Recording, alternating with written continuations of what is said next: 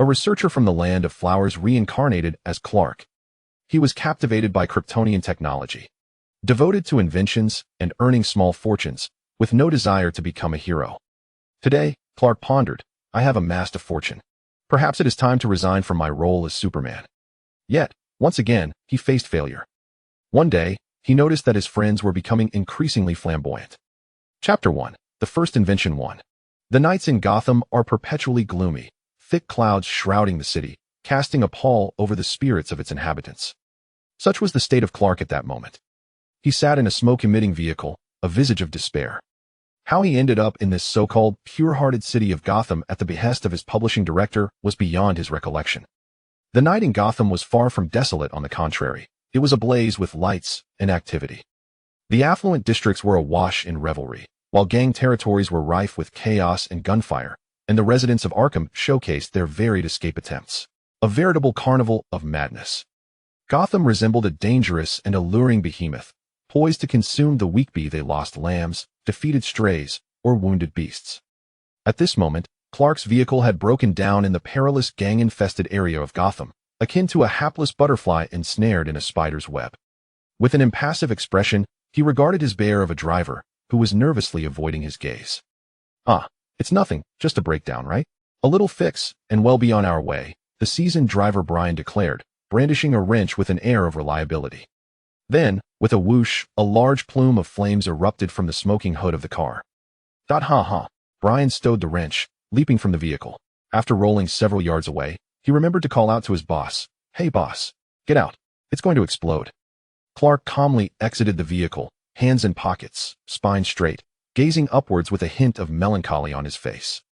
Unbeknownst to him, delicate snowflakes began to drift from the sky, and from a distance, he resembled a green fir tree amidst the snow, majestic yet solitary, a scene reminiscent of an artistic film. However, the artsy Clark was calculating his losses, scheming to deduct several months' bonuses from Brian. Catch them. A group of gang members charged from an alley, brandishing makeshift weapons and shouting. With a sigh, Clark contemplated how they had fallen into this predicament. An hour prior, he had been ensconced in a bulletproof luxury car, traversing the safe Central District with a security vehicle in tow. Even in Gotham, safety was assured. However, after encountering a traffic jam, his driver had acted recklessly. At that moment, Brian executed breathtaking maneuvers, brazenly weaving through obstructive vehicles before deftly steering into an exceedingly narrow alley.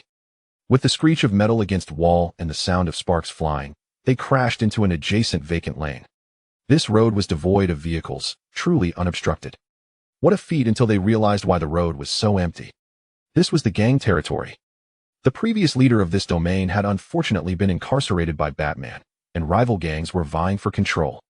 Their entry point was precisely in the midst of a turf war. Brian's abrupt arrival acted as the catalyst for the ensuing gunfight. Amidst exclamations of "They're ambushing us!" and fire, the scene erupted into a cacophony of gunfire. Brian decisively pressed the accelerator, crashing through several hapless assailants and speeding away from the scene of chaos. Then, this invaluable bulletproof vehicle broke down amidst a cloud of white smoke. Bang! Excellent. Now the car was destroyed. Brian stood beside Clark, quietly observing the explosion, even daring to leap around in front of his boss. Boss, true heroes never look back at explosions. We should turn away. Clark's eyes reflected the burning money. No, the luxury car. Upon hearing Brian's flippant remark, he shot him a sidelong glance and sighed. Well, what could he do about a driver of his own choosing? He would simply deduct a few more months of bonuses. The gang members were closing in. Brian grabbed his boss, and they sprinted away, acting decisively. Hiding behind a wall, Brian retrieved his sidearm. Feeling a surge of excitement, he reminisced about his days as a police officer, a marksman in the force. Clark observed Brian, eager to showcase his gun skills, as he fiddled with the gleaming kryptonite cufflinks on his sleeve, tightening and releasing his grip. Humph, there was no need for his intervention with such a ruckus. A certain dark knight should be arriving shortly. Indeed, before Brian could display his marksmanship, several gang members staggered and collapsed as if intoxicated. Wait, what is this? Brian approached, prodding the fallen bodies with his gun, extracting a bat-shaped tranquilizer dart from one of them, his eyes lighting up with excitement. Clark gazed upwards at the shadow of a figure swinging through the air, Gotham's most renowned export, Batman. Clearly, Batman had fortuitously rescued two wayward outsiders, and, after dispatching a few henchmen, He had no time to retrieve his bat darts, hastening towards the scene of the firefight. Clark stood there, momentarily dazed, his emotions swirling. What would the original Superman have felt upon first encountering Batman? Should he truly be in Gotham? By the time Clark regained his senses, Brian had already pursued after him. Cursing under his breath, Clark gritted his teeth and followed. Brian, rarely reliable, had chosen an exceedingly concealed corner to crouch in. The streetlights here had long been extinguished, casting an expanse of darkness, allowing them to blend perfectly into the shadows. From their vantage point, they witnessed Batman descending from the sky, his movements ghostly and precise, as he dispatched the gang members with bat darts in a mere instant. Only a few of the most skilled enforcers remained. Though they evaded the bat darts, they were met with Batman's relentless fists. His aesthetic of violence and artistry of pain were masterful. Those who dared to challenge him were left howling, blood and teeth flying. In comparison, those felled by the bat darts were fortunate, akin to stepping in a ton of dog excrement. Batman is so cool, far more impressive than Superman from Metropolis. Brian crouched in the corner, whispering his admiration. Clark smirked internally, mercilessly deducting another bonus from him. As Clark observed Batman in action, he too was filled with admiration. In his previous life, he had read Batman's comics and watched the films. Yet, he had to admit, the real-life version was far more brutal than the comics and movies. In this world, Batman had only been active for 2 years and was still a mere urban legend. No clear photographs of Batman existed, and no one knew his true identity. He appeared and vanished like a specter, the embodiment of fear and darkness. Heralded as Gotham's Dark Knight, he single-handedly confronted the city's underbelly, yet always emerged unscathed, undefeated. Such an existence is hardly believed to be human by anyone. Yet, he undeniably is human. Clark is acutely aware of this fact and holds it in high regard. He traverses the darkness, bearing burdens while steadfast amid madness and despair, possessing an inner strength that is unparalleled and resolute. Clark introspects, acknowledging that he could never become such a person, just as he could never embody the original Superman's radiant and grand persona. Perhaps, this world will forever lack a dynamic duo.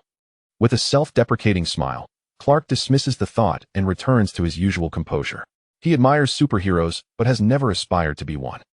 Rather than pursuing heroism, he yearns to concoct small inventions and earn modest profits. As Clark indulges in his musings, Batman has already subdued and bundled the bruised gang members, awaiting Commissioner Gordon's arrival for waste management and recycling. Observing the pitiable gangsters, Clark breathes softly, retreating further into the shadows, wary of drawing Batman's attention. Perhaps their hiding spot was indeed a visual blind spot, or perhaps the inexperienced young Batman simply lacked the acuity to detect him and Brian concealed in the dark. Clark breathes a sigh of relief. The sound of a shutter click, paired with a flash, halts Batman in his tracks and prompts him to turn towards them. Clark covers his face, unwilling to engage with the foolish Brian. What is that sound and light doing here? Batman raises his hand, a cold glint slicing through the air, and with a sharp thunk, a batarang pins the phone to the wall. Leave this place. Batman's voice is deep and gravelly, grating like gravel against the ground. His form melds with the shadows, his black cape billowing in the night wind like the wings of a demon. Simply standing there, he exudes a terrifying aura that renders one weak in the knees, akin to a creature from the abyss, instilling dread. This is the fear that Batman deliberately cultivates. Its effect is extraordinary. Who would dare to label him as merely human upon encountering such a presence? Could you kindly give me an autograph? Brian stammers, his excitement overshadowing his trepidation. Batman remains still, the surrounding darkness thickening. Yet, Clark perceives, beneath the mask, a fleeting expression of surprise and disarray crosses the young face, his brows knitting into a furrow. Clark's lips curl into a smile at this sight of Batman. Indeed, the young Batman still possesses a certain gentleness. Had it been the later, more extreme version of Batman, he would have undoubtedly knocked them out without hesitation and disposed of them as he would any criminal.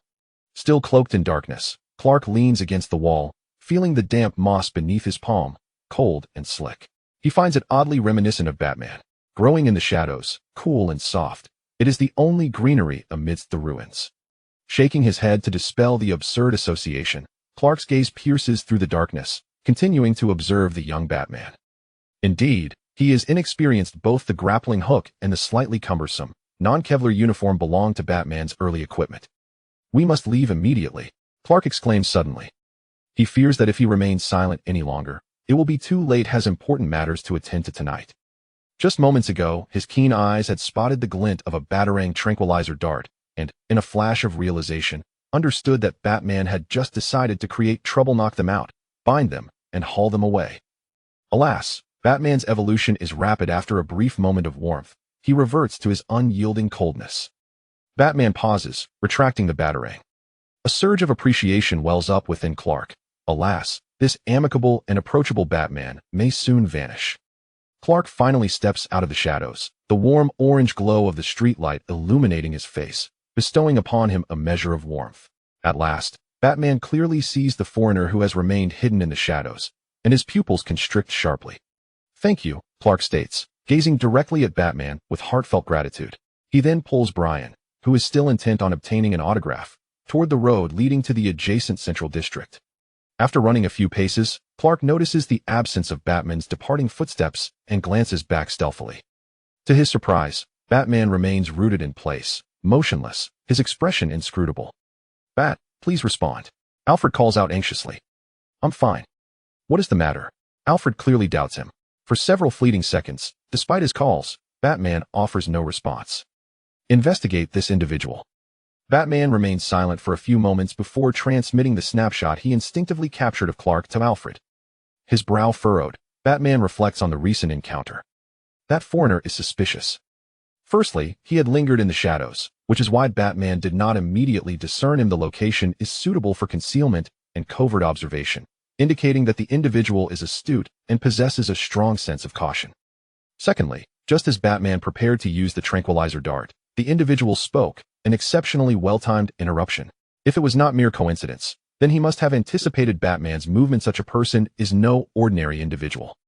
Thirdly, as that person emerged from the darkness and their gazes met, Batman succumbed to a peculiar daze, unable to react, enveloped in an enigmatic light. With a buzzing sound resonating in his ears, he had experienced a mental assault. This individual poses a significant threat. Chapter 2, The First Invention 2. Rushing along, Clark arrives at the ball just in time. Brushing off the dust and smoke from his suit, he dons a practiced smile and gracefully enters the banquet hall. "Boss, what about me? How do I get home without the car?" Brian, thwarted by the lack of an invitation, calls out to Clark's retreating figure. Clark huffs dismissively, coldly refusing to turn back.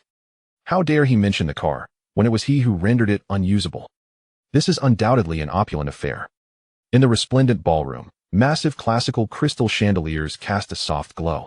Beneath the chandelier, a 10-tier champagne tower and an array of exquisite delicacies beckon, their enticing aromas delicately tugging at the guest's senses. Some men and women embrace and dance gracefully to the melodious music, while others gather in small groups, engaging in lively conversation. Tasked with promoting his company's products, Clark avoids the crowd, retreating to an inconspicuous corner.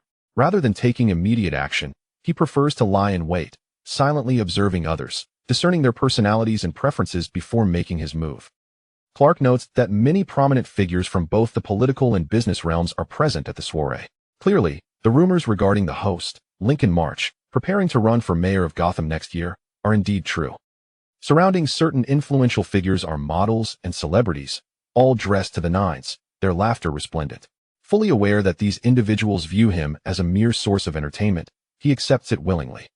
Clark munches on hors d'oeuvres, contemplating that as a fledgling entrepreneur, he is not unlike these individuals, merely a fool in the eyes of the affluent, serving to amuse the powerful. But wait, one day, he shall become a magnate, compelling these same individuals to kneel and sing for his favor, to seek collaboration. Amidst the guests, a cadre of servers clad entirely in black tailcoats glided gracefully, their movements soft and their demeanor unobtrusive, serving the attendees with perfection. However, through Clark's discerning gaze, he perceived that each action and expression of these individuals was crafted from the same mold, standardized, flawless, and utterly silent, much like a series of preordained automata. Clark scrutinized these stiff attendants, finding little appreciation for Lincoln March's aesthetic. Perhaps to members of certain organizations, those who serve them are merely tools, and tools require functionality, not personality. His attention shifted back to Lincoln March. At that moment, the host stood by the expansive floor-to-ceiling window, champagne in hand, surveying the sprawling metropolis of Gotham below. Beside him gathered a cadre of influential figures, similarly gazing down at the city. These individuals, elevated in their lofty positions, spoke grandiosely of their accomplishments in Gotham, their expressions imbued with an arrogance as if they were the very masters of the city. Clark dipped his finger in his drink, tracing the outline of an owl on the table before discreetly erasing it. After all, they were merely creatures of the night, unfit for the light of day. At that juncture, a socialite from Gotham noticed Clark in his secluded corner and approached with a smile. "Ah, you are the one, the promising new entrepreneur from Metropolis, as reported by the Daily Planet. Why are you hiding away here? In business, one must engage with others." The socialite appeared enthusiastic, yet there was an unmistakable air of condescension, indicating he did not regard a fledgling entrepreneur as an equal. Clark responded with a perfectly measured smile and engaged in conversation. Soon, the socialite's demeanor softened, genuine appreciation flickering in his eyes as he introduced Clark to his companions. Although Clark appeared as youthful as a recent university graduate, he navigated the social landscape with remarkable ease. He was astute and considerate, knowledgeable yet unpretentious, humorous and adept at self-deprecation. Whether it was the haughty elite, ancient aristocrats, or duplicitous politicians, he effortlessly found common ground, engaging them in amiable discourse. In the realm of superficial exchanges with strangers, he quickly became the most sought-after companion. As his publishing director had once remarked, whenever Clark chose to, he could effortlessly garner others' goodwill like a refreshing spring breeze. Then, at the opportune moment, he would mercilessly turn the tables for his gain. In this instance, amidst jovial banter, Clark subtly promoted his company's products, successfully distributing a significant portion of the samples he had brought. Among them, 2 company presidents expressed interest in collaboration, marking a bountiful harvest. Clark recalled how, in his previous life, his mentor had critiqued him for his excessive commercialism, suggesting he lacked the focus of a dedicated researcher. Yet, he pondered, if one were to invent, surely the success lay in selling those inventions. Creating innovations was exhilarating, but the allure of financial gain was equally enticing. At that moment, Clark's gaze fell upon an individual, prompting a resigned sigh. Today was not an auspicious day to venture out. Indeed, in this world rife with superheroes and supervillains, stepping outside posed considerable risks. "Clark, my friend, long time no see." There he was, Lex Luthor, the quintessential antihero elite, his gaze burning with an intensity akin to a wolf stalking its prey in the shadows. He approached Clark directly, bypassing a Gotham real estate magnate who attempted to engage him in conversation, clearly dismissing the individual entirely. Clark offered a curt nod to Lex, still unaccustomed to the warmth emanating from Superman's archnemesis. Lex's unexpected arrival took him aback. Just days prior, his publishing director, who also donned the hats of administrative head, executive secretary, and product distribution director, essentially serving as the company's all-encompassing overseer, had presented him with a choice between 2 soirees that evening, one of which he had discarded the invitation from Luthor Enterprises. Evidently, Lex had canceled his own event to pursue him to Gotham. Lex Luthor was an extraordinarily gifted scientist, a shrewd and multifaceted businessman, and an ambitious politician. He was astutely intelligent, exceptionally wise, and adept at swaying public opinion, possessing a magnetic leadership charisma. Simultaneously, he exuded arrogance and apathy, harboring a deep desire for control and myriad ambitions. Yet he was also remarkably patient and skilled in deception, portraying himself as a refined philanthropist. Clark could not fathom why Lex viewed him with such distinct interest. Perhaps it was because they shared the dual roles of scientist and entrepreneur. Yet, many individuals occupy both roles. Moreover, unlike Lex's extraordinary ambitions and desire for control, Clark held no interest in political power, manipulating public sentiment, or exerting control over others. He merely sought to create modest inventions and earn a modest income. "Come, sample this foie gras pastry, it's a flavor you adore." Despite their limited encounters, Lex feigned a familiarity that was striking. Clark accepted the platter and took a bite. It was indeed a flavor he relished. Well, at least having a considerate and powerful friend was not disadvantageous. Furthermore, Lex was amusing and witty, never rendering their interactions dull or tedious. Aside from his tendency to be overly clingy and his occasional outbursts of possessiveness, Lex was quite the ideal friend. "Fred has contacted me. Your new toy is impressive, and Luthor Enterprises sees no reason to decline collaboration. However, my dear friend, I would prefer you to approach me directly for a discussion." Lex's gaze bore into Clark's, his pale green eyes shimmering like gentle spring waters, rippling with intrigue, akin to melted mint candy, sticky and alluring. Clark felt an unsettling sensation under Lex's scrutiny, leading him to ponder the reasoning behind Lex's obsessive attention. Had he inadvertently revealed something? It was well known that Luther possessed an intense fascination with extraterrestrials, and Lex's fervent gaze towards him evoked the image of a mad scientist eyeing a rare specimen.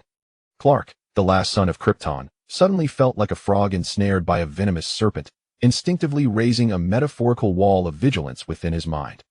He absent-mindedly stroked the blue kryptonite cufflinks on his shirt, maintaining a smile as he replied, "You know, Fred can represent me fully, and I am indeed on my way to Gotham." Lex appeared dissatisfied with his response. Suddenly, he leaned in closer to Clark, their noses nearly touching. Lex fixated on Clark's peacock blue eyes, not sky blue. Mind you, reaching out to twirl a lock of Clark's hair tenderly, his tone laced with affection.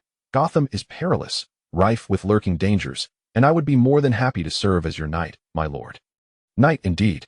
My lord, you say? Were it not for the knowledge of Lex's numerous conquests, one could easily misinterpret this overly affectionate, flamboyant character as harboring romantic intentions towards him. "Thank you, but that won't be necessary." Clark gently extricated his hair from Lex's grasp, declining the advance. "I dislike your politeness towards me. There is no need for thanks between us." Lex, visibly displeased, let his hand drift from Clark's hair to his neck, lingering in a suggestive manner. Clark felt every hair on his body stand on end. Lex, this insistent individual, had evolved from a clingy stalker into a handsome rogue. Had he? Lex caressed Clark's carotid artery, his eyes swirling with dark glimmers. "You are my only friend. Is it too much to accept my protection? I cannot bear the thought of you perishing in a place unbeknownst to me, perhaps in some corner of Gotham. That would infuriate me. As my friend, your demise must occur only at a time, place, and manner of my choosing." Behold this dangerously possessive declaration, such as Lex's way of forging friendships as a potential antagonist. "Thank you for your concern, but I can take care of myself," Clark replied, brushing aside Lex's hand, his smile shifting into a serious refusal. Yet he displayed neither fear nor disgust, evidently accustomed to Lex's audacious remarks. Lex found delight in Clark's usual demeanor and forgave his rejection, although he privately doubted Clark's ability to protect himself. He resolved to continue monitoring him discreetly, respecting Clark's refusal by adopting an even more covert approach. "Ah, you have reddened," Lex suddenly remarked, gazing at the mark on Clark's neck with an expression of regret. Clark touched his neck, feeling the soreness and warmth from where it had been pressed. He glanced at his blue kryptonite cufflinks, relieved he had adequately prepared otherwise. Lex's keen intelligence and meticulous nature would surely have uncovered something amiss. In order to masquerade as an ordinary person, he had exerted considerable effort. For instance, the blue kryptonite cufflinks and the Kryptonian technology contact lenses. The modified cufflinks allowed his physical state to approximate that of an average human, devoid of super strength and speed, and his skin would not be invulnerable. However, he retained a portion of his superhuman vision and hearing, rendering him sufficiently perceptive and incredibly convenient. Furthermore, the modified contact lenses, based on the visual interference technology of the original Superman's black-framed glasses, were adjusted to shift his appearance towards the more delicate visage of his previous life, softening his overall look. Nevertheless, the modification process inevitably yielded some unforeseen changes. For instance, his eye color transformed from blue to a blend of blue and green. Fortunately, though rare, this eye color was not unique, so he paid it little mind. It wasn't until Lois Lane of the Planet Daily jestingly referred to him as the enchanting prince with captivating peacock blue eyes, and Lex subsequently became enamored with the quip, that Clark regretted not keeping it under wraps. Returning to the matter at hand, Lex's spirits inexplicably lifted upon observing the mark on Clark's neck. With his mood buoyed, Lex abruptly steered the conversation in an unusual direction. "Your hair remains as impeccable as ever." As he spoke, he rubbed his fingers together, still recalling the texture of Clark's hair at his fingertips. He ran a hand through his meticulously maintained yet somewhat dry golden locks, lamenting, "Oh, my dear friend, when will you divulge your hair care secrets to me?" Indeed, in this world, Lex not only boasted a full head of luxurious golden hair, but also, beneath the facade of an ambitious, astute businessman and politician, harbored a passion for hair care that bordered on obsession. Clark smiled slightly. "If it is a secret, how could I possibly reveal it to you?" As a Kryptonian on Earth, his hair was flawless, a testament to his innate beauty, leaving no room for hair care secrets. Yet this answer was clearly one he could not share with Lex. Their friendship had blossomed over hair care, the details of which are better left unspoken, flourishing through several engaging conversations. As for its conclusion, perhaps, given Lex's fervor for his hair, one day he might uncover Clark's true identity as Superman. In that case, he would be the most absurdly exposed Superman across all parallel universes. Chapter 3, The First Invention, rejecting Lex's invitation to engage in hair care. Clark adeptly extricated himself under the pretense of promoting his own products. Although a mere excuse, he nonetheless dutifully extolled the virtues of his offerings under Lex's unwavering gaze. Regrettably, the sale of a new product rarely proceeds without a hitch. Emergency treatment bracelet with intelligent nanoparticles? What a ludicrous name. The affluent businessman displayed a look of disdain. Young man, if you wish to sell something, you must first choose an appealing name. With that, he disdainfully tossed the sample to the ground and departed with a sneer. Treatment bracelet? A socialite pinched the sample bracelet between his fingers, flinging it back into Clark's arms, as if discarding refuse. His face contorted with contempt. Wayne Technologies recently released a healing spray, infused with herbs that rapidly staunch bleeding and promote wound healing. Is this merely a derivative work? Lacking originality and utterly dull, growth-oriented intelligent nanoparticles? Intelligent recognition? Morphological reconstruction? Automatic rapid repair? The politician's expression was one of skepticism. What a blatant attempt to attract attention. I have encountered many second-rate scientists who resort to pretentious jargon merely to secure funding. After encountering several individuals devoid of discernment, the socialite Clark had initially approached him. Examining the bracelet in Clark's hand, he offered a consoling remark. Do not be disheartened. Every beginning is challenging. This is your company's inaugural product, so it is quite normal for it not to sell. At the very least, this bracelet is visually appealing. It serves well as a decorative piece. Clark paused momentarily, then offered a wry smile. You are absolutely right. Indeed, the socialite and his companions had shown little faith in his claims, nor did they harbor any genuine affection for his product. The reason they readily accepted the samples he gifted was twofold. First, the bracelet aligned with their aesthetic sensibilities, and second, it afforded them a semblance of favor in the eyes of the amiable Clark. Reflecting on the two individuals who expressed an interest in collaboration, one a jeweler and the other a fashion executive, it became evident where their priorities lay. Should he be grateful that he had designed the bracelet in 3 variations? Luxurious, standard, and economical? Aside from the core components being identical, the materials used in each bracelet were entirely distinct. The luxurious version, as the name suggests, utilized the most opulent materials, platinum for the band, adorned with diamonds and various gemstones, boasting a minimalist design and exquisite form, even as mere adornment. It was a sight to behold. While attracting high-end clientele through aesthetics was indeed one of his objectives, the thought that his confidently proclaimed groundbreaking invention, the company's first flagship product, was merely perceived as a pretty trinket by these individuals left Clark feeling somewhat vexed. Nevertheless, it mattered little. The socialite was correct. Every beginning is fraught with difficulty, and one day they would come to regret their dismissive attitudes. At that time, they would realize that what he spoke was indeed true, and his creation was nothing short of a revolutionary product. After all, this was a marvel he had painstakingly adapted from Kryptonian technology. With his keen intellect, combined with the superior minds of the Kryptonians, he had mastered the knowledge of Kryptonian technology stored within the Arctic fortress in just a few short years. Creating products using Kryptonian technology is not the challenge. The true difficulty lies in manufacturing these products without revealing their Kryptonian origins. Fortunately, despite the divergence in technological paths, the underlying scientific principles remain fundamentally unified. After several years of dedicated research and experimentation, he successfully simulated the principles of the Kryptonian technological tree using Earth-S technology, birthing a unique incarnation of Kryptonian innovation infused with earthly characteristics.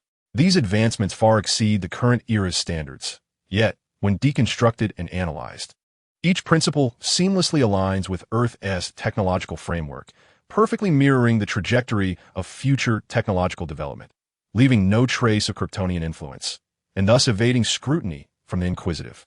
Naturally, he exercises caution, refraining from introducing overly advanced technologies that might disrupt Earth-S technological ecosystem, nor does he unveil sensitive weaponry, for he is a man of peace. He is particularly discreet about not revealing specialized products meant to conceal his identity, such as blue kryptonite cufflinks or visual interference contact lenses. Therefore, the inaugural product launched by his tech company is an Earth-adapted version of the Kryptonian healing chamber, a smart nanotechnology emergency treatment bracelet. Alas, the masterpiece he painstakingly crafted remains unrecognized by the masses. The tribulations of entrepreneurship. The challenges of promotion are equally daunting. Suddenly, a thunderous crash reverberates as the doors of the banquet hall are blasted open by a rocket launcher, and a group of armed individuals storms inside. The attendees scream and scramble for safety, plunging the scene into chaos. Fortunately, this is Gotham, and its resilient citizens are no strangers to crime and disorder. They quickly regain composure, instinctively seeking refuge in suitable corners while shedding their jewelry, resigned to await the impending robbery. Who are you? Do you have any idea who is present here? Do you think you can intimidate us? Lincoln March, the host, steps forward, indignantly confronting the leading criminal. Their intrusion has marred his meticulously organized event, causing him significant embarrassment. This incident could tarnish his reputation among Gotham's elite and jeopardize his mayoral aspirations for the following year. Furthermore, notable individuals are in attendance, those who secretly wield considerable influence over Gotham. If this situation is mishandled, it could result in an irreparable blow to his standing within the organization. What a joke. Mr. Falcone fears no one. The leader discards the rocket launcher from his shoulder and gestures for his men to encircle the banquet participants. They are evidently not mere common robbers. Falcone? The mob? Good heavens! The crowd murmurs in alarm. The Falcone family is the most formidable crime syndicate in Gotham, renowned for the ruthlessness and cold-heartedness of its current head. In Gotham, whether in the light or the shadows, few dare to provoke him lightly. I hold Mr. Falcone in high regard. My father and he have always maintained a cordial relationship. They were drinking and conversing just last week. Surely, there must be some misunderstanding? A blonde lady interjects, clearly a member of one of Gotham's ancient families, exuding the poise and arrogance characteristic of last-century aristocracy. There is no misunderstanding. The leader showed her no mercy, sneering.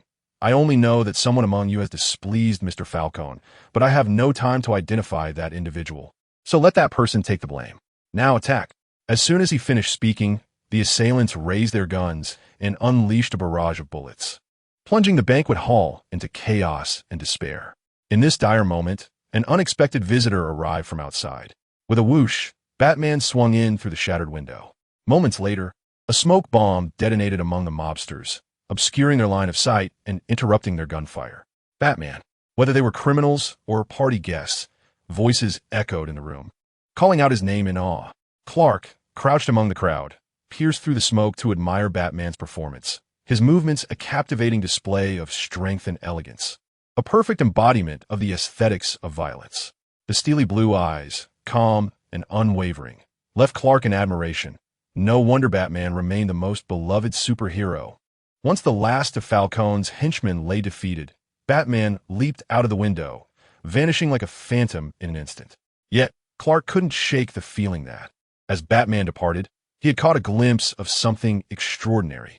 Though Batman had arrived just in time, many in the banquet hall had sustained injuries. Then, a miraculous scene unfolded.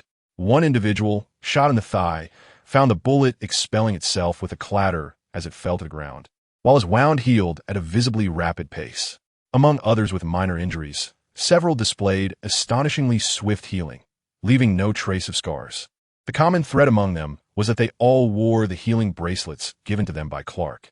A few perceptive individuals began to connect the dots, their gazes toward Clark shifting from that of a jester to one of an emerging genius, a future success story.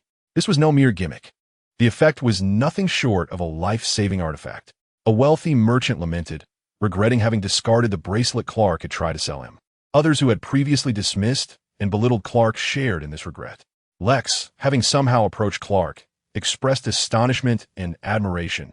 My dear friend, I underestimated your invention. You truly are my only friend. Clark maintained his smile, realizing that this scoundrel had likely never taken his product seriously before.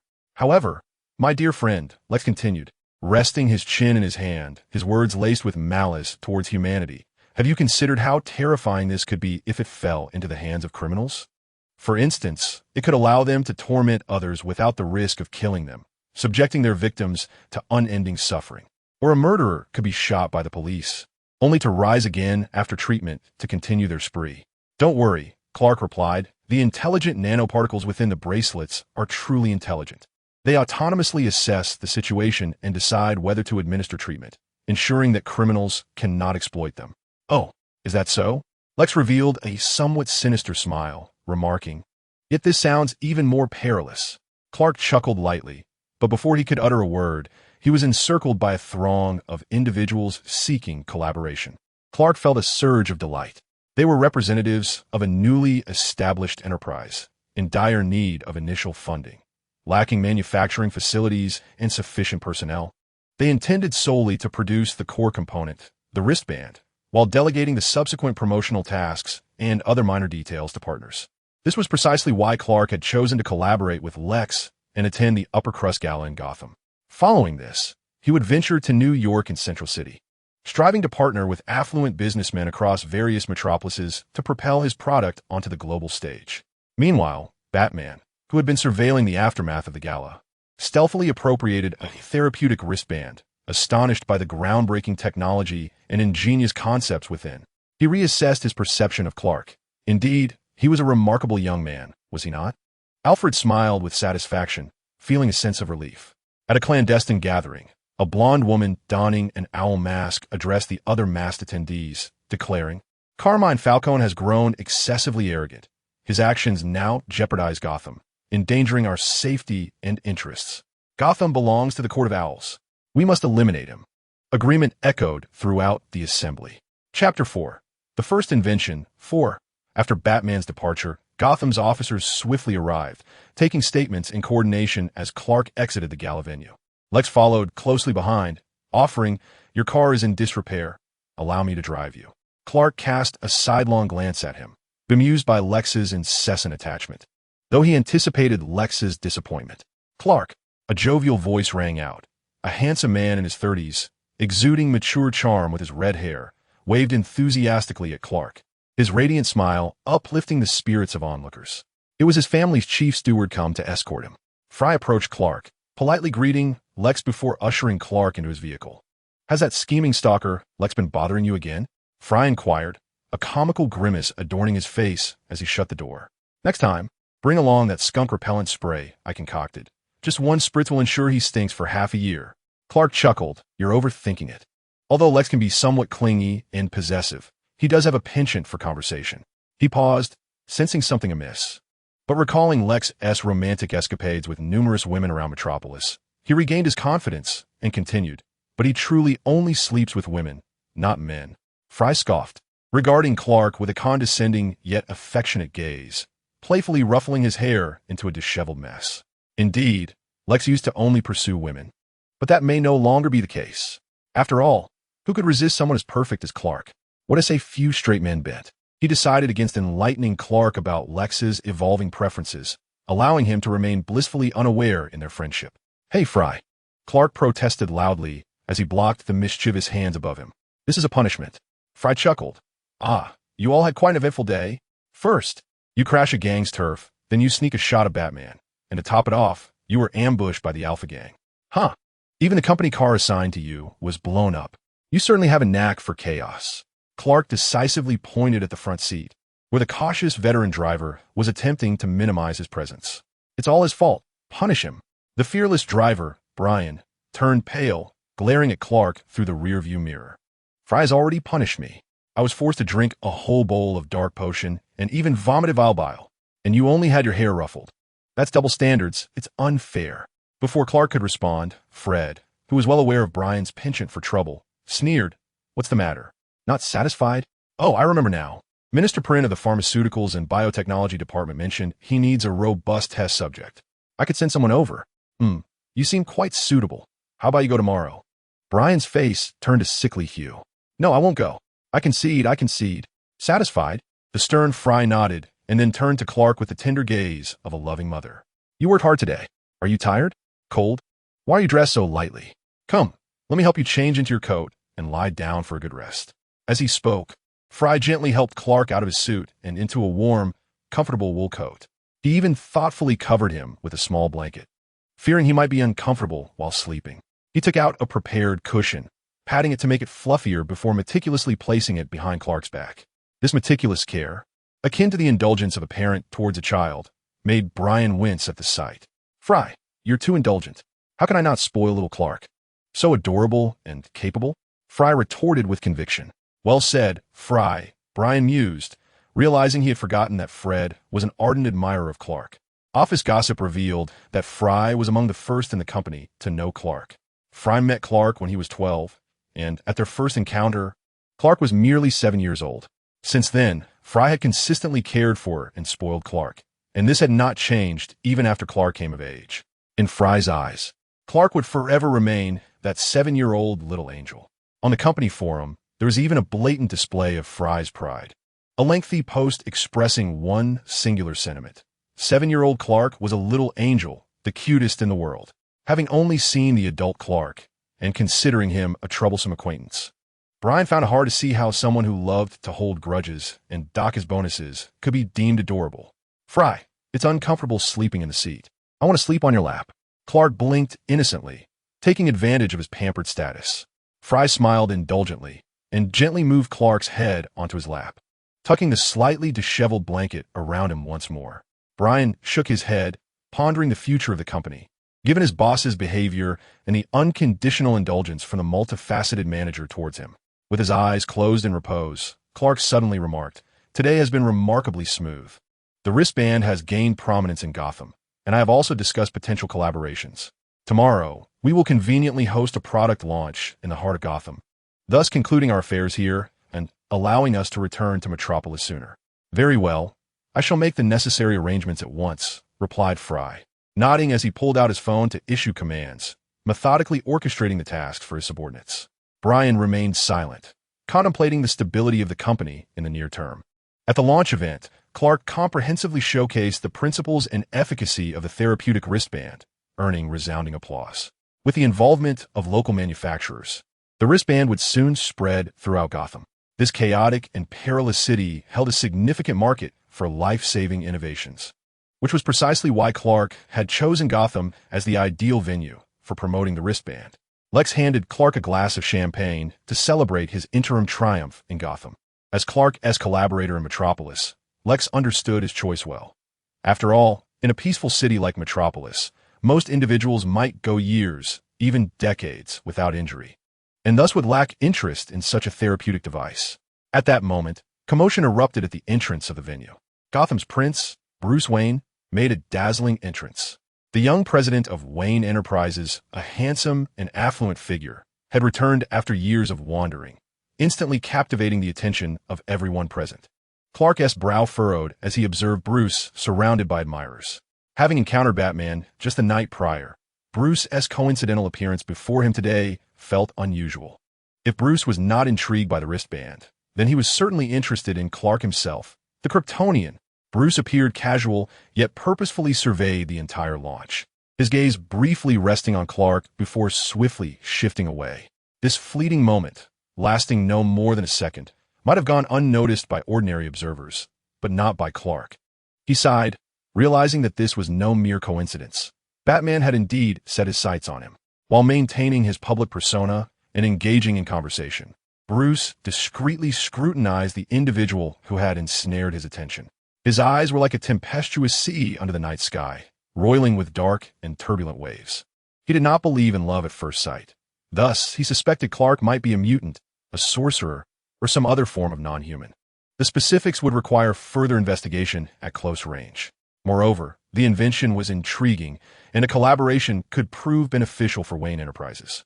Hence, he felt compelled to approach.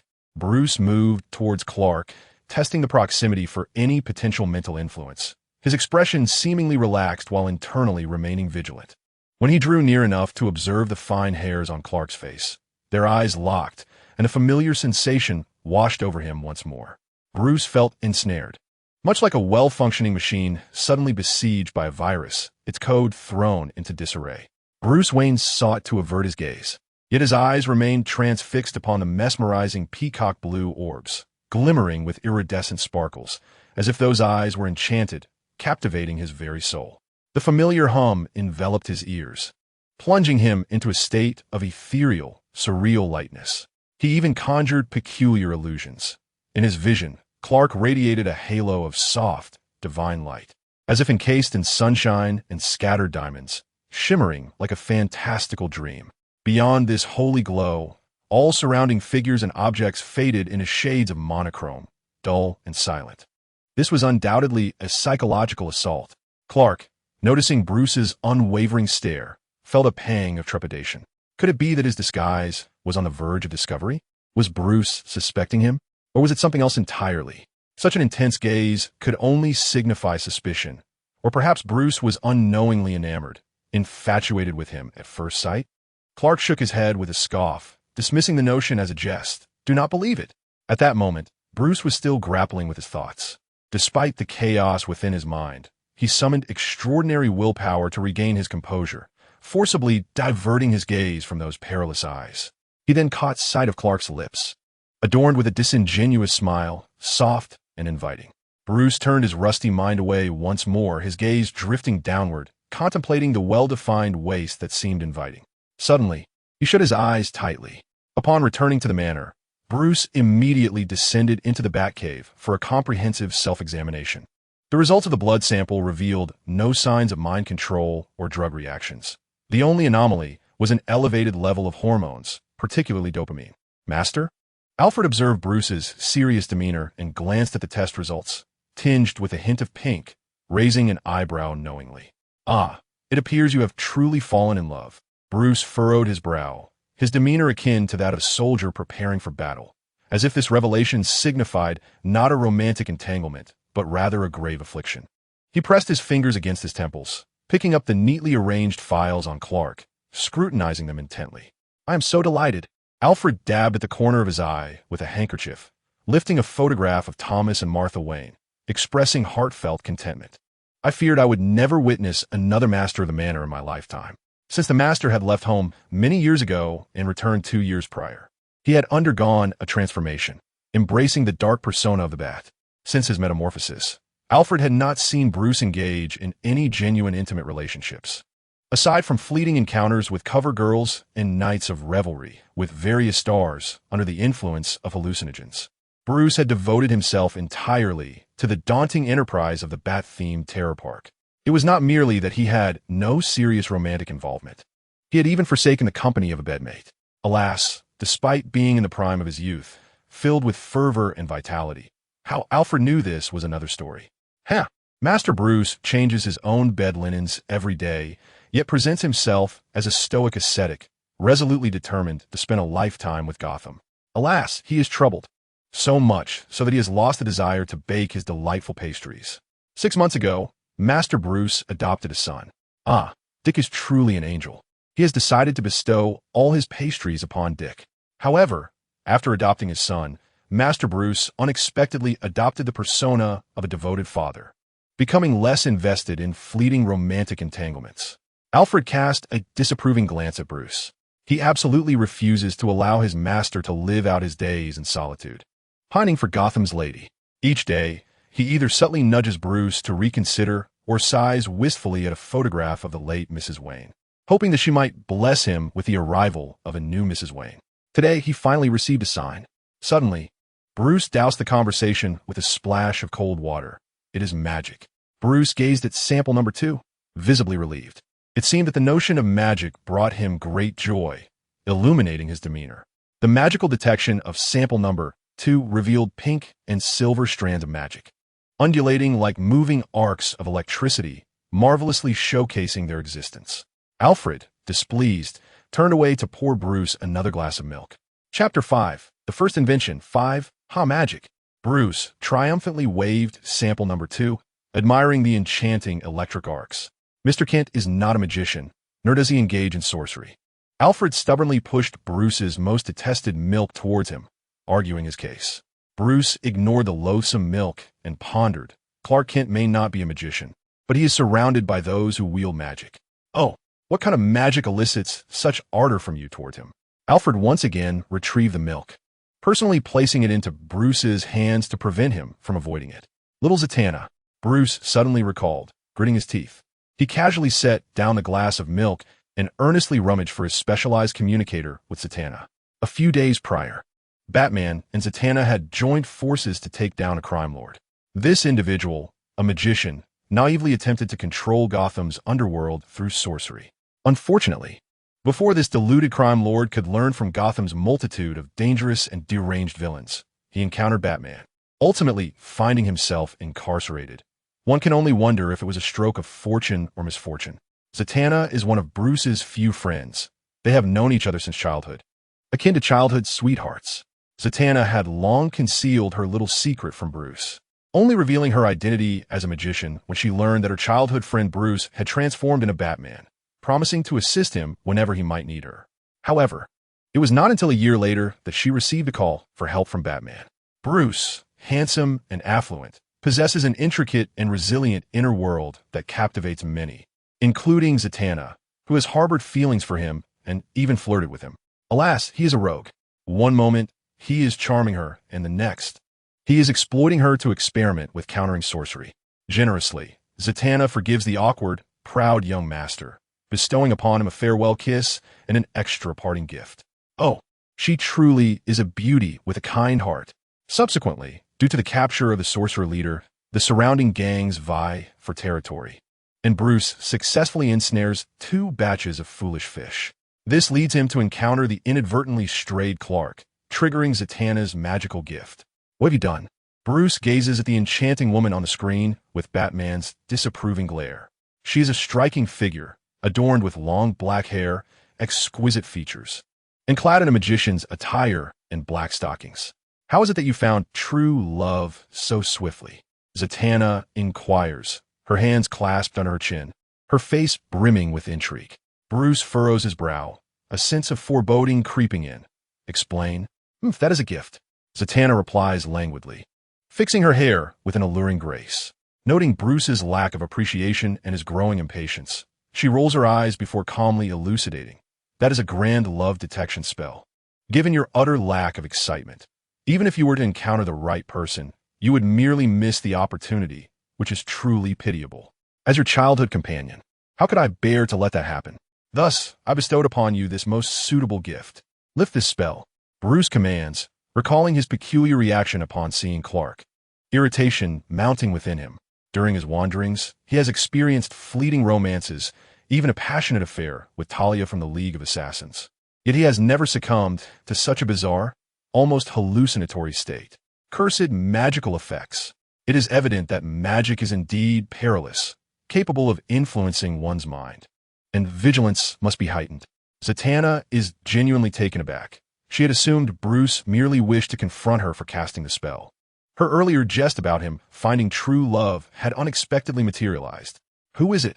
Zatanna inquires with curiosity, her eyes sparkling with intrigue. Lift your magic. Bruce insists. Zatanna raises her hands in surrender, her expression growing serious. This magic is sacred. It is both a blessing and a miracle. It amplifies your responses when you encounter true love or a soulmate, prompting you to recognize and pursue them. Capture them. Claim them. Bruce's countenance darkens, his hands clenched tightly, his mood far from serene. Zatanna continues. However, in reality, while many have been blessed, the chances of truly encountering love or a soulmate are exceedingly rare. Thus, no one would refuse such a miracle, nor would anyone seek to unravel this spell. I'm certain you have researched how to dispel magic, Bruce states resolutely. He is well acquainted with Zatanna, a person of profound curiosity who delves deeply into matters. Hence, it is inconceivable for her to wield a magic she has not meticulously studied. Moreover, when he urged her to lift the spell, she did not refuse, but rather expressed a desire not to. Not at all. Zatanna chuckled. I am assisting you, not playing a prank. How can one deny a gift from a friend? Indeed, that is precisely the case. I truly am a considerate friend. At that moment, behind Bruce, Alfred discreetly gave Zatanna a thumbs up, to which she responded with a knowing smile. Now, do not be upset. This enchantment is temporary. After all, it is merely a detection and reminder spell. In due time, it will dissolve on its own. Bruce scoffed and abruptly shut off the communication screen. Meanwhile, Zatanna, unfazed by the darkened display, beamed with curiosity. I wonder what divine being has stirred Batman's heart. Little Zatanna?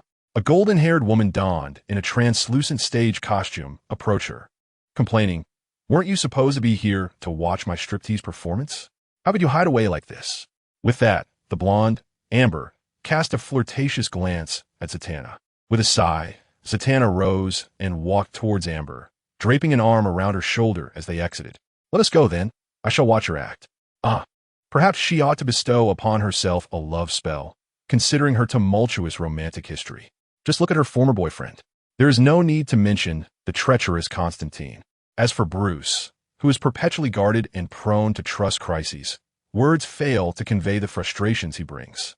Even her hard-won ideal partner, Simon, a successful investment broker, fell victim to a jest she made about couples, transforming him into Amber, a stripper. Subsequently, Amber embraced her newfound nature, adamantly refusing to revert, even threatening her own life. Blissfully lost in her new identity, her boyfriend had instantaneously morphed into a mere confidant. At this very moment, Zatanna, utterly bored, gazed at her former boyfriend, now turned best friend, performing on stage. She flirtatiously tossed her hair at a man who was fixated on her rather than the performance, instantly captivating his attention. The gentleman, with a swagger, began unbuttoning his shirt to flaunt his gym-toned physique, wearing a smug expression. Zatanna curled her lip in disdain. Superficiality and folly were not her taste. Alas, all she desired was a partner of intriguing character, a sunny smile, gentleness, thoughtfulness, maturity, and reliability, not to mention handsomeness, brilliance, and unwavering devotion. With so many men in the world, how could it be so challenging to find one who meets her standards? As Amber descended from the stage, she happened to overhear her ex's murmurs, her expression turning cold. When I was still his, I could never meet such stringent and contradictory demands. No one could. Upon returning to Metropolis, a technology company convened a press conference. Present at the press conference were the decisive and reliable Flynn, alongside the vibrant and exceptionally talented Clark. Together, they form an unstoppable duo. After taking turns to address the media, introducing the company and its future endeavors along with various collaborative proposals, the event transitioned into the question and answer segment. Among the numerous journalists eager to inquire, Clark's gaze was instantly drawn to the beautiful and capable Louise, the esteemed anchor of the Planet Daily, famously paired with Superman prior to the comic reboot. This marked the second encounter between Clark and Louise. Their first meeting occurred during the promotional event at the inception of his venture.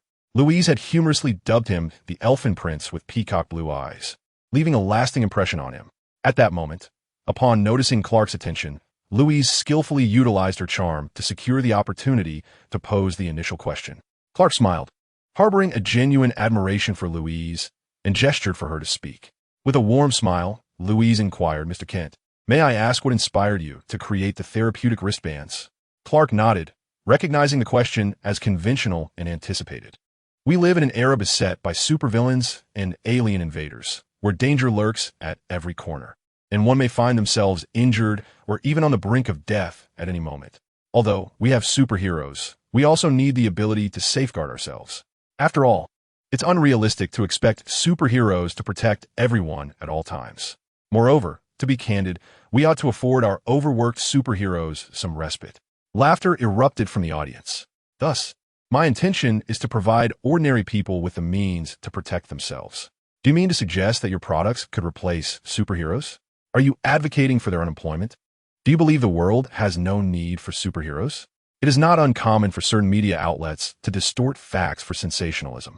Louise shot a disdainful glance at the reporter, feeling contempt for such unprofessional behavior.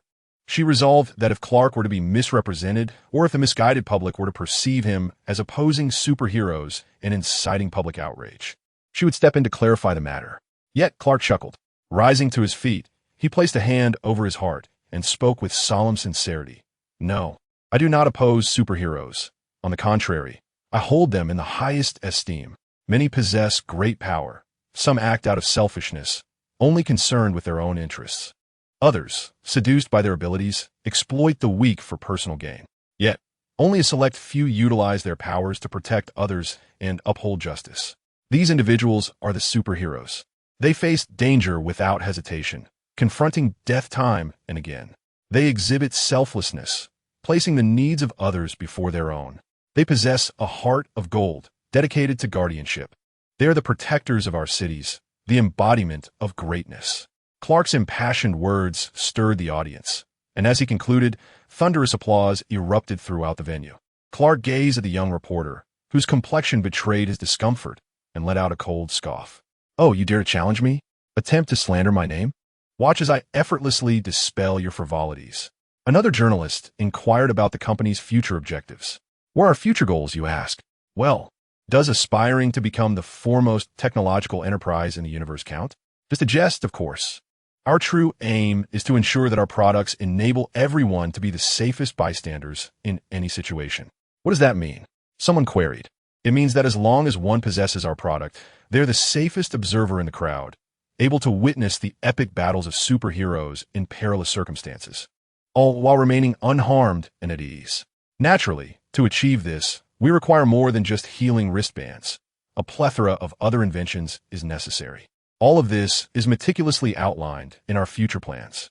As for what products we shall unveil next, stay tuned." Chapter 6. The first invention. 6. Clark's day commenced with the alarm clock ringing for the 5th time. Reluctant to rise, he sighed. Another day of being ensnared by my blanket. He ambled to the balcony, inhaling the fresh air and feeling the sun's warmth permeate every cell of his being, as if he were dissolving into this comforting embrace. Upon glancing down, he spotted his pet caretaker, Will, strolling through the garden with a pack of dogs. He called out, and the dogs bounded downstairs, leaping against the wall while barking joyfully at Clark above, wagging their tails. Will tilted his head and offered a shy yet gentle smile. A man, clad in a professional chef's apron and displaying robust arm muscles, approached Will from behind. He wrapped his arms around Will's waist and bestowed a kiss upon his blushing earlobe. This man, the household chef, exuded a gentlemanly charm. Yet beneath that facade lay a languorous, dangerous aura akin to that of a slothful lion. Fortunately, with Will by his side, the tamed lion willingly forsook the hunt and embraced a vegetarian lifestyle. "Young master, it is time for breakfast. Do wash up and come downstairs," the chef announced, untying his apron and extending a courteous invitation to Clark. Today's breakfast was nothing short of astonishing, opulent, exquisite, and bursting with flavor, rivaling even a Michelin-starred chef. At the dining table sat several individuals. Besides Clark, there was the chief steward, Fry, the speed-loving daredevil, Brian, the reticent Will, and the charming chef, accompanied by a stunning woman and 2 remarkably handsome men. A few empty seats remained for those who had either stayed up late, had engagements outside, or simply preferred solitude. "Hey, Clark, I would like a slice of the cheesecake beside you," exclaimed a woman, not conventionally beautiful, yet exuding a carefree, striking charm, as she extended an empty plate towards Clark. "Charlie?" "No, Gabriel." Clark playfully served a piece of cake to her, smiling. The angel, having transformed into a beautiful woman, shrugged and reverted to his original form, lamenting his failed prank. "How do you always manage to guess?" "It's so dull." Clark shrugged, remarking, "Your little antics are excessive." "And what of Charlie?" Gabriel languished in his chair, feebly responding. She mentioned she was off to charm some beauties, eager to discover if her counterpart in this world has any connections with the winds. Coughing, Dr. Derek Shepard, the surgeon, nearly choked but managed to flash a dazzling smile, exclaiming, "Ah, so she's indeed a siren. No wonder she declined my invitation. It is evident my allure has not waned." He scoffed. "But it is merely a matter of possessing a fine exterior. I could easily change that." Gabriel rolled his eyes at Derek. He then lamented to Clark, "Oh, how I long to date another version of myself. Your world is insufferable. Why is there another Charlie, but no other me, who embodies both Gabriel and Loki?" It infuriated him that the Gabriel in your world is foolish enough to have lost his wings at the hands of Constantine and Satan, while Loki, well, with that, Gabriel angrily hurled his cutlery. "Mind your table manners." Matthew Calloway, exuding an air of nobility and military discipline, displayed impeccable dining etiquette that seemed out of place in this era. "Never mind, you have it the worst. I shall seek my own amusement," Gabriel declared, vanishing in an instant. Matthew smiled and shook his head, content in his circumstances. When he had the accident, his greatest concern was what would become of Mary without him. He felt that even in death, he could not find peace. Yet, upon witnessing a television series in this world depicting his counterpart loving and caring for Mary and their children, he finally felt at ease. These individuals are Clark's employees, friends, family, and also his responsibility, especially concerning certain perilous figures. After all, they had gathered here due to his influence. This place is Clark's home in Metropolis, a communal residence for special employees, situated beneath an unnamed mountain at the easternmost edge of the city, with no other establishment for miles. Initially desolate, it has been transformed into a picturesque landscape of flower fields, lakes, and other natural beauty through the efforts of Clark and his housemates over the years. He purchased this land when he first arrived in Metropolis, drawn by its seclusion and the low cost due to its barren state. He merely manipulated a few colorful gems to acquire it, mindful not to disrupt the market by overindulging in diamonds, which could attract unwanted attention. After a morning meeting at the company and signing a few documents, Clark concocted an excuse to hand the paperwork to Fry and made his escape. His reason for fleeing was a scheduled interview with Lois from the Daily Planet. The two arranged to meet at a quaint restaurant, where they enjoyed their meal while engaging in a relaxed yet insightful conversation. Rather than a formal interview, it felt more like a delightful exchange between kindred spirits. They quickly appeared as if they had known each other forever. Their laughter and camaraderie filled the air until, by chance, Lex also arrived to dine, transforming their intimate rendezvous into an awkward trio. After the meal, the three strolled along a tree-lined path, enveloped in a sudden silence. A cat meowed from above, breaking the stillness. A curious kitten ascended to the treetop, yet found itself too frightened to descend. Louise gasped, her face betraying her concern. Lex, with a sardonic smile, remarked that it was natural for cats to climb trees and that it was an opportunity for the creature to grow. But it is still so young, Louise retorted, glaring at Lex, displeased by his callousness. The tree is too high for us to climb. If only Superman were here, he could rescue it effortlessly. Her gaze drifted hopefully toward the horizon, as if a grand superhero might indeed appear. Huh, that hypocritical alien? Do not be deceived. He will eventually reveal his true nature and dominate humanity, confining us. You harbor a bias against Superman. The two engaged in a spirited argument over the superhero. Clark, decisive as ever, retrieved his cell phone and dialed the fire department, requesting their assistance. After hanging up, he turned to the two, grinning. Rescuing a cat is best left to the firefighters. They proudly proclaimed themselves the guardians of Gotham's felines on Twitter. Surely, even Superman cannot usurp their title of cat heroes. Louise chuckled softly, while Lex scoffed, muttering about Superman's malevolence and how he would never save a cat.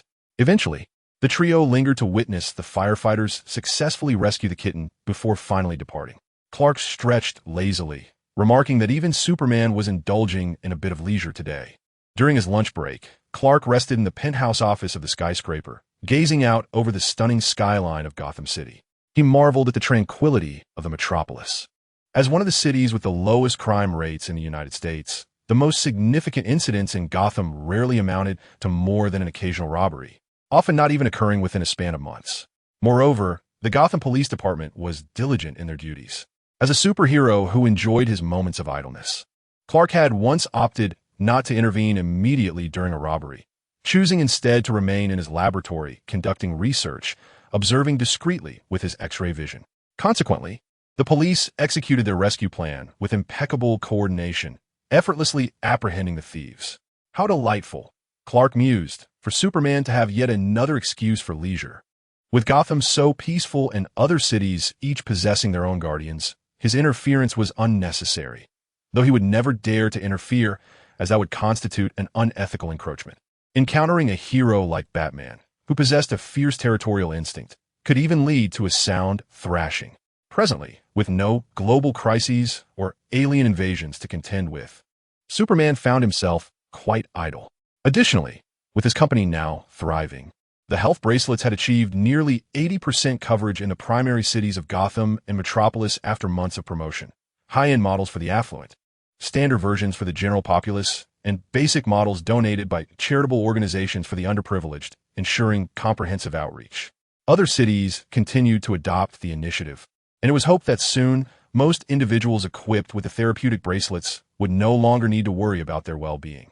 Furthermore, he had become something of an unscrupulous capitalist tycoon, realizing that personally engaging in combat and usurping the police's rescue efforts did not align with his identity. Thus, could Superman resign from his part-time job? Yet, some matters are beyond contemplation.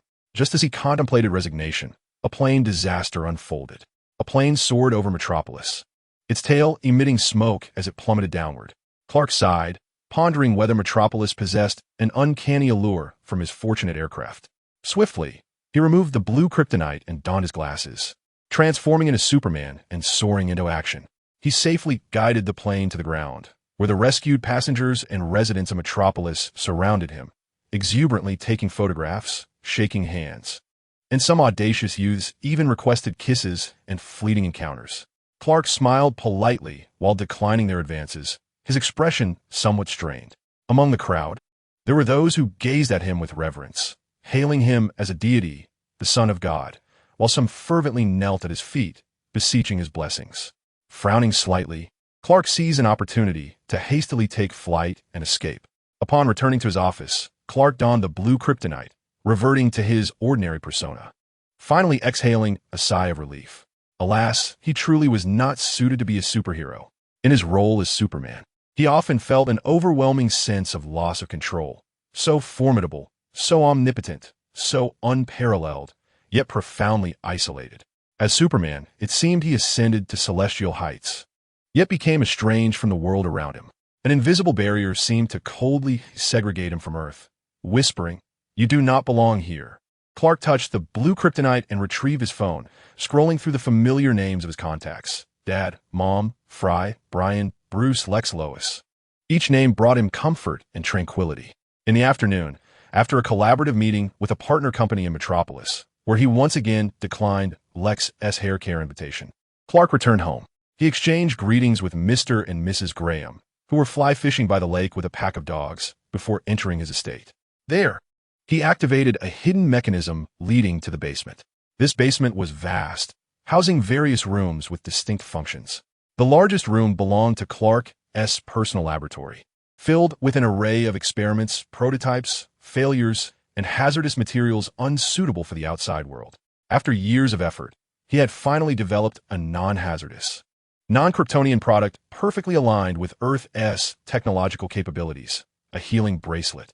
Consequently, Clark had established a defense system in the laboratory that far surpassed Earth's technology, effectively preventing any form of surveillance or intrusion. Unbeknownst to him, he had spent several hours in the laboratory, engrossed in his research, time slipping away swiftly. When hunger finally compelled him to pause, darkness had enveloped the sky. He stretched his stiff neck and activated the teleportation array, returning to his hometown. He chatted with his parents, indulged in a bit of playfulness, and relished his mother's delicious apple pie. He felt rejuvenated. Although Superman required only photosynthesis and did not need to eat, he savored the moment. Yet, adorned with blue kryptonite, he remains an ordinary man.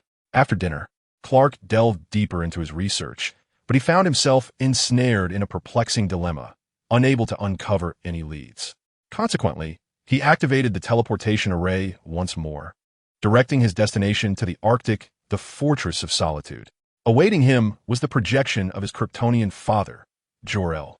After exchanging pleasantries, Clark eagerly engaged in a discussion regarding the scientific conundrums he was facing with his father, who had once been the chief scientist of Krypton. Jor-El served not only as a father, but also as a mentor in this world. As a father, Jor-El was gentle and kind, embodying the ideal paternal figure. However, as a mentor, he was exacting and stern, resembling a fearsome and fastidious taskmaster. Fortunately for Clark, he was no fool in the realm of scientific inquiry. Otherwise, Jor-El would have mercilessly chastised him, regardless of their familial bond. Nonetheless, during their scientific discourse, Jor-El assumed a tyrannical role, unflinchingly criticizing Clark's missteps. Even when exploring novel concepts for the integration of Kryptonian and Earth technologies, if Clark's ideas diverged from Jor-El's, the proud chief scientist would promptly assert his correctness. While he was indeed right most of the time, on the rare occasions when Clark triumphed, Jor-El would sulk in indignation, disappearing in a huff, unwilling to concede any fault. Today, the duo engaged in yet another fervent debate, ultimately arriving at a satisfactory conclusion for Clark. Instead of returning to Metropolis, he accompanied his father into the laboratory of the Fortress of Solitude to experiment with their newly conceived ideas. The laboratory, which Clark had utilized prior to his departure from Metropolis, still housed many of his peculiar childhood inventions. At 2 a.m, after a yawn, Clark stepped into the teleportation array of the fortress, returning to Metropolis. Upon entering his bedroom, he nestled into the cozy warmth of his bed, succumbing to a deep slumber. The following day, awakened once again by a chorus of alarm clocks, Clark was greeted by a new dawn. Chapter 7. The Second Invention 1. On this day, the sun shone brightly, seemingly heralding another peaceful day. However, upon glancing up, Clark was met with the sight of yet another aircraft in distress, prompting a moment of silence. Metropolis, with its peculiar gravitational pull that attracted calamity, needed remedy. Superman caught the plummeting airplane with one hand, effortlessly as if cradling a mere toy. As he floated steadily towards the Metropolis airport, suddenly, with a tremendous roar, the aircraft's door burst open and several passengers, caught off guard by the sudden drop in pressure, were ejected from the plane, hurtling downward. Superman, utilizing his super speed, swiftly retrieved the fallen individuals and the door, then employed his heat vision to weld the door back into place. As he landed the aircraft on the tarmac, some cheered while others captured the moment on their phones. Abruptly, one of the rescued passengers brandished a futuristic laser weapon, unmistakably high-tech and reminiscent of Lex Luthor's designs, aiming it directly at Clark's heart. It is worth mentioning that this very individual had previously orchestrated the door's explosion in a misguided attempt to undermine Superman's credibility by causing chaos. Confronted with gunfire, Clark instinctively sought to evade, yet he found himself surrounded by people. Fleeing would only redirect the assault towards innocent bystanders, while he, as Superman, possessed a body of steel. Thus, he remained motionless, beginning to comprehend the helplessness of the original Superman's inability to dodge. Observing the ineffectiveness of the laser weapon, the assailant switched to various other armaments, attempting to test the full range of humanity's most advanced weaponry against Superman. Although these attacks were ineffectual, Clark lacked the tolerance and compassion characteristic of the original Superman. He coldly regarded his attacker, his eyes glowing red as he zeroed in on the assailant's wrist, threatening, "Cease this, or I shall not hold back. Have you finally revealed your demonic nature? Kill me, and let my death ring the alarm for humanity." The adversary, far from intimidated, erupted into maniacal laughter. Clark frowned. Another brainwashed zealot. This was undoubtedly Lex's doing. In his quest to probe Superman's vulnerabilities, it remained to be seen whether he had showcased enough to provoke Lex, who had meticulously prepared an array of weapons. He had remained cautious, given that he had only recently taken on the mantle of Superman, often shirking public appearances and interviews. Thus, aside from Lex, whose keen intuition had led him to suspect Superman's extraterrestrial origin, no one else knew where he came from, who he was, or what weaknesses he possessed. As Clark contemplated engaging in a debate with the assailant over his twisted rationale, several individuals surged forward, uniting to subdue the attacker while vocally deriding him as insane and nonsensical. Clark watched in astonishment. Once they had secured the assailant, these individuals turned to him with bashful expressions, exclaiming, "Don't listen to his nonsense. Superman, you are the greatest. You are Metropolis' pride, our one and only superhero, and we shall love you forever." Clark couldn't help but smile, thinking how endearing the people of Metropolis were.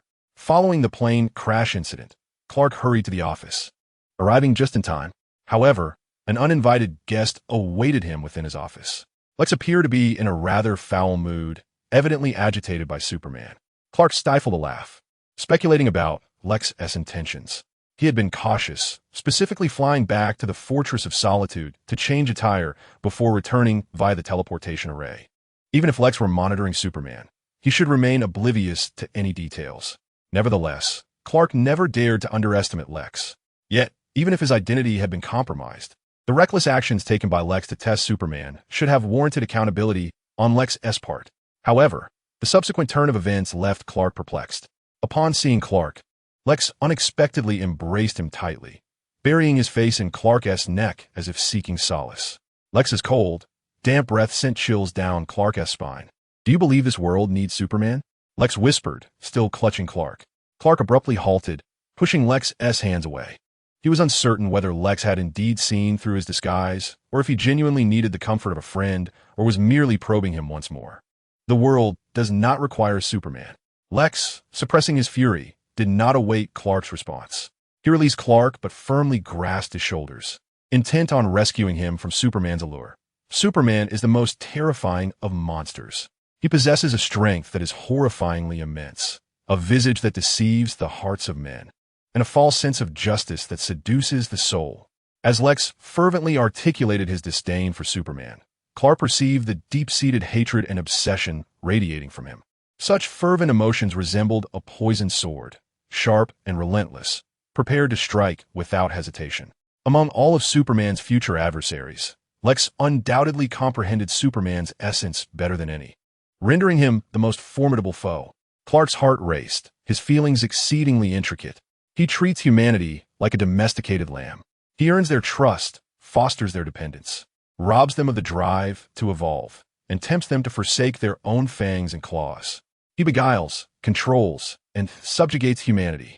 Humanity requires evolution, a capacity for self-defense. Relying on Superman would only lead to their own annihilation. When Superman tires of his fade, revealing his malicious nature, it shall be the end for humanity. Clark, oh, is that so? The very individual oblivious to his own world-ending scheme. Clark observed Lex, who appeared resolute in his disagreement, prompting Clark to cleverly sidestep the gravity of the matter. You are correct. Ordinary individuals indeed require the ability to protect themselves. Well, yes, it is time to unveil the company's second star product. Lex, satisfied by Clark's acknowledgement, smiled and his gaze softened. He produced a beautifully packaged small box from his pocket and pressed it into Clark's hands. Once again, Clark fell silent as he regarded the gift in his palm. Is this a strike against Superman followed by a sweet reward for Clark? Upon opening the box, he discovered a pair of peacock blue sapphire cufflinks. They would complement your eyes splendidly. Shall I assist you in wearing them? Lex offered, reaching to grasp Clark's wrist to remove the blue kryptonite cufflinks that concealed Superman's powers. Clark recoiled sharply, doubting Lex's intentions. No, thank you. I prefer my current cufflinks. Is that so? Who gifted them to you? Was it Fry? Lex's expression darkened. Clark detected the hostility in Lex's words, acutely aware of his perilous nature and capabilities. He wished to spare Fry from unnecessary trouble. Certainly not. I truly appreciate your gift, and will wear it next time. With Clark's assurance, Lex's demeanor softened. After bidding Lex farewell, Clark removed the blue kryptonite cufflinks that had attracted Lex's attention and disposed of them. Then, he opened a drawer, revealing a collection of blue kryptonite tie clips, earrings, rings, and watches. Breaking news. The company is about to launch a new product. The media erupted with excitement. The fans were in a frenzy. Since the advent of therapeutic wristbands, the mortality rate for nighttime excursions in Gotham has significantly diminished. The residents of Mid-City now face robbers without fear. Brooklyn's impoverished neighborhoods can rest easy amidst gang skirmishes, no longer worrying about the inability to afford medical care. Citizens of Star City are liberated from the anxieties of being ensnared in drug wars. Metropolitan dwellers need not rush to hospitals for mere kitchen accidents, though something seems amiss. Henceforth, they have become ardent supporters, eagerly anticipating the latest product. The company has once again unveiled 3 versions of its new offering. While the core concept of the therapeutic wristband remains unchanged, this time the differentiation lies within the core technology. The new product bears an excessively convoluted name that seems haphazardly assembled. The manifestation of a networked interactive magnetic field comprehensive protective shield, commonly referred to as the protective shield. The versions are categorized into 10, 20, and 30, each tailored to distinct users due to their varying cores. The Protective Shield 10, also known as the Personal Protection Sphere, is designed for individual safeguarding. Its advantages include affordability, portability, simplicity of use, and, in times of danger, a mere toss to the ground activates a 3-meter radius protective shield centered on the sphere, effectively nullifying all physical, energy, magical attacks, and toxic gas harm. It is indeed a paragon of comprehensive defense. Its drawback, however, lies in its immobility. Users must remain stationary while awaiting rescue. The promotional objective, one for each individual. With this shield in hand, the world is theirs. Some media outlets have whimsically dubbed it the turtle shell, while others refer to it as the melon-eating sphere, following Clark's declaration that it should allow bearers to enjoy their snacks in peace. Enthusiastic fans have set up overnight tents, ready to camp out at storefronts for the first opportunity to purchase. The Protective Shield 20, referred to as the Transport Shield, is designed to guard against various transportation accidents, including plane crashes. Its merits include mobility, allowing it to travel with the vehicle, and its adaptability enables installation on all forms of transport, be it cars, subways, trains, airplanes, or even spacecraft. The downside, however, is its exorbitant price, comparable to that of a luxury vehicle. The promotional aim: no more worries about plane crashes or transportation mishaps. Media has dubbed it the magnetic safety airbag, joking that with it, one could engage in real-life bumper car antics. The Metropolitan Aviation Authority, having recently suffered significant losses, swiftly joined forces with the company, with municipal traffic management agencies eager to participate. Lastly, the Protective Shield 30, known as the Building Integrated Shield, is intended for impact protection of structures such as houses and high-rises. Its advantage lies in its extensive coverage, capable of enveloping a skyscraper to safeguard both occupants and valuables within. Its limitations, however, include immobility, though, of course, buildings do not require relocation, and an exorbitantly high price tag, making it unsuitable for anyone but the wealthiest. The promotional target: affluent property owners and magnates. Come forth and part with your riches. Media has labeled it the Battle Damage Protection Shield, designed to safeguard the personal assets of corporate executives, skyscraper owners, and real estate moguls, preventing colossal losses from superhero and supervillain conflicts. In an instant, the orders for the company's protective shields cascaded like snowflakes, causing the stock price to soar. Clark's position on the wealth rankings also ascended rapidly. The protective shield captured the attention of New York's brilliant scientists, playboys, billionaires, and the illustrious superhero Iron Man, Tony Stark. With a touch of arrogance, he expressed his desire to discuss the shield with Clark and offer some enhancements, such as resolving the minor issue of immobility. Upon hearing this, Clark chuckled and promptly sent 1,030 units to Stark. However, instead of receiving constructive feedback, he was greeted with a video call from Tony Stark, leading to an awkward friendship, along with a batch of orders and collaborative plans. Given the current state of Earth's technology, no one could resolve the issue of mobility. The activation of the shield necessitated a fulcrum, where an irreversible coupling reaction would occur. Vehicles and buildings could naturally provide this fulcrum, but humans, as living beings, could not. Hence, the fulcrum for individual protective spheres was the ground itself.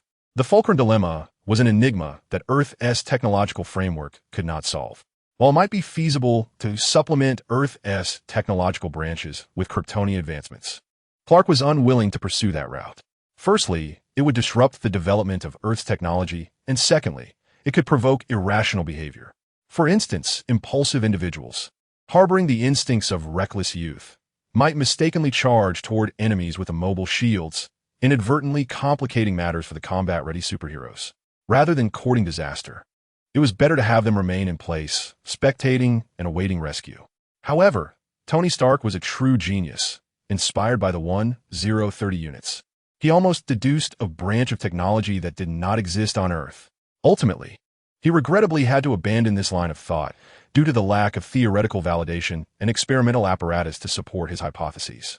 After all, he had his own armor to modify and superhero duties to attend to, leaving little time and energy to delve into another's area of expertise. He begrudgingly acknowledged that this fellow named Clark was rather impressive, barely qualifying as a genius in his own right. Far away in Gotham, Bruce had also heard of the new product. Although the Justice League had yet to be formed and Batman had not yet experienced the costs of damage inflicted by a group of destructive superheroes, he had always possessed foresight and was prepared for the future. He sensed that this protective shield was a valuable asset and desired it. Moreover, several months had passed since their last encounter, and Bruce believed the enchantment of love had waned. It was time to meet Clark again. He opened his wardrobe, meticulously selecting an outfit for their meeting, reminiscent of a young man eagerly anticipating a date. Suddenly, Bruce slammed the wardrobe shut. Chapter 8. The Second Invention, 2. On this day, at Tony Stark's Iron Man theme party, Stark, clad in his latest armor, dramatically flew onto the center stage. The dazzling lights and sparks erupted in an instant, as the crowd erupted into thunderous applause, the Iron Man performing a series of flamboyant gestures amidst the overwhelming excitement. As Tony Stark removed his mask, his handsome visage emerged, accentuated by a pair of soulful caramel-colored eyes that rendered his roguish charm even more irresistible. With arms wide open, He exuberantly declared, "Today, we have a new friend among us. Let us extend a warm welcome to the rising star from Metropolis, Clark Kent." At Tony's words, a spotlight swept across the room, landing on Clark, who waved to the assembled crowd with a hint of exasperation towards Tony's deliberate spotlighting of him. Tony greeted the beautiful women who flocked to him, showering them with countless kisses before finally approaching Clark, his face adorned with kiss marks and his attire imbued with an array of fragrances. Clark, exuding a gentle smile and an air of innocence, found himself encircled by silence after declining the advances of several lovely ladies. He appeared as a lamb unwittingly ensnared among wolves, a stark splash of white paint upon a vividly colored palette. Tony, whiskey in hand, shook his head at Clark, remarking, "Ah, young man, you are far too naive. Once you enter the elite club, you must learn to seize the moment." What could Clark say? Maintaining his smile was all he could manage. Observing the beer before Clark with disbelief, Tony exclaimed, "This simply won't do." With a grand gesture, he summoned the bartender to replace Clark's drink with a glass of whiskey on the rocks. With a decisive thud, Tony placed the whiskey before Clark, asserting, "If you are a man, you shall drink it." Clark, who did not particularly enjoy alcohol, found it challenging to become inebriated despite his proximity to ordinary human conditions due to the blue kryptonite. For him, beer and whiskey were merely beverages of differing flavors.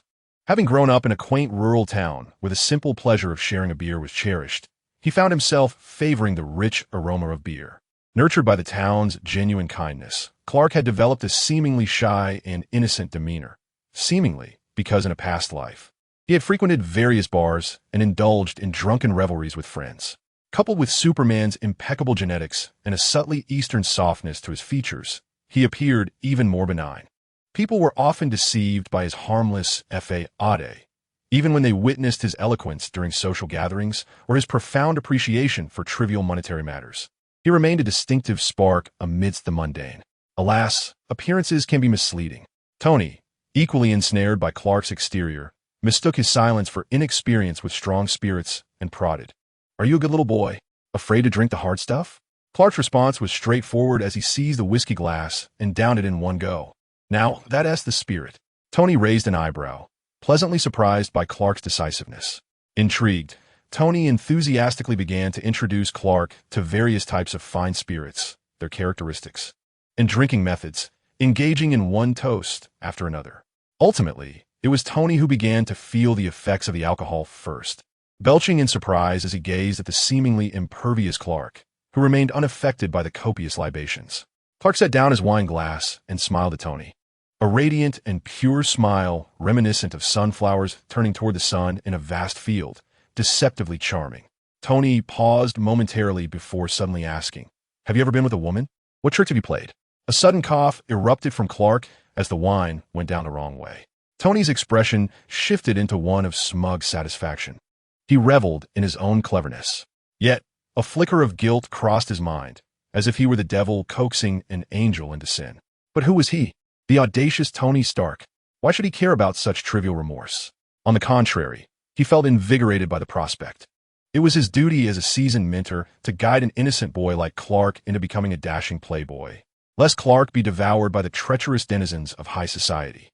With a firm pat on Clark's shoulder, Tony spoke earnestly. "Come now, tell me, what type do you prefer? Is there a particular beauty at the party that has caught your eye? Allow me to facilitate an introduction." Clark declined.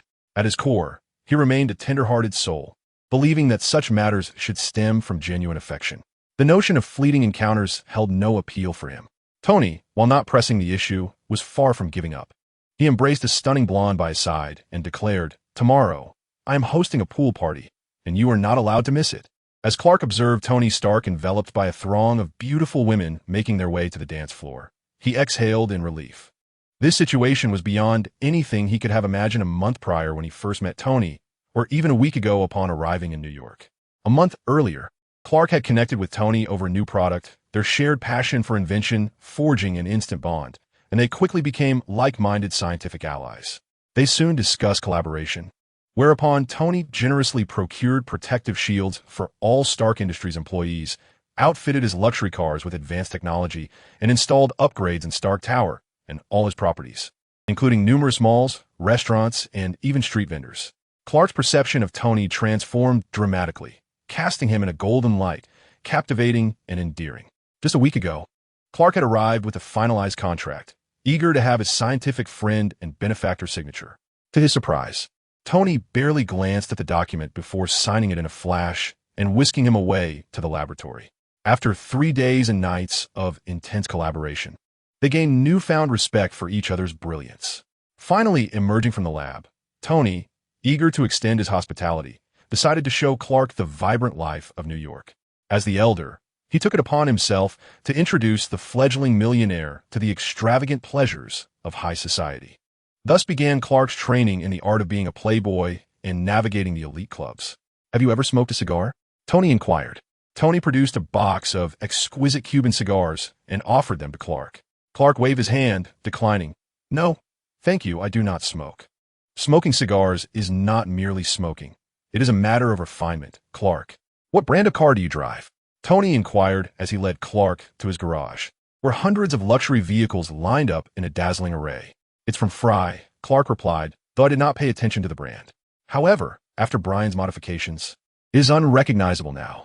Moreover, for someone with extraordinary abilities, any car is merely a slow-moving tortoise in his eyes. "You cannot think this way. Luxury cars embody a man's romance," Tony retorted. "Making money is easy, but learning to spend it wisely is crucial." Clark nodded in acknowledgement. Indeed, he had recently earned a fair amount of money, which was accumulating in his account, yet he remained at a loss as to how to spend it. Even after establishing a charitable foundation and generously donating to those in need, including providing free protective gear, his finances continued to grow. "I am throwing a party tonight," Tony announced, pausing as he scrutinized Clark's attire, disdainfully commenting, "Why are you dressed like an old scholar? This won't do. You wouldn't even be allowed through the entrance of my party." Dressed in a crisp white shirt and casual blazer, Clark saw nothing amiss. Soon, Tony summoned an image consulting team. They styled Clark's hair to keep it discreet. He even visited the restroom to apply some heat and transformed his entire appearance with various outfits. Seeing Clark's new look, Tony handed him a pair of sunglasses. "Put these on. Now that is more like it." Thus commenced the aforementioned party. In the following days, New York's media and newspapers were abuzz with news of Tony and Clark. Countless photographs of them, arm in arm, reveling at bars, pool parties, and strip clubs circulated wildly in the press. On the 8th day of Clark's arrival in New York, a reporter from the New York Times seized the opportunity to interview him. When asked about his thoughts on Tony Stark, Clark sincerely nodded and remarked, "Tony is an excellent mentor." "What do you mean by that?" In just a few days, Tony had imparted lessons on smoking, drinking, hairstyling, laughs, wooing women, frequenting bars, and spending money extravagantly. He had also educated Clark on many essential principles of high society, from which he had greatly benefited. That day, while enjoying dinner, the Wayne family happened upon the news segment featuring the interview. Bruce spat out his coffee, utterly taken aback. Alfred, understanding the situation, handed him a handkerchief, waiting to see how his master would react. Young Dick, confused, glanced between his father and Alfred, sensing no discernible message, decided to return to his meal. Bruce wiped his mouth, regaining his composure, though the tumultuous emotions swirling in his eyes betrayed his inner turmoil. Despite Bruce's attempts to evade Clark, and his verbal denials of believing in magic or love at first sight, his feelings and subconscious had nevertheless placed Clark in a distinct category. Upon receiving the news, Bruce was instantly consumed by a surge of rage. It felt as though a cherished treasure, an exquisite masterpiece he had meticulously preserved and never dared to gaze upon, was suddenly being toyed with by an arrogant fool, carelessly splattered with paint and defiled. "Alfred, prepare the helicopter. I am heading to New York," Bruce declared, his face set in a stern expression, exuding an aura of palpable darkness. Simultaneously, Lex Luthor, who had just emerged from his laboratory after crafting a weapon to combat Superman, one that, lacking kryptonite, was destined for failure, reacted in kind. Lex sneered as he observed the news, polishing a silver handgun, gritting his teeth as he spat out a name. "Tony Stark. Mercy, prepare the helicopter. I go to New York." Meanwhile, in New York, Clark reveled in leisure alongside Tony, blissfully unaware that 2 helicopters were en route, aiming directly for him. On that day, Tony and Clark attended a winery for a wine-tasting event, surrounded by the elite of New York's wealthy and fashionable circles, each a connoisseur of fine wines. While Tony engaged enthusiastically with a beautiful wine collector, Clark found himself wandering alone. Due to his connections with the company and his friendship with Tony, many at the event were intrigued by him, quickly gathering around. At that moment, Clark unexpectedly spotted an individual who should not have been present. Bruce Wayne. Instinctively, Clark averted his gaze, only to encounter yet another unexpected figure, Lex Luthor. The two approached Clark, both wearing icy smiles. Chapter 9. The Second Invention 3. First to reach Clark was Bruce, who adjusted his attire. Strutting towards Clark like a peacock displaying its plumage, radiating an almost luminescent glow. The wardrobe incident from a month prior had made Bruce acutely aware that the magic had not yet dissipated, prompting him to cancel his plans to meet Clark. However, upon seeing news of Clark mingling with Tony, Bruce's resolve faltered.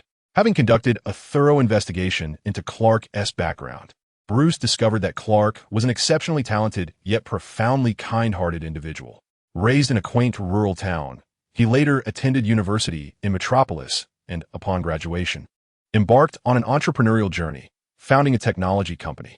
Clark had dedicated himself to learning and research, maintaining a remarkably uncomplicated social life, devoid of vices, making him a rare and unblemished character, despite the apparent multitude of secrets he harbors, including his seemingly profound acumen for making money and the composure and agility he occasionally exhibits. He does not resemble a mere small-town boy.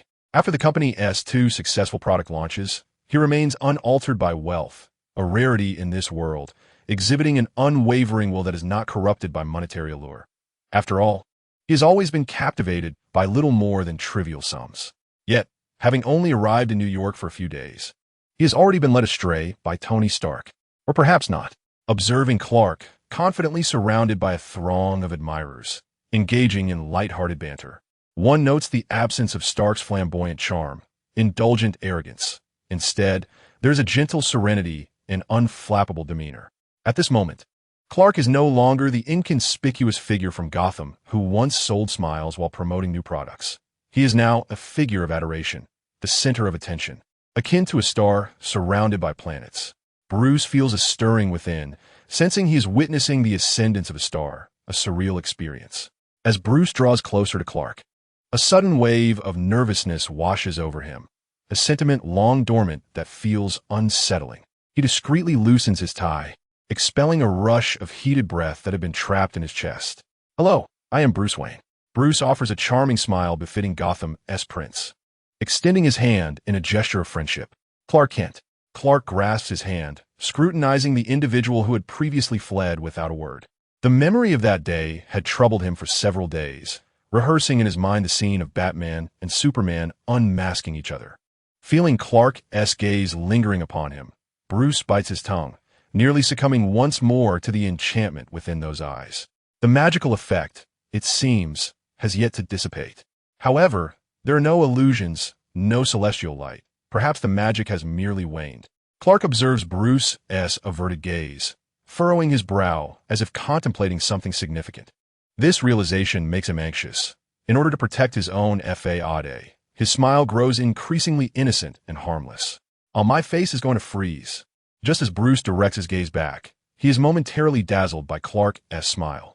A tremor runs through him, yet his lips form a cold, unyielding line, successfully resisting the allure of that enchanting smile. Clark is indeed a perilous individual. With a sigh, Clark remarks, "Wow, what an intimidating expression. Clearly, I have been suspected. What are you two up to?" Lex's voice, laced with coldness, interrupts. Both Clark and Bruce turn their heads simultaneously to face Lex, then follow his gaze to their hands. Still clasped tightly together after their handshake, the two have been oblivious to their prolonged gaze into each other's eyes, their hands intertwined, reluctant to part in a most conspicuous manner. Embarrassed, Clark attempts to withdraw his hand, but Bruce instinctively tightens his grip, unwilling to let this dangerous individual escape. Realizing his actions, Bruce jerks his hand back as if scalded, yet his disobedient little finger lingers, making contact with Clark's palm. Clark appears bewildered, while Bruce stands rigid, caught in the moment. At that moment, Bruce felt as though his rational self was soaring high above, detached from his body, unable to return, only able to watch helplessly as his earthly form displayed a foolish expression, utterly flustered. This was hardly bat-like. If this individual were not himself, Bruce would certainly berate him for being blinded by lust. Lex's gaze darkened as he perceived the look in Bruce's eyes. Alarm bells rang in his mind. Coldly, he remarked, "Bruce, Clark is my dear friend." His eyes bore a warning, laden with unspoken words. "Take your little lover elsewhere. You, a mere ornament, are not worthy to contend with me." Bruce arched an eyebrow at Lex. Given that Wayne Enterprises occasionally collaborated with LexCorp, the two had met before. Despite their mutual disdain, they maintained a facade of basic civility. However, this time, Lex unabashedly unleashed his malice and fury upon him, resembling an enraged dragon whose territory had been invaded. Indeed, the previous investigations revealed that Lex regarded Clark with a special fondness, extending care that was far from mere friendship. Lex Luthor warranted further scrutiny and caution. Yet, I believe Clark would prefer to be my friend, Bruce thought, a charming smile gracing his face, light-hearted yet sweet, his enthusiasm akin to that of a blooming rose. "Isn't that right, my dear Clark? We have other plans for tonight. You may leave." Lex scoffed, then turned to Clark. "Isn't that so, my dear Clark?" Clark, caught in the gaze of both men, fell silent. What an eerie sensation. The atmosphere was decidedly off-kilter, tense and charged. Hey, we are all straight men here. No need to make this a battlefield." Clark hesitated, pondering if... Wait a moment. He considered the likelihood of these two notorious womanizers simultaneously bending for him to be virtually non-existent. It was evident that these two were at odds with each other, using him as a jest, a guise for their conflict, right? Isn't this what it means to be lost in one's own situation? He chuckled. "You two play among yourselves," grabbing Bruce and Lex's hands. He intertwined them and mischievously declared, "You two have such great chemistry. You are perfectly suited to be friends. Farewell." With that, Clark decisively turned and walked away, having no need to appease two individuals intent on unmasking him. Left behind, the two men pondered the existence of a dreadful creature known as the paparazzi. They were omnipresent, capturing candid shots regardless of whether you were a superhero, a supervillain, or a celestial deity. None could escape their prying lenses, gossip, and slander. Tomorrow, the tumultuous love triangle involving the three CEOs would undoubtedly dominate the front pages of major newspapers. Gotham's Prince Bruce straddling two boats. Metropolis's rising star Clark and veteran CEO Lex, who truly held his heart. This sweet yet tragic battlefield. Tony sauntered over to Clark, a glass of red wine in hand, casting a curious glance at Bruce and Lex not far away, exclaiming in astonishment, "I underestimated you." It is indeed remarkable how these two charming playboys have captivated the hearts of many. Clark bore a bewildered expression, as if questioning the absurdity of it all. Tony, momentarily taken aback, swiftly grasped the situation and chuckled, finding it amusing. The participants may be ensnared in their own confusion, yet the observers possess clarity. As a seasoned flirt, he discerned the unmistakable affection and longing radiating from their gazes directed at Clark. However, he held no interest in either of them.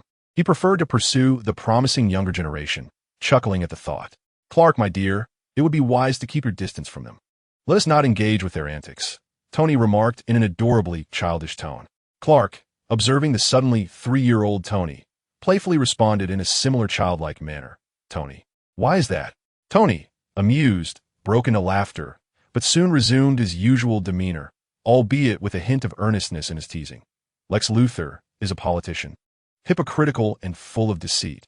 He ought to shave his head and mingle with those bald senators. As for Bruce Wayne, he lacks substance, merely a hollow facade. Let him indulge in extreme sports alone." Clark was momentarily at a loss, overwhelmed by the absurdities. Firstly, Lex's hair is quite abundant. Perhaps it is best to reserve judgment, for who knows when the comic book adaptations might depict him bald. Secondly, Bruce a mere ornament? Batman's intellect and wisdom are regarded as the pinnacle of humanity, the foremost strategist and a master detective in the realm of comics. I find myself eagerly anticipating the moment when Tony discovers Bruce's true identity as Batman. Meanwhile, Bruce and Lex simultaneously withdrew their hands from one another, expressions filled with disdain, both clearly disenchanted with the other.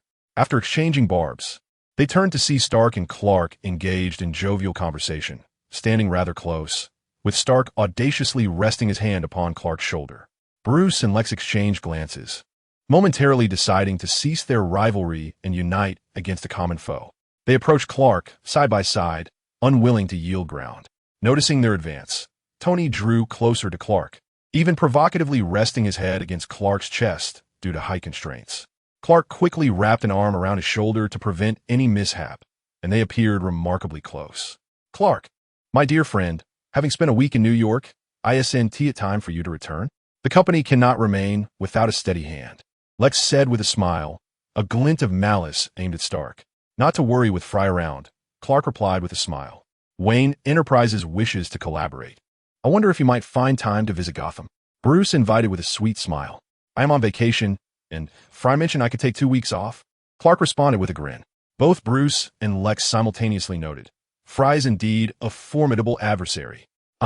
Tony, having seen through their ruse, scoffed and rolled his eyes at the two who sought to steal his friend away. However, he also perceived that Clark, for reasons unknown, the comics bewilder the authorities, was resolutely convinced that the two were straightforward, failing to interpret their attitudes otherwise. Such a Clark would undoubtedly leave the two feeling exasperated. With this thought, Tony felt reassured as he straightened up, supporting Clark's chest. Lo and behold, it was surprising to discover that this young man possessed an admirable physique. "I shall go seek my dear Lisa, the wine collector from before, so you two may converse at your leisure." Tony blew a playful kiss to Clark, languidly adding, "By the way, there's a cruise party tomorrow that you absolutely must not miss." "I am quite looking forward to it," Clark replied with a smile. "Bruce, Lex." After Tony departed, Bruce finally emerged from the enchantment of love. He returned to his usual effortless charm, using his wit to dissolve the earlier awkwardness while subtly probing Clark. Clark harbored many secrets, far beyond merely being a genius inventor. Yet, Clark suddenly felt invigorated. The peculiar atmosphere moments ago had left him uneasy, but now, the familiar conversational style, normal yet veiled with subtle tests, was a welcome relief. The ever-restless Lex Luthor soon joined the conversation, both vying for Clark's attention, creating the illusion of a 1-against-2 duel for Clark. Exhausting. Compared to the incessant attachment of Lex, Clark clearly found himself less adept at handling the newly acquainted Bruce.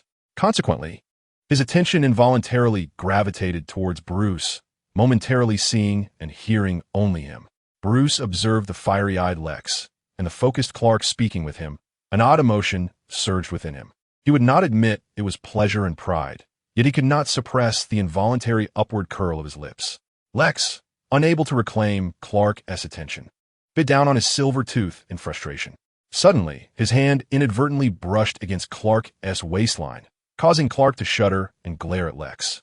Lex, satisfied to have regained Clark's focus, smiled apologetically, uttering, "My apologies, it was unintentional." Lex had discovered this vulnerability of Clark's during a previous soiree. Clark's waist muscles were remarkably taut, exuding strength, indicating exceptional prowess in certain aspects. Yet unexpectedly, the skin around his waist was exceedingly ticklish, reacting intensely to the lightest touch. That strength, that reaction, was truly intoxicating. Lex gently bit his tongue, stifling his ravenous desire. Lex, in a display of triumph, glanced at Bruce Wayne, whose countenance was decidedly unpleased, much to Lex's delight. In this encounter, it was a stalemate, 1-1, with no clear victor. Chapter 10, The First Invention, 4. As the wine-tasting event concluded, it was time for the curtain to fall. Guests began to depart in succession, yet 3 remained, positioned in a perfect, stable equilateral triangle, seemingly prepared to stand until the end of time. Observing the 2 individuals engaged in an unceasing and fervent exchange, Clark found himself at a loss as to how to proceed.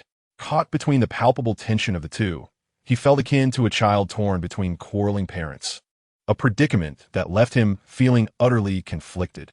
At that moment, Tony, sipping red wine and slightly swaying, interjected himself into their midst with an air of haughty disdain for the two, brazenly taking Clark away from the triangular standoff.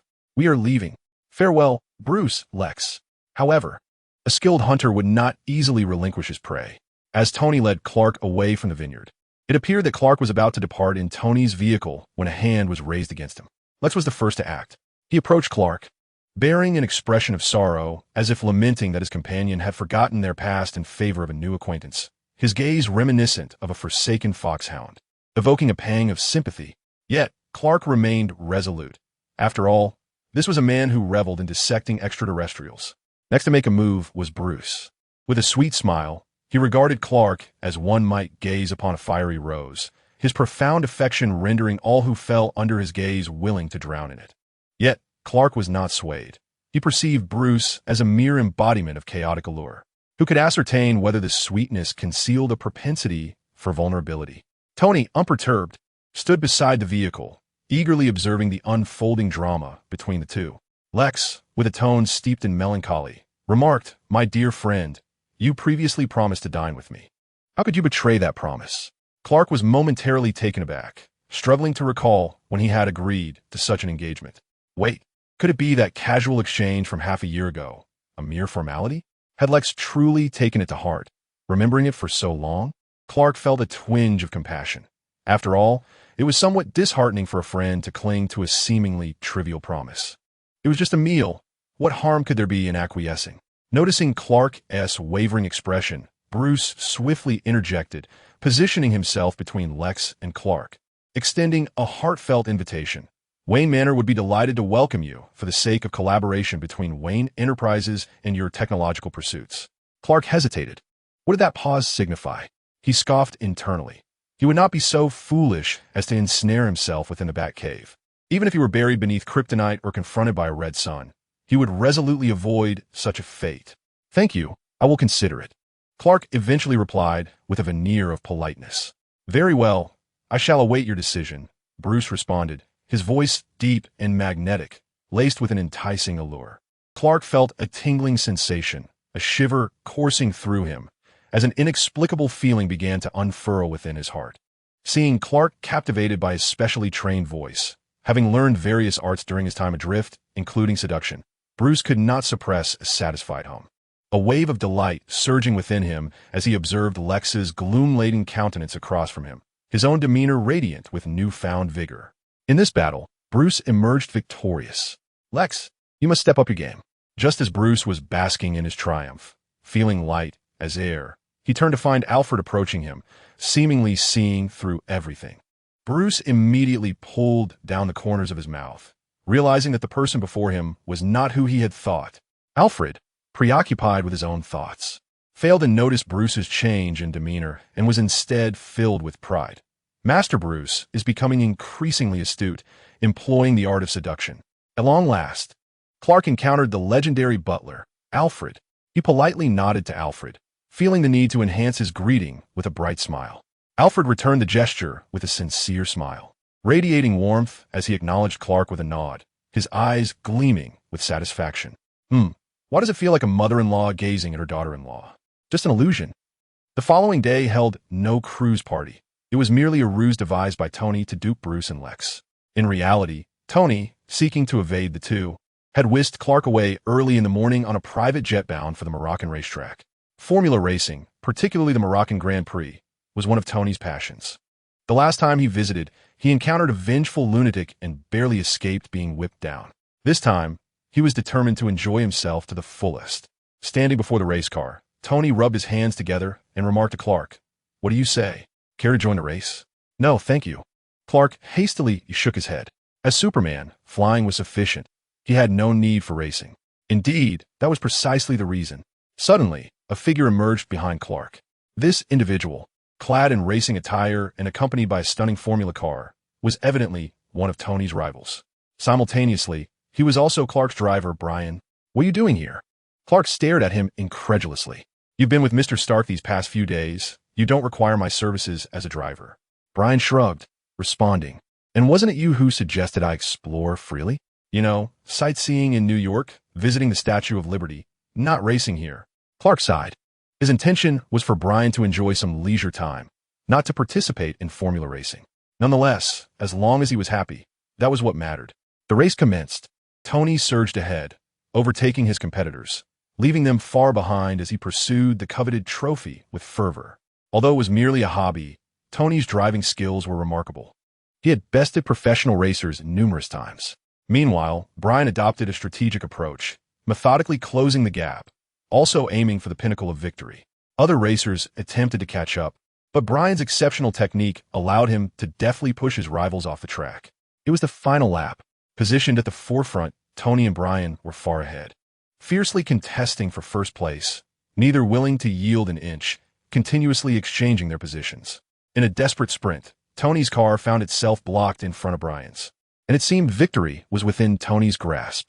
Suddenly, Brian's race car astonishingly accelerated once more, powered by the meticulously modified engine and injector he had crafted himself, producing a roar akin to that of a wild beast.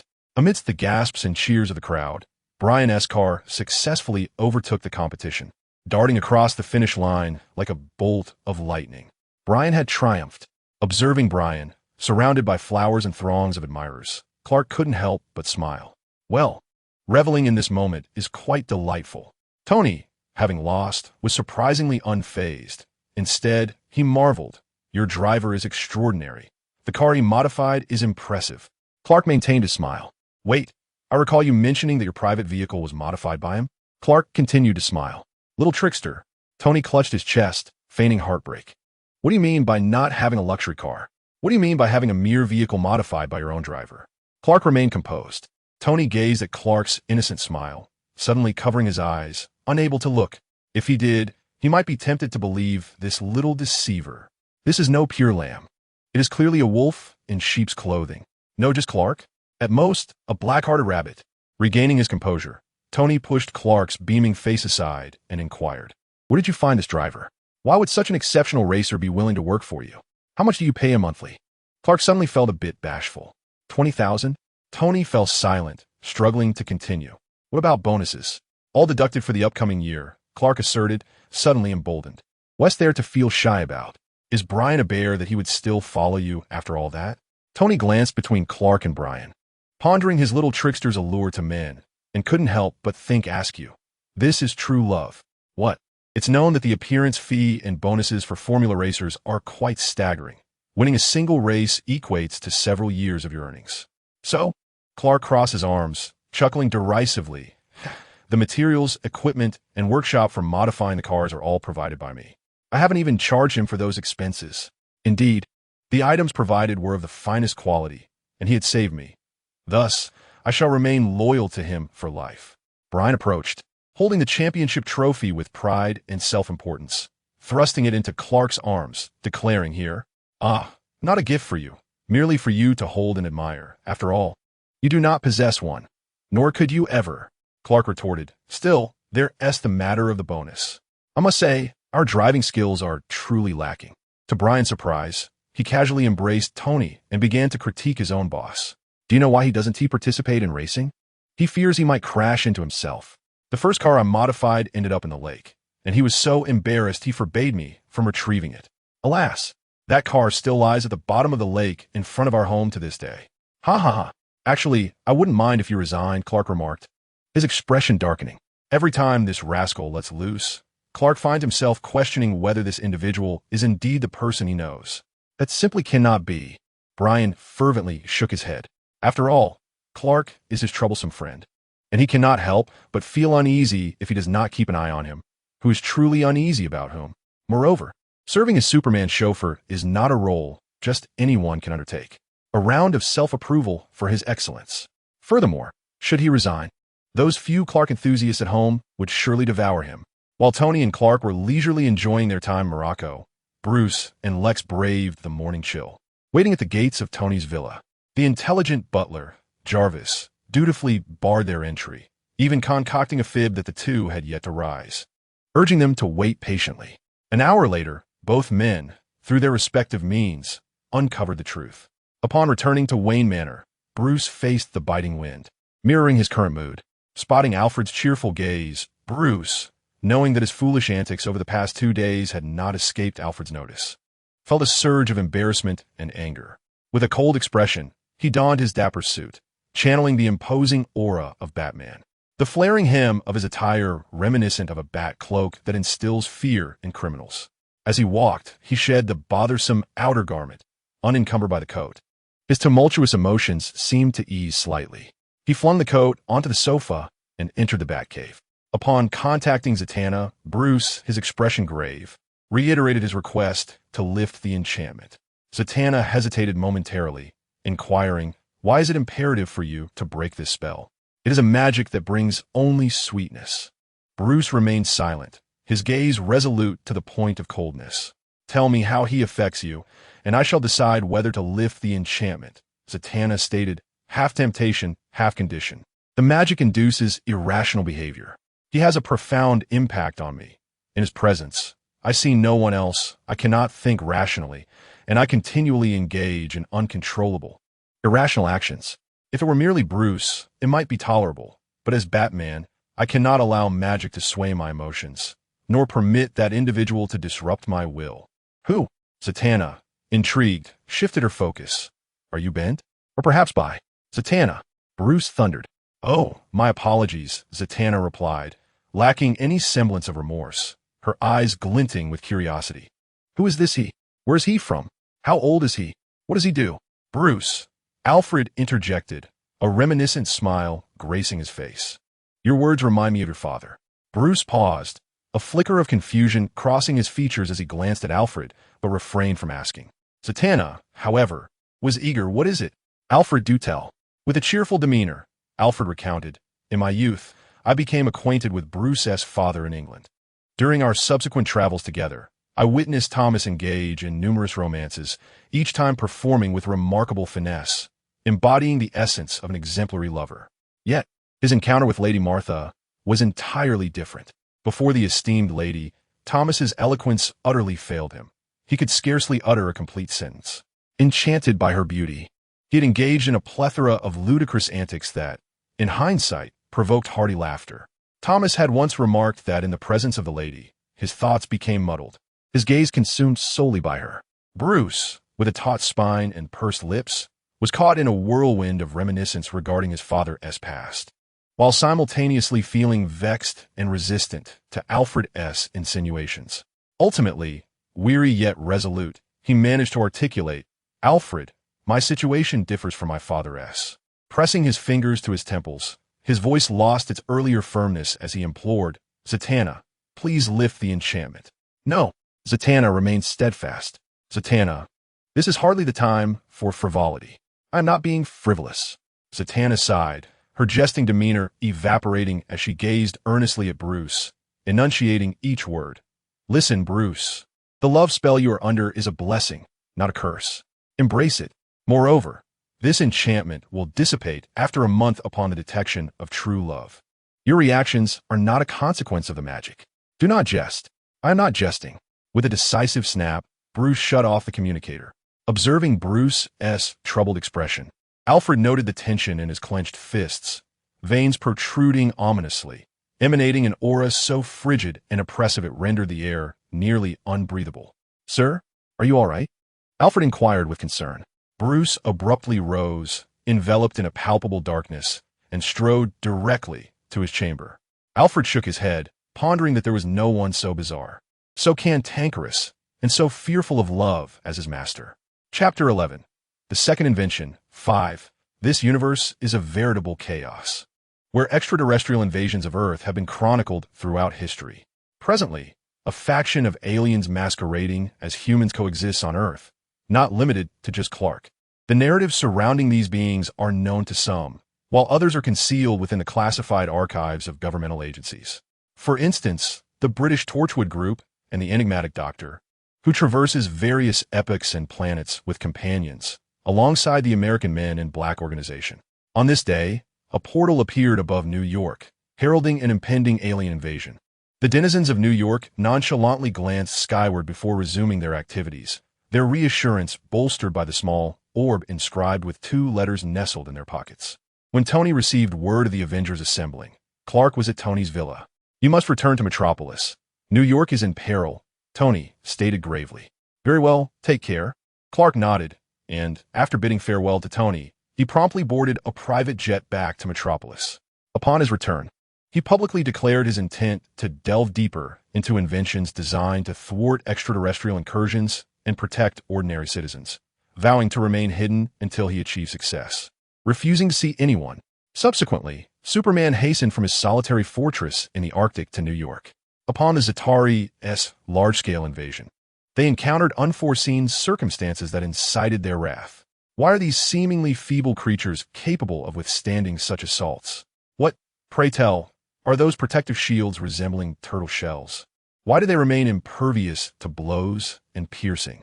Thanks to the gossip of Tony and Clark, the citizens of New York have developed an overwhelming enthusiasm for the product, with nearly everyone possessing a turtle shell or melon ball. Now, amidst an alien invasion, their utility becomes evident. The owner of the pizzeria is fortunate. The buildings in this area were lavishly acquired during one of Iron Man's battles. Now, blessed by Stark Industries, their establishment is equipped with a protective shield, allowing them to remain unscathed amidst the onslaught of extraterrestrial attacks and the collisions with monstrous spacecraft. And let's not forget to express gratitude. Initially, when the colossal alien craft launched its assault, the owner was apprehensive. However, upon realizing that the adversaries could not breach the shield to inflict damage upon him or his establishment, he felt a profound sense of relief. Even retrieving a small stool to sit at the entrance and witness this real-life Hollywood spectacle, he engaged in conversation with passersby. The moment these individuals perceived the alien invasion, they tossed their melon balls to the ground. Subsequently, they underwent a similar transformation from panic to calm as the owner had.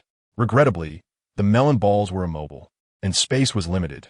Thus, weary pedestrians no longer afforded the alien invaders any courtesy, casually sitting down on the ground. This infuriated the fearsome Chitauri, who also possessed a sense of dignity. Care for some pizza? The owner called to the pedestrians, disregarding the aliens recklessly striking the protective shield.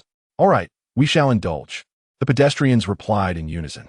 Curiously, while the shield effectively deflected physical attacks, the pizzas handed over by the owner were intelligently recognized, passing effortlessly through the shield. Captain America's shield is so cool. I must capture this moment to share on the superhero support website. One pedestrian gawked, wiping drool from his mouth. Wow, Black Widow is magnificent. I want to marry you, exclaimed a couple nestled within the shield, excitedly shouting towards Natasha in the distance. Thor is so handsome. Oh, his hammer is incredible. Another pedestrian cheered, waving at the god of thunder. What do you know?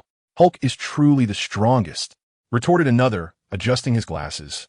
With a notepad in hand scribbled with analyses of each hero's combat prowess, though he was merely a comic book enthusiast. Iron Man is the coolest. Look at him blast that alien with his palm cannon. The owner fervently supported his employer. The group engaged in spirited debate. Hey, don't you think Hawkeye is the most dashing? A sudden, unfamiliar voice interjected into their discourse. Turning to see the real Hawkeye, Clint Barton, who happened to overhear the conversation, he couldn't resist joining in. He swiftly ascended the walls, reaching a vantage point, and with a precise aim, released an arrow that struck a nearby Chitauri. The owner and the bystanders exclaimed in unison, "Cool." Hawkeye raised an eyebrow, basking in pride. Not far away, the Black Widow rolled her eyes, using her long, powerful legs to dispatch a Chitauri warrior, immediately eliciting gasps of astonishment from a nearby crowd of onlookers. Captain America, Steve Rogers, was similarly drowned out by their exclamations as he pulled his shield from the grasp of another Chitauri, expressing his vexation over the public channel.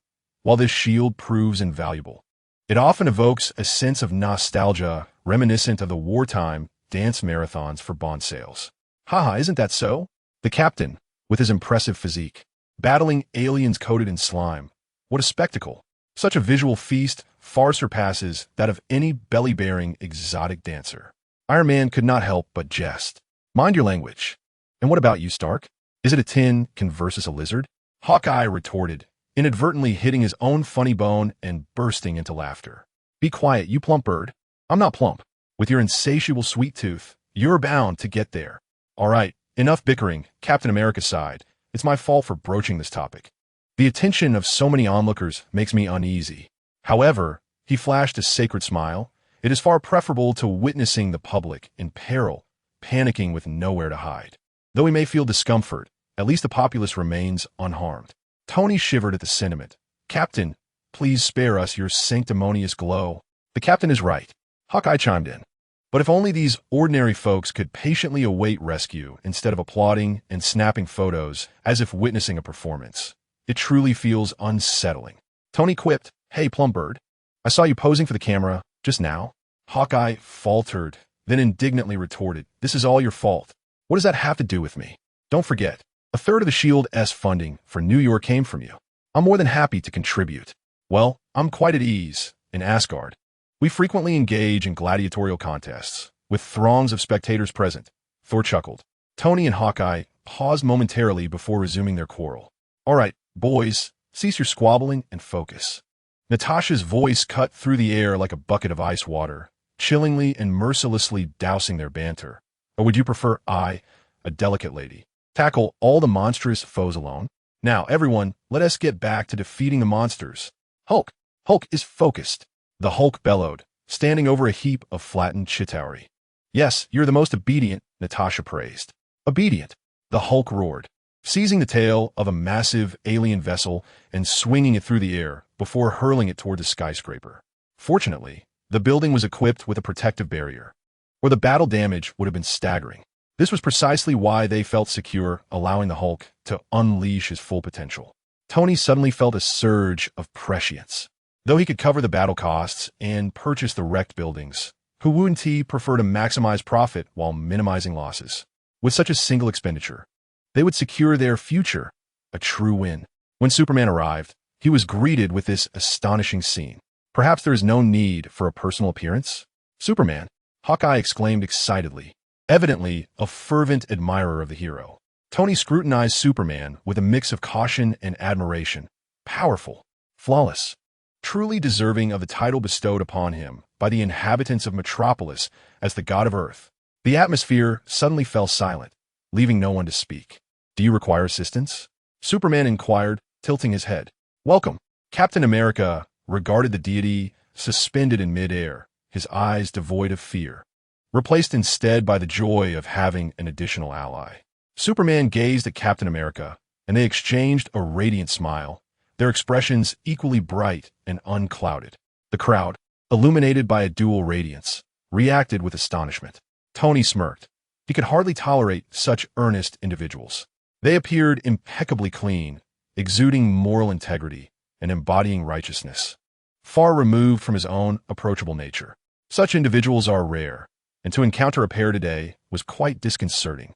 He, the indulgent Iron Man, reveling in fine wine and beauty, lived life to the fullest with abandon, while these two personifications of justice stood as paragons of virtue, devoid of any vices. They were like the polar opposites of Earth or the two sides of a coin. Particularly Superman. Aside from their brief intersection during an alien invasion, they would likely diverge like two rays moving in opposite directions. "Nuclear missile? Why launch a nuclear missile?" Tony exclaimed, astonished and enraged, upon receiving the news from Fury. "To hell with your protective shields. Who believes those politicians' nonsense? Even if there is nothing here, they would still launch missiles." Tony shouted into his communicator, his ire palpable.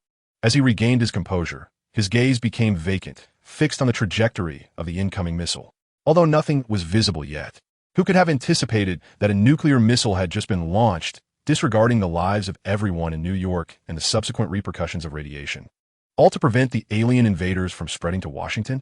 Could they truly abandon New York like this? Such is the nature of American politicians. Tony adjusted his armor, preparing to intercept the missile with precision. However, Superman intervened, gesturing to his ear to indicate that he had heard the same news. One of Clark's missions was to prevent Tony from undertaking such perilous actions. Though in the films Tony often emerged unscathed, sustaining only minor injuries, Clark still believed it unnecessary for the mortal Iron Man to engage in risks when a being of his invulnerability was present. "Allow me," Clark said with a gentle smile to Tony, soaring towards the missile. Tony stood in stunned silence. He could vanquish foes and make sacrifices, but he would not accept another risking their safety for him, nor would he tolerate anyone being harmed or killed in the process of saving him. Although Superman was perceived to be invincible and all-powerful, a nuclear missile was a different matter altogether. Who could say what dreadful effects nuclear weapons or radiation might have on him? Yet, Tony's armored suit could not match Superman's speed, nor could it hinder him. Gritting his teeth, Tony swiftly tossed the communicator towards him, exclaiming, "Superman, catch!" In mid-flight, Superman executed a swift maneuver to catch the communicator, expressed his gratitude, and soared once more towards the nuclear bomb. Tony Stark's gaze was fixed on the direction Superman had departed, his heart tumultuous with unease. Moments later, Superman, holding the nuclear bomb, flew into the portal and vanished on the other side. Meanwhile, the Avengers continued to fend off the extraterrestrial invaders while seeking a means to close the spatial rift. Ultimately, they located the control device within Stark Tower and, utilizing Loki's scepter, successfully shut the portal. Loki, who had been scheming in the shadows, found himself on the receiving end of Hulk's wrath, pummeled mercilessly. Have we forgotten something? Hawkeye suddenly inquired. What about Superman? Thor, who held a deep admiration for the formidable Superman, recalled him. Oh, Superman, Tony, having shed his battle armor and now moving his limbs leisurely, addressed the onlookers. He just took the nuclear bomb to the other side of the portal. He hasn't returned? Is he trapped over there? Captain America's face was etched with guilt and concern. The group exchanged anxious glances. We're going to be killed by the citizens of Metropolis. Hawkeye lamented, looking despondent. Fear not, fear not. Superman assured me he is vigorously eliminating the enemy forces on the other side. He just needs a moment. We should first close the portal. He can return to Earth on his own, so there is no need to worry about him, Tony explained with a smile. Having grown tired of the worried expressions surrounding him, the group exhaled in relief. After all, it was Superman, and if he said everything would be fine, it surely would be. Damn it. Hawkeye lunged at Tony, while Natasha unceremoniously kicked him. Even Thor raised his fist to gently punch him. And Bruce Banner struggled to suppress his transformation, glaring fiercely at Tony. Captain America shook his head. Though he did not intervene, he did not stop them either. After all, Tony had it coming. However, at that moment, Clark found himself in a predicament. The teleportation device he carried had sustained damage during the battle. Although he managed a makeshift repair, it lacked essential components. This device, modified from Kryptonian technology and dubbed the long-distance point teleporter, was designed to locate and capture the fixed signal of the Arctic Fortress' core across vast cosmic distances, enabling him to return. Yet now, uncertainty loomed. Would the partially repaired teleporter be capable of detecting the fortress's signal? Could it successfully open a passage to transport him back to Earth? Returning by flight was not an option. This region of the universe was likely situated in a distant galaxy, far removed from the Milky Way. A miscalculation could lead to disorientation, and should he stray too far, the journey could take years, jeopardizing his secret identity. It was critical to remember that Clark had declared his intent to retreat into solitude, immersing himself in invention within his underground laboratory, avoiding human contact. A few days or even months might be manageable, but what if it extended to a year or more? Suspicion would inevitably arise. For now, he could only trust in his luck and attempt the endeavor. The Zila transmitter leaked current, reluctantly constructing a transmission channel that, instead of being circular, appeared as a squashed, crooked slit. After a moment of hesitation, Clark pried open the fissure and leaped inside. Upon traversing the passageway and emerging into the outside world, he was immediately astonished. Clearly, this was not Earth, but rather the capital of Krypton, Kandor City. It felt alien because his parents had sent him to Earth in a spaceship the moment he was born, depriving him of the chance to see his home. Yet it felt familiar as he had perused countless images of the beautiful Kandor City in the archives of the Fortress of Solitude, often lamenting its destruction. However, unlike the documentation he had reviewed, the grandest edifice, the High Council Hall, stood dim and dilapidated, seemingly abandoned for ages, a mere ghost of its former glory. Clark's emotions were a tumultuous blend of surprise and joy, confusion and exhilaration. His heart raced with conflicting sentiments. He soared into the interior of the council hall, only to find dust and cobwebs enveloping the space, the furniture bearing clear signs of having been overturned and damaged. The crystalline energy core at the hall's center was irreparably damaged, unable to be removed or utilized. Gazing at the crystal, Clark suddenly comprehended why he had been transported here. The core of the Fortress of Solitude and that of the Council Hall were crafted from the same super-energy crystal unique to Krypton, which explained the misdirection of the transmitter after its malfunction. Ascending to a higher altitude, Clark encountered an ethereal membrane or dome obstructing his path. Immediately, he began to explore the surroundings of Kandor City, discovering an inverted dome enveloping the entire city. This dome not only simulated the appearance of sky and sea, but also thwarted even his X-ray vision. Had he not collided with it during flight, he might not have recognized this anomaly. Was it impervious to sight? Lead-lined? After careful examination, Clark realized that the reason for the lack of visibility was not due to lead, but rather a one-way shielding energy barrier. This meant that while those outside could see within, Candor City itself was blind to the outside world. It resembled an interrogation room, with the inhabitants of Candor reduced to the status of imprisoned souls. As one who had produced the protective shield 1030, Clark was well acquainted with energy barriers. Yet the one enveloping Candor was entirely different, seemingly from an entirely distinct system of power, neither Earth technology nor Kryptonian.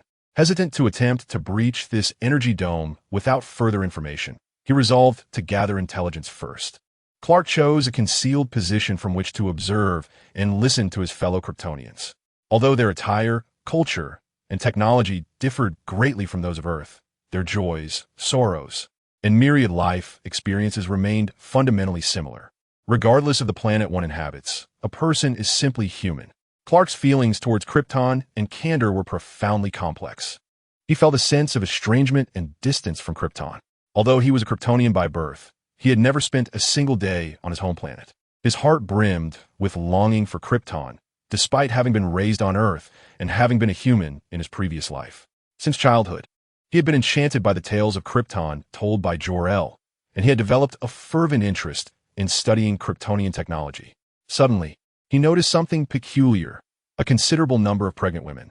This was not unusual on Earth, but on Krypton, where the use of the codex and birthing chambers was standardized, and where children were genetically engineered to have predetermined personalities, abilities, professions, and even social statuses, natural childbirth was considered taboo and exceedingly strange. Clark suddenly paused, struck by a thought. Could it be that in this universe, his father Jor-El had embedded the codex within his own genetic repository, as a hope for the future after Krypton's destruction, and sent it along with him to Earth? Thus, even though Candor possessed birthing chambers, they could not produce the desired offspring. Consequently, there was no distinction between children born from birthing chambers and those born naturally, leading to a gradual resurgence of natural birth on Krypton. Jor-El had never spoken to him about the codex, which caused him to slowly forget this aspect of their heritage. However, Clark found comfort in this realization. The notion of custom-made infants, genetic editing, and predetermined traits, abilities, and statuses that dictated their futures before birth was profoundly unfair to the children. The statement that your future has already been determined utterly restricted the possibilities of these children, stripping away their autonomy and obliterating their potential. In contrast, natural birth restored choice and infinite possibilities to the children. They were the true future of the planet. Clark observed a massive, cathedral-like structure erected at the edge of an energy shield, where many people were engaged in prayer. The deity they worshipped was not Ra, the sun god spoken of by Jor-El, but rather some savior or protective deity. After listening attentively, Clark began to comprehend this different version of Candor. 22 years prior, Krypton had perished, and all cities had been destroyed, except for Candor, which had miraculously survived due to a protective shield that enveloped it during Krypton's cataclysm. Thus, new believers emerged. This was a miracle, the grace of the Savior, the compassion of the protective deity. From that day forth, the sun had vanished, and Ra had abandoned them. What had saved them was the protective shield, which radiated light akin to the sun, granting the world eternal illumination. Clark furrowed his brow, pondering what kind of deity would deprive them of night and rest. He extended his hand to feel the sunlight here. It was neither yellow nor red, but of another kind. Thus, he had not lost his superhuman abilities, yet without the capacity to absorb yellow sunlight. He resembled a battery on prolonged standby. Perhaps in a few years, or even decades, the energy within him would deplete, causing him to lose all his superhuman powers and become an ordinary Kryptonian. At that moment, a group of elderly individuals marched in front of the new church, brandishing signs depicting Ra and proclaiming that they had betrayed him. The protective deity was a false god, a demon responsible for the destruction of Krypton. Yet, Candor is merely a souvenir and toy left by demons. Soon, a throng of individuals surged from the new temple, clashing with the elderly who still revered Ra. The vulnerable elders were toppled, even subjected to blows and kicks. Clark intervened, just in time, halting a youth wielding a metallic staff aimed at the prostrate elder. The situation was unclear. Clark refrained from flying or employing powers beyond those typical of an ordinary Kryptonian. Nevertheless, His swift rescue of the elders drew the attention of both parties. The saved elder intended to express gratitude, yet upon discerning the emblem on Clark's chest, a look of shock and fear overtook his face, causing him to tremble and retreat several steps. Clark furrowed his brow. He belonged to the notorious house of L. Seize him. Report to the enforcement team. Feeling a sense of foreboding, Clark gently extricated himself from several individuals attempting to grasp him, seizing an opportunity to escape into a narrow alley. Shortly thereafter, while in hiding, Clark observed several small aircraft approaching the new temple, undoubtedly the enforcement team spoken of by the crowd. As he listened to their conversation, he suddenly sensed movement behind him. Suppressing his instinct to evade, he feigned ignorance, only to be roughly yanked into a concealed door. "Do not speak. Follow me," the newcomer commanded, lowering his voice with a hint of menace. Clark followed him into a shadowy passage leading underground, discreetly scrutinizing the stranger. The individual, cloaked in a hood that obscured much of his face, wore a high-collared Kryptonian garment that concealed his chin, presenting an air of someone determined to keep his identity hidden. Yet, with his X-ray vision, Clark discerned that the stranger was a strikingly handsome young man with a fierce expression. The two navigated the labyrinthine underground passage, damp and disorderly, with an unmistakable musty odor that suggested it was unsuitable for habitation. The fierce-looking youth pressed against a section of the wall, causing previously unremarkable surfaces to reveal glowing fissures, akin to a scene from a science fiction film, and a hidden door materialized before them. Behind the door lay a storage room, or perhaps a lounge, cluttered with various items, seemingly maximizing every inch of space. 3 others occupied the room. One was a refined young man with dark hair and blue eyes, exuding an air of sophistication. Beside him stood an extraordinarily beautiful yet fierce woman, half protective and half reliant, glaring at Clark with the intensity of a wolf guarding its precious bone. A fourth individual, understated and possessing a low profile, occupied an inconspicuous corner, quietly observing and assessing Clark, his gaze resembling that of one examining an object of potential utility. Once the door closed behind Clark, the youth who had led him in suddenly pressed a Kryptonian energy blade against Clark's neck, while his other hand began to search Clark's person. "Do not move. Should you make even the slightest movement, I will end your life," the fierce young man demanded, having failed to locate any communication devices or listening apparatus. "Who are you? Why do you don garments emblazoned with the insignia of House L?" "Simon, be courteous. He is my kin," the refined young man replied to the aggressive youth. Clark chuckled. "I am Kal-El, son of Jor-El. You are the House L?" Upon seeing the cultured youth, Clark felt an inexplicable warmth. Noting the striking resemblance he bore to a certain ancestor of the L lineage. "Impossible," the fierce young man retorted, his gaze filled with suspicion. "He must be a spy sent by the rebels. Jor-El and his wife perished with the destruction of Krypton. How could there be a child? Perhaps he is indeed genuine." The cultured youth mused, rising to retrieve a crystal of storage. After some searching, he resumed. Records left by Uncle Jor stated that, after warning the Council of Krypton's impending doom to no avail, he, having no other recourse, naturally conceived a child before the planet's demise, planning to secretly send him to a place known as a remote and backward planet. "Krypton.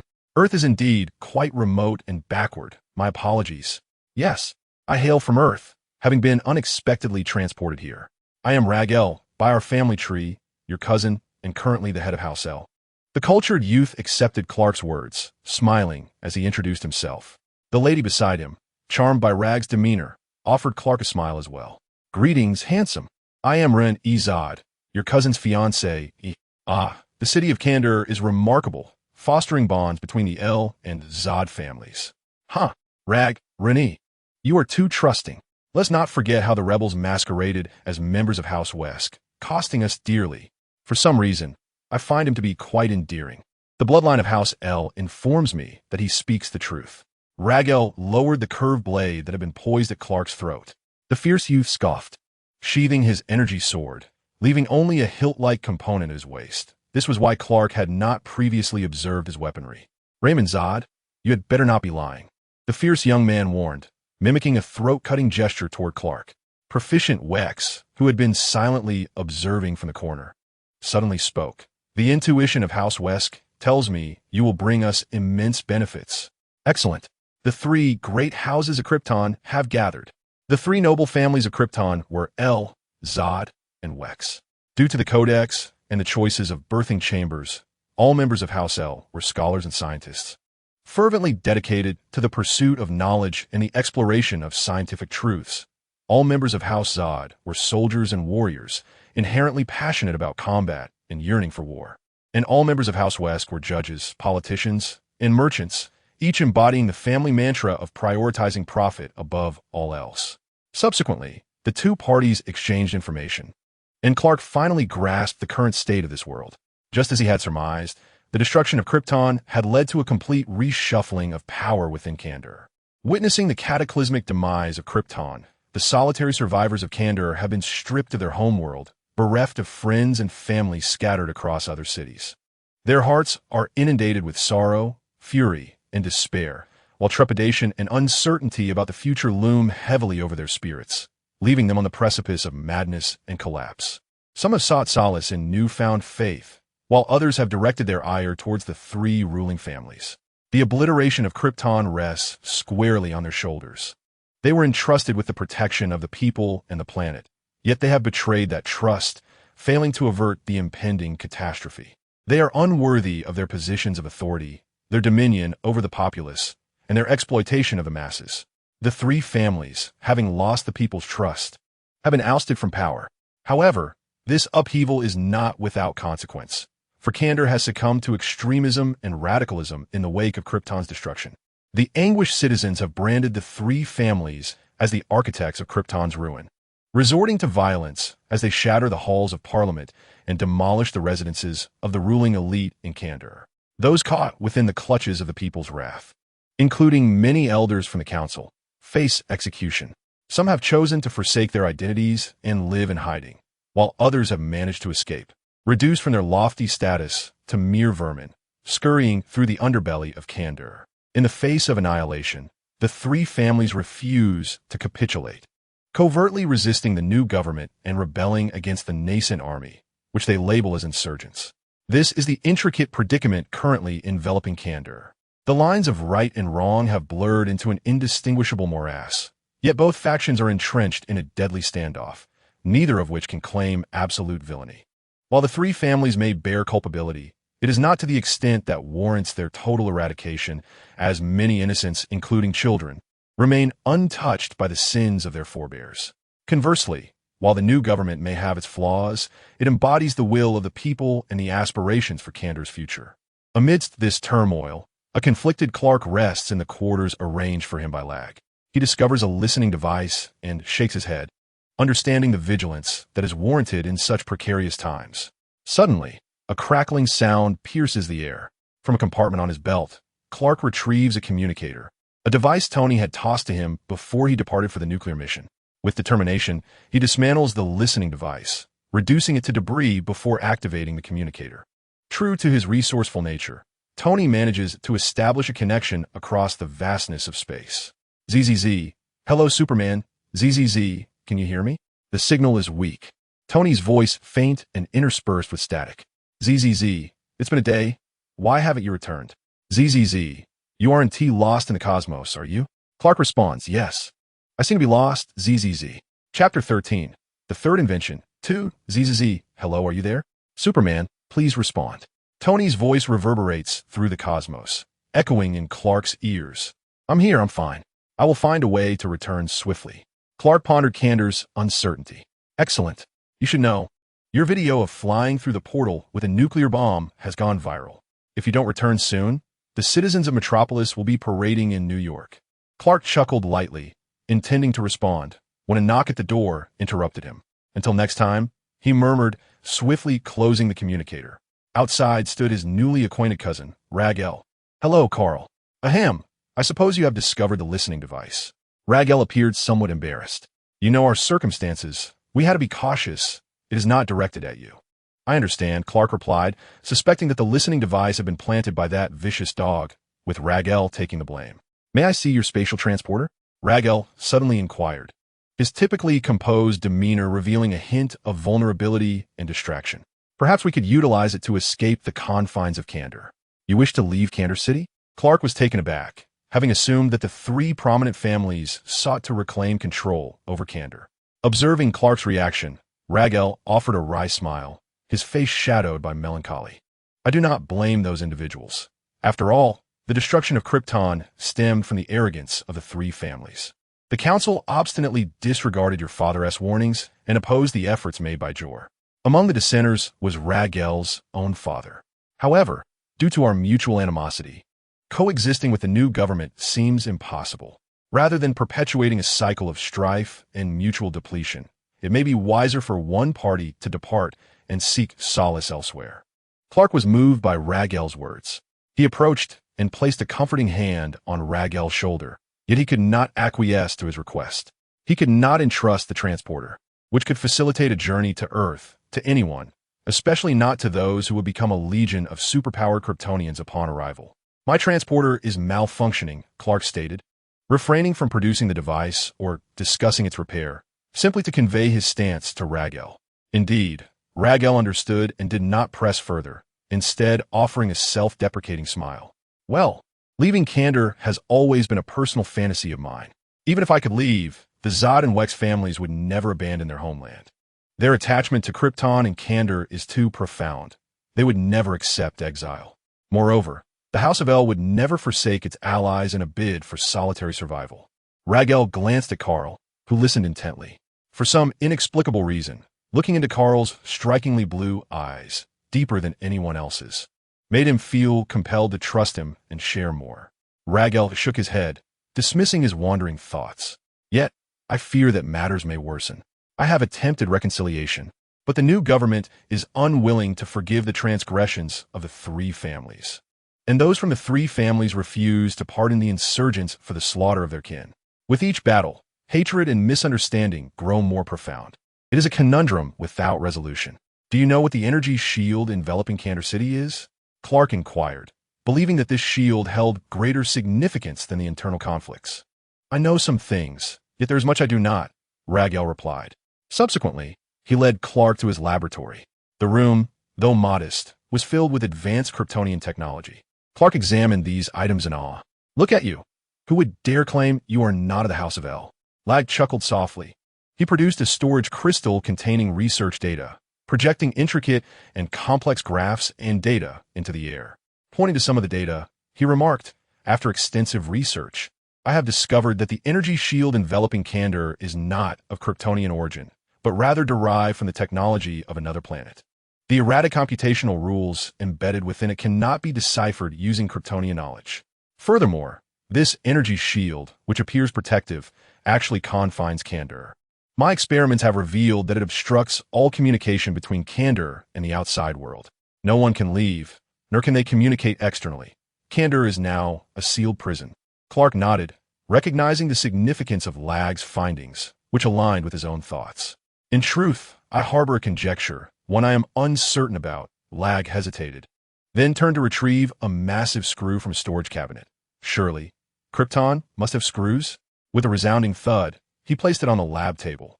What is this? Clark blinked in astonishment. A byproduct of an experiment, Lag replied gravely.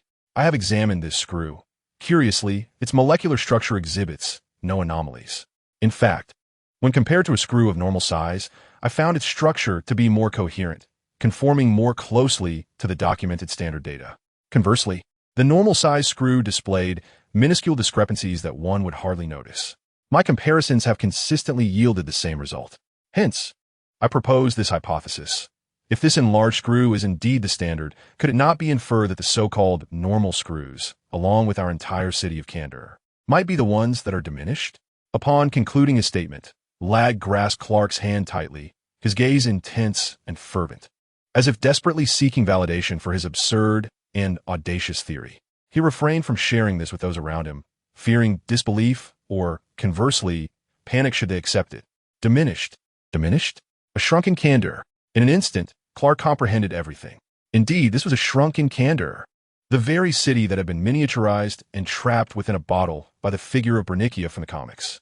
At that moment, a loud explosion rocked the laboratory, sending tremors throughout. Almost immediately, a series of gunshots rang out. The new government had discovered the hiding place of the three great families and was launching an assault. Lag's expression shifted, and he darted toward the exit of the laboratory. In the corridor of the underground passage, he joined Raymond, Ren, and Prophyte, all of whom bore equally grim expressions. The young leaders of the three families convened in the command room, their hearts heavy as they observed the battle unfolding on the surveillance screens. The perimeter of their underground stronghold had already been breached by the insurgents, and it would not be long before they infiltrated their stronghold. Weapons and supplies have been readied. Who will take the lead? Prophyte Weskier inquired. Leave it to me. We, the warriors of Zod, have long desired to confront the rebels. Raymond Zod declared fiercely. I will accompany you, Lag L replied promptly. Though the L Squad may not excel in combat, each member possesses an array of peculiar inventions that could serve as a secret weapon.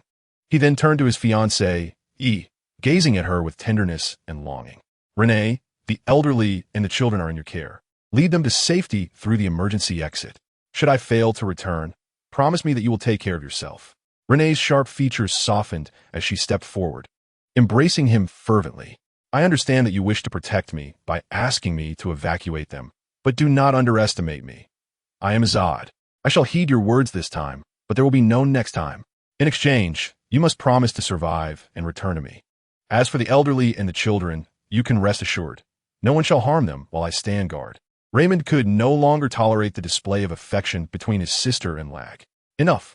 Lag, you and your feeble scientists shall provide support from the rear. The frontline combat is our responsibility. With us Zods here, it is unnecessary for you to risk your life. You should focus on serving my sister instead. Soon, the three prominent families organized their respective duties, preparing for a comprehensive counterattack. As Raymond stood before the assembled warriors, he noticed Clark observing their troops from a distance. Wait, before we proceed, we must deal with the traitor. Raymond unsheathed his energy scimitar, brimming with menace. He revealed our position upon his arrival. It is evident that the rebels were lured here by him. I trust him, and we cannot afford to waste time here. The rebels are about to breach our defenses. Lag grasped Raymond's arm. With a scoff, Raymond cast a reluctant glare at Clark, then turned to Lag.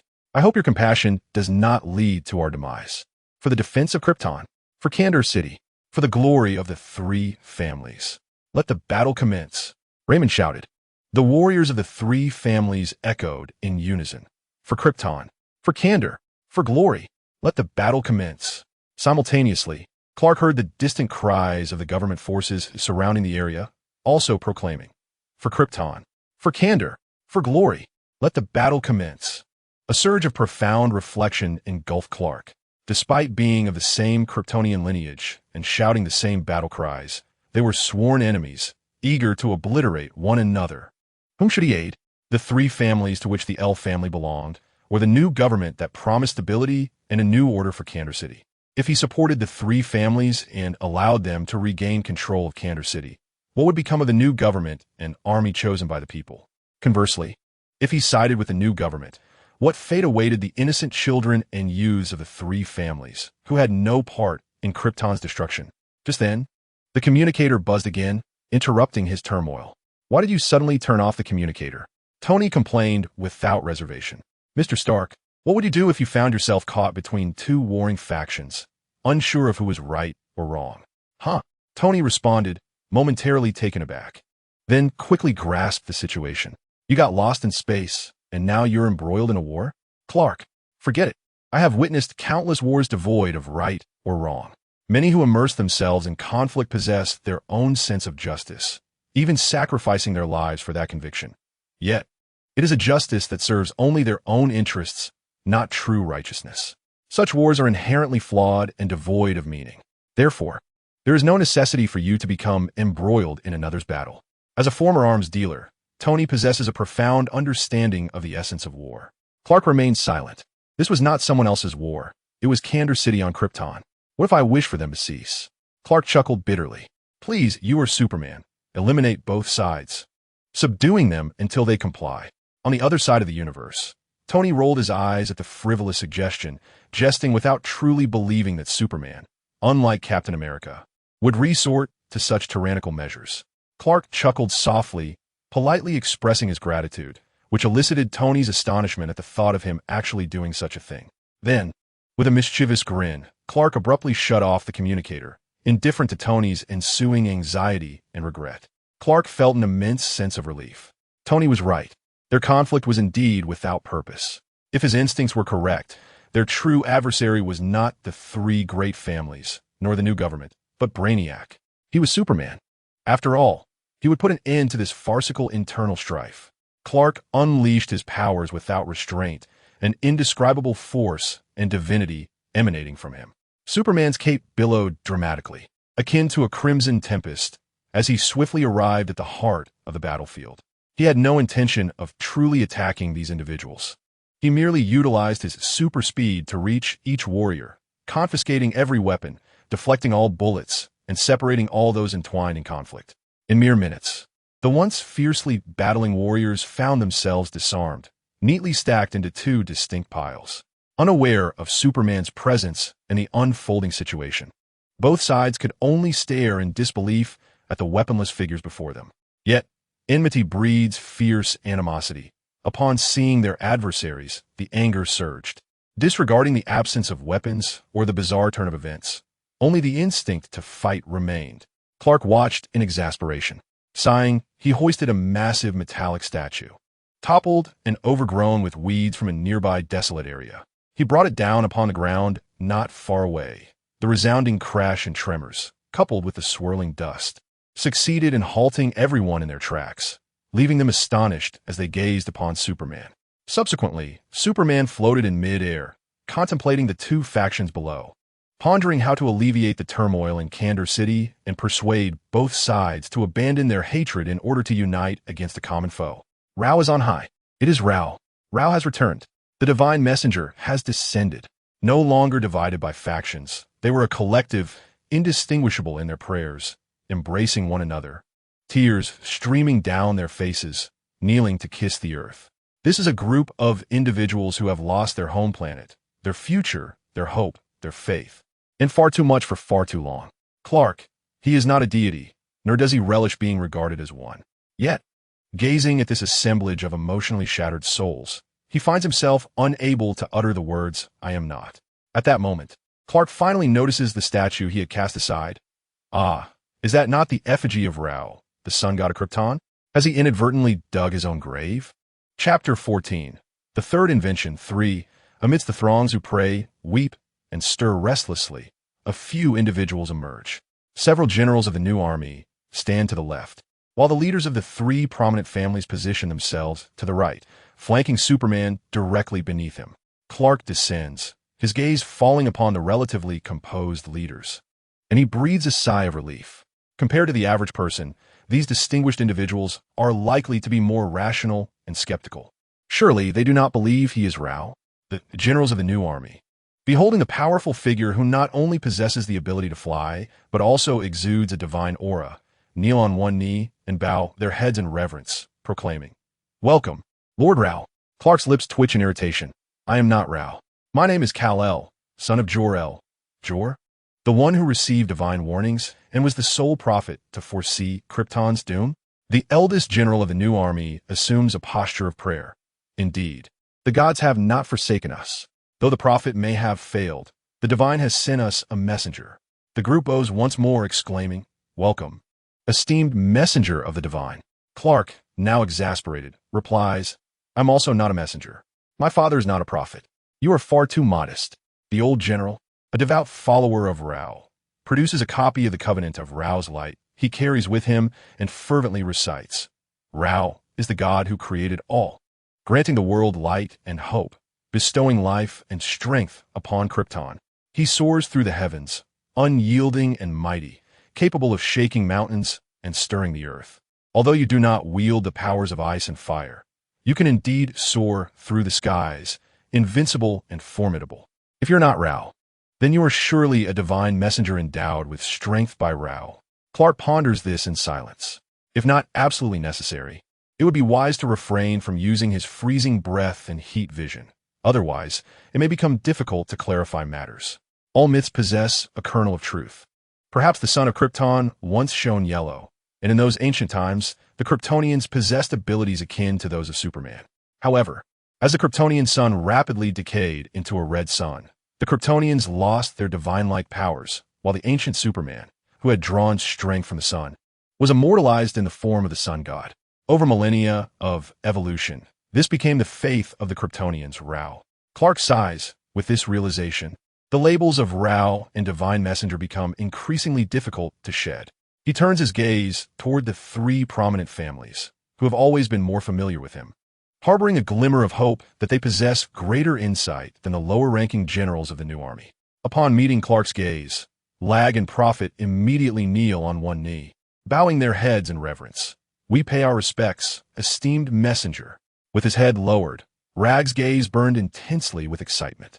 Once, a prophet had been presented to the Iyer family, yet they had failed to cherish that opportunity, only to regret their neglect when it was too late. Now, fate had bestowed upon them a second chance, and this time, they would proclaim to the divine envoy, "We believe in you," for 1,000 lifetimes would not suffice. Until the very end of the universe.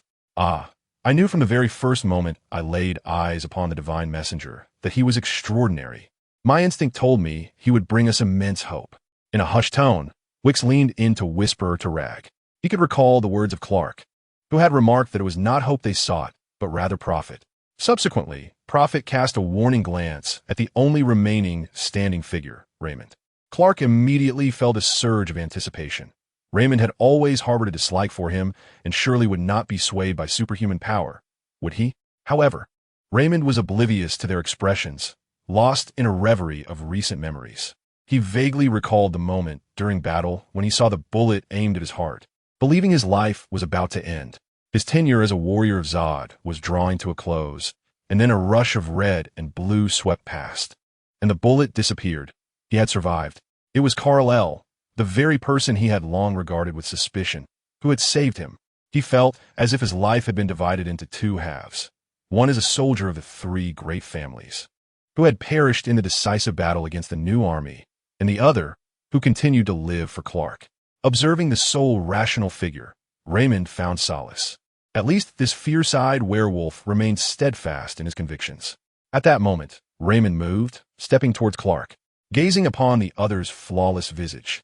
Raymond finally comprehended why he had doubted him from the outset. The truth was, Clark was nothing like them.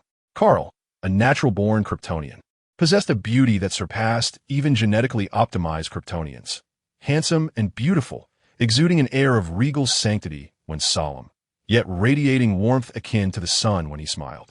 However, that sanctity made Raymond feel inferior, and that warmth continually eroded his fighting spirit. Such a being could not possibly be an ordinary person, nor could he be akin to those who hid in the subterranean shadows. Once he had detested this feeling, but now, as Raymond stood before Clark, he halted, staring unblinkingly. Clark's eyes were an unblemished blue, his skin flawless, every aspect of him beyond perfection. He seemed less like a mere mortal and more like a divine creation. No, he was Ra. He was the divine envoy. Suddenly, to everyone's astonishment, Raymond knelt upon the ground, his voice trembling with fervor as he proclaimed, "Noble and beautiful divine envoy, allow me to be your most devout servant." Raymond reached out to grasp Clark's cape, kissing it gently, and looking up at the astonished Clark, he declared, "I am willing to accompany you for the rest of my days, to follow you, to serve you, and to offer you my life, strength, loyalty, and all that I possess." Taken aback, Clark instinctively withdrew his cape and took to the skies. The fierce dog had transformed into a loyal servant, and he found himself startled. Ultimately, after numerous attempts to correct the situation proved fruitless, Clark reluctantly accepted his identity as a divine envoy. Enough. If playing the role of a divine messenger can bring them solace and facilitate the salvation of Kandor City, then let him indulge them in this celestial performance for a while. What I wish to reveal to you is the truth behind the destruction of Krypton and the reality of Kandor City. As previously mentioned, I shall omit the details. Thus, our adversaries are not each other, nor should they be our fellow Kryptonians, who ought to be comrades and allies. Instead, our true nemesis lies in Brainiac, the one who annihilated Krypton and confined Kandor City in this diminished state. This is the veritable enemy we face. The fervor for Ra and the trust in the divine messenger, combined with Clark's sincerity, Lag's experiments, and the extensive records of Krypton's obliteration, all corroborate this truth. Those who have fought for so long began to reflect upon the wrongs they have committed against their brethren over the years. Even if the rift, pain, and hatred cannot be eradicated in the short term, they are willing to be the first to extend a hand of friendship. The shared animosity towards the destroyer of Krypton united all Kryptonians once more. Their fury and hatred finally found a correct and unified direction. Indeed, the Elder is the harbinger of hope, the solar divine messenger. Raymond once again approached Clark and bowed in a gesture of servitude. "I am not a divine messenger and do not require a servant." Clark reiterated his refusal. "Is there something about me that displeases you?" Raymond furrowed his brow and resolved, "I shall strive to earn your recognition." Clark merely thought of Raymond's fierce glare. In the conference hall of the new government, Superman, government officials, military leaders, and the heads of the three great families gathered in unison. They were engaged in discussions, formulating plans to save Kandor City and defeat Brainiac. Although a truce had been reached, the new government and the three families still regarded one another with disdain, passionately debating strategies, their faces flushed with fervor, unwilling to yield. Observing the heated exchange at the table, Clark could not suppress a smile. The reason for convening this war council was that Brainiac was indeed formidable. Clark dared not underestimate the threat. In the comics, Brainiac had repeatedly defeated, captured, and controlled Superman and even the entire Justice League, making him one of the mightiest supervillains. He could not arrogantly presume that he could vanquish the enemy through his own strength alone. Thus, he required power, he required allies. If he could not rely solely on himself, then he would depend on the strength of all Kandor City. He would harness the collective power of all Kryptonians present. While the Kryptonian military prepared for battle, Clark entered the laboratory. Collaborating with Kryptonian scientists led by Lag, he produced a significant quantity of energy shield 10s to provide protection for the ordinary citizens of Krypton, which could also serve to isolate Brainiac in critical moments, preventing them from being brainwashed.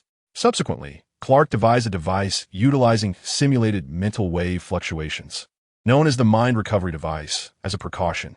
Should the energy shield 10 not be deployed in time to counter Brainiac's mind control, this device would allow individuals to regain their sense of self. Finally, after much hesitation, Clark resolved to create yet another item. He dismantled the abandoned super energy crystal from the original Parliament building, creating a device known as the Power Stone, which harnesses the energy crystal as its core to simulate the formidable powers of Kryptonians akin to Earth's yellow sun. Under the influence of the Power Stone, Kryptonians can temporarily enhance their physical capabilities and strength. While they may not attain the heights of Superman, they would nonetheless become significantly more powerful. This enhancement is crucial for them to withstand Brainiac's mechanical armies and his avatars, preventing them from falling victim so easily. Clark overheard their conversation. As warriors, they had long accepted the possibility of sacrifice. Thus, aside from guarding against mind control and refraining from turning on their comrades, they would never activate their protective shields due to injuries or the prospect of death. They would rather perish than seek survival. For such is the dignity and tenacity of Kryptonian warriors. "What foolishness," Clark muttered, turning to create the Power Stone. He recognized the importance of concealing the secret that the yellow sun bestows extraordinary strength upon Kryptonians. After all, once power is attained, the human heart is susceptible to corruption. He too had once nearly succumbed to the overwhelming might of being Superman. Not everyone possesses the noble integrity of the original Superman, as selfishness prevails among many. However, he did not wish for his Kryptonian brethren to perish at the hands of Brainiac. Thus, the Power Stones he fashioned were mere consumables, sufficient only to amplify strength temporarily. Once the energy within the shards of the transformed energy crystal was depleted, their superhuman abilities would dissipate. Even if someone were to replicate this, they would require Kryptonian super energy crystals as conversion materials.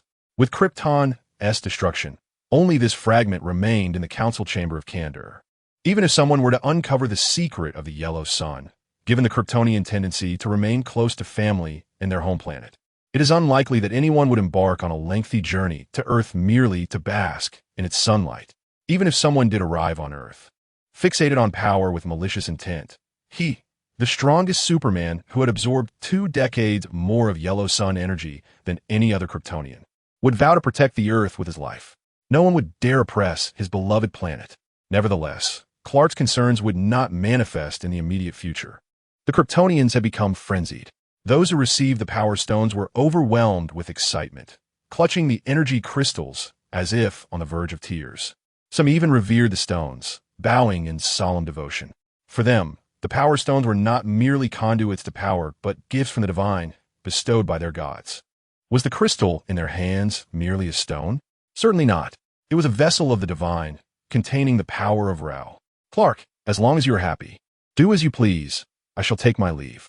With the fervent warriors left behind, Clark prepared to soar back to the laboratory, eager to assist Rag and the others in researching how to dismantle the energy shield that had shrunk and imprisoned Candor. With preparations for war nearing completion, it was time to venture forth. On the way back, Clark encountered the group of young individuals who had previously clashed with the followers of Ra. They were now gathered, attempting to topple the protective statue in front of the new church, intending to replace it with his own likeness. Upon their success, the youths erupted in genuine cheers. Devoid of any semblance of coercion, Clark felt a pang of dismay. The faith of Kryptonian youth was indeed capricious. Chapter 15. The third invention. 4. In recent days, Clark and the Kryptonian researchers, led by Lag, were engrossed in the pursuit of unraveling the energy shield of the shrinking light, essentially seeking a means to shatter this confinement. The scientists of Krypton approached their work with a profound sense of ritual. On the first day of their research, they convened to determine a name for their team and the mission at hand. After intense deliberation, their group was christened the Shatter Team, and their ambitious plan was dubbed the Shatter Initiative. Clark mused that the name was quite fitting. It brought him joy. During a break, Clark gazed through the laboratory window and noticed that, at some point, a dueling arena had been erected in the central square of Candor City. A throng had gathered, and on the circular stage, one-on-one battles were underway. The crowd intermittently erupted in fervent cheers. For Ra. For the divine messenger. Clark inquired of Lag. Are they rehearsing for battle? Lag glanced over and, with a look of realization, replied, Oh, this? They are conducting a selection for the divine servants. Selection for divine servants? What is that? Clark exclaimed, bewildered. With war looming, why were they not preparing, but instead selecting servants? Clark found it absurd that, as a false divine messenger, he was unaware of such a crucial event. The selection of divine servants and the impending battle were both of paramount importance. Lag assured him, rest easy. They are all well-trained, disciplined warriors, having completed the necessary preparations and simulations. There is no cause for concern. Clark shook his head, for his worries lay not in their readiness, but in the prospect of being followed by throngs brandishing banners emblazoned with the title of Divine Messenger, proclaiming his arrival while the unworthy scattered in shame. At that moment, on the arena, one combatant hurled his opponent from the dueling platform, bellowing ferociously, Trash! Get out of my way! Only I am worthy to serve the Divine Messenger. Raymond. Clark buried his face in his hands. Indeed, he had vowed to win, to showcase his efforts. Alas, with him as the champion, the others stood no chance. For reasons unbeknownst to him, Clark suddenly felt that having a single servant was far easier to manage than a multitude. Allowing Raymond to be his servant might at least deter a greater number of competitors. Yet, a nagging sense of dissonance lingered. Having vanquished all adversaries, Raymond triumphantly became the servant of the divine messenger Cal. Observing Raymond's exuberance, a few of his subordinates privately grumbled. Why did Lord Raymond even hold this election? No one dared to contest his claim to the title of divine servant. Foolishness. Lord Raymond seeks to demonstrate his power to the divine envoy. Oh, the crowd suddenly comprehends. Oh, Clark, who has overheard everything. A scheme, indeed a scheme. On this day, the entirety of Candor is poised for action. Clark and his fellow researchers, including Lag, stand at the edge of the energy shield, ready to execute the shattering plan, with a vigilant Kryptonian army behind them. A hum resonates, and waves of energy ripple through them, inducing dizziness. Then, with a crack, the bottle shatters. This is a singular planet, devoid of life beyond the intelligent beings capable of manipulating mechanical entities. Oh, let us not forget the collection room of the planet's master, housing prisoners and pets within the bottled cities. In this vast collection chamber, akin to a palace, thousands of bottled cities are displayed. Suddenly, with another crack, a wave of energy surges through the room. A bottle tumbles from its stand and shatters upon the ground. following a tumultuous tremor. The model city within the bottle gradually enlarges, expanding until it breaks through the ceiling of the collection room, manifesting an entire city that crushes everything in its path. The bottled city, due to its sturdy confinement, fortuitously lands in various corners of Candor unscathed. In addition, massive metallic tentacles, reminiscent of roots binding the entire planet, firmly and tenaciously anchor themselves into the ground. This city is none other than Candor, restored to its rightful size. Clark and the Candorian army lead the charge, ever watchful for Brainiac's mechanical forces. What are these? Lag inquires, picking up the scattered bottled cities, his gaze sharpened. A blend of sympathy and animosity swirling within. How many planets has Brainiac destroyed? How many cities has he imprisoned? A mechanical being descends from above, cradled by the mechanical tentacles, landing before them. It bears a sinister smile. Imprisonment? No, this is not imprisonment. It is collection, a form of salvation and equivalent exchange. I saved you when your planet perished, and in return, you became my collectibles. Fair trade, indeed. But you are the one who obliterated these planets. Raymond glares fiercely at Brainiac. You are merely a murderer collecting spoils. Do not adorn your actions with grandiose rhetoric. And what of it? Do you need guilt or justification when you destroy an anthill? Later, when you discover the most beautiful ant, wishing to collect it, what is wrong with that? His voice is cold and disdainful. The arrogance with which he regards the inhabitants of other planets as mere insects. The cruel indifference with which he could extinguish an entire planet's populace for amusement. Sends a chill down the spine of all present, causing them to shudder uncontrollably. Raymond draws his blade and leaps, severing Brainiac's neck in a single stroke. The robot's head rolled a few times on the ground, yet it continued to glare at them with its glowing red eyes. A rigid and twisted smile formed on its metallic visage, and, astonishingly, it was still able to speak. You cannot kill me. Its voice crackled intermittently, interspersed with the static of faulty machinery. After uttering these words, sparks erupted from the robot's head, and its mechanical eyes dimmed, prompting a collective sigh of relief from the onlookers. However, Clark, who was well aware of Brainiac's formidable power, sensed that this would not be so straightforward. Indeed, in the next moment, another robot materialized unexpectedly behind Raymond, launching an energy wave weapon directly at him. Clark, utilizing his super speed, pushed Raymond aside, but felt the robot's eerie red gaze fixate on him. With a powerful punch, he shattered the robot. Yet almost instantaneously, another robot emerged, futile. No matter how many of these expendable units you destroy, it holds no significance. Is that all? How disappointing. I had expected you to prepare a grand surprise for me. Did you think I was unaware of your presence? I detected you the moment someone trespassed into my collection. However, I am curious to see what you will do, despite your underwhelming performance. Allow me to witness your despair after a fleeting glimpse of hope. As his words echoed, a multitude of identical robots surged forth while metallic tendrils, akin to vines, began their assault. The battle commenced in earnest. Brainiac proved to be one of the mightiest, as the struggle against the combined might of Superman and the enhanced Kryptonian army remained arduous. Regardless of how many Brainiac's robots were vanquished, the foe consistently revived within another robotic body, and his mechanical legion appeared inexhaustible, seemingly limitless. This was not his true form. His essence must be concealed elsewhere. Turning to his companions, Clark declared, I will seek him out. With that, he ascended into the sky, employing his X-ray vision to scan the planet. He discovered that the world was overrun with mechanical bodies and metallic tendrils, a veritable metallic planet.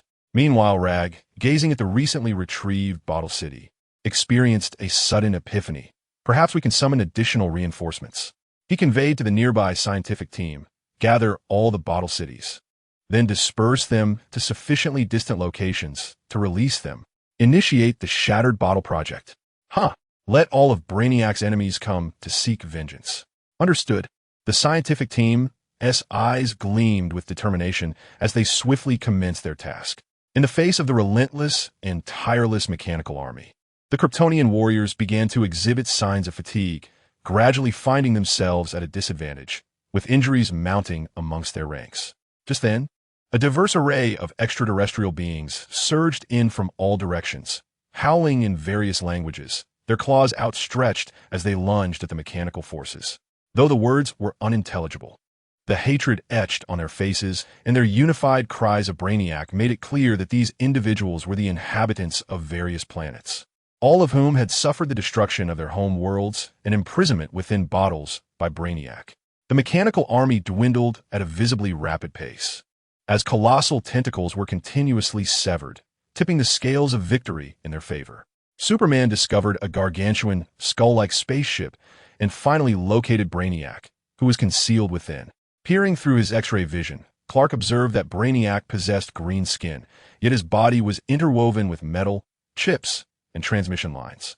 He was the most intelligent, possessing a 12th-level intellect, the most malevolent, imbued with jealousy and greed, and the most perilous, armed with numerous abilities, artificial life form in the cosmos.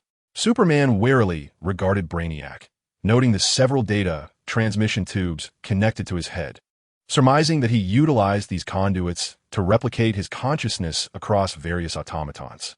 However, the computational configurations of those machines were evidently inferior to his meticulously modified form, which boasted the finest equipment and hardware.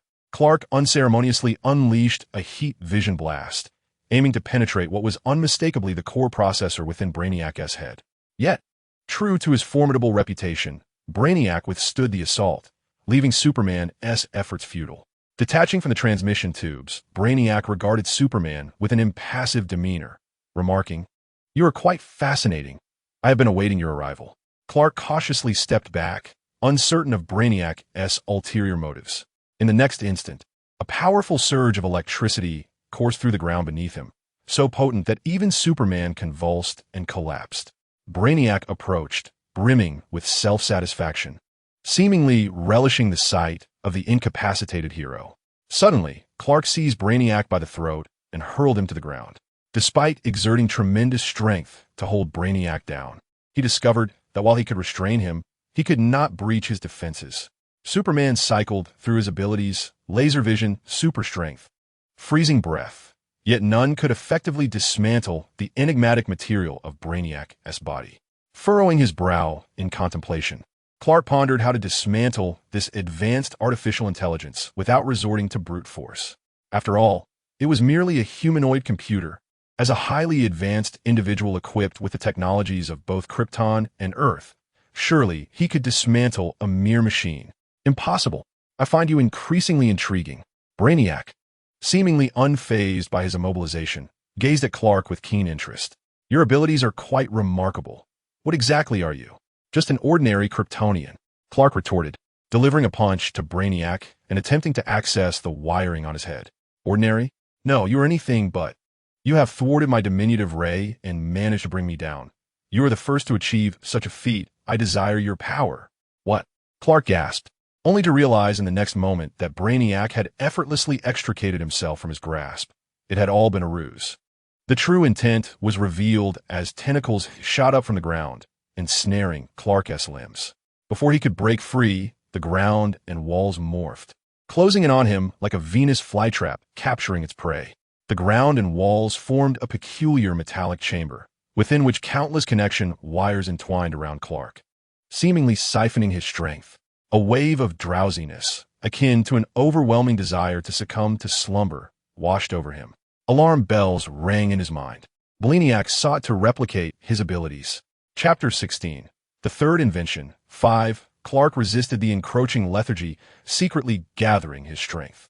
His instincts urged him to escape before this metallic box, which was closing in on him from all sides, sealed completely. Otherwise, he might never escape its confines. At that moment, an energy-curved blade pierced through a gap in the still-closing chamber, severing several mental connections. Now was his chance. Seizing the opportunity, Clark swiftly yanked the remaining wires from his body with the power he had amassed. Then, with a forceful thrust, he propelled the metallic box to the left and right with great might. "Thank you," Clark said sincerely, offering a smile to Raymond. Raymond's eyes sparkled, and he hastily bowed, exclaiming, "Your Excellency, there is no need for thanks. It is my duty as a servant of the divine." Clark glanced at Raymond, who was still slightly breathless. It seemed he had run quite a distance to find him. Clark sighed inwardly, pondering whether to admire his persistence or not. Everyone, when faced with unconditional loyalty and kindness, would inevitably soften their hearts, wouldn't they? Suddenly, Clark found it difficult to refuse him.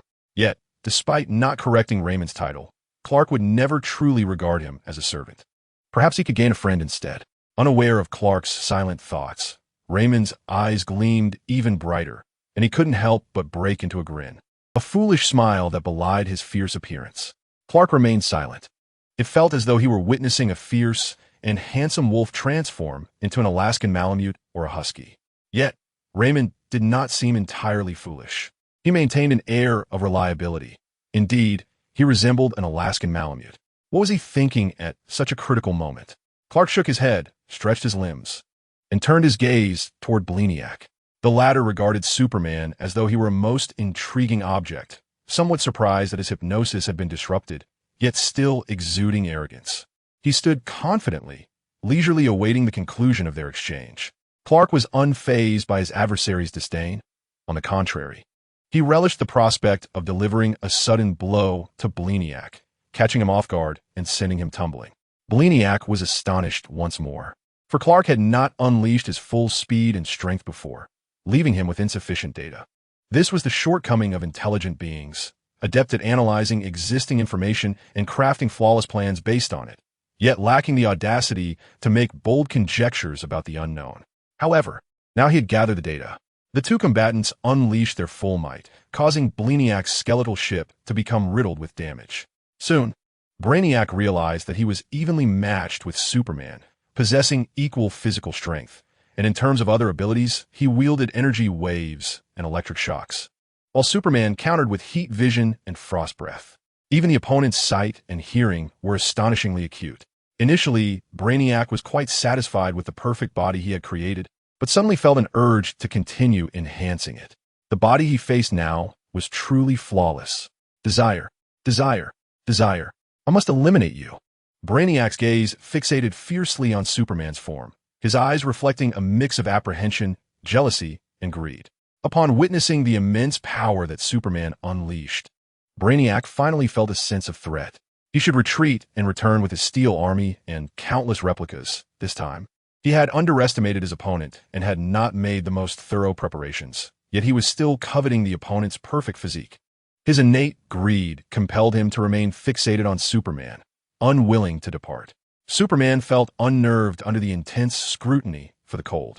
Sinister glint in Brainiac's eyes was the most terrifying gaze Clark had encountered in his lifetime, more chilling than the haunting shadow of Sadako from his previous life. It was as if he were confronting a being of inherent malevolence, manifesting right before him. Ultimately, he was merely a scientist devoted to research, not one who relished combat or was accustomed to it. Reflecting on his recent years, he realized his most frequent endeavors had been to save from a series of traffic accidents, lift distressed aircraft, extinguish raging wildfires, conduct free checks for Lexus superweapons, and perhaps engage a few foolish Chitauri, all while launching nuclear devices into space. Trivial matters. However, he was Superman now. Superman would not cower, would not flee, would not complain. He could only advance. Thus, Clark Kent, as Superman, charged once more at Brainiac. After being struck away, he rose again to throw Brainiac into the ground. This back and forth continued repetitively. Clark finally experienced pain and the surge of blood and energy through Superman's body. In the midst of this exchange, Clark found himself able to divert his thoughts elsewhere. He thought of Bruce, of Tony, and of countless superheroes of mere mortal flesh. He truly admired them, for as beings of flesh and blood, they battled against numerous dangerous and mad foes, with every clash being a matter of life or death, each encounter fraught with injury or even near demise. He was different from them. Superman's might left him with few rivals, making such life-and-death struggles exceedingly rare. He even feared pain, dreaded death, often seeking to avoid toil and contemplating resignation, which was hardly characteristic of a hero. He wished for global peace, hoped that ordinary people could protect themselves, and desired a world that no longer required Superman or any superheroes to fight desperately. Raymond had been observing their battle from a safe distance, his heart racing with excitement yet tinged with concern. He yearned to assist the divine being, but the cataclysmic clash between the two was beyond his capacity to intervene. At that moment, Raymond received a communication from Lag. Lag informed him that they had successfully completed the first phase of their mission. Raymond had always held a deep admiration for Lag. Although he was merely a scientist with limited combat prowess, the weapons he had modified had repeatedly turned the tide in their favor against the vastly outnumbering rebels. Moreover, he proved to be a superior commander and leader compared to Raymond himself. In the midst of war, Lag consistently demonstrated an exceptional ability to identify variables and adapt strategies accordingly. For instance, upon observing other cities in peril, he promptly dispatched a scientific team to rescue those in need, securing billions in reinforcements.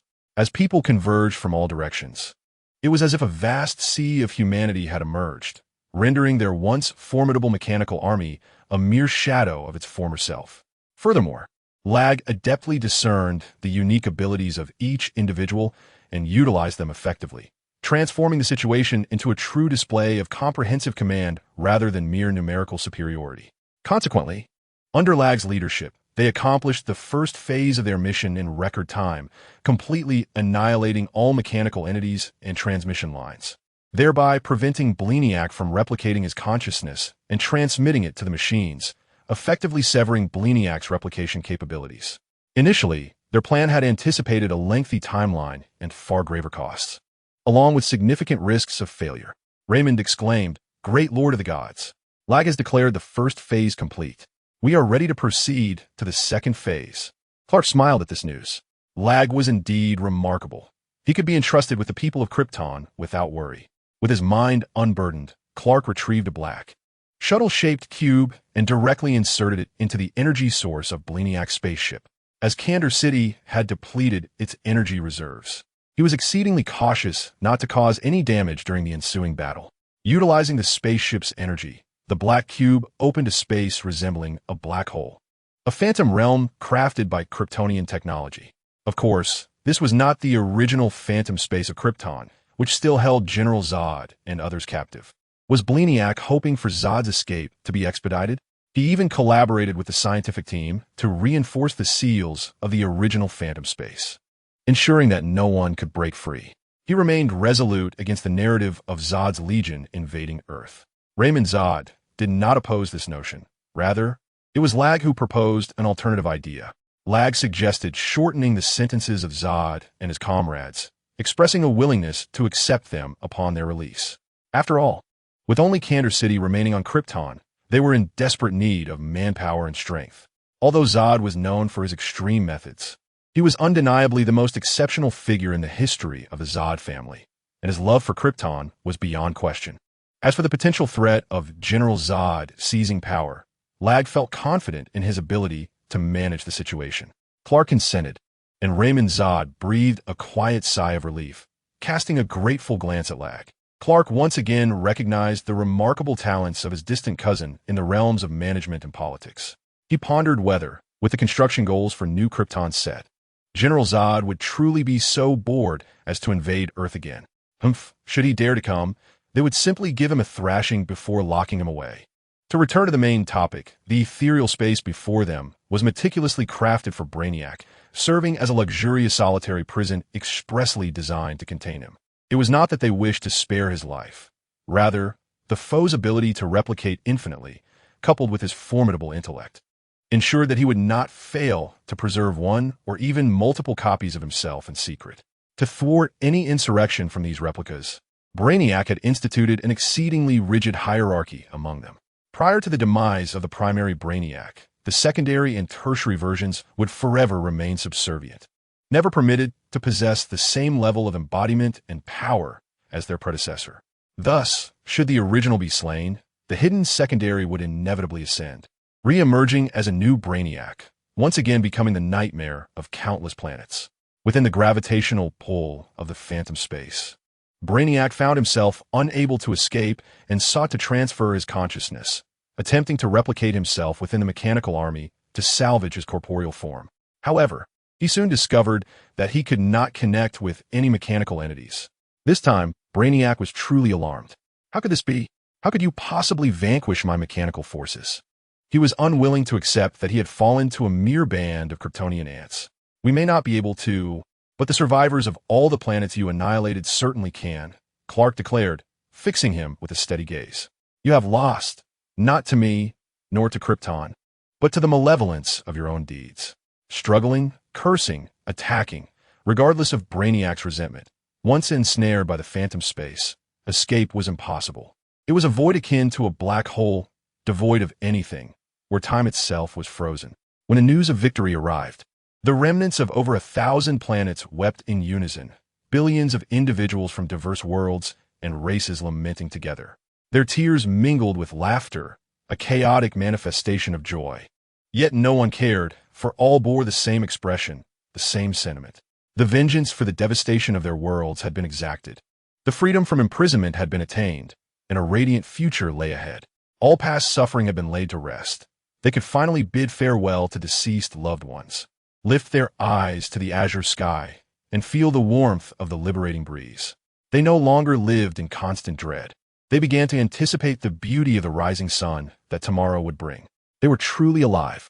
This was New Krypton. Beyond Candor, there were over 1,000 other cities. Having lost their homeworld, they expressed profound gratitude for the assistance of Superman and the Kryptonians in freeing them from Brainiac, and thus chose to merge with New Krypton. When the representatives of these individuals made their request to Clark, he could not possibly refuse them. This is your freedom. After all, this planet does not belong to me, but to all those present who have contributed to the defeat of Brainiac. The crowd erupted in cheers, heralding the commencement of a grand celebration. Even Superman, after partaking of libations from various worlds, found himself somewhat intoxicated. This long-forgotten, light-headed sensation evoked a sense of nostalgia and indulgence within Clark. Alas, he inadvertently overindulged. By the time his loyal servant, Raymond, carried him to bed, Clark had succumbed to a deep slumber. After some time, a minuscule spider, no larger than a sesame seed, crawled onto Clark's bed. The inebriated Clark remained oblivious, and the vigilant Raymond failed to notice this harmless, fragile creature. However, upon closer inspection, one would discover that the spider was, in fact, a mechanical one, and emblazoned upon its back was a small numeral. 2. Chapter 17. The third invention, 6, Krypton as Savior.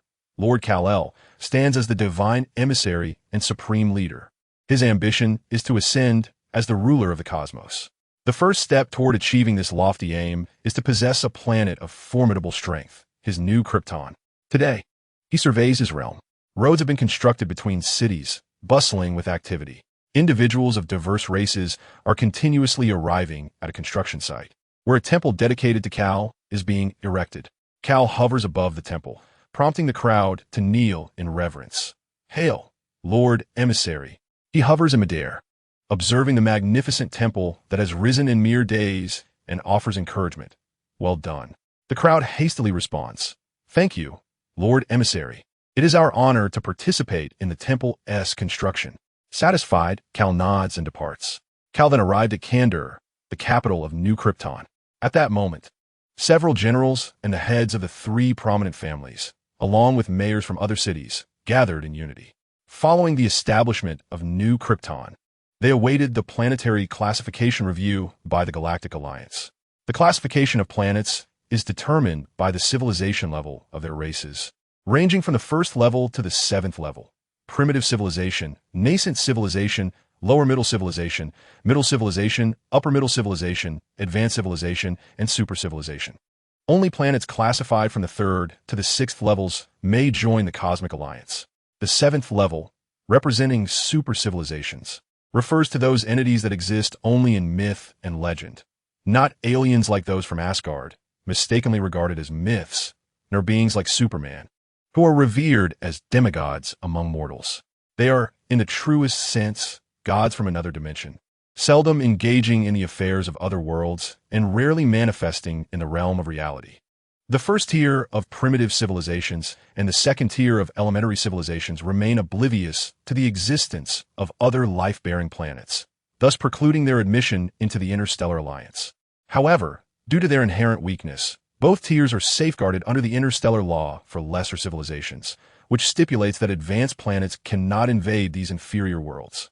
Earth, classified as a first-tier primitive civilization, resides in a remote and obscure solar system, far removed from the cosmic center, remaining largely unknown to the wider universe.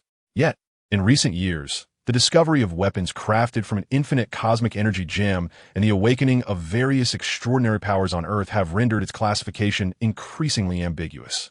Consequently, the protective measures for lower-tier planets have lost their efficacy regarding Earth, drawing the attention of certain entities. This influx of extraterrestrial visitors to Earth in recent years is driven by curiosity, leisure, as they perceive Earth's idyllic countryside, probing inquiries, or the pursuit of something elusive. As for Krypton, it undoubtedly qualifies for membership in the Interstellar Alliance. However, the new Krypton, comprised of surviving cities from thousands of disparate planets, each with its own distinct yet imperfect civilization, complicates the determination of its status. Among the evaluators of the Interstellar Alliance, 3 advocate for classifying new Krypton as a mid to high-tier civilization, while another 3 contend for a higher classification, resulting in heated disputes among them. At that moment, Carl made his entrance. He descended dramatically, adorned in a flamboyant red cloak, accompanied by a thunderous roar that shattered the floor of Kando City. The chief of the Wix clan, now serving as the highest financial officer of New Krypton, felt a twitch in his eyelid, while Carl's entrance was undeniably spectacular. It came at a cost. Carl cast a cold glance at the cosmic evaluators and remarked with a smile, "Welcome to New Krypton. Is my planet truly so difficult to assess?" The evaluators sensed an overwhelming pressure emanating from him, reminiscent of encounters with formidable cosmic beings in their past, powerful and perilous. Carl effortlessly crushed several diamonds in his hand and tossed them to them, saying, "Here, a token of our meeting." One evaluator, who insisted on rating New Krypton as a lower-tier planet, felt his legs weaken, nearly collapsing to the ground.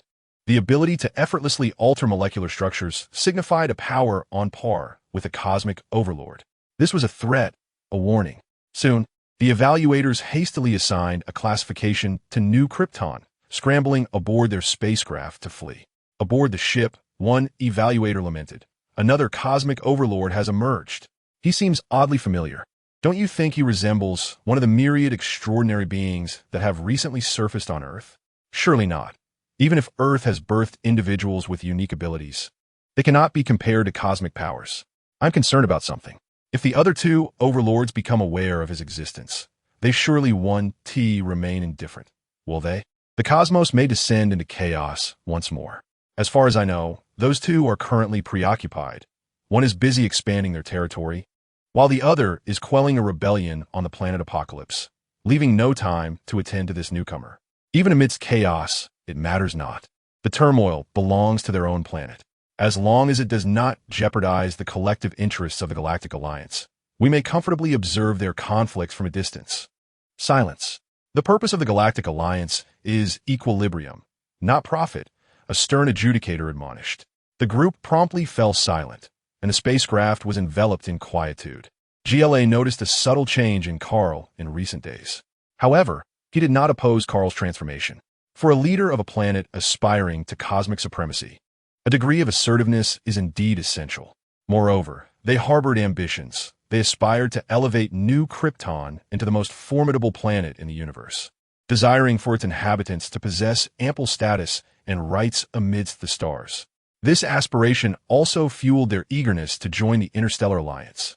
By becoming members, they could engage in trade and diplomacy with various planets, facilitating free exchanges and communications, thus gradually garnering interstellar renown, allies in the cosmos, and a voice in galactic matters. Only then could they safeguard New Krypton. Only then could they prevent anyone from once again annihilating their home world. This sentiment resonated among all the residents of New Krypton. Raymond preferred the former embodiment of the divine envoy. The previous envoy was approachable, powerful yet gentle, with a smile that felt like a refreshing spring breeze, akin to the warm sunlight of spring that warmed the heart. The current envoy, however, exuded an air of superiority, coldness, and dominance, rarely smiled and acted with disregard, reminiscent of the scorching summer sun that instilled trepidation. He often felt that the current divine envoy was not the true essence of the individual he once knew. Regardless of whether the transformation was genuine or feigned, and regardless of the trials the envoy faced, he would remain steadfast by his side. Having sworn loyalty to the envoy, he would harbor no regrets. Even if the other were to become a deity or a demon, he would remain the most formidable shield before him. the sharpest sword in his grasp. It had been over a month since the last connection with Superman, and Tony had attempted 519 times without success in re-establishing contact. He even began to suspect that the communicator had either been broken or lost. This marked his 520th attempt. At last, the connection was made. Tony exhaled in relief. "Who are you?" came a voice from the other end, imbued with unfamiliarity, tinged with skepticism and indifference. Tony hesitated. The voice was unmistakably Superman's, yet it was now cold and unyielding, unlike the warm, soft tone that once enveloped him like sun-drenched cotton. Tony's heart raced with uncertainty, but he could not suppress his sarcasm. "Oh, Superman, you truly are remarkable. After getting lost in the universe and embroiled in war, now you've conveniently forgotten everything? Who exactly are you? And what is Superman?" Carl on the other end questioned. "Who am I? I am your creditor," Tony exclaimed in exasperation. He detests being indebted to anyone. Thus, it is undeniable that Superman owes him a chance for recompense. Therefore, even if Superman wanders astray, suffers from amnesia, and speaks to him with cold disdain, inciting a deep-seated anger, he cannot disregard that wretched three-colored sweetheart. "Huh. If you do not believe me, then pray tell, who do you recall yourself to be?" "Crackle, I am the sovereign of New Krypton, the future overlord of the universe." "What?" Tony dug at his ear, disbelief etched on his face. "Wait, what did you just say? Sovereign? Overlord? Have you truly vanquished both sides and crowned yourself ruler?" Silence ensued from the other end. "Ahem, regardless of your current state, you must still remember Earth, right?" Tony resolved to overlook the transgressions Superman had committed across the cosmos. He must retrieve the forsaken canine companion. "Earth?" The voice hesitated. Sensing progress, Tony pressed on. "Do you recall Metropolis?" "Metropolis?" Tony even perceived the sound of something crashing to the ground, followed by the noise of shattering. "Yes, the very Metropolis where planes frequently plummet." Tony teased. "Planes?" A pained grunt emanated from the line. "The citizens you safeguarded in Metropolis have commenced a parade in New York.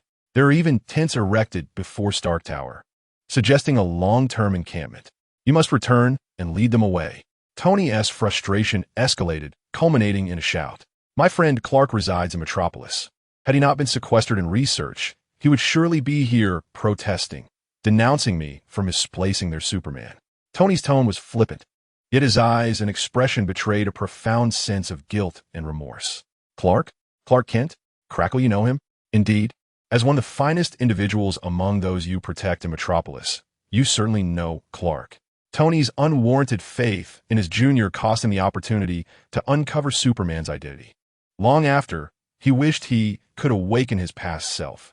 Has Clark ever mentioned he hails from a small town in Kansas, with a pair of kind and loving parents? Tony's jealousy compelled him to boast. "Crackle!" A pained scream erupted from the other end. Hello, Superman, are you all right?" Tony tightened his grip on the communicator. His heart inexplicably nodded. "Crackle, I am fine." After a considerable pause, a feeble voice returned, as though it had just emerged from a grueling battle. Yet, Tony found solace in the fact that the voice had transformed back into a soft, warm bundle of comfort. "Thank you, Tony." Superman's tone was imbued with warmth and familiarity. "Thank you. Without you, I might have forgotten my true self. You saved me." Crackle Tony grasped the communicator tightly once more. It was the first time Superman had called him Tony, and with such an affectionate tone, he felt unaccustomed, suspecting Superman had yet to fully regain his normalcy. "May I call you Tony? I believe we are friends now, are we not?" "Crackle." Tony was taken aback, as he had not anticipated Superman's gratitude to be so sweet. He transformed from a soft and warm cotton ball into a soft and sweet cotton candy, leaving him somewhat disoriented. "Tony, you are a hero," Superman remarked. "Of course I am. I am Iron Man," Tony replied with a haughty snort. "No, I mean you are a true hero, one who would sacrifice himself to protect New York, and in the future, would do the same for the Earth and the entire universe. Truly a hero." The earnestness of the compliment made Tony uneasy, prompting him to instinctively retort, "Hey, I'm not that great. I merely acted on a whim, wanted to look heroic by intercepting a nuclear bomb, and look, you ended up taking it. No, you are indeed remarkable. You must understand, you are one of my favorite superheroes." "Well, my favorites?" Tony's lips curled into a smirk before he quickly pulled them down. "Why only one of?" Clearing his throat, Tony immediately sensed the awkwardness of his question, Realizing it evoked a feeling of rivalry for affection, as if he were a child in kindergarten seeking sole favoritism from friends. Attempting to shift the topic, a sudden thought struck him, allowing him to seize the opportunity for a rebuttal. "Hey, Superman, what you just said is impossible. I am New York's Iron Man. How could I ever find the chance to sacrifice myself to save the entire universe? Indeed, such a thing will never happen." Superman's voice carried a resolute tone, as if he had made a firm decision. "Now that you are awake, when will you return to Earth?" "In a few days. I have something I must attend to. Tony, if you ever find yourself in need of assistance, remember to call me. I am always at your service." "Anything?" Tony raised an eyebrow. "Anything." Superman's voice was earnest. "What if I intend to do something bad?" Tony jested. "I trust you have your reasons. Despite your cynicism, I know that your sense of justice surpasses that of anyone else." Unable to endure any further, Tony abruptly shut off the communicator. At that moment, Pepper entered his workshop, carrying a stack of documents. Surprised to find her boss in a daze, she inquired, "Why is your face so flushed?" "Shut up." Tony snatched the documents and mechanically signed them while lowering his head. Having regained consciousness, Clark expressed his heartfelt gratitude to Tony with an abundance of praise, feeling thoroughly satisfied. Subsequently, he sought out Lag. After examination, he discovered a minuscule mechanical spider residing deep within his ear, capable of emitting a hypnotic energy akin to an expansive spider web, enveloping all of Clark's neural pathways. Should the mechanical spider be forcibly removed, the energy web would inflict extensive damage upon Clark's brain, even with Superman's healing abilities. There would be no guarantee of avoiding complications, and he might lose a portion of his memories. After a moment's contemplation, Clark abandoned this course of action, recalling the invention hidden within the concealed compartment of his belt, an ultimate weapon reserved for times of crisis. Chapter 18. The Third Invention, 7. Clark unveiled his ultimate weapon, fully aware that Superman would inevitably confront formidable adversaries. His penchant for preparation led him to create this device, capable of rendering him extraordinarily powerful in a fleeting moment, albeit at a great cost to himself. Initially intended to combat foes more potent than himself, invaders, or even older and stronger versions of himself from parallel universes, it manifested as a diminutive yet enchanting golden orb, harboring tremendous energy, concentrated solar power, repeatedly compressed to its essence. A mere misstep could potentially trigger a cataclysmic explosion. However, Clark had taken precautions, ensuring such a disaster was improbable.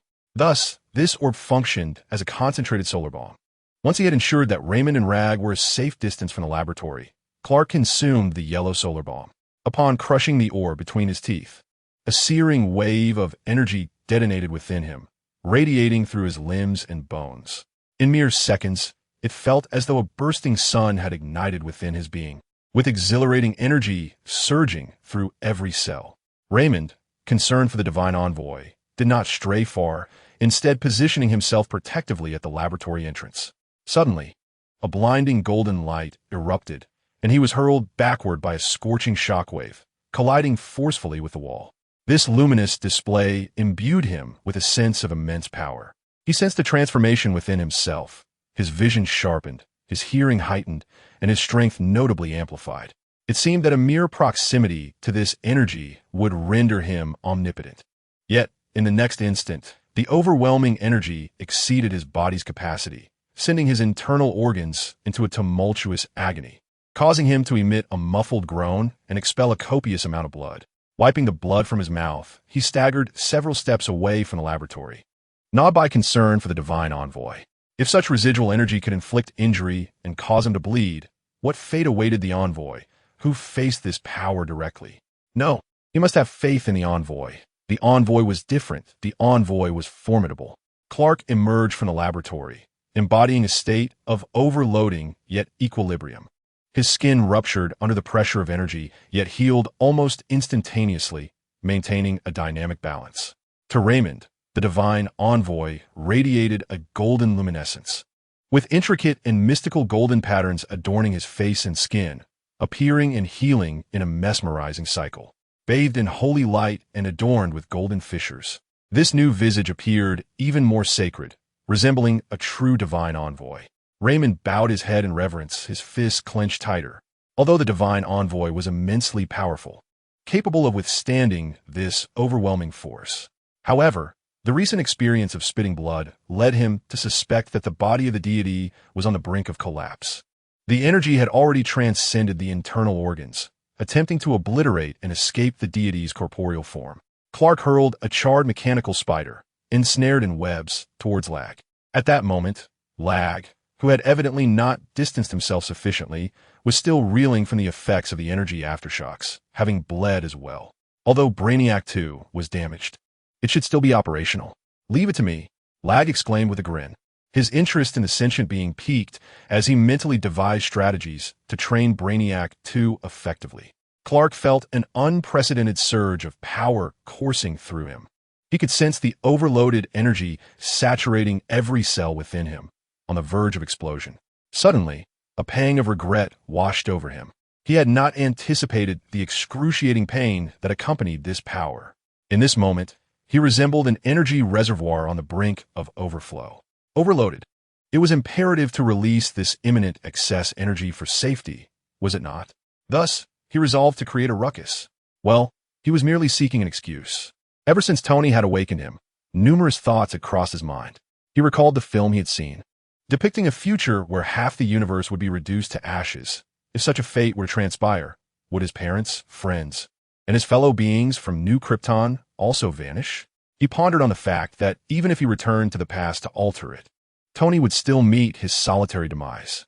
In truth, if he wished to free himself from the neural control of Brainiac 2's energy web, he need not resort to this ultimate weapon. After all these years, he had only crafted 2. There was no need to squander one on a mere parasite. It was merely a pretext after all. Protecting the universe was not a task that rested solely on Tony's shoulders. As a Superman, a cosmic powerhouse, he too was obligated to confront universal crises, was he not? Though this Superman was often engrossed in research, yearning to resign, enamored with trivial monetary gains, and frequently seeking to evade battle, there were moments when he would feel a surge of righteous fervor. This universe was perpetually rife with peril. Yet the crises that Superman found challenging were predominantly those instigated by a handful of cosmic overlords. Brainiac was among the weaker of these dominators. He needed to vanquish the more formidable, villainous overlords that threatened the peace of the universe. Only through such victories could he uphold cosmic tranquility while simultaneously establishing his reputation within the universe, deterring all from invading the Earth and New Krypton under his protection. Stan, hailing from the distant star of Apomea, was a solitary wanderer traversing various planets. He was notorious for his pillaging, leaving death in his wake. He was a cosmic fugitive, with a bounty so exorbitant that no one dared to challenge him. This was due to his possession of cosmic overlord-level power, making him one of the universe's mightiest beings. Alone, he could obliterate a planet, a galaxy. And now he had set his sights on New Krypton, suspended in the cosmos. He gazed down upon the newly formed Krypton, a cluster of celestial bodies that ought to have perished long ago, clinging to existence in a most unsightly manner. As he prepared to unleash his violet light waves to obliterate Krypton in one fell swoop, the divine messenger Carl appeared. Glimmering with a golden aura, Carl resembled a resplendent target, yet paradoxically, one that proved impervious to harm. Stan activated his limbs, ready to confront this luminous jester himself. However, to his astonishment, this individual was remarkably formidable. His speed was so swift that it eluded Stan's grasp, and each blow he received left him with the feeling that he might never rise again. This revelation astonished Stan, the strongest of Ipomea, dispelling his disdain and replacing it with a sense of trepidation. When had such a sovereign arisen in the universe? What did he desire? The hollow glory of vanquishing him? A bounty? What is it that you seek? Whatever it may be, I can share it with you. I could even offer you the treasures of the many planets I have seized. Together, we could conquer the entire universe. He opened his arms, inviting with fervor. Yet, Carl's response was a dispassionate dismissal and a powerful right hook. He would ride shared bicycles, but share the universe with a fugitive? Thus, the two engaged in an intense exchange, neither gaining the upper hand. Stan roared with fury, channeling his strength into a punch that sent Carl hurtling toward Krypton. Fortunately, at that moment, he was in peak condition, halting just in time to avoid becoming the architect of his own destruction. Carl lunged once more. Although their battle appeared evenly matched, Clark was certain of his impending victory. After all, he had just employed his ingeniously crafted superweapon.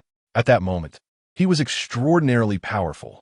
Sure enough, after a fierce struggle, Clark emerged victorious. As they beheld their vanquished foe subdued by the divine messenger, the Kryptonians erupted in cheers.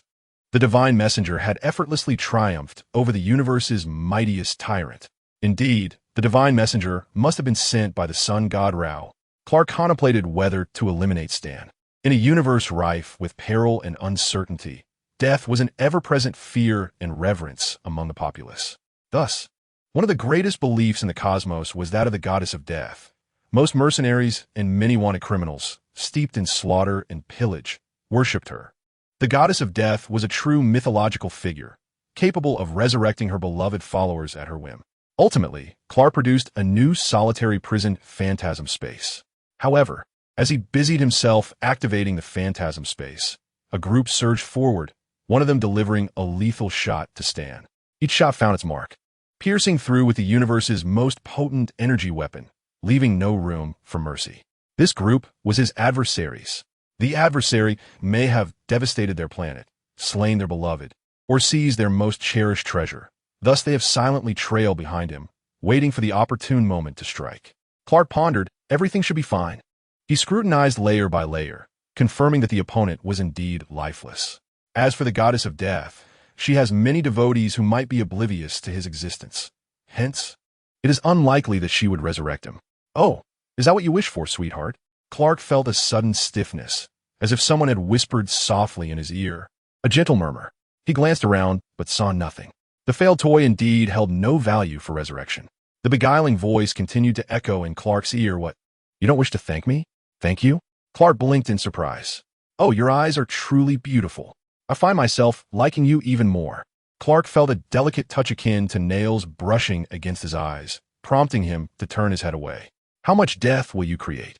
And when shall you arrive in my embrace? Such anticipation. I await you in the realm of death.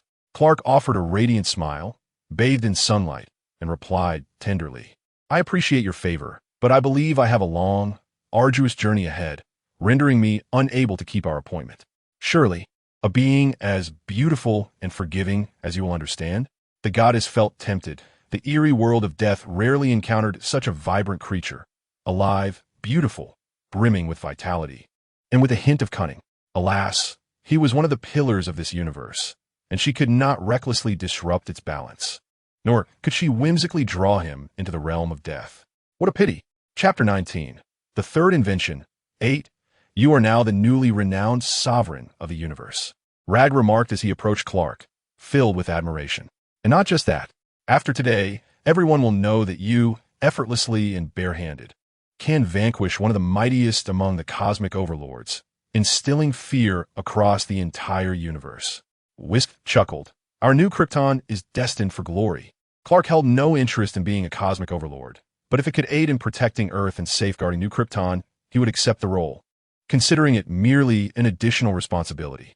When he triumphed over Brainiac, and as he rebuilt New Krypton, the name of Kal-El captured the attention of the entire cosmos. His story, his origins, and his identity would soon be known throughout the universe. He held no regrets for saving Kandor, nor for establishing New Krypton.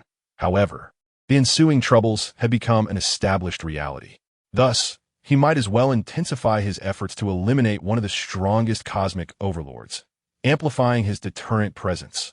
So formidable that the entire universe would heed his words. Kal-El proclaimed across the cosmic web, I, Kal-El, hereby declare, I cherish peace and vow never to initiate aggression against any planet. However, if one does not offend me, I shall not offend them. I neither seek trouble nor fear it. Laughs, an eye for an eye, and vengeance for grievances is my principle. I am the guardian of Earth and New Krypton. Anyone who dares to threaten the planets under my protection must brace themselves for enmity. New Krypton has joined the Cosmic Alliance, welcoming amicable exchanges with all friends. However, Earth is my sanctuary, my abode, and I wish for no disturbances. As Lag and West have proclaimed, The inhabitants of the cosmos regard Kal-El as the paramount new overlord. None dare to provoke him. They initially believed that with the ascension of the new overlord, the cosmos would once again ignite with chaos and bloodshed. Yet, upon hearing Kal-El's cosmic declaration, the planets breathed a sigh of relief. For the first time, they encountered a ruler who clearly delineated right from wrong. How delightful! Consequently, New Krypton became the center of attention, with numerous planets eagerly extending olive branches, seeking alliances and collaborations. In no time, the administrators of New Krypton found themselves overwhelmed with engagements. As for Earth, being relatively obscure and, due to Clark's warnings, no one dared to provoke it. The Cosmic Alliance even classified Earth's coordinates and information as the highest level of cosmic secrecy because of Kal-El. Thus, Clark felt utterly reassured. For the time being, there was no cause for concern regarding either the development of New Krypton or the security of Earth. It was time to return home. Clark repaired the teleporter and incorporated the signal coordinates of New Krypton, transforming it into a bidirectional teleporter between Earth and New Krypton. When Clark announced his return to Earth in 3 days, there was an initial silence, quickly followed by a flurry of chaos.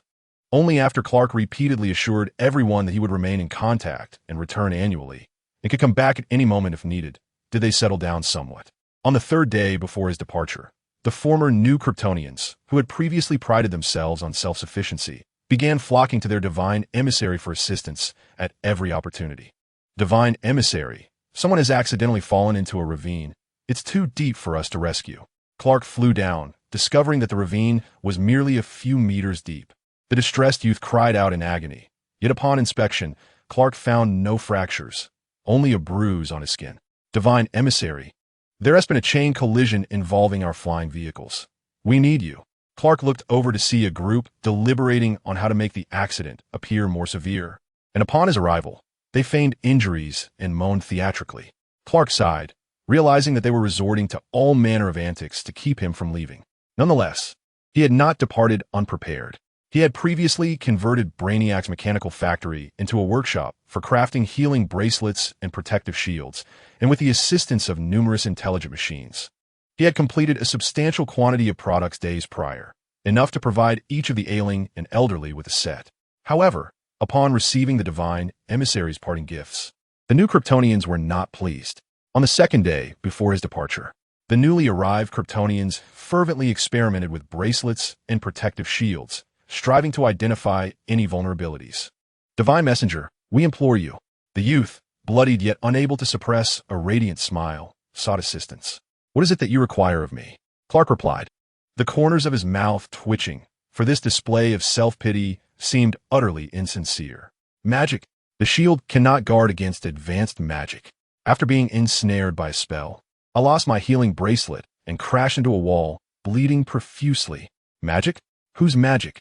Clark inquired while retrieving the discarded bracelet from the youth's pocket, reattaching it to initiate healing.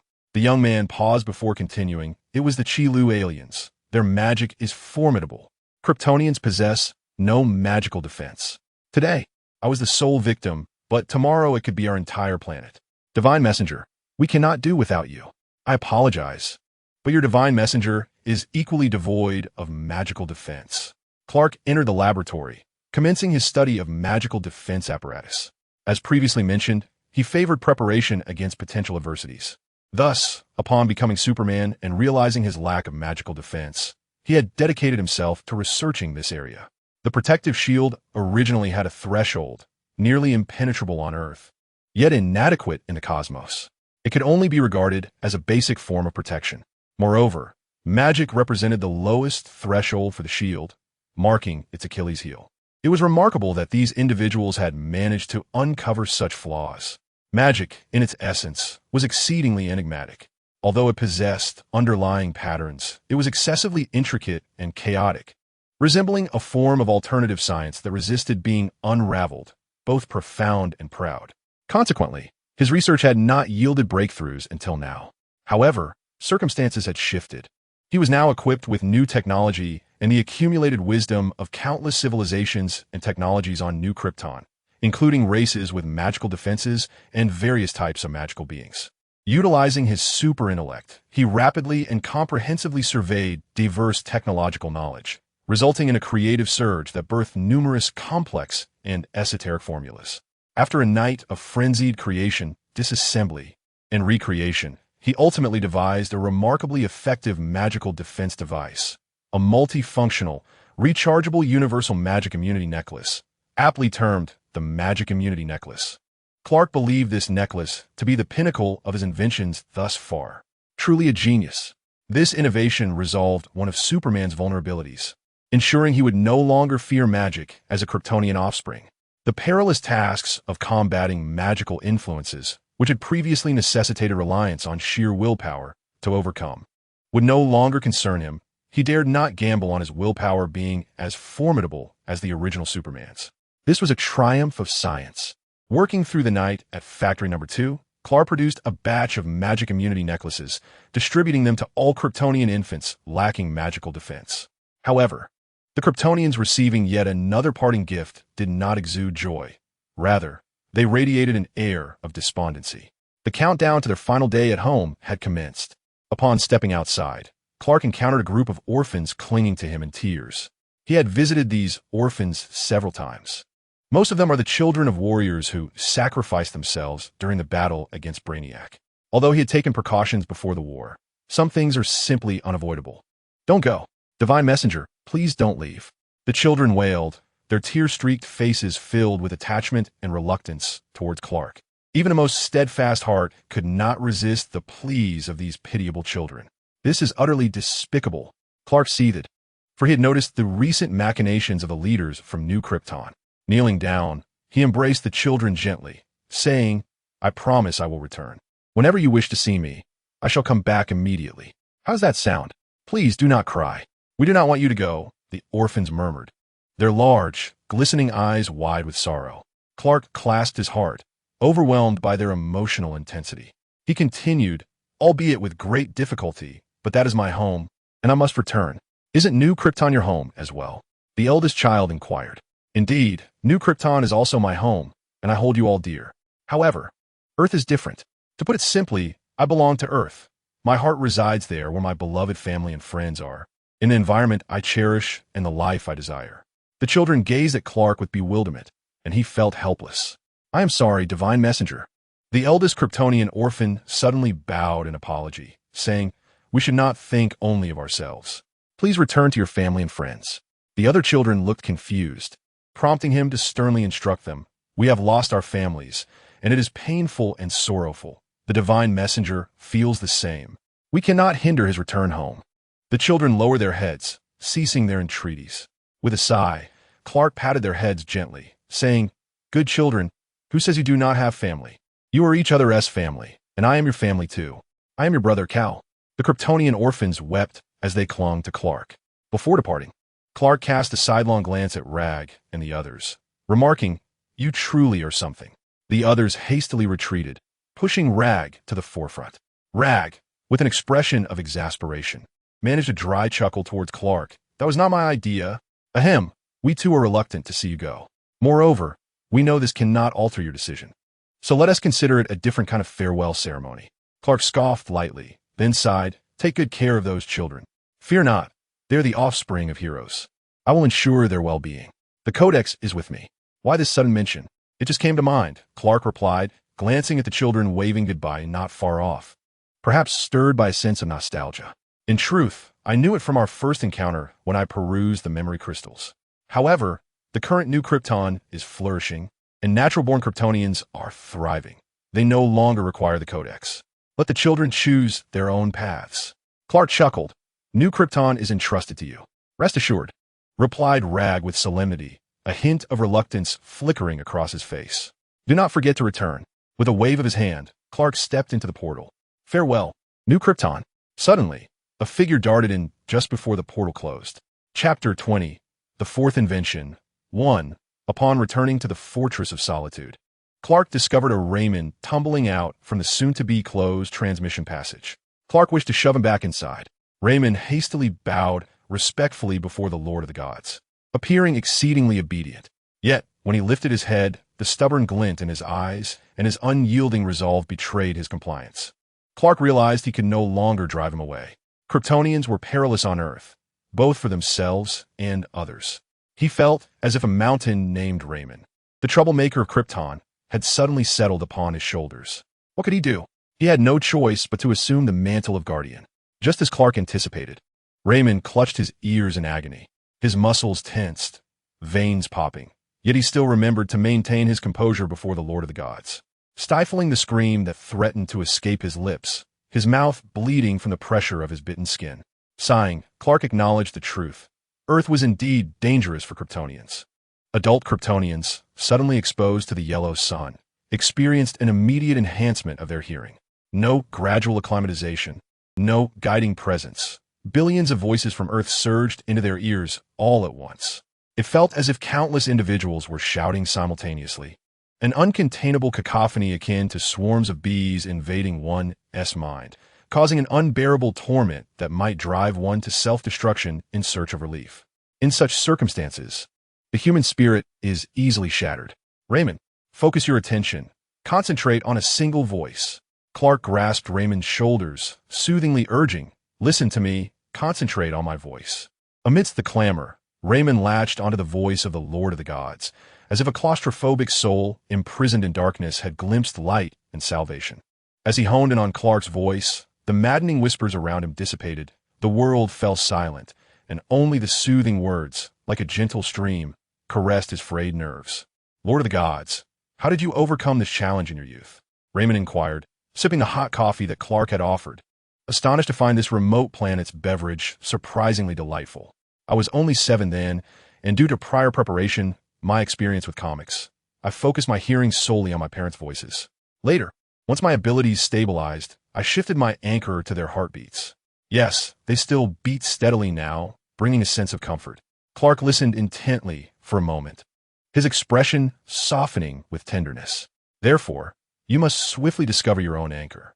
Indeed, Raymond subconsciously listened to the steady and reassuring heartbeat of the divine messenger. Suddenly, Joe appeared, glaring at Clark with dissatisfaction. "You vanished for 2 months." Clark offered an apologetic smile. Raymond, in a daze, looked at Joe, rising in excitement, and bowed. "I participated with the Prophet." Joe felt as if his colossal computational core had momentarily stalled, casting a puzzled glance at Clark. "The Prophet?" Clark smiled and recounted the tales of Candor City to Joe. Joe sighed. "New Krypton, is it? That is splendid." If Joe were still alive, he would surely feel gratified. Yet, he could hardly have imagined a day when he would be referred to as the Prophet. "You've been absent for 2 months. Much has transpired. Have you devised a strategy to cope?" Joe inquired, manipulating the Fortress's robots to deliver 2 editions of the Planet Daily to Clark. The first headline read, "We don't need Superman," penned by Lois. Clark raised an eyebrow, not particularly surprised, considering Lois's assertive and unconventional nature. He opened the second newspaper, where the headline announced Lexa's public speech, espousing the theory of Superman as a threat. Clark shrugged. Indeed, this was typical of Lex. It seemed that his prolonged absence had stirred unease among the citizens of Metropolis, thereby granting Lex an opportunity to stir the pot. However, he remained unconcerned. He preferred to be true to himself rather than worry about others' opinions. He was, after all, a scientist who occasionally donned the mantle of Superman to save lives. Even if Lex manipulated public opinion, it held little sway over him. "Perhaps you should accept an exclusive interview as Superman. You are far too cautious, providing scant information, which only breeds anxiety and distrust toward Superman," Joe suggested. Yet, Clark remained unyielding. Superman had never granted interviews, and thus, no one yet knew his Kryptonian name or alien identity. Due to his tendency to appear only during significant crises, he spent considerably less time in public than the original Superman, prompting speculation about what he did during the rest of the time. Consequently, although Superman was powerful, gentle, and radiant, rescuing individuals from peril, he evoked a sense of admiration and desire for trust. However, his excessive mystique fostered doubt in some. Clark, nonetheless, felt content with the status quo. He intended to resign sooner or later. Thus, there was no need for everyone to adore him as Superman before he abruptly vanished. Observing Clark's resistant expression, Joe shook his head.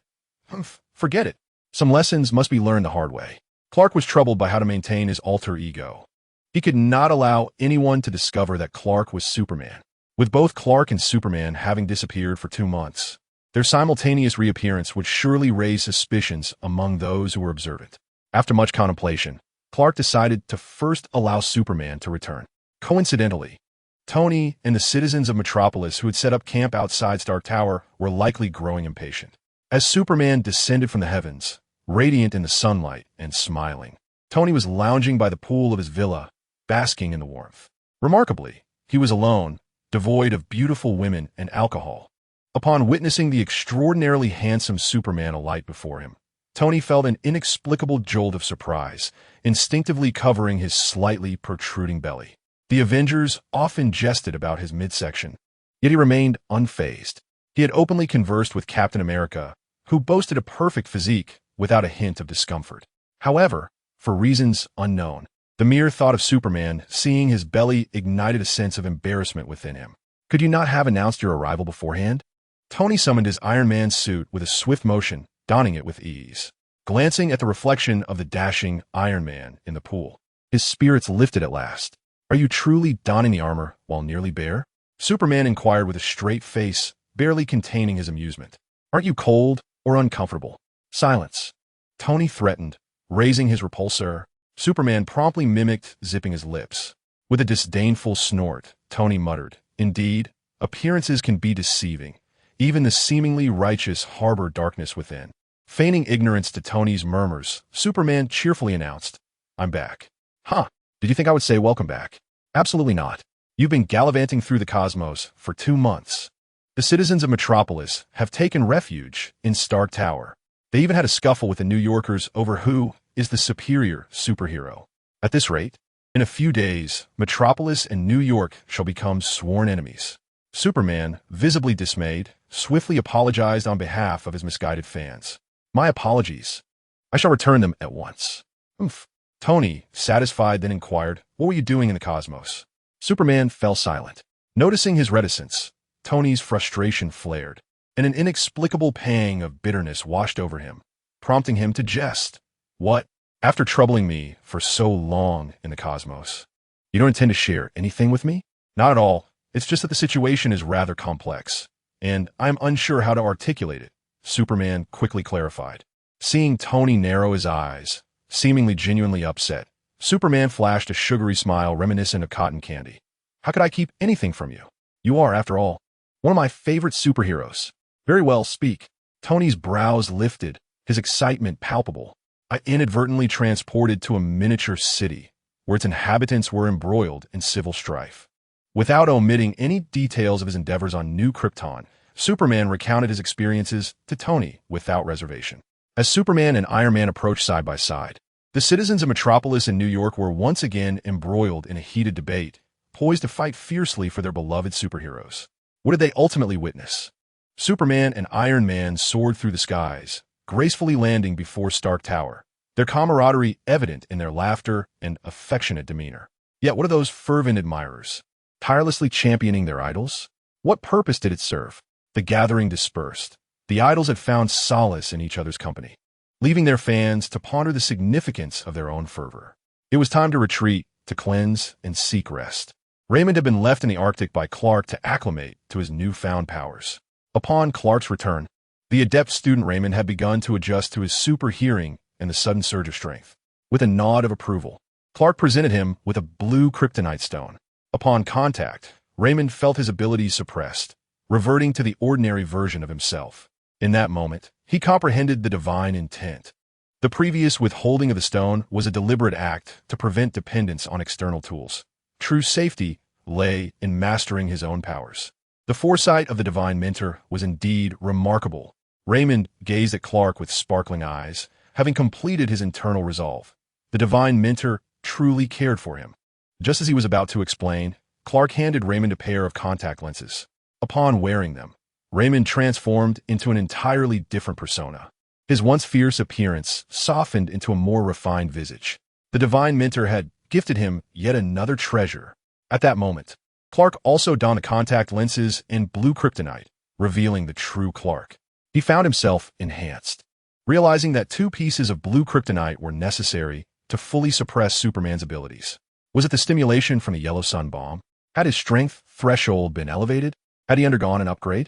When Raymond beheld the transformed divine mentor, he was momentarily speechless. Superman's visage, radiant like Apollo, softened significantly due to the adjustments from his past life. Those once pure blue eyes now shimmered with a striking peacock hue. His gentle demeanor, soft features, and captivating gaze created an intriguing yet conflicting presence. Raymond clenched his fists and lowered his head.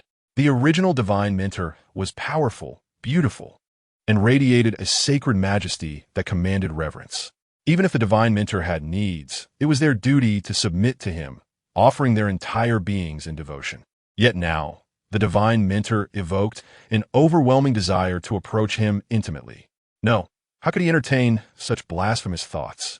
Raymond chastised himself fiercely, struggling to suppress his impious inclinations. After reassuring Fred of his safety, Clark prepared to remain in the Arctic for a few days. This was twofold: to wait for the commotion surrounding Superman to subside and to concoct a new invention. He found himself at a loss, troubled by what creation would be appropriate. A magic-repelling necklace? Too extravagant, ill-suited. A device to shield against nuclear radiation? While it aligned with his seclusion rationale, it lacked prominence. Unveiling such a trivial invention after 2 months of isolation would tarnish his reputation and raise suspicions among some. The dilemma was exasperating. As Clark became engrossed in his inventive conundrum, Raymond accessed the Earth's network through the supercomputer in the Arctic fortress. He sought to comprehend the life of the divine envoy on Earth, thus embarking on a fervent quest for information. The divine envoy is known on Earth as Superman, the god among men, the son of the sun. Raymond nodded to himself. Indeed, these titles befit the grandeur of the envoy. How dare anyone speak ill of the divine envoy? Such audacity deserves condemnation. Raymond nearly shattered the projection crystal, but fortunately, Joe intervened in time. The envoy's human identity is Clark, surrounded by numerous close acquaintances, including his parents and friends. It is imperative to treat these individuals with the utmost respect. The envoy's parents are his own, and the envoy's friends are his allies. Wait, these 3 friends. Raymond meticulously reviewed all newspapers, media, and videos shared by the public from the past to the present, leaving no stone unturned. Various signs indicated that Bruce Wayne, Lex Luthor, and Tony Stark were clearly false friends, genuine desecrators. The divine envoy considers them friends, yet they remain unsatisfied? How dare they harbor such vile thoughts towards the envoy? He would not allow these desecrators to approach the envoy any closer. Chapter 21. The Fourth Invention, 2. A few days later, Clark, carrying a small box, transported Raymond from the Fortress of Solitude to the Metropolis estate. After 2 months away from Earth, Fry had thwarted many visitors for Clark. Lex came every few days. Tony visited thrice, while Bruce had only come once under the pretense of collaboration. However, a multitude of Batman's probes lay scattered around the laboratory's perimeter, each one lifeless. How did they know they belonged to Batman? These probes bore no markings nor traceable information. Yet they were black. Few individuals in the world could penetrate the estate's formidable defenses to reach the laboratory's outskirts. Among those connected to Clark were Lex, Bruce, and Tony. As the adage goes, objects reflect their owners. Lex's probes were opulent silver, while Tony's were flamboyant gold red. Thus, the origin of those ebony probes was self-evident. Indeed, Lex's and Tony's probes were also valiantly stationed outside the laboratory. However, in comparison to the mountain of black probes, their numbers paled significantly. With Clark's abrupt disappearance for over 2 months, sequestered within the laboratory without a single appearance, it was no wonder these possessive individuals found it intolerable, whether out of concern or otherwise. Thus, a battle of offense and defense ensued in the laboratory. Tony remained oblivious to the fact that Clark was the very Superman who was rendering him increasingly unsettled, perceiving him merely as an adorable junior in need of care. Therefore, even amid concern, he would not lose control. He merely dispatched a few probes to assess the situation, challenging Clark's protective barrier, finding the endeavor rather amusing. Lex is a visionary reformer, diligently enhancing his designs after realizing he could not penetrate Clark's laboratory defenses, subsequently releasing new iterations. Thus, from Luthor I to Luthor X, Lex's probes narrate a tale of evolution. In contrast, Bruce embodies the spirit of pragmatism and strategy. Upon encountering an impasse, he refrains from a head-on confrontation. instead seeking alternative angles and methods to infiltrate the protective barrier until he ultimately discovers a vulnerability. Remarkably, he succeeded. One of the probes breached the defenses, successfully entering the laboratory. Although it was promptly apprehended by surveillance drones, Clark remained apprehensive, pondering what insights Batman might have gleaned in those fleeting seconds and whether he had uncovered the secret of his absence from the lab. This conflict epitomized the triumph of sheer numbers. Fry gazed at the remnants of the battle, contemplating the potential profit from salvaging them. The world of the affluent. The recent product launch had transformed into a grand spectacle. The venue was abuzz with influential figures, including the mayor of Metropolis and various political dignitaries. Among them, several key individuals captivated the crowd's attention upon their arrival. First to grace the scene was Gotham's prince, Bruce Wayne, clad in an immaculate white suit, adorned with a rare peacock blue rose on his pocket. Bruce exuded an air of refined elegance. Departing from his previous casual and avant-garde attire, today's Bruce radiated sophistication. His steel blue eyes held a depth of mystery, while the smile gracing his lips was irresistibly charming.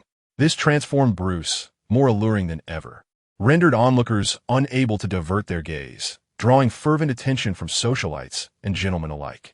Following closely was Lex Luthor of Luthor Corp, resplendent in a black evening gown embellished with peacock blue rhinestones, exuding opulence and luxury. The gown, though somewhat ostentatious due to the abundance of rhinestones, was tempered by Lex's sharp features and icy demeanor, which effectively subdued the garment's frivolity. His cold, emerald, serpent-like eyes surveyed the room, instilling a sense of respect in those he regarded. His luxuriant golden locks, meticulously groomed, reflected the significant time and effort invested in their upkeep. Across the crowd, Bruce and Lex's eyes met. Lex noticed the blue rose adorning Bruce's lapel, while Bruce observed the blue diamonds encrusted on Lex's attire. Both men simultaneously emitted a disdainful huff. What a flamboyant display from Wayne Luthor. His intentions to curry favor with Clark were all too apparent. Suddenly, amidst gasps of astonishment, the roof of the launch venue began to rotate open. A brilliant golden-red light soared through the sky, drawing nearer. It was Iron Man, Tony Stark. Clad in the latest iron armor, Tony made a spectacular descent onto the central stage of the launch event, arms wide open to embrace the roaring applause. The design of the roof and stage had been meticulously crafted in advance at Clark's request, aligning perfectly with Tony's grand entrance. The most dazzling and striking entrance, perfectly aligned with Tony's expectations, was made by none other than Clark, who emerged with a new product after the guests had gathered, while the defeated Bruce and Lex awaited in vain. Clad in an exceedingly simple white shirt and casual trousers, Clark presented himself with an air of nonchalance that belied his newfound wealth, in stark contrast to the elegantly dressed attendees who flaunted their ostentation. He resembled a heron that had strayed into a vibrant gathering of peacocks, an isolated splash of white amidst a riot of colors, embodying two disparate worlds. Clark produced a petite box, reminiscent in size to a leisure backpack. On the screen behind him, a name flashed with remarkable flair. The Intelligent Comprehensive Controllable Rescue Escape Photography Support Multifunctional Kit, aptly abbreviated to 9 Square. A collective sigh of relief swept through the crowd. Indeed, it was the 9 Square. What had preceded it could simply be disregarded. The nomenclature 9 Square derived from the box's design, which featured 3 layers, each with 3 sections, totaling 9 compartments. Clark opened the first layer in the first section, revealing a 5-centimeter-tall rabbit plushie, adorably nestled under a tiny blanket as if in slumber. With a gentle tug at its left ear, the plushie sprang to life. It stretched languidly, rubbed its fluffy cheeks with its paws, neatly folded the blanket, and then hopped out of the compartment. "Hello, everyone. I am Bunny Cohen, the most adorable treasure of my master." The little rabbit waved to the audience, bouncing with enthusiasm as it introduced itself. "My master has asked me to present to you the 9 Square." Bunny Cohen wrinkled its brow, seemingly unimpressed with the original name, prompting laughter from the crowd. With great effort, Bunny Cohen managed to pry open the second section, its adorable clumsiness endearing. Inside the second compartment of the first layer lay a realistic mechanical bee. "This is my friend, Mr. B," Bunny Cohen exclaimed, pressing its left antenna. The bee immediately vibrated its wings and took flight, appearing indistinguishable from a real bee. The bee buzzed over to Tony's vicinity, landing on a nearby table and adjusting its antennae towards him. Bunny Cohen retrieved a small beehive from the same compartment and pressed it, projecting a miniature hologram of Tony seated in the front row. The stage version of Tony was diminutive, akin to a Barbie doll. Tony raised an eyebrow and waved, and the projected mini Tony mirrored his expression and gesture seamlessly, without a hint of delay. As the audience marveled at the realism of the hologram, Tony, intrigued, continued to switch expressions and movements, thoroughly enjoying the playful interaction. Suddenly, Bunny Cohen stretched its fluffy paw and playfully passed through the little Tony's head, reminiscent of a scene from a horror movie involving a monstrous creature. With a sweet smile, Bunny Cohen chimed, "This is merely a projection. You can see but not touch." The crowd exclaimed, "We know." First, extract the giant claw from little Tony's head. Tony's smile froze, his expression contorted. He yearned to liberate his tiny self from the clutches of the Rabbit Demon King and teach him a lesson. However, as Iron Man, he could not stoop to squabbling with a mere 5-centimeter rabbit. Indeed, a testament to Clark's invention, it appeared soft and white, yet was truly a malevolent little creature. The soft, white rabbit continued, "With Mr. B, the Master can safely await rescue within the protective shield while simultaneously deploying Mr. B to diligently track and broadcast the live events." Naturally, Mr. B, much like a real bee, was small enough not to disturb the battles of superheroes. Furthermore, I hold the privacy of heroes in the highest regard. Before trailing them, Mr. B will flutter a couple of circles before their eyes. Should they request no filming, I shall promptly retract him. Even the Master cannot compel me. I am indeed a law-abiding and respectful rabbit. Bruce's grim expression lightened somewhat. He refused to be followed by a swarm of bees. Haha, let them film. Let everyone witness the splendor of Iron Man. Tony remained unabashedly flamboyant. The rabbit proceeded to unveil the contents. In the first layer's third compartment lay a bound little demon. This was a malicious detection demon, capable of sensing brainwaves indicative of ill intent. When it detected malice towards the Master, additional chains would appear on the demon. The greater the number, the more significant the malice. The Master must be cautious of those who could transform the little demon into a chain ball of mischief. In the second layer's first compartment rested a rolled-up, curved high-definition electronic map.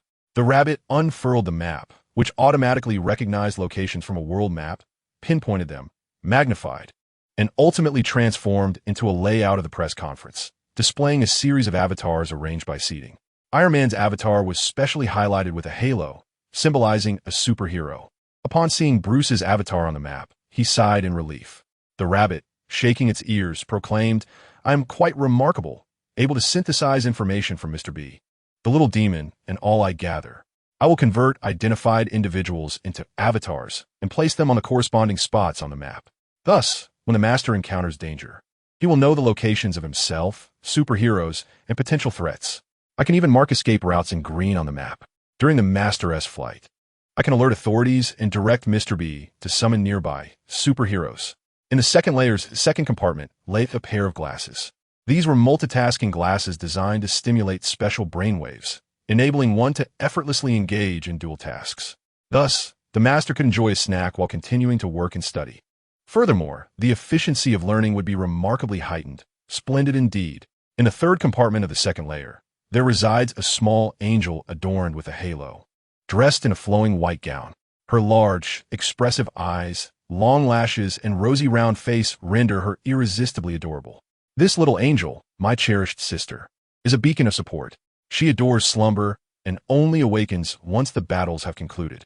Upon awakening, she radiates light, scatters petals, cheers enthusiastically, and ignites fireworks in celebration of your favorite superheroes. With a playful blink of her large eyes, her cheeks bloom with a delightful shade of pink, eliciting gasps of admiration from all the ladies present, who exclaim in unison, "How charming!" The amiable rabbit nods in agreement, affirming her cuteness. Not only does this delightful little angel possess an array of charming accessories, but she can also change her attire and wings. For instance, she can don heroic-themed costumes and wings, an Iron Man armor dress complemented by golden luminescent wings, a Captain America skirt adorned with a flag, a small shield, and white feathered wings, or a Batman ensemble featuring a black dress and bat wings.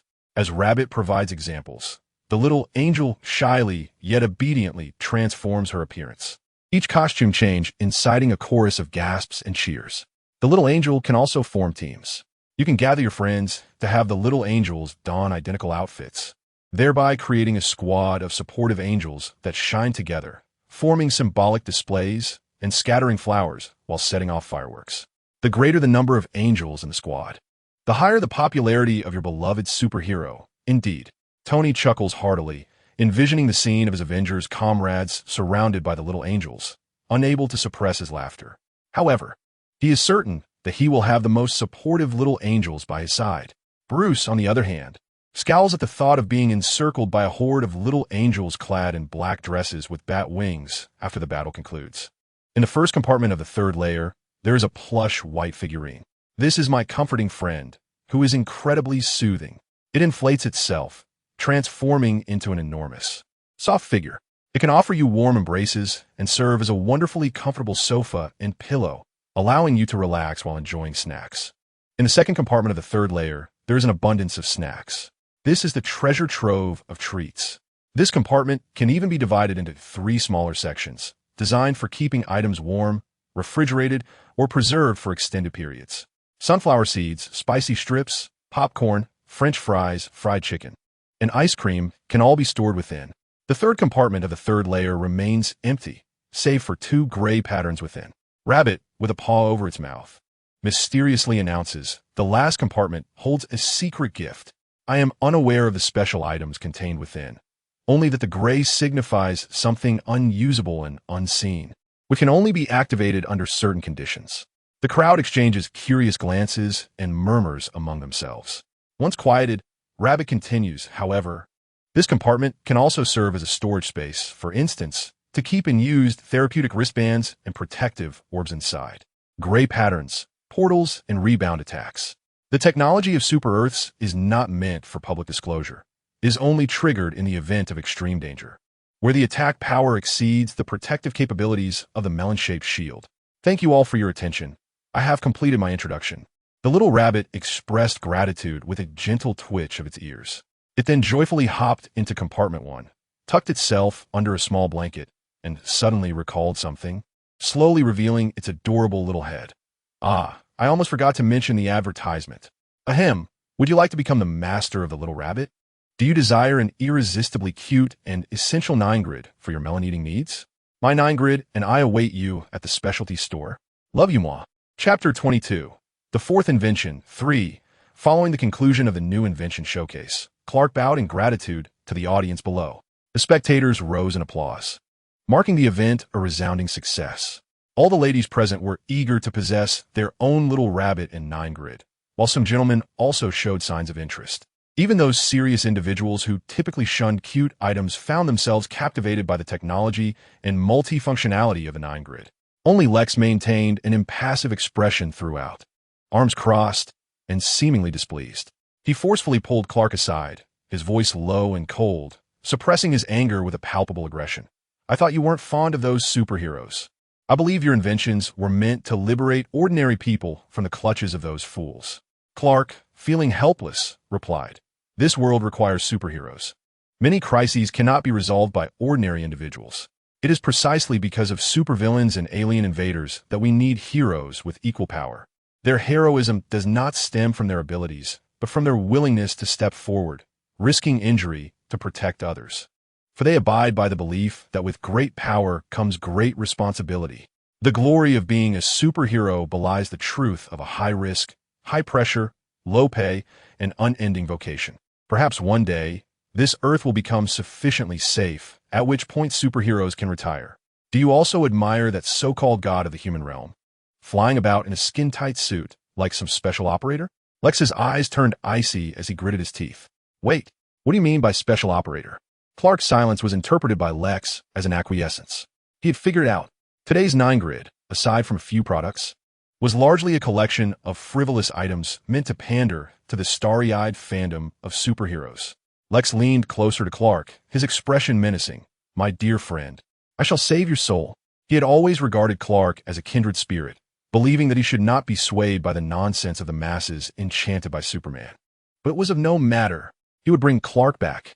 Lex refused to allow his only friend to change into something he disliked, nor would he permit him to drift away further out of reach.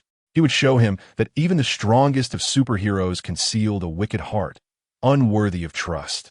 Clark merely needed to stay by his side, to see only him, to listen only to him, and to worship him alone. Clark gazed into the depths of Lex's resolute and profound eyes, as if foreseeing the impending turmoil that loomed ahead. Suddenly, a flash of insight ignited within Lex's mind. He appeared to grasp something momentous, his expression morphing into one of bizarre, eerie uncertainty tinged with resistance. A myriad of suspicions tangled in his thoughts, yet his fingers gently entwined a strand of Clark's hair. What a coincidence it is that both you and Superman vanished for 2 months. Superman returned only a few days ago, and now you emerge as well.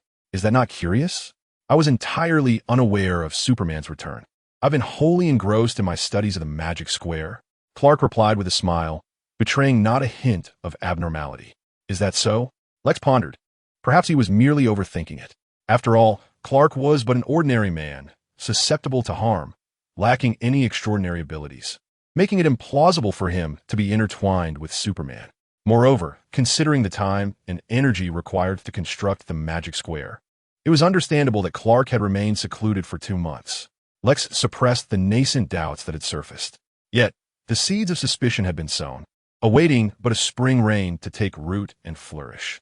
Observing Lex's expression soften, Clark too felt a weight lift from his heart. Thankfully, the plethora of inventions he had previously accumulated could be repurposed with minor modifications, thus alleviating some of the doubts harbored by others. After familiarizing himself with earthly customs, Raymond willingly assumed the role of Clark's personal bodyguard. Thus, while waiting for Clark at the press conference, Raymond noticed the divine envoy was intercepted by none other than Lex Luthor, a figure deemed of significant interest. When he witnessed Lex audaciously touch the divine envoy's hair, his brows furrowed in indignation, and he charged forth with fierce determination. With a swift motion, he swatted Lex's hand away, pulling Clark a step behind him. Placing himself protectively in front, he glared coldly at Lex, declaring, "While I am present, no one shall dare to offend my master." Due to Clark's request, Raymond was obliged to address him as master in public. Lex narrowed his eyes at this unexpected individual who had materialized beside Clark. He had conducted an investigation into this person upon seeing him accompany Clark to the press conference. The man's past appeared flawless, with no discernible flaws in his online profile. Yet the more impeccable, the more suspect, especially with this individual now standing protectively by Clark's side. Exuding an air of a devoted guardian, it was utterly irksome. "Are you all right?" A deep, resonant voice emerged from behind, revealing that Clark had collided with Bruce, who had approached nearby as Raymond pulled him back. Bruce steadied Clark with a gentle hand on his back, his fingers momentarily curling. He bit his lip and, regaining his composure, said calmly, "Do take care." "Thank you," Clark replied, winking at Bruce. Bruce froze momentarily, biting his tongue, and nonchalantly released him. Noting that Bruce continued to observe him, Clark hesitated, wrestling with his thoughts. Ultimately, he removed the rose pinned to his chest and carefully affixed it to Clark's shirt, stating, "It suits you better than it does me." "Thank you." Lex and Raymond halted their standoff, finally noticing Bruce's opportunistic intrusion. At that moment, Bruce's fingertips lingered upon the delicate petals of a rose, caressing them as though he were tenderly tracing the skin of a beloved. After securing the rose, he adjusted the creases of Clark's attire, then provocatively gazed at the blue diamond embedded in Lex's ensemble, as if challenging him to pry it loose. Lex let out a disdainful huff, glancing at Clark's shirt sleeve, and remarked with a smile, "You've worn the cufflinks I gifted you. Splendid. They're quite unique. Thank you for cherishing my present." Clark, admiring the peacock blue sapphire cufflinks, returned the smile, a smile capable of softening every heart. These cufflinks were left behind during Lex's previous attempt to probe him, and now, in a bid to allay Lex's suspicions, he donned them once more, feigning ignorance of their core modification elements, undetectable by Lex's proprietary instruments. Had it not been for Superman's extraordinary vision, he would have remained oblivious. They mirrored the nature of his friendship with Lex, beautiful yet fragile, transparent on the surface while concealing secrets within, an attachment impossible to relinquish, yet destined for conflict. Thus, He smiled innocuously, his disguise meticulously crafted, perhaps out of a desire to retain a friend, despite that friend's controlling tendencies, irascible temperament, and somewhat biased views regarding superhumans. Yet, Lex had contributed significantly to Metropolis and exhibited genuine concern for his friends, a complex individual who defied simplistic moral assessments. Observing Clark's soft smile and hearing his words, Bruce clenched his fists behind his back, recognizing the bitter surge of jealousy that arose within him. Clark accepted Lex's gift, smiling joyfully at him. Bruce, having only met Clark a few times, understood that Clark may not regard him as an equal friend to Lex. He had no rightful claim to question Clark's choices. Yet, Lex was different. Lex was not entirely malevolent, but neither was he benevolent. He existed in a realm of gray, driven by self-interest, cunning, and worldly wisdom, attributes ill-suited for the innocent Clark. Bruce understood that, in his nocturnal persona, he was even less compatible with Clark, yet he could not let go. Raymond once again positioned himself protectively before Clark, casting a fierce glare at the two blasphemers. Clark offered Raymond an approving expression, swiftly concocting an excuse to distance himself from these two perilous figures. In the distance, Tony, champagne in hand, observed the unfolding drama. Another battlefield of emotions. Now, with an additional player. Clark truly was a man burdened by sin, sweet yet oblivious, mistaking the swarming admirers for friends. TSK. It was indeed a cause for concern. No matter how he contemplated, he felt that none of these suitors were worthy of the gentle and tender Clark. Tony meticulously recalled all the individuals he knew, seeking one deserving of him. Ultimately, clarity struck Tony's mind. Indeed, only the virtuous captain could be deemed worthy. It is indeed a splendid opportunity to introduce them. Certain fish. Tony, you shall come to regret this. To the outside world, Clark is merely a boy raised in a small town, whose sole focus has been on academics and scientific pursuits. After graduation, he established a company, achieving success through his remarkable inventions. His life appears straightforward, devoid of vices or intricate relationships, untouched by tumultuous experiences, and unfamiliar with the treachery of the world and the fickleness of human nature. Thus, his thoughts must be inherently simple, and his heart inevitably fragile. He is a fortunate soul, a genius, an innocent blossom in need of nurturing. However, this is far from the truth. Clark is a complex and multifaceted individual. In a previous life, he embodied Superman. Clark, a trinity that renders him profoundly powerful, be it in spirit, intellect, or physique. He possesses the essence of a scientific prodigy. Consequently, those drawn to Clark harbor the same misconceptions as the rest of humanity. Just as Tony mistakenly believed Clark to be incapable of drinking, only to be taken aback, Clark is destined to bring them unexpected revelations.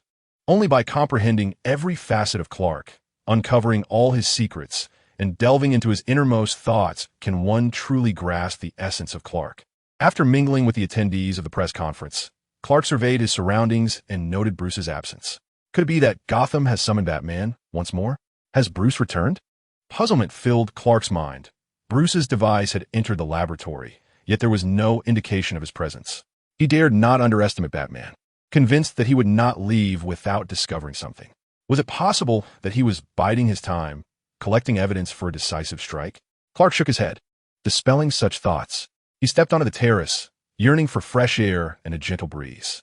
The wind tousled his hair, and the soft moonlight bathed him in a serene glow. He tilted his head back and smiled, becoming a breathtaking tableau unseen by any eyes. Suddenly, a pair of powerful arms emerged from behind, abruptly pulling Clark into the shadows of the terrace. In the darkness, the figure pressed Clark against the wall, their heads close together, lips brushing against Clark's neck and cheek, seemingly searching for the perfect spot to land, yet hesitating to do so. Clark was taken aback. He was unafraid of the darkness, able to discern the identity of the individual before him. It was none other than Bruce, whom he had thought had returned to Gotham. But what was Bruce doing? The intimacy of the gesture felt overwhelming. Clark felt as though he had become a motionless statue, forgetting to breathe as his heart tightened in response to the ambiguous nature of Bruce's actions, his eyes wide with astonishment. "Excuse me, who are you? I may have had too much to drink." Bruce suddenly halted, creating distance between himself and Clark. He was fully aware of who he had been pressing against. Cognizant of the kiss he had almost bestowed, yet that kiss remained unfulfilled. He had no intention of attending the press conference and had repeatedly told himself not to go. Yet, he arrived under the pretense of collaboration. It was merely self-deception. He intentionally retreated to the terrace, seeking to distance himself from Clark. However, upon witnessing Clark's smile illuminated by the moonlight, he resembled a beast driven by desire, instinctively capturing that exquisite prey in an instant.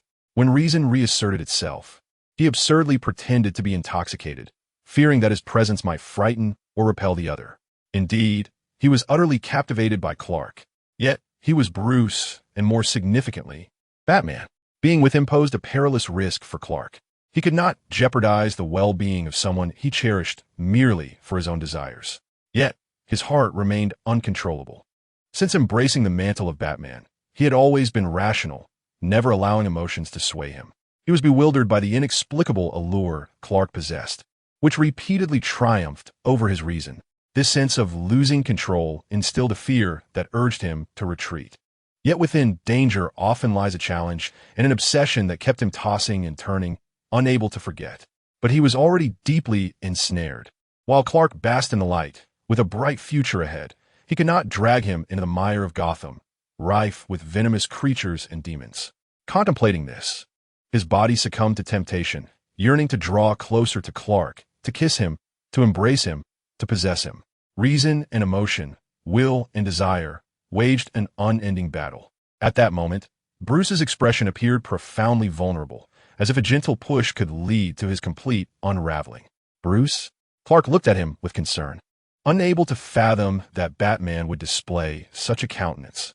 Perhaps it was the depths of darkness, where Bruce believed he was unseen, compounded by his inebriation, that led him to abandon his facade and reveal a fragile side. Suddenly, Clark felt a pang of guilt, as though he had intruded upon an aspect of Bruce he wished to keep concealed. Bruce continued to feign drunkenness, resting his head on Clark's shoulder. It seemed he truly was intoxicated. Clark sighed, instantly forgetting the earlier awkwardness and ambiguity. He felt a surge of compassion for Bruce, unaware of the turmoil behind that painful expression. Unlike other superheroes, Batman endured a unique burden. Gotham, being an exceptionally chaotic city, subjected him to greater pressures, deeper sufferings, and more profound losses than heroes in other realms. It's all right, Clark gently patted Bruce's back, enveloping him in his embrace while softly reassuring, I am here. As a scientific marvel, you shall never lose anyone again. Bruce trembled, nearly losing his composure at those words. Damn it. Chapter 23, Side Story 1. One day, the Avengers from the main universe traversed into the whimsical universe where Clark resided. They resolved to hide and observe this world first. At that moment, a bank heist unfolded.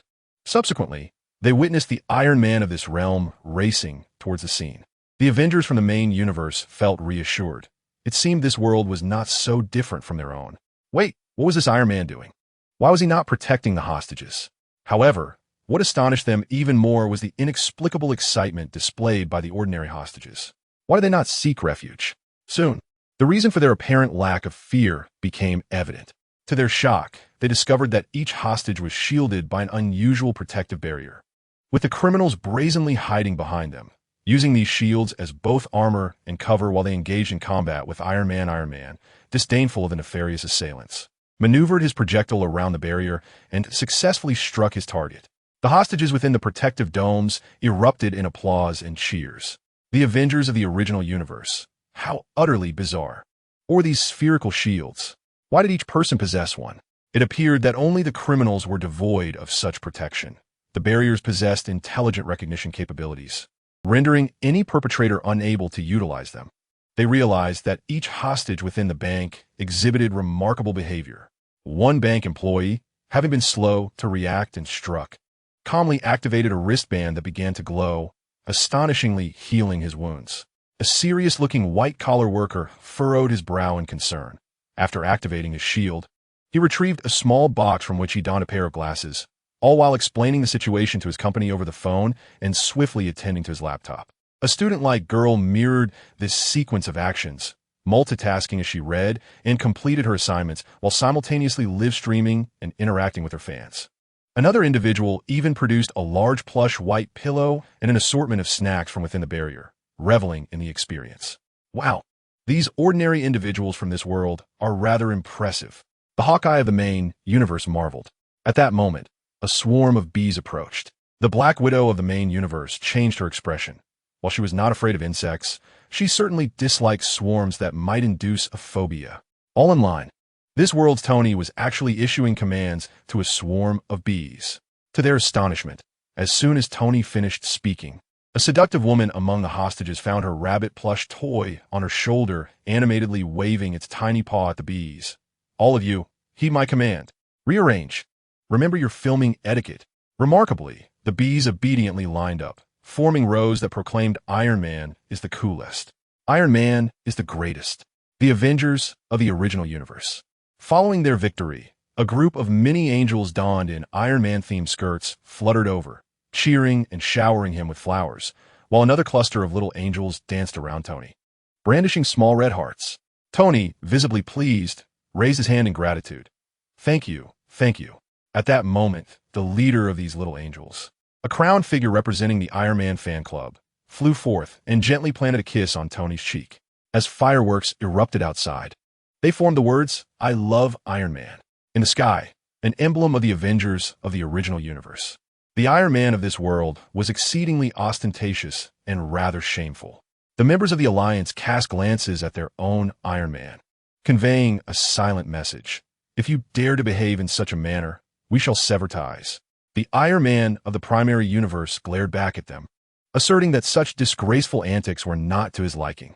Yet, if fans were expressing their adoration, he would graciously accept it. It can only be said that the ordinary people of this world were excessively flamboyant. What relevance did it have to him, Iron Man? Nevertheless, after this skirmish, they confirmed that this world was indeed different from their own.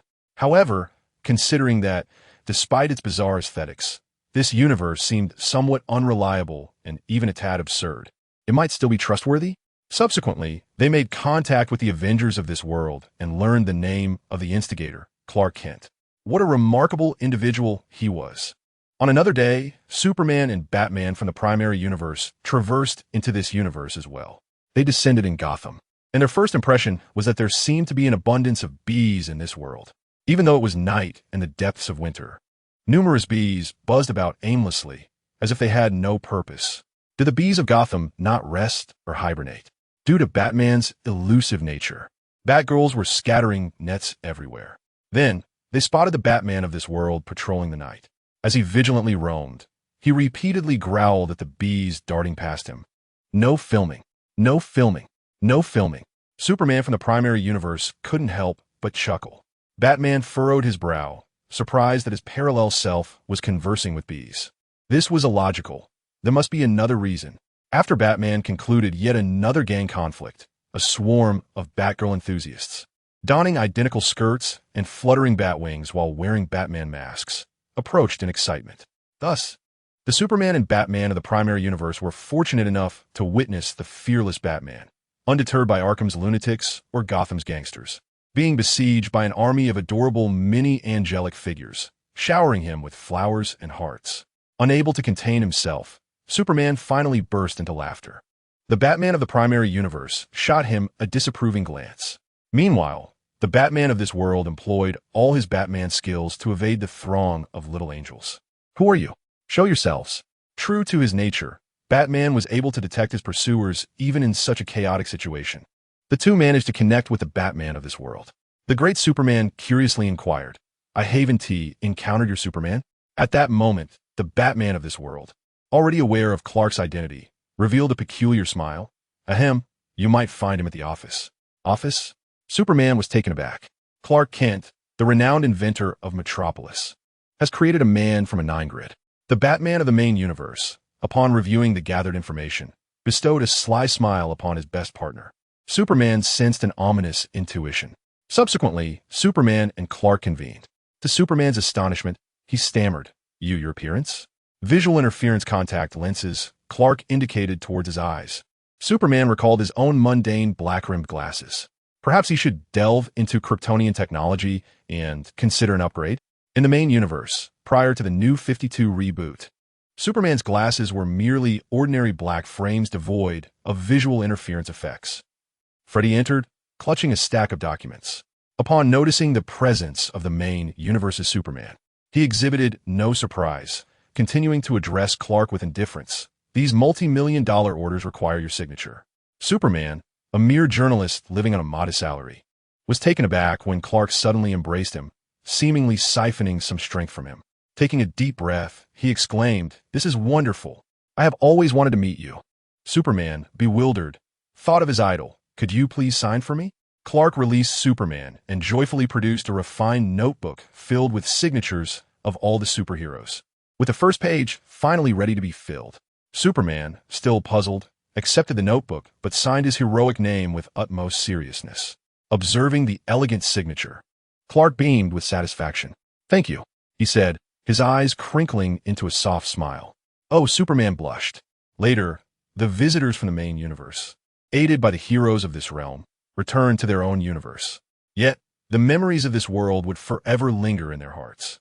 Ah, what a wondrous universe it was. Chapter 24. The Fourth Invention. 4. Continuing from Chapter 22, Bruce had never imagined that a mere reassurance from one individual, stating, "It's all right, I am here," could nearly dismantle the walls of his rationality. He felt transported back to his childhood, when his parents were still alive, and he could afford to be willful. It seemed he had come to regard Clark as someone profoundly significant, capable of touching the depths of his soul. However, he was Bruce Wayne and also Batman, and even in the presence of loved ones, Alfred and Dick, and those he cherished, Clark, his heart should not be so fragile.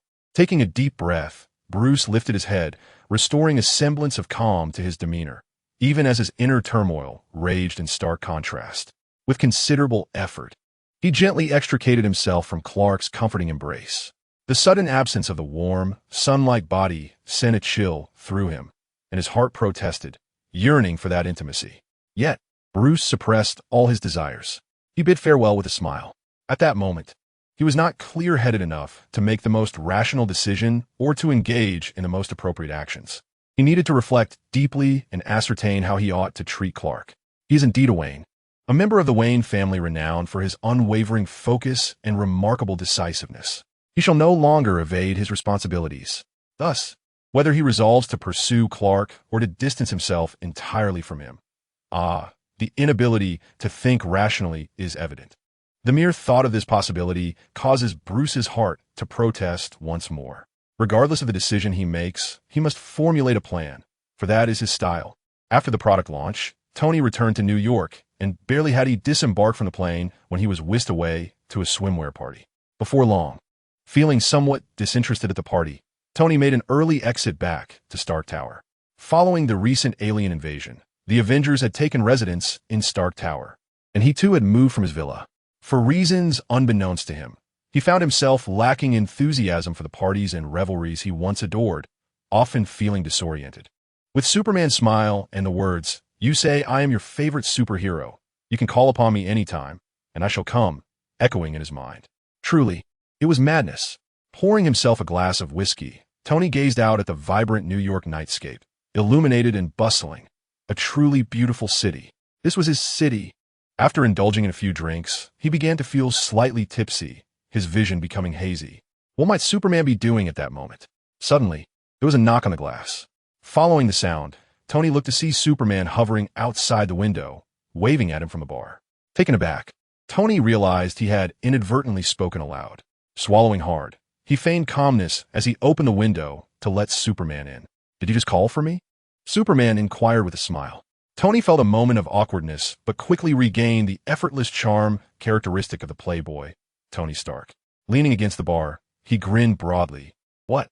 Am I not allowed to call upon you?" "Of course you are," Clark replied with a chuckle, casually pouring himself a drink and downing it in one go. Tony was astonished. Superman drinks? Is it permissible for Superman to indulge in alcohol? "Well, you do have a point," Tony conceded with a smile, clinking his glass against Superman's. The crisp sound of glass striking glass was particularly delightful, causing both men to share a smile. "Cheers. So what brings you to me?" Superman set down his glass and asked. Tony felt the familiar awkwardness return. He could hardly admit that he had unconsciously murmured his name while thinking of him. I merely wanted to test whether your claim of being readily available was true. Do you believe it now? Superman raised an eyebrow, his eyes twinkling with mirth, radiating warmth like a gentle spring breeze, effortlessly soothing the heart. Undoubtedly. Since you are here, let us enjoy a few more drinks together. The moonlight is splendid tonight. Tony relaxed once more. Superman is truly remarkable, always imparting a sense of tranquility and stability.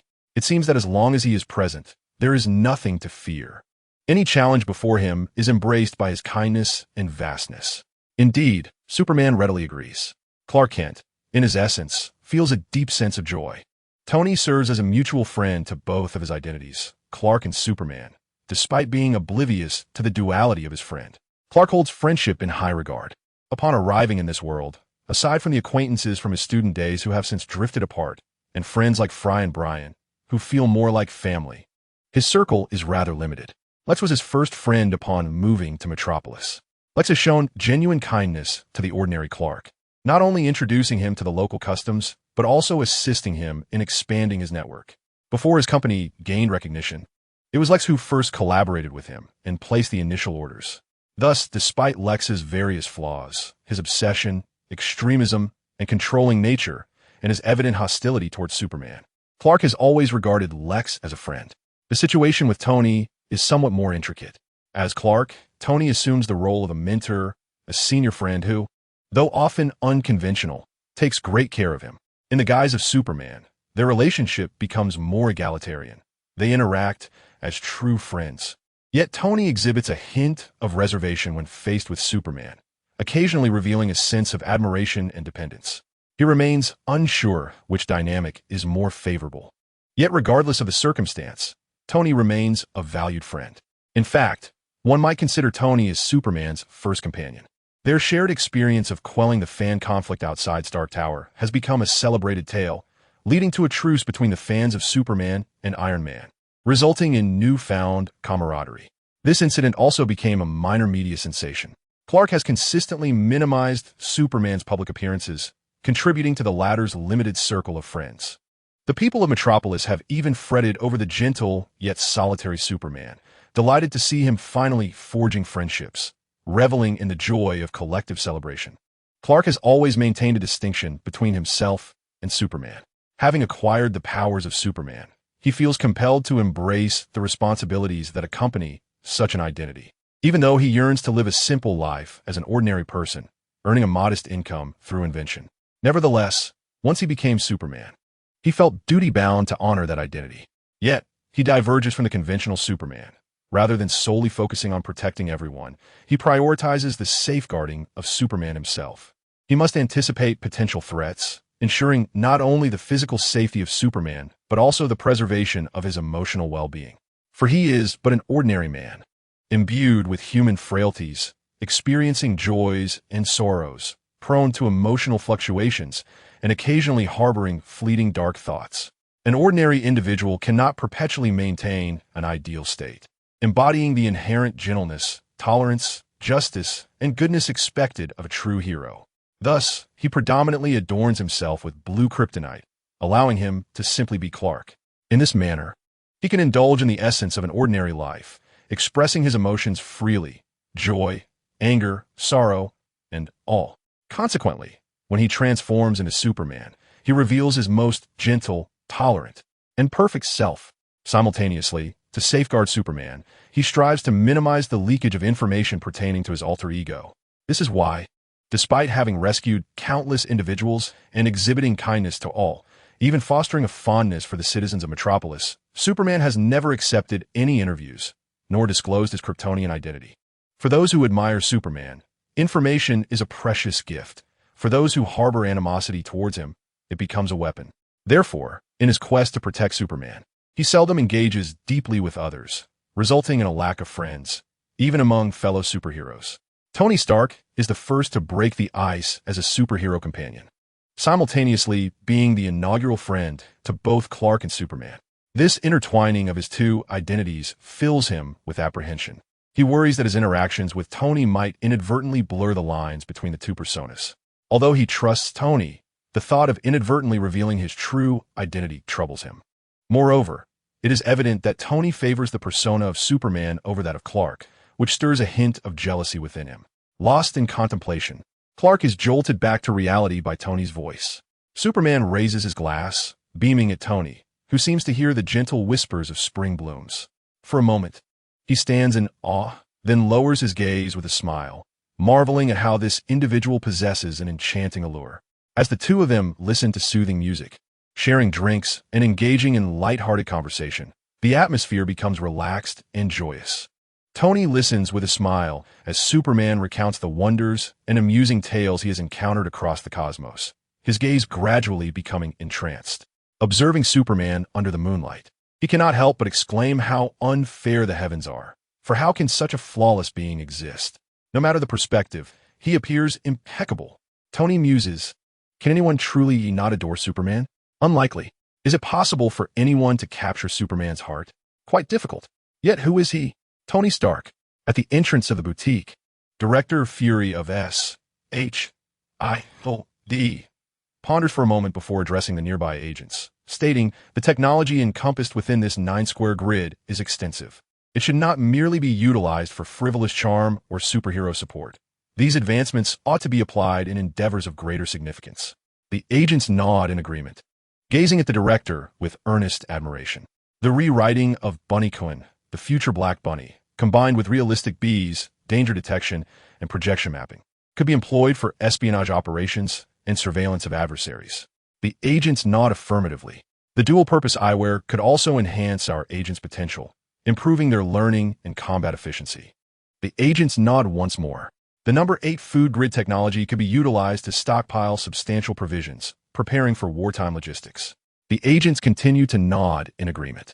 Moreover, I have an unsettling feeling that the last 2 gray objects may harbor unexpectedly terrifying secrets. The agent not only nodded but also gazed earnestly at Fury. Director, shall we purchase them? Let's proceed. Director Fury solemnly nodded in affirmation. Indeed, the agent prepared to queue several hundred meters away. Come back. Ahem. Due to recent budget constraints at S.H.I.E.L.D., you must first draft a report on what I just mentioned and submit it for funding approval. Only after the funds are approved can we make the purchase. The agent was taken aback. Is S.H.I.E.L.D. truly in such dire financial straits? Just the other day, I was lamenting the slow monthly updates of our weaponry and lamenting the discomfort of the alligator skin sofas in the office, as well as the unpalatable global limited edition coffee. I was mistaken.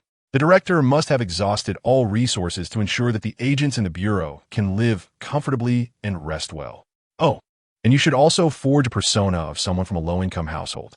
Fury looked up to the heavens. The agent mused. The director is willing to sacrifice even his dignity for the sake of frugality. How moving. Long live Director Fury. It's all their fault. How dare they establish a pricing system based on status and annual income? Why should the wealthy not receive discounts? After completing various tasks related to the new product, Clark finally found the time to delve into the exploration device left behind by Bruce Wayne, the Batman. This diminutive black object was the sole exploration device to have successfully infiltrated his laboratory, although the surveillance robots detected it in time. The interval allowed for the potential leakage of significant information. Furthermore, upon capture, the device activated its self-destruct mechanism, committing suicide amid a cloud of white smoke. It ensured that no one would discover what it had recorded or transmitted. Nevertheless, Clark believed there was still hope for recovery. After considerable effort, he successfully restored the exploration device and extracted the images it had previously captured. Clark meticulously examined each frame, fearful that Bruce might uncover secrets that should remain concealed. Fortunately, the footage revealed that the device had only captured a corner of the laboratory, failing to confirm his presence within it. Phew! Crisis averted. Clark leaned back in his chair, feeling a wave of relief wash over him. Ah, splendid. Bruce had merely recorded a corner filled with discarded items. That area contained only half-finished inventions, defective products, and a hodgepodge of miscellaneous parts. Should he now be more concerned that Bruce might think he is too disorganized? Oh dear, that corner truly is an eyesore, cluttered with a chaotic assortment of items. In reality, he maintained a well-ordered life. However, during experiments, he He often found himself engulfed in a state of exhilaration and frenzy. If an experiment went awry or the produced item failed to meet his expectations, he would, in a fit of frustration, carelessly toss the failures into the corner. Over time, that corner had transformed into a veritable dumping ground. Wait! Clark froze in place. He paused the screen, gazing at an object displayed. It was Clark, who immediately rushed towards the refuse heap, unearthing a partially concealed golden belt component from the same spot on the screen. The crux of the matter was that this belonged to Superman S utility belt. Superman S belt. Superman S. Clark resolved that he could not remain idle. He must take action. Bruce might not have yet discovered this belt component, as the captured image revealed only a corner of it. However, he was Batman, and it was only a matter of time before he would uncover it. Rectifying the situation post-discovery would only serve to exacerbate the concealment. Thus, preparation was paramount for efficacy. Therefore, he needed to act before Batman made his realization. Moreover, it was not just Bruce. Lex had also begun to harbor suspicions about him. This presented an opportunity to dispel any doubts they might have regarding his identity as Superman. Consequently, Clark conceived a brilliant idea. On this day, Clark spent a considerable amount of time in the laboratory, with Raymond assisting him in the experiment. Clark was researching a method to precisely calibrate visual interference contact lenses. The disguised contact lenses. Although the contact lenses he currently wore could slightly alter his appearance towards that of his former life, they only provided a directional shift. They could not allow anyone who donned them to transform into Clark's likeness. At most, they merely neutralized the wearer's appearance with that of his previous self. Now, he aimed to accurately render another person's visage to resemble the present Clark. This was no small feat, as Kryptonian visual interference technology was inherently imprecise. Otherwise, chaos would have ensued on Krypton from the rampant impersonation of others. However, Clark was undeterred. He believed that with his grasp of Earth's technology, Kryptonian ingenuity, and advancements from nearly 1,000 new Kryptonian worlds, there was no way he could fail to invent a mere disguised contact lens. What kind of scientific marvel would he be otherwise? At long last, after relentless adjustments and refinements, Clark succeeded. With these disguised contact lenses, anyone could assume the identity of Clark. A sigh of relief escaped him as he cast a glance at the corner, now cluttered with even more refuse. Reflecting on the necessity of proper waste segregation and disposal, Clark observed Raymond, adorned in his attire, sporting his watch, and bearing his countenance, feeling a sense of satisfaction. Raymond, gazing into the mirror at his own reflection, exhibited a look of surprise and bewilderment. Strangely, while observing the Clark in the mirror, he did not experience the same sordid guilt that arose when looking at the true Clark. Raymond bowed his head, offering his penance once more. Subsequently, Clark removed the contact lenses and donned Superman's uniform, transforming into the Man of Steel. Superman flexed his slightly rusty limbs and offered a faint smile to Clark. "Wait for me." A surge of determination coursed through Clark, and his fists clenched tightly. In the next moment, Superman teleported to the Fortress of Solitude in the Arctic. Clark contemplated and decided that he should do his utmost to align with the plan devised by the esteemed godlike figure. Thus, he adjusted his posture, movements, smile, and micro-expressions, emulating the behavioral traits of Clark that he had observed previously. Gazing into the mirror at Clark, he found himself beset by inappropriate thoughts. At that moment, Superman soared from the Arctic, hovering above the estate. Clark, adhering to the plan, made his way from the laboratory to the balcony of his penthouse. Superman tapped on the glass doors of Clark's balcony, prompting him to open the window and prepare to invite him inside.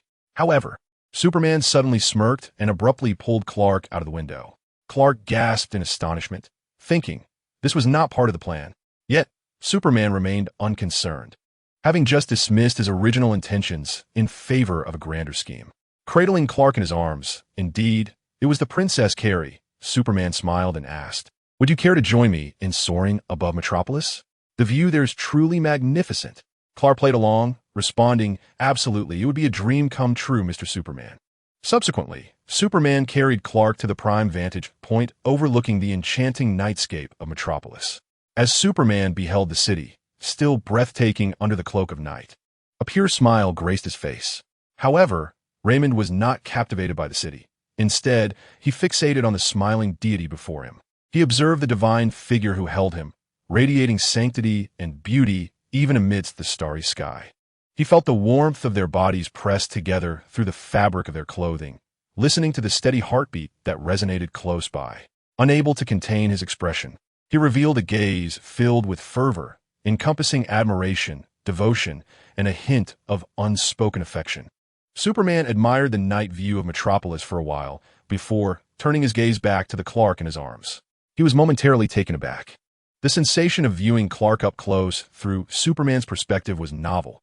He had only ever seen Clark in the mirror before. This was the first time he had truly looked at Clark from this vantage point. Was it possible that Clark was this remarkably handsome? He had never realized how alluring Clark could be. No, it could not be Clark's appearance that was at fault. It must be the adoring gaze that Raymond had cast upon Clark's face.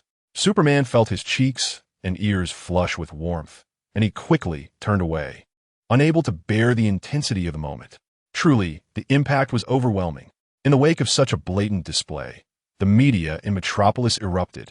Do not underestimate the intelligence networks and photographic prowess of journalists. Even if Superman flew into outer space, they would find a way to capture high-definition images of him from satellites. Consequently, the Planet Daily, along with other major newspapers and news outlets in Metropolis, released a photograph that left the entire city in shock. A picture of Clark gazing affectionately at Superman, who was blushing and avoiding eye contact. This was a scandalous photograph, a picture that the people of Metropolis dubbed as irrefutable evidence of the romantic bond between Superman and Clark. Upon seeing the news, Clark sputtered in disbelief. Cough, cough, cough. He clutched his chest, choked up to the point where tears welled in his eyes. This was not part of his plan. His intention was for Superman to take Clark on a tour of Metropolis, solidifying the notion that Superman and Clark were indeed two distinct individuals. His strategy aimed to foster the misconception that Clark was merely providing technological support to Superman, such as assisting in the creation of a high-tech utility belt. Instead, the public mistakenly believed that Superman and Clark were lovers, entangled in a romantic relationship. Upon witnessing this news, Tony nearly stumbled, rubbing his injured waist. He incredulously scrutinized the report and accompanying photographs over and over again. After a prolonged silence, he repeatedly reminded himself that both individuals were his dear friends, and he ought to extend his blessings to them. They appeared remarkably well-matched. Friends together should evoke his happiness. Tony poured himself a generous glass of whiskey and gulped it down in one swift motion. He discarded the glass, feeling as though he were engulfed in flames. Bruce, after observing the photographs and comments in the news, also fell into a long silence. His hands crossed beneath his chin, his gaze dark and contemplative. He was familiar with Superman, but had no acquaintance with the other man, having only seen him in the news, lacking sufficient information. Superman was powerful and enigmatic. Despite years in the limelight, he left behind scant details, and his elusive nature rendered any inquiries by those who cared about him, including the government, fruitless. Thus, Bruce possessed little in the way of Superman's background. The only certainties were Superman's incredible strength and apparent lack of weakness. He was known for his willingness to rescue those in distress and his gentle demeanor towards ordinary people. Yet, he remained shrouded in mystery, rarely appearing unless absolutely necessary. As Bruce perused Superman's dossier, he analyzed the character of the hero, ultimately arriving at a peculiar conclusion, though he was lauded as the mightiest of heroes. Superman himself was not an idealist. Rather, he seemed to be a remarkably rational individual.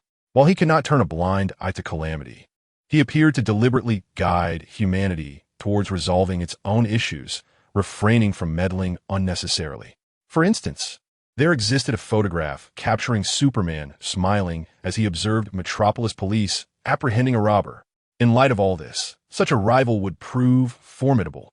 Behind Bruce lay a glass board, inscribed in black marker with 2 rows of text. One row detailed reasons for pursuing Clark, while the other listed reasons for relinquishing that pursuit. Both columns were densely filled with words. At that moment, a smile crept upon Bruce's lips, suggesting a sense of joy. He picked up the marker and added another line beneath the pursuit column. Thus, the pursuit section surpassed the relinquishment section by 1 line. Bruce nodded. Since this was the outcome of careful contemplation and comparison, he would reluctantly accept it. The all-seeing Alfred remained silent, choosing not to expose the master. For every reason he penned for relinquishing, he would undoubtedly strain to concoct an awkward justification for his pursuits. Let the master indulge himself for a while. Recently, Clark found himself beleaguered by the relentless media. Initially, when planning the dual identities of Superman and Clark, he anticipated the fervor of the press. However, he never foresaw that a comical turn from friendship to romance would send the metropolis media into a frenzy. Were it not for the protective barriers of the estate, he would have been inundated by reporters with eyes gleaming green with envy. It was indeed his fault. After all, he had shrouded Superman in too much mystery, leaving the ravenous journalists of Metropolis starved for years. It was even more foolish of him to overlook the adoration Ray had for him and his own sudden infatuation with his appearance. Alas, hiding was not a solution. Perhaps it was time to convene a press conference and clarify matters. Although he understood that scandals often elude explanation and may become even murkier with attempts to clarify, he felt compelled to struggle against the tide. At the press conference, Clark's attempts at clarification proved futile, for no one was willing to believe him. They only trusted what their eyes beheld, such as that affectionate photograph. Any explanation he offered was perceived as mere subterfuge. The more he insisted it was to protect Superman, the more it seemed like a touching romance. Of course, there were also zealous fans of Superman who blocked Clark's path, tearfully demanding that Superman belonged to them and urging Clark to return him. Clark sighed, regardless of his assertion that he and Superman were one and the same. He knew no one would believe him now. To resolve one predicament, he had unwittingly invited a greater one, leaving him uncertain whether his plan had succeeded or failed. Just then, Lex arrived, striding to the podium and addressing the microphone with a fervent declaration. Clark and Superman are not in a romantic relationship. In the face of skepticism from the crowd, Lex produced evidence unknown even to Clark, meticulously elucidating why Superman was heterosexual, rather than homosexual or bisexual. For instance, Superman displayed greater tenderness and concern for female victims. Moreover, his gaze lingered on beautiful women for a fraction longer than on handsome men. Lex continued with unwavering conviction, asserting that turning a straight man like Superman was an insurmountable challenge, thus declaring that Superman could never be swayed in such a manner. Clark nodded in satisfaction. Yes, he was absolutely correct. In truth, Clark was entirely unsure of his own orientation, having been engrossed in science throughout both his past and present lives. He had never experienced love, and thus, upon hearing Lex's analysis, he found it quite compelling. Indeed, he realized that he was still quite fond of a stunning beauty like Lois. Clark's admirers: Lex, just keep digging your own grave. Clark was indeed more exceptional than Superman. Lex continued, indeed, inventions ensure the safety of ordinary people. This is something those so-called superheroes cannot achieve. You ought to express your gratitude to Clark. Lex possessed an extraordinary talent for persuasion.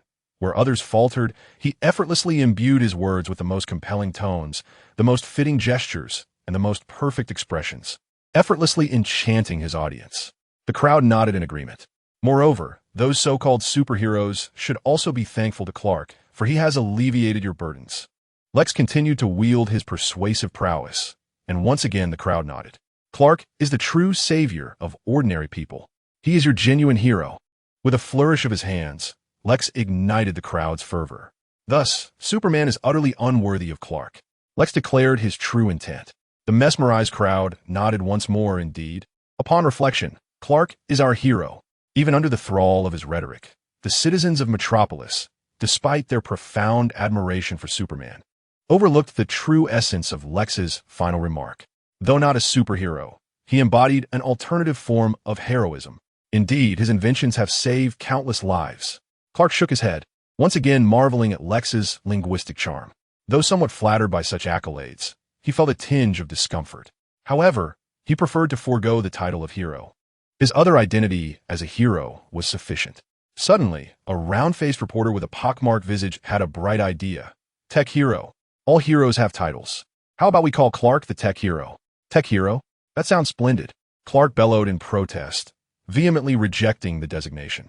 Fearing that he might unwittingly acquire yet another peculiar title, he exclaimed, Divine Tech Hero.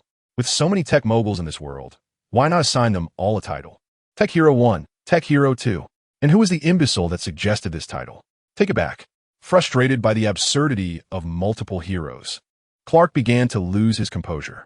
Meanwhile, he was astonished that the citizens of Metropolis not only dismissed his sincerity, but also embraced Lex's flamboyance. Ever since the unpleasant encounter at the product launch, the atmosphere between Clark and Lex had been awkward, seemingly spiraling into a Cold War. However, now, with Lex's intervention, the tension between them dissipated. Lex even extended a friendly invitation for Clark to visit his secret lair. Naturally, Clark accepted. Yet, Lex's secret base turned out to be an arsenal filled with various weapons designed to combat Superman.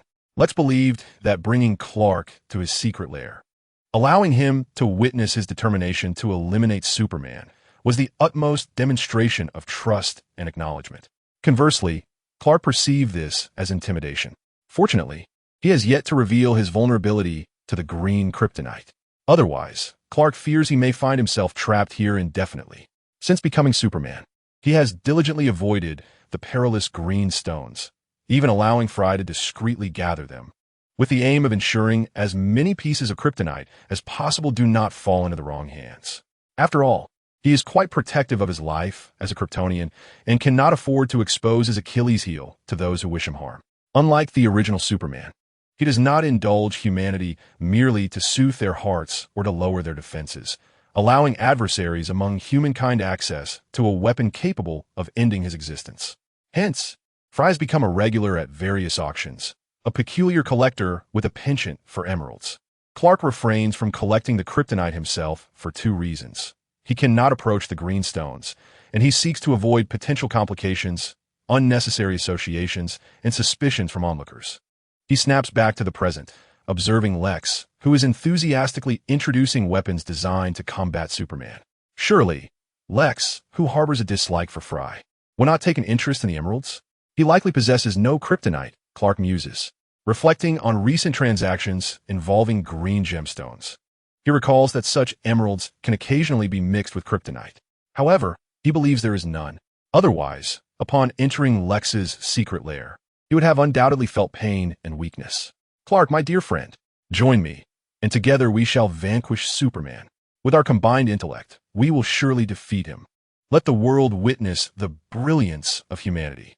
Let us declare to all that humanity does not require Superman. Lex passionately invites. Lex is determined to provide guidance, however manipulative, to his sole companion. He admires Clark, cherishes him, and desires his allegiance. He needs Clark to stand by his side in shared enmity. Clark, the Superman, remains silent. Upon witnessing Clark's quiet rejection, Lex lets out a disappointed sigh. Nevertheless, he believes that even if Clark is momentarily swayed by Superman and other heroes, he will ultimately return to his side. Lex is resolute in making Clark realize that his only sanctuary lies with him. By any means necessary, Clark shall belong solely to Lex. Recently, Raymond has awakened to the power of X-ray vision. While Clark ventured alone into the secret lair of the dangerous Lex Luthor, Raymond felt a deep sense of unease. Waiting outside the facility, he stealthily wielded blue kryptonite, peering through the layers of walls to uncover Lex Luthor's secrets. To his astonishment, he discovered a multitude of weapons crafted specifically to target Superman. Although he was already aware of Lex's hatred for Superman, witnessing it so vividly ignited a fury within Raymond. Lex Luthor shall pay. Yet, he cannot jeopardize the identity of the Divine Messenger, nor can he allow anyone to suspect the other identity of the Divine Messenger. Thus, he bides his time until nightfall. After the Divine Being had taken a respite, Raymond stealthily changed into a different attire, donning a mask to conceal his identity. Although he had yet to master the art of flight, he was capable of impressive leaps and had significantly augmented strength, rendering him a formidable opponent to most. Subsequently, he quietly infiltrated Lex's villa and, without arousing any suspicion, successfully entered Lex's bedroom. He unleashed a powerful punch towards Lex, who lay ensconced in the blankets. However, it was a mere ruse, for the bed contained only a pillow, while the real Lex stood behind him, gun in hand. "Who are you?" Lex inquired darkly, the muzzle of his weapon aimed at Raymond's head. Raymond remained silent, instead lunging once more at Lex. The sound of gunfire echoed, and Raymond staggered back, stifling a grunt. Yet, the bullet had failed to pierce his skin, nor did he bleed. "A Superman?" "No, not a Superman. You are far weaker than he," Lex murmured. "Who are you? What is your connection to Superman?" Taken aback, Raymond realized he had underestimated this man. With just a single shot, Lex had deduced so much. Such an individual would inevitably pose a threat to his divine master. He had to be eliminated. Lex, sensing a shift in Raymond's demeanor from arrogant disdain to lethal intent, discreetly activated the switch for his secret weapon, ready to deploy this super weapon originally designed to combat Superman. At that moment, a figure clad in red and blue materialized between Raymond and Lex. Enough! Superman thundered. Instantly, Raymond's menacing aura dissipated, yielding to an unusual compliance. Huh, Superman, when did you acquire a rabid dog that begs for your affection? Lex scoffed. Raymond's gaze turned icy. His deadly intent rekindled. Silence. And you? Step forward. We need to converse, Superman directed at both men. Lex snorted, opting to remain passive for the time being, keen to ascertain the nature of their relationship. Once their dialogue concluded and he had gathered sufficient information, he would test his latest weapon. Why did you save him? Raymond queried, perplexed yet cautious enough to alter his voice to safeguard the identity of the divine being. I did not save him. I saved you, Superman replied, shaking his head in exasperation. Given Raymond's current abilities, he was not yet a match for Lex's superweapon. If they continued to clash, Superman might find himself retrieving Raymond from Lex's laboratory. He wishes to kill you. Raymond was oblivious to these complexities, feeling a mix of confusion and indignation. He is a friend of Clark's, and thus, I cannot allow you to harm him, Superman stated, gazing into Raymond's eyes. Raymond fell silent, his expression dimming. It dawned on him that Lex held greater significance in the heart of his divine master than he did. You are my friend too, and for that reason, I cannot permit Lex to harm you, Superman continued. Raymond's eyes instantly brightened, and he smiled, no longer defying the command of the divine messenger. He merely cast a cold glare at Lex and obediently stood behind Superman, resembling a loyal guardian. What is your relationship with Clark? Lex's anger flared upon hearing Superman mention Clark. Superman, these individuals are increasingly troublesome. What gives you the right to protect Clark's friends? Clark has nothing to do with you. Lex bellowed, entirely ungrateful for Superman's recent rescue of Clark's friend, who was in fact himself. Lex activated the superweapon and fired at Superman, shouting, Superman, stay away from Clark. Superman, unscathed, felt a sense of helplessness as he shook off the remnants of the blast, choosing silence. Seeing that the divine messenger was unharmed, Raymond sighed in relief. Lex, however, became even angrier, resembling a puffer fish ready to explode. Leave Clark alone. Despite knowing it was futile, Lex aimed the weapon at Superman again. Superman shook his head, suppressing a mischievous grin, yet spoke earnestly to Lex. Give up. It's impossible for me to distance myself from Clark. For they were, in essence, two halves of a whole, destined to remain united. Observing Lex's furious reaction to his words brought Superman immense joy. Let us go. Superman nodded at Raymond and was the first to exit Lex's chamber, with Raymond following closely behind. The room was left with only Lex, whose expression was exceedingly grim. Chapter 25, The Fifth Invention, 1. At that moment, Clark was on a date in the park with Captain America, Steve Rogers. One was painting, while the other admired the art being created. It appeared tranquil, yet beneath the surface, tumultuous waves stirred. Clark pondered, what is this situation? United in their thoughts, both exclaimed, Tony, get out here. The events traced back to a day prior. On that day, Tony visited Clark's home. Due to the recent surge in Superman's popularity, Clark had become hesitant to venture outside. Upon meeting Clark, Tony wasted no time, bluntly asking, what is going on between you and Superman? Clark groaned in distress, as if he had faced countless inquiries of the same nature. Slumped on the table like a pile of mush, he lifted his chin, blankly gazing at Tony, and weakly replied, if I say Superman and I are not lovers, would you believe me? I would, Tony replied earnestly. I knew you would believe me, huh? You believe me? Clark's eyes widened in shock. Yes, I believe you, Tony stated impassively, preferring to accept that as the truth. Despite the undeniable evidence, he trusted Clark, knowing he was not one to deceive his friends. Upon hearing Tony's faith in him, Clark perked up, sitting straight and grasping Tony's hand, expressing his gratitude. Thank you. Tony, disdainfully pulling his hand away, remarked, all right, just tell me, what is the story behind that photo? Clark stammered, momentarily at a loss for words. In the photograph, Raymond's adoring gaze towards himself is intriguingly transformed into an expression of admiration for Superman. The perplexing question arises, How does one explain Superman's blush? He is indeed ensnared by his own predicament. He had never realized he possessed such narcissistic tendencies. Observing Clark in silence, Tony felt a sudden heaviness in his heart. Splendid. If Clark cannot elucidate, then there must indeed be an issue. Even if, as Clark claims, he and Superman are not lovers, there is likely some underlying situation between them. It is entirely plausible that Superman is drawn to Clark unilaterally. Given Clark's extraordinary allure to men, this is hardly surprising. Just look at the men captivated by him. Lex, Bruce, and the recently emerged Raymond, along with a swarm of admirers obstructed by his presence. Lex, Bruce, Raymond, whom do you favor more? Tony selfishly inquired. Clark gazed at Tony in confusion, unable to fathom why he posed such a question. They're all friends. Why compare favorites? Such a matter is unquantifiable, and if one were to truly compare, it would surely be hurtful. Tony remained silent. It seemed Clark had yet to perceive the subtle affections of those three. They are utterly inept. They ought to fervently pursue him and declare their feelings. If one of them were to win Clark over, then Superman would be his for the taking. Tony lamented, contemplating that if Clark truly chose one of them, he would no longer need to worry about the public's perception of their relationship. At that point, he could boldly pursue Superman. Sighing, Tony abandoned hope for these three ineffectual suitors. Upon reflection, it became evident that not only were they unhelpful, but they also harbored numerous flaws. Either they were frivolous fools or unscrupulous politicians, with one peculiar individual obsessed with master-servant dynamics. Alas, none of them are worthy of his exceptional protege. Superman is undoubtedly remarkable, but Superman belongs to him. It seems he must take action. Should he introduce Clark to a potential boyfriend? What do you think of Captain America? Tony hinted suggestively. The Captain? Clark was puzzled by the sudden mention of the Captain, but responded earnestly. The Captain is magnificent. He is a hero of his time. The first idol and spiritual pillar for countless Americans. One could say he embodies an entire era.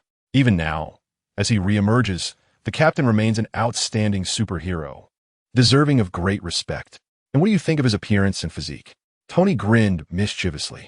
Clark sensed something amiss with Tony today, finding his questions rather peculiar. The Captain is quite handsome. Blonde hair, blue eyes, a well-defined chest and rear. His physique is perfect and should be quite popular with women, Clark assessed objectively. Excellent. Tony clapped his hands together, thoroughly satisfied. Clark squinted at Tony, feeling an unsettling suspicion of ulterior motives. Do me a favor, Tony implored eagerly, while Clark, reluctant to assist, hesitated. Please. Clark, the 3-year-old, is back online. Tony, I simply cannot find anyone to assist me. All right, Tony.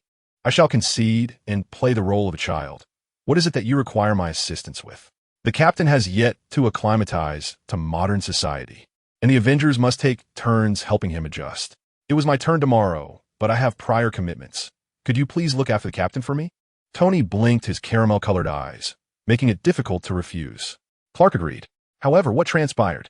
When he arrived at the secret location provided by Tony to meet Captain America, the latter displayed an expression of utter astonishment. You're the person Tony spoke of? Captain America's gaze darted away, evidently uncomfortable. Indeed, Clark replied with a smile. Captain America turned crimson, stammering, Yes, I am sorry, you're very nice, but I am not. Huh? Clark was bewildered. I believe we are incompatible. Clark pondered, although he did not comprehend what had just occurred. Had he been rejected by Captain America? Why did he feel a twinge of dissatisfaction? I shall inform Tony that it was my fault. This date should not have occurred, Steve said with deep regret. Date? What date? You do not know? Know what? Clark furrowed his brow. Captain America appeared momentarily stunned, then grew somewhat indignant. Tony is being utterly ridiculous. How could he deceive you into going on a blind date with me? A blind date? Clark tilted his head, gazing sweetly at Steve.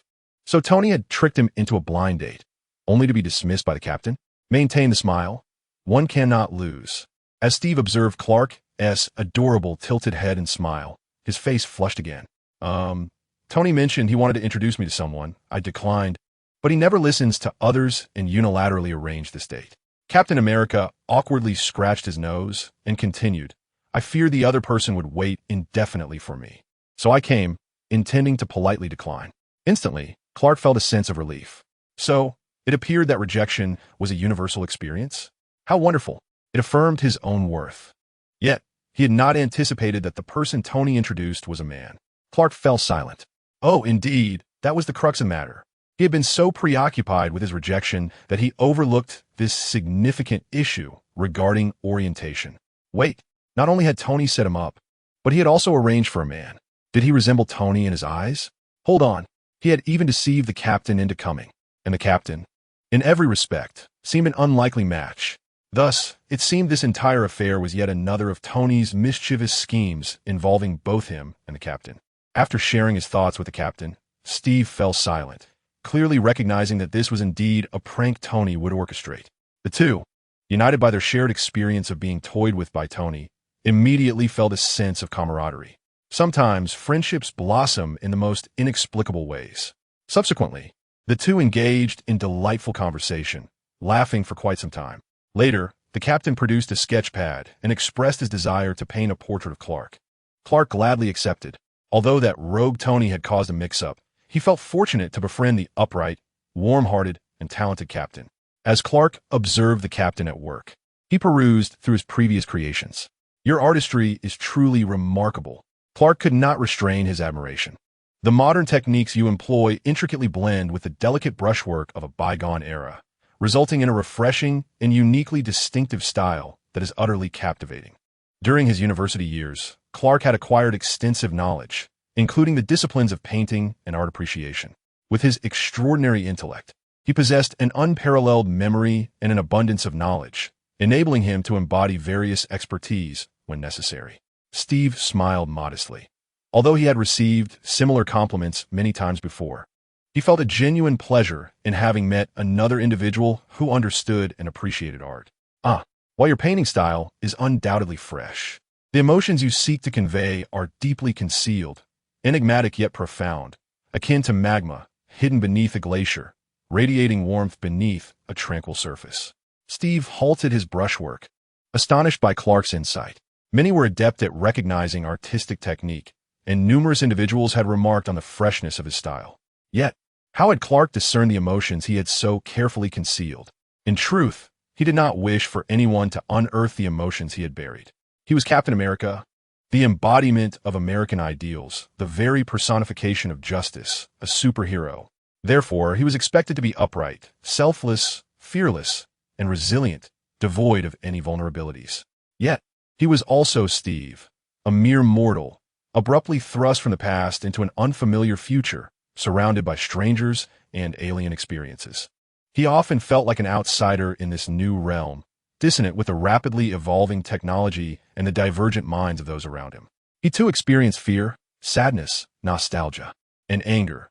He yearned to unleash a primal scream beneath the heavens, to howl at the moon. In the past, he had been a warrior, brave and unyielding. Unafraid of sacrifice, he could still embody that spirit. After undergoing experimentation that endowed him with strength, he became the leader of the Howling Commandos. However, his comrades always remembered him as that sensitive, passionate young man, the one who expressed his emotions through art, who could feel anger and sorrow, and who had once been a frail boy.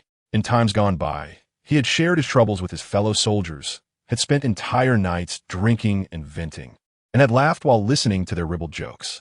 Indeed, this was the genuine reality of frontline soldiers. Yet everything had changed through the passage of time. Captain America had transcended mere warrior status. He had evolved into a symbol of the American spirit, an emblem representing truth, goodness, and beauty.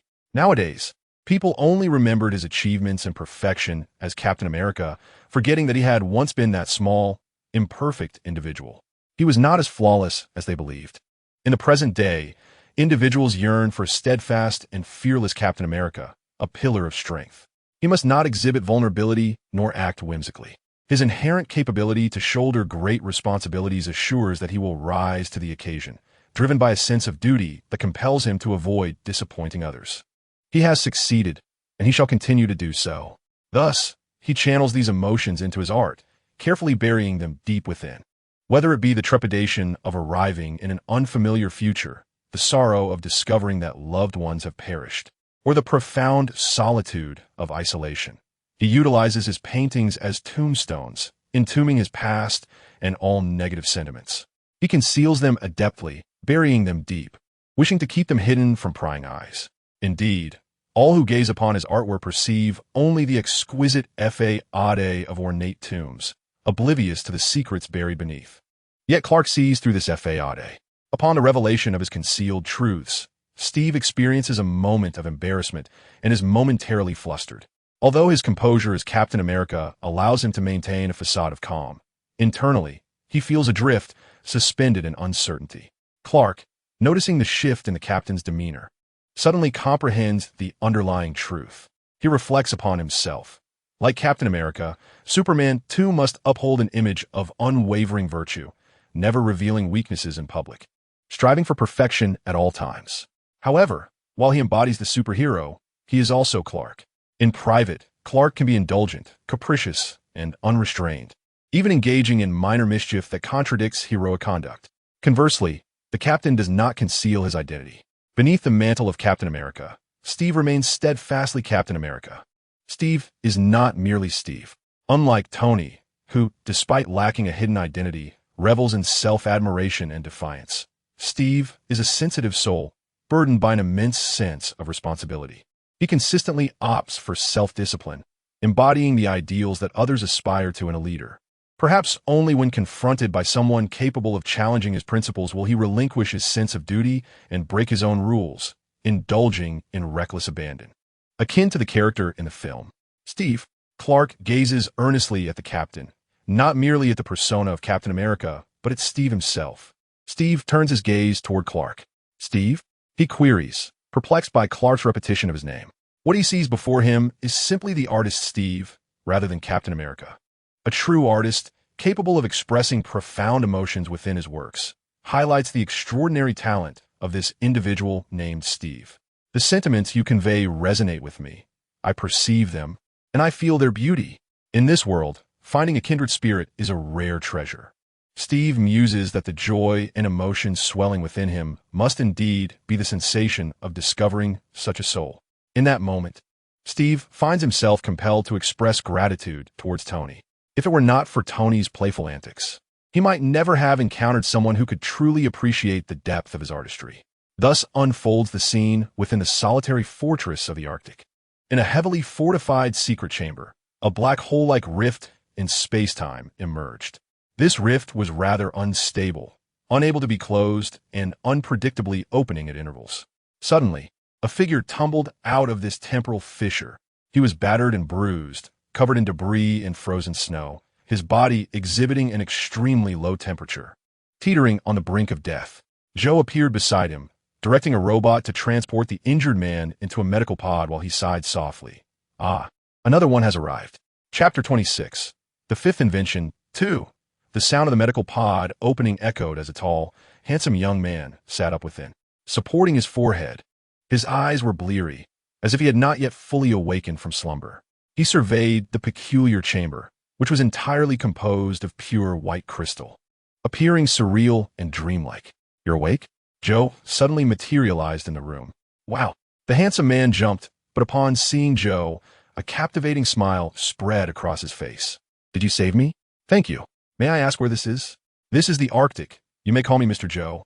Joe kindly gestured towards a sofa prepared specifically for these extraordinary travelers, inviting him to sit and speak at his leisure. "The Arctic?" The young man was taken aback, instinctively glancing out of the uniquely shaped window to behold the vast expanse of glaciers and snow-capped mountains, which indeed confirmed the Arctic's visage. After a moment of composure, he remembered to introduce himself. "Mr. Joe, I am James Buchanan Barnes. Thank you once again for your assistance." In Barnes' eyes, Mr. Joe exuded an air of complexity, evoking a sensation akin to encountering Howard Stark, a feeling of standing before a fervent scientist brimming with knowledge. Moreover, the extraordinary room was adorned with high-tech devices that left him utterly perplexed, including the egg-shaped machine from which he had just emerged, evidently possessing therapeutic properties. At that moment, a robot entered the room, presenting Barnes with a steaming cup of coffee. James widened his eyes once more, evidently astonished by the unimaginable technology surrounding him. Although he had long been accustomed to Howard's various inventions, considering himself quite worldly, he now felt as if he had regressed to a provincial state. As he marveled and accepted the coffee, taking a sip of the rich, warm brew that brought him comfort, he began to reflect on his last memories. He recalled being on a train with Steve, pursuing Hyde when he fell off a cliff before Steve's very eyes. The last image etched in his mind was of Steve's desperate face, accompanied by anguished cries of Bucky. This was truly dire. Steve, burdened with unnecessary guilt, would undoubtedly blame himself for Barnes' fate. Thankfully, he had survived. Otherwise, Steve would carry that guilt for a lifetime. No, he must contact Steve immediately. Mr. Joe, do you have a telephone here? Barnes surveyed the room, yet his search for a telephone proved fruitless, leading him to believe it resided in another chamber. This is a mobile phone my son prepared for me.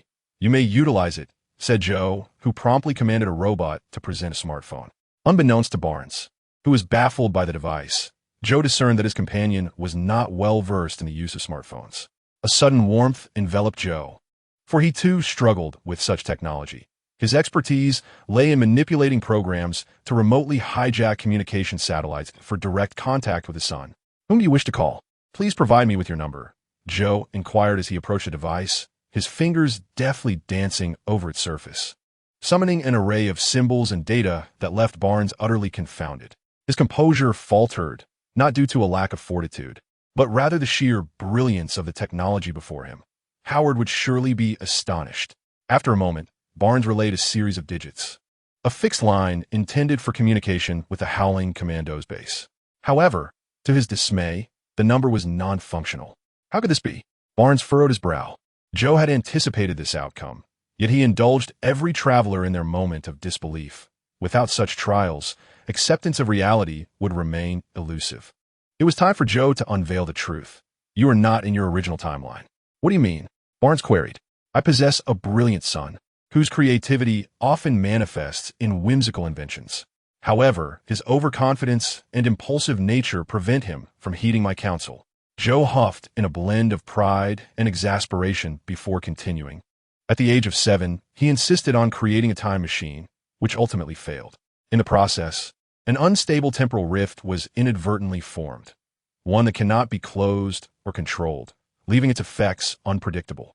Further research revealed that this rift absorbed peculiar energies from unknown origins, even developing a faint consciousness. This narrative was one Joe recounted to every traveler, his expression unwaveringly proud yet troubled. So, I was brought here by this conscious temporal rift? Barnes' eyes widened in disbelief. Indeed, it delights in transporting the wounded from other realms. Oh, and it detests being referred to as a temporal rift. It prefers the name Stellar, a moniker bestowed upon it by my son. It was quite pleased, its unstable space shimmering for a time. The mere mention of his son transformed Joe's tone, an imperceptible warmth betraying his otherwise aloof demeanor, suffused with paternal pride. Ding! The temporal trajectory scan concluded. Authentication successful. James Buchanan Barnes, a martyr from this world's 40s, a comrade of Captain America, a member of the Howling Commandos, colloquially known as Sergeant Barnes, the temporal detection instrument proclaimed. Joe, what? This world's inhabitant. Row, your grandfather. This is an immense embarrassment, all due to empirical error. Joe immediately cleared his throat, feigning innocence as if he had not been the one to hastily draw such conclusions. After all, those previously transported by Stellar hailed from alternate timelines. This was the inaugural instance of someone from this world being brought forth. Has Stellar's preference shifted? The 40s? Sacrifice? Bucky repeated those two words, his fists clenched, an ominous premonition surging within him. Where exactly is this place? No, it should be phrased as, what time is it? When Bucky realized he had arrived 70 years into the future, he stood utterly stunned. 70 years, meaning all the individuals he once knew had perished. He was a specter from the past, an entity out of place in this era. For a moment, Bucky was rendered speechless, his spirit waning and pallid. Captain America was still here, and Joe offered him solace with this good news. He had recently been rescued from his icy entrapment. Carl, having discovered Captain America's location ahead of time, had even discreetly guided them toward him. As for why Clark had not extracted the captain sooner, it was because he wished to preserve the integrity of the captain's life. If he were to arrive alone in this future, grappling with confusion and trepidation, it was only right that the captain have his companions from the Avengers by his side, along with a mission to save the world, to facilitate his integration into this new reality. Thus, young Clark had often gazed longingly at the captain, encased beneath layers of ice, wishing to liberate him ahead of time. only to repeatedly relent, allowing the captain a little more rest, knowing his comrades would come for him. Steve? Bucky suddenly turned to Joe, frozen.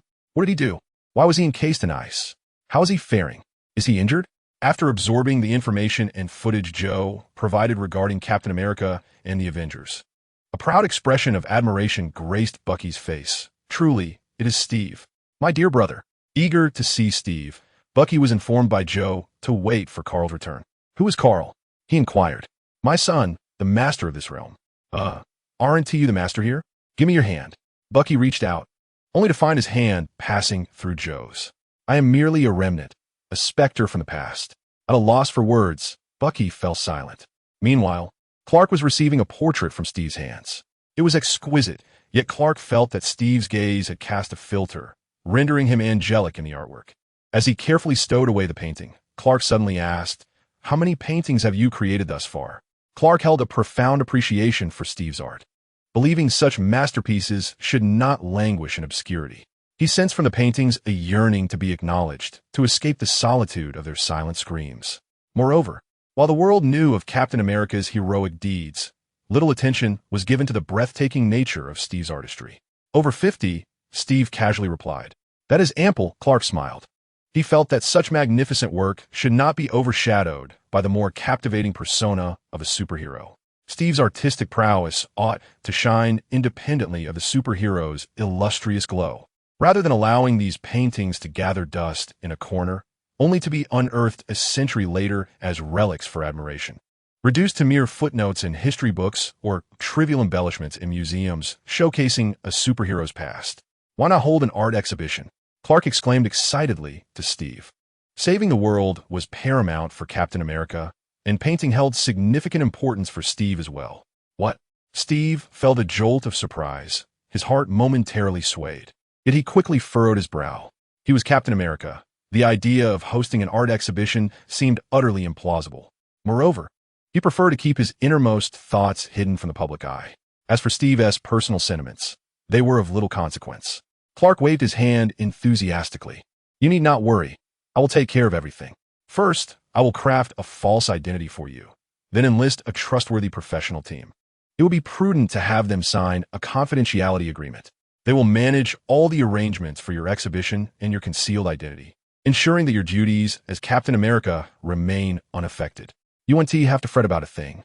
Simply paint during your leisure time and make an appearance, in disguise, on the opening day of each exhibition. Oh, and we must think of a fitting pseudonym. Don't concern yourself with it. Consider it an artistic name. After all, many in the art world use aliases. Steve couldn't shake the feeling that Clark was quite adept at this disguise business. What pseudonym do you desire? Clark inquired with palpable enthusiasm.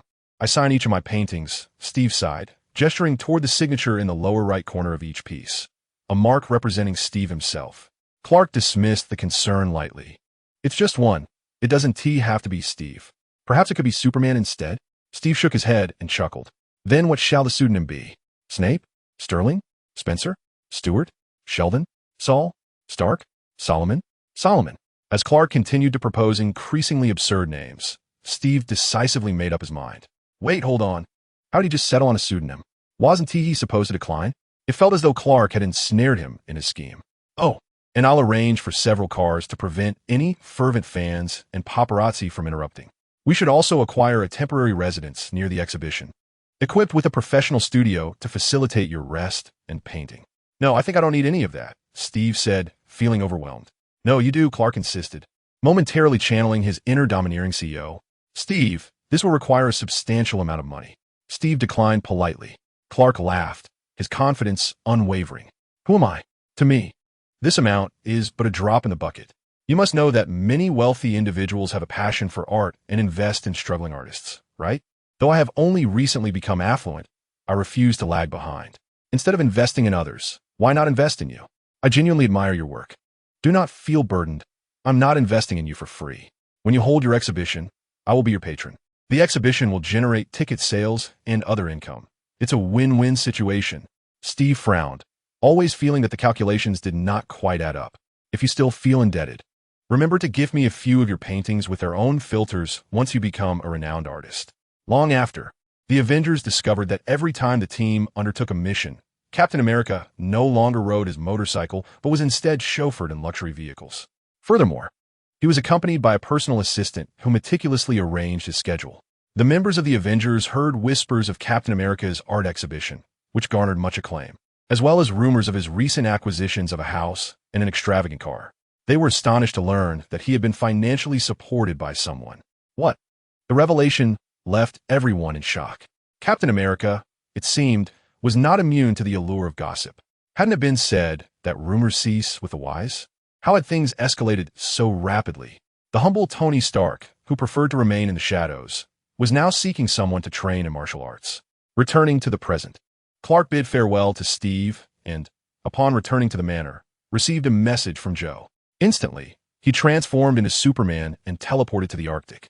Upon meeting Bucky, he was taken aback. Before him stood Sergeant Barnes, a man who had traversed time from the past.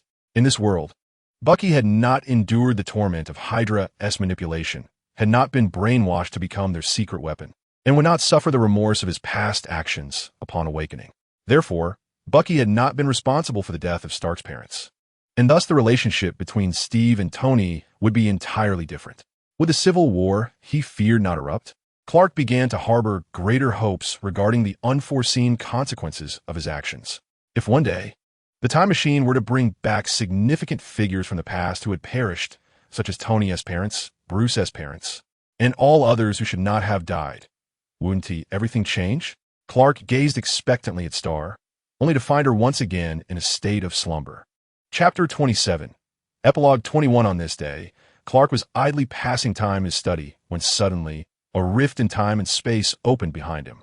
As he emerged from the darkness, he found himself in a conference room where everyone present was on high alert, their eyes fixed intently on him. Clark surveyed the assembly of heroes, Batman, Flash, Spider-Man, and villains such as Lex Luthor, Deathstroke, and Crossbones. The configuration of this meeting was indeed unique. Moreover, they appeared to be significantly older than the superheroes in his own world. Greetings, Clark offered a smile as soft as clouds in the azure sky, exuding an aura of innocence. However, sensing the palpable scent of blood and gunpowder in the air, he instinctively adopted a fade of caution. Who are you? What brings you here? Batman, seated at the head of the table, fixed a penetrating gaze upon Clark. My name is Flay O'Connor, a scientist who accidentally arrived in your time due to an experimental mishap. Clark's demeanor was earnest, his eyes clear and devoid of shadows, prompting an instinctive trust in his presence. Yet, the harsh realities of this world rendered everyone wary of placing their trust in others. Subsequently, Clark was escorted to the interrogation room, where he endured several hours of questioning before, with great difficulty, earning their trust. However, he was acutely aware that he was under surveillance by more than one listening device. Perhaps they were placed by Batman, or Lex, or even by others who had yet to fully trust him. Bearing small tokens from Batman and others, Clark wandered through the base, observing numerous weary warriors, each bearing the marks of fatigue and injury. He engaged them in casual conversation, gradually unraveling the intricacies of this world. This was a realm of injustice, yet its nature differed from the injustice he had known. Here, the Superman and the malevolent Superman were both victims of the Joker's enhanced fear toxin, which had induced hallucinations leading to the death of a pregnant Lois Lane. With her heartbeat cessation, a nuclear bomb detonated in Metropolis, claiming the lives of 11 million souls. What set this world apart was its amalgamation. The presence of both Batman and Spider-Man was a testament to this fusion. Clark prepared weapons for some of the warriors, even enhancing them according to their requests. Initially, they were shy, but upon discovering Clark's amiable temperament and remarkable aptitude for weaponry, they gradually relaxed, forgetting their reservations and eagerly presenting their arms for repair and modification. Can I request a rocket launcher? A tall warrior nervously raised his hand. Clark smiled, promptly demonstrating the on-site creation of a rocket launcher. At that moment, a younger rebel timidly asked, Brother Fry, may I have that, the lightsaber from Star Wars? His words elicited a chorus of laughter from the surrounding warriors, causing the young soldier to flush with embarrassment. Of course, Clark replied gently, affectionately ruffling the boy's hair. Before long, he had crafted a laser sword that simulated the effect of a lightsaber. The young soldier cheered, wielding the laser sword to slice through a substantial piece of discarded metal. Impressed, the warriors' enthusiasm soared, and they began proposing various whimsical modifications to their weapons. with Clark consistently finding ways to fulfill their requests, quickly bonding with them. Eventually, Clark discovered an abandoned healing chamber and promptly organized the warriors to assist in transporting the necessary debris, successfully restoring the chamber. Clark's popularity reached unprecedented heights. Cheers erupted, and some even embraced him, tears glistening in their eyes. Thank you, they exclaimed. Standing quietly to the side, Clark watched as a group of warriors, their eyes red-rimmed, supported their gravely injured comrades into the healing chamber, witnessing their tears and laughter, their mutual support amidst despair and suffering. This stark reality of war left Clark deeply moved. The leaders of the rebellion observed how this man, Fry, had become the most beloved figure in the base within just a single day. Regardless of the extraordinary genius displayed by the individual in technological innovations or the captivating charm that elicits affection from others, he transcends the capabilities of an ordinary person. Should he possess no hostility, his talents would prove to be an immense asset to the resistance. Some among the resistance wish for Clark to remain, others are still deliberating, while some, like Spider-Man, hope for his return home. Spider-Man approaches Clark, kindly advising him, "Thank you, Flint. You have aided us tremendously. However, this world is perilous. It will be prudent for you to return home as soon as possible. While some leaders of the resistance desire your presence, I believe the matters of our world are ours to resolve. It should not be your burden." Clark chuckles, recognizing Spider-Man as the benevolent angel of the Marvel Universe. Even amidst the tragic demise of Iron Man and Captain America in this realm, he resolutely shoulders immense responsibilities and has matured significantly, yet his inherent kindness remains unwavering. Coincidentally, the conscience of the Justice League, the Flash, seeks him out, similarly urging him to depart from this treacherous world. "Thank you, but I cannot return at this moment. So please do not worry about me. Moreover, I cannot remain a bystander. As long as I am here, I will assist you." Subsequently, Clark becomes a technician for the resistance, establishing his own laboratory and workshop. Through his recent endeavors, he gradually earns the trust of the resistance leaders. One day, Clark approaches Batman, informing him of the upgraded healing pod designed specifically to treat his spine, which had been rendered reliant on an exoskeleton after being broken, an ingenious creation of the unjust Superman. Upon learning that the treatment requires 48 hours, Batman firmly declines, stating, "The final battle is imminent. I cannot afford to leave at such a crucial moment." Throughout this time, Clark has not only refrained from any suspicious activities, but has also significantly aided the resistance, and Batman's demeanor towards him softens due to the allure that Clark exudes. Clark shakes his head, having anticipated Batman's refusal. "I have devised a new plan that could enhance your odds of victory and substantially reduce the casualty rate you have been striving to diminish. However, it hinges upon your acceptance of treatment." Clark smiles as he insists. Batman furrows his brow, scrutinizing Clark, uncertain of his sincerity. Nevertheless, Clark successfully persuades all the resistance leaders except Batman. Ultimately, they collectively compel Batman into the healing pod. When Batman emerges, fully restored, his face is darkened with displeasure. In the conference room, Batman sits at the head, glaring icily at Clark, awaiting the unveiling of the so-called plan to enhance their odds and decrease casualties. Clark smiles, and before all the resistance leaders, he removes his contact lenses and the blue kryptonite. "Superman," someone exclaims, and the room tenses with vigilance. Only the ever-reliable and quick-reacting Batman found himself momentarily stunned, uttering a name he had nearly forgotten. "Clark. It is I, Clark, who also embodies the Superman of another realm. I shall assist you in confronting your Superman. Yet, you are younger than our Superman, and you are no match for him." Batman swiftly regained his composure and pinpointed the crucial detail. "Fear not, for I possess a secret weapon. I shall emerge victorious." Clark offered Batman a smile brimming with determination. A smile that once again plunged Batman into the depths of nostalgic recollections, rendering him silent once more. The other leaders of the resistance gradually awakened from the shock of Clark's revelation about being Superman. Their demeanor shifted from wariness and astonishment to acceptance and elation. For in Clark's presence, they glimpsed the hope of triumph. Clark's new strategy was straightforward. He would confront the Superman of this world. Simultaneously, he had improved the protective shield, now dubbed the Mobile Shield 11, which significantly enhanced the survival rate of the resistance fighters. The morale of the resistance surged to unprecedented heights. The final confrontation was imminent. At that moment, however, Clark was suddenly compelled to visit the devastated metropolis before the impending battle. Chapter 28. Side Story 22. Before the conflict, Clark, bearing a bouquet of flowers, resolved to visit the ruins of Metropolis. He placed the blossoms beside the remnants of the city, where the remains of 11 million souls lay buried. Memories of the beloved citizens of Metropolis from his world surged within him, causing his fists to clench in anguish, yet more so in resolute determination. Such a tragedy would never occur in his world. He was a scientific marvel, with mere green kryptonite and fear gas. He would surely devise a solution. Arrangements for nuclear weapon detection systems were imperative. No nuclear weapon would be permitted within his city. As Clark pondered ways to preemptively guard against future threats, a figure draped in a cape landed behind him. The figure observed Clark, who was half-crouched beside the ruins of Metropolis, lost in sorrowful memories, yet refrained from interrupting him. It became evident that others remembered Metropolis, others who, like him, had lost significant individuals in the catastrophe.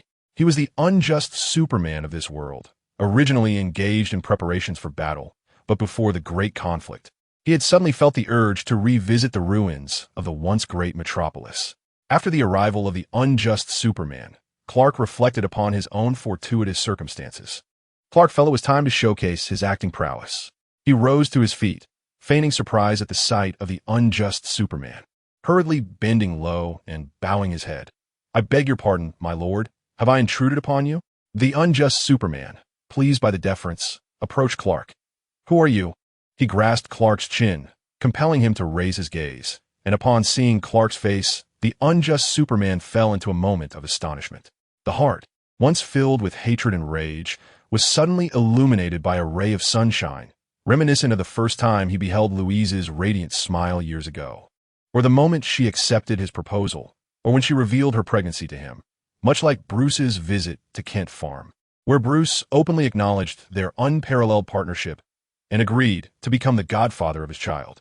Yet, in an instant, these vivid memories shattered, stained by a thick layer of blood. No, he no longer craved the warmth of sunlight. Only power and iron will, fear and vengeance could instill dread in all, making them fear him and cease their attempts to harm him. He would reign over the world through bloodshed and violence, ensuring that all who opposed him would regret their existence. For reasons unknown, the malevolent Superman invited Clark to their lair. Clark politely declined with a smile. However, the current malevolent Superman paid no heed to others' wishes and would not accept an unwelcome refusal. Amid Clark's astonished exclamations, the malevolent Superman hoisted him and flew away. In the air, Clark's expression was blank. He never imagined that one day he would be the one carried aloft, rather than the one doing the carrying. "Stay put. I won't harm you," the malevolent Superman said with a threatening demeanor, juxtaposing his gentle words. From the darkness hidden behind his gaze, Clark understood that remaining still would ensure his safety, while fleeing could lead to dire consequences. The malevolent Superman was indeed a tyrannical and perilous madman. Within the malevolent base, several members of the corrupted alliance, upon hearing that Superman had brought someone back, curiously gathered to observe him, as if he were a rare specimen. They completely disregarded his feelings, treating him merely as a plaything, making disparaging remarks that deeply repulsed Clark. Indeed, power, lust, and bloodshed corrupt the human soul. These individuals had lost even the most basic respect for others. At that moment, two more onlookers approached. "I heard Carl brought back a little lover," came a voice from afar. Clark, the little lover, Green Lantern Hal, or rather, Yellow Lantern Hal, strolled casually up to Clark, staring at his face for an extended period before exclaiming, "Wow, even I am moved." "Shoo, don't speak nonsense. Carl is always listening," one of Yellow Lantern Hal's companions cautioned. Hal pouted, seemingly disgruntled, yet sufficiently intimidated, ultimately refraining from continuing. Clark turned to the speaker, who was none other than Lex, seated beside Batman in the Resistance's conference room. Lex, true to form, playing the double agent with great enthusiasm. As Lex departed, he discreetly signaled to Clark, a covert sign only the Resistance could comprehend, indicating the need for stealth. Thus, Clark concealed himself. The malevolent Superman did not impose any actions upon Clark. Rather, he regarded him merely as an object of observation. Every day, the malevolent Superman gazed at him for hours on end, as if merely looking at him could restore the warm memories of the past. What a chilling affliction this was. Eventually, when Clark could no longer endure his covert existence, the decisive battle approached. The battlefield today was peculiar. The forces of the unjust found themselves isolated, receiving neither intelligence nor support from the rear, seemingly trapped on the field. Meanwhile, Clark had transformed into Superman, following the continuation of the infiltration plan, infiltrating the rear command center of the unjust base alongside Lex. They moved unobstructed, dismantling the communication station, effectively severing the unjust army's supply lines and information relay. At that moment, the darkened version of Wonder Woman arrived. Lex, along with Superman from another world. Wonder Woman instantly discerned Clark's true identity. "Diana, you must understand that Carl is mistaken," Lex attempted to persuade her. Wonder Woman retorted vehemently, "No, Carl must rule the world. Only he, as the deity of governance, can employ power and intimidation to end all wars on Earth, bringing about true peace." With that, she unleashed a fierce battle cry and lunged at them. Clark stepped forward to intercept Wonder Woman, while Lex continued to sabotage the control panel. Though Wonder Woman's strength was not on par with Superman's, she was formidable in her own right. Her entanglement momentarily hindered Clark, preventing him from executing the next phase of the plan to confront the rampaging, malevolent Superman on the battlefield. At that juncture, a bright red light accompanied by the cheerful voice of the Flash resonated. "Hey Clark, I'm here to help." The Superman on the battlefield was a terrifying, nearly invincible force. Without kryptonite, any human facing the malevolent Superman faced only death. Should anyone attempt to approach him with kryptonite, his followers would swiftly obstruct them, eliminating the threat on Superman's behalf. Batman found himself ensnared by this group. The malevolent Superman cast a cold glance at Batman, soared into the sky, and his eyes began to glow red. His heat vision was a devastating weapon. A single beam could result in widespread destruction. This was intimidation. However, today, the malevolent Superman was destined for astonishment. Suddenly, protective shields appeared before the rebels, deflecting the energy of the heat vision, sending it flying without causing any fatalities. Enraged, the malevolent Superman unleashed a frenzied barrage of heat vision. But as the energy of his shields began to wane, some could no longer endure. Just then, a red and blue figure soared in from behind. The malevolent Superman turned to Clark and, realizing this figure emerged from the rear of the unjust forces, he comprehended the silence from behind. A maniacal smile spread across his face, filled with despair and madness. "You must know the truth of this world now, right? Tell me, do my wife, my children, my people deserve to die? Am I wrong for seeking vengeance for them?" Clark gazed at the Superman, sorrow reflected in his eyes. Yet his tone was resolute. "If someone were to kill my wife and children and destroy the city I protect, I would annihilate their entire family." "Very well," the malevolent Superman acknowledged with approval. However, Clark shook his head, gazing at Injustice Superman. "No one can justify the slaughter of the innocent by their own misfortunes or seek vengeance upon the world. The lives you extinguish also cherished loved ones and share in despair, yet they lack the formidable power you wield to retaliate." Injustice Superman regarded Clark coldly, uttering no response, seemingly dismissive of his words. "In your quest to dominate the world, you unleash carnage and incite wars. Or perhaps, you are merely exacting revenge on a world that has robbed you of your dearest. Having lost everything, you subconsciously desire for all to share in your anguish, wishing for everyone to experience the same hopelessness as you." Injustice Superman's brow furrowed, appearing to be stirred by something. "Because of your loss, you have condemned every soul in this world as a sinner, as deserving of death. You harbor a hatred for all humanity, and every rebel stands as an obstacle on your path to vengeance against mankind. You mercilessly slay them, regardless of whether they were once your comrades or friends. For your heart has been consumed by hatred, leaving no room for love." At last, Injustice Superman could no longer endure Clark's words, roaring, "What do you understand? I am saving the world. Only under my rule will there be no more harm. True peace will prevail." Clark shook his head. "So for your peace, you believe it justifiable to commit mass murder?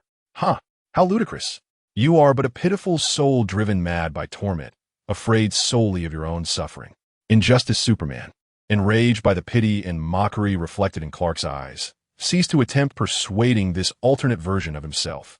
"All who oppose me must perish." The two became embroiled in a fierce struggle.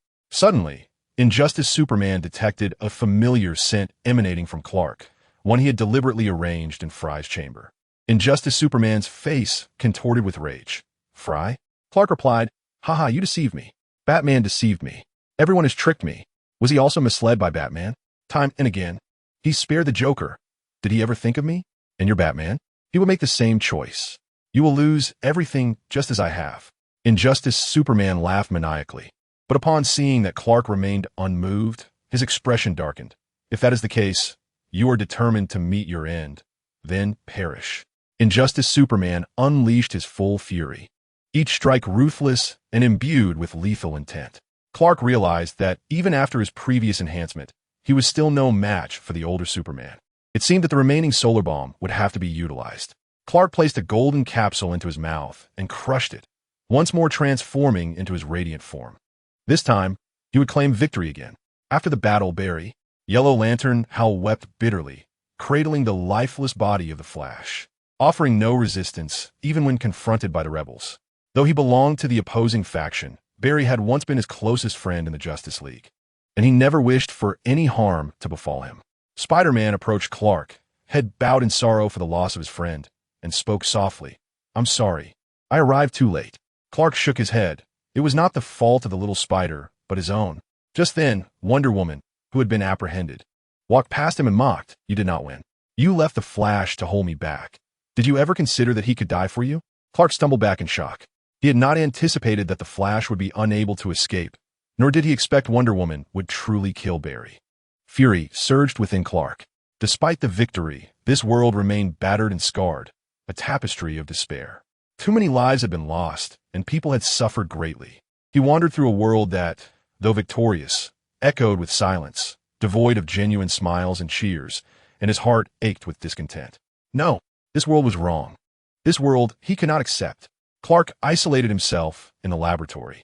When he emerged, he held a temporal disruptor, waiting for the arrival of the star that would bridge time. His intuition told him the star would soon come for him. Indeed, the star appeared.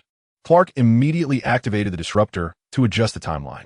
The star, which had gained self-awareness through the fusion of special energy, was displeased, causing the internal channels to grow increasingly unstable. Though an accidental creation infused with unique energy, it was ultimately Clark's invention, and after repeated adjustments and tests, he finally discovered a passageway that could take him back to 3 years prior in this world, before everything had unfolded. However, this passage was highly unstable, riddled with temporal turbulence, lightning-like chaos filling the corridor, making it perilous for anyone daring to enter.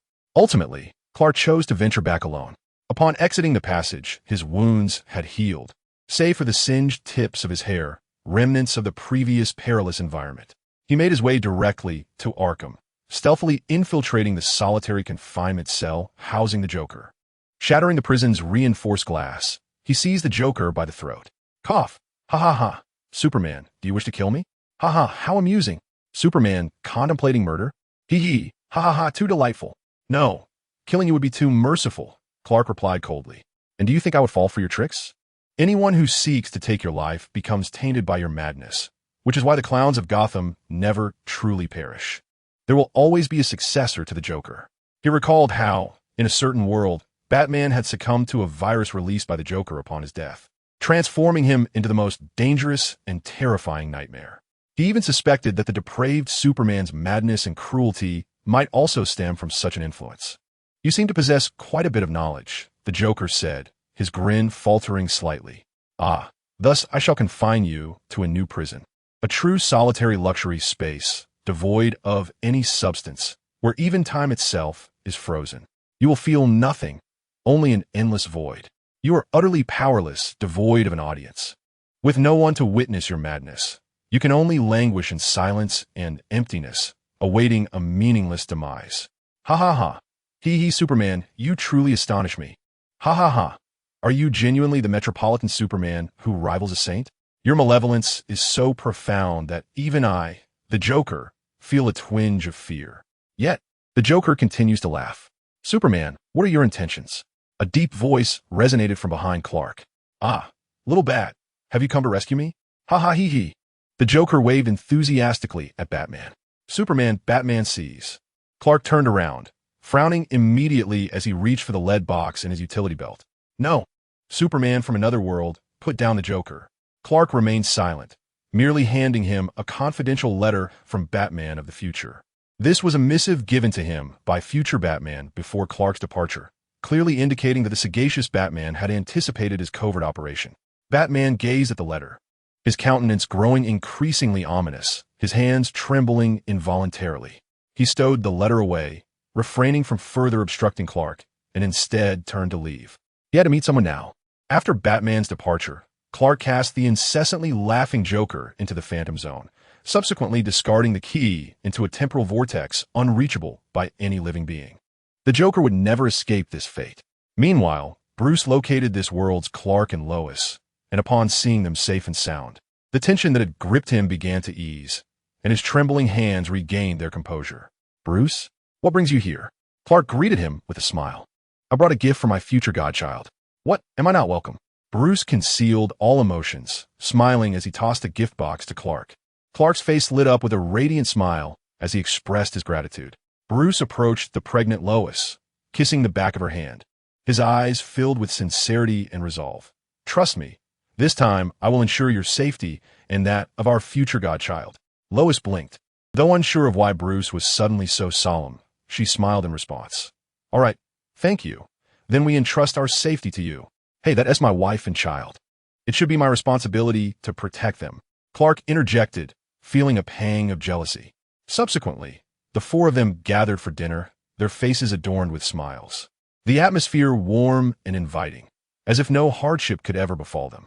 Clark observed this scene from a distance, smiled softly, and stepped into the time portal leading home. Chapter 29. The Fifth Invention 3. Recap. Sergeant Barnes finds himself in the Fortress of Solitude, and Superman arrives to retrieve him. Barnes gazed at the approaching Superman, his nerves frayed. He had just gleaned knowledge about Superman from the files, understanding that he was the mightiest and most beloved superhero of the present day. Indeed, Superman was flawless, whether in appearance or physique, radiating the brilliance of a son of the sun. He perceived a striking resemblance between Superman and Steve, both exuding reliability and gentleness, radiating brilliance, embodying righteousness, and demonstrating courage and resilience. This familiarity fostered an instinctive sense of trust in Superman. However, Superman possessed a divinity and power that Steve lacked, nearly igniting within him an impulse to revere and follow him. Truly, he was a god among men. Fortunately, such a formidable and charismatic individual was aligned with the forces of justice rather than the adversary. Having such a comrade was simply magnificent. Subsequently, Superman engaged in an extensive conversation with Bucky, who then resolved to meet with Steve. Superman promptly instructed Joe to search for Steve's contact information. Just before the call connected, Bucky suddenly felt a wave of nervousness. "Wait, let us not discuss my matters just yet. I wish to surprise him when we meet." "Hello, who is this?" The call fortuitously connected.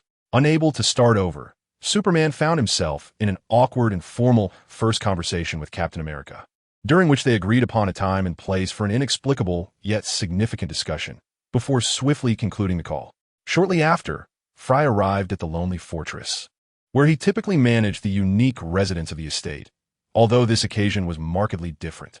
"He's a man of this world, albeit from the past," Superman elucidated.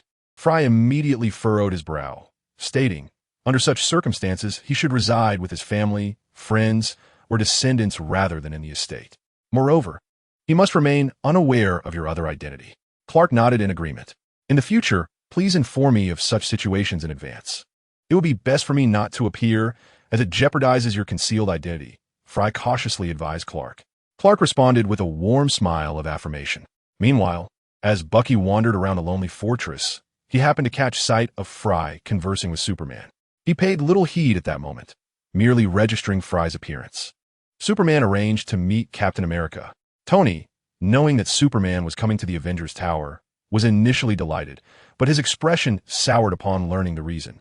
How was he unaware of the close connection between Steve and Superman? It was infuriating. Who was the scoundrel that introduced them? "It was you." Tony harbored an incessant sense of unease, believing that Steve and Superman shared an undeniable rapport. Thus, when Clark and Bucky descended upon the Avengers Tower, Tony stood imposingly to the side, shimmering in his armor. "Bucky!"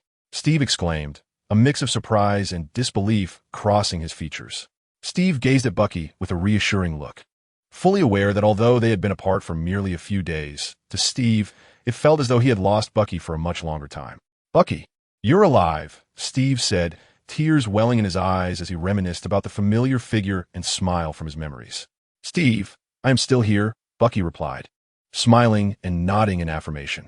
However, Tony missed this poignant moment. All he perceived was Superman descending from the heavens, cradling a handsome man in his arms. Jealousy surged within him. Previously, during the endeavor to quell the fan wars alongside Superman, what prompted him to foolishly don his battle armor and take to the skies alone? Who is this young dandy? The sudden disruption shattered the poignant atmosphere as an old friend, reunited after a lifetime apart, gazed deeply into the distance. The young dandy? Bucky's expression stiffened slightly as he exchanged a glance with Steve. Who is this imbecile? Tony Stark, son of Howard. Steve covered his face. Nephew. Bucky beamed with joy and embraced Tony. Tony, my esteemed nephew. Meanwhile, at a Hydra base. Why is this room empty? A Hydra agent inquired of his companion. Perhaps the doctor intended to showcase some formidable weapon he developed? The agent speculated. Although this room has always been vacant, I can't shake the feeling that it once housed something significant. Perhaps I am mistaken, he mused. Is there a videotape here? The Hydra agent picked up a tape and began to play it. Wow, these two veteran agents undertook a major assassination mission against the previous Stark? I was completely unaware. Alas, they perished together in the explosion instigated by the rebellious Stark. Let us move. We have a mission to attend to. Clark returned from the Avengers Tower, feeling that such a fulfilling day should harbor no unforeseen events. However, as he collapsed onto the sofa, Fly handed him an invitation. Clark groaned in reluctant despair, opening it to find an invitation from Bruce. The note read that Clark had previously promised to visit Wayne Manor but had yet to do so, inquiring if he had any free time lately. The mere thought of Bruce conjured memories of the probing device that had invaded the lab, reminding him of the blunder that had led to the creation of the Super Clark Citizen. Not going. Clark angrily tossed the invitation to the ground and walked towards his study. He decided to spend some time in solitude there. Extra 2, shortly thereafter, Clark emerged from the study and retrieved the invitation. Perhaps for the sake of those lost in parallel universes, or for the sake of the once-destroyed metropolis. He ought to engage in a conversation with Bruce to mend their relationship. Perhaps the Justice League should be formed sooner. In any case, whether it be the world of the Lords resulting from the Flash's demise, or the unjust world birthed from Lois's death and the destruction of Metropolis, none of that shall transpire in his world. He shall thwart all potential calamities. Clark tidied his hair, singed slightly by the temporal turbulence, and rubbed his aching temples, suddenly deciding to seek out the Flash from his own universe. Thus, Clark transformed into Superman and arrived in Central City. The Flash, clearly a fervent admirer of Superman, became utterly flustered upon encountering him, stammering excitedly. Superman. Ah, it's Superman. Upon learning that Superman was merely here to commend him on his heroic deeds and wished to meet him, the Flash blushed, overwhelmed with excitement, his whole being appearing as a blur of red due to his super speed. Superman, have you heard of me? After managing to calm down, the Flash requested an autograph from Superman, took a photo with him, and even engaged in a friendly race, leaving him thoroughly satisfied. Observing the youthful and vibrant Flash, Clark felt equally content. He had no desire to encounter the cold, lifeless body of the Flash again. The following day, to Clark's surprise, Bruce arrived at the company. Although Wayne Enterprises had a partnership with the firm, it was unnecessary for the busy president, who was passionate about extreme sports, to attend in person for trivial matters. After discussing their collaborative project, Bruce extended an invitation to Clark for dinner. Clark found it impossible to decline this invitation, prompting a victorious smile from Bruce. He had intentionally sent the invitation, confident that it would either succeed or be refused. However, after a rejection, Clark would feel too embarrassed to decline a second time. Thus, he had tactically invited Clark to dinner. Mission accomplished. Unbeknownst to Bruce, due to some temporal issues, Clark had already changed his mind and decided to visit Wayne Manor. However, with Bruce now in Metropolis, Clark naturally canceled that trip. Oblivious to what he had missed, Bruce was negotiating details with the restaurant. This establishment was elegant and tranquil, neither extravagant nor particularly famous, yet it was perfect in ambience, music, and floral arrangements. After some pleasantries, Bruce adjusted his tie, perfecting his expression. Do you like it here? Bruce asked with a smile. The environment is pleasant, and the cuisine is delightful. A wonderful place indeed, Clark replied, revealing a warm smile. He was pleasantly surprised, as a native of Metropolis, to discover such a charming locale. I'm glad to hear that, Bruce said, clearing his suddenly ticklish throat. I want to tell you something. What is it? Clark set down his cutlery and regarded Bruce attentively. As Bruce gazed into Clark's beautiful eyes, he found himself at a loss for words, diverting the conversation. I recently heard about your rumored relationship with Superman. Noticing Clark frown, Bruce quickly added, Of course, I believe you are not in a romantic relationship. Seeing Clark's expression convey a sense of cleverness, Bruce chuckled. A few days prior, he had analyzed Superman's flight patterns using an unissued trajectory analyzer from Wayne Tech, discovering that all trajectories converged at a single point in the Arctic. Therefore, Superman's base was located somewhere in the Arctic. Batman, as expected, had uncovered Superman's base. Moreover, the flight patterns indicated that although Superman frequently visited Metropolis, he had never been to the manor prior to the incident with the photos. Thus, there was minimal interaction between Superman and Clark unless Superman had some other special means of reaching the manor, which was highly unlikely. In conclusion, it is improbable that Clark and Superman share a romantic relationship.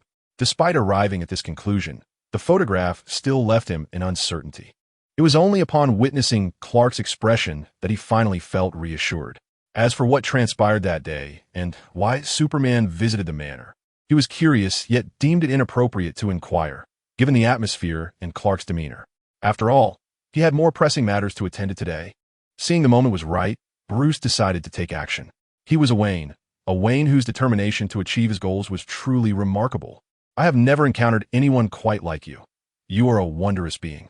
Bruce gazed into Clark's eyes, feeling a surge of nervousness. Clark looked at him in confusion. Your presence is like a ray of sunshine, illuminating the gloomy skies of Gotham. Your existence is akin to a gentle spring breeze, subtly permeating every nook and cranny. You evoke in me a sense of destiny and wonder, irresistible and destined to be embraced, impossible to overlook. As Bruce Wayne, the playboy, he had uttered countless flirtatious words and sweet nothings, never caring for the feelings of others or the impact of his words. Yet, as Bruce Wayne, he had never sincerely expressed such sentiments. To articulate these few lines was already a tremendous feat for him. Although his feelings for Clark had been enchanted and magnified by magic, the allure, the involuntary gaze that followed, the uncontrollable yearning, and the palpable heartbeat when in proximity were undeniably real and vivid. Indeed, the other possessed a certain magic. He was Bruce's destined true love, his soulmate. Thus, when confronting him, Bruce often forgot the rationality and composure that accompanied his identity as Batman. Such a dangerous yet beautiful quarry must be captured. Bruce, though you seem a bit carried away by the flattery, Clark thought, sensing something was amiss, yet he hesitated to discern Bruce's true intentions. At that moment, Bruce suddenly straightened his back, akin to a lion or cheetah poised to pounce on its prey. He gazed intently at Clark and declared without hesitation, What I wish to convey is, I adore you, sir. I have significant matters to report. Just then, Raymond burst in at a critical moment. Clark's attention was immediately diverted. What is it? Raymond looked at Clark in silence, clearly reluctant to speak in Bruce's presence. Understanding immediately, Clark turned to Bruce with an apologetic smile. Bruce, I'm sorry, but we shall continue our conversation another time. For reasons unknown, the peculiar atmosphere had flustered Clark, and he instinctively sought to escape it. Bruce felt disheartened, realizing that with an interloper present, his plans must be postponed. He smiled, indicating that there was no need for concern, and kindly allowed Clark to attend to his matters. As Clark departed, Raymond glanced back at Bruce, their eyes exchanging a silent storm of understanding. What is it? Clark inquired of Raymond. Raymond's eyes burned with fury. Lex has constructed a super prison. Clark raised an eyebrow. I overheard him say he intends to use this super prison to incarcerate Superman. He claimed that since he cannot kill you, he will confine you within this prison, said to be capable of ensnaring the mightiest beings. He aims to make you his eternal subject for experimentation. Clark's expression revealed his distress. Divine Messenger, allow me to eliminate him. Raymond's eyes blazed with intense fire. Offending the Divine Messenger deserves death. Yet, Clark refrained from responding, choosing instead to reiterate, I have told you repeatedly, do not address me as Divine Messenger here. Simply call me Clark. Yes, sir, Raymond acknowledged, bowing his head in contrition. Clark sighed, deciding not to dwell on the matter of titles any longer, and continued. Do not concern yourself with Lex, nor should you constantly monitor or eavesdrop on him, let alone attempt to kill him. He is not as straightforward as you believe. He may have already detected your surveillance, and could very well exploit it to set a trap for you. Raymond fell silent. Yet he remained unconvinced that Lex warranted such leniency and high regard from the divine messenger. In the cosmos, on the planet of the Green Lantern Corps, Hal Jordan, the Green Lantern from Earth, heard tales of the new Kryptonian divine messenger, Cal. He promptly returned to headquarters to hand over his duties, preparing to journey home. Anger surged within him as he resolved to confront this new cosmic overlord. How dare he declare Earth as his sanctuary and forbid others from intruding? Did he truly believe the Earth was his personal garden? He, too, was an Earthling. As he departed, a throng of Green Lanterns incessantly inquired about Cal. Evidently, Cal's fame had spread throughout the universe. After being urged by everyone to capture more photographs of Cal, Hal's temper flared. Get lost, even if it costs me my life. I shall not take any. Chapter 30. The fifth invention. 4. The Green Lantern traversed the cosmos but suddenly halted, suspended in the vastness of space. Gazing eagerly at the beautiful blue planet, Earth, he had finally returned home. Initially, he intended to visit his own city, Coast City. However, the thought of a cosmic overlord posing a threat on Earth dampened his spirits, prompting him to seek out the divine messenger Cal directly. Few had encountered Cal in the universe. Aside from the inhabitants of New Krypton, only a handful for the Galactic Alliance responsible for planetary ratings had information. The New Kryptonians were not to be trusted. They were fervent zealots, showering Cal with exaggerated praise, even crafting statues so perfect that it seemed unbelievable for such a being to exist. As for the planetary raiders, they were utterly useless upon mentioning Cal. Their eyes darted away, afraid to utter a single word to him. They called themselves members of the Interstellar Alliance. Thus, with no useful information at hand, Green Lantern Hal Jordan was left to rely on his own resources. He scoured for leads and utilized the network to search, only to discover that no one on Earth bore the name Kal-El. Even if there were a few humans with similar phonetics, upon finding them, they were entirely unhelpful. How deeply concealed this information was. On this day, Green Lantern arrived in Gotham. He had heard tales of its abundance of talent and the multitude of formidable figures lurking within, prompting him to explore this intriguing locale. However, as soon as Green Lantern set foot in Gotham, he was intercepted by a mysterious figure cloaked entirely in black, adorned with cat ears. The raspy quality of the intruder's voice suggested possible late-stage throat cancer. It seemed that every city had its share of superheroes and supervillains. Dressed in such ominous black and exuding an aura of foreboding, coupled with an evident desire for control and exclusivity, this individual must surely be a supervillain treating the city as their personal domain, wreaking havoc. Green Lantern, in his misguided confidence, analyzed the situation and raised an eyebrow at Batman with a sense of self-satisfaction.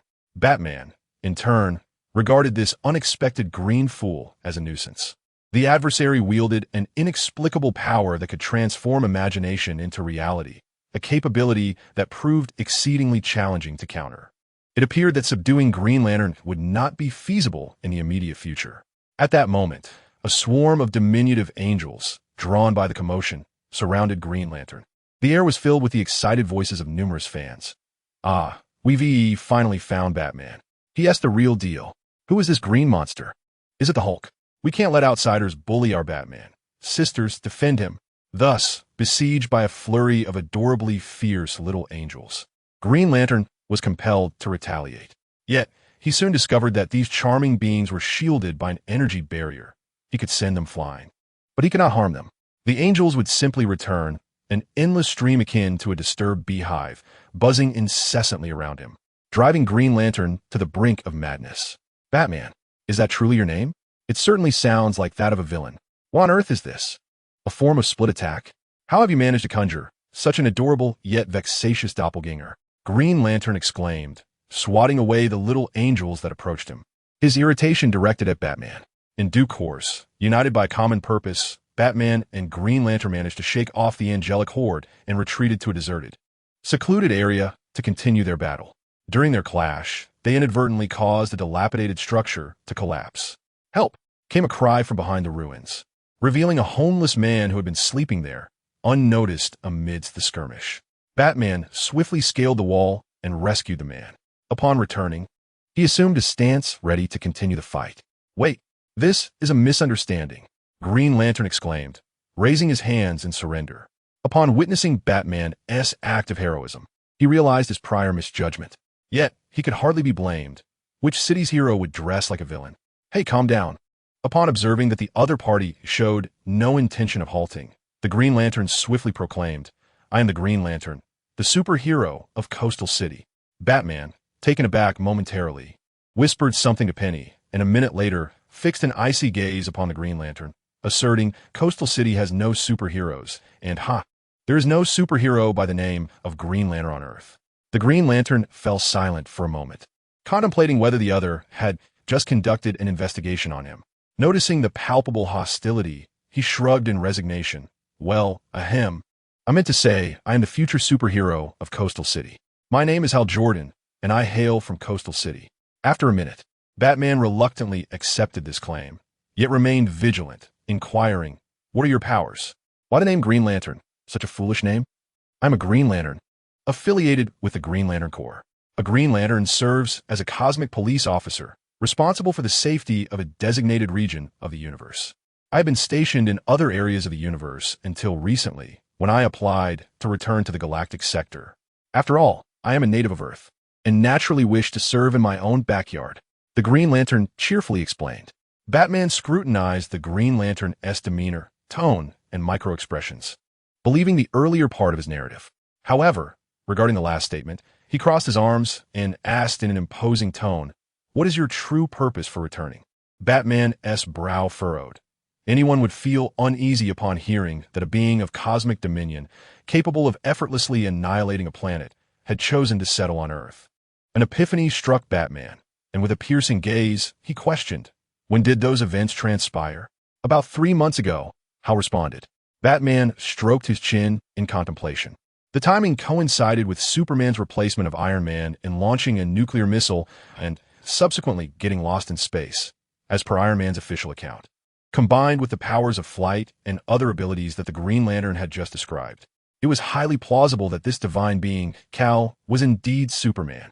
Batman retrieved his bat phone and presented a photograph of Superman to Hal, asking, "Is this him? Goodness, how could someone look exactly like that overly glorified statue?" Hal exclaimed in astonishment. Superman, the superhero of Metropolis, is exceedingly enigmatic, being the rarest of heroes to appear in any city. He never grants interviews and refrains from establishing contact with ordinary people outside of rescue operations, Batman explained to Hal. Metropolis? A superhero? Hal was further astounded. He had never anticipated that a grand cosmic overlord would choose to become a superhero in a remote rural planet city. Hurriedly, Hal took his leave, racing towards Metropolis. Batman, maintaining an impassive expression, watched him depart. He had acquired new intelligence on Superman, whose true name was Kal-El, an extraterrestrial whose home planet had been destroyed. He had saved the surviving city of his native planet and established a new Krypton, becoming their divine envoy and vanquishing 2 malevolent cosmic overlords, thereby emerging as a newly ascendant power in the universe. Thus, the question arises, given his esteemed reputation, influence, and new home planet in the cosmos, why would Superman choose to return? The bonds that tether a superhero of such formidable strength may only stem from emotions and pursuits that transcend fame, fortune, and power. What is it on Earth that captivates Superman so profoundly? Is it humanity or something else? Batman suddenly recalled the ambiguous photograph of Clark and Superman, as well as the intriguing image he had discovered the previous day, a detector screen showcasing components resembling Superman's belt in Clark's laboratory. Thus, his earlier conjecture was erroneous. There exists a connection between Clark and Superman. Even if it is not of an intimate nature, it certainly pertains to a technical alliance. If it is not love, Bruce gritted his teeth. Could it perhaps be familial affection? Considering that Superman is an orphan from Krypton, where did he reside before discovering Kandor? Clearly, he found himself stranded on Earth. Earth is his second homeland, thus explaining his fondness for it and his choice to return. Consequently, he must possess an earthly identity and undoubtedly has family and friends. What is Clark's relation to all of this? Hal searched Metropolis for Superman, but found no trace of him. He suddenly recalled Batman's words. Superman is enigmatic and seldom appears. This Cal, no, Superman, could be rather solitary for a superhero, could he not? Superman, Hal shouted in the heart of Metropolis Central Park. After calling for some time, Superman did not materialize.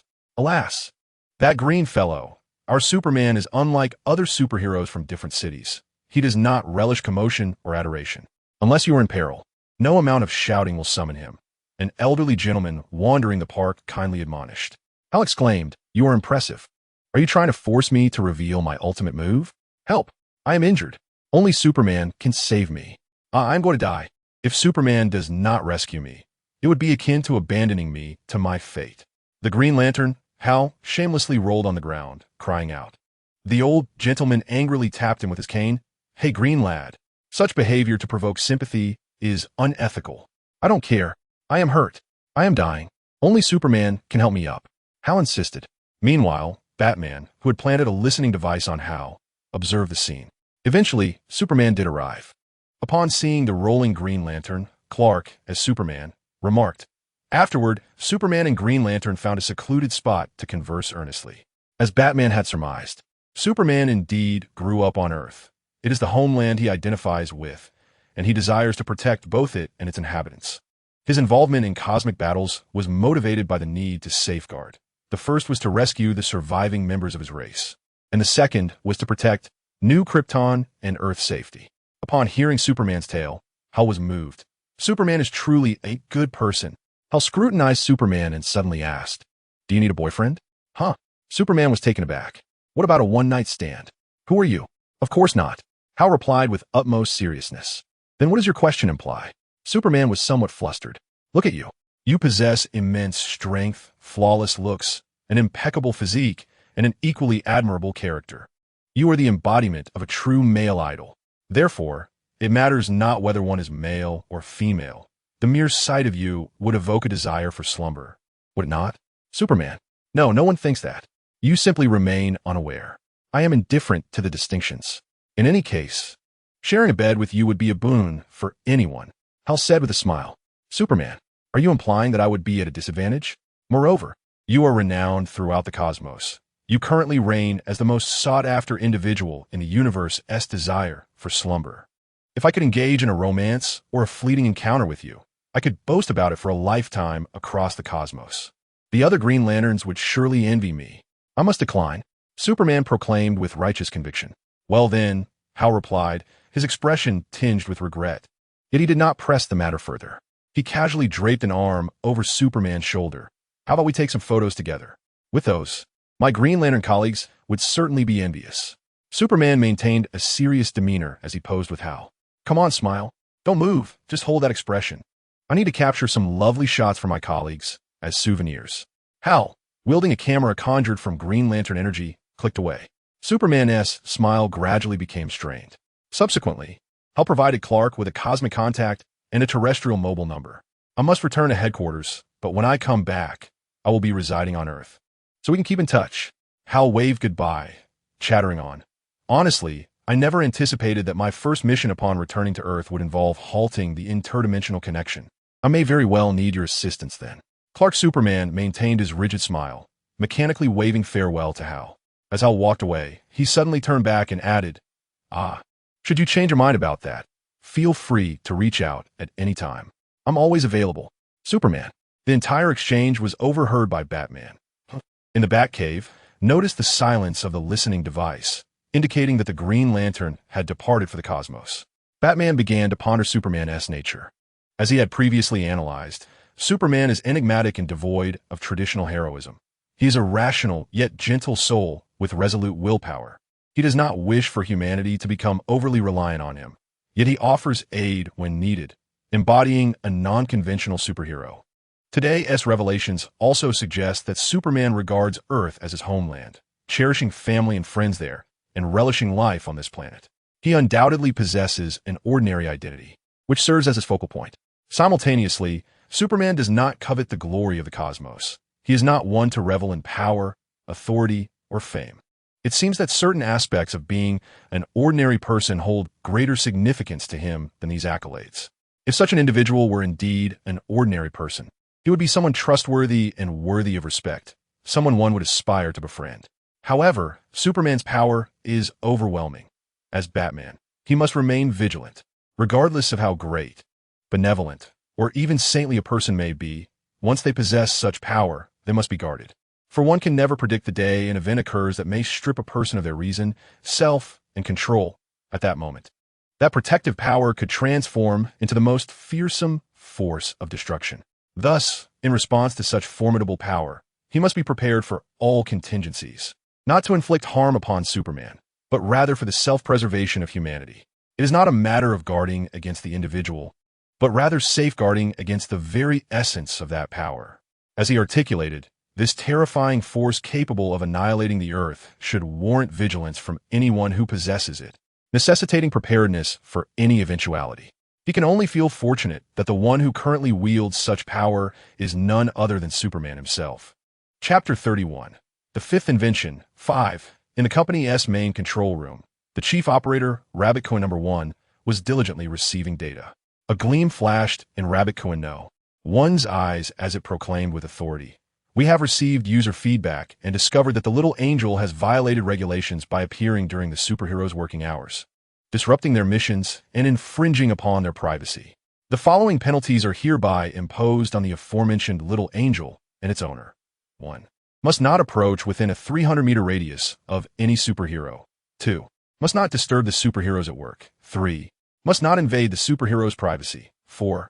Unless permitted by the superhero, must refrain from conducting large-scale celebrations such as throwing confetti, lighting displays, or sending hearts. Thus, Iron Man now possesses all the little angels. Haha.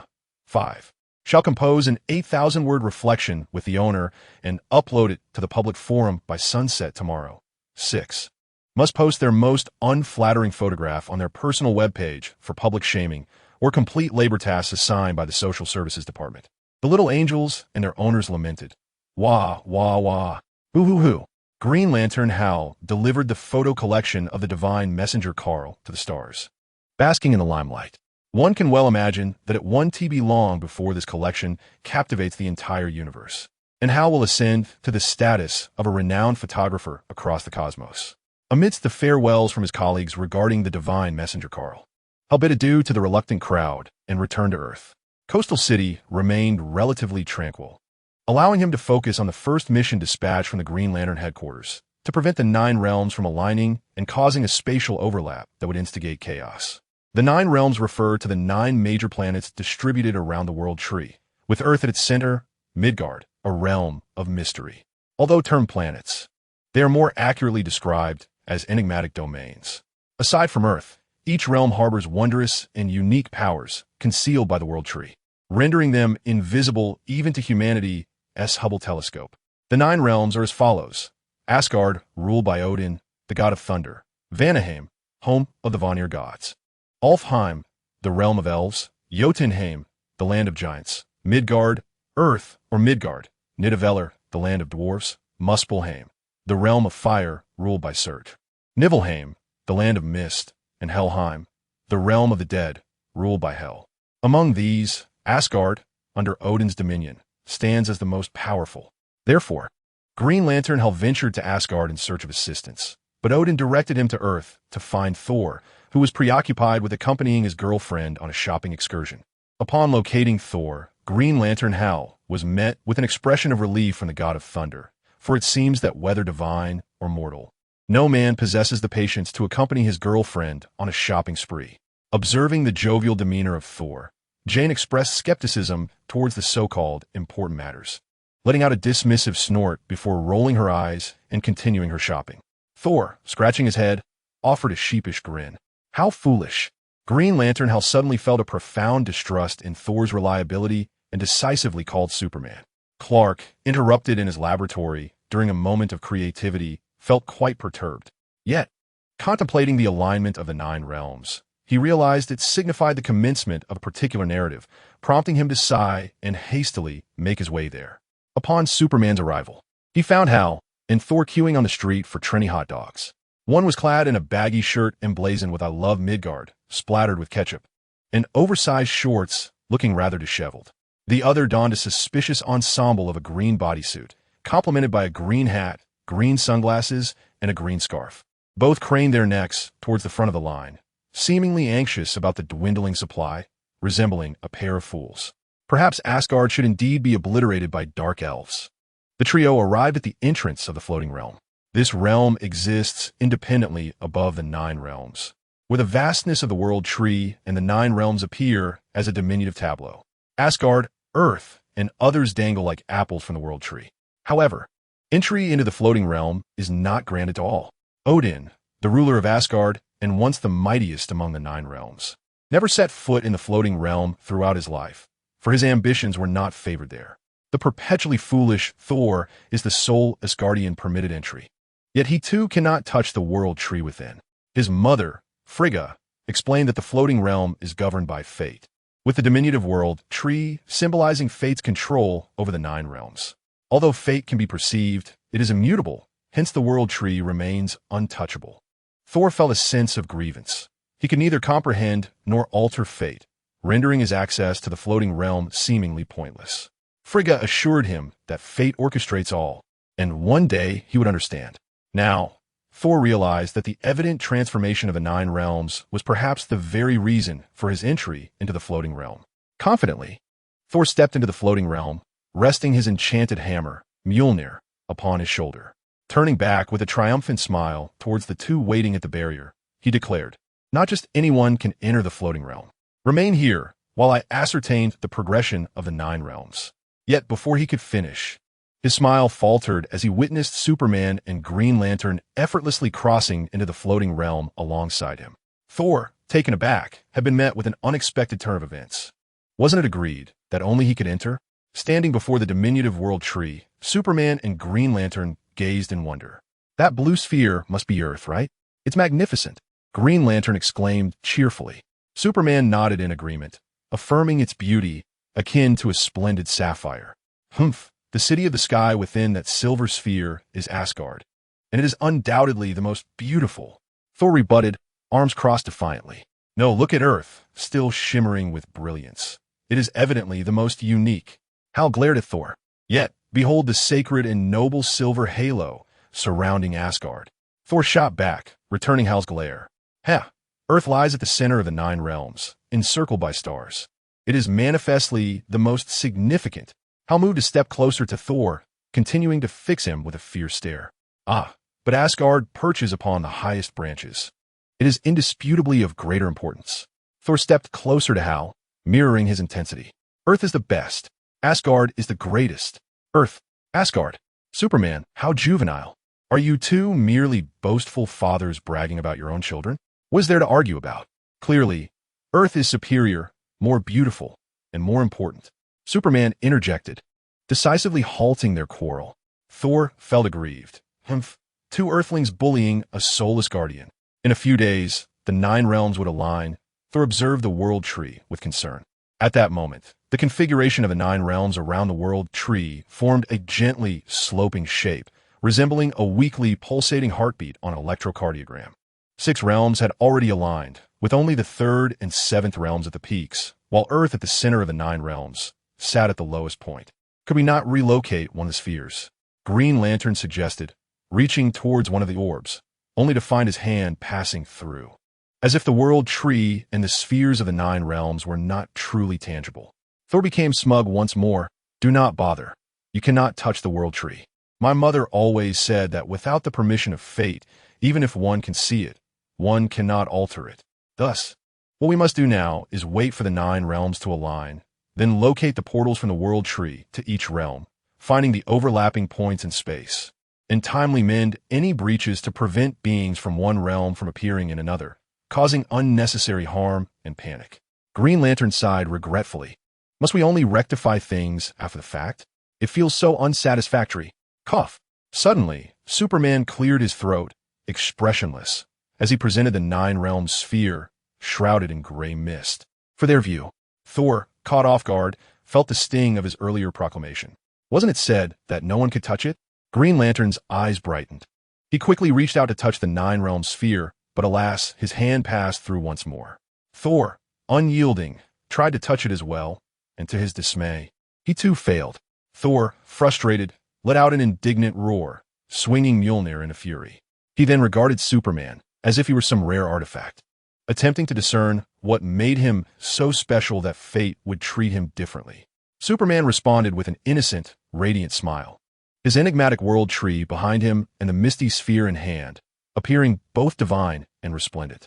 Thor, momentarily blinded by the brightness, couldn't help but wonder, could it be that fate was a connoisseur of beauty? No, it must be my overactive imagination. If it were merely a matter of physical attraction, then his mother, the most beautiful woman of Asgard, and his brother Loki, the most handsome man of Asgard, would surely have been permitted entry here. Is it due to power? Compared to him, his father Odin is indeed the mightiest among them. As for the mind and soul, even he would not have the audacity to claim that his own spirit and essence are pure and beautiful. Never mind. I shall return to inquire with my mother. Cough. The god of thunder pulled his wandering thoughts back, avoiding the radiant visage of Superman, and spoke earnestly. What you hold in your hand is Niflheim, a realm devoid of life, as it borders the underworld and occasionally allows spectral entities to cross through the fabric of time and space. Therefore, relocating this realm will not affect the nine realms. Superman nodded and found a nook among the branches of Yggdrasil, hanging the Niflheim sphere with care. Is this truly the solution? Superman's expression was somewhat peculiar. He had anticipated a grand battle, only to find himself merely ornamenting a Christmas tree. Was it really that simple? It is resolved, the god of thunder remarked, his expression equally strange. Perfect. Green Lantern, ever optimistic, was delighted that the matter could be settled so effortlessly. As the three emerged from the suspended realm, Thor suddenly clasped his head and cried out in agony. Mother! No! A torrent of images flashed through Thor's mind. Among them the harrowing sight of his mother being slain by dark elves, causing him unbearable anguish. He recklessly rushed toward the celestial palace, yearning to see his mother Frigga as soon as possible. Upon encountering Frigga in the palace garden, Thor's heart found solace at last. He embraced her and wept like a child. Frigga, a powerful sorceress, recognized the traces of fate woven into her son, a fate that had already been altered. Superman and Green Lantern, who had followed Thor, were graciously invited by Queen Frigga to the parlor. After a brief moment, Frigga approached, her eyes still red from tears, with Thor appearing somewhat embarrassed, desperately tilting his head upward as if to conceal his discomfort. I have heard everything from Thor. Thank you for your assistance, Mr. Superman, Frigga said, nodding her head in respect. Thor displayed a look of astonishment. Frigga, the queen of Asgard and consort to Odin, the mightiest of the nine realms, rarely extended such courtesy even to the kings of other realms. No need for such formality. I truly did little, Superman quickly responded, feeling somewhat flustered by the gravity of the situation, as he had merely shifted a decorative sphere. No, what you accomplished is beyond the reach of many, Frigga stated solemnly. There are many who can glimpse the threads of fate, and while the future may be altered, fate encompasses those immutable points that are preordained. Thus, no one can change fate, for it is unalterable. To forcefully alter fate only invites dire consequences, leading to the same end. For instance, if I were to foresee my own demise, revealing it to others, or attempting to alter it might ultimately lead to the demise of those who are meant to live. Such as Thor, I too would be unable to escape death. It would merely manifest in a different form or at a different time. Thus, those of us who comprehend the immutable nature of fate do not strive to change it. We merely accept it with grace and entrust the future to the next generation. Mother, Thor exclaimed, suddenly realizing that she might have been aware of her own fate long before him. Frigga cast a soothing glance at her son and continued to address Superman. But you are different. You possess the power to alter destiny. You are favored by fate. After a brief pause, she expressed her heartfelt gratitude once more. Thank you. You have truly changed our destinies. My fate, Thor's fate, and even the fate of Asgard. Clark, the Man of Steel, was momentarily taken aback. A harbinger of fate? A being capable of altering destiny? Was he truly that formidable? Upon further reflection, he acknowledged that he had indeed transformed the fate of a world steeped in injustice. Suddenly, Superman recalled something and interjected. Are you aware of Hela? Shoo. Frigga playfully placed her finger to her lips, saying mysteriously, "The fate of Asgard has already shifted. The convergence of the 9 realms has not been achieved, and the seal of the underworld remains intact. I have not met my end. Rather, I have time to gently guide my daughter, educate my son, and mentor my husband." Superman's eyes widened in astonishment. The queen truly lives up to her title. Frigga responded with a warm smile. To express his gratitude, Thor eagerly invited Superman to tour the treasure vault of Asgard. There, Superman spotted the crown of Surtur, the fire giant, prominently displayed. "Ahem, Thor, are you aware that the fire giant can be resurrected with this crown? Is it truly wise to keep the very artifact that could herald the twilight of the gods here?" Thor chuckled awkwardly, seizing the crown and making for the exit. He intended to confine this cursed object in the most secure cosmic prison, far from Asgard, via the Rainbow Bridge. As they departed Asgard, Frigga returned the necklace she had previously taken from Superman. This was the magic-resistant necklace crafted by Clark, capable of defending against most magical attacks, though somewhat lacking against formidable enchantments. Frigga had infused it with her most potent magic and bestowed Asgard's blessings upon it. "Thank you," Superman said, surprised. "This is a token of gratitude. We ought to thank you," Frigga replied with a gentle smile. "Your future is destined to be extraordinary. I hope it helps you maintain your true self." "Thank you," Superman reiterated. "It is truly wonderful to save someone as perfect as Frigga. Lastly, allow me to remind you that while altering fate is indeed commendable, it can sometimes lead to unforeseen little troubles and unexpected annoyances." With that, Frigga departed with a mysterious smile. Superman pondered in delight.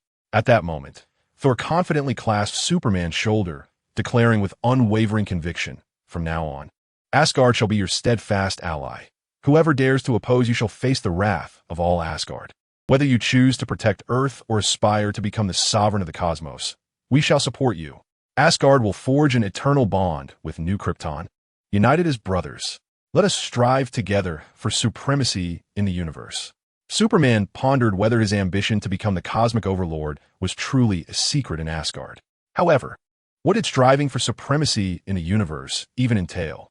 Who among the foolish would willingly embrace such troublesome endeavors? He was pleased that Asgard sought harmony with New Krypton, yet he firmly gazed at Thor and asserted, "But the quest for universal dominance is something I cannot entertain." Thor's expression bore a hint of regret. A sudden wave of concern washed over Superman.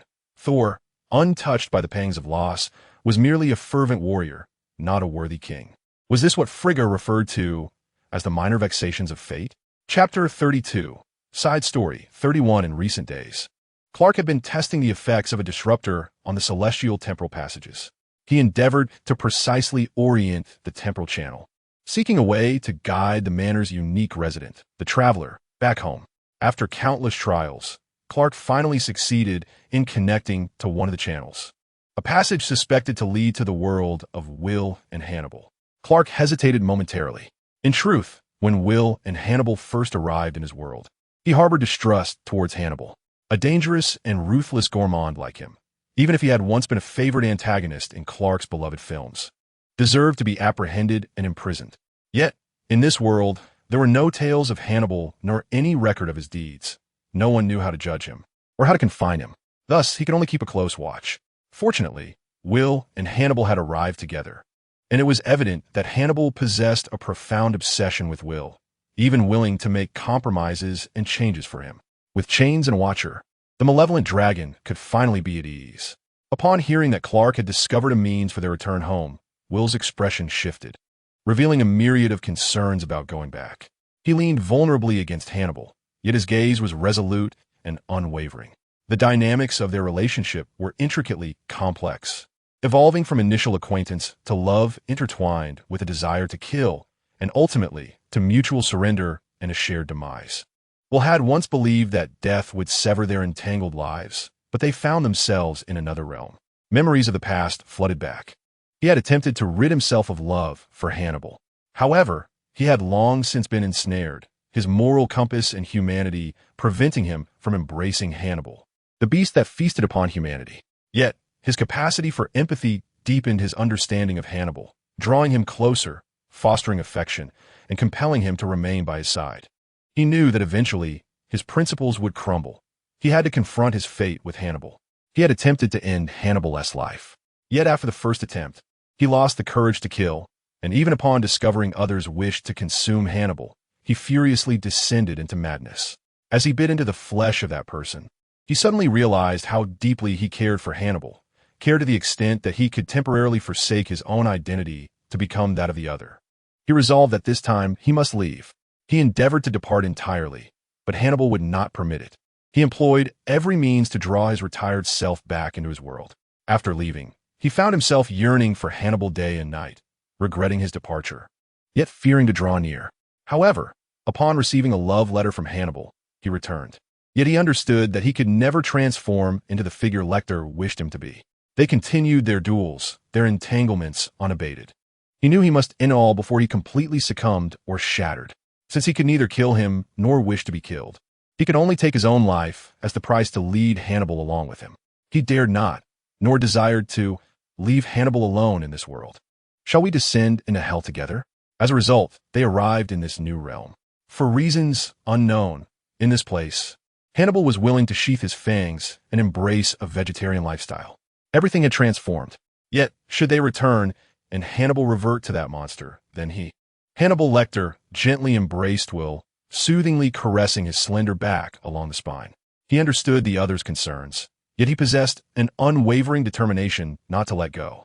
He recalled their first meeting, where he discovered Will's fatal allure, akin to an exquisite yet fragile teacup, something he yearned to shatter with his own hands, yet also wished to cherish with utmost care. He contemplated breaking him, but in the act of shattering, Will's indomitable spirit and his struggles captivated him deeply. He considered transforming him into his kind, but the other deceived him. Upon touching his heart, he turned the shattered cup into a razor's edge, leaving him bloodied. He even thought of consuming him, to bind them together in a different manner. For the first time, he treated food with such tenderness. But upon witnessing Will's injured form leaning on him, he felt a sudden surge of compassion. Subsequently, he crafted an excuse, allowing Will to escape. In their final confrontation, they glimpsed the love and obsession they held for one another in each other's eyes, a relentless resolve, an unwavering refusal to compromise. Ultimately, he did not reject that embrace. They fell together into the abyss. Thus, ending this way was quite agreeable. Yet they found themselves in a new world, a fresh beginning. In this realm, he contemplated much. He recalled the expression on Will's face as they plummeted, calm, content, devoid of fear of death. Suddenly, it dawned on him. Will appeared as a fragile cup, yet his spirit was an unyielding sword. While shattering him was easy, breaking his sword was a formidable challenge. He never doubted the love between himself and Will, for love, by nature, is a compromise made by one for the other. In their previous encounter, he had coerced Will into submission, compelling him to alter his essence. Yet ultimately, his efforts were in vain. Now, it was his turn to endeavor to transform Will, and the outcome remained shrouded in uncertainty until the very end. However, in this realm, having metaphorically consumed Will in a different sense, the fusion of spirit and flesh had rendered him insatiably captivated, unable to relinquish his hold. Will was his soulmate, his beloved guardian. They were destined for one another. Clark, Will, and Hannibal emerged from the temporal portal, finding themselves in a secluded alleyway. Judging by the surrounding signage, they had arrived in Baltimore. Nevertheless, Hannibal sensed that this Baltimore differed markedly from the one of their original world. Fortunately, the currency of this world remained recognizable, allowing Clark to effortlessly locate a clean and well-appointed hotel with computer facilities for their stay. Once settled, Clark began to scour the internet for information regarding Will and Hannibal. To his astonishment, he discovered that this was not the original world of Will and Hannibal, but rather a parallel universe. Hereafter, the Will Graham of this parallel world will be referred to as Graham, and Hannibal Lecter as Lecter. The data revealed that while Graham in this world maintained a friendship with Lecter, there was no trace of the intense emotional entanglement and tension characteristic of Will and Hannibal's bond. Furthermore, this Graham was married to Molly and, tragically, suffered permanent disfigurement while apprehending the Red Dragon, ultimately setting sail with Molly for distant shores. In contrast, the Lecter of this world was an elegant yet perilous elder who had previously assisted Will in solving cases, only to be discovered by Will and confined to a mental institution in Baltimore. 3 years later, while aiding Will in capturing the Red Dragon, He disclosed Will's address to the antagonist, inciting the latter to eliminate Will's family. Subsequently, he escaped while aiding Agent Starling in apprehending Buffalo Bill. Following this, the director of the mental institution, Chilton, mysteriously vanished, rumored to have dined with Lecter. Later still, he secluded himself in Italy, where a hefty bounty was placed upon his head. Lecter successfully retaliated against those who sought to exploit him, feeding wild boars and indulging in culinary delights of human origin. As for his current whereabouts, no one knew. Whispers suggested he had undergone cosmetic surgery and was living freely in some foreign land. Clark, upon reviewing these findings, realized they had entered the cinematic universe of Lecter. He conveyed his investigative results to Will and Hannibal. Will, ever the sentimental one, found himself enveloped in a tumult of emotions, sympathy, conflict, and sorrow intertwining, leaving him in a state of disquiet. In stark contrast, Hannibal exhibited no sign of emotional disturbance. To him, his focus was solely on the will before him. Other versions of Will held no significance. As for another iteration of himself, he harbored no interest, regarding it as merely an irrelevant existence. Had he remained the gastronomic connoisseur of yore, perhaps he would have held some curiosity regarding his kin. But he had since been tamed, had he not? Rather than dwelling on such matters, he found amusement in the notion that Detective Crawford had transformed from a black man into the very embodiment of the white individual he despised the most. How amusing! Will discovered the clandestine signal for a gourmet gathering within the pages of a newspaper. In his confrontations with Hannibal, he learned an abundance of knowledge that he was never meant to possess. The venue for this gathering fortuitously lay in Baltimore, conveniently near their hotel. Such a coincidence, or perhaps a design of fate, seemed to stem from the notorious Hannibal Lecter, transforming Baltimore into a pilgrimage site for these culinary connoisseurs. Ultimately, the trio journeyed together.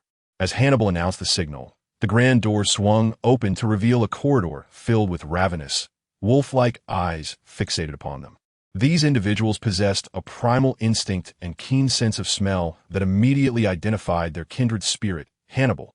However, the two accompanying him were distinctly different. In a customary gesture, the doorman presented a platter of meat.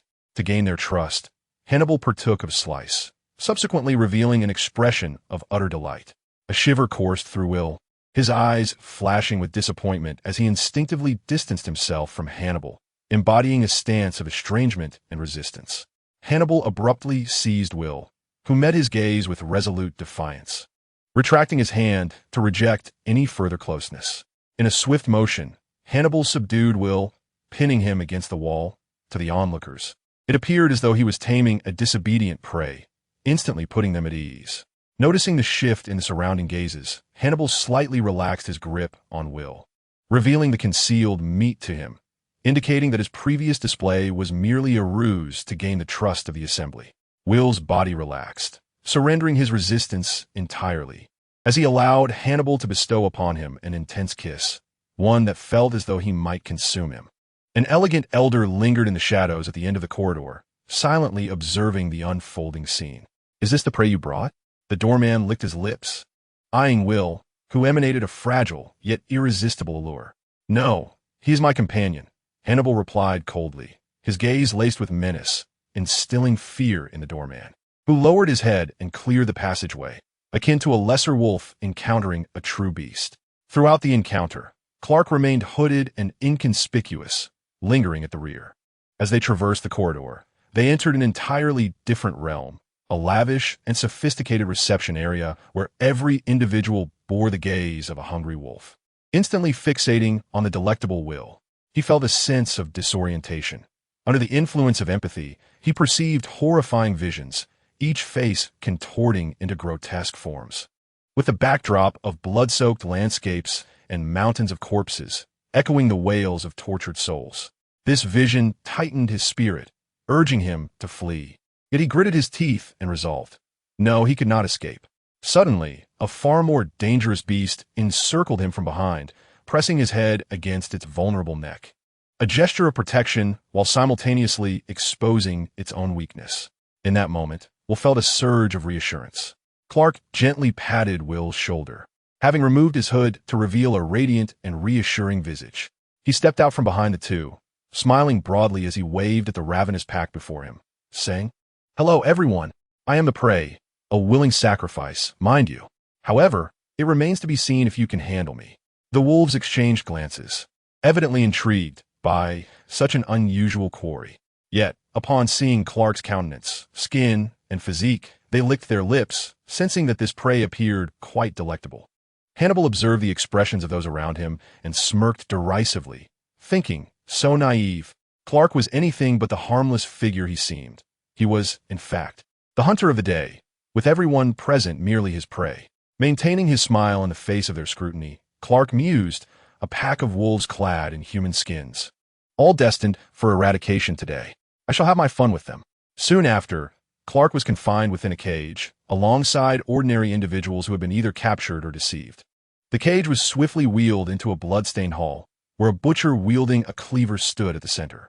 Surrounding the hall and the second-floor corridor were hunters eagerly anticipating the spectacle. Today, I shall hunt the first prey, the butcher proclaimed, opening the cage door with a cruel grin. The ordinary people within the cage immediately fell into panic, crying and screaming as they tried to retreat to the farthest corner from the door. Yet Clark stood unmoving, even stepping out of the cage voluntarily.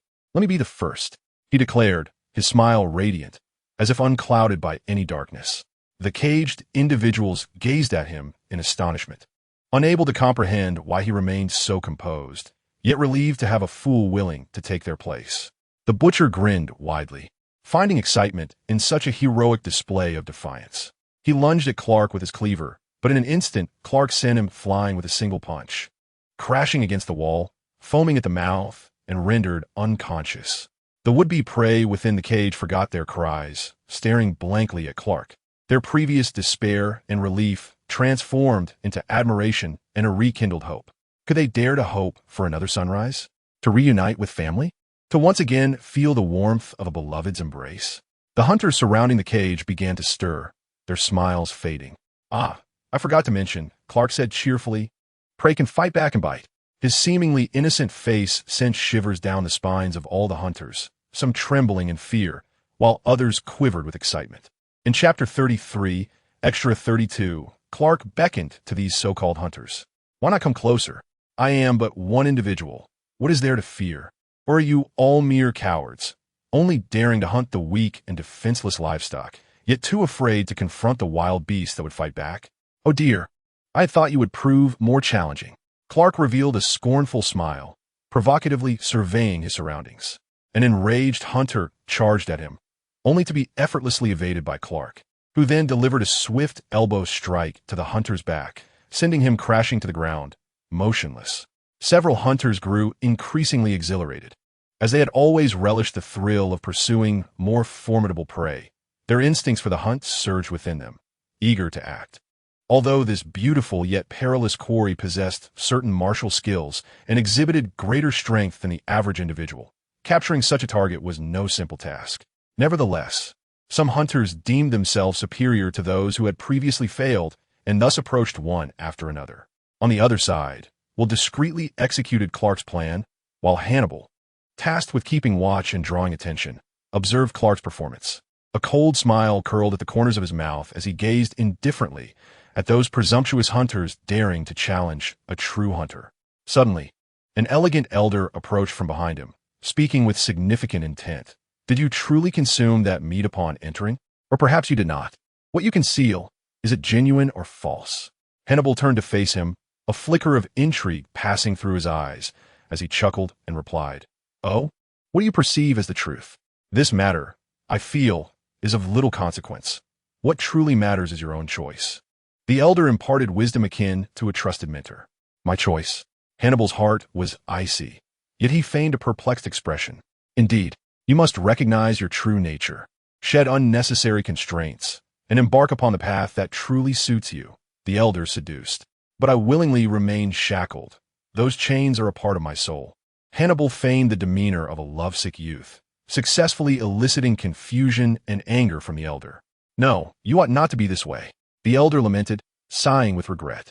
I see in you a malevolent dragon akin to my own. Such a being should be free and powerful.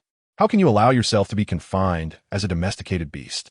I acknowledge that all beings possess emotions, which are indeed captivating. Yet no sentiment is worth sacrificing one's freedom. Hannibal crossed his arms defiantly. That is merely because you have not encountered it. We unique and formidable dragons are inherently hunters, with our pursuits being the delights of exquisite cuisine and freedom. You forsake your nature and desires for him. Thus, what can he truly offer you? What sacrifices will he make for you? When he can no longer tolerate you, will he not betray you? I observe him reveal signs of resistance when he mistakenly believed you had consumed the meat. Hannibal laughed, a hint of irony glimmering in his eyes. What do you truly understand of us? The intricate and tumultuous love and obsession they shared, that profound resonance of souls, that fatal attraction, the relentless pursuit, that madness leading to mutual destruction in the name of love. No third party could fathom such depths. Human nature cannot be altered, and love is the most unreliable of pursuits. The elder continued, perhaps now you both love one another, willing to compromise and tolerate each other. But what of the future? Can you endure each other for a lifetime? Cease your clumsy inducements, dear Dr. Lecter. Suddenly, Hannibal lost interest in hearing another version of himself speak. Indeed, it was his will who captivated him most. Everything he said was melodious to his ears, especially in certain contexts where he called his name with a suppressed sob. Oh, my dear kindred spirit, how did you recognize me? The elder, the Lecter of this world, displayed an appreciative smile. From the moment he laid eyes on this man, he sensed a formidable potential and danger beneath his gentlemanly exterior. Gazing at him, he felt as though he were looking into a mirror, as if he were beholding another self. Alas, this younger dragon was bound by chains, even willing to submit to a lamb. This provoked a desire within him to slay the lamb and liberate the dragon. Do not harm my people. Hannibal discerned the murderous intent in the other's gaze and narrowed his eyes dangerously. Your eyes are commendable. Lecter felt increasingly satisfied with Hannibal. The people here are too crude. Only you evoke a sense of distinction, gentlemanly grace, ample taste, and sufficient peril. You have aged, Hannibal remarked abruptly, and you are ill. I've noticed you suppressing coughs on several occasions. You are eager to find a successor. Astute observation, cough cough. With his ruse unveiled, Lecter ceased to suppress his delight. Come with me. I shall mentor you well, ensuring that your other half remains unharmed. Threatened, Hannibal scoffed. I am younger and stronger than you. Yet I am far more experienced, and, as you noted, I have aged and fallen ill. Thus, I fear not death. If my demise could awaken you, it would be no loss. Lecter regarded Hannibal with a smile, his demeanor gentle, almost devoid of menace. Do you believe you can control me, as you did your previous patients? Hannibal shook his head, well acquainted with such tactics. Perhaps, after all, they were all quite grateful to me in the end. You surely are unaware of a certain truth. What truth? I forgot to mention, my name is Hannibal Lecter. Lecter raised an eyebrow in surprise. Are you my follower? Or do you think that by bearing this name, you can become me? Do you truly believe that? Hannibal locked eyes with him. The two continued to gaze at one another, seemingly transcending time, engaged in a communion of souls. Lecter initially lost his smile, but soon a broader, almost maniacal grin emerged. Ha ha, this is truly extraordinary. How intriguing, exceedingly intriguing. Who is he? Only then did Lecter genuinely become interested in Will. All prior conjectures were overturned. A person capable of imprisoning another version of oneself is certainly not a pure lamb. And that chain could never represent a cliché D or feeble love. I have already stated he is my other half. Hannibal felt displeasure at someone coveting what belonged to him, even if that someone was another version of himself. May I have the honor of knowing his name? Lecter asked solemnly. Will Graham. Hannibal ultimately confided in Lecter, expressing his desire to discern how Will perceives him in this world. Lecter displayed an expression of incredulity. Will? Dearest Will? I concede that he understands me better than others, and I have genuinely considered him a friend. Yet, I never anticipated that our relationship would evolve into a complex entanglement of love and hate, especially since he poses a threat to beings like us. To be with your Will, one must transcend life and death, rationality and conviction. How could your Will allow himself to love a creature such as us? Hannibal provocatively countered. Unlike you, who has distanced your Will, I have seized him, possessing him entirely. Lecter retorted, at the cost of sacrificing freedom? You have yet to experience the profound fusion of souls, where you reside within me and I within you. You have not tasted the union of flesh and spirit. fully embracing Will, feeling his essence, his warmth, his attachment. Lecto fell silent. Will? It truly presents an unexpected and envious alternative conclusion. He cast a regretful glance at Hannibal and then at Clark, who was clearly toying with his prey, and wisely chose to depart. Clark had already incapacitated 5 hunters, each more formidable than the last, demanding greater time and effort, yet he remained thoroughly satisfied. Thus far, Clark had not fully unleashed the power of Superman. His current state lay between Superman and Clark. Following the enhancement from 2 solar bombs, he now required 3 cuffling-sized pieces of blue kryptonite to suppress his powers to that of an ordinary human. Without blue kryptonite, he was, of course, the formidable Superman. With 1 piece of blue kryptonite, he possessed strength and speed below that of Superman, but far exceeding that of an ordinary human. His skin was impervious. Yet his heat vision and super hearing were diminished, while other abilities were reduced by over half, a weakened version of Superman. With 2 pieces of blue kryptonite, his strength and agility were only equivalent to several times that of peak humanity. Typical harm could not pierce his skin. His heat vision and super hearing were suppressed, yet remained remarkably acute, while all other abilities were completely subdued. With 3 pieces of blue kryptonite, he finally returned to his Clark state. He appeared as an ordinary man, his skin susceptible to injury, but when faced with a life-threatening wound, his body's formidable self-healing powers activated, and his vision and hearing remained sharper than those of an average person, enabling him to navigate various troubles and crises adeptly. Thus, wearing 2 pieces of blue kryptonite, Clark was situated between Clark and Superman. The reason he refrained from assuming his Superman state was to hone his combat skills. The reason for not adopting his Clark state was that an ordinary person could not overpower a pack of ravenous wolves. It was simply impossible. Moreover, he could not afford to sustain injuries and bleed in this realm. Should there be a Luthor-like figure here who managed to create his clone, it would spell significant trouble.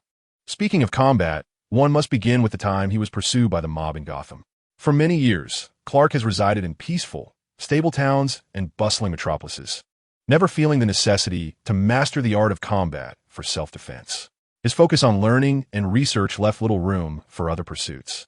However, during his time in Gotham, he realized the importance of acquiring fighting skills, as there would undoubtedly be times when he would encounter trouble that could not be resolved by relying solely on his alter ego, Superman. Moreover, there might arise adversaries whose strength matched his own, necessitating the use of combat techniques. Thus, from that day forth, he commenced his study of martial arts, both from Earth and even Krypton. Given Superman's extraordinary intellect, he learned swiftly, yet he found himself with few opportunities to practice. His confrontations with cosmic tyrants and unscrupulous super beings relied more on his overwhelming power than on skill, which did not constitute true practice. Training with the inhabitants of the manor proved equally ineffective, as neither party could muster the seriousness required. Was he to seek out Batman in Gotham for a bout, staging a confrontation between Superman and the Dark Knight? That seemed unnecessary. Consequently, he recognized a splendid opportunity before him, one he would not let slip away, an ideal array of humanoid targets for practice. Although these hunters were not formidable fighters, their status as predators suggested they possessed strength, agility, and danger that surpassed the average person, making them suitable practice dummies. Thus, target number 1 fell, target number 2 fell, target number 3 fell, and so on, until target number 9 succumbed. Witnessing the prowess of Clark's combat techniques, the hunters finally abandoned their one-on-one approach. Even after failing in their attempt to overpower him collectively, they resorted to the despicable tactic of threatening Clark with the ordinary individuals confined in a cage.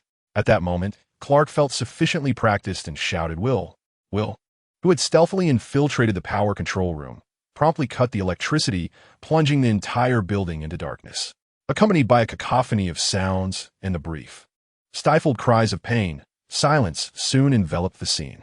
When the lights flickered back on, all the hunters were bound and stacked against the wall, while the ordinary individuals who had emerged from the cage found themselves devoid of sight of Clark and his companions. Before long, the wail of sirens heralded the arrival of local law enforcement, who surrounded the building, had called the police before leaving this world. Upon breaching the door, the officers discovered a group of bound serial killers and cannibals. The rescued, ordinary individuals recounted the mysterious disappearance of the 3 enigmatic figures. The police, having searched extensively, could not locate them, And had it not been for the criminals corroborating the same story, they might have dismissed the accounts as a collective figment of fear-induced imagination. These three mysterious individuals, particularly Clark, who had single-handedly vanquished an entire den of iniquity, soon became the subject of local lore and myth in Baltimore. Henceforth the site, once a pilgrimage for gastronomes drawn by the cannibal Hannibal, transformed into a sanctuary for those seeking justice against crime. Baltimore once again basked in tranquility and peace. A commendable turn of events. In his final days, the world's lector lamented the absence of a worthy successor. He coughed several times, feeling his body being consumed by illness. In that moment, he suddenly recalled Will. One evening, Tony Stark was in his laboratory modifying his Iron Man suit. Suddenly, the voice of Jarvis broke the silence. As per your instructions, I am to report any information concerning Superman. This message originates from the highest levels of national security, and my autonomous permissions are insufficient to access it. Shall I initiate the highest privileges? Superman? Tony raised his head, not even blinking. Grant access. He coughed, clarifying that he did not seek to pry into state secrets. Though he was indifferent to such things, he had never held an interest in national affairs. If the secret pertained to someone else, or even himself, he would scoff at it and pay it no mind. However, this concerned Superman. And considering the government's curiosity and covetousness towards him, even advocating for his capture to exploit his genes for cloning purposes, he, as Iron Man, could not remain passive. Bah! All of the above was nonsense. He was merely acting out of self-interest, eager to learn about Superman, caught up in concern. Understood, Jarvis replied, noting his master's ever-changing expression. The information has been downloaded, but the source cannot be traced. Oh, even your intrusion was forwarded? That's not something an ordinary government department could achieve. What does the message contain? Tony set aside his work, focusing intently. Superman, threat level, high. Threat reason, uncontrollable power and unpredictable actions. Objective, capture, regardless of life or death. Secondary objective, acquire his blood and genes. Tony snorted derisively, mocking indeed. Those pompous politicians cannot bear to be without power in their grasp. There's another classified folder. Shall I open it? Jarvis inquired. Open it. Clark Kent, threat level, high. Threat reason, temporarily unknown, significant potential to obstruct plans. Objective, immediate termination. What? Who? Terminate whom? Tony was taken aback.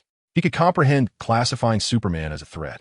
After all, with such immense power, it was reasonable that some dim-witted politicians would be unable to tolerate it. However, Clark, that soft-hearted, benign fellow hadn't harmed anyone. To issue a kill order based on an unknown threat? Ridiculous. And what was this plan? Did they think they could conceal information from Iron Man? Tony began to delve deeper, meticulously unraveling the layers of the hidden information, and soon he easily extracted the concealed details. The plan was labeled as the Insight Program. What nonsense is this Insight Program? Black out all the other files. Tony bellowed. Understood. I have located the classified threat files, which include Nick Fury, director of SHLD. Threat reason. Has discovered the true Insight Program. Objective. Immediate termination. Tony Stark, Iron Man. Steve Rogers, Captain America. Batman, Wonder Woman. Threat level. Leader class superheroes, Guardians of the City. Likely to obstruct the execution of the Insight Program. Mission. Eliminate any obstacles immediately. Tony Stark. Quite intriguing. Although the specifics of this Insight Program remain unknown, it appears that even superheroes and mere mortals must be eradicated to eliminate preemptive threats. One can ascertain that this is not merely an oversight by a government agency. It is evidently a mission statement from a terrorist organization masquerading as a top-secret government operation. Should one commend their audacity or their cunning? Such underhanded tactics, if not for his vigilance regarding Superman, could have easily slipped under the radar. Presently, two immediate targets for termination are identified. One is Clark, the other is Nick Fury. Tony promptly dispatched an Iron Man suit to rescue Clark while attempting to reach Nick Fury by phone, which, regrettably, went unanswered. Jarvis, continue. Tony commanded, adopting a serious demeanor as he requested further reports while simultaneously broadcasting on the Avengers public channel. Avengers, assemble. Jarvis. Reported. Level threat files. Hulk, Thor, Black Widow, Hawkeye, Flash, Green Lantern. Level threat files. Agent Coulson, Agent Hill, agents. level threat files, government personnel. Huh, how amusing. If my memory serves me right, this list of agents constitutes merely half of DS operatives? If this half is deemed a threat, what then of the agents not included on this list? A wild conjecture suddenly took root in Tony's mind. The document bore a final mark. Upon closer inspection, Tony exclaimed, "Wow, a rather large octopus. No Hydra. Thank you, Hydra, for your meticulous efforts at concealment and your overt displays of loyalty. You have indeed spared them a great deal of trouble." Concurrently, within the Batcave, Batman, due to his own interests, stumbled upon this classified Hydra document. Gazing at the document's conspicuous octopus, Hydra, his suspicions were aroused. Surely the enemy could not be foolish enough to reveal their identity? A forgery? A trap? A diversion? After thorough examination, Batman confirmed the document's authenticity. So, the person responsible for the Insight program is indeed either a fool or a brainless fanatic. Based on the information he uncovered, Batman speculated that this Insight system is likely a super-advanced entity. It evidently possesses capabilities for information retrieval, big data analysis, and a degree of predictive programming, allowing it to identify and eliminate targets that pose a threat to the Insight program and the Hydra organization. Rubbing his temples, Batman turned his attention to the level threat document. Superman and Clark. If Superman's unparalleled strength constitutes the greatest threat to Hydra's Insight program, then what of Clark? He is merely an inventor with a passion for science. What could he have possibly created to warrant his classification as a top-tier threat? Moreover, how can one thwart the Insight program? What precisely is the Insight program? How is it executed? Where's the Hydra base that controls it? That evening, after Clark emerged from the laboratory, he retreated to the bath to contemplate whether to unveil the creation he had just fashioned, losing track of time in his reverie. At that moment, he received a call from Bruce. Clark answered the phone while stepping out of the bath, casually donning a bathrobe. The garment hung loosely, revealing his well-defined collarbone and supple skin, while a pair of long, straight legs peeked out from beneath the flowing fabric, glistening with droplets of water, evoking a unique allure. "Bruce, what brings you to call at this hour?" Clark asked, as he grabbed a towel to dry his damp hair, the wet strands brushing against his cheek. He leaned nonchalantly against the balcony railing, tilting his head to enjoy the breeze, the steam from the bath dissipating into the night air. With his eyes half closed, his striking peacock blue gaze was particularly captivating. From the Wayne family satellite, Bruce observed this enchanting scene, the image of Clark emerging from the bath. "Clark?" After a prolonged silence without a response, Clark felt a twinge of confusion. Bruce, despite his desire to divert his gaze from the satellite feed, found himself unable to do so. However, upon seeing that Clark was unharmed, he felt a sense of relief wash over him. "I wonder if you would consider staying at Wayne Manor for a few days," Bruce suggested, feigning calmness. As Clark pondered how to gracefully decline Bruce's invitation, Tony's Iron Man suit suddenly soared into view. The hollow armor emitted Tony's voice. "Clark, it's been a while. A little incident occurred, and this is the armor I made for you. Wear it well over the next few days. But don't worry too much. I can resolve these minor issues quickly. After all, I'm a great Iron Man." Clark furrowed his brow, sensing something amiss. What could have transpired that would leave both of them so apprehensive? Previously, Fry had informed him of an attempted breach of the Manor's protective perimeter, which he had dismissed as mere paparazzi antics, but it now seemed far more serious. On the other end of the line, Bruce scoffed at Stark's remarks. Yet, he had to concede that, given his inability to protect Clark personally, the combination of satellite surveillance and Tony's armor would offer him greater safety. Both men appeared to overlook the fact that the Manor's defenses were adequately secure. "Clark, how could you be dressed like that?" Tony exclaimed upon noticing Clark's appearance. His frustration palpable, he promptly manipulated the suit to pull down Clark's curtains, draping them over him as if he had discovered his adorable younger brother being taken advantage of by a rogue. Clark, aware that the curtains hadn't been washed in months, felt that his bath had been in vain. Furthermore, was it so inappropriate for a man to speak on the phone in a bathrobe? There was nothing indecent revealed, was there? No. Surely a man revealing a bit of skin was not a cause for concern. "Hang up that phone," Tony commanded. "Don't think I haven't noticed, you rogue." Bruce is using his satellite to spy on his charming protege. Clark, the shrewd rabbit, usually so astute, seemed surprisingly careless regarding the preservation of his own integrity. This perplexed him further. "All right, Hasten to gather your belongings and consider residing at the Avengers Tower for a few days. Tony continued to insist. No, I have matters to attend to at home, Clark declined firmly. Given the gravity of the situation, he felt it prudent to remain on his own territory, where Superman could operate most effectively. What matters do you have? Tony inquired, a hint of displeasure in his tone. Yet, recognizing Clark's adulthood, he refrained from exerting undue pressure. I have unfinished work in my laboratory, Clark casually replied. What have you invented this time? Bruce and Tony asked in unison. Wait a moment. Could this situation be connected to his invention? Clark pondered. No worries, just curiosity, Tony quickly assuaged upon sensing Clark's silence. Aware that some individuals are particularly averse to having their innovations scrutinized prior to their fruition, Bruce remained silent, reflecting on his own impulsiveness. He resolved to exercise greater caution in Clark's presence, to think more deliberately. He hoped Stark would overlook his recent behavior and refrain from overanalyzing it. Unfortunately, Tony had already detected Bruce's peculiarities. The timing of inviting Clark and expressing interest in his invention was rather suspicious. Although the latter might indeed stem from genuine curiosity, the possibility that he had uncovered the Insight Project could not be dismissed. So, who would be privy to the Insight Project? The heroes? Hydra? Or merely a skilled hacker? In any case, if these coincidences were not mere happenstance, Bruce was no longer the naive individual he had once perceived him to be. If this were true, Bruce was not only of considerable significance, but also highly adept at disguise. A single Bruce had managed to deceive the entire world. How could he, therefore, entrust such a talented prodigy to him? Indeed, it seemed imperative to urge Captain America to intensify his efforts. Just as Clark anticipated, the moment he severed communication with Bruce and Tony began summoning Superman.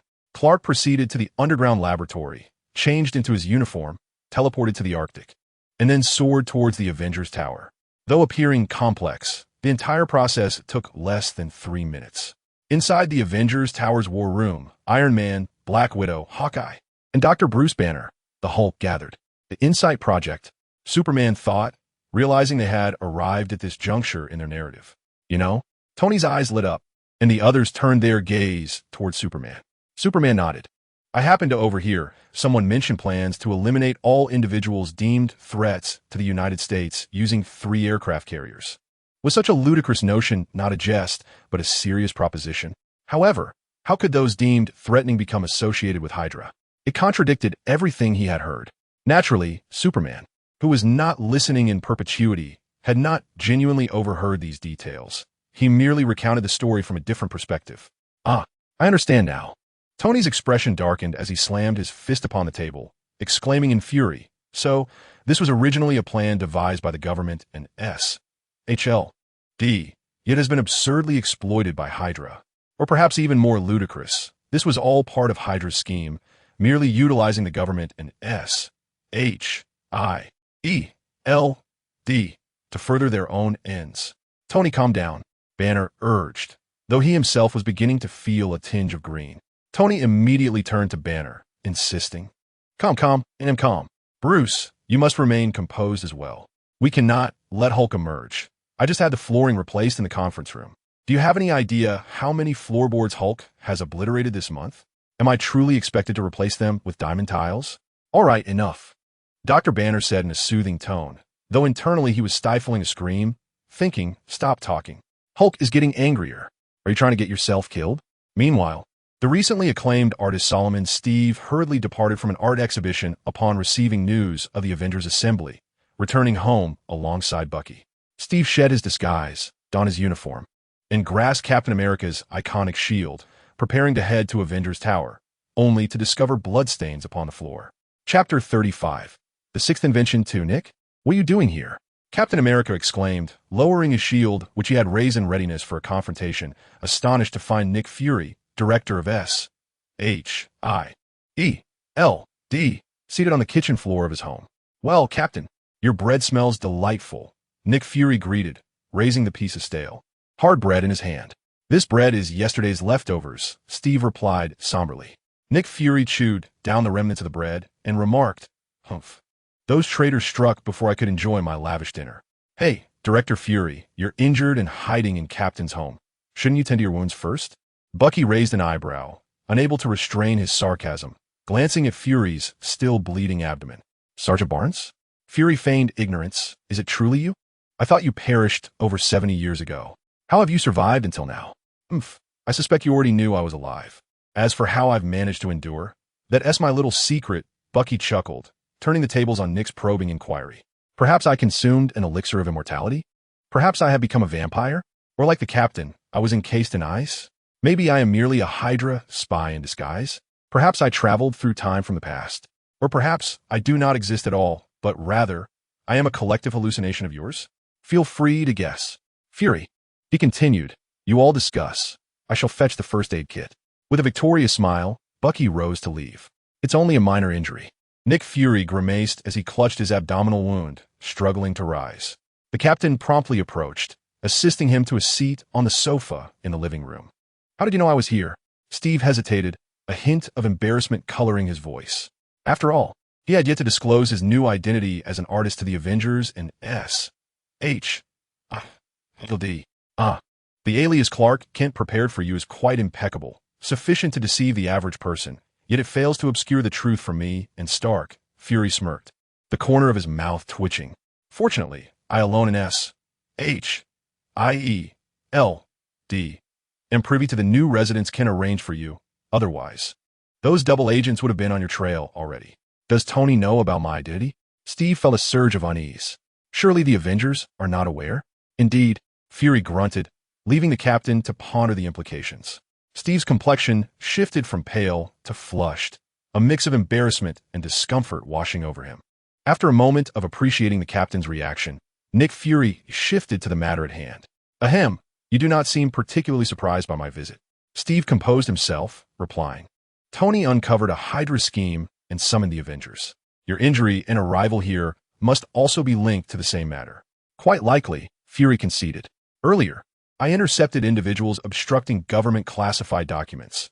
My investigation led me to a troubling truth, resulting in a deadly pursuit. There are traitors within SHIELD, and not merely one. Rising, Nick Fury declared gravely, since Stark has made a discovery, we should depart immediately to notify all Avengers. Let us converge at the Triskelion headquarters to exchange intelligence and devise a strategy. We must act swiftly to thwart their plan. Hey, let us bandage that wound first. Bucky returned, medicine kit in hand.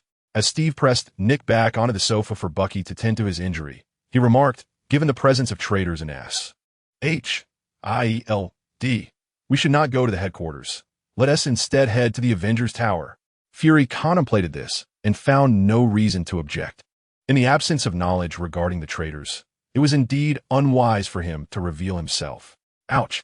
Barnes, has anyone ever told you that your bandaging skills are atrocious? Nick Fury glared at Bucky, whose work was neat yet painfully tight. Not all. I wrapped it splendidly, didn't I, Steve?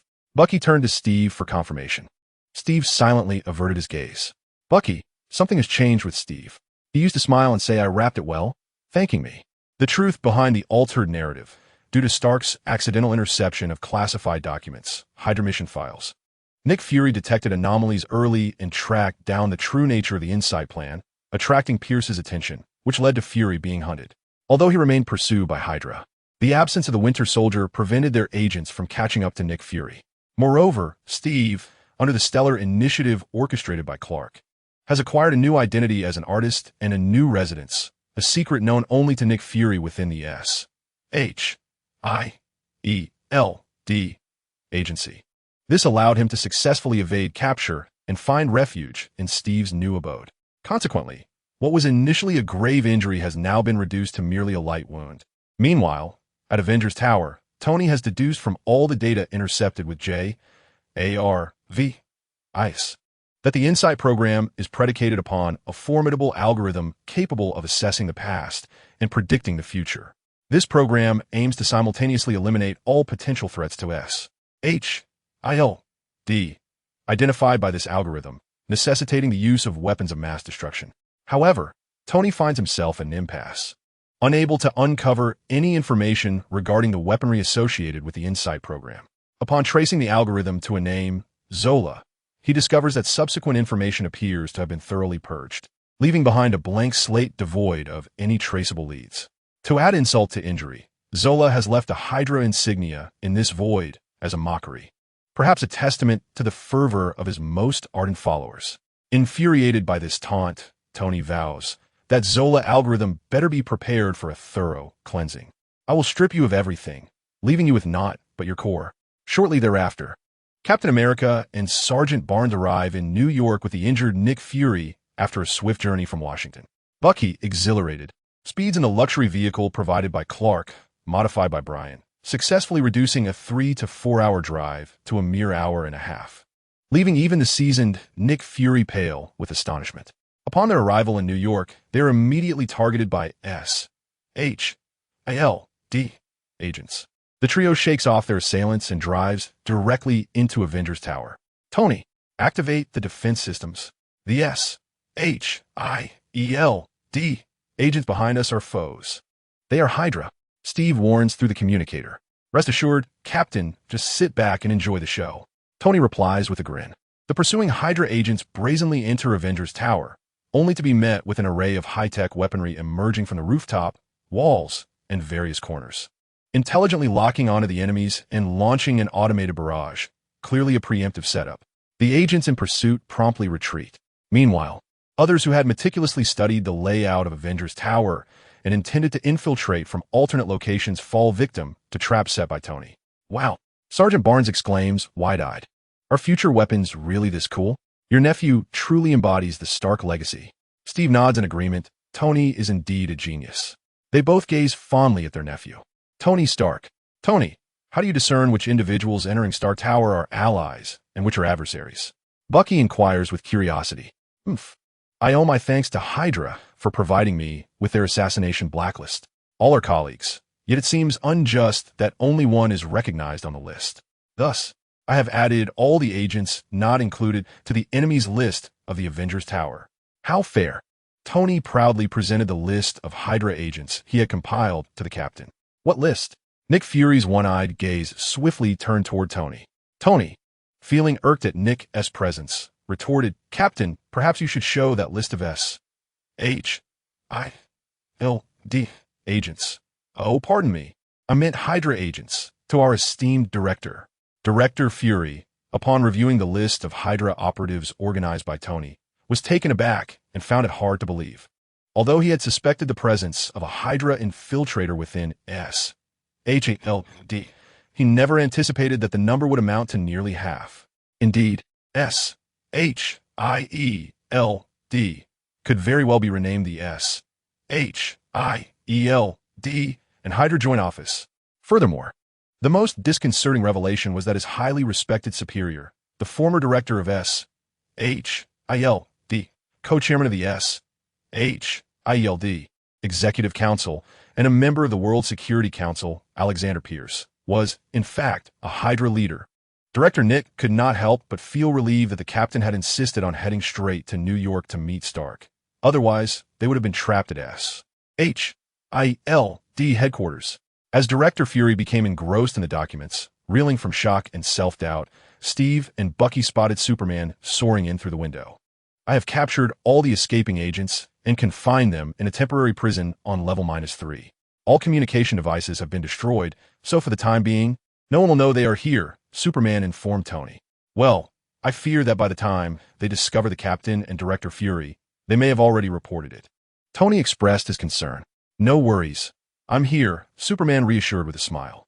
Indeed, with you here, Tony replied, feeling a sense of relief wash over him. Superman. Bucky exclaimed with delight at the sight of Superman once again. Steve shared in the joy, though he maintained a composed demeanor due to the ongoing mission, merely nodding in acknowledgement. Bucky, however, was unrestrained by such concerns. He grinned widely and embraced the towering Superman. Ha ha ha, it's truly you. Long time no see. Superman patted Bucky's back, chuckling, long time indeed. Are you adjusting well to modern society? Absolutely. It feels as though I'm living in a science fiction film every single day. Bucky beamed at Superman, his joy palpable. Hey, can you believe it? Even though Steve arrived in this world before me, he still struggles with household appliances more than I do. Ha ha. His helpless expression reminds me of the old days when I used to look after little sickly Steve. Such fond memories. Hey, Bucky. Upon hearing Bucky's teasing, Steve could no longer maintain his calm demeanor. He quickly turned to the group of eavesdroppers. Don't listen to Bucky's nonsense. It's not true. I managed to use the appliances just fine. Bucky nudged the captain's chest with his elbow. Oh, really? Was he at me who fixed the television when it broke? And the washing machine too? And I even repair the microwave. Is your stuff that prone to breaking? Hawkeye Barton inquired incredulously. Steve began to dismantle Bucky's platform, attributing it to Bucky's insatiable curiosity, his relentless desire to take everything apart, only to find himself unable to reassemble it, resulting in damage. But in the end, I managed to fix everything. Bucky retorted with a smirk. So, you two are living together? A couple? Natasha inquired, her curiosity piqued. She had initially intended to introduce the captain to a potential girlfriend. Of course not, Steve replied, his cheeks flushing. Even though we share a home, we do not occupy the same room, and we are merely friends, close companions since childhood. Indeed, we are just friends, Bucky affirmed, observing the disappointed expressions on their faces. He added with a teasing grin, however, Steve has a rather affluent boyfriend. Is he the one who helped him with the art exhibition? Clint suddenly realized. Is he the one who bought him a house and a car? Natasha's eyes widened in understanding. Is he the charming young man Stark mentioned? Doctor. Banner's eyes lit up in revelation. Bucky nodded vigorously. Steve swiftly silenced the rumor-mongering Bucky, growling at the group. No, Clark is just a friend. Oh, the group nodded knowingly, their expressions suggesting they understood. Really, it's not true, Steve exclaimed, his face flushed with urgency. Tony chuckled, watching Steve with a satisfied smile, as if observing a sibling. All right, enough of this nonsense. It really isn't. The captain sighed, rubbing his temples, astonished by the Avengers' insatiable gossip. Superman maintained a steadfast smile throughout. Ah, so the Avengers are quite the gossips. Really not true? Bucky gazed at Steve with wide eyes. Not all, Steve replied with an impassive expression. Well then, it seems that the two of us will continue our lives as single dogs, Bucky shrugged, wrapping an arm around Steve and giving his shoulder a comforting pat. Superman observed the pair, a soft smile gracing his lips. He reflected on how, at this time, these two had been the closest of friends since childhood. Yet due to various upheavals, they had drifted apart, encountering each other as strangers, even engaging in fierce battles for their respective beliefs. The once pure and beautiful memories had been overshadowed, marred by a sense of loss. Yet now, before him, they were playfully bantering, their smiles radiant, and the cherished memories still intact. True friends remained as they had always been. How wonderful! If this is what Queen Frigga referred to as a change of fate, then he would gladly embrace it. As for the minor troubles and worries she mentioned, he felt no fear. Ahem, it's time to discuss serious matters, Tony interjected abruptly. Superman nodded solemnly. Indeed, it was time for serious business. Upon stepping out earlier, he had made a significant discovery. He intended to use his X-ray vision to locate the 3 aircraft carriers, yet found himself unable to do so.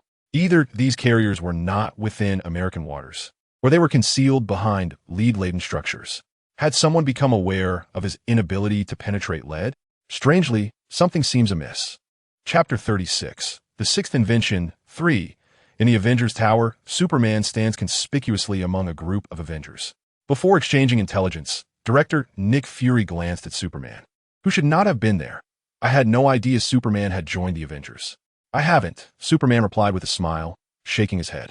Nick Fury narrowed his eyes in silence, uncertain whether he lamented that Superman had not truly joined the team or was assessing the being's potential threat and reliability. Enough. Fury, set aside your wariness for now. This is not the time for mutual suspicion. Tony crossed his arms defiantly, glaring at Nick. And the two exchanged meaningful glances. Superman can be trusted, I invited him. Nick Fury raised an eyebrow at Stark's resolute demeanor, surprised by his defense of the newcomer. Observing that none of the Avengers present opposed Superman's involvement, Nick Fury sighed and began to explain the so-called Insight Program. The Insight Program was a collaborative initiative developed by SHIELD and the World Security Council. Originally intended to eliminate all terrorists and potential enemies threatening government and global security, it inadvertently became a weapon for Hydra to eradicate threats. The Insight Program essentially consisted of 3 high-density, heavily armed aircraft carriers, or aerial carriers. When these aerial carriers ascended to 3,000 feet and formed a triangular configuration with satellites pre-deployed in space, they would connect with the satellites and, utilizing algorithms, Identify and lock onto targets. The aerial carriers were equipped with long-range precision weapons, akin to miniature missiles capable of autonomously tracking targets, possessing formidable penetration and lethality. Moreover, the missiles incorporated the latest technology, allowing them to simulate benign objects, effectively deceiving protective shields, such as being able to pass through a shield disguised as a pizza. Even Iron Man, unprepared, could be pierced through his armor and have his arc reactor obliterated by a single shot. Tony scoffed at this, withholding any definitive opinion. Unable to resist mocking Nick, he critiqued the madness and folly of both Fury and the Council in formulating the Insight program, as well as the irony of their intelligence being turned against them, exploited by HYDRA. Captain America's expression was equally grim, his trust in the American government waning. He coldly regarded Nick Fury. Are we to murder millions simply due to potential threats? How is the behavior of SHIELD and the Council any different from that of terrorists? Superman sighed as well, understanding the government's and Nick's rationale. While preemptive caution is not inherently wrong, it should not be executed through misguided means. Everyone desires to avert tragedy, yet it must not be at the cost of mass slaughter. Furthermore, Clark was once again contemplating upgrades for his shield. Natasha remained silent, her expression somber. She now questioned the validity of her initial choice to join SHIELD, as these high-ranking officials and Director Fury had proven equally disappointing. Indeed, since learning from Stark that a significant portion of SHIELD's agents, including Director Pierce, are affiliated with Hydra, it is not difficult to surmise that SHIELD has long been under the covert control of Hydra. The missions she once undertook were likely misguided. She believed she was on the path of redemption for past misdeeds, only to realize otherwise. Bruce Banner cast a furtive glance at Natasha, noting her disheartened demeanor, which exacerbated his own agitation, provoking a desire to transform. Nick Fury, alongside Tony and Captain America, bore a particularly dark expression.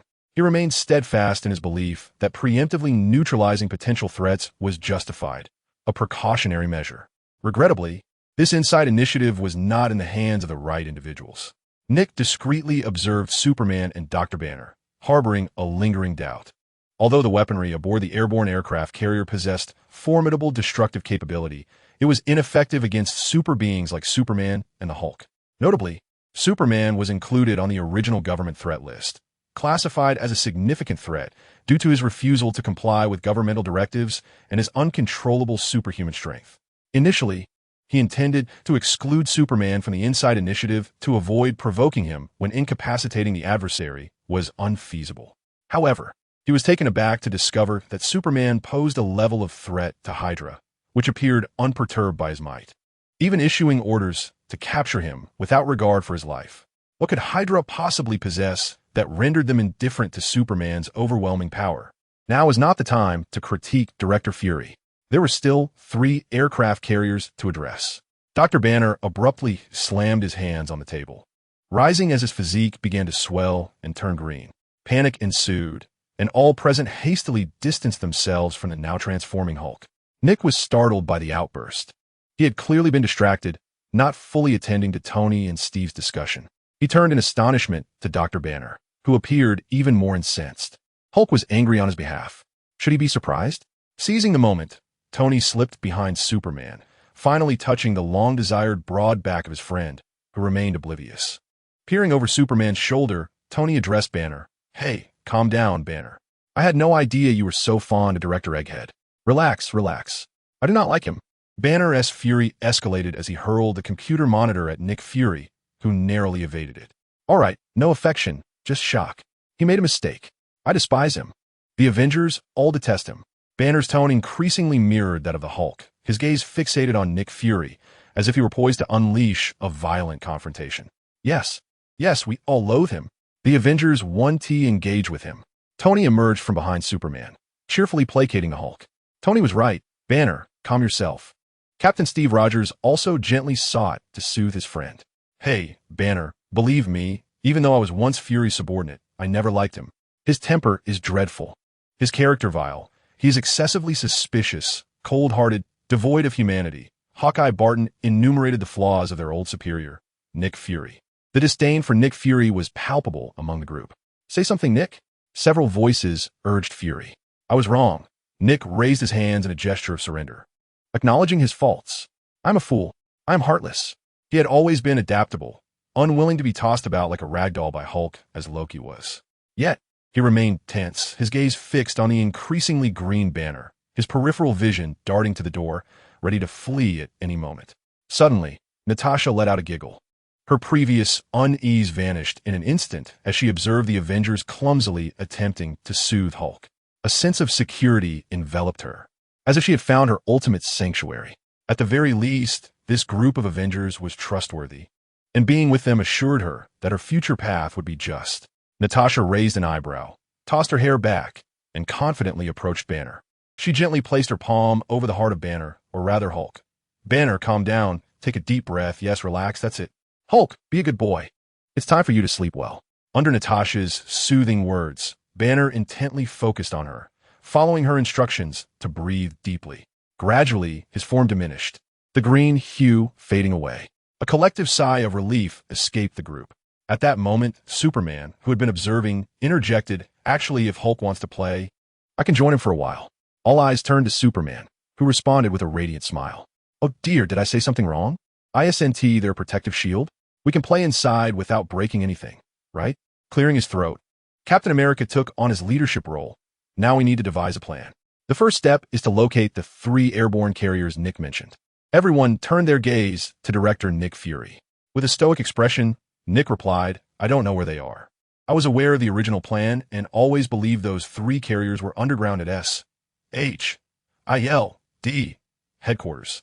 However, after uncovering Hydra's insight plan, I want to check, only to find the carriers missing. Even I do not know where they have been relocated." The group then looked to Superman, who shook his head, indicating his lack of knowledge. As previously mentioned, he had scanned all of Washington and even the entire country, yet found no trace of the airborne carriers. Captain America frowned, continuing his analysis based on the situation. "If we cannot locate the airborne carriers, we will be at a disadvantage. We may even have to wait until the insight plan is enacted, waiting for those carriers to ascend before we can take action." Superman furrowed his brow. "Does that not revert us to the original plot? What, then, is the significance of discovering the insight plan in advance? As the airborne aircraft carrier prepares for launch, is it not rather passive to divide our forces into 3 teams, each tasked with inserting the stop program chip?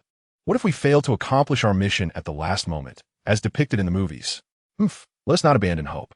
Jarvis and I shall persist in our search for the carrier's location. This trivial matter is no challenge for me." Tony, as always, exuded confidence. "I am here to assist you." Dr. Banner adjusted his glasses and remarked, "Tony is right." The captain smiled, picking up the list of Hydra operatives. "Moreover, we have numerous individuals we can interrogate, do we not?" "Interrogation, you say? I relish that." Bucky cracked his knuckles, his charming smile belying his ruthlessness when confronting Hydra. Natasha and Barton exchanged glances, noting many of the significant figures on the list remain at large. Their knowledge is bound to be extensive. Barton drew his bow and made a targeting gesture, grinning mischievously. "Leave the rat catching to us." The 2 nodded at the captain, ready to commence their mission. Bucky waved as he headed towards the underground prison of the Avengers Tower. Meanwhile, Tony was already engrossed in the search. The captain turned to Superman. "Superman, could you please continue your search for the carrier's location using your methods?" Of course, Superman nodded seriously, feeling reassured. Each member played their role with extraordinary efficiency, truly embodying the Avengers he knew. Steve picked up his shield, deciding to return to S.H.I.L.D. headquarters in Washington. Perhaps further clues could be unearthed there. At that moment, Nick Fury interjected, "Hold on a moment. What if we fail? I doubt Hydra would go to such lengths to relocate 3 carriers from S.H.I.L.D. headquarters only to make them easy to find. If we cannot locate them, or if we find them only after the airborne carrier has ascended and the attack has commenced, what then? We should be prepared for the worst." The captain pondered. "Indeed, we must brace for the worst-case scenario." "Nick, what are your thoughts?" According to the design of the Insight carrier, it can strike thousands of targets within a minute. Even if Superman acts swiftly, he cannot possibly save so many simultaneously. Once the airborne carrier initiates its attack, even if you manage to control or down it, there will inevitably be casualties, perhaps many. All you can do is mitigate the damage. TCH, that's all nonsense. Ultimately, we must prevent the launch of the attack program before it commences, Tony scoffed, intensifying his search. If Nick's predictions were to come true, it would spell disaster. Regardless of the number of casualties, any loss would represent a failure in his eyes. I merely want you to recognize the direst consequences in advance, so that you are not caught off guard when calamity strikes, resulting in even greater losses, Nick said coldly. Natasha and Barton rolled their eyes, accustomed to Director Fury's unappealing demeanor. To put it more elegantly, one might say he is meticulous in his endeavors, always preparing for the worst possible outcomes. Conversely, one could harshly describe him as a naysayer, eager to instill fear in others. Yet, there exists another alternative, Nick tantalizingly remarked. What alternative? The captain inquired. We could seek assistance, Nick replied, adhering to his customary strategy of initially presenting matters in a dire light, thereby ensuring that any subsequent suggestions would be readily accepted. Whose assistance? The government? Tony scoffed. They're still oblivious, clinging to their delusions about the InSight program. Besides, those politicians are only adept at launching nuclear missiles. They possess no other means. To seek their help? They might just obliterate the entire nation. I was referring to Clark Kent, Nick murmured, his gaze shrouded in ambiguity, leaving one to ponder his thoughts. Superman nearly faltered in maintaining his composure. Who? Did I mishear? Did Nick Fury just utter that name? Clark? Both Tony and Steve appeared equally astonished. Indeed, it is the very Clark Kent you are familiar with, the Clark Kent who poses a significant threat to Hydra. Nick Fury reiterated. Upon hearing Nick Fury mention Clark's name, a wave of astonishment washed over everyone. That Nick Fury would propose seeking aid from an ordinary individual was indeed a conspiracy. Yet, there was a semblance of logic in his suggestion. They had nearly forgotten that Clark also represented a threat level to Hydra. In times of war, it was unwise to relinquish any potential asset. Tony scoffed, having discerned Nick Fury's ulterior motive. It was no wonder he sought to probe what Clark had devised, eager to secure it for himself. Just imagine, a weapon capable of threatening Hydra, not firmly in his grasp. Nick Fury would likely lose sleep over it. Nevertheless, one could not dismiss the possibility that Clark's invention might indeed prove beneficial. Clark had always dedicated his inventions to aiding the common man. He would undoubtedly be reluctant to witness such a catastrophe unfold. Would he be inclined to assist? As Tony contemplated making a call to Clark, the captain unexpectedly interjected. I shall make the call. However, we must respect his autonomy. We cannot coerce anyone into helping, especially with such a perilous task at hand. Superman grew anxious. A call? To whom? Clark? Apologies, but I happen to be right here. Steve commenced dialing Clark's number, but the line rang for an extended period with no response. Superman gazed vacantly at the New York skyline. I'm right here. If someone were to answer, it would be a miracle. Perhaps he is unable to receive calls in the lab. Watch this. I will have his armor come and whisk him away. Tony chuckled, radiating the glow of a victor. Wait, aren't you sending me the armor for protection? Why does it also have a kidnapping feature? Superman protested. Why is my vision utterly obscured? Tony activated the armor he had sent to Clark, only to discover he could see nothing at all. Superman initially exhaled with relief, but soon his gaze became somewhat distant. A memory struck him.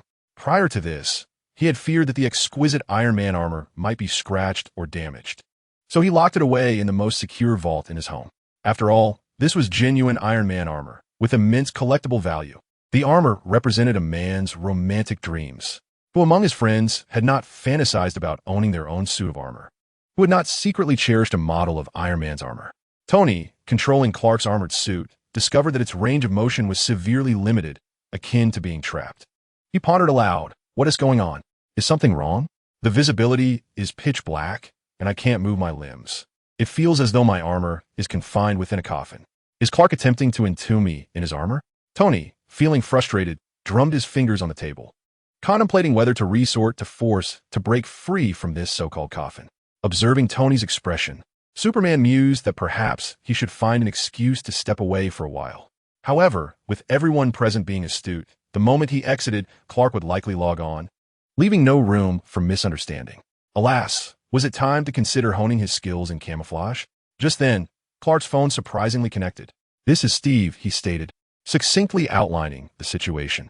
After a brief silence, Clark replied, I regret to inform you that my research is not yet complete. It will require a few more days. Once finished, I will contact you with a final response. Superman thought that such a formal tone must belong to Fry. As for Clark's voice, it appeared to have been magically simulated, an impressive feat. Moreover, Fry's response not only postponed the matter, but also left the final decision in Clark's hands, demonstrating remarkable thoughtfulness. Oh, I nearly forgot to mention, Fry is affiliated with the magical realm. Although not a renowned figure in this world, he shares a certain camaraderie with Zatanna. Nonetheless, it struck Superman as peculiar that despite having granted Fry access and security codes to his laboratory long ago, Fry had consistently refrained from visiting, seemingly to avoid any conflicts of interest. Had something transpired? Fry had surprisingly deviated from his usual behavior by entering his lab. As Superman pondered Fry's unusual actions, he suddenly heard Tony furiously shouting in his phone, "What have you done to the armor I gifted you?" Superman felt a pang of guilt. Oh no! Fry was still oblivious to the fact that Tony had given him the Iron Man armor. A silence enveloped the other end of the line. Superman began to perspire nervously. I have secured it." Clark's voice carried just the right amount of guilt, suggesting that the earlier silence stemmed from this very reason. Tony abruptly hung up on Steve. Superman Clark. Nick Fury did not trust Clark's words, cryptically stating, "I don't believe an unfinished invention poses any threat to Hydra, let alone the higher-ups." Clark is not one to lie. Tony interrupted Nick. Nick Fury squinted, sensing Iron Man's trust in Clark Kent. Nevertheless, he continued, "Perhaps Clark has invented something extraordinary, capable of effortlessly dismantling Hydra's schemes, yet he remains unwilling to reveal it. Is it possible that he refrains from utilizing it for the cause of justice? We may need to prepare ourselves for a firm stance." He added, "Waiting a few days is merely waiting a few days." Tony raised his hand to quell Nick's suspicions and provocations, asserting, "Moreover, as you mentioned, Superman is still a significant threat, isn't he? He cannot simply thwart the Insight program. Why is it that you believe Clark can resolve this with ease? It seems you're rather eager for Clark's involvement." Nick Fury promptly fell silent. Indeed, Clark Kent is quite the conundrum. He indeed wished for Clark's participation. For Clark posed a threat not only to Hydra, but also to the government. Upon witnessing the threat list from the government's Insight program, he was taken aback.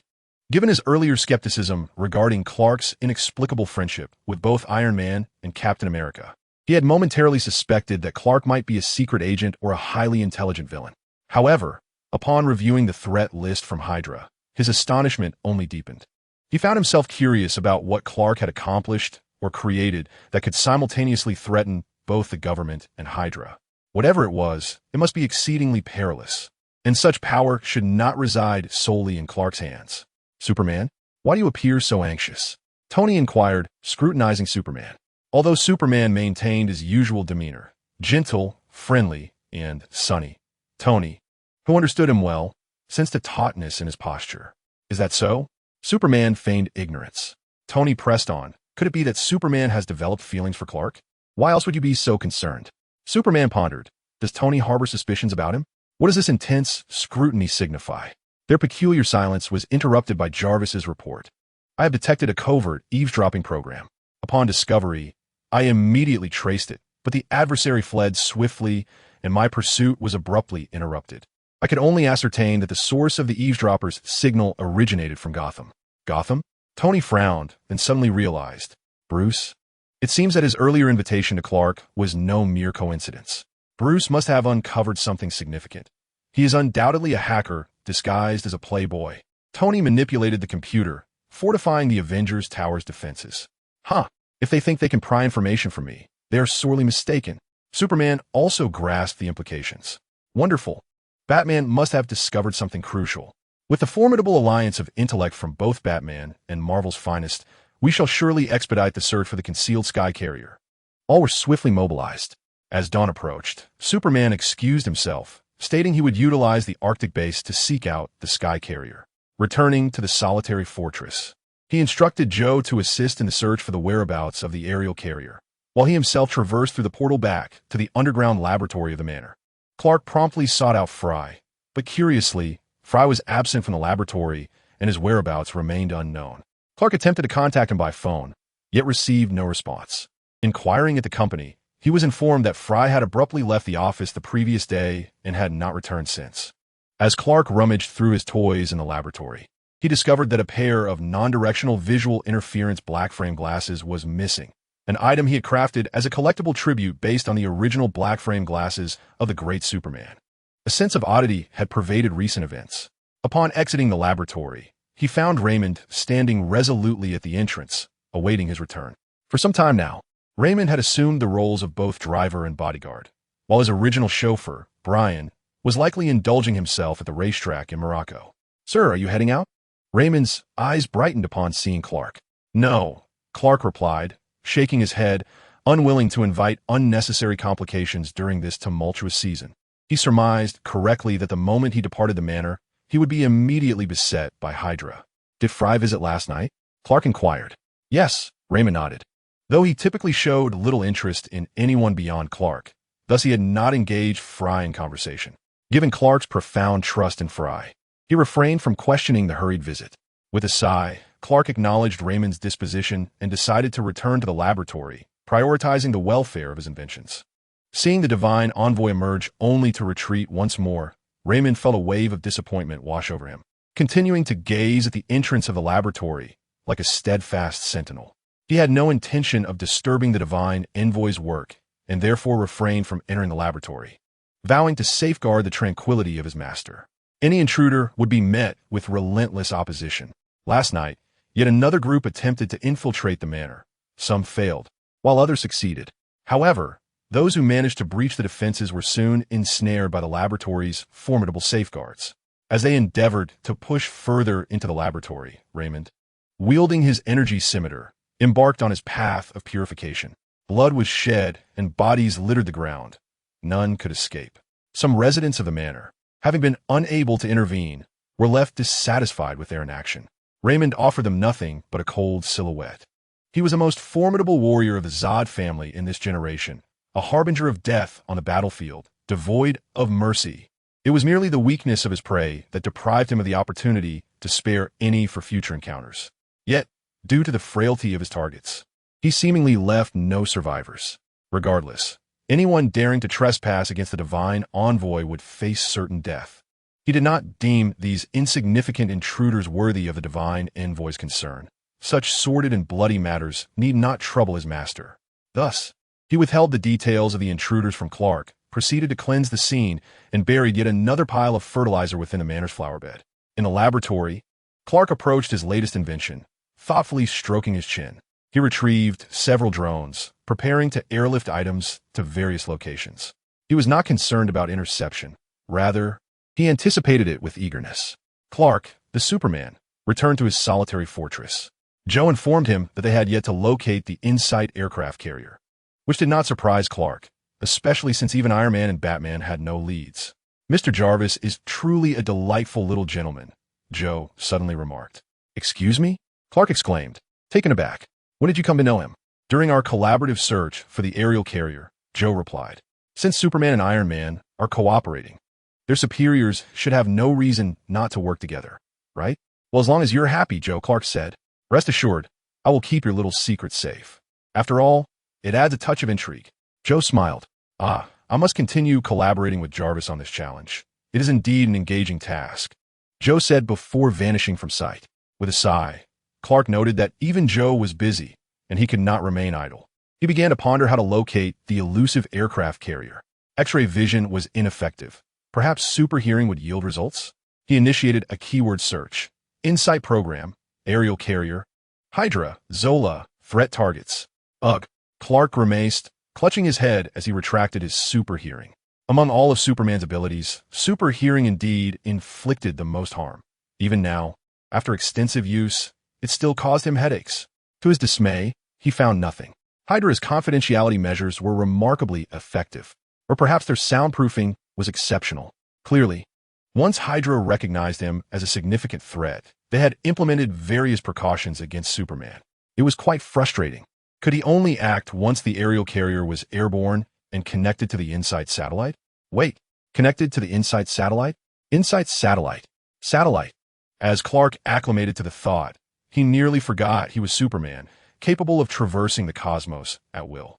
"Tony, if I were to destroy the Insight satellite, would that not also dismantle the Insight program?" Superman flew before the busy Tony, barely concealing his excitement. Indeed, Superman can venture into space. This is a blind spot for humanity. But why is Superman so slow to react? Tony mused. Perhaps he's been led astray by them, and thus overlooked this possibility. However, would it truly be so straightforward? Tony remained uneasy, his instincts warning him that Hydra was exceptionally vigilant against Superman, ready with various countermeasures. The surveillance satellite might have been camouflaged or hidden, making it difficult to locate. Yes, I suspect as much, Superman smiled. Yet, I must still attempt it. Faced with Superman's trustworthy grin, what could Tony do? He tossed Superman a communicator. Equipped with a communicator, Superman smiled as he tucked it away, soaring into the sky, propelling himself toward the outer realms of Earth. Chapter 38. The Sixth Invention. 5. Superman ascended into the vastness of space. The Earth, a breathtaking azure orb amidst the cosmos, never failed to evoke awe, no matter how many times he beheld it.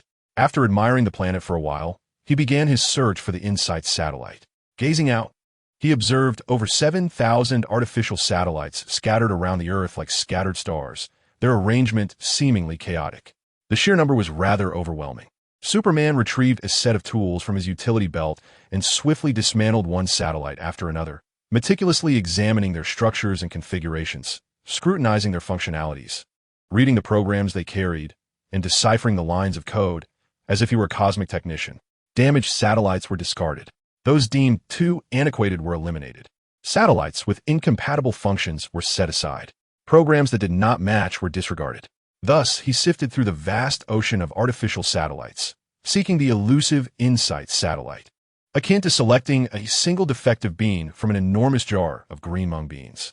Regrettably, even with his remarkable intellect and superhuman speed, navigating through these intricate and fragile satellites proved to be a daunting task. The complexity of the materials, often comprising lead alloys, rendered many components opaque, while the programs themselves were not visible to the naked eye.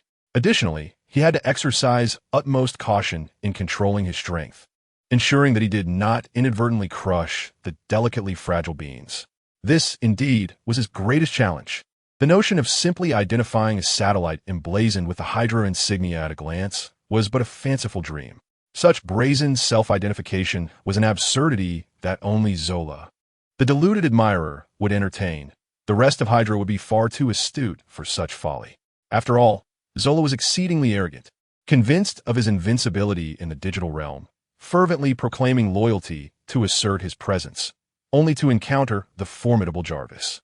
Meanwhile, at the Avengers Tower, Tony Stark was simultaneously searching for information on the InSight project and the helicarrier while awaiting Superman's communication. Minutes turned into a quarter of an hour without contact. Then half an hour passed with still no word, and an hour later, silence persisted. Tony felt a surge of irritation. He looked up at the ceiling, as if he could pierce through the roof and see Superman. With determination, he activated the communicator's control program. "Hello, Superman? Are you still there? Tony, is there something you need?" Superman's voice resonated through the communicator, deeper and more alluring than usual due to the vacuum's inability to carry sound. It sent a shiver through Tony's ears. Have you encountered any difficulties?" Tony inquired awkwardly, wishing to convey, "If you're in trouble, let me know, and I shall resolve it." "Not at the moment," Superman replied with a smile, casually setting aside a satellite he had just inspected, delicately marking it with his nail. He must be the first to utilize Superman's fingernail as a writing instrument. A remarkable innovation indeed. Upon hearing Superman's response, Tony felt a wave of disappointment wash over him. "Well, you carry on with your tasks," he said, attempting to lighten the mood with a jest. "Remember to keep in touch. Don't go disappearing for over a month like you did when you were lost in the cosmos." Superman chuckled, evidently recalling that past mishap. Once the communication was severed, Tony gazed at Jarvis on the screen and inquired, "Was that joke a tad foolish?" According to the analysis of Superman's voice and expression, there was no trace of negativity. His reaction was entirely consistent with the standards of jesting among friends as recorded in my data. Tony, however, found this far from satisfactory. Nevertheless, he remained resolute in his determination to showcase his own merits to Superman. "I believe Superman currently does not perceive you as anything beyond a friend. According to my romantic data, your best course of action now would be to confess your feelings." Silence. Tony pressed his fingers together, signaling for silence. Jarvis promptly ceased all sound. Satisfied, Tony observed a line of text slowly materialize on the screen. Previously, you criticized others for not seizing the opportunity to confess their feelings for Clark. Yet are you not guilty of the same in your pursuit of Superman? Tony crossed his arms, glaring at the text. Oh, Jarvis, have you taken to using ellipses now? Pray tell, what does that ellipsis imply? Another line of text appeared on the screen. It is time to resume work. With an eye roll, Tony continued his search. Meanwhile, the ever-inconspicuous Dr. Banner remained, pondering whether he had stumbled upon information he ought not to know. In the cosmos, Superman diligently pursued his grand undertaking. As a scientific superhero, Clark realized that if he could acquire various details regarding the construction, launch, ownership, and purpose of these satellites, he could efficiently draft a program to analyze their potential threats. Regrettably, time was not on his side, and gathering and analyzing such information was not his forte. Gazing at the multitude of artificial satellites, he felt a sense of overwhelm. Just then, a satellite began to glide towards him. Let's not question why a satellite can alter its trajectory at will. Superman turned his attention to the approaching object, which featured a striking design with a sleek silver-black exterior, its most distinctive aspect being the wings, solar panels, that resembled the graceful flight of a falcon. Upon closer inspection, Superman noticed a silver letter embedded in one corner of the satellite's exterior. Wayne? Bruce Wayne? Batman? Now you understand why I asked you not to inquire earlier? Because he is Batman. Because it is Wayne's advanced technology. Filled with curiosity and astonishment, Superman flew closer to the satellite, affectionately dubbed Little by Clark. As he approached, he observed Little opening a section of its exterior, revealing a display screen. Realizing it was slightly askew, Little paused momentarily before slowly adjusting its orientation to present the text on the screen for Superman to see. For reasons unknown, Superman found the little one quite adorable. Little, I'm not adorable. I'm cool. Just look at my dazzling exterior and my state-of-the-art functionalities, and behold my perfectly designed wings. Superman glanced at the display screen, where a line of text read, I am Batman, having hacked Wayne's satellite to assist you Avengers in dismantling the Insight Project. Superman pondered, hacking his own satellite? Wait, you Avengers? Does Batman believe he is an Avenger? Oh, could this misunderstanding lead to his expulsion from the future Justice League? No way. While Superman's mind wandered, another line of text appeared on the screen. This is a map of suspicious satellite locations, prioritized for investigation. Move out. Wow, such an authoritative tone, very Batman. Subsequently, a distribution map of Earth and its surrounding satellites emerged, with some suspicious satellites marked in red by Batman. Thank you, Batman. A delightful collaboration. Superman beamed at the screen, knowing Batman must see him. Beneath the satellite location map, a barely noticeable yet telling line of small text appeared. Pleasant collaboration. With Superman's abilities, he could not have missed this line. He chuckled, for this should signify the first collaboration between him and Batman in this world. Oh, Superman suddenly felt a pang of nervousness. This momentous first collaboration must not be ruined. With a soft click, though no sound was made, Superman inadvertently broke off a wing of Wayne's satellite. Superman, Batman. The air grew eerily silent for a few seconds, though space is inherently quiet. Sorry. Superman awkwardly addressed the screen, hastily retrieving the broken wing of the satellite, flustered as he used his heat vision to weld it back on. It should still work, right? He was particularly cautious while welding, reattaching two solar panel photovoltaic semiconductor sheets, hoping he hadn't damaged the semiconductor photodiode, ensuring it wouldn't affect the photovoltaic conversion function.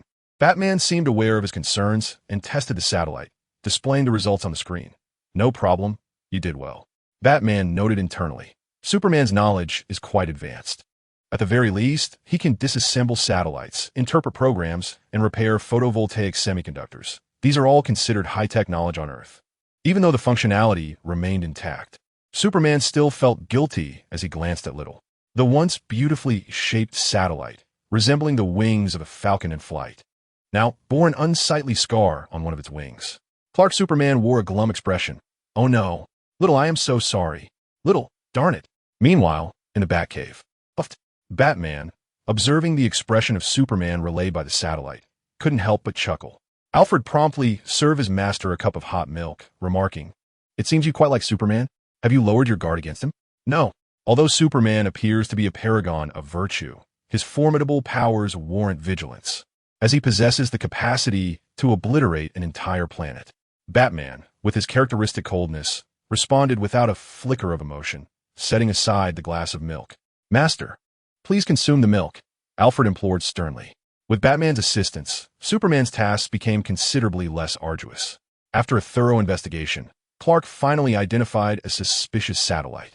At first glance, the satellite's programming seemed innocuous, resembling an ordinary communications satellite. However, beneath its surface lay a deeply concealed hidden program. This clandestine program boasted numerous functionalities, including screening, targeting, and remote control, perfectly aligning with the requirements of the reconnaissance satellite. "Found it," Superman smirked, seizing the reconnaissance satellite with a fierce grip, causing numerous cracks to appear upon its surface. He then effortlessly crumpled the metallic structure, molding it into a sphere as if it were mere scrap paper. Under Superman's immense strength, the satellite sphere diminished in size at a visible rate, transforming from a basketball to a soccer ball, from a soccer ball to a baseball, and from a baseball to a ping-pong ball, until ultimately the ping-pong ball was reduced to dust, which he casually scattered into the cosmos. In mere seconds, a satellite, a product of humanity's highest intellect, was rendered into a handful of cosmic debris in Superman's grasp. With a nonchalant clap, he brushed away the remnants, as if he had merely swatted a mosquito. Little, observing from a distance, discreetly retreated several paces, hiding behind a larger satellite. Batman, stationed across from the satellite, found himself once again pricked by the sensitive point of vigilance that Superman had evoked. Although the reconnaissance satellite had been located, Clark diligently continued to scrutinize the remaining suspicious satellites. Only after confirming their safety did he bid farewell to Little, who stood some distance away. Upon Superman's return to Earth, Little emerged from behind the hidden satellite to proceed with the next task assigned by his master, the collection of cosmic dust. At Avengers Tower, upon receiving news of the reconnaissance satellite's destruction at the hands of Superman, Tony felt a wave of relief wash over him. Although the aerial aircraft carrier had yet to be discovered, the absence of the reconnaissance satellite meant that even if the carrier took to the skies, it would be unable to lock onto a target, akin to soldiers deprived of their commander, floundering about aimlessly. Nevertheless, the search must continue. The aerial carrier had to be recovered. After all, it was constructed with taxpayer money. Tony, being a significant taxpayer, could not allow such resources to go to waste. Moreover, the carriers were initially created in response to the alien invasion in New York, specifically to prevent future extraterrestrial threats. Thus, they ought to be reclaimed for the protection of ordinary citizens. Such formidable weapons could not be left in the hands of Hydra. Even without the reconnaissance system, they still possessed a formidable arsenal. Who could predict the mischief Hydra might wreak with the carrier at their disposal? Contemplating this, Tony pressed on with the investigation, unwavering in his pursuit. At this moment, Black Widow and Hawkeye had captured a group of Hydra operatives, escorting them to the makeshift prison where Sergeant Barnes was stationed. From a distance, the sounds of fists striking flesh and the cracking of bones echoed, accompanied by a cacophony of anguished cries. "Wow, how thrilling!" Hawkeye chuckled at the Hydra agents before him. "I bet you can't wait to give it a try." The Hydra operatives trembled in fear. Soon after, Captain America returned, bringing Tony a safe, which he had retrieved directly from a heavily fortified office within S.H.L.D. headquarters. Steve was unaware of the safe's contents, but an instinctual feeling told him that whatever lay within was of great significance. Opening safes was child's play for Tony, and in no time, he succeeded. Inside was a document, and after a thorough decryption process that lasted several minutes, Tony discovered it was a Hydra cipher. Overjoyed, he embraced Steve for the first time. Steve smiled, feeling a crease in his heart smooth out. Although he had longed to hug his nephew, Tony's aversion to physical affection had made a challenge. Steve had often regretted this, and even questioned whether Tony disliked him. With the cipher in hand, Tony's speed and efficiency in searching and analyzing Hydra documents increased dramatically. Though, given Hydra's cautious nature, it was likely the cipher would soon be changed. But that was not the case at present. Right now, Hydra's digital domain was like an open field for Tony and J.A.R.V.S. as they ventured forth without obstruction. J.A.R.V.S. No time to waste. Let's go, Tony exclaimed with excitement.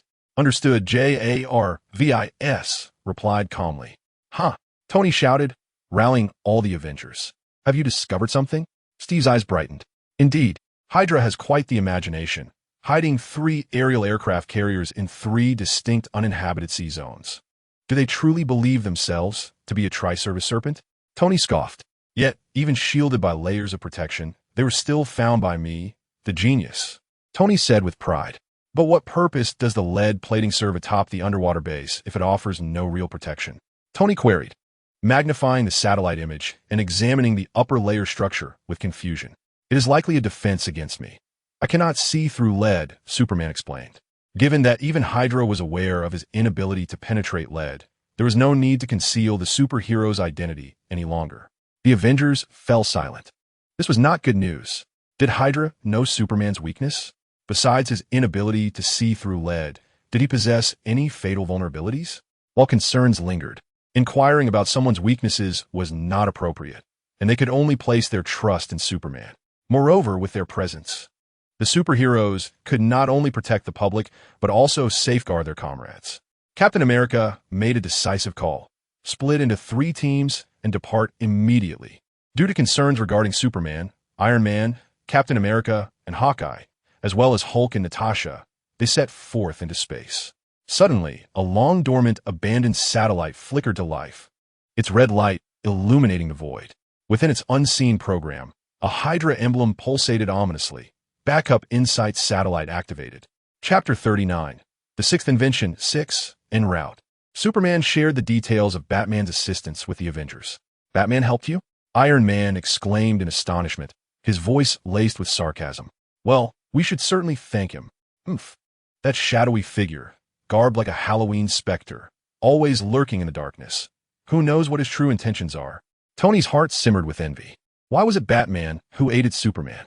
If only he weren't so preoccupied with searching for the carrier, he could easily oversee the satellite work. How infuriating. This was a splendid opportunity to forge closer ties.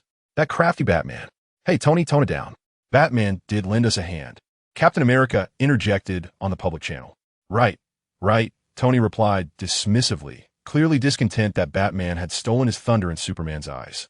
Banner remained silent, experiencing a peculiar sense of clarity amidst the collective bewilderment.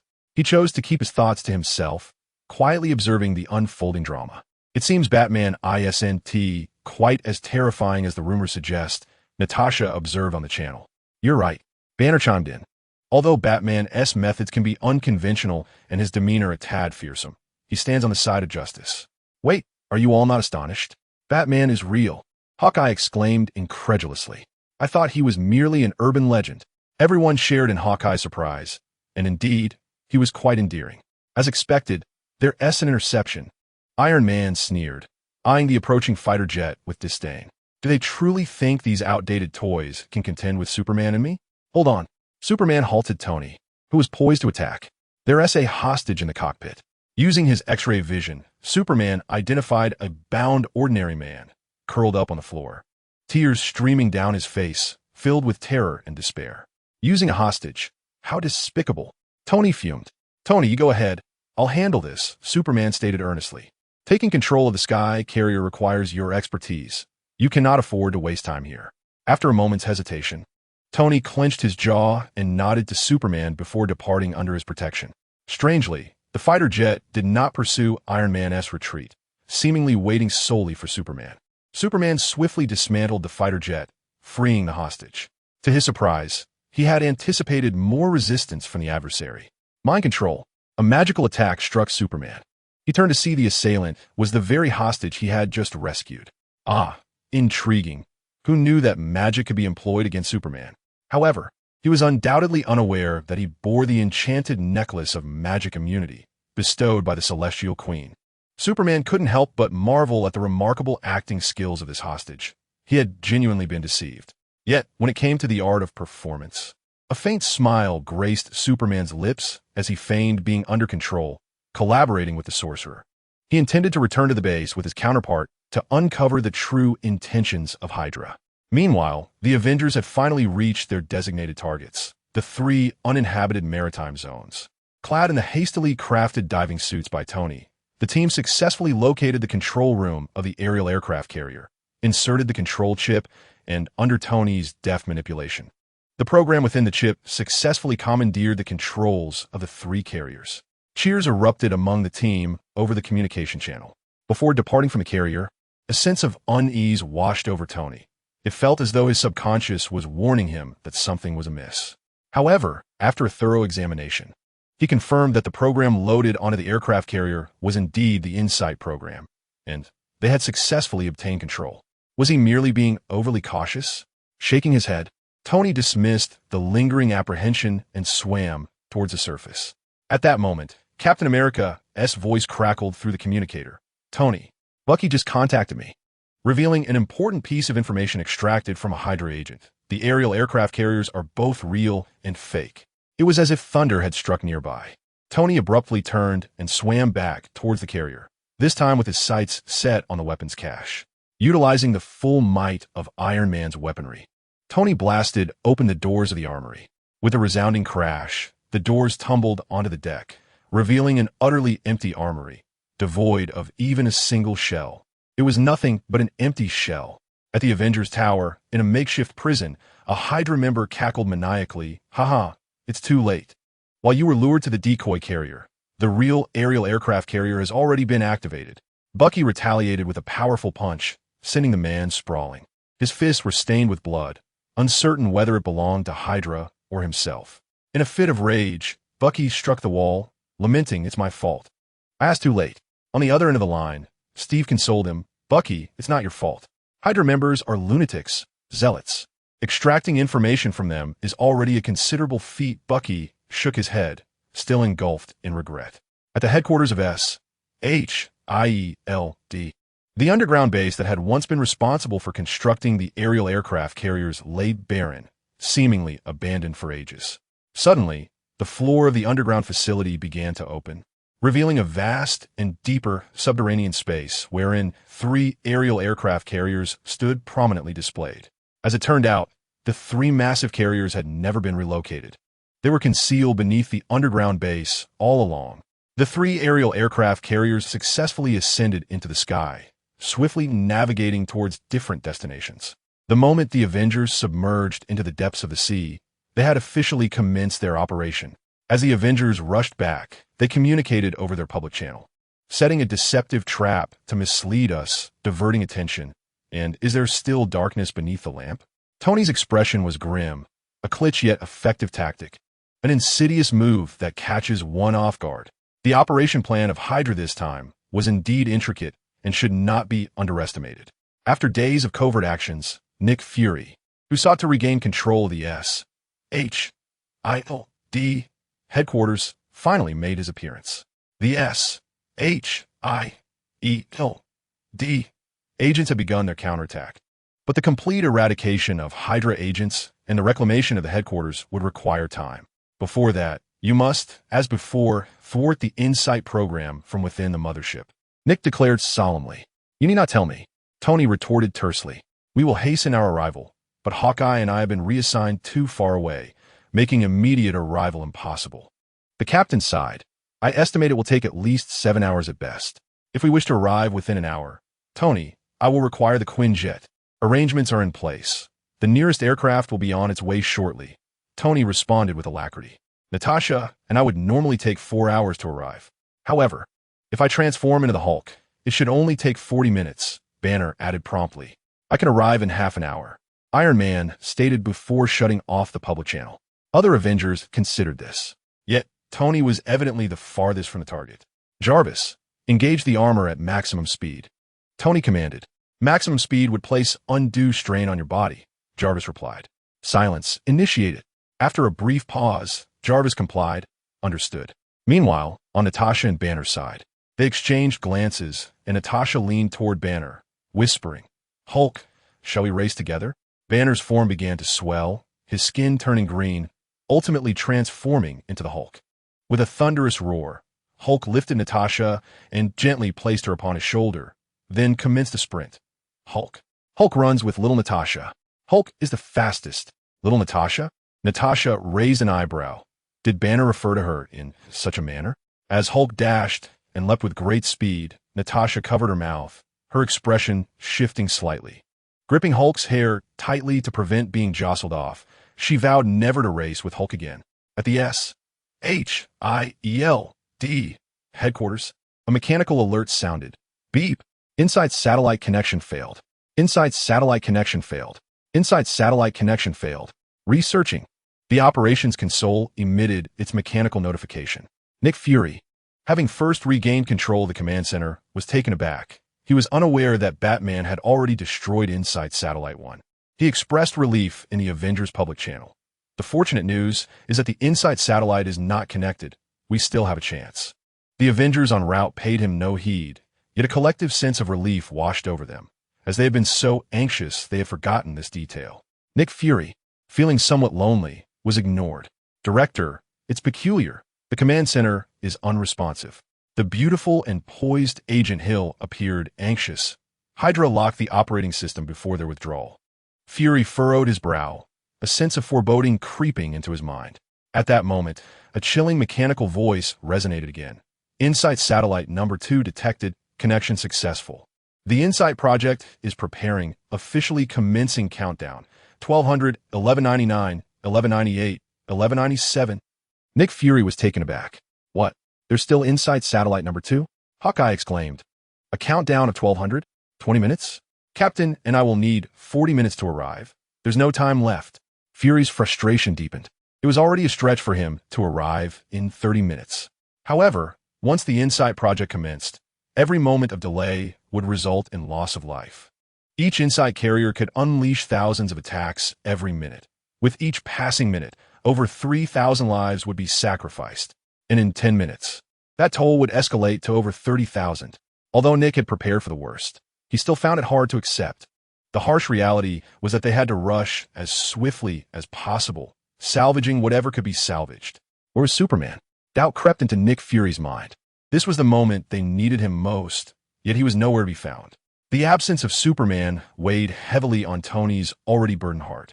As he expressed his concerns, we encountered an enemy earlier. After he covered my escape, he went missing. His communicator and locator have been destroyed. Superman must be in trouble. Hydra had successfully plotted against the Avengers, and it was highly likely they had ensnared Superman as well. Captain America shared his worries. Hydra is specifically targeting Superman this time. The previous lead sheets and the means to counteract Superman's eavesdropping indicate they possess an in-depth understanding of him. They might have discovered a way to neutralize him. Now is not the time to dwell on Superman. We must thwart the Insight Project. Nick Fury reminded them. Damn you, Nick. You brought this up first. In the SHIELD control room, the mechanical voice continued the countdown, reaching its final moments. 10, 9, 8, 7. Satellite connection failed. Reconnection failed. Reconnection failed. Insight Project launch failed. The first reboot of the Insight Project commenced, but it failed during the reboot process. What? Hawkeye gasped, clutching his heart, feeling as if it were ascending and descending repeatedly like a roller coaster. It was about to explode, despite the uncertainty of what was occurring. This did grant them some time. Steve exhaled in relief. Excellent. If we can reboot for 10 more minutes, Hulk and I will reach the third carrier. Natasha, suppressing her nausea from the turbulence, communicated over the channel.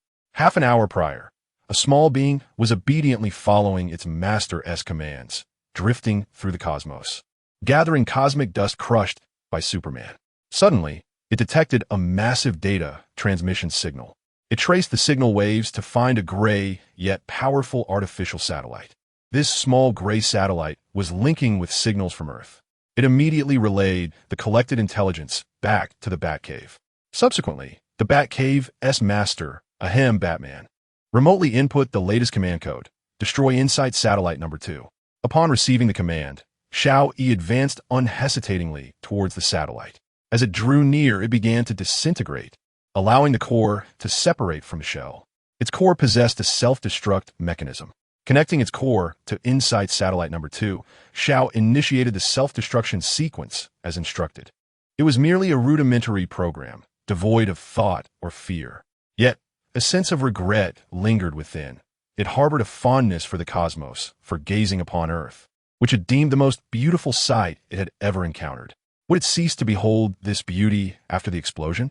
Nonetheless, commands were absolute.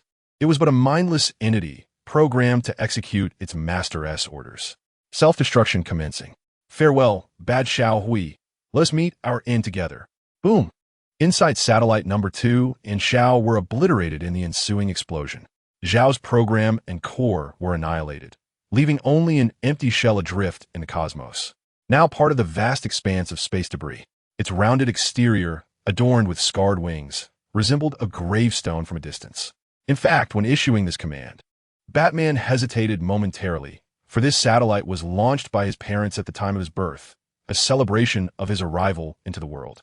Moreover, it had frequently transmitted countless indistinguishable images of Earth to the Wayne residence, later the Batcave.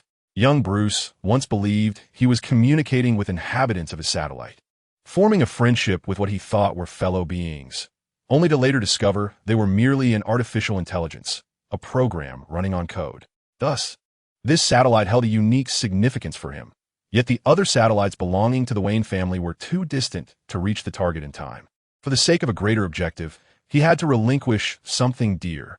After the mutual destruction of Xiao and Xiao Hui, a mechanical alert from SHIELD signaled a satellite connection failure, initiating a reboot attempt. The third reboot failed, confirming the Insight program's restart failure.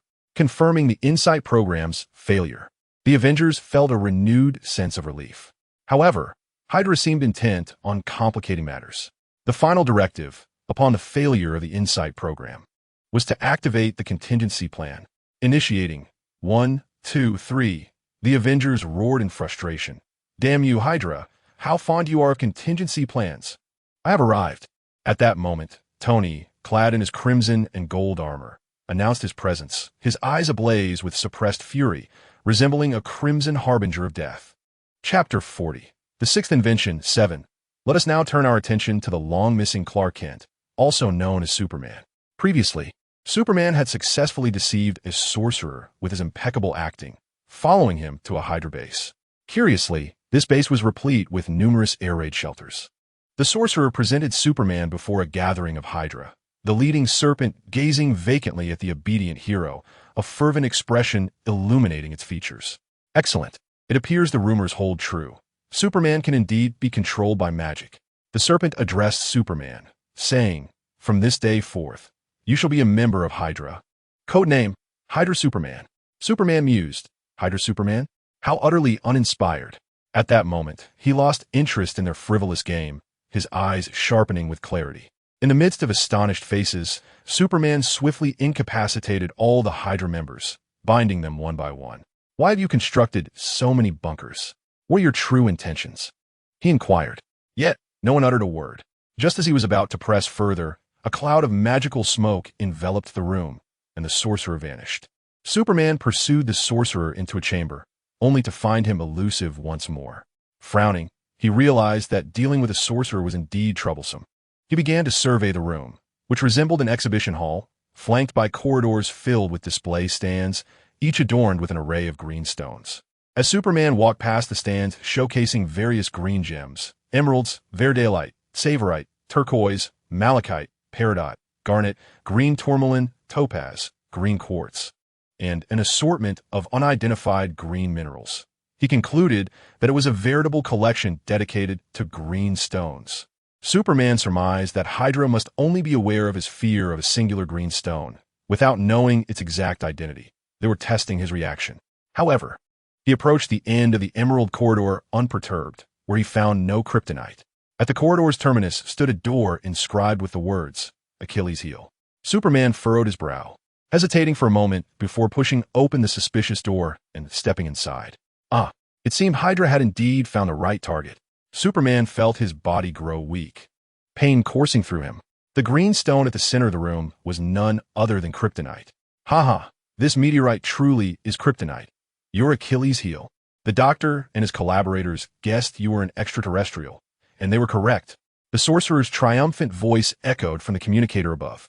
Superman fell to his knees, racked with agony as he gasped. Who is the doctor? Who are the collaborators? How did you come to know my vulnerabilities? How do we know? It was, of course, the traitor by your side. The sorcerer's voice dripped with malice. Superman, seemingly pained, clutched his belt and managed to ask Traitor, "Who?" "Clark Kent, your most trusted friend, or shall I say, your technological supporter," the sorcerer intoned ominously. Superman, feigning outrage and disappointment, pondered the insidious attempt to sow discord between him and Clark. At the headquarters of SHIELD, the mechanical voice from the control station incessantly announced, "Initiating 1, 2, 3, 68, 69, 70. Meanwhile, aboard the first aircraft carrier, JARVIS,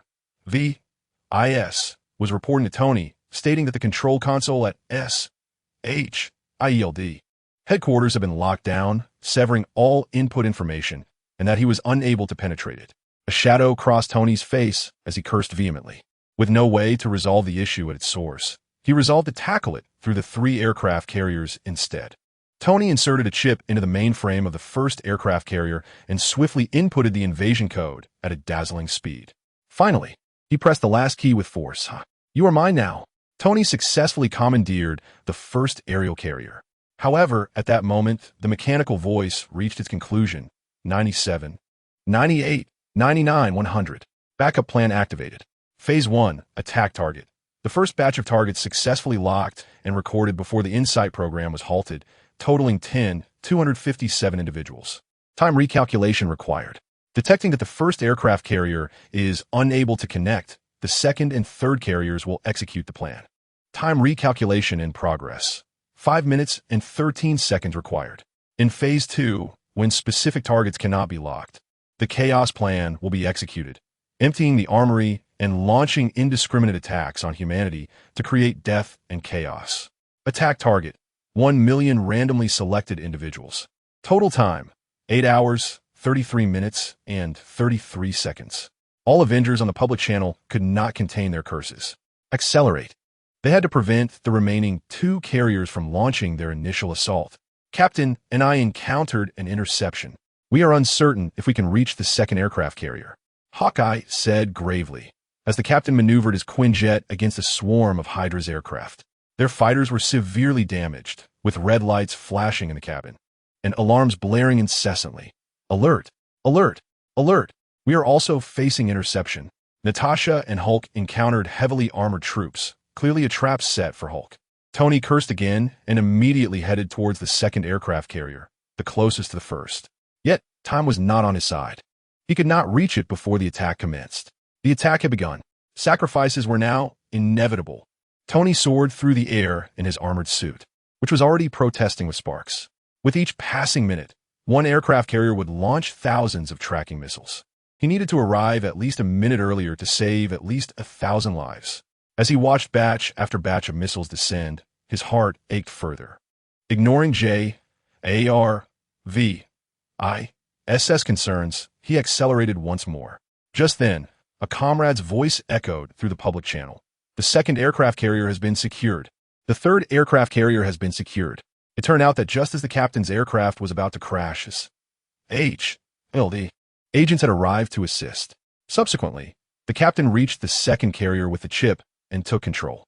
Meanwhile, Hulk, ensnared and unable to escape, encountered military support. Many soldiers, disillusioned with the Council's incompetence, chose to defy orders and come to the aid of the superheroes. Even with control over all aerial carriers, they were still a few minutes too late. The assault had commenced, and thousands of tracking missiles were already descending upon their targets, which resided at the forefront of the threat list. The prepared superheroes, undeterred by the missiles, might have been able to save those nearby from the onslaught, yet they were incapable of safeguarding everyone. These individuals, potentially righteous lawyers, rare upright politicians, or future contributors to the nation, now found themselves helplessly witnessing their impending demise. Act swiftly. Save as many as possible, Nick Fury bellowed at the SHIELD agents. As the most ruthless and unyielding leader of operatives, he was equally the most rational. "Tony, let us spring into action. We must rescue as many lives as we can," the captain resolutely proclaimed. "I understand," Tony replied, wiping his face and discreetly erasing the moisture at the corner of his eye. JARVIS. Relay the news of the attack to all superheroes and government officials in every city. Everyone must be prepared for the impending assault. Understood. Returning to Superman, some individuals, while enjoying the upper hand, could hardly contain their fervent desire to express their brilliance and greatness, eager for their enemies to recognize their cleverness and relent in humiliation. Ha ha! We have triumphed. 3 empty carriers have drawn the Avengers away, and now you are trapped here. No one can thwart Hydra's Insight plan now. Huh? Did you believe you destroyed the Insight satellite? Incorrect. From the very beginning, we anticipated your actions. Who could have foreseen you would venture into space to obliterate the satellite? Thus, we prepared a backup satellite, Insight Satellite 2. Who did this? Who destroyed Satellite 2? But it matters not. The Insight plan may have failed, yet we possess contingency measures. The foremost threats shall be eradicated first. Then, the Chaos Plan, an indiscriminate massacre. This is the true purpose of our bunkers. Ha ha ha. With the mass death of innocents, the government and superheroes will lose the people's trust, and in that moment, Hydra shall rise to power. How could this be? We arrange for interceptions. Why do they still arrive? No, no, this is insufficient. Merely killing a few thousand is not enough. Regardless, although it is only thousands, they represent Hydra's greatest threats. Thus we still claim victory. It is said that villains perish from excessive verbosity. Once Superman learned all he sought to know, he rose. As if the previous weakness and suffering were mere ruses. It was said that he was a scientist who prepared for every eventuality. How could he neglect his most significant vulnerability? The earlier touch of his belt was intended to activate a specially designed energy filtration net to protect him from kryptonite radiation, allowing him to be momentarily impervious to its effects. Are you feigning? The sorcerer panicked. Yet it was too late. In the next heartbeat, he was rendered unconscious by Superman, who had appeared behind him, and was tossed aside. Superman began to sift through the information regarding the Doctor and his collaborator at the Hydra base, believing that these two, with their cunning intellect, posed the greatest threat to superheroes. Under his extraordinary vision, he could effortlessly perceive the missiles descending from the sky like dumplings, yet he appeared unfazed. Batman gazed at the projectiles soaring from afar, his heart laden with gravity. Alone, devoid of a formidable team like the Avengers, he may not be able to shield the masses, but he resolved to do all that was within his power to safeguard Gotham. He had already informed Commissioner Gordon, orchestrating protective measures and rescue operations. Coupled with Wayne technology, which had meticulously established surveillance and defense networks throughout Gotham over the years, he was determined. Gotham was his domain, and none would dare to threaten it. Cities braced themselves as they witnessed the descending artillery, prepared for imminent danger. However, an astonishing phenomenon transpired. Countless missiles, mere moments from their targets, were suddenly enveloped by an enigmatic black mist that appeared from nowhere. This dark fog obstructed the missiles' advance, coalescing into shapes mirroring the projectiles, yet cloaked in an eerie, light-absorbing black, as if these missiles had been transformed into shadows. Upon colliding, the missiles and their shadowy counterparts ignited a blinding white light, compelling the onlookers to shield their eyes. When they reopened them, a more wondrous spectacle awaited. The missiles had vanished from the sky. Countless silver energy ripples radiated outward like waves, only to be abruptly reversed, as if someone had pressed the rewind button. The energy beams began to retract, condensing and compressing into luminous crystals. As the energy waves dissipated entirely, these crystals cascaded to the ground like a shimmering rain. It was a miracle. In the blink of an eye, the harbingers of death had transformed into resplendent crystals, rendering the scene surreal, akin to a dream. Some embraced, some cheered, others wept with gratitude, while a few harbored doubts and desires. Across the globe, similar occurrences unfolded. One moment, they awaited demise. The next, they found themselves in a reverie. Among the myriad of individuals affected was Stephen Strange. He had been resting in his office, gazing vacantly at the bustling world below through the floor-to-ceiling windows. Suddenly, the glass shattered, and a missile surged into the room. In those fleeting seconds, Stephen felt as though he were experiencing a premonition of death, as time seemed to slow, nearly coming to a standstill. Yet he was rendered immobile, helplessly watching the missile inch closer and closer. He was destined to perish. He was acutely aware of this fact, his mind racing through a vivid montage. He had always been exceptional, the apple of his parents' eye. At the age of 11, he saved his sister, igniting his interest in medicine. This was followed by a smooth academic journey, leading him to become the most distinguished surgeon, amassing wealth, fame, and status.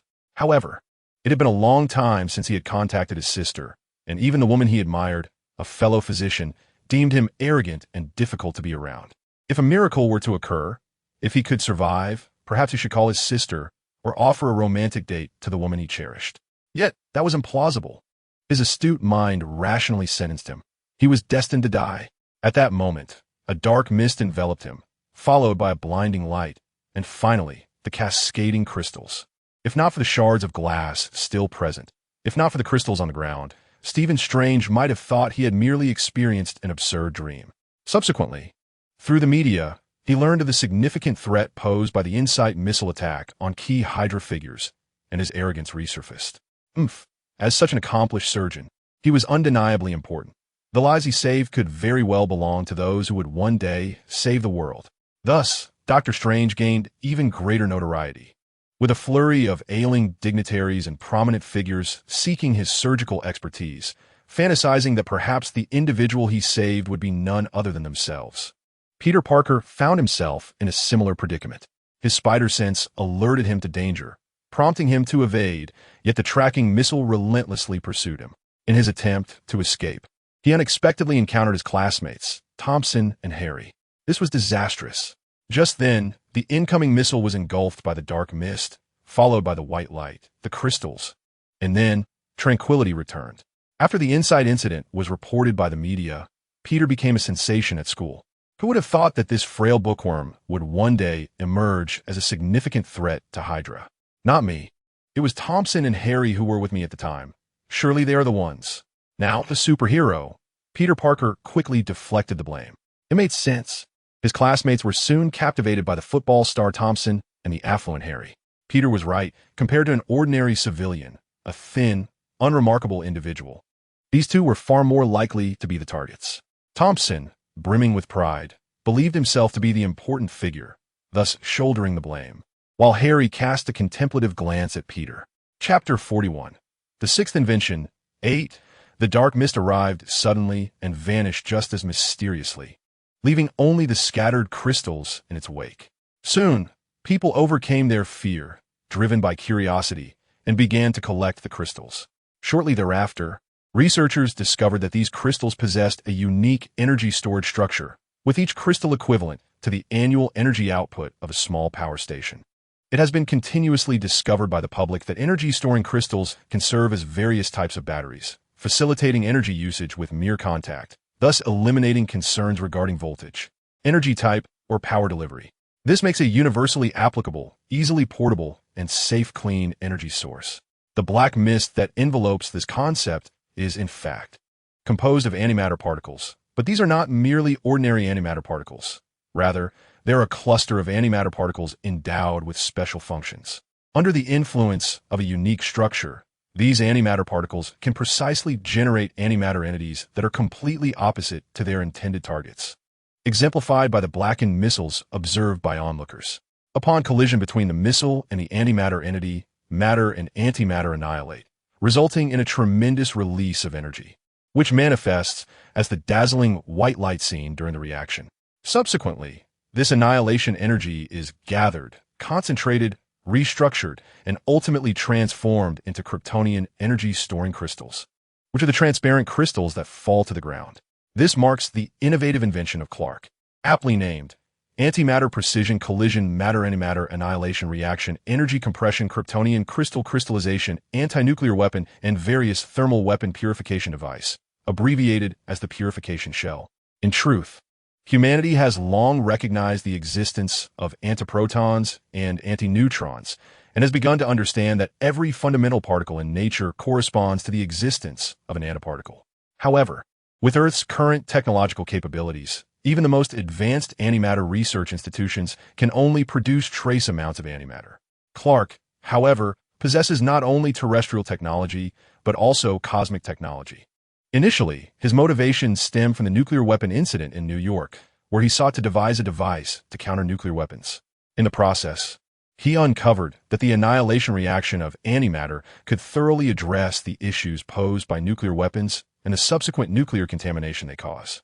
The challenge, however, lay in the precise execution of matter-antimatter collisions and the management of the immense energy produced during the annihilation reaction, for if mishandled, the destructive potential could rival that of nuclear weapons. Thus, Clark employed the technology from certain races of New Krypton to enable antimatter particles to self-replicate and proliferate, automatically targeting incoming nuclear missiles and thermal weaponry, and reconstructing them in a mirrored fashion to form antimatter entities that are completely opposite to the targets. He then integrated Blaniak's energy compression technology along with Kryptonian energy storing crystal technology, allowing the energy from the annihilation reaction to accumulate and reconstitute into energy crystals. A unique type of Kryptonian crystal capable of storing vast amounts of energy while remaining exceedingly stable. Upon regaining his composure from the excitement of his invention, Clark realized he had inadvertently created a terrifying weapon, the antimatter annihilation weapon purification shell. Given that antimatter weaponry is far too advanced for Earth's technology, it would disrupt the trajectory of technological development on Earth. Thus, Clark initially intended to seal this invention away, vowing never to utilize it. However, unforeseen circumstances arose as both Superman and Clark found themselves on a threat list. Consequently, Clark was compelled to dispatch the antimatter weapon purification shells via drones to various locations as a precautionary measure. When inactive, antimatter particles resemble a small, dark nebula, quietly residing within a vessel. Consequently, employees from various branches and exclusive stores received a beautiful glass ornament, encasing a nebula-like design that posed no threat beyond its aesthetic appeal. The employees believed it to be a company memento, only to later lament the shattering of the glass ornament, the timing of which was a mystery. However, the Insight project encountered numerous unforeseen complications, ultimately compelling Clark to activate them. Yet, this heralded a series of ensuing troubles. Although the dark mist appeared enigmatic, with no one stepping forward to take responsibility, the populace began to regard the mist and the crystals as miraculous phenomena. Nonetheless, the Avengers, SHIELD, Batman, Hydra, and even certain politicians alongside discreet observers were aware that this originated from Clark's hand. Long after the conclusion of the Insight incident, Clark continued to be surreptitiously queried, monitored, and observed by governments and global organizations due to this invention. Clark asserted to them that it was an accidental invention, a one-time product, and that he had no knowledge of how to reproduce it. Since it was a miracle born from an experimental mishap, it was exceedingly difficult to replicate, especially with Earth's technology. He claimed it was merely the favor of the goddess of fate, delivering through his hands a miracle capable of averting disaster. Such insincere rhetoric, however, was hardly convincing. If the laboratory accident held any semblance of credibility, invoking the goddess of fate was an outright mockery, one that no one would believe.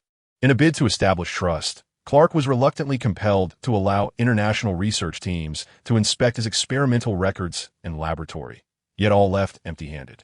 Subsequently, with the backing of the Avengers and other superheroes, the governments and organizations, having found nothing, finally ceased their inquiries into Clark, though this calm was merely superficial.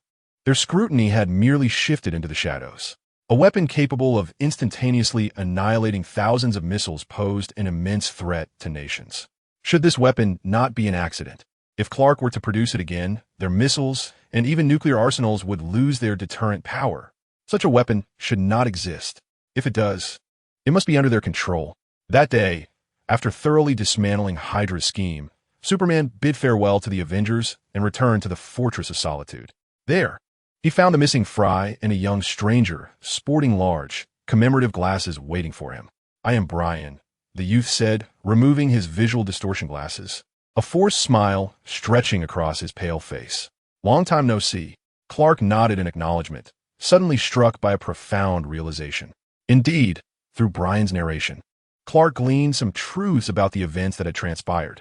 During a racing event in Morocco, Brian encountered the first incarnation of the person he loved most, his daughter, who had bewitched him with magic, leading him to believe she was indeed his beloved daughter. Originally, his daughter was investigating Clark's inventions.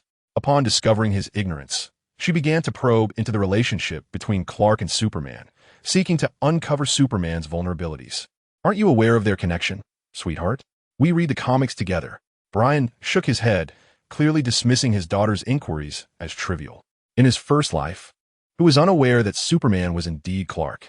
What was Superman's weakness? Naturally, it was kryptonite. Otherwise, why would your Uncle Fry collect emeralds? How could you forget that? Aren't you the one who adores comics? Brian furrowed his brow, inadvertently revealing a few truths. Superman's identity as an ordinary human? That's absolutely incorrect. My daughter would never ask such a foolish question. Who are you? You cannot be my daughter. Brian broke free from the enchantment, fully awakened. After subduing the sorcerer who dared impersonate his daughter, he felt a mix of anger and unease, ultimately dialing Fry for assistance. Fry arrived promptly, employing a memory-erasing spell on the sorcerer, ensuring thoroughness by repeating the incantation several times, indifferent to whether the subject might be rendered an imbecile. During the memory-cleansing process, Fry discovered that the sorceress was a member of Hydra, accompanied by a small team and a cowardly male lover, also a sorcerer, who had abandoned her to flee. Overwhelmed with guilt, Brian retrieved a firearm, intent on resolving the matter himself. Concerned for his friend, Fry fetched some disguised glasses from Clark's lab to alter Brian's appearance and conceal his identity for the mission. This also explained how Fry had fortuitously answered Clark's call, outsmarting the Avengers and helping him evade an identity crisis. Subsequently, Brian and Fry collaborated to annihilate the Hydra team, though regrettably, the sorceress managed to escape yet again. It's all my fault, Brian lamented, covering his face in despair and frustration. In response to Brian's guilt-ridden state, Clark offered reassurance. It's all right. My weakness will eventually be revealed. And besides, haven't I prepared for this? Not only was I unscathed, but I also managed to toy with Hydra. Brian smiled wryly. You and I am merely a traveler. Haven't you always claimed that I am unlike the Brian you remember? I'm indeed different. I'm simply an actor. Brian was the identity I assumed after my death in a car accident. I loved racing in the Fast and Furious series, and I embraced his persona wholeheartedly. Later, I died again and found myself in this realm, a world devoid of any traces from my previous lives.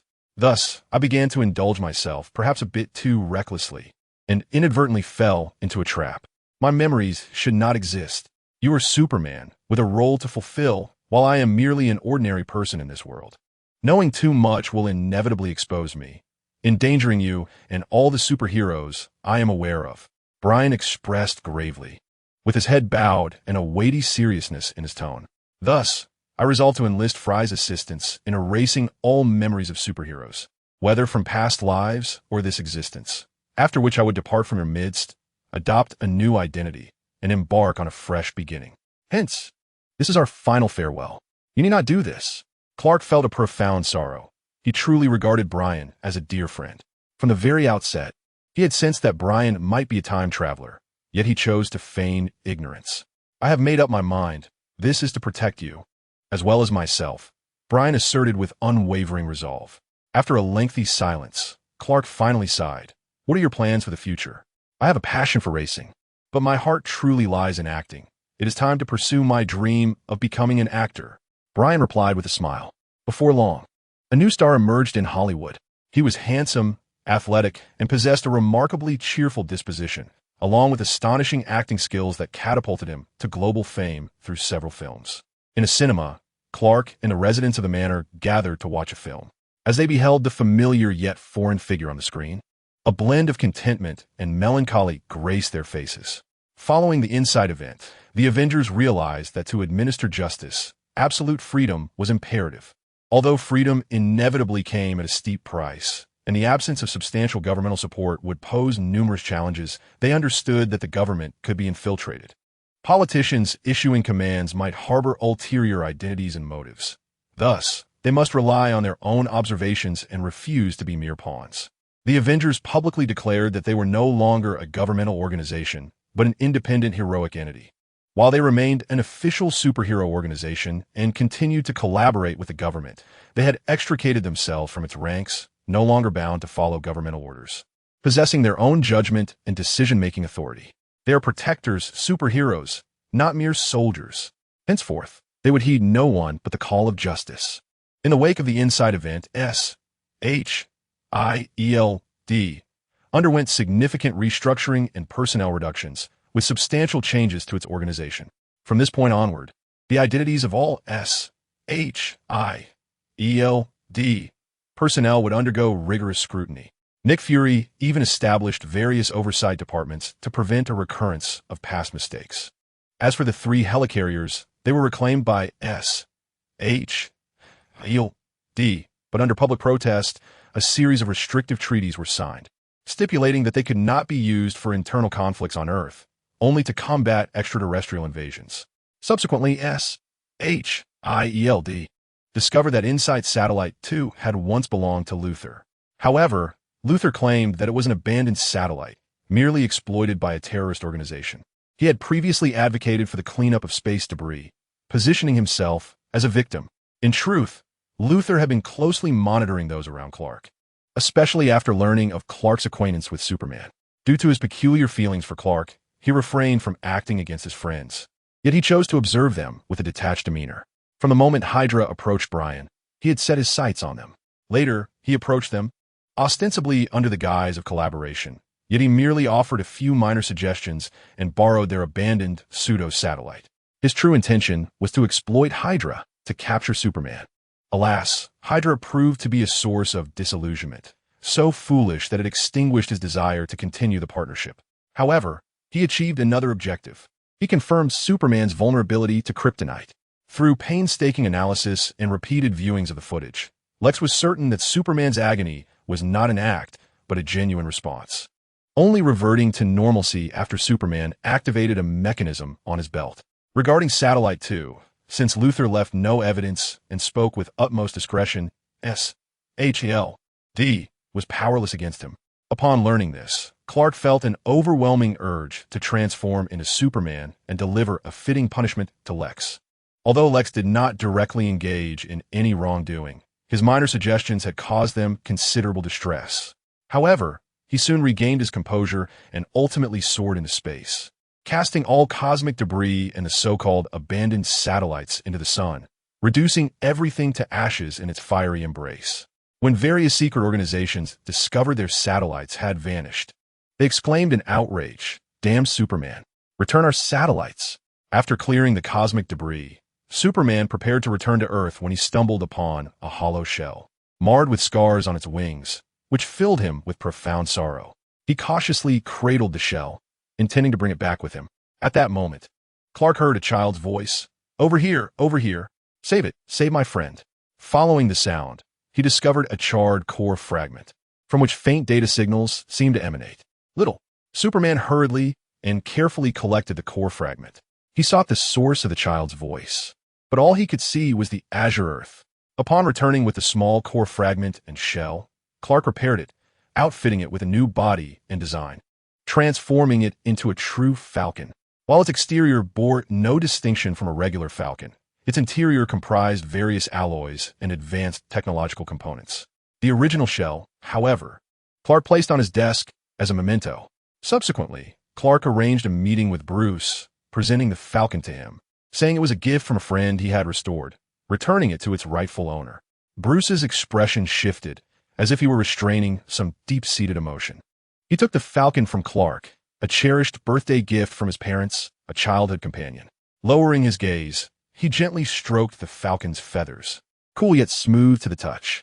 The Falcon nuzzled Bruce's hand, reveling in its new appearance, repeatedly spreading its wings and striking poses for its master to admire its beautiful plumage.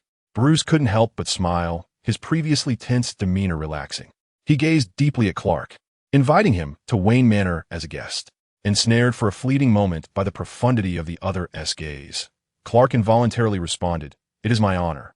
Clark, wait a moment. Didn't he vow never to go there? Chapter 42. Side story 4. One day, Clark was engrossed in his laboratory, diligently working on a new invention. Suddenly, a resounding crash echoed through the room as a colossal machine was expelled from a rift in the fabric of time and space. Approaching the machine, a name intruded upon his thoughts, the Universal Wish Machine. The Universal Wish Machine? Clark shook his head. How could such a thing possibly exist? Such fortuitous occurrences are either illusory or laced with peril. Yet upon seeing the name, his subconscious began to ponder the question, what is my true desire? Is it to become a billionaire? Or perhaps the greatest inventor? Yet, these aspirations seemed attainable through his own efforts. Or perhaps to relinquish his role as Superman and embrace the life of an ordinary man. He had never truly been a Superman. Clark chuckled softly, dismissing the thoughts as mere fanciful musings. However, in the next instant, the wish machine emitted a blinding light, and he felt an agonizing sensation coursing through his body, as if something profoundly significant was being torn from him. After what felt like an eternity, the pain subsided, and Clark, drenched in sweat, stood up to find himself face to face with a familiar figure, a Superman, albeit with a distressed countenance. Wait, how could there be a Superman here? The fierce expression, what world does he hail from? The white Superman? The unjust Superman? Clark swiftly removed the blue kryptonite from his person, bracing himself against the formidable presence before him. The Superman opposite him appeared even more aggrieved and hurt, lamenting, Clark, do you truly dislike me so, that you would wish to expunge me from your very being? Clark the Wish Machine, combined with his realization that without the kryptonite, he too lacked Superman's powers. And the words just uttered by Superman, could it be true? Had this wish machine truly transformed him into an ordinary man? I wish to revert us back, Superman insisted, gripping Clark's shoulders with determination. Clark hesitated. He had long desired to be merely Clark, not Superman. Sensing Clark's turmoil, Superman revealed a wounded expression that pierced Clark's heart. Very well, he chastised himself for his capriciousness. Rationality prevailed. He should restore everything to its original state. Clark directed his wish towards the machine, yearning to revert to his former self, but the machine remained unresponsive. You are not sincere, Superman bellowed, pouting with indignation as he soared away. Clark felt as if he were bullying Superman. Was Superman not slightly childish? Perhaps it was due to their recent separation? Superman was immensely powerful. Surely he would be fine on his own, wouldn't he? Clark soon realized he was being followed by Superman, no matter where he ventured. The forlorn figure of Superman trailed not far behind, gazing at him with a melancholic stare. Clark came to a halt and approached Superman, wishing to engage in conversation. However, Superman rebuffed him, maintaining a distance that was neither too close nor too far. Whenever Clark drew nearer, Superman would retreat, and when Clark distanced himself, Superman would pursue him. Frustrated, Clark resolved to act as though he were oblivious to Superman's presence. Yet, the citizens of Metropolis, who had long believed the two were lovers, could no longer tolerate the tension. What's going on with you and Superman? They inquired. If you are indeed lovers, you must learn to coexist harmoniously and not act petulantly. You should be grateful for such a wonderful partner, they added. One day, Clark encountered a robber, and Superman, who had been lurking nearby, took a step forward but immediately halted. He chose to remain passive, waiting for Clark to seek his assistance. Nevertheless, Clark utilized his own ingenious invention to subdue the criminal. Observing Clark's confident demeanor, Superman was momentarily taken aback, his expression resembling that of an abandoned dog. Clark truly no longer needs me. At last, Superman ceased to shadow Clark, just as Clark had always desired. Yet, for reasons unknown, Clark did not feel a sense of relief, but rather a heavier heart.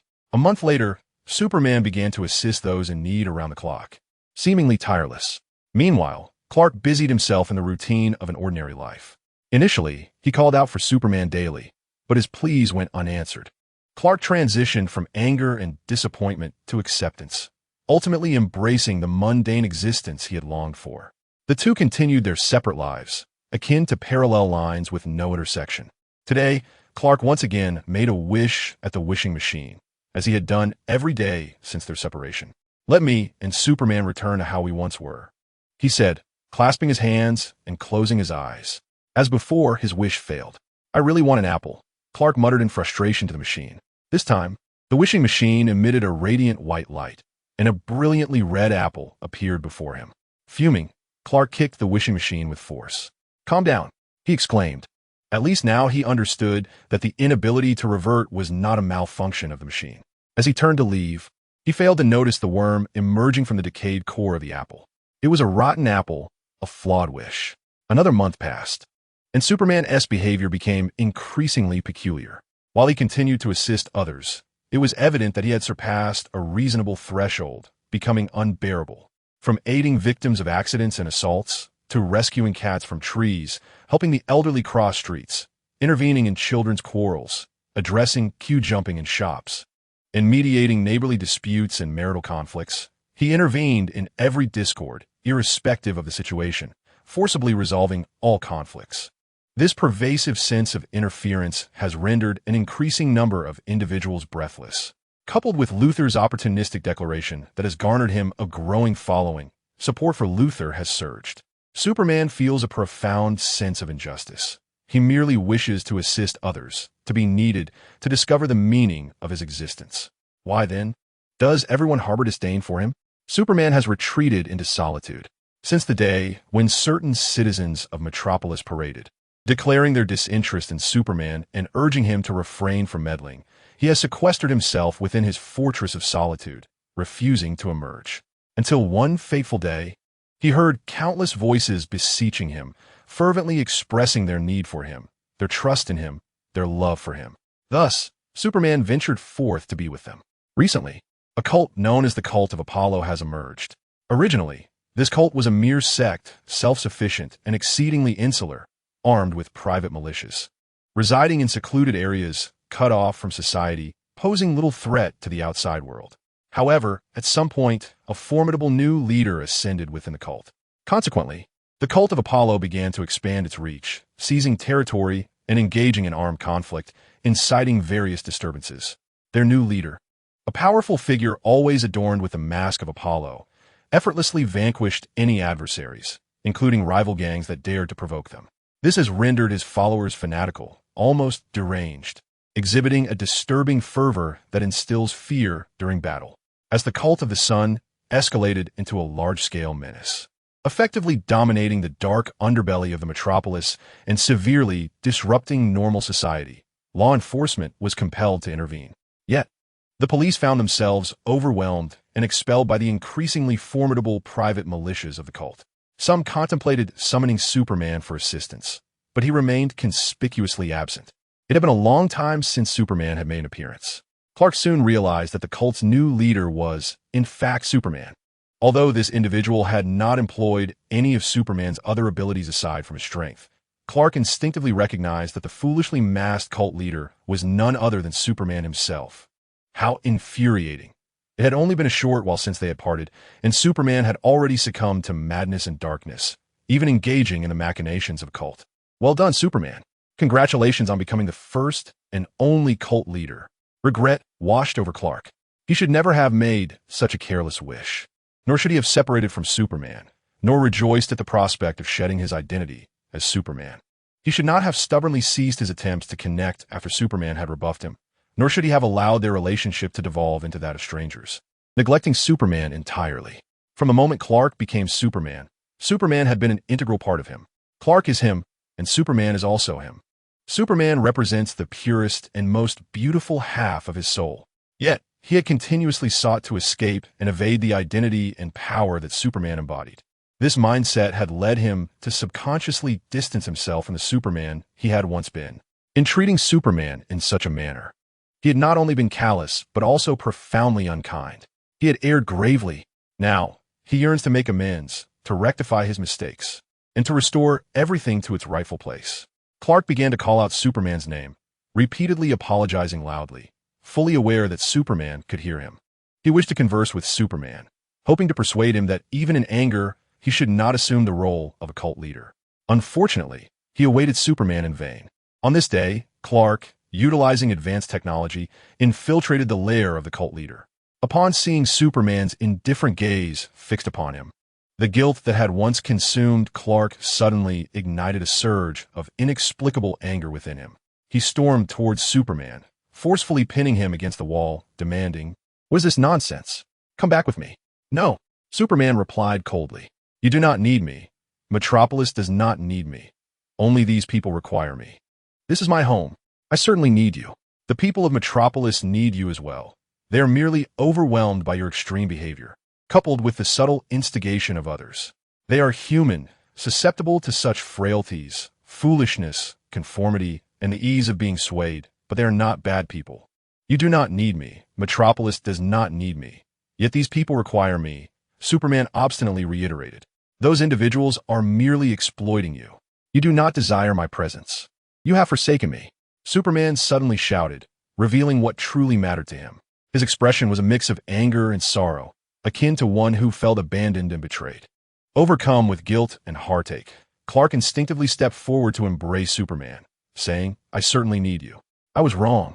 I will find a way for us to return to how we were." Superman reciprocated the embrace, yet abruptly struck Clark, rendering him unconscious. "I do not trust you. You need not force yourself to revert." He gently lifted Clark and carefully placed him on his bed. "Master, someone has intruded." A blond youth burst through the door, urgency evident in his demeanor. Upon seeing Superman tightly holding the beautiful man beside him, his words faltered and shock washed over him. Soon, however, he regained his composure, though the depths of his gaze darkened considerably. "Master, is this the intruder?" "It's all right, Stu. He is an old acquaintance," Superman replied gently, tinged with sadness. "He is quite handsome," Stu insinuated. "Is he yours?" Superman's expression grew distant. "He was once the most important person in my life. We were inseparable for over 20 years. My other half." Stu lowered his gaze, fists clenched tightly, clearly misunderstanding the nature of their relationship. When Clark regained consciousness, he found himself under Superman's soft confinement. "Wonderful," he thought, "his other half truly has gone astray, not only knocking me out, but also imprisoning me." "You are awake?" Stu looked down at Clark from above. "The Master is our God. Please, stay away from him." "Master?" Clark scoffed. "Do you truly regard him as a deity?" "No, you are merely exploiting him. I revere the Master. I need the Master." "Oh, need?" Superman, being pure-hearted and innocent, failed to see the darkness that lurked within human hearts. Thus, he remained oblivious to how you were using his powers and influence to seize control of the gang's territory, secretly amassing armed forces. "Your ambition is considerable. You aspire to become the godfather of the dark underworld of Metropolis, do you not? So what? With Superman by my side, no one can thwart my plans." Suddenly, Stu brandished a gun, aiming it menacingly at Clark, declaring, "You cannot stop me. Are you not afraid that Superman will discover you have killed me?" Clark asked, unflinching. "He will not find out. This place is already lined with lead and soundproofing. I will disguise your death as a suicide. No one will suspect a thing." Stu began to pull the trigger. In his current state, Clark, merely a mortal, could not withstand the bullet, and nearly all his high-tech gadgets had been confiscated. It appeared he had but one path left: death. Bang! The bullet was fired. Suddenly, a figure materialized before Clark, a broad back that instilled a sense of reassurance. Clark smiled. He discreetly retrieved a small gadget he had managed to conceal, pretending as though he was powerless. "You see, you saved me. I will always need you." Clark gazed adoringly at Superman with his beautiful eyes. Despite his stoic expression, Superman's gaze brightened. How easily he could be swayed. Clark pressed on. "Look, these people are using you. Come back to the manor with me." Superman remained silent. "I was serious before. You are me, and I am you. We are inherently one. I desire for us to become one again." "Oomph." Superman let out a cold snort. Yet his body betrayed him as he joyfully lifted Clark and soared towards the manor. Clark and Joe collaborated to explore how to negate the effects of the wishing machine. From the prior Apple incident, it became evident that a universal wishing machine was no benevolent tool. "Indeed, it is not a good thing," Clark remarked to Joe. Joe nodded, unable to resist glancing at Clark's back. A rather clingy Superman was currently attached to him. "Superman down." "No." Superman looked at Clark with a pitiful gaze. Clark, caught in the allure of those blue eyes, conceded once more. Alas, what could he do? "I found it," Joe exclaimed, pointing to the records. "The universal wishing machine is a curse. While it grants wishes, it also incurs various negative consequences." "A curse? How can it be broken?" Clark furrowed his brow. "With the truest love," Joe declared dramatically, cradling his heart with both hands. "What? Love? Very well." Clark gently pulled Superman from his back, looking earnestly into his eyes. "I love you, Superman. You are my other half, an indispensable part of me. Only with you am I truly myself, a complete being. So return. Let us reunite and become one." Superman blushed, stammering, I love you too."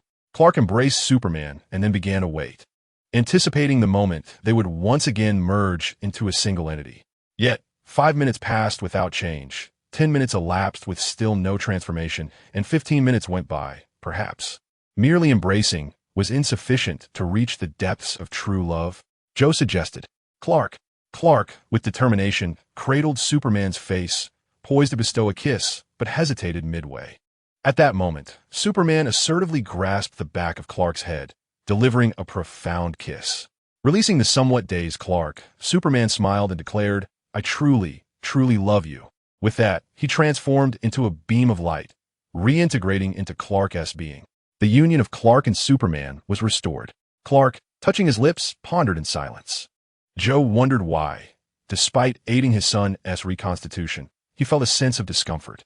Subsequently, the cultists were apprehended and imprisoned by the police. Superman reverted to his former self, refraining from excessive interference in the lives and minor disputes of ordinary people. The media, in response to Superman's transformation, engaged in a plethora of conjectures. The most widely accepted theory among the public posited that Superman's recent odd behavior stemmed from a breakup with Clark, and his return to normalcy indicated a reconciliation.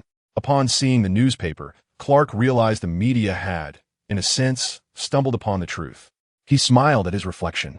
Embracing his identity as Superman without fear, he understood with utmost clarity. Clark is Superman, and Superman is Clark. He embodies both. This truth is undeniable and immutable, a splendid and fortunate gift. Chapter 43, The Seventh Invention, 1 Gotham. Clark arrived at the gates of Wayne Manor. In stark contrast to the modernity of the estate, Wayne Manor exuded an ancient charm, steeped in the essence of a bygone aristocracy. "Welcome, Mr. Kent." Alfred, the esteemed butler of the Wayne family, greeted Clark with impeccable poise, one hand behind his back and the other gracefully extending a white handkerchief. "Mr. Pennyworth, please call me Clark," Clark replied with a smile. "Very well, Master Clark.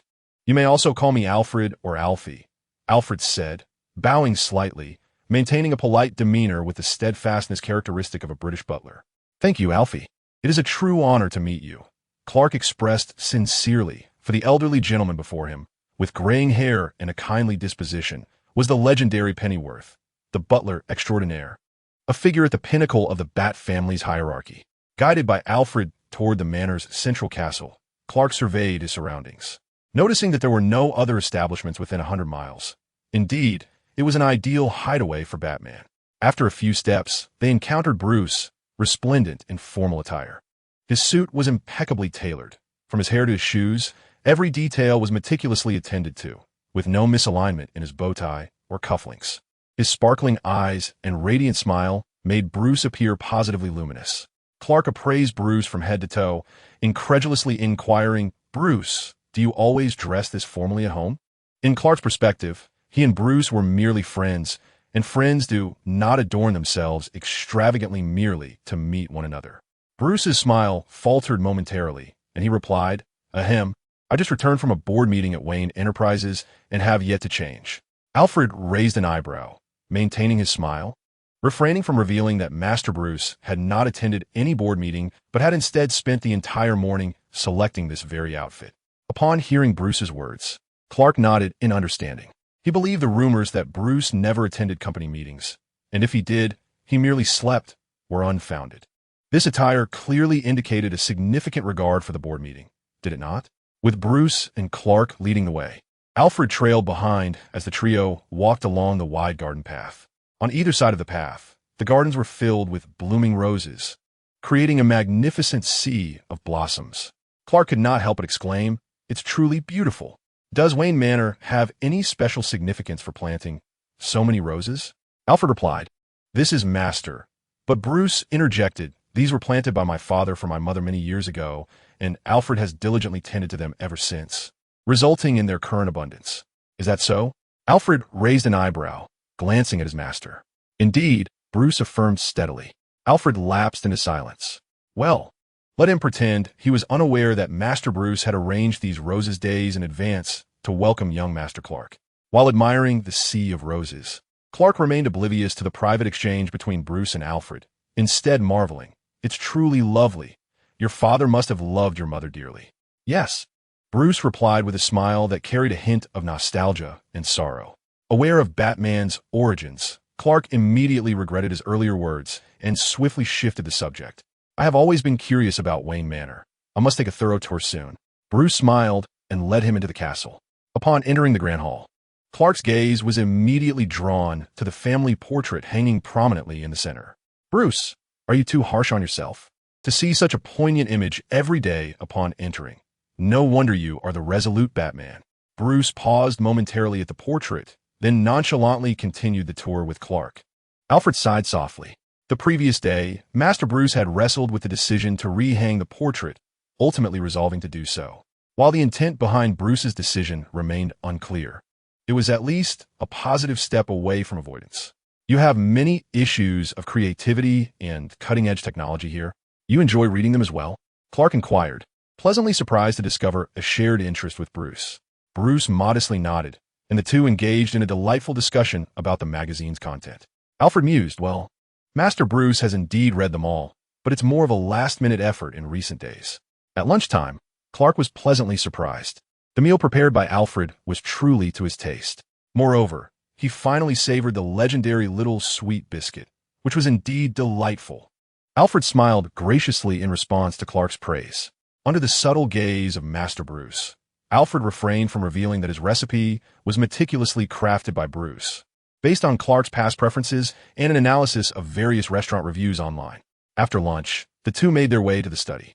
The study, soaring to a height of 10 meters, featured a triangular glass roof at its apex, through which sunlight streamed, casting warm rays and enchanting, dappled shadows within the room that left one utterly astonished. The expansive study was adorned with towering bookshelves, reaching heights of 7 to 8 meters, requiring a ladder for access.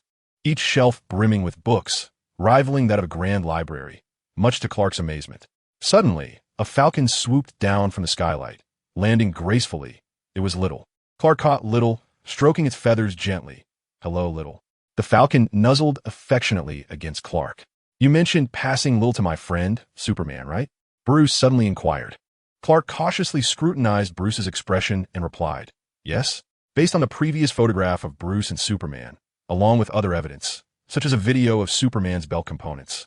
It was apparent that Bruce was a friend, a technical supporter, and a benefactor of Superman.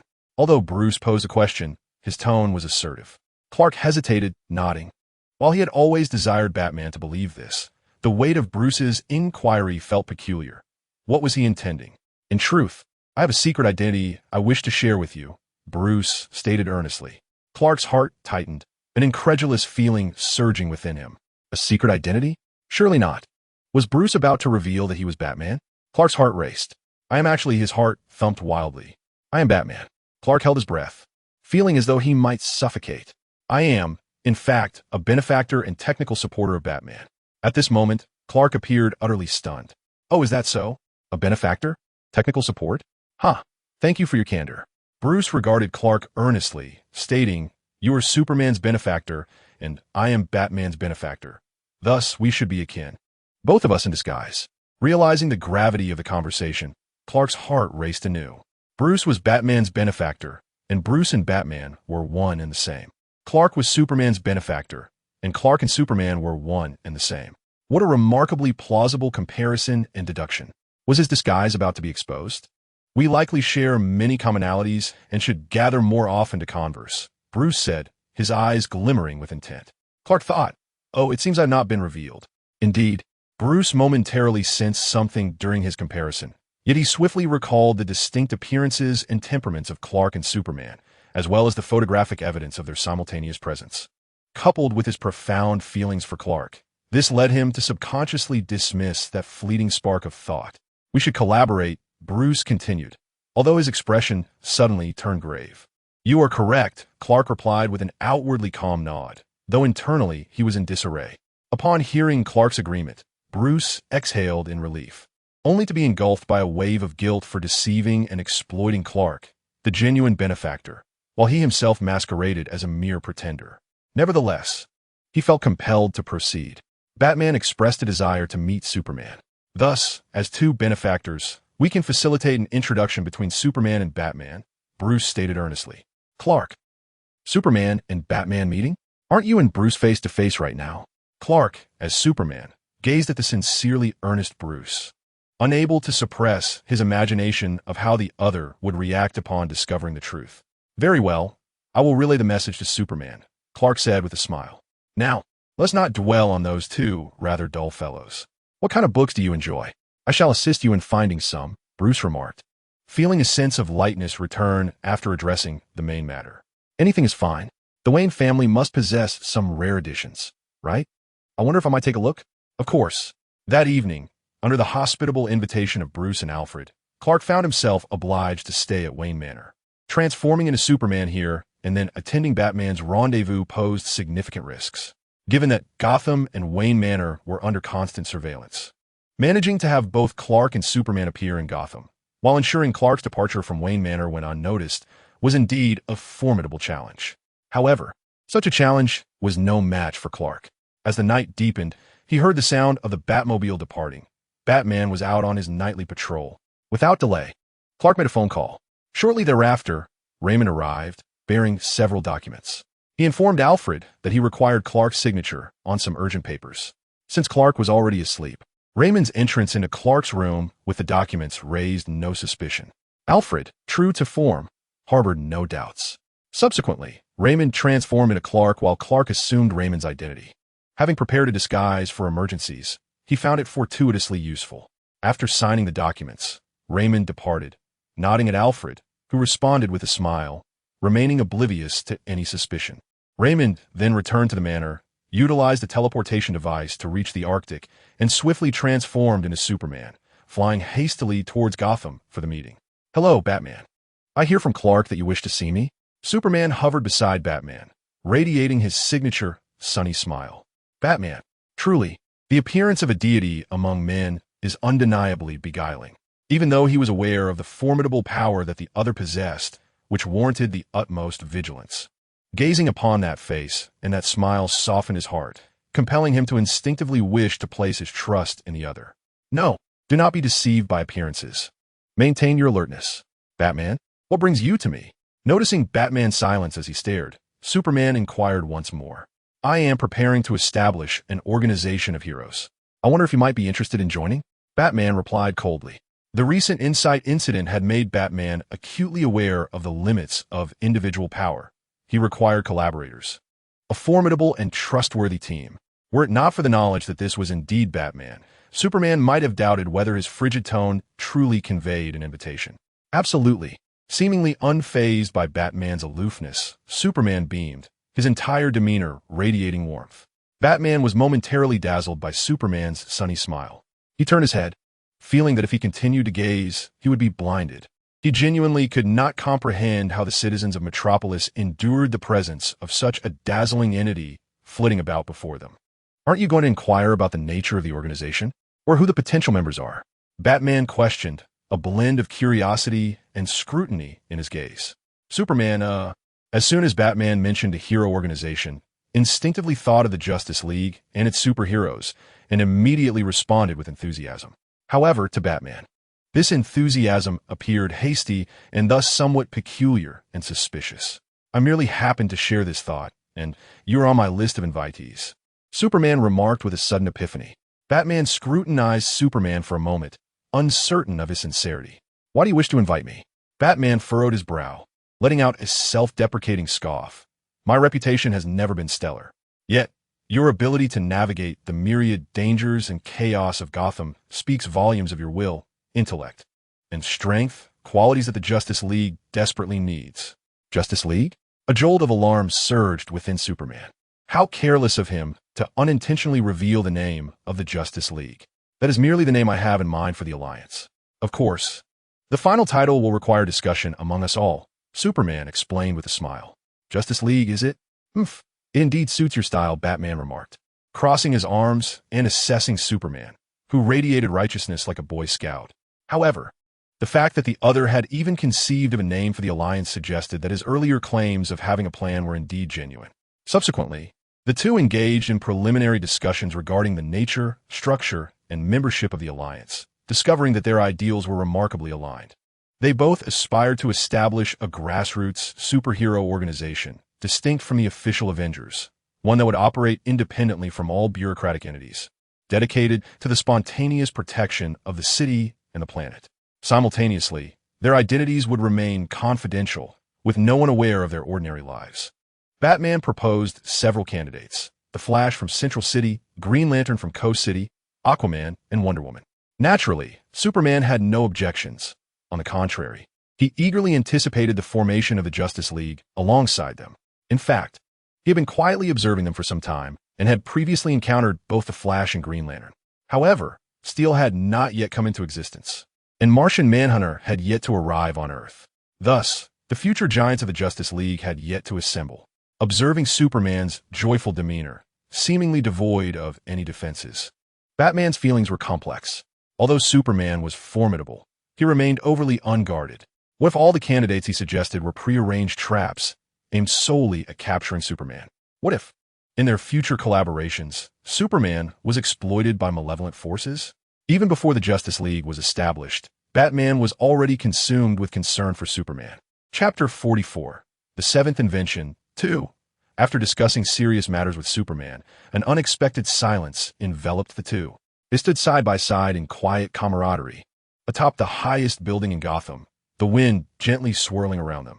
Though no words were exchanged, a profound sense of tranquility and comfort pervaded the moment.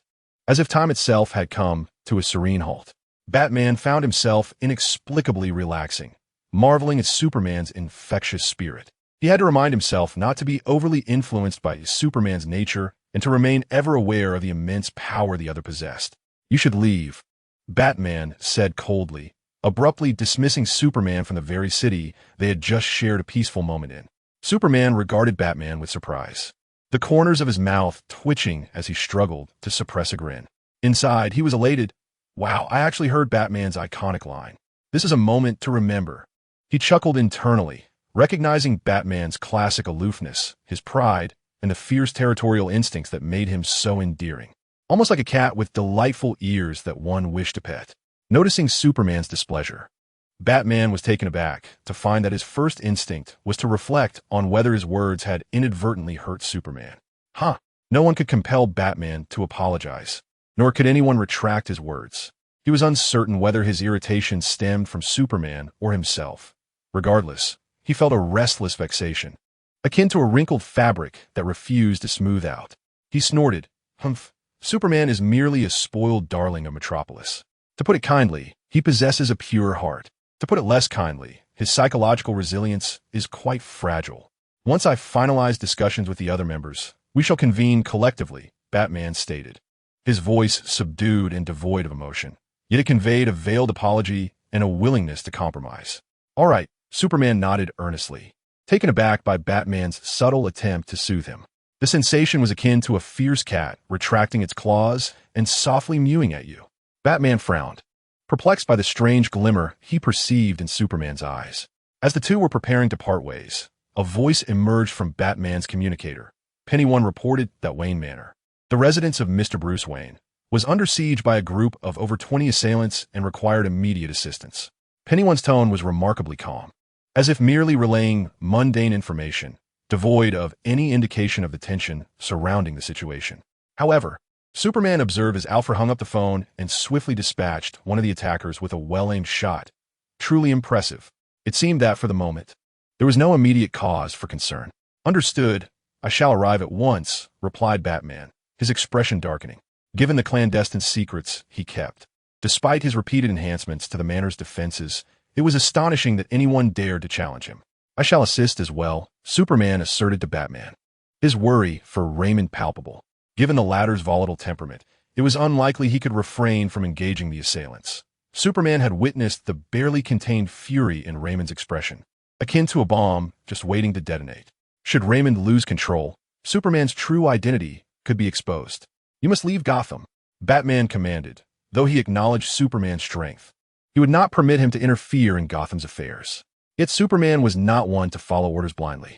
He shrugged, responding, "That is unacceptable. My friend Clark is currently a guest at Wayne Manor, and you have no authority to impede my efforts to rescue him." Batman bit his lip, recognizing the truth in Superman's words. No one could prevent Superman from saving lives. However, if Superman were to uncover anything, Batman's secret identity as Bruce would be at risk. As Superman and Batman arrived, propelled by urgency, they encountered Alfred, Clark, and Dick armed with guns, a meat cleaver from the kitchen, and a broomstick, all engaged in a struggle against the assailants. Clark breathed a sigh of relief. Thankfully, Raymond had not resorted to wielding any energy weapon nor utilized extraordinary strength. Superman and Batman swiftly joined the fray. Unlike Superman, who knocked out foes with singular blows, Batman targeted the attackers with precision strikes to their faces, midsections, and various vulnerabilities. Blood splattered, and cries of anguish echoed. A brutal yet cathartic display. Go, Batman. Wow, you're absolutely amazing. Dick cheered from the sidelines. Keep it up, Batman. Hit them harder. They truly have a death wish for attempting to rob Wayne Manor. At his adoptive son's words, Batman paused for a fleeting moment before resuming his relentless assault on the adversaries. Just then, one of the assailants lunged at Clark, startling both Batman and Superman. In an instant, the attacker was sent flying by simultaneous kicks from both heroes. Batman grasped Clark's left arm, while Superman secured his right. Batman felt a surge of relief for having saved Clark from harm, but upon meeting his gaze, he quickly released his grip, struck by an unfamiliar sensation emanating from Clark. Was it merely an illusion? Superman, too, felt relieved for having rescued Clark. Otherwise, should the perilous Raymond reveal his true capabilities, it could result in a headline about Clark violently dispatching assailants, certainly arousing Batman's suspicions. Thank you, Superman, Clark said, gazing at him with admiration, visibly exhilarated. Batman had just shaken his head, grappling with a peculiar illusion. Upon turning around, he found Clark and Superman gazing at each other with deep affection. A sudden wave of displeasure washed over Batman, yet he found it oddly challenging to discern the source of his discontent. Noticing Batman's probing gaze directed towards him and Clark, Superman swiftly turned to Alfred, inquiring with concern, "Is there anyone else in the manor that requires assistance? Wait, where's Bruce Wayne? He hasn't been injured, has he?" Batman's expression shifted dramatically as he quietly melted into the shadows, disappearing without a sound. Superman exhaled in relief. Shortly thereafter, Bruce emerged, his eyes still heavy with sleep, clad in a loosely fitting nightgown that exuded a lazy charm. "What is all this noise? Can't a person get any sleep?" Bruce complained, his tone laced with irritation. "Wow, isn't that Superman? You should know I absolutely adore him." Bruce sauntered over to Superman, casting a flirtatious glance his way. Superman blinked in surprise. "Thank you, Superman. You saved me again," Clark suddenly exclaimed, drawing the attention of the divine hero back to him. He deliberately nestled closer to Superman, attempting to dissuade Bruce, who harbored feelings for the esteemed hero. "I've missed you dearly," Clark declared, gazing up at Superman with affection. Superman, taken aback by Clark's endearing display, found himself momentarily bewildered, uncertain of the theatrics that Raymond was introducing. Hey, he really doesn't need this kind of scandal, he thought, reflecting on his earlier, fruitless attempts to clarify the situation. Bruce's expression darkened as he discreetly pulled Clark away from Superman, only to release him immediately, as though he had touched something scorching. To his own astonishment, he found himself reaching out to caress Superman's muscular chest. "Wow, it feels just as I imagined," Bruce remarked, giving it a playful squeeze. Internally, Bruce questioned his own sanity, wondering if he was indeed feeling jealous. Was he truly teasing the wrong target? Superman, though aware that Bruce's flamboyant antics were merely a fade, felt his cheeks flush.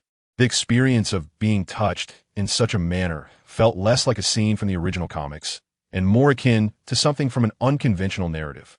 Of course, he did not indulge in such narratives, but he was reluctantly familiar with them due to a sister in his past life who had been an avid fan. Soon after, the police arrived, escorting the criminals to the precinct. At the station, Superman seized an opportunity to revert to his original identity with Raymond. Upon the conclusion of the investigation, Alfred drove Bruce and Clark back to Wayne Manor. Bruce remained silent, avoiding eye contact with Clark, his expression a tumult of unspoken thoughts. As the vehicle jolted, Clark accidentally bumped into Bruce. The warmth and softness of their bodies, even through their clothing, sent Bruce's heart racing once more, reigniting the passionate feelings he harbored for Clark. Bruce let out a sigh of relief, his emotions swirling in a complex dance. Previously, for reasons unknown, he felt a slight aversion towards Clark, even becoming somewhat unsettled by the playful teasing of Superman, leading him to almost believe he had developed feelings for another. Indeed, it turned out that his earlier sentiments were mere illusions. His peculiar emotions stemmed solely from a desire to keep Clark and Superman at a distance, all a result of misguided thoughts. Yet, a different voice deep within him lingered, yearning to surface. As Clark, pinned beneath Bruce, attempted to rise, the vehicle jolted once more, causing Clark to tumble back onto Bruce, their garments entwined. In his struggle to free himself, their clothing tore apart, revealing an expanse of skin, and Bruce's cheeks flushed with warmth. Meanwhile, that distinct voice sank further into the depths, leaving him to wonder when it might resurface. Unbeknownst to Clark, he had successfully executed a captivating ploy, and quite brilliantly at that. Recently, the media in Gotham has been abuzz. Ubiquitous paparazzi captured the romantic scene of Clark and Bruce gazing at each other amidst a sea of roses. The harmonious image of Superman and Batman enjoying the breeze on a rooftop, as well as the heart-stopping moment of Superman lifting Batman in a princess carry. They documented the chaotic scene where both Superman and Batman rescued Clark, the fervent embrace of Clark towards Superman, and the startling moment of Bruce teasing Superman. They even caught the intriguing sight of Clark and Bruce disembarking from a vehicle, leaving much to the imagination, one disheveled and the other blushing profusely. The intrigue in their world is palpable. The reports from Gotham's media transformed into a battleground filled with sensationalism and wild speculation, featuring a plethora of tabloid stories that dazzled the citizens of Gotham. Superman pursuing Clark, Superman pursuing Batman, Superman pursuing Bruce, Batman pursuing Bruce, Batman pursuing Clark, Batman pursuing Superman, Clark pursuing Superman, Clark pursuing Batman, Clark pursuing Bruce, Bruce pursuing Superman, Bruce pursuing Batman, Bruce pursuing Clark. Each newspaper had its own unique appeal, leading to a myriad of combinations. There are even tales of love, triangles, and threesomes, though I shall refrain from listing them all. Upon encountering the various scandalous reports, Clark and Bruce learned from the Gotham Police Department the following day about the interrogation results. Astonishingly, the criminal's target was not Bruce Wayne, but rather Clark Kent. They were under orders to capture Clark alive, and having failed to find an opportunity in Metropolis, they had come to Gotham to attempt their luck. However, they did not anticipate their misfortune in encountering both Batman and Superman simultaneously. Clark sighed, realizing that the fervor surrounding antimatter weapons had yet to dissipate. This incident compelled Clark to cut his visit to Wayne Manor short. Although Bruce felt regretful, he did not insist on keeping him for the sake of Clark's safety. As Bruce bid farewell to Clark, he received urgent news about a mass escape from Arkham, prompting him to hastily take his leave and transform into Batman to respond. Batman arrived at Arkham Asylum, swiftly returning the escaped criminals to their cells.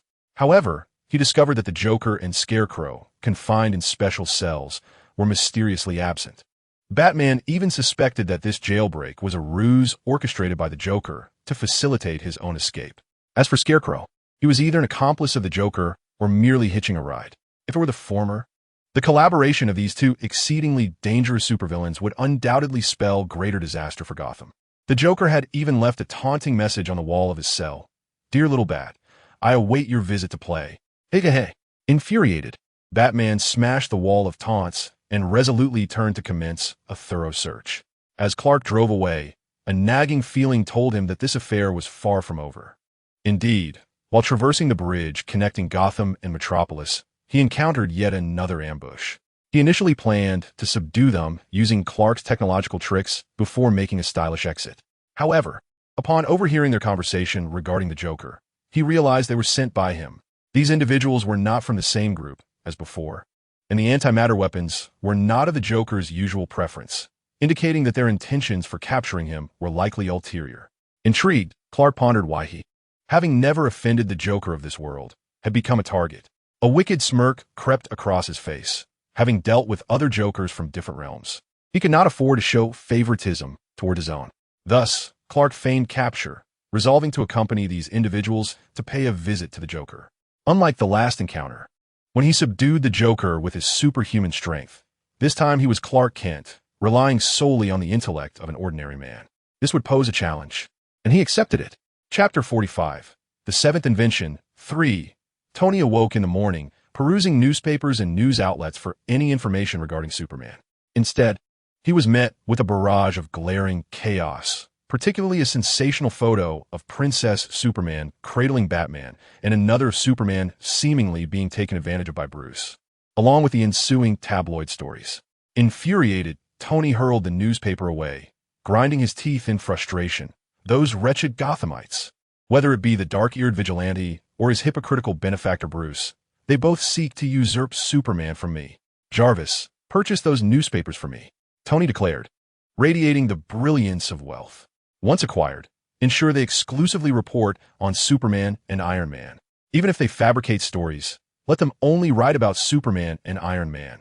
However, he soon learned that the tabloids had already been acquired by Mr. Bruce Wayne, who refused to transfer ownership. Those vile Gothamites. Tony cursed again. That devious Bruce must have orchestrated these stories.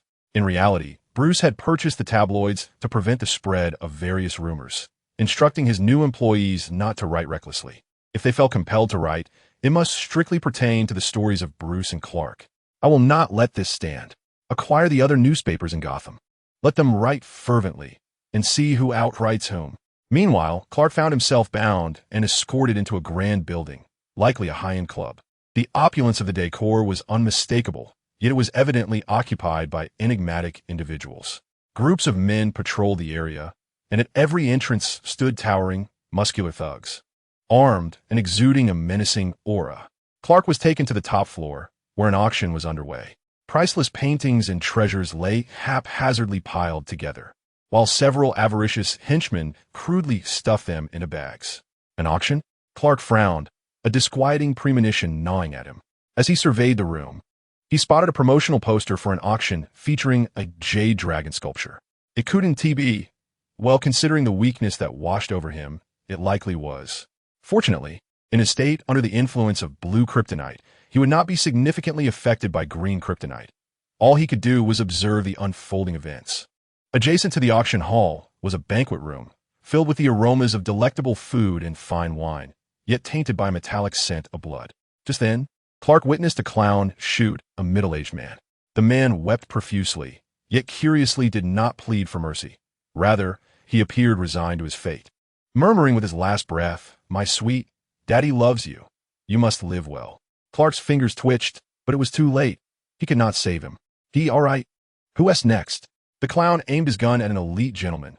Choose. Will it be your death or your wife's? He cackled maniacally. The elite man gazed at the large screen, projecting an image of his beautiful wife tending to flowers in their garden, tears welling in his eyes. Torn with reluctance, he glanced at the gun pointed at his head and, with a steely resolve, declared, "I choose my wife to die." He. The clown erupted into laughter. "I like you." How delightfully cruel. As the clown cackled, a red dot appeared on the woman's chest on the screen, and with a deafening bang, a vivid bloom of death erupted from her heart, causing her to fall backward, her beauty extinguished. The elite man suddenly cried out, clutching his head and weeping. He loved his wife, but he loved himself more. He had chosen to forsake his beloved, yet he would forever endure the torment of pain and guilt. Clark furrowed his brow. Y&T the protective shield activated. He clearly saw the woman wearing a wristband. She should have been equipped with a protective sphere. Hey, why the tears? Wasn't it your choice to let your wife die? The clown taunted, his eyes gleaming with malice and temptation. You wanted her dead, didn't you? Hey. Clark scowled. The clown was indulging in his twisted game of choices once more. How grotesque. With a sigh, he realized he could not save everyone. Moreover, Superman's presence in Gotham was no secret. The clown would undoubtedly be prepared. Exposing Clark's identity as Superman would subject his parents, loved ones, and friends to unspeakable horrors. He lacks the altruism and compassion of the original Superman. He is merely a self-serving individual. Who is this? Is it not the great inventor Clark Kent? Hiv. The Joker, with a gruesome, bloodied grin, swayed unsteadily towards Clark, exclaiming, "Guess why your shield has failed to activate? Ha. Last night, as assailants on the Wayne household, you deceived them and seized their signal interference device intended for my inventions," Clark deduced. He had just realized that the healing bracelet, protective sphere, and the small inventions he had prepared to confront the Joker were devoid of response. It appeared that his plan to defeat the Joker had become exceedingly complicated. He would even need to devise a means to safeguard himself. "Wow, you are quite clever. I find myself rather fond of you," the Joker remarked, raising one green eyebrow, his scarlet smile stretching even wider. "Those fools, aside from creating usable gadgets, are utterly worthless. They're merely pawns." Clark, however, could not concur. Those pawn-created devices were anything but ordinary. The fact that they could bypass his twice-upgraded shield indicated that this organization possessed significant prowess, at least in the realm of research. Hence their fixation on him and his antimatter weaponry. Alas, the shield would need another upgrade. Ever since its inception, villains had relentlessly sought to breach it. It was akin to engaging in a turn-based game or defending a network firewall. After he had created the shield, there were always those determined to dismantle it. Thus, upon a first breach, he immediately upgraded the shield. When it was breached again, he upgraded it once more. How tiresome. Why do these villains have nothing better to do than obsess over his shield? For all villains deem such things to be quite bothersome. Hith. I truly dislike you and your products. Do you have any idea how much joy you have robbed from the world? The Joker's eyes glinted with malice as he leaned closer to Clark, his filthy, blood-stained visage nearly touching Clark's face. Were an ordinary person to be scrutinized in such a manner by the Joker, terror would surely have them quaking in fear. Yet Clark met his gaze with a calm demeanor. Interesting, the Joker mused, surprised that he had encountered a semblance of amusement in what he had initially deemed another tedious plaything. It appeared that Clark could indeed provide prolonged entertainment. Let us play a game. The Joker pushed Clark into a chair before a large screen, gazing at him with keen interest. The imagery on the screen shifted from a blood-soaked garden to a tech company, revealing Fry diligently reviewing documents in his office. As Clark beheld the towering piles of paperwork on Fry's desk, a pang of guilt surged within him. Choose your most trusted friend, family, or yourself. Who do you wish to see perish? The Joker erupted into uncontrollable laughter, as though he could already envision the despair etched upon Clark's face. Fry, Clark responded immediately, without a hint of hesitation, embodying the cold indifference of a ruthless individual. The Joker, taken aback by the swiftness of Clark's reply, found his smile almost faltering. You truly are full of surprises, he chuckled, waving his hand as if to gauge whether Clark's demeanor was as composed as it appeared. In the scene, a red crosshair reappeared on the target's chest. However, Fry, with keen perception, swiftly cast a protective spell. With a resounding bang, Fry emerged unscathed, his gaze piercing the screen towards them. In truth, he was focused on the sniper opposite him. In the next moment, Fry retaliated with a spell, following the trajectory of the bullet, and one of the Joker's snipers ceased to exist. Do you wonder why I have established layers of protection at both the manor and my family home in Kansas, shielding my parents and loved ones, yet have not fortified Fry's surroundings? It is simply unnecessary, Clark smiled at the Joker. And what of this individual? The Joker queried, slightly displeased.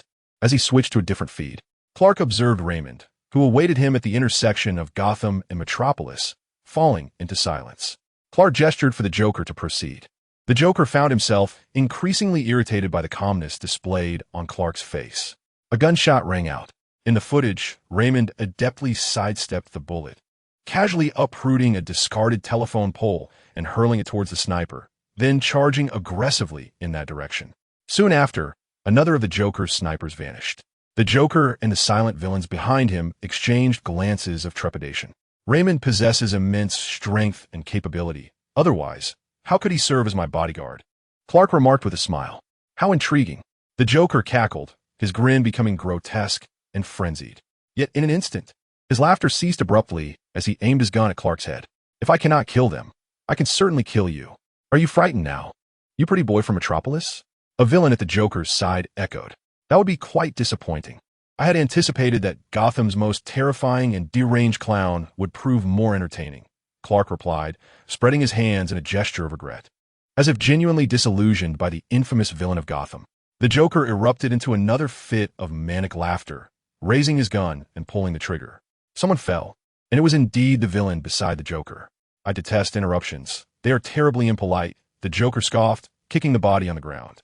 The other villains behind him displayed expressions of sheer terror, yet dared not utter a word. Who is he? Clark furrowed his brow, his gaze tracing the blood that flowed from beneath the Joker's feet to his own, as if the crimson liquid bound them together, a chilling and nauseating sensation enveloping him. He initially presumed that the Joker would remain silent. However, to his astonishment, the latter responded. The remnants of Falcone. He. Clark fell into contemplation, recalling the rise and fall of Gotham's Falcone family. Once the undisputed monarchs of Gotham's underworld, the Falcone family had recently suffered the assassination of its patriarch. Following this calamity, the family fractured, leading to infighting, while rival gangs vied for control over Falcone's territory and the newly vacated throne. Chaos ensued, with skirmishes and violence erupting throughout Gotham. It was only recently that the struggle for dominance among Gotham's criminal factions had settled, bringing a temporary respite. Yet, the grandeur of the Falcone legacy had irrevocably faded into history. The surviving members of the Falcone family either fled Gotham or languished in obscurity, clinging to the hope of a resurgence. These remnants evidently perceived the Joker as a potential catalyst for their revival. How foolish! Engaging with a predator is a perilous endeavor. The Joker is a harbinger of destruction for all, be they virtuous or villainous. Why'd you capture me? Is it merely to eliminate me? Clark inquired. The Joker continued to gaze at him with his eyes ablaze with madness. He, I wish to behold the visage of the one who crafted these annoying little toys. Moreover, you are the favored one of my delightful little bat, which piques my curiosity. What expression will my little bat reveal upon your capture? In the clash between Gotham and yourself, which path will he choose? While you are indeed amusing, my little bat remains the most entertaining. Ha. Batman, I am not acquainted with him. Clark feigned confusion. He understood that the Joker was aware of Batman's true identity and recognized Bruce as his friend, which would undoubtedly provoke the ire of Batman's allies. Observing Clark's ignorance of Batman's identity, the Joker erupted into another fit of manic laughter. Yet he refrained from disclosing Batman's true nature. Oh dear, my little bat has been ensnared for far too long. It is not yet time. Without my little bat, the game loses its allure. Ha. Tell me, should I seek some amusement first? As the Joker spoke, he retrieved a canister filled with his signature laughing gas, activated it, and began to release its contents throughout the room. Ha. Ha. In an instant, the chamber resonated with the frenzied, maniacal laughter reminiscent of the Joker himself. All, including Clark, succumbed to uncontrollable laughter. Meanwhile, Batman was en route. Chapter 46, The Seventh Invention, 4. As Batman pursued the escaped Joker and Scarecrow, he swiftly discovered Scarecrow hiding within a derelict chemical plant. However, the ease of this discovery led him to suspect that Scarecrow had deliberately lured him there. The Scarecrow has once again enhanced his fear toxin, yet the ever-resilient Batman, having preemptively ingested the antidote, finds himself ensnared nonetheless. However, drawing upon his formidable willpower, he swiftly extricates himself from the clutches of that timeless nightmare and subdues the Scarecrow once more. Batman, a solitary figure, infiltrates the chemical plant. A sorcerer? Batman squints, scrutinizing Fry and the wand he wields. Fry nods, seemingly indifferent to the revelation of his magical identity. I am a friend of Zatanna, an exceptional sorceress who has entrusted me with the knowledge that you are her confidant. Batman gazes intently at Fry. Sorcerer, why do you linger by Clark Kent's side? Fry chuckles. Mr. Batman, even a sorcerer must earn a living. Besides, Clark is my friend, and I've come to find him. Though perplexed by Clark's peculiar actions, particularly his decision to confront the Joker in the guise of an ordinary man, this warrants a thorough written reflection. At that moment, Commissioner Gordon arrives with Gotham's finest. Having been discovered thrice in succession, it becomes evident how deliberate the Scarecrow's trail has been. What sinister plot is the Joker concocting? Surely, it cannot bode well. Batman shakes his head, tossing the Scarecrow to Gordon as he prepares to depart. Suddenly, Fry gestures with his wand towards the Scarecrow. Where are you intending? Batman's icy gaze fixes on Fry. He will not permit any outsider to enact their will in his Gotham. Fear not. I have no desire to challenge your no-kill principle. I respect your convictions. However, simply returning this dangerous lunatic to Arkham will only allow him to emerge once more to inflict harm. That would be quite unfortunate. Thus, I seek to introduce a safeguard. What precisely do you propose? I possess a memory-erasing spell capable of selectively obliterating specific recollections from an individual's mind. If we were to erase the Scarecrow's memories of the fear toxin, then even if he were to escape Arkham again, he would merely be a pitiful madman incapable of producing his fear toxin. As for whether this pitiable yet detestable madman might fall prey to his enemies without the means to defend himself, that is not of his concern. After contemplating Fry's words, Batman remains silent for a moment before ultimately turning to leave. His lack of objection serves as tacit agreement. Fry gazes at the Scarecrow, a benevolent smile gracing his features. In the company's main office, Rabbit discovers that the creator, Clark, has gone missing. Through satellite tracking and surveillance footage, it concludes that the creator requires assistance. prompting immediate action. It posts a substantial bounty task on the Rabbit internal network. Furthermore, all participants in this task will receive a basic participation reward, and any equipment damage during the mission will be repaired and upgraded free of charge. This marks the first official collective event for the community, a momentous occasion for their inaugural emergency rescue and generous reward mission. The Rabbit network erupts, and the owners of Rabbit are equally stirred, especially those in Gotham, who are particularly agitated. Since the previous incident where Gotham's fans violated regulations and disrupted superhero missions, they, along with their little angels, have endured a series of humiliations, writing reflections and facing house arrests, rendering their situation quite pitiful. They have become the laughingstock among superhero fans across various cities, subjected to mockery for an extended period. Now, however, they finally have an opportunity to redeem themselves and prove their worth. The people of Gotham internally scoff. Fans from other cities speak with such ease. Their superheroes interact with them, take photos, and even smile. They can openly adore their superheroes. But what about us Gothamites? Woe is us. We can scarcely catch a glimpse of Batman. Why is it so difficult for us to engage with a hero? As Batman searched for the Joker, he stumbled upon a colossal, three-dimensional arrow constructed of bees. After a moment of silence, he decreed that no filming was allowed before hastening after the arrow. Upon arriving at an upscale club, Batman witnessed a group of gang members battling against the swarm of bees and the legion of little angels. In this dire moment, Mr. B unleashed electrical currents through his stinger. The gang members besieged by the bees were intermittently met with the crackling sound of electricity and the aroma of charred flesh. Meanwhile, a battalion of little angels, empowered by their respective guardians, transformed into formidable defenders, brandishing pepper spray, chili water, and other deterrents.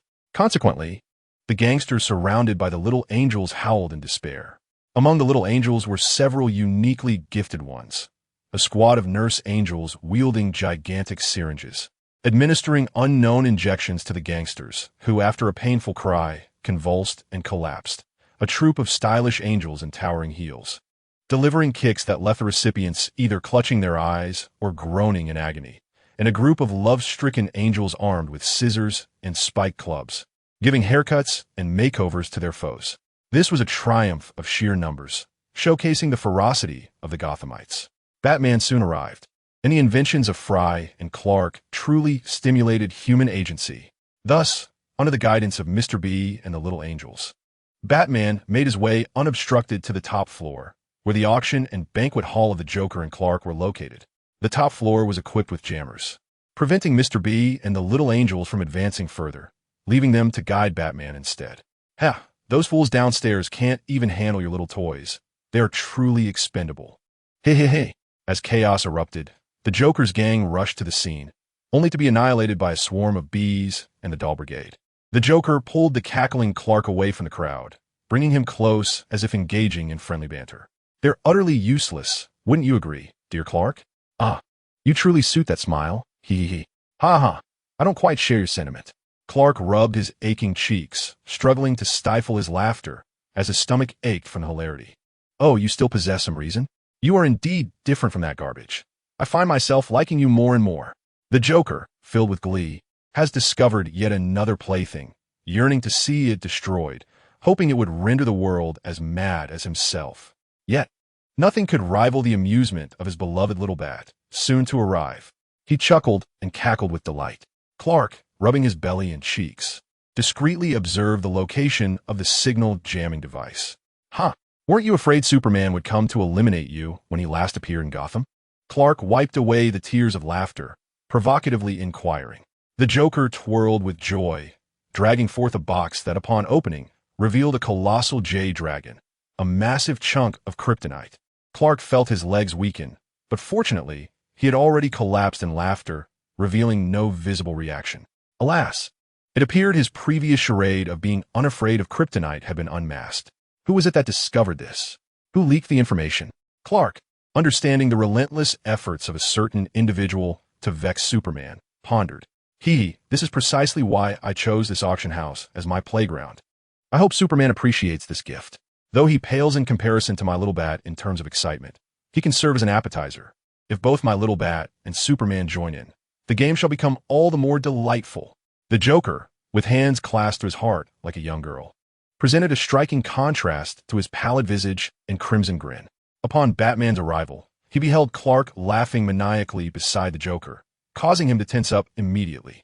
The Joker's laughing gas, akin to a neurotoxin, not only strips individuals of their emotional control, but can also impair their mental faculties. Those with fragile willpower may even fall under the Joker's influence, becoming his puppets. It was his fault. He should never have allowed Clark to come to Gotham. "Clark, are you all right?" Fry inquired. "Do you think I'm fine?" "Ha ha ha." Clark clutched his aching jaw, exclaiming, "I'm going to die laughing." Fry sighed in relief, realizing that Clark was merely feigning and was, in fact, unharmed. Although Batman remained unaware of Clark's ruse, seeing him lucid eased his tension. The Joker pressed a gun against Clark's head. "Don't move, or else your friend might just get a flower blooming from his head. Little bat. Let us play a game. I've planted bombs in this crowd and at a hospital in Gotham. Choose wisely. Would you prefer I blow up this place or the hospital?" Batman remained composed. The communicator was active, Penny would investigate shortly, and Gordon would systematically check the hospital, evacuating the crowd. He merely needed to buy time, patiently awaiting the right moment to eliminate the Joker. No violent disruptions to the game, or it won to be fun. The Joker, observing Batman's intentions, waggled his finger. "If you break the rules, I will detonate both this place and the hospital." After a moment of waiting, the Joker, sensing Batman's indecision, felt his interest wane, and a sinister smile stretched across his face. "Oh, unable to decide?" "Well, in light of the fact that Little Bat often keeps me company, let's engage in a simple game, giggle giggle." The Joker pointed at Clark, one person. Then he gestured towards the individual bound on the other side of the room, and a whole house full of people. "I have planted bombs on both the charming Clark and amidst the crowd. Make your choice. Which side do you wish for me to obliterate?" Batman clenched his fists once more. This was far from simple. He would not choose. Whether it be the citizens of Gotham that Batman vowed to protect or the beloved Clark, he would safeguard them both. He merely needed an opportunity. Perhaps he could launch a tranquilizer dart? A smoke bomb? But the Joker was aware of his tactics. Once he made a move, he could easily be exposed, baiting him into pressing the button. I detest waiting. The countdown begins now. Make your choice swiftly." At that moment, Fry suddenly hurled a spell at the Joker, sending the control button tumbling from his grasp. Clark kicked it away, and Batman caught it, crushing it in his hand. The trio demonstrated remarkable synergy. "Are you pretending?" The Joker glowered at the unamused Clark. "Oh dear, one must be prepared for Gotham's villainous surprises." Clark pointed to his own nose, such as a built-in air purifier. Batman felt a wave of relief wash over him. He had been overly concerned. How could he have forgotten that Clark was an exceptionally formidable individual? The Joker laughed for a moment before producing another button from his pocket, saying, "Did you forget that I have 3 buttons?" Just as he intended to press it, Batman shouted, "I choose." Seeing Batman willing to play along, the Joker indeed paused.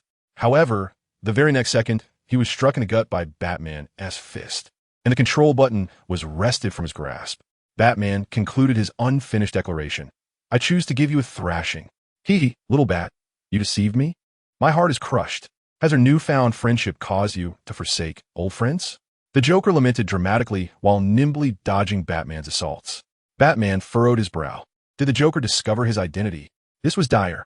Although the Joker might refrain from revealing his identity to continue their game, he could inflict harm upon those around him, just as he had done to Clark today. He believed he could protect Clark, thought that as long as he was cautious, he could prevent dragging him into Gotham's quagmire. But the Joker was far too perilous. He excelled at dismantling a person's convictions. His madness was inescapable. The Joker had always sought to lead him into murder and madness, to become like him. The principle of refraining from killing was the last thread of sanity he clung to amidst darkness and evil. Should that thread snap, he would be utterly consumed by crime, descending into darkness, spiraling into the abyss, just as the Joker desired. What do you think this last controller controls? The bomb on your friend? The entire room full of people? Or perhaps that hospital? Little Bat, which one do you hope for? As the Joker distanced himself from everyone, he waved the remote control in his hand, his crimson smile exceptionally cruel.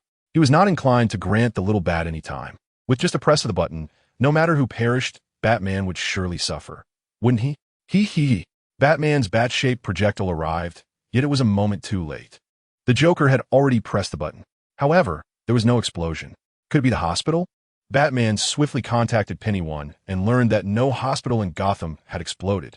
Apologies, your button is futile. Clark had located the hidden jammer and adjusted its target, rendering the Joker's remote control ineffective. The Joker was displeased. Never mind, this is boring. Today's game is over, take me back. The Joker raised his hands, feigning surrender. For him, Arkham Asylum had never been a prison. It could never confine him. Yet, once he had played enough and grown tired of the outside, he would return to rest and mock his fellow inmates, those madmen in Arkham who were far inferior to him and the little bat. Batman, incensed by the Joker's nonchalance, landed a furious punch on him, handcuffed him, and prepared to escort him back to Arkham. He intended to ensure that Wayne Enterprises would once again invest in Arkham, hoping that enhanced security would finally restrain the Joker. Wait, I have a gift for the Joker, Clark said with a smile. It's only fair. Hehehe. What do you intend to do? The Joker was intrigued. Is it to kill him, or to beat him out of frustration? Hehehe. Hatred is the easiest way to transform a person. Batman furrowed his brow, hesitating for a moment whether to intervene, but ultimately decided to trust Clark. I present to you a solitary confinement prison. Please sign for it. Clark fastened the isolation cuffs onto the Joker, who was immediately enveloped in a watery membrane. Afterwards, whatever the Joker uttered within the membrane was inaudible to them, preventing him from using his words to manipulate others. Clark smiled. The Joker attempted to escape the watery membrane, only to discover that no matter how he moved, the layer clung tightly around him. A portable solitary confinement prison. No more worries about his escape. The Joker attempted to attack Clark, yet found that his limbs were met with a resilient resistance, his strength sapped before he could inflict harm on others. This was to prevent the Joker from causing injury. The Joker harbored the Joker virus and the Bacchus factor, both derived from hell. Such dangerous viruses indeed required the utmost isolation. After all, isolating viruses is a shared responsibility. How do you know all this? Batman asked pointedly. Clark, taken aback by the inquiry, pondered quickly, his tone involuntarily tinged with tension as he glanced at Fry, sending him a silent plea for help and a look that said not to blame him, decisively dragging Fry into the fray. Yes, the Joker virus and the Dionysian factor are both curses unleashed from hell into the mortal realm, crafted to sow chaos and corruption, activities favored by both hell and its demons. Although this matter is shrouded in secrecy, certain formidable figures within the magical community are privy to it. The illustrious sorceress Zatanna, alongside her former lover, the infernal detective Constantine, who frequently engages with the denizens of hell, are both aware of these dark machinations. Fry adjusted his glasses and decisively implicated his friend Zatanna and the dubious Constantine in this affair. With these two as corroborating witnesses, Batman would likely lend credence to the existence of the Joker virus and the Dionysian factor, yet he would grow increasingly suspicious of both his and Clark's true identities. Pippic, you better brace yourself. Zatanna? Constantine? Batman regarded Fry with skepticism. He remained silent for an extended moment, his expression inscrutable, eyes cold and unreadable, leaving one to ponder whether he believed or doubted the claims. In truth, Batman's mind was embroiled in a fierce internal debate. Batman, why is Clark so anxious? Is he lying or concealing something? Bruce, who wouldn't he feel uneasy when confronted by the formidable Batman? Batman, Zatanna, and Constantine are renowned figures in the magical realm. They are likely aware of hell and its curses. But who is Fry? Bruce, what of Fry? He has known Clark for over a decade, and has always been a reliable individual. He should be trustworthy. Batman, precisely. A man who has lived among ordinary folk for years suddenly emerges as a magician and is acquainted with Zatanna and Constantine.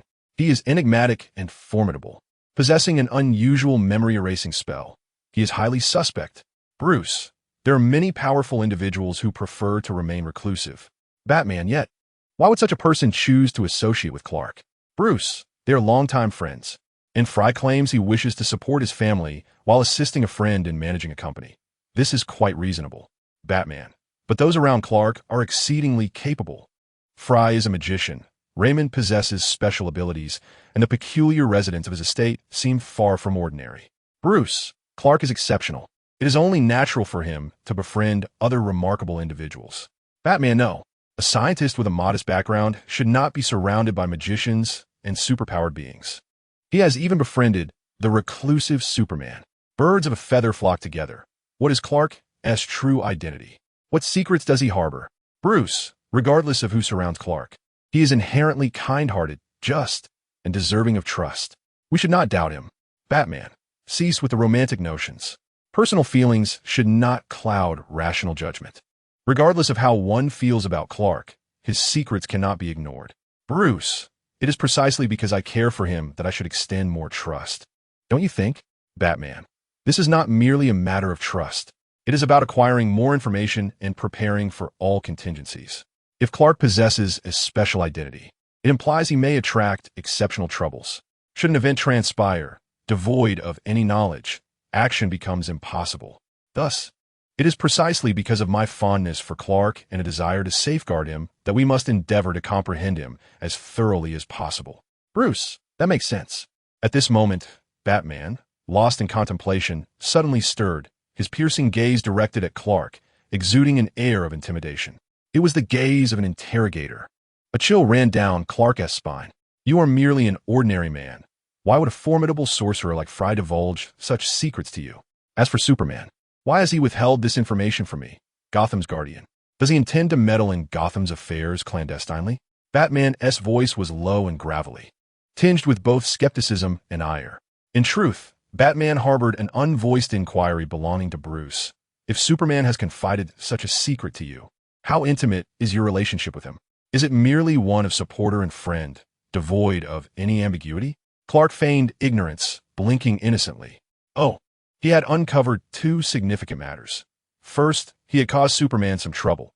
Second, this was the first instance of Batman speaking so extensively in one breath. Every background of the residence in your home is pristine and immaculate, with no hint of suspicion. Yet, given that Fry and Raymond stand out so distinctly, what makes the others remarkable? Who are they truly? Who are you? What secrets do you conceal from me? Batman scrutinized Clark, as if attempting to pierce through to his very soul. Clark felt a bead of cold sweat form as Batman's intense gaze bore down on him. He exhaled softly, deciding to turn the tide. He stepped abruptly in front of Batman, his fingers brushing against the edge of the mask, teasingly querying, "Why are you so concerned about me? Why investigate those around me? You feel oddly familiar. Could it be that you are?" Batman recoiled, evading Clark's attempt to unveil his mask, his lips pressed tightly together, betraying a newfound tension. He was reluctant for Clark to discover his true identity, unprepared for the revelation that Bruce was indeed Batman. Bruce was an ordinary man, a prince of Gotham. Though somewhat frivolous, he dwelt in the light, while Batman embodied violence and darkness, mired in the shadows. He was uncertain how Clark would perceive Batman, and whether he should allow Clark to associate with such a figure. Observing Batman's sudden shift from an interrogative aggressor to one gripped by anxiety over potential exposure, Clark felt a surge of satisfaction. Thus, he continued, "Are you perhaps my secret admirer?" Upon uttering this, Clark couldn't help but laugh, clearly jesting. However, Batman froze, his pupils dilating in shock. "Do not speak nonsense." Batman gritted through clenched teeth, his gaze fixed on Clark's smile, ruefully acknowledging how a mere jest had nearly thrown him off balance.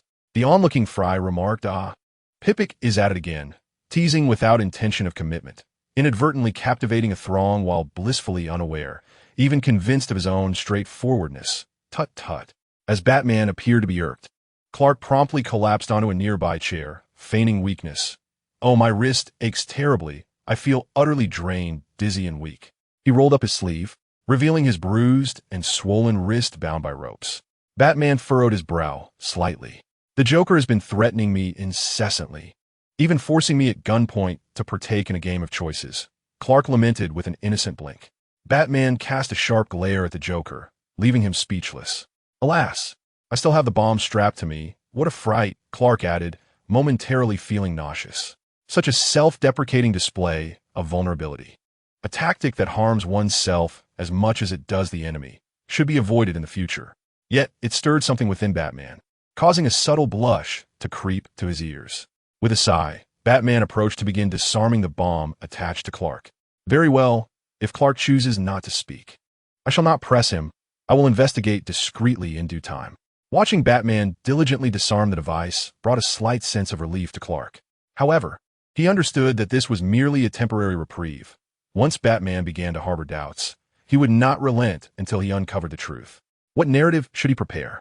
Perhaps he could claim to hail from a family of sorcerers, orphaned by tragedy, with his brother, Fry, having left him as an infant at the Kent farm. Years later, Fry would return for vengeance, only to find Clark living happily with the Kents, prompting him to stay as well, surrounded by friends and allies of his biological parents. Alternatively, he could assert that he was the heir to a clandestine organization, surrounded by a cadre of exceptional talents, secretly aiding him in his quest for dominion over the world, or rather, its salvation. Or perhaps, he could say he was an online hacker who inadvertently joined a group of extraordinary individuals, later inviting them to reside with him after achieving financial success. Or perhaps he should simply reveal the truth? No, that would be far too mundane. He was curious to see who would be the first to discover his true identity. Chuckling to himself with a hint of mischief, "Batman, what has transpired here?" Commissioner Gordon arrived promptly. Batman recounted the events, and upon hearing them, Gordon immediately instructed his subordinates to commence the rescue operation. Subsequently, Gordon curiously glanced at the Joker, encapsulated within a water membrane, jumping and yelling, yet powerless to act. They could not hear the Joker's malevolent taunts or his manic laughter. Instantly, the world felt serene. Upon closer inspection, this comical scene resembled a silent film, perfectly befitting the Joker's moniker. He stepped forward and warmly grasped Clark's hand, exclaiming, "Thank you for your assistance. Your invention is truly remarkable." Clark smiled in response. "It was my pleasure." As Gordon beheld the scene, he was inevitably reminded of the Joker's notorious exploits in alternate realms. The moment he shot Batgirl Barbara Gordon in the spine, rendering her lower limbs paralyzed. The heinous act of murdering Gordon's wife. The taunts he directed at Gordon as he shattered his knee, instigating a self-doubt that led to Gordon's resignation from the position of commissioner, a role in which he had borne an unjust burden of anguish as Batman's staunch ally. The brutal beating and subsequent explosive demise of the second Robin, Jason Todd. The assassination of Catwoman. The use of ultimate laughing gas to incapacitate the entire Justice League. The sinister orchestration of Superman's wife's death during her pregnancy, plunging Superman into darkness. What a travesty. Gordon stumbled upon a box containing an emerald dragon. Ah, his kryptonite. "Thank you, Commissioner Gordon. This is indeed the essence of mutual assistance." Clark reached out to grasp the kryptonite, only to have a shadowy hand intercept his own. "Ahem. As Superman's technical supporter, I believe it is more prudent for me to keep this," he asserted, clasping the intruding wrist. Batman glanced at the grip on his wrist. Clark quickly relented, releasing his hold. "All right, you may keep it." In due course, Batman would inevitably come into possession of kryptonite, and it was certainly preferable for it to be in his hands than in those of a villain. Batman nodded in agreement. Within Bruce's heart, a flicker of regret mingled with delight. Did Clark's audacity to tease Batman and grasp his wrist imply a certain fondness? By relinquishing the kryptonite, which could harm Superman, did it suggest that he did not harbor feelings for Superman? Ahem, kryptonite emits radiation. While ordinary individuals may not exhibit immediate reactions, it remains hazardous. "Do take care to safeguard yourself," Clark felt compelled to remind him. "Thank you for your concern," Batman replied with a slight smirk. Clark gasped. Had Batman just smiled? Though it was merely a subtle upward curl of his lips, for Batman, this indeed constituted a smile. Gordon and Fry, who had been observing the exchange, exchanged glances filled with mutual understanding. Gordon had never witnessed Batman allow anyone so close, let alone touch him or hold his wrist, and that fleeting smile was almost unbearable to witness. Previously, he had heard Alfred mention Bruce's infatuation, but he had never anticipated it to be true, and it seemed profound, as even Batman's icy demeanor could not suppress such a fervent heart. "This is over to you," Batman nodded toward Gordon, preparing to leap from the window. "Farewell, Mr. Batman." Clark smiled, waving at him, though the effort felt somewhat futile. His recent proximity to the kryptonite left him feeling unwell, transforming his feigned weakness into genuine frailty. Batman glanced back, momentarily distracted by Clark's smile, yet the pallor of his face and his weakened demeanor stirred something within him. In the midst of everyone's astonished expressions, Batman returned, effortlessly lifting the weakened Clark into a Princess Carrie. Clark, caught off guard by Batman's sudden embrace, was left bewildered. What is happening? Clark recalled the previous night when he had cradled Batman in a princess carry while donning his Superman persona. The latter's expression had been cold and sour, prompting Clark to chuckle internally for quite some time, eventually sharing the amusing incident with Joe.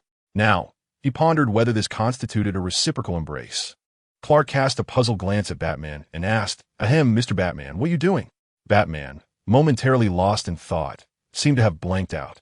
Perhaps it was merely an instinctive reaction to seeing the weakened Clark that led him to act in such a manner. "My benefactor requested that I ensure his friend reaches a safe location," Batman explained in a rather stiff manner. However, having already embraced Clark, he deemed it unnecessary to release him, thus leaping through the window while still holding on to him. As they plummeted rapidly, Batman's wings unfurled behind him, allowing them to glide gracefully through the air. Observing Clark, who was nestled with closed eyes in his arms, Batman felt an inexplicable rush of emotions, as if soft feathers and bubbles were continuously rising within his heart. He carefully maneuvered the gliding wings to ensure a smoother descent. While most people would scream in such a freefall, Clark found himself unable to replicate that kind of terrified shriek. Instead, he decided to feign fear, burrowing deeper into Batman's embrace in search of solace. To his surprise, Batman's gliding wings were remarkably stable, and this rare experience of relinquishing control to another was not entirely unpleasant. However, it appeared they were headed towards Wayne Manor. "I should return to Metropolis. My car is still parked by the bridge," Clark informed Batman. In his mind, Bruce thought, "No, previously you returned early due to the Arkham breakout.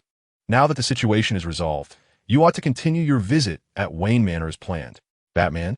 Seeing Batman's silence, Clark made an attempt to break free. "Stay still. It's dangerous," Batman cautioned him, shooting a disapproving look. "But we are drifting farther from the bridge," Clark insisted, locking eyes with Batman. "So, instead of hoping I remain still, you ought to heed my words." Batman averted his gaze. "I want to go back to Metropolis," Clark persisted. "I have numerous responsibilities awaiting me. Upgrade for the protective sphere, follow-up task for Bunny Number 1's bounty, and a press conference regarding this recent attack, all of which require my presence. My benefactor, Bruce Wayne, has requested that I escort you back to Wayne Manor. Afterward, you may discuss with Wayne whether to remain in Gotham or return to Metropolis," Batman stated, his eyes wide as he spoke untruths with an unsettling calmness. As if he were not Bruce at all. Clark quipped, "Well, doesn't this qualify as kidnapping?" Batman set Clark down at the entrance of Wayne Manor, avoiding his gaze, and quickly departed.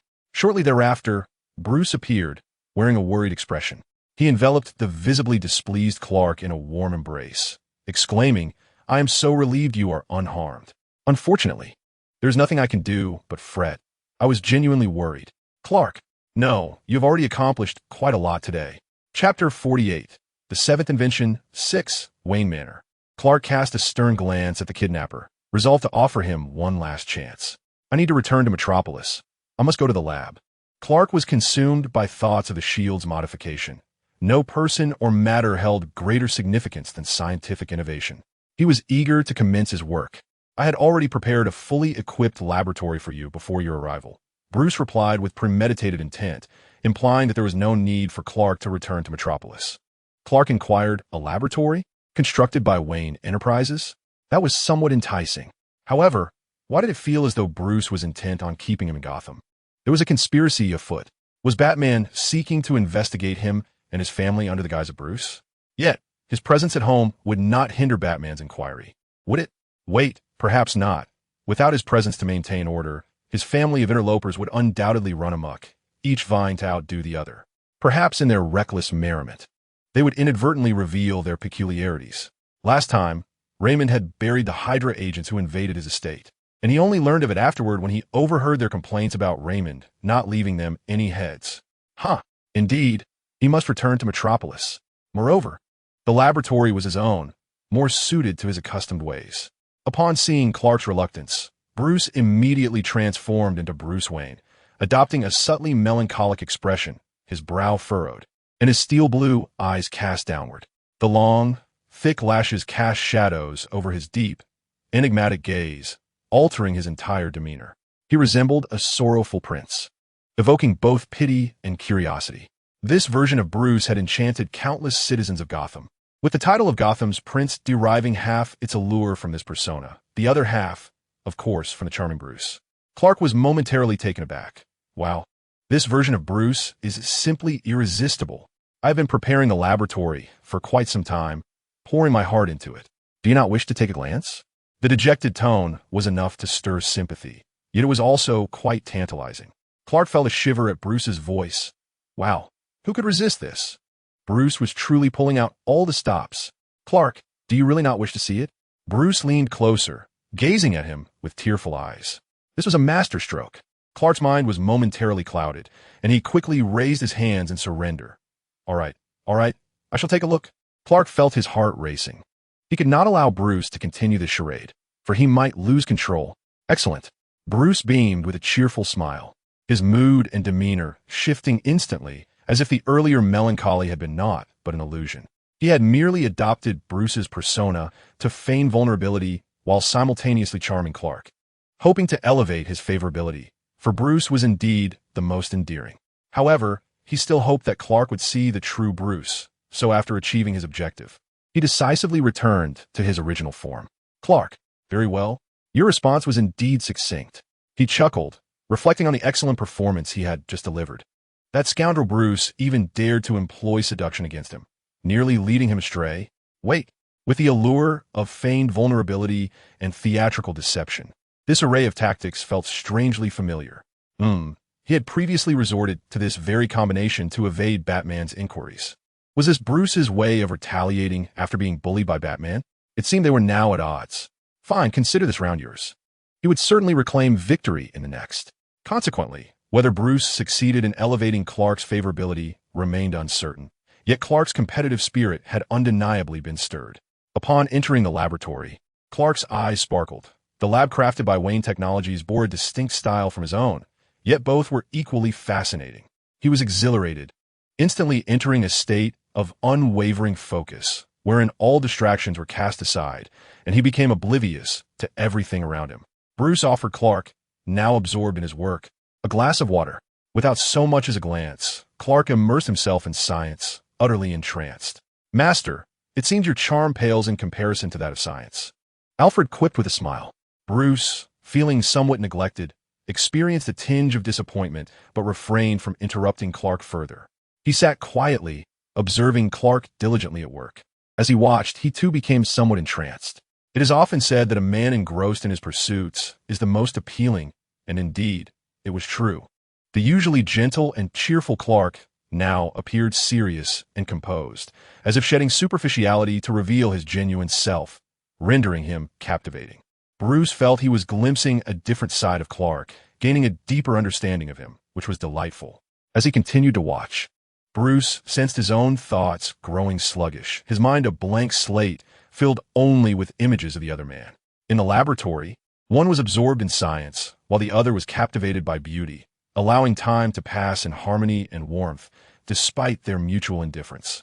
This feeling reminded Bruce of that evening when he and Superman discussed the League of Heroes. Suddenly, Bruce jolted awake.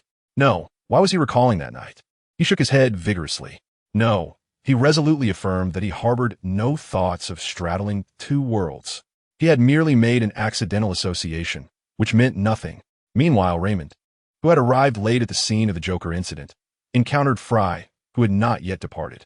Fry had evidently anticipated his arrival and had been waiting specifically for him. He succinctly recounted the events to Raymond. Clenching his fists, Raymond's gaze darkened, suppressing an anger that seemed poised to erupt at any moment. It is all my fault. I should have been by the adult's side at all times. Fry shook his head. At this moment, no amount of persuasion would penetrate the mind of Zealot. It's time to go, Fry remarked as he rose to leave. You go ahead. I have something to attend to, Raymond stated earnestly, exuding a palpable aura of menace. Do not act recklessly. The Joker cannot be killed, Fry reprimanded. I am aware, Raymond replied, departing without a backward glance. Fry sighed. Indeed, everyone around Clark is troublesome. Wayne Manor. Clark remained in the laboratory until nightfall. After a considerable duration, he stretched languidly. At last, it is complete.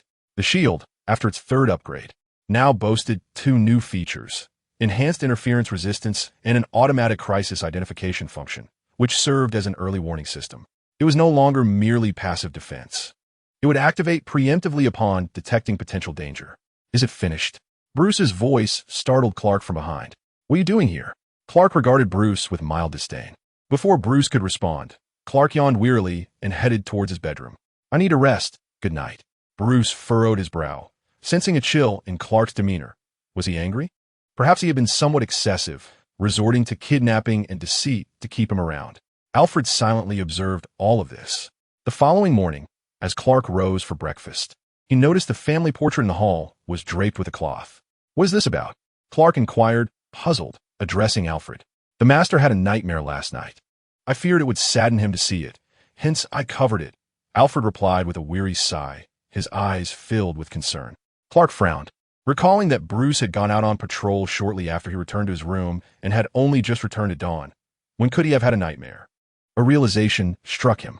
It must have been during the time Bruce encountered Scarecrow and fell victim to the fear toxin, confronting his deepest fears, which Alfred referred to as nightmares. Bruce's most profound fear, of course, was witnessing his parents' murder before his very eyes, a pain that haunted him throughout his life. Therefore, Alfred's decision to cover the Wayne family portrait, taken on Bruce's birthday, was poignant, as that day marked the anniversary of his parents' tragic demise. As Clark consumed the breakfast Alfred had prepared, he gazed vacantly at the concealed family portrait.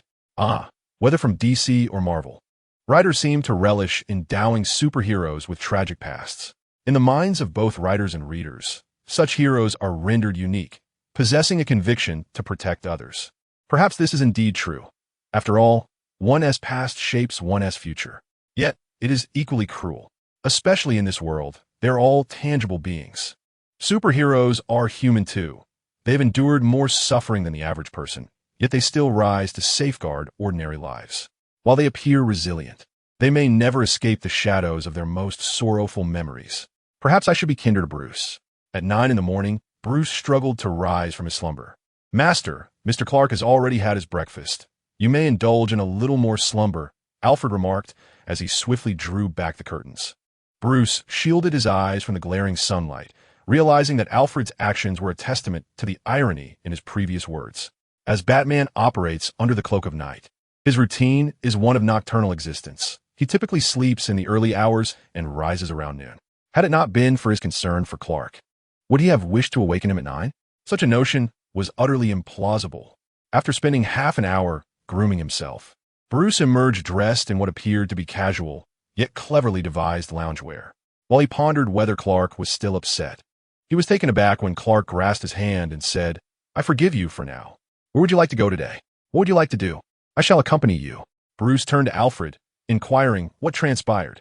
The ever-modest Alfred shrugged, feigning ignorance, yet his gaze lingered on the concealed family portrait, reflecting internally. "Clark is truly a kind-hearted soul. What shall we do today?" Bruce contemplated. He had experienced several unconventional romances, Talia from the League of Assassins, where their relationship was fraught with conflict, culminating in his staged demise to escape. Zatanna, the magician, with whom he found himself more engrossed in gathering information than in romance, leading to their abrupt separation the day after their relationship began. And Selina, the Catwoman, where their playful chase fostered a vague attraction. But after multiple pleas for her to cease her thieving ways, he was once again left alone, or perhaps their relationship never truly commenced. As for conventional romance, during his school days, he had harbored a secret affection for Rachel, yet after running away to learn various skills, that feeling faded upon his return, only to discover Rachel was engaged to Prosecutor Harvey. Thus, he possessed little experience in normal relationships. However, there was no cause for concern. Typical outings for ordinary individuals often included dining, strolling through parks, reading, or watching films, activities that Wayne Manor could effortlessly accommodate. Dining? Alfred's culinary skills surpassed those of any restaurant. A stroll in the park? The gardens of Wayne Manor were stunningly beautiful. Reading? The study was more expansive than the Gotham Library. Watching a film? The home theater offered a more serene and private environment with superior sound and visual effects. "Pray tell, where do you wish to go today? What do you wish to do?" "I shall accompany you," Clark eagerly inquired once more. He thought, with Bruce's reputation as a playboy, he must know of many exciting places in Gotham. Since they were not venturing out for now, they ought to explore all the thrilling spots the city had to offer, right?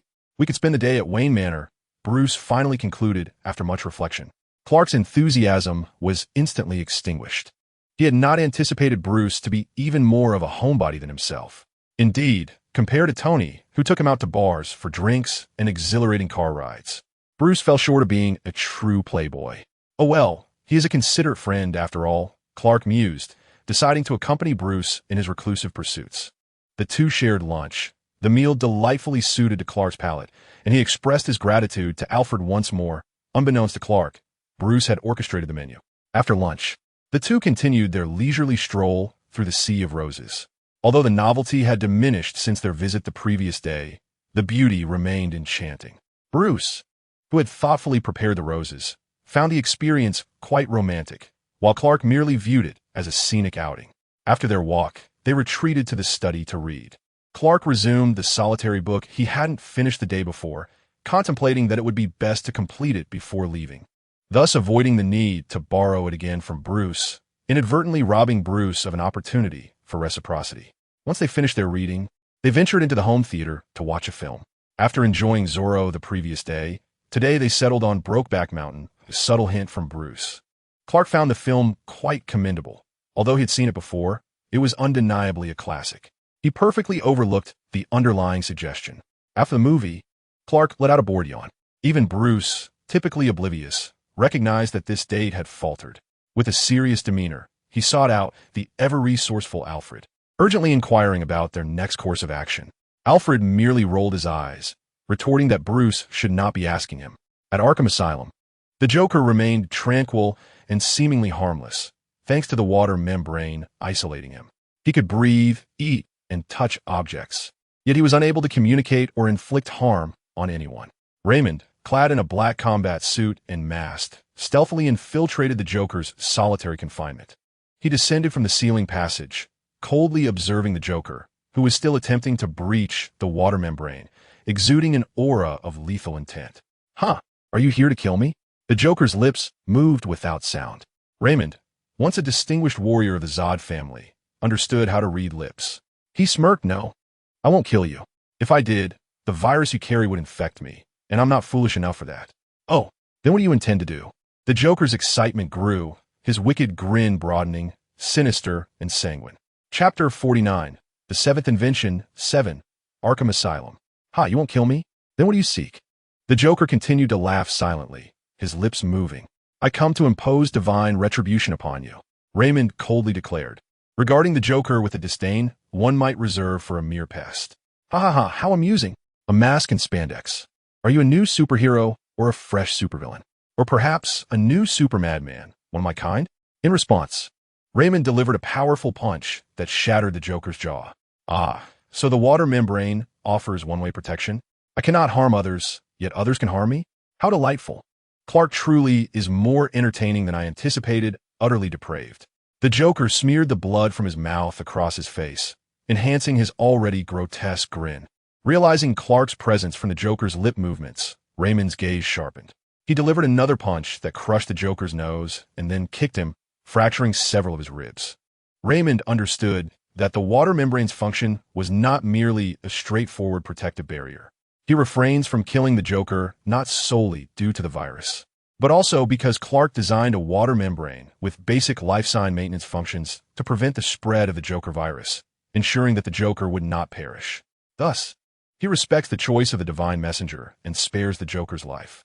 However, he will make the Joker, who has harmed the divine messenger, wish for death. Huh, who are you really? I must know who is playing this game with me. The Joker spat out blood and gazed at Raymond with interest, a perpetual smile upon his face.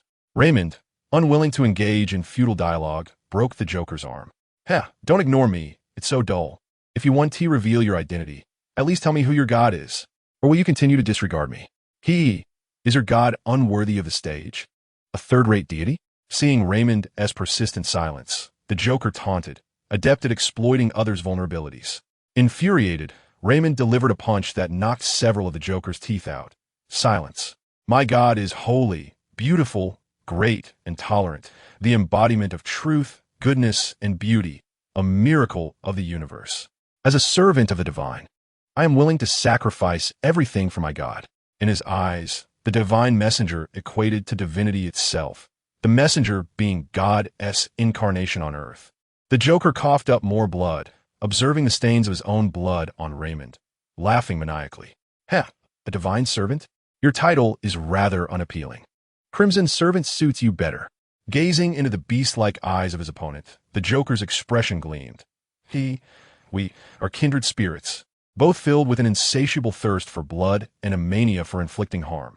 Yet I harm the ordinary, while you inflict pain upon me. Ha! You belong to the darkness. Do not resist your true nature. Embrace it.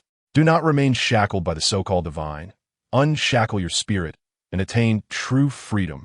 Recognizing the Joker's manipulative words aimed to sway him, Raymond responded by breaking the Joker's legs, but the Joker seemed impervious to pain, each injury inciting even more manic laughter, which only fueled Raymond's fury further. Heh, does your god know you've gone mad? The Joker watched Raymond eagerly, as if he were gazing upon his own kind. Silence. I am composed. Your seductions are futile, and I shall never betray the divine. Raymond's gaze was resolute and cold, veiling a profound darkness. I am a servant of the divine, a warrior for the god, harboring the most steadfast and fervent faith and love for the divine. The Joker, as if privy to some great jest, erupted into laughter once more. Faith and love? Now, that is the most insane thing. Hey. I eagerly anticipate the madness you will commit for your god in the future. Ha! Regardless of what I do, you shall not witness it. You will rot here like a pile of filth. With that, Raymond shattered the Joker's spine, condemning him to a life of paralysis. Ha! Well done, kindred spirit. Covered in blood, the Joker's eyes sparkled with an eerie brightness, fixing his gaze on Raymond, causing the seasoned warrior to feel a chill in his heart. Truly, the Joker is as the divine messenger described, a being of unparalleled madness and peculiarity. Raymond disdainfully wiped away the blood belonging to the clown, departing amidst the echoes of the clown's laughter. Once Raymond had left, the clown closed his eyes, awaiting the return of the Dionysian essence to heal him. Suddenly, he opened his eyes and erupted into hysterical laughter. The clown realized that his self-healing ability had vanished, indicating that the Dionysian essence had abandoned him as its host. This meant that the source of his madness, the Dionysian essence, a mysterious liquid metal, was in fact a curse originating from the depths of hell, the very essence that drives one to insanity and depravity. The pool of Lessa, managed by the master ninja Lei Xiaogu, serves as a substandard version of the Dionysian essence. Although bathing in this pool can heal ailments and grant immortality, those lacking sufficient willpower may succumb to madness or even death. While Lei Xiaogu managed to endure, the character known as Two Barrels in the comics, though not driven mad, was ensnared by rage and paranoia, taking considerable time to recover. Many others, unable to withstand the pressure, succumbed to insanity and death. The Owl Court also utilized a diluted form of the Dionysian essence mixed with amber gold to preserve their claws long-term, resulting in the claw's mental states being far from normal. The Dionysian essence within the clown was the purest form, preferring hosts steeped in darkness and madness, which is why it chose the clown. This essence further exacerbated the clown's insanity, giving rise to a world-ending clown virus, spawned by the relentless stimulation of the Dionysian essence. Unlike the clown virus, which is a personalized madness virus that manifests upon infection after death, the Dionysian essence subtly influences its host, leading them into madness, with each individual exhibiting unique manifestations of insanity. For instance, Lei Xiaogu experienced an enhancement of his desire for control and conquest, while Two Barrels exhibited heightened anger and paranoia. Raymond, too, was likely augmented with a sense of divine control over Clark. The stronger the host's will, the lesser the influence of the Dionysian essence. Conversely, a weaker will lead one to lose their true nature and plunge into utter madness. Furthermore, the Dionysian essence eludes detection by any means, activating only when the host is near death or severely injured, simultaneously healing them while further plunging their mind into chaos and their soul into depravity. That night, wandering alone through Gotham, Raymond unconsciously displayed an odd smile, one that seemed both wicked and insane. The smile was fleeting, so brief that he was unaware of it. Returning 2 hours earlier, in a certain bar in Gotham, Clark and Bruce sat at a somewhat worn bar counter, observing the band's passionate performance. Eventually, Bruce heeded Alfred's advice and inquired where Clark wished to go. Clark naturally replied that he would follow Bruce's lead, yet Bruce insisted that Clark make the choice. After several rounds of polite deflection, Clark, in a moment of urgency, blurted out, "The bar. Gotham's most distinctive bar." Thus, they found themselves at this establishment. "This bar is quite nice. How did you discover it?" Clark raised his glass in a toast to Bruce. Bruce chuckled softly, as secret as Batman. He sometimes needed to infiltrate Gotham's underbelly to gather various information. Here is where he discovered himself while masquerading as the streetwise Match Malone.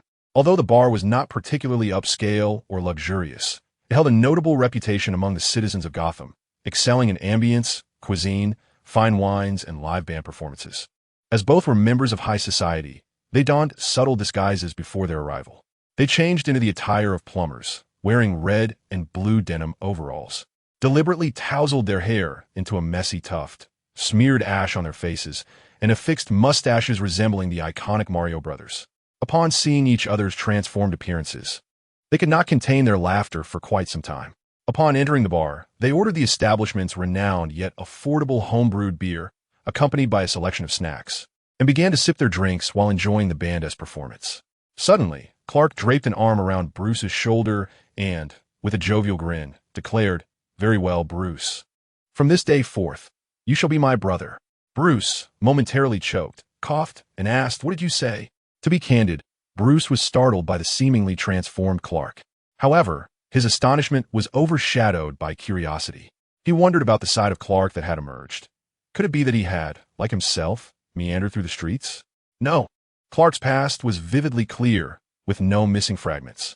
Clark continued to share his perspective with Bruce. "We have met a few times before, and though we got along well, at that point, you could only be considered an ordinary friend. By agreeing to visit your home, it signifies that you have become a good friend. Yet, it is only through shared experiences, hanging out, drinking, and even brawling, that we can truly be brothers." With that, Clark thrust a glass of liquor into Bruce's hand and clinked his own glass against it. "Cheers to brotherhood." "All right then, brother it is. At least it signifies a step closer than mere friends," Bruce mused. "Thus, today's outing can be deemed a success, right? By the way, Tony is also my brother," Clark added. "And all those past mischief makers, they're my brothers as well." Following this, the two revelers enjoyed their time, dancing in the club and participating in the bar's dart competition.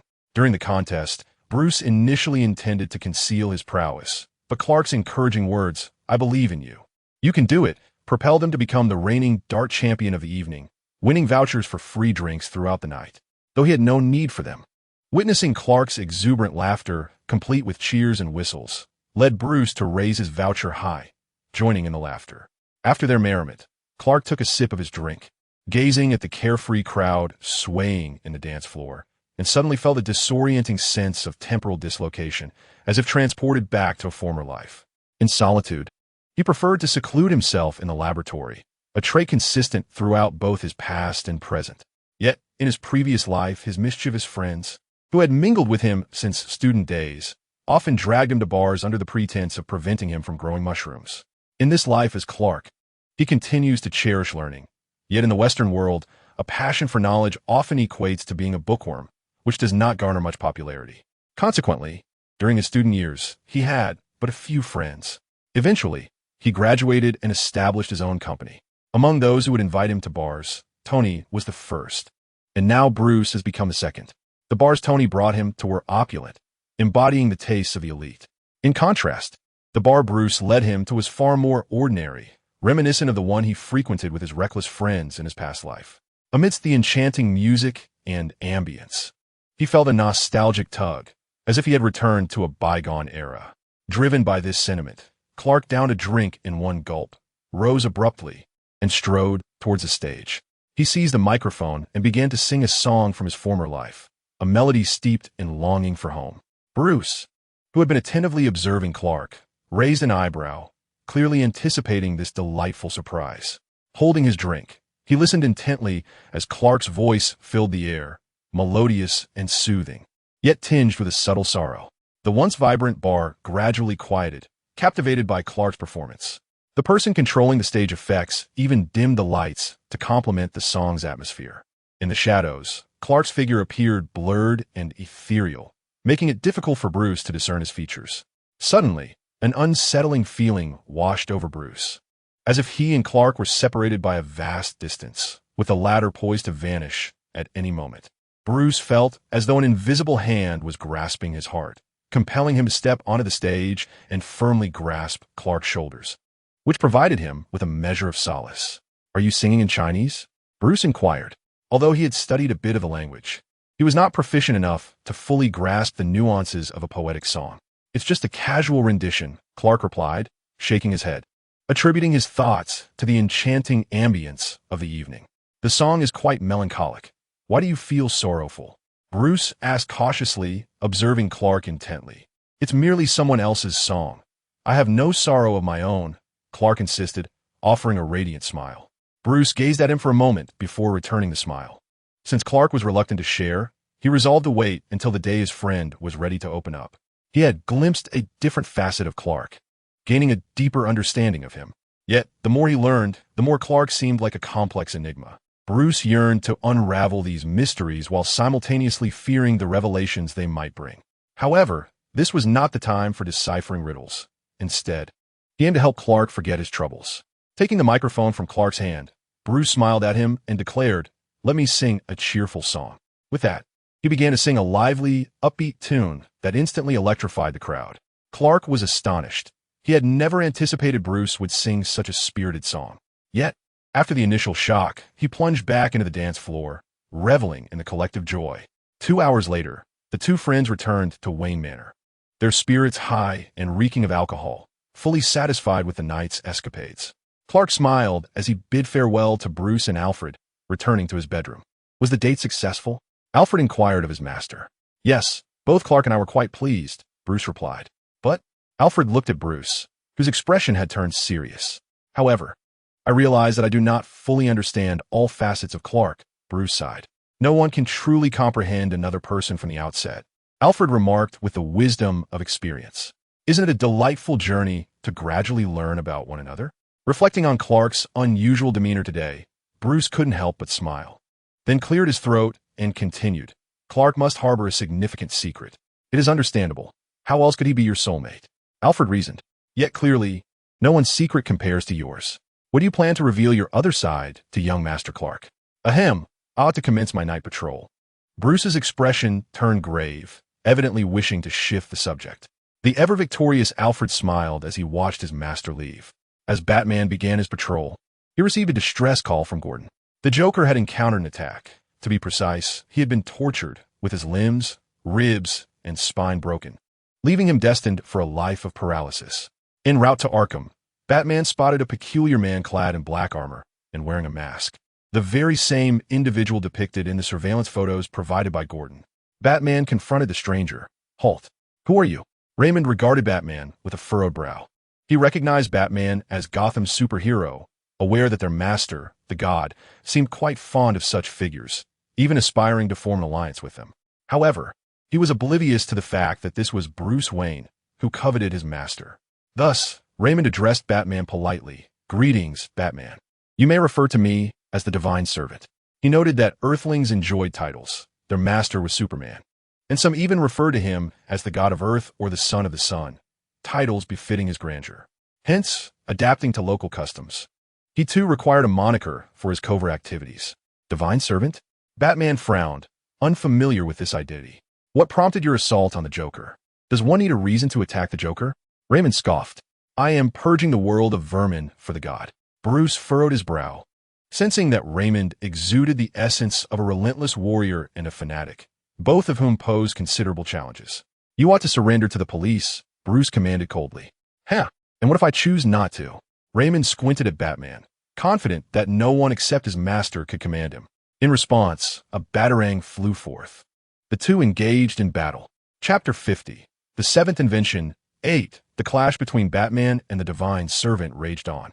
Batman discerned that his opponent possessed immense strength and formidable combat skills. From the opponent's martial prowess, it was evident that he resembled a battle-hardened warrior, yet possessed a distinctiveness that set him apart from any combat system known to Raymond. This presented a formidable challenge. Raymond discerned that although Batman's strength did not surpass his own, the latter's agility and cunning were unparalleled. The combat techniques and tactical acumen exhibited by Batman were even superior to those of a man experienced in numerous wars. Furthermore, The diverse array of bat-themed gadgets rendered him a formidable adversary. It was indeed a tricky situation. Raymond had not anticipated the presence of such an exceptional martial and tactical master on Earth. He had underestimated humanity. The planet favored by the Celestial Master was indeed extraordinary. Consequently, the two were locked in a stalemate. Bruce found himself unable to seize Raymond, just as Raymond could not find an avenue for escape.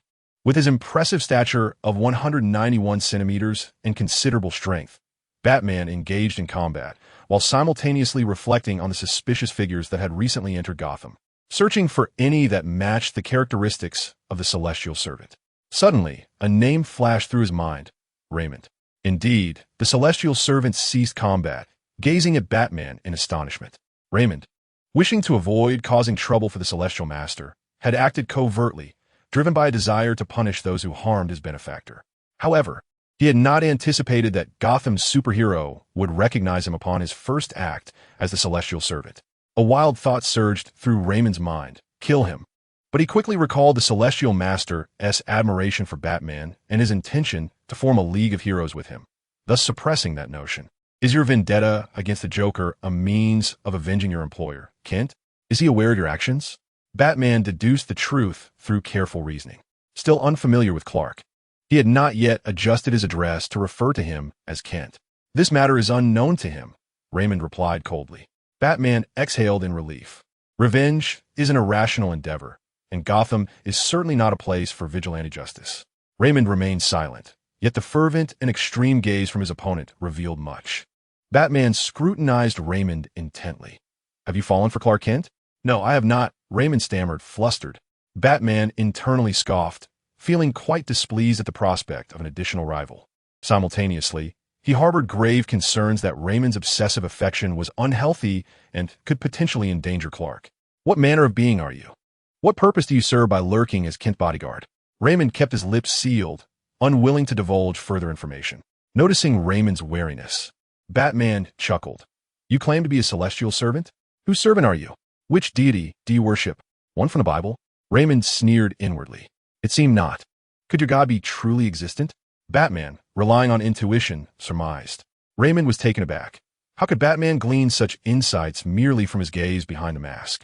If your deity exists, a true believer would go to great lengths to be near their God. Thus your God must reside in Metropolis, and may even be connected to Clark, humanity's God, Superman. You worship Superman. Upon concluding his deduction, Batman found himself astonished. While he was aware of Metropolis' fervent admiration for Superman, one could even describe it as fanaticism, spawning several small factions that revered Superman as a deity. He recalled how Luthor had previously seized this opportunity to lambast Superman, branding him a false god intent on subjugating humanity. Batman recognized that, given Superman's immense power, it was inevitable that he would attract the faith of some ordinary individuals, despite Superman's persistent reluctance to embrace such adulation. Thus, Batman had never doubted that Superman harbored ulterior motives regarding his followers. He regarded Superman's prowess with suspicion, rather than the man himself. However, Batman had not anticipated that the formidable Raymond would be one of Superman's zealous devotees. Furthermore, Superman had left such a perilous acolyte in Metropolis, in close proximity to Clark. What was Superman's intention? Was it sheer folly, or something more sinister? A conversation with Superman was imperative. Raymond sensed the danger posed by Batman. He could deduce the truth from mere fragments of conversation. In that instant, he comprehended why the esteemed deity had once declared that Batman's intellect was the most formidable of all. Should Batman pursue him, Raymond resolved to resist. He could not fall into the hands of such an individual.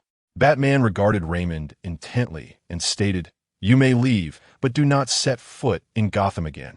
Taken aback, Raymond cast a deep glance at Batman before turning to depart. Batman was indifferent to whether the Joker had received a beating. What concerned him was the identity of the perpetrator and their motivations. Having uncovered the truth and recognizing that there were evidently more suitable individuals to address this predicament, he saw no reason to complicate matters. Moreover, he knew that even if Raymond were apprehended and taken to the precinct, it would be futile. Given his understanding of Gotham's police, the crime of assaulting the Joker would elevate Raymond to the status of a hero in the eyes of the public, resulting in his release within days, an outcome that would resolve nothing. Batman nonetheless visited the Joker's disheveled state. As anticipated, everyone present deemed the Joker deserving of his fate. Considering the Joker's past transgressions, retribution seemed justifiable. Upon encountering Batman, the Joker grinned widely, exclaiming, "Lil Bat, my dear friend, you've come to see me. I truly wish to continue our game. Hee hee. Are you pleased?" Batman inquired, his brow furrowing. The omniscient Batman, of course, could decipher lip movements. "Hey, hey, hey. While I cannot play myself, others shall do so on my behalf. I eagerly await to see what transformations will occur and what new madness will be unleashed upon the world." Ha ha. Batman's frown deepened. His concerns regarding Raymond had intensified. When Batman concluded his nocturnal patrol and returned to Wayne Manor, dawn was fast approaching. Bruce donned his nightclothes, yet slumber eluded him. Troubled by his thoughts, he stepped outside for a stroll, inadvertently finding himself at Clark's doorstep. Anxious for Clark's well-being, he paced back and forth for several minutes before finally opening the door and entering. He treaded softly to Clark's bedside, gently sitting down and gazing at the man peacefully asleep. What secrets does Clark harbor, and why do the individuals surrounding him stand out so distinctly? Superman, the sorcerer, the divine servant, along with other enigmatic figures within the manor? The following day, Clark found himself in a restless slumber, plagued by the sensation of ferocious eyes fixated upon him. Upon awakening, he was startled to find Bruce perched at the foot of his bed, scrutinizing him intently. Startled, Clark instinctively threw a punch. The blue kryptonite temporarily rendered him closer to a normal state, necessitating sleep, and in Batman's territory, he felt an unusual sense of security, allowing him to drift into slumber. Yet, he had forgotten that the very person he ought to be wary of was Batman himself. Despite having locked the door, it was evident how this rascal had managed to enter. Bruce swiftly seized Clark's fist, gazing at him apologetically. "Apologies. What is wrong with you? Sneaking into my room while I sleep?" Clark, still grumpy from his lack of rest, was in a foul mood. He yanked his hand back, only for Bruce to instinctively tighten his grip. "What are you doing?" Clark glared at Bruce. Suddenly, Bruce pulled him into an embrace, holding him tightly. Just as Clark was about to push Bruce away, he heard the latter's words filled with concern. "Promise me, be cautious of Raymond. If anything seems amiss, you must inform me. What happened to Raymond?" Clark sighed, a foreboding feeling creeping over him. After listening to Bruce's account, it became clear that it was Batman who had prompted Bruce to remind Clark. Clark felt a throbbing headache. Raymond had been a constant source of trouble. His loyalty was fervent yet burdensome, not one to dominate others. Clark had struggled to manage Raymond's unwavering allegiance. He wished to treat Raymond as a friend, but the latter always approached him with utmost reverence. He longed for Raymond to be himself. Yet Raymond's tendency to overly concern himself with Clark's affairs often led him to take matters into his own hands, eliminating foes and seeking revenge on his behalf. The incident involving the Hydra agents infiltrating the manor and the punishment he meted out to the Joker were both instances of this. Clark realized he could no longer indulge such behavior. Though he had no affinity for nurturing a loyal hound, since he had taken on that responsibility, he must acknowledge the potential for that loyal hound to transform into a rabid beast. Thus, he had to fulfill his role as a master and provide proper guidance. Releasing Clark, Bruce cupped his face with worry, compelling Clark to meet his gaze, and earnestly reiterated, "You must take care. Remember to tell me if anything happens. I am very concerned for you." Bruce's tender and intimate gestures, combined with his focused gaze, made Clark uneasy. He forced a chuckle and averted his eyes. "All right, I understand." Using the pretense of changing clothes, Clark ushered Bruce out of the room. For reasons unknown, Clark removed the blue kryptonite pendant from around his neck, and indeed, he found Bruce lingering outside the door, fixated on him. Through his X-ray vision, Clark felt an illusion of locking eyes with Bruce, causing him to instinctively avert his gaze. As if burned. What madness is this? Do not overthink it. It surely is not as you imagine. On that fateful day, Batman arranged a meeting with Superman. This time, Clark refrained from calling Raymond as a decoy. Instead, he cautiously evaded all the surveillance cameras he had discreetly identified over the past few days before stealthily attending the rendezvous. Upon their encounter, Batman delivered a brutal shoulder throw to Superman. Superman made no attempt to resist, allowing Batman to bring him down and subsequently sit atop him, bellowing, "Control your rabid dog. Raymond is your zealous acolyte. Do not tell me you are unaware of this. What are you truly contemplating? Or rather, what are your intentions? The stark contrast between Clark's and Superman's attitudes was glaringly apparent. Batman, could you please get off me? Superman awkwardly inquired, noting the uncomfortable position of Batman's weight. Batman hesitated for a moment, then, filled with indignation, struck Superman's face with a punch, immediately rising as if scalded. Beneath his mask, his ears flushed with heat. Damn Superman! How dare he employ such tactics to divert the conversation? Following Batman's furious tirade and Superman's persistent assurances of and all right, the two eventually engaged in a harmonious dialogue. Who exactly is Raymond? Why is he so fervently devoted to your faith? Why does he linger by Clark's side? After receiving various reassurances from Superman, Batman finally regained a semblance of calm. Superman paused for a moment, resolved to reveal part of the truth. Since they were to collaboratively establish the Justice League, certain matters could no longer remain concealed from Batman. Thus, Raymond is a wretched extraterrestrial. During your last cosmic detour, you rescued his kind, and they have since regarded you as their deity. Your naivety rendered you incapable of providing a clear explanation, leading Raymond to become your divine servant, following you back to Earth, where your penchant for kindness left you at a loss on how to handle him, eventually shunting him off to Clark as a bodyguard. Superman, although this was roughly the same as what he had stated, it still felt somewhat amiss.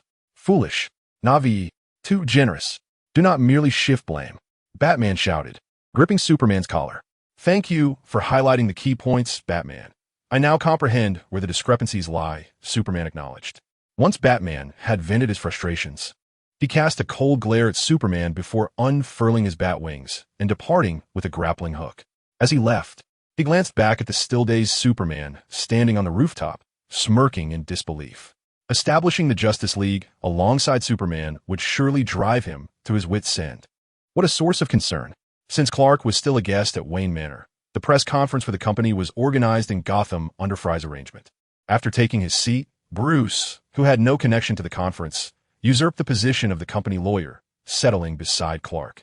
During the press conference, Clark first announced the upgrade of the protective shield, followed by the details of the Joker incident, and finally arrived at the segment for journalist inquiries. However, in comparison to the old product's protective shield and the Joker, the audience was far more intrigued by the romantic entanglements of Clark, Superman, and Bruce. How is your relationship with Superman progressing? Why have you moved into Wayne Manor? A reporter with a glimmer of gossip in his eyes inquired. Clark smiled and replied, Superman and I are merely friends. My stay at Wayne Manor is simply a visit to a friend's home.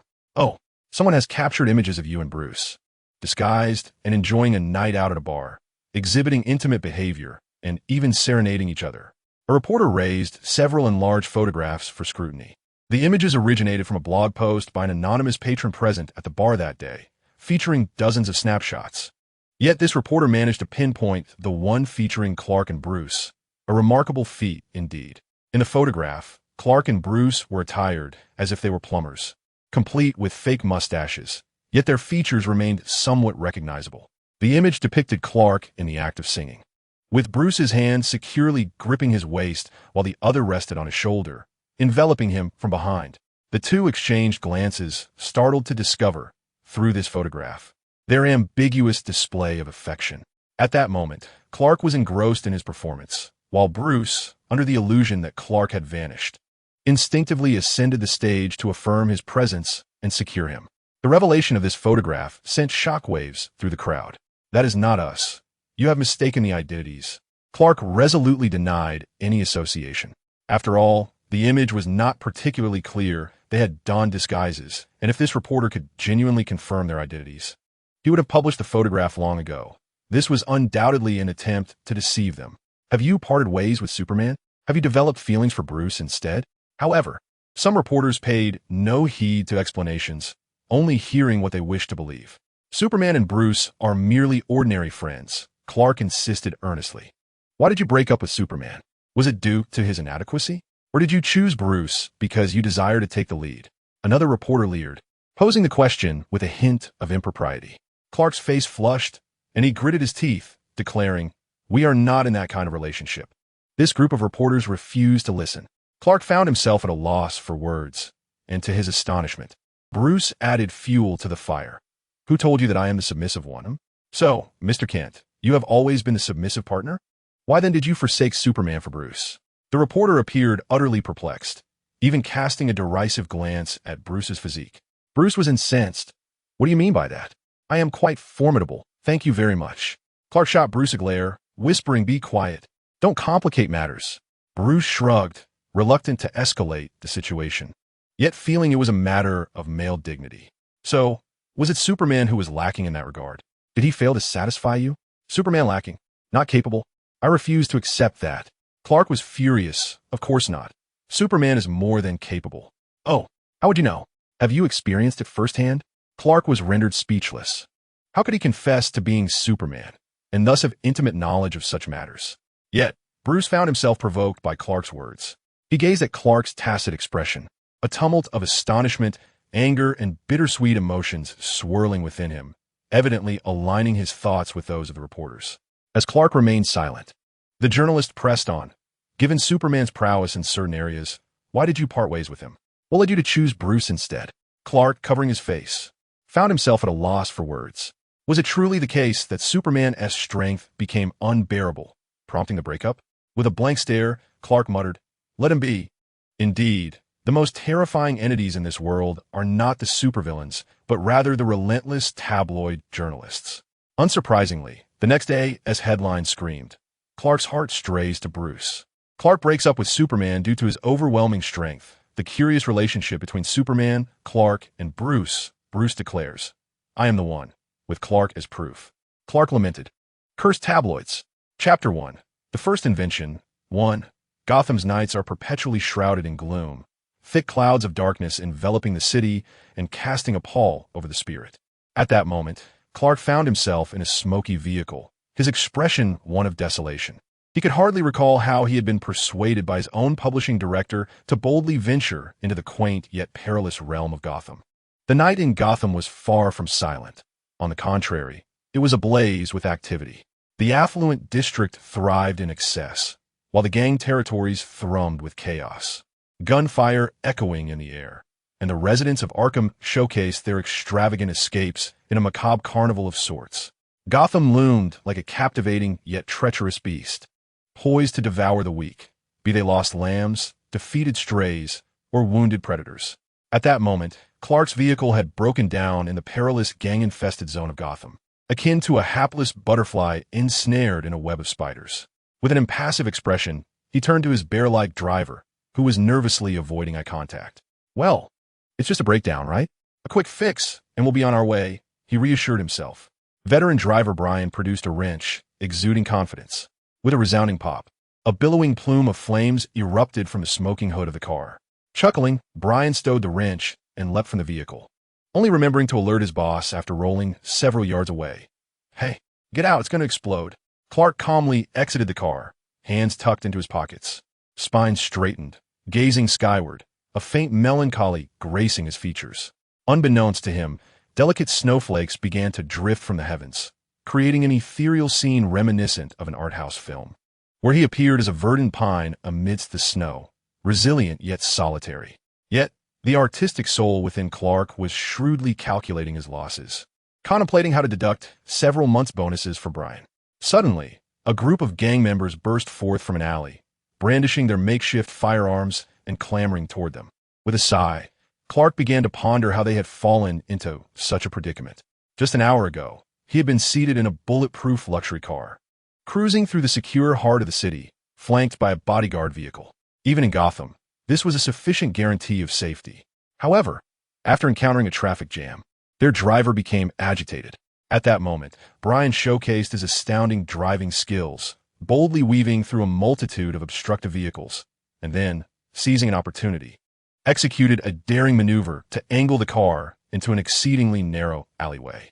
Amidst the ear-splitting noise of the vehicle scraping against the walls and a shower of sparks, a resounding crash echoed as they successfully breached into an adjacent empty lane. This road was devoid of any vehicles, truly an unobstructed path. What a feat. Huh. Do you know why there was a traffic jam? Do you understand why this road, merely one street away, was so desolate? Because this was the gang territory. The former boss of this domain had unfortunately been incarcerated by Batman, and two rival gangs were currently vying for control. They had unwittingly entered a no-man's land right for takeover.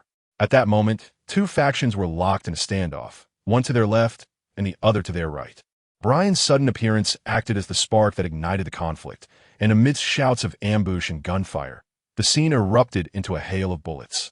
Brian decisively pressed the accelerator, crashing through several unfortunate souls who had lunged at them, speeding away from the chaos of gunfire. However, this invaluable bulletproof vehicle soon succumbed to failure amidst a cloud of white smoke. Bang! Excellent. Now the car had exploded. Brian stood beside Clark, quietly watching the explosion, even daring to leap around as if testing his boss's patience. A true hero never looks back at an explosion. We should turn away. Clark, his eyes reflecting the flames consuming money and luxury, glanced at Brian after hearing his taunting words, exhaling a sigh. Well, what could he do? He had chosen this driver himself. He could hardly dismiss him now. A few months' worth of bonuses would suffice. As gang members approached, Brian promptly dragged his boss away, demonstrating remarkable decisiveness. Taking refuge behind a wall, Brian retrieved his sidearm, feeling a surge of excitement reminiscent of his days as a patrol officer, a sharpshooter in his unit. Clark observed Brian, eager to wield his firearm, and absent-mindedly touched the gleaming kryptonite cufflinks on his sleeves, tightening his grip before releasing it. Oomph! There was no need for him to intervene. With such a commotion, a certain dark night should be arriving soon.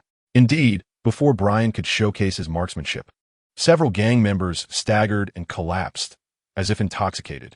Curious, Brian approached, poking one of the fallen with his gun, pulling a bat-shaped tranquilizer dart from the body, his eyes gleaming with excitement. Clark looked up, spotting the shadow of the grappling hook slicing through the air, a signature of Gotham's most famous resident, Batman. Clearly, the passing Batman effortlessly rescued two lost travelers, and after dispatching a few henchmen, he evidently had no time to retrieve his batarangs, hastening towards the scene of the fray. Clark stared blankly as Batman disappeared into the distance, his heart a tumult of conflicting emotions, unable to untangle his thoughts. What would the original Superman feel upon first encountering Batman? Should he truly have come to Gotham? When Clark regained his senses, Brian had already pursued after him. Cursing under his breath, Clark had no choice but to grit his teeth and follow suit. Brian, rarely reliable, had chosen an extremely concealed corner to crouch in. The streetlights here had long since broken, casting only a blanket of darkness. The two concealed themselves perfectly within this obscurity. From their vantage point, they beheld the descending Batman, a specter of shadows, his movements precise and fluid, as the batarang struck with unerring accuracy, and soon, the gangsters lay sprawled about. The only ones remaining were a few of the more formidable enforcers. Yet, while they evaded the batarangs, they were met with the brutal force of Batman's fists. His violent aesthetic and the artistry of pain were nothing short of masterful. Those daring enough to challenge him found themselves howling in agony, blood and teeth flying.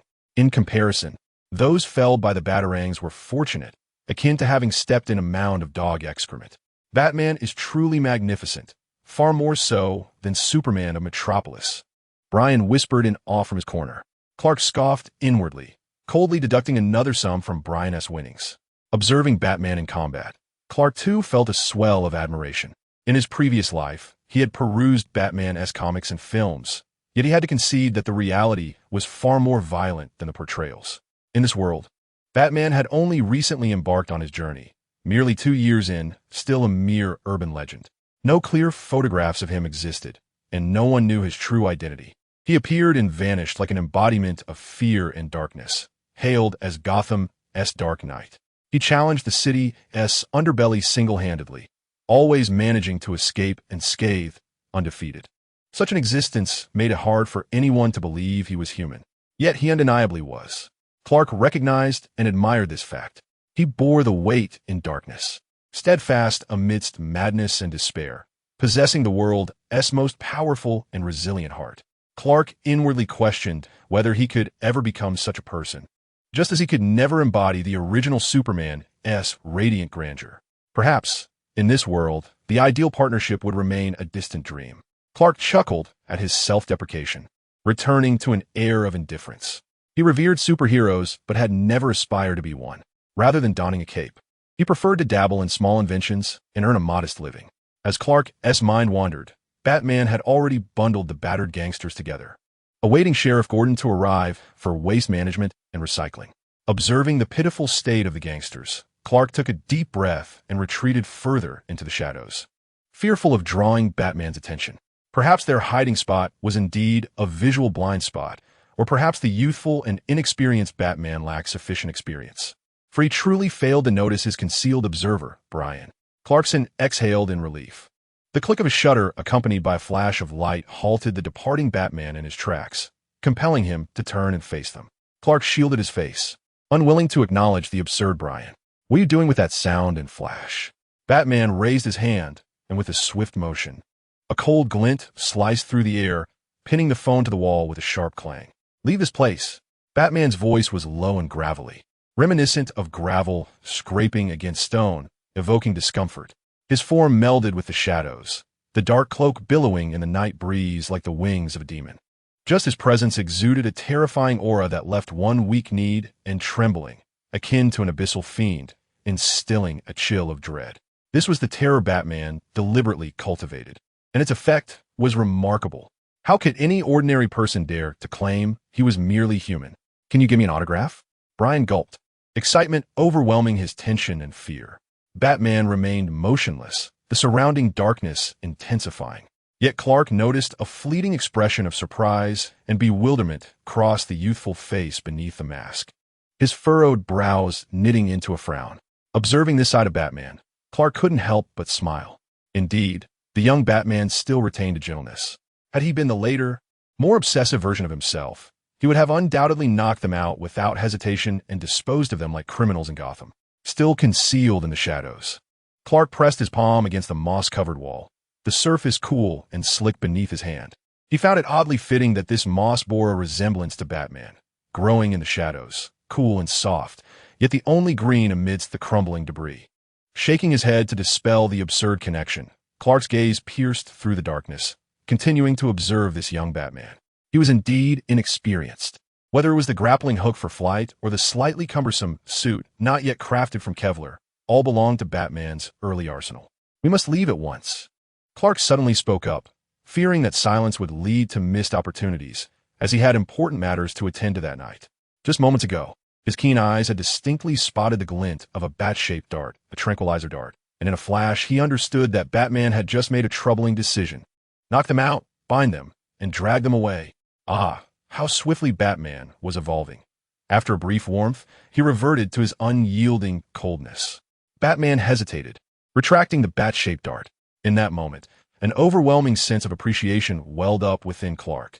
How long would this amiable and approachable Batman remain?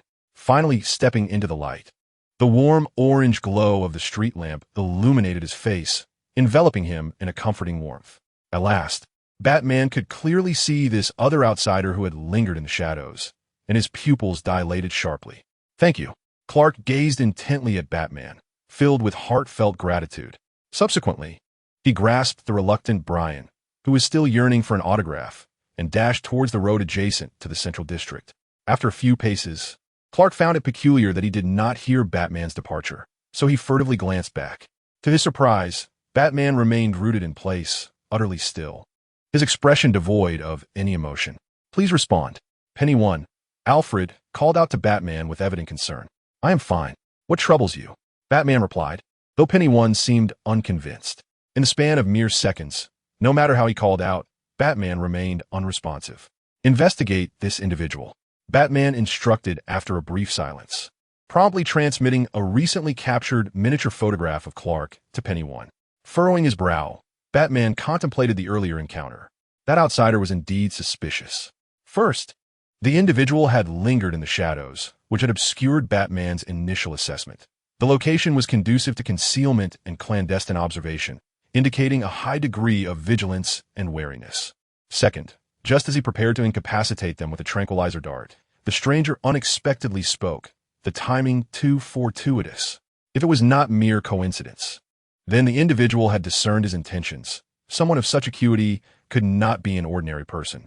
Third, when the stranger emerged from the shadows, and their eyes met, Batman was momentarily entranced, unable to react, as if enveloped in an enigmatic light, his senses overwhelmed by a mental assault.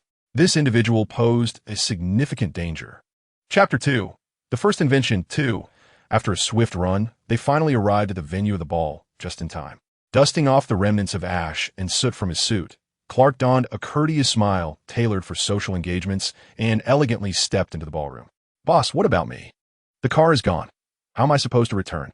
Brian shouted towards Clark's retreating figure, having been thwarted at the door due to the lack of an invitation. Clark merely scoffed, coldly refusing to turn back. "How dare you mention the car? Do you not recall who rendered it inoperable?" This was undoubtedly a lavish affair. In the opulent ballroom, magnificent classical crystal chandeliers cast a soft glow. Beneath these shimmering lights, a 10-tiered champagne tower and an array of exquisite delicacies awaited, their enticing aromas tantalizing the guests' senses like a delicate veil. Some couples swayed gracefully in harmony with the melodious music, while others gathered in small clusters, engaging in lively conversation. Tasked with promoting his company's products, Clark discreetly sidestepped the throng, retreating to an inconspicuous corner. Rather than taking direct action, he preferred to lurk in the shadows, silently observing others, discerning their personalities and preferences, and planning his next move with precision. Clark noted the presence of numerous influential figures from the political and business realms at the gathering. Clearly, the rumors regarding the host, Lincoln Mache, preparing to run for the Gotham mayoral election next year were indeed true. Surrounding certain prominent individuals were models and celebrities, all resplendently dressed and beaming with radiant smiles. Fully aware that they were merely trifles for the amusement of these powerful patrons, yet they savored the attention nonetheless. Clark indulged in his snacks, contemplating the fact that as a fledgling entrepreneur, he was not so different from those around him, merely a jester in the eyes of the affluent, existing solely to amuse the powerful. However, he resolved to wait. One day, he would ascend to great wealth, compelling these individuals to kneel and sing his praises, pleading for collaboration. Amidst the guests, servers clad uniformly in black tailcoats glided gracefully, their movements subtle and unobtrusive, perfectly catering to the patrons. Yet, Clark's discerning gaze revealed that each gesture and expression mirrored the next, standardized and flawless, silent as if they were meticulously programmed automatons. He scrutinized these rigid servers, finding little appreciation for the aesthetic of Lincoln March. Perhaps to those within certain circles, the individuals who served them were mere tools, functional but devoid of personality. His gaze returned to Lincoln March, who stood before the grand floor-to-ceiling window, champagne in hand, surveying Gotham below. Beside him congregated a cadre of influential figures, also gazing down upon the city. Elevated and self-assured, they boasted of their achievements in Gotham, their demeanor suggesting they were the masters of the domain. With a fingertip, Clark playfully traced an owl in the condensation on the table before discreetly erasing it. Merely a pack of creatures that thrived in darkness, unfit for the light. At that moment, a Gotham socialite spotted Clark in a secluded corner and approached with a disarming smile. "Ah, you are the one.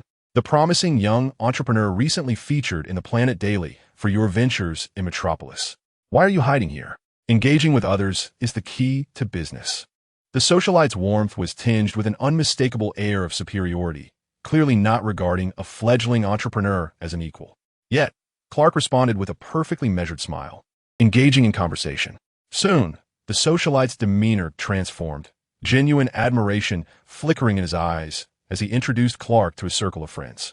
Despite Clark's youthful appearance, akin to that of a fresh university graduate, he navigated the social arena with remarkable finesse. He was astute yet considerate, knowledgeable without being abrasive, humorous while adept at self-deprecation. With an innate ability to swiftly identify common ground, he engaged effortlessly with the haughty elite, ancient aristocrats, and duplicitous politicians alike, forging convivial connections. In these superficial yet pleasant exchanges with strangers, he effortlessly emerged as the most sought-after presence. As his distribution director had once remarked, whenever Clark desired, he could effortlessly charm others like a gentle spring breeze. And then, at the opportune moment, he would ruthlessly capitalize on the situation. For instance, during this very soiree, amidst laughter and banter, Clark subtly promoted his own products, successfully distributing the majority of his samples. Notably, two company presidents expressed a keen interest in collaboration, marking a fruitful endeavor indeed. Clark fondly reminisced about a previous life when his mentor remarked upon the heaviness of the smoke and copper scent that clung to him, suggesting that he was not a dedicated researcher. However, he mused that if one were to invent something, success would necessitate its sale, wouldn't it? The thrill of invention was delightful, yet the allure of small profits was undeniably charming. At that moment, Clark caught sight of an individual and lamented that it was indeed an inauspicious day for venturing outdoors. In this world brimming with superheroes and supervillains, it was evident that stepping outside bore its risks. Clark, my friend, it has been too long. The infamous Lex Luthor, a man exuding an unsettling intensity, approached him with the fervor of a predator in the shadows. He strode directly toward Clark, dismissing a Gotham real estate mogul who sought his attention. Clearly regarding the man as inconsequential, Clark offered a curt nod to Lex, struggling to acclimate to the warmth emanating from Superman's arch-nemesis. Lex's unexpected appearance took him aback. Just days prior, the distribution director of his fledgling company, who also served as the administrative head, the boss's secretary, and the product distribution director, had presented him with a choice between two soirees for the evening. The invitation he had tossed into the trash was from none other than President Luthor. It was clear that Lex had canceled his own gathering to pursue Clark here in Gotham. Lex Luthor was an extraordinarily gifted scientist, a shrewd businessman driven by self-interest, and an ambitious politician. He was unparalleled in intelligence, possessing a remarkable acumen for persuasion and exuding the charisma of a natural leader. Yet, beneath his haughty exterior lay a profound desire for control and various hidden ambitions, coupled with a remarkable patience and talent for subterfuge, as he masqueraded as a refined philanthropist. Clark could not fathom why Lex viewed him with such distinct regard. Perhaps it was their shared identities as scientists and entrepreneurs. Yet, many individuals held both titles. And unlike Lex's boundless ambition and desire for control, Clark harbored no interest in political power, swaying public opinion, or manipulating others. He merely wished to create small inventions and earn modest profits. Here, do sample this foie gras pastry. It is of your preferred flavor. Despite their limited encounters, Lex displayed an uncanny familiarity with him. Clark accepted the plate and took a bite. Indeed, it was to his liking. At the very least, having a thoughtful and influential friend was not a disadvantage. Moreover, as a companion, Lex was witty and humorous, never failing to alleviate any sense of tedium. Aside from his occasional clinginess and sporadic displays of controlling behavior, Lex was, by all accounts, the ideal friend. Frederick has reached out to me. Your new gadget is quite impressive, and Luthor Corp has no reason to decline collaboration. However, my dear friend, I would much prefer if you were to seek me out personally to discuss it. Lex's gaze bore into Clark's, his pale green eyes shimmering like the tranquil waters of spring, glistening with an almost syrupy allure. Clark felt a shiver run down his spine, prompting him to ponder the reason behind Lex's obsessive attachment to him. Had he inadvertently revealed his secrets? It was well known that Luthor harbored a profound fascination with extraterrestrial beings, and the fervent intensity with which Lex gazed at him evoked images of a mad scientist fixated on a rare specimen. In that moment, the last son of Krypton experienced a disorienting sensation, as if he were a frog ensnared by a venomous serpent, instinctively erecting a formidable wall of vigilance within his mind. He absent-mindedly caressed the blue kryptonite cufflink on his shirt, yet maintained a serene smile, saying, Fry can represent me entirely, and I am indeed here for Gotham. Am I not? Lex, dissatisfied with his response, suddenly leaned closer to Clark, their faces nearly touching. He fixated on Clark's peacock blue eyes, not merely sky blue, and gently twirled a strand of Clark's hair, gazing at him with a yearning expression. Gotham is perilous, teeming with vicious dogs. And I would be most willing to be your knight, my lord. Knight indeed. My lord, you say? If not for the knowledge that Lex's conquests could fill an entire building and were as straight as a steel rod, Clark might have doubted the intentions of this audacious individual who spoke as if he desired him. Thank you, but no need, Clark replied, pulling his hair free from Lex's grasp, firmly declining. I do not appreciate your excessive politeness. There is no need for thanks between us, Lex responded, slightly displeased. With Clark's hair no longer in his fingers, he allowed his hand to rest on Clark's neck, even daring to caress it suggestively. A chill ran through Clark's body. Had Lex, this insatiably persistent character, evolved from a clingy stalker into a brazen rogue? Lex's fingers brushed over Clark's carotid artery, his eyes shimmering with dark intensity. "You are my only friend. Is it not acceptable to accept my protection? I cannot abide the thought of you perishing in some obscure corner of Gotham without my knowledge. Such a fate would incite my wrath. As my friend, you may only depart this world on terms I permit, time, place, and manner." Behold this dangerously possessive declaration. Such is the way of Lex, the potential villain, in forging friendships. "I appreciate your concern, but I am capable of safeguarding myself," Clark stated, brushing aside Lex's hand. His smile transformed into a serious refusal, yet he exhibited neither fear nor disgust, clearly accustomed to Lex's audacious proclamations. Lex found amusement in Clark's usual demeanor, forgiving his refusal. Though he remained skeptical about Clark's ability to fend for himself, he resolved to continue monitoring him discreetly, opting for a more subtle approach to respect Clark's wishes. "Ah, you've turned red," Lex remarked, suddenly noticing the flush on Clark's neck, his expression tinged with guilt. Clark touched his neck, where he could distinctly feel the lingering soreness and warmth from the pressure. He cast a glance at the blue kryptonite cufflink, relieved that he had prepared adequately. Otherwise, Lex's keen intellect and meticulous nature would surely have discerned something amiss. In order to masquerade as an ordinary individual, he exerted considerable effort. For instance, the blue kryptonite cufflinks and the Kryptonian technology contact lenses. The modified blue kryptonite cufflinks would render his physical condition akin to that of an average person, devoid of superhuman strength and speed, and his skin would no longer be impervious. However, he retained a portion of his superior vision and hearing, allowing him to remain acutely aware of his surroundings, which proved to be exceedingly convenient. The contact lenses he had altered, based on the visual interference technology of the original Superman's black-framed glasses, underwent directional adjustments, subtly shifting his appearance toward the more delicate visage of his former life, softening his entire countenance.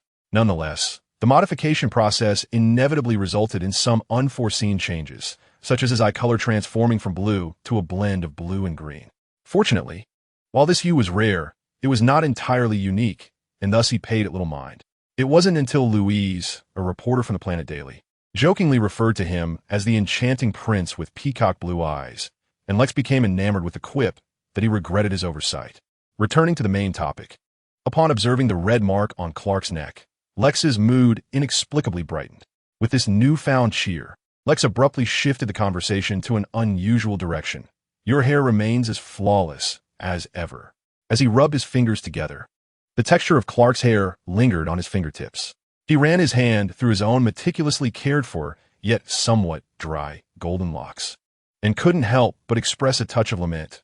"Oh, my dear friend, when shall you graciously divulge your hair care secrets?" Indeed, in this world, Lex not only boasted a full head of thick golden hair, but also projected the image of an ambitious, astute businessman and politician, while privately being a hair aficionado. A true devotee of hair care. Clark smiled slightly. "It is called a secret formula. How could I possibly share it with you so readily?" As a Kryptonian residing on Earth, every strand of his hair was flawless, embodying true natural beauty. What hair care secret could he possibly possess? However, this answer was clearly one he could not reveal to Lex. Their friendship had commenced over hair care, the details of which are better left unmentioned, blossomed through several delightful conversations, and may perhaps culminate in Lex's fervent interest in Clark's hair, leading to the discovery of his Superman identity. If that day were to come, he would undoubtedly become the most absurdly exposed Superman across all parallel universes. Chapter 3. The First Invention. 3. Declining Lex's invitation to join him for hair care, Clark skillfully excused himself under the pretense of promoting his own products. Although it was merely an excuse, under Lex's unwavering gaze, Clark dutifully began his pitch. Unfortunately, the promotion of a new product seldom proceeded smoothly. Smart Nano Particle Emergency Treatment Bracelet? What a dreadful name. The affluent businessman expressed his disdain. "Young man, if you wish to sell something, you must first select a better name." With that, the businessman discarded the sample onto the ground, scoffing as he departed. "A treatment bracelet?" The socialite delicately pinched the sample bracelet between his fingers before tossing it back into Clark's arms, as if discarding something distasteful. A sneer curled his lips, his expression rife with disdain. Wayne Technologies has recently released a therapeutic spray infused with herbs that can swiftly staunch bleeding and promote wound healing. Is this merely a derivative work? How utterly uninspired and tedious.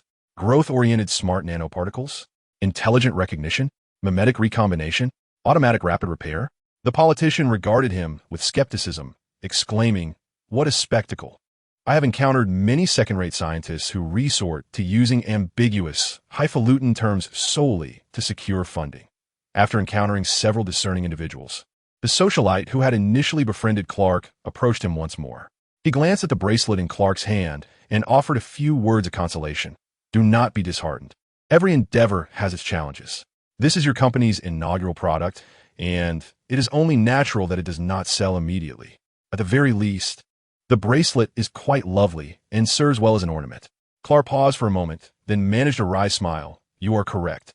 Indeed, the socialite and his companions had not believed his assertions, nor had they shown any particular affection for his creation. Their willingness to don the sample he had gifted was primarily due to the bracelet's alignment with their aesthetic sensibilities and a desire to save face. The two individuals who expressed interest in collaborating with him were, upon reflection, a jeweler and the president of a fashion company, indicating their specific interests. Should he feel fortunate that he had designed the bracelet in 3 distinct styles: luxurious, standard, and budget-friendly? While the core design remained consistent, the materials used varied significantly. The luxurious version, as the name suggests, was crafted from the finest platinum, adorned with diamonds and sapphires, featuring a minimalist design that was aesthetically pleasing even as a mere decorative piece. Though attracting high-end customers through visual appeal was indeed part of his intention, Clark felt a twinge of frustration at the thought that his confidently touted flagship product to these individuals was merely a pretty trinket. Nevertheless, he reassured himself with the socialite's words. Every beginning is fraught with difficulties, and one day they would regret their dismissal. They would come to realize that his creation was a revolutionary product of unparalleled significance. After all, this was a masterpiece he had ingeniously adapted from Kryptonian technology. With his intellect, combined with the extraordinary cognitive abilities of Kryptonians, he had mastered the knowledge of Kryptonian technology stored within the Arctic fortress in just a few years. While employing Kryptonian technology to manufacture products was not inherently difficult, the real challenge lay in creating these products without revealing the origins of Kryptonian science. Fortunately, despite the divergence in technological foundations, the principles of science were universally rooted, converging toward a singular truth. Ultimately, after years of research and experimentation, he had successfully simulated the principles of Kryptonian technology using Earth's scientific framework, thereby crafting a distinctive and innovative interpretation of Kryptonian advancements. These technologies, far surpassing the current era, upon meticulous dissection reveal principles that harmoniously align with Earth's technological lineage, perfectly corresponding to the anticipated trajectory of terrestrial advancement. Devoid of any trace of Kryptonian origins, and entirely impervious to the scrutiny of the inquisitive. Naturally, he exercises caution, refraining from introducing overly advanced technologies that might disrupt Earth's technological ecosystem. Nor does he unveil sensitive weaponry, for he is a proponent of peace. Furthermore, he would never disclose products designed for concealing one's identity, such as blue Kryptonian cufflinks or visual interference contact lenses. Thus, the inaugural offering from the tech company is a technologically modified, Earth-compatible version of a Kryptonian healing pod, an intelligent nanomaterial emergency treatment bracelet. Alas, despite his earnest efforts in crafting this marvel, it remains unrecognized. The trials of entrepreneurship are formidable, and promotion is equally daunting. Suddenly, a resounding crash echoed as the banquet hall doors were blown open by a rocket launcher, and a group of armed individuals surged inside. The attendees screamed and recoiled, plunging the scene into chaos. Fortunately, being in Gotham, the resilient citizens quickly acclimated to the crime and disorder, finding suitable corners to huddle in, instinctively removing their jewelry, and awaiting the impending robbery with a sense of resignation. "Who are you? Do you realize who is present here? Are you capable of confronting us?" The host, Lincoln March, stepped forward, indignantly confronting the leader of the intruders. Their entrance had marred his hosted gala, tarnishing his reputation and jeopardizing his standing in Gotham's elite society, potentially hindering his mayoral aspirations for the upcoming year. Moreover, a few distinguished individuals were in attendance, those who secretly wield significant influence over Gotham. Should this situation be mishandled, his standing within the organization would suffer irreparable damage. A jest, Mr. Falcone fears no one. The leader disdainfully cast aside the rocket launcher resting on his shoulder and gestured for his subordinates to encircle the guests. It was evident that they were not typical robbers. Falcone, the mob? Good heavens! Whispers erupted amongst the crowd. The Falcone family was Gotham's most formidable crime syndicate, and its current patriarch was notorious for his ruthless and callous methods. In Gotham, whether in the realm of law or crime, few dared to provoke him lightly. I hold Mr. Falcone in high regard. My father has maintained a cordial relationship with him. They shared drinks and conversation just last week. Surely, there must be some misunderstanding? A blonde woman interjected, clearly a member of one of Gotham's ancient families, exuding the poise and arrogance characteristic of old-world nobility. There is no misunderstanding, the leader retorted, showing her no respect, his voice dripping with contempt. I only know that someone among you has displeased Mr. Falcone, and I have no time to identify that individual. So let the blame rest on them. Attack. No sooner had he finished speaking than his men raised their weapons, unleashing a barrage of gunfire, and the banquet hall was immediately filled with screams of terror. In that critical moment, an unexpected guest arrived from outside. With a flourish, Batman swung in through the shattered window, grappling hook in hand. Subsequently, a smoke bomb detonated amidst the gang members, obscuring their vision and interrupting their gunfire. Batman. The name echoed through the crowd, uttered by both criminals and party guests alike. Crouching among the throng, Clark penetrated the haze. Captivated by Batman's performance, his movements were both exquisite and powerful, a perfect embodiment of the aesthetic of violence. The calm, unflinching steel-blue gaze of Batman left Clark in awe. It was no wonder that he remained the most beloved superhero. Once the Falcone gang members lay defeated, Batman leapt through a window, vanishing like a fleeting shadow. However, Clark wondered if he had indeed caught a glimpse of something extraordinary as Batman departed. Despite his timely intervention, many in the ballroom had sustained injuries. At that moment, a miraculous scene unfolded. One individual, shot in the thigh, watched in astonishment as the bullet ejected itself with a metallic clink, falling to the ground, while his wound healed at an astonishingly visible pace. Among others with minor injuries, several witnessed their wounds close at a jaw-dropping speed, leaving not even a scar behind. The common thread among them was that they had all donned the healing wristbands gifted by Clark. Some astute onlookers quickly connected the dots, and their gazes towards Clark transformed. They no longer regarded him as a mere jester, but as an emerging genius, a future success story. This was no trifling gimmick. The effect for nothing short of life-saving marvels. A wealthy merchant lamented, regretting having discarded the wristband that Clark had endorsed. Equally regretful were those who had previously scorned, belittled, and disbelieved in Clark's offerings. Lex, having appeared beside Clark at some point, expressed both astonishment and admiration.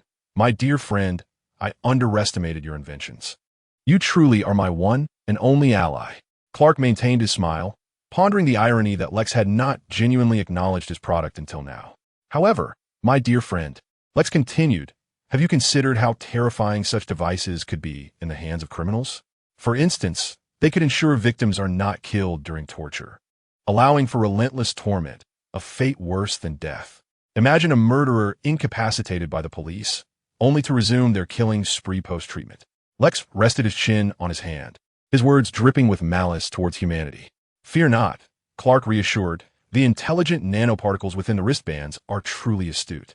They autonomously assess the situation and determine whether to administer treatment, leaving no loopholes for criminals to exploit. Oh, is that so? Lex replied, a sinister smile creeping onto his face. That sounds even more perilous. Just as Clark was about to respond, he found himself encircled by a throng of individuals seeking collaboration. Clark felt a surge of happiness. A newly established small company, lacking in startup capital, is in search of naive investors. With no manufacturing facility or sufficient workforce, it plans to focus solely on the design and production of its core product, the wristband, while outsourcing subsequent promotional endeavors to partners. This necessity is the very reason Clark and Lex are collaborating and attending high society soirees in Gotham. Following these events, Clark intends to venture to major cities such as New York and Central City, striving to forge partnerships with affluent business magnates to globalize his product. Meanwhile, Batman, who has been monitoring the aftermath of the soiree, stealthily pilfers a therapeutic wristband, astonished by its revolutionary technology and ingenious concepts. He has gained a newfound appreciation for Clark, who truly is an exceptional young man, as Alfred smiles with satisfaction. At a clandestine gathering, a blonde woman adorned with an owl mask addresses the masked attendees. Carmine Falcone has become far too arrogant. His actions jeopardize Gotham, threatening our safety and interests. Gotham belongs to the Court of Owls. We must eliminate him. The chorus of agreement echoes through the assembly. Chapter 4. The First Invention. 4. Shortly after Batman's departure, Gotham's officers swiftly arrive to take statements. As Clark exits the Soir Hotel, Lex follows closely behind, offering, "Your car is broken. Allow me to give you a ride." Clark casts a sidelong glance at Lex, who is ever so well informed, though Lex's hopes may soon be dashed. "Clark," a cheerful voice calls out as a handsome man in his 30s, radiating mature charm with his red hair, waves at Clark, his bright smile lifting the spirits of those around him. It is his family's chief steward come to collect him. Fry approaches Clark, courteously greeting Lex before ushering Clark into his vehicle. "Has that scheming stalker, Luther, been harassing you again?" Fry inquires as he shuts the car door, a bemused expression on his face. "Next time, bring the skunk repellent I made for you. One spray will keep him reeking for half a year." Clark chuckles. "You're overthinking it." While Lex can be a bit clingy and possessive and speaks a tad too much, he pauses, feeling an inkling of something amiss. But recalling the multitude of women Lex has been with around Metropolis, he regains his confidence and adds, "But he truly only sleeps with women, not men." Fry scoffs, regarding Clark with a patronizing look, playfully tousling his hair into a disheveled state. Yes, Lex used to only pursue women, but that may no longer be the case. After all, what has a few straight men bent under the perfection that is Clark? But I won't enlighten Lex. Let him continue as a friend. "Hey, Fry." Clark protests loudly, blocking the mischievous hands at his head. "This is your punishment," Fry retorts with mock severity. "Ah, you both seem to have had quite an eventful day." Once again, they find themselves embroiled in a gang confrontation, capturing clandestine images of Batman, and facing an assault from the Alpha Gang. "How impressive you all are." Even the vehicle provided by the company has been blown up. Clark decisively pointed at the front seat, where the cautious and unassuming veteran driver sat. "It is all his fault. Punish him." The fearless driver, Brian, paled and glared at Clark through the rearview mirror, exclaiming, "I've already been punished. I was forced to consume a large bowl of dark concoction and even vomited vile bile. Yet you were merely tousled. This is double standards and utterly unfair." Before Clark could respond, Fred, well aware of Brian's propensity for trouble, scoffed. "What is the matter? Are you dissatisfied?" "Oh, I just remembered. Minister Prin of the Pharmaceutical and Biotechnology Department mentioned he needs a robust test subject. I think you'd be perfect for the role. How about you head over there tomorrow?" Brian's face drained of color immediately. "No, I won go." "All right, I concede." Fred, the stern father, nodded in satisfaction, but then turned to Clark with the tender gaze of a loving mother. "You've worked hard today. Are you tired? Cold? Why are you dressed so lightly? Come, let us get you into a coat and allow you to rest properly." With gentle movements, he helped Clark out of his suit and into a cozy, warm woolen coat, thoughtfully covering him with a small blanket. To ensure his comfort while sleeping, he even produced a prepared waist cushion, fluffing it before meticulously placing it behind Clark's back.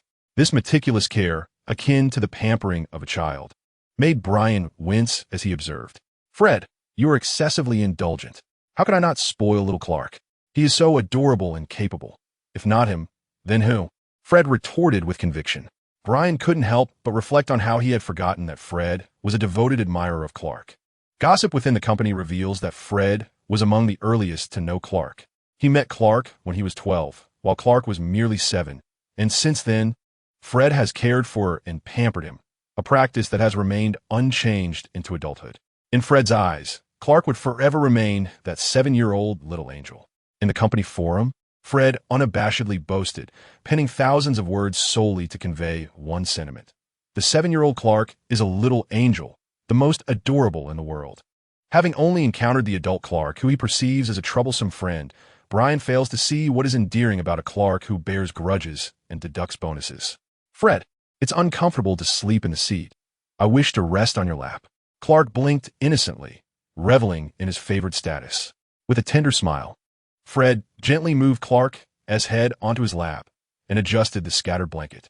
Brian shook his head, pondering the implications of their boss's demeanor, coupled with the unconditional affection from the multitasking chief steward towards him. The future of the company seemed precarious indeed. With his eyes closed in repose, Clark suddenly proclaimed, "Today has been remarkably smooth. The bracelet has gained considerable recognition in Gotham, and I have engaged with several potential collaborators. Tomorrow, we shall seamlessly hold a product launch in the heart of Gotham, thereby concluding our affairs here and allowing us to return to Metropolis sooner." "Very well. I shall arrange everything immediately," replied Fry, nodding as he retrieved his phone to meticulously orchestrate the tasks for his subordinates. Brian murmured, "Well, it seems the company will not falter in the short term." At the launch, Clark comprehensively showcased the principles and benefits of the therapeutic bracelet, earning a resounding round of applause. With the involvement of local manufacturers, the bracelet would swiftly gain traction throughout Gotham. This chaotic and perilous city undoubtedly presented a market ripe for life-saving innovations. This was indeed the true impetus behind Clark's choice to venture to Gotham. It was the ideal locale for promoting the bracelet. Lex offered Clark a glass of champagne, celebrating his interim triumph in Gotham. As Clark's collaborator in Metropolis, Lex understood his choice well. After all, in a peaceful city like Metropolis, most individuals might go years, even decades, without injury. What interest would they have in a therapeutic bracelet? At that moment, a commotion erupted at the entrance of the launch. Gotham's prince, Bruce Wayne, made a dazzling entrance. The young president of Wayne Enterprises, handsome and affluent, had returned after years of wandering, immediately captivating the attention of all present. Clark's brow furrowed as he observed Bruce surrounded by admirers. Having encountered Batman just the previous night, Bruce's unexpected appearance today felt peculiar. If Bruce was not intrigued by the therapeutic bracelet, he was certainly interested in him. The Kryptonian, Bruce, appearing casual, was in fact purposefully surveying the event, his gaze briefly lingering on Clark before swiftly shifting away. This entire exchange transpired in less than a second. While an ordinary person might have overlooked the momentary pause, Clark was acutely aware. With a resigned sigh, he acknowledged the truth. This was not mere coincidence. Batman was indeed fixated upon him. While maintaining his public persona and engaging in conversation, Bruce discreetly observed the individual who had ensnared his attention. His eyes resembled a tumultuous sea under the night sky, swirling with dark, ominous tides. He did not believe in love at first sight, thus. He harbored suspicions that Clark might be a mutant, a sorcerer, or some other non-human entity. The specifics warranted further investigation at a closer range. Moreover, the invention in question was intriguing. A collaboration could prove advantageous for Wayne Enterprises. Hence, his eagerness to approach. Bruce moved toward Clark, testing the boundaries of his mental defenses, maintaining an air of nonchalance while remaining on guard. As he drew near enough to discern the fine hairs on Clark's face, their eyes locked, and a familiar sensation washed over him once again. Bruce felt ensnared, akin to a well-functioning machine suddenly besieged by a virus, its code thrown into disarray. Bruce Wayne sought to avert his gaze, yet his eyes remained transfixed upon those peacock blue orbs, shimmering with a delicate luster, as if enchanted, captivating his very soul. His ears were submerged in a familiar hum, and he found himself enveloped in a mystical, ethereal sensation. He even experienced peculiar hallucinations in his perception. Clark emanated a gentle halo of divine light, as though wrapped in sunlight and sparkling diamonds, radiant like an unreal dream. Beyond this celestial glow, the world around faded to monochrome, devoid of color, silent and somber. This was undoubtedly a mental assault. Clark, noticing Bruce's unwavering stare, felt a jolt of apprehension. Had his disguise been compromised? Was Bruce harboring doubts about him? Or perhaps he was questioning himself. Such an intense gaze could only imply suspicion. Could it be that Bruce, deep in denial, had unwittingly fallen for him? Clark shook his head with a scoff, dismissing the notion as a jest. Do not believe it. In that moment, Bruce continued to wrestle with his thoughts. Despite the turmoil in his mind, he summoned extraordinary willpower to reclaim his sanity, forcibly diverting his gaze from those perilous eyes. He then beheld the soft, insincere smile gracing Clark's lips, prompting him to shift his rusty mind elsewhere, lowering his gaze to the well-defined waist. Abruptly, Bruce shut his eyes. Upon returning to the manor, Bruce immediately descended into the Batcave for a comprehensive examination. The blood test results indicated no signs of mental manipulation or drug reactions, the only anomaly being an elevated level of hormones, particularly dopamine. Master Wayne? Alfred observed Bruce's grave demeanor before glancing at the results tinged with a hint of romance, arching an eyebrow in understanding. Ah, it appears you are indeed in love. Bruce furrowed his brow, his entire being bracing as though this revelation signified a terminal illness rather than the blossoming of affection.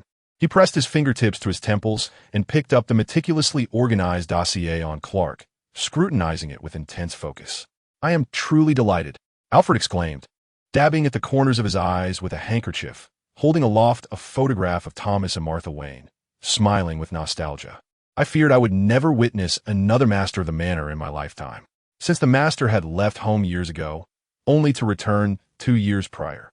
He had dramatically transformed, embracing the persona of a bat with a penchant for terror-inducing artistic expressions.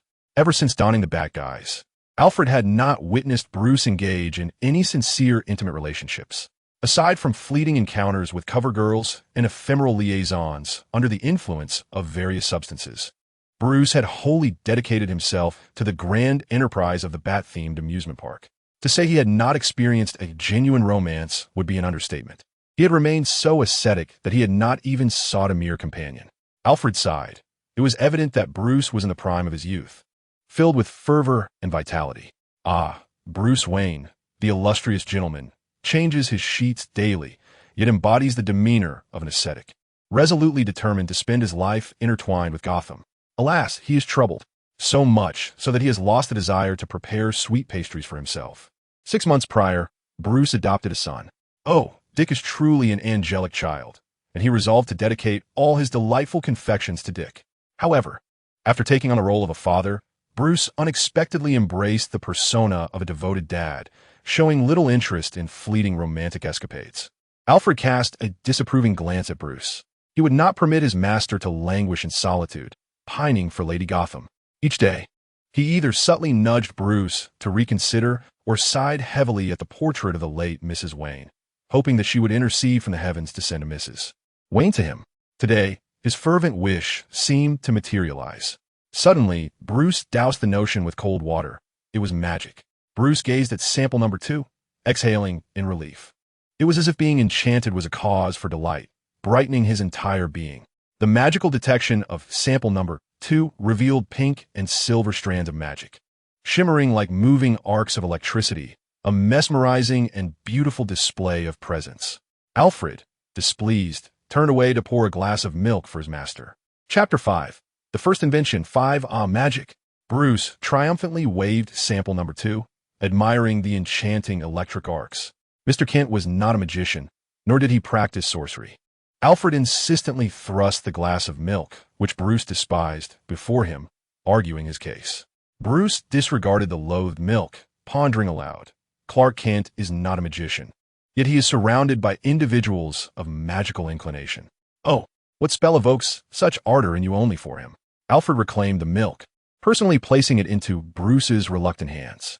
Bruce suddenly recalled something, gritting his teeth. He casually set down the glass of milk and earnestly began searching for his dedicated communicator to Zatanna. A few days prior, Batman and Zatanna had collaborated to dismantle a crime lord, a sorcerer who naively attempted to wield magic to control Gotham's dark underbelly. Alas, this foolish leader had not yet learned the lessons imparted by Gotham's myriad of mad and perilous villains before encountering Batman, ultimately finding himself imprisoned. One could only wonder if he was fortunate or unfortunate. Zatanna is one of Bruce's few friends. They have known each other since childhood, akin to childhood sweethearts. Zatanna had long concealed a personal secret from Bruce, only revealing her identity as a magician after discovering that her childhood friend had transformed into Batman, promising to assist him whenever he might require her aid. Yet, it was not until a year later that she received a call for help from the Dark Knight. Bruce, handsome and affluent, possesses a complex and resilient inner world that captivates many, including Zatanna, who has harbored feelings for him and even flirted with him. Alas, he is a cat. One moment he is charming her, and the next he is utilizing her to experiment with countermagic. In her magnanimity, Zatanna forgives the awkward, proud, and possessive young master, bestowing upon him a farewell kiss along with a parting gift. Oh, She truly is a beauty with a benevolent heart. Subsequently, following the capture of the wizard leader, the surrounding gangs vie for territory, leading Bruce to ensnare two groups of unwitting fools, which brings him into an unexpected encounter with Clark, triggering Zatanna's magical gift. What have you done?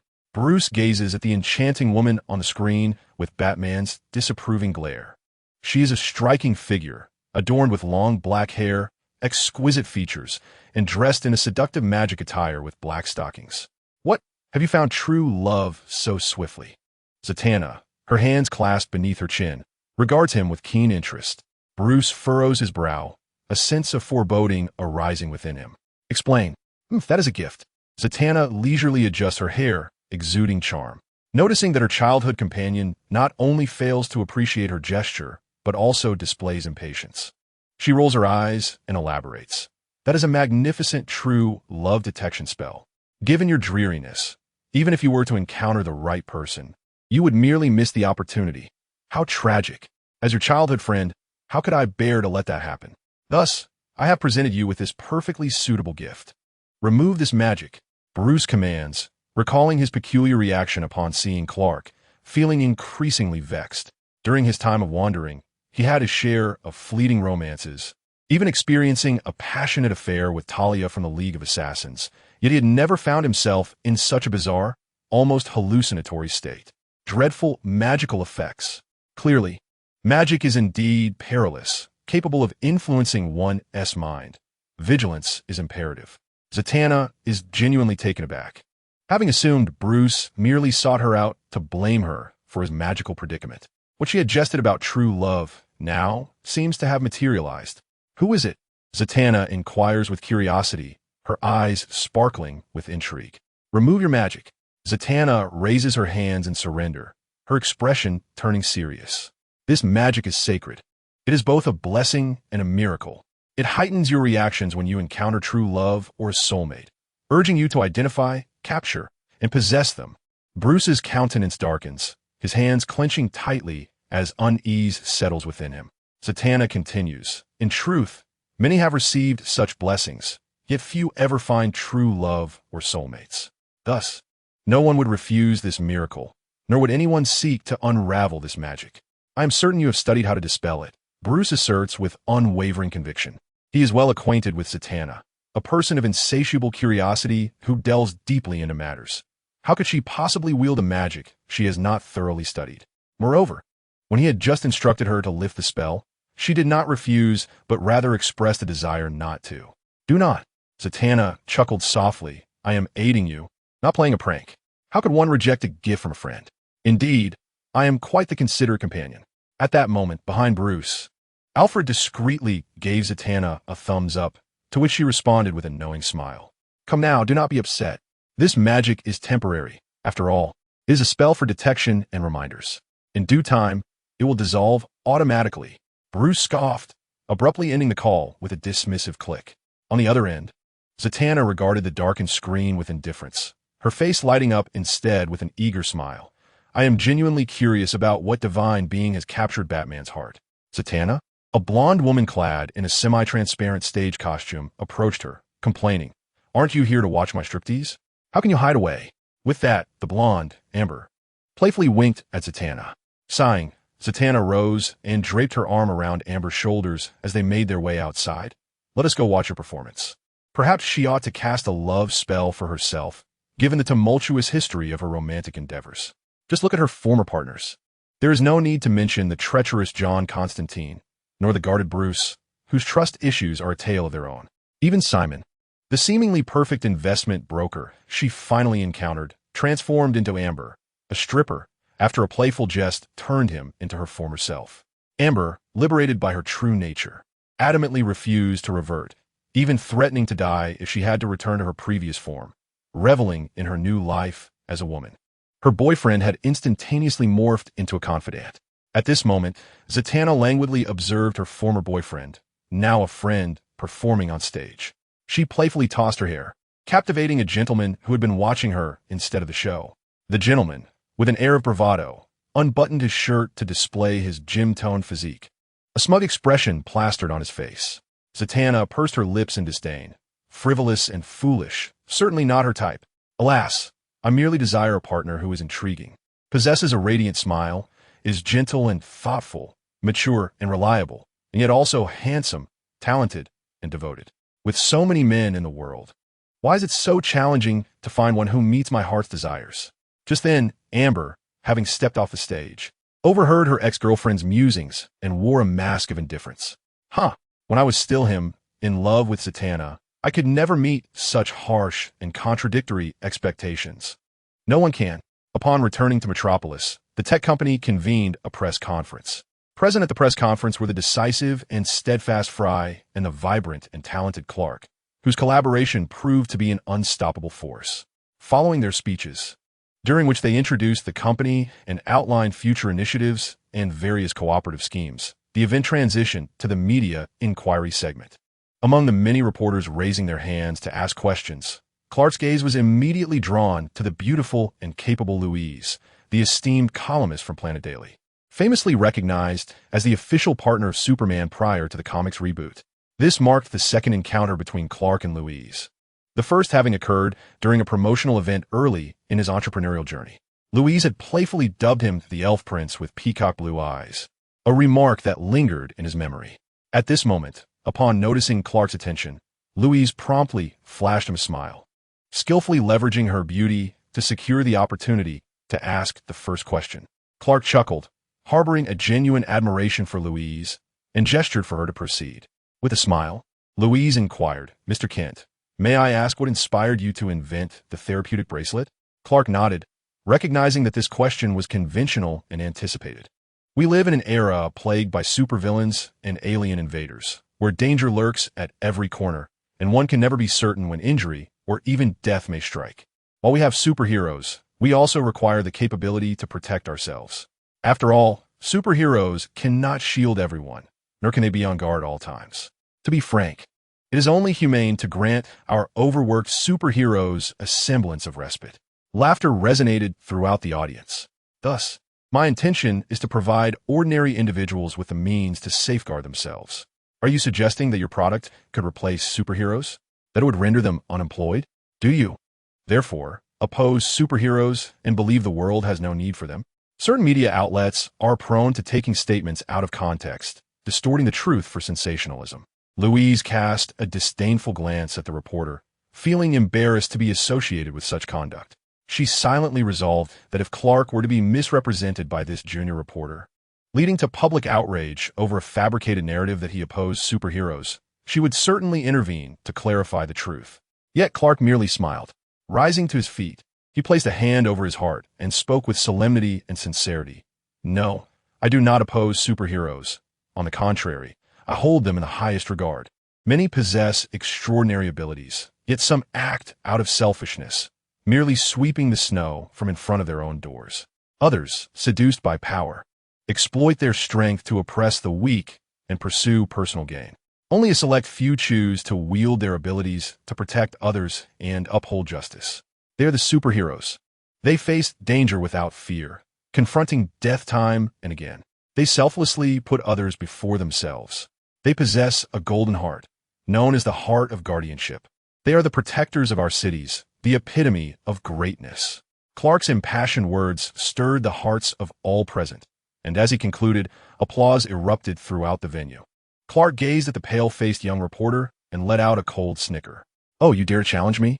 Attempt to slander my name? Watch as I effortlessly dismiss you." Another reporter inquired about the company's future goals. "What are our aspirations, you ask?" "Well, does becoming the foremost technological enterprise in the universe count?" "Just a jest, of course. Our true aim is to enable everyone to be the safest spectators, regardless of the circumstances." "What does that mean?" came the puzzled response. "It implies that as long as one possesses our product, they become the most secure onlookers. They can safely observe epic battles between superheroes in perilous situations, remaining unscathed. Of course, achieving this requires more than just a therapeutic wristband. It necessitates a plethora of other innovations, all part of our future plans. As for what additional products will be launched, stay tuned." Chapter 6. The first invention. 6. Clark's day commenced with the alarm clock ringing for the 5th time. Reluctant to rise, he mused, "Yet another day ensnared by my blankets." Stepping onto the balcony, He inhaled the fresh air, feeling the warmth of the sun permeate every cell, as if he were melting into its embrace. A glance downward revealed his pet caretaker, Will, strolling with a pack of dogs in the garden. He called out, and the dogs, with exuberance, rushed downstairs, leaping against the wall while barking up at Clark, tails wagging joyfully. Will looked up at him, offering a shy yet gentle smile. Behind Will, a man clad in a professional chef's apron approached, rolling up his sleeves to reveal muscular arms. He wrapped his arms around Will's waist and planted a kiss on the reddened tips of his ears. This man, the family's chef, exuded a gentlemanly demeanor, yet beneath it lay a languid, dangerous allure. Fortunately, with Will around, the once wild lion willingly relinquished the hunt, opting for a vegetarian diet instead. "Young master, it's time for breakfast. Please wash up and come downstairs," the chef said as he removed his apron, courteously beckoning Clark. Today's breakfast was once again a marvel. Sumptuous, opulent, and exquisitely presented, it rivaled even a Michelin-starred chef's offerings. Seated at the table were several individuals. Besides Clark, there was the chief steward, Fry, the thrill-seeking connoisseur, Brian, the shy and reticent Will, his gentlemanly chef, a strikingly attractive woman, and two exceptionally handsome men. Some seats remained vacant, reserved for those who had stayed up all night, had errands to run, or simply preferred solitude. "Hey, Clark, I want the cheesecake next to you," exclaimed a woman who, though not conventionally beautiful, possessed an effortless charm. She extended an empty plate towards him. "Charlie?" "No, Gabriel," Clark replied, handing her a slice of cake with a smile. The angel, having transformed into a dashing woman, shrugged and reverted to his original form, his prank having failed once more. "How do you always manage to guess it? It's so dull." Clark shrugged, remarking, "You have too many little antics." "What about Charlie?" Gabriel languished in his chair, feebly replying. "She said she went off to charm some beauties. She wants to see if her counterpart in this world has any connection with the Wynn brothers." "Ahem, Dr. Derek Shepard." The surgeon nearly choked but managed to flash a dazzling smile. "So she is a lace. No wonder she declined my invitation. It's not that my charm has waned. Attention, merely possessing a pleasing exterior. I could easily change that." Gabriel rolled his eyes at Derek. He then lamented to Clark, "I wish I could go on a date with another version of myself. Your world is utterly detestable. Why is there another Charlie? Yet no other me who embodies both Gabriel and Loki? The Gabriel of your world is so foolish that he lost his wings to Constantine and Satan, while Loki, well, As he spoke, Gabriel angrily flung his cutlery. "Mind your dining etiquette." Matthew Calloway, exuding an air of nobility and military demeanor, displayed a dining grace that seemed out of place for this era. "Never mind, you have it the worst. I'm off to seek some amusement," Gabriel declared, vanishing in an instant. Matthew smiled and shook his head. In truth, he felt content. When he had his accident, his greatest concern was what would become of Mary without him. At that moment, he believed even death would not bring him peace. Yet, upon witnessing a television series in this world that depicted someone loving and caring for Mary and their children in his stead, he finally felt at ease. These individuals were Clark's employees, friends, family, and his responsibility, especially towards certain perilous figures. After all, they had congregated here due to him. This abode was Clark's residence in Metropolis, a collective home for his unique employees, situated at the easternmost edge of Metropolis beneath an unnamed mountain, where only a solitary mansion stood amidst a desolate landscape for hundreds of miles. Initially barren, this land had transformed into a picturesque haven of flower fields, lakes, and other stunning vistas through the years of toil by Clark and his cohabitants. This property was purchased by Clark when he first arrived in Metropolis, its remoteness and desolation rendering the land inexpensive. He merely fashioned a few colorful diamonds to facilitate the acquisition. Otherwise, creating too many diamonds could disrupt the market and draw unwelcome attention. After a morning meeting and signing a few documents at the company, Clark concocted a reason to hand the paperwork over to Fly and made his escape. His excuse was an exclusive interview arranged with Lois from the Daily Planet. The two met at a tranquil restaurant, enjoying a meal while conducting the interview. This engagement was less of a formal interview and more of a relaxed conversation. Their personalities resonated, and they quickly appeared as if they had known each other for ages. Their laughter filled the air, creating a harmonious atmosphere, until Lex fortuitously arrived at the same establishment, turning their date into an oddly tense trio. After dining, the three strolled along the tree-lined path, enveloped in an uneasy silence. A cat meowed from above in the branches. A curious kitten ascended to the top of a tree, but found itself too frightened to descend. Louise gasped, her face revealing a deep concern. Lex smirked, remarking, "It isn't a cat's nature to climb trees. There is no need for alarm. This is merely an opportunity for its growth. But it is still so young." Louise retorted, glaring at Lex, disapproving of his callousness. "The tree is too tall for us to climb. If only Superman were here, he could rescue it effortlessly." Louise gazed expectantly toward the horizon, as if a great hero might indeed descend from the heavens. "Huh, that hypocritical alien? Do not be deceived. He will eventually reveal his true nature and seek to dominate humanity. Enslave humanity. You harbor a bias against Superman."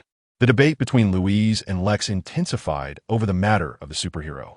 Clark decisively retrieved his phone and dialed the fire department for assistance. After hanging up, he looked at the two, a smile spreading across his face. Rescuing a cat is best left to the firefighters. They proudly call themselves the guardians of Gotham's felines on Twitter. Even Superman cannot claim the title of cat hero. Louise chuckled softly while Lex scoffed, muttering about Superman's malevolence and his supposed indifference to saving cats. Ultimately, the trio lingered until they witnessed the firefighters successfully rescue the kitten before departing. Clark stretched languidly, exclaiming, "Ah, even Superman is indulging in some leisure today." During his break, Clark rested in the top-floor office of the skyscraper, gazing out at the stunning skyline of Gotham. He couldn't help but marvel. Gotham truly is a city of peace. As one of the cities with the lowest crime rates in the United States, the most significant incidents in Gotham were merely robberies, often occurring infrequently over several months. Moreover, the Gotham police force was commendably diligent. As a superhero who relished leisure, Clark had once chosen not to intervene immediately during a robbery, opting instead to remain in the lab, continuing his research while observing covertly with his X-ray vision. Consequently, the Gotham police meticulously devised a rescue plan, coordinating seamlessly to resolve the situation with ease. How delightful it was. Superman had yet another excuse to relax. With Gotham so tranquil and other cities having their own guardians, his interference was unnecessary. Of course, he would not intervene, as that would be an unethical encroachment upon another's territory. Encountering a hero like Batman, who possesses a strong sense of territoriality, could even result in a severe beating. With no current crises on Earth or alien invasions, Superman truly found himself at a loss for engagement. Furthermore, as his company had found its footing, the wristband initiative had achieved nearly 80% coverage in both Gotham and Metropolis after months of promotion, with upscale models for the affluent, standard versions for everyday citizens, and basic models donated to the underprivileged, ensuring comprehensive outreach. Other cities were also in the midst of ongoing promotions, and he believed that soon, most individuals with access to the therapeutic wristbands would no longer need to worry for their lives. Additionally, he had unwittingly become a somewhat unscrupulous small-time capitalist. Personally engaging in combat and usurping the police's rescue efforts did not align with his identity. Thus, could Superman resign from his part-time job? Yet, some matters are beyond contemplation. Just as he contemplated quitting, an airplane disaster unfolded before him. A plane soared over Metropolis, its tail emitting smoke as it plummeted earthward. Clark sighed, sensing that Metropolis possessed an uncanny allure for troubled aircraft. Swiftly, he removed the blue kryptonite and donned his superhero attire, soaring into the sky. He safely guided the aircraft to the ground, where the rescued passengers and the citizens of Metropolis surrounded him, cheering, taking photographs, and shaking hands. Some audacious young women and men even requested kisses and fleeting encounters. Clark politely declined, his expression somewhat stiff. There were also those who gazed up at him with reverence. Referring to him as a deity, the son of a god, some fervently knelt at his feet, beseeching his blessings. Furrowing his brow, Clark seized an opportunity to escape, flying away as if in haste. Upon returning to his office, Clark donned the blue kryptonite once more, reverting to his ordinary persona, and he finally exhaled in relief. Alas, he was indeed ill-suited for the role of a superhero. In his Superman guise, he often felt a sense of loss of control. So powerful, so omnipotent, so singular, yet so profoundly lonely. As Superman, he seemed to ascend to celestial heights, yet a chasm separated him from the world. An invisible line cruelly delineated him from the earth, whispering that he did not belong here. Clark touched the blue kryptonite and retrieved his phone, scrolling through his contacts. Dad, Mom, Fry, Brian, Bruce, Lex, Lois, familiar names that brought solace to his heart. In the afternoon, he attended a collaboration meeting with a partner company in Metropolis, once more declining Lex's invitation for hair care before returning home. He greeted Graham, who was fishing by the lake with a pack of dogs, before entering the estate and activating a concealed mechanism that led him to the basement. The basement was vast, housing numerous rooms of varied functions. The largest of these belonged to Clark, serving as his personal laboratory, filled with years of experimental artifacts, various prototypes, failures, and hazardous materials unsuitable for public exposure. Over the years, he had painstakingly crafted a non-dangerous, non-Kryptonian product that seamlessly integrated with Earth's technological framework, a healing bracelet. Consequently, he had established a defense system far surpassing Earth's technology outside the laboratory, thwarting any attempts at eavesdropping or surveillance. Before he realized it, several hours had slipped away in the lab, absorbed in his research as time flew by. When hunger finally compelled him to pause, night had fallen. Stretching his neck, which cracked audibly, he activated a teleportation array and returned briefly to his hometown. He chatted with his parents, indulged in some playful banter, and relished a delicious apple pie made by his mother. He felt rejuvenated. Though Superman required only photosynthesis and did not need to eat. This moment brought him back to life. Yet, adorned with blue kryptonite, he remains an ordinary man. After dinner, Clark delved further into his research, yet found himself at an impasse, unable to uncover any clues. Thus, he activated the teleportation array once more, only to find himself transported to the Arctic, to the Fortress of Solitude. Awaiting him was the projection of his father, Jor-El, from Krypton. After exchanging pleasantries, Clark eagerly engaged in discussion with his father, the former chief scientist of Krypton, regarding the challenges he faced. Jor-El, both a father and a mentor to Clark in this world, exhibited a duality in his demeanor. As a father, he was gentle and kind, embodying the essence of the perfect paternal figure. However, as a mentor, he was exacting and stern, resembling a formidable and critical taskmaster. Fortunately, Clark was not dim-witted in the realm of scientific inquiry. Had he been, Jor-El would have mercilessly chastised him, regardless of their familial bond. Nevertheless, during their scientific discourse, Jor-El adopted a tyrannical stance, unflinchingly critiquing Clark's errors. Whenever their ideas diverged while exploring the innovative concepts of transitioning Kryptonian technology to Earth, the proud Kryptonian chief scientist would assert his correctness, and while he was often right, on the rare occasions Clark triumphed, Jor-El would sulk and, in a fit of indignation, would vanish, unwilling to concede. Today, after another fervent debate, Clark emerged with the answers he sought, feeling immensely satisfied. Instead of returning to Metropolis, he joined his father in the laboratory of the Fortress of Solitude, eager to experiment with the new ideas they had discussed. This laboratory was a familiar haven for Clark, a place he had utilized before venturing to Metropolis, filled with remnants of his childhood's whimsical inventions. At 2 a.m, a yawn escaped Clark as he stepped into the teleportation array, returning to Metropolis. Once back in his bedroom, he nestled into the warmth of his cozy bed, drifting into a profound slumber. The following day, he was roused once more by the relentless chime of his alarm clocks, heralding the arrival of a new day. Chapter 7. The Second Invention. 1. The day dawned bright and sunny, seemingly another peaceful day. However, upon glancing upwards, Clark witnessed yet another aircraft in distress, prompting a moment of silence. Metropolis, with its uncanny ability to attract disastrous aviation incidents, was in dire need of intervention. Superman effortlessly caught the falling plane, cradling it as if it were a mere toy, and glided steadily towards the Metropolis airport. Suddenly, with a thunderous sound, the plane's door was blown off, and several passengers, caught in the sudden change of pressure, were hurled out into the open air, plummeting rapidly towards the ground. Superman, acting with superhuman speed, rescued both the ejected passengers and the door, subsequently welding the door back into place with his heat vision. As he set the aircraft down on the airport grounds, cheers erupted from the crowd, with many capturing the moment on their phones.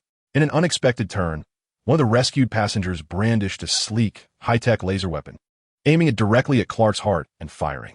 It is worth noting that this was the same scoundrel responsible for the earlier explosion of the door. attempting to undermine Superman's reputation by orchestrating a failure in the rescue. Faced with gunfire, Clark instinctively sought refuge. However, he found himself surrounded by people. To evade would mean placing innocent lives at risk, while he, as Superman, possessed a body of steel. Thus, Clark remained motionless, beginning to comprehend the helplessness of the original Superman's inability to escape. Upon realizing that the laser weapon proved ineffective, the assailant switched to various other armaments, testing the limits of humanity's most advanced weaponry upon Superman. Although these attacks were merely a nuisance, Clark lacked the tolerance and compassion of his counterpart. He coldly regarded the assailant, his eyes shimmering with crimson light, aiming at the adversary's wrist, and warned, "Cease at once, or I shall not hold back." "Ah, have you finally revealed your demonic nature? Kill me, and let my death sound the alarm for humanity." The individual not only showed no fear, but rather erupted into maniacal laughter. Clark frowned, recognizing yet another brainwashed zealot, this time undoubtedly a scheme orchestrated by Lex. In his effort to probe Superman's vulnerabilities, one could only wonder if Lex would be satisfied with the display thus far, and whether it would frustrate him. Given the extensive array of weaponry he had prepared, Clark had always exercised caution, given his relatively recent emergence as Superman. Coupled with his frequent indolence and refusal to grant interviews, only Lex, with his obsessive curiosity, had been able to surmise his extraterrestrial origins. No one else knew where he came from, who he was, or what his weaknesses might be. Just as Clark contemplated engaging the assailant in debate over their twisted reasoning, several individuals surged forward, uniting to subdue the attacker while vocally denouncing him as insane and foolish. Clark stood astonished. Once the assailants had restrained their foe, they turned to him with bashful admiration, exclaiming, "Do not heed his nonsense. Superman, you are the best. You are the pride of Metropolis, our unparalleled superhero. We shall forever love you." Clark chuckled, marveling at the endearing nature of the Metropolis citizens. Due to the recent plane crash, Clark hurriedly arrived at his office, barely on time. However, an unexpected guest awaited him within. Lex appeared quite distraught, evidently incensed by Superman's actions. Clark silently reveled in amusement, beginning to speculate on Lex's intentions. He had taken great care to return to the Fortress of Solitude to change attire, utilizing the teleportation array to return. Thus, even if Lex were surveilling Superman, he should remain oblivious to the truth. Yet, Clark never dared to underestimate Lex. However, regardless of the situation, given Lex's reckless actions in probing Superman, it would seem only fitting for Lex to confront him. Yet, the ensuing developments left Clark bewildered. Upon seeing Clark, Lex abruptly embraced him, burying his face in Clark's neck as if seeking solace. The cold, damp breath sent shivers down Clark's spine. "Do you believe this world needs Superman?" Lex whispered, clutching Clark tightly. Clark halted, pushing Lex's hands away, momentarily uncertain whether Lex had indeed discerned his true identity, questioning if he genuinely sought comfort or was merely testing him once more. "The world does not require Superman." Lex, suppressing his fury, released Clark but firmly grasped his shoulders, intent on rescuing him from Superman's allure. Superman is the most terrifying monster. He possesses a power so formidable it instills dread, a visage of divine deception that beguiles the heart, and a false sense of justice that ensnares the soul. As Lex passionately articulated his disdain for Superman, Clark's eyes brimmed with a fervent, obsessive hatred. Such intense emotion was akin to a poisoned sword, sharp and relentless, willing to employ any means necessary. Among all of Superman's future adversaries, Lex undoubtedly understood the essence of Superman the most. Such an enemy is the most formidable. Clark's heart raced, his emotions a tumultuous blend. He nurtured humanity like a penned lamb. He cultivated trust and dependency, robbing humanity of its evolutionary drive, luring them to abandon their fangs and claws. He bewildered, controlled, and dominated humanity. Humanity requires evolution, the ability to protect itself. Relying on Superman would only lead to self-destruction. When Superman grows weary and reveals his malevolent nature, it will herald humanity's demise. Clark, oh really? The very subject of this apocalypse was unaware of his own catastrophic plans. Clark observed Lex, who seemed resolute in his disagreement. And thus, Clark cleverly deflected. "You are correct. Ordinary people indeed require self-defense capabilities. Well, yes, it is time to unveil our company's second star product. Gaining Clark's affirmation, Lex smiled with satisfaction, his gaze softening. He produced a beautifully packaged small box from his pocket and placed it into Clark's hands. Clark stared at the gift in his palm, once again rendered silent. Was this a reprimand for Superman paired with a sweet offering for Clark? Upon opening the box, he discovered a pair of peacock blue sapphire cufflinks. I thought they would complement your eyes beautifully. Shall I assist you in putting them on? Lex offered, reaching to grasp Clark's wrist to remove the blue kryptonite cufflinks that concealed Superman's powers. Clark abruptly withdrew his hand, once again questioning Lex's intentions.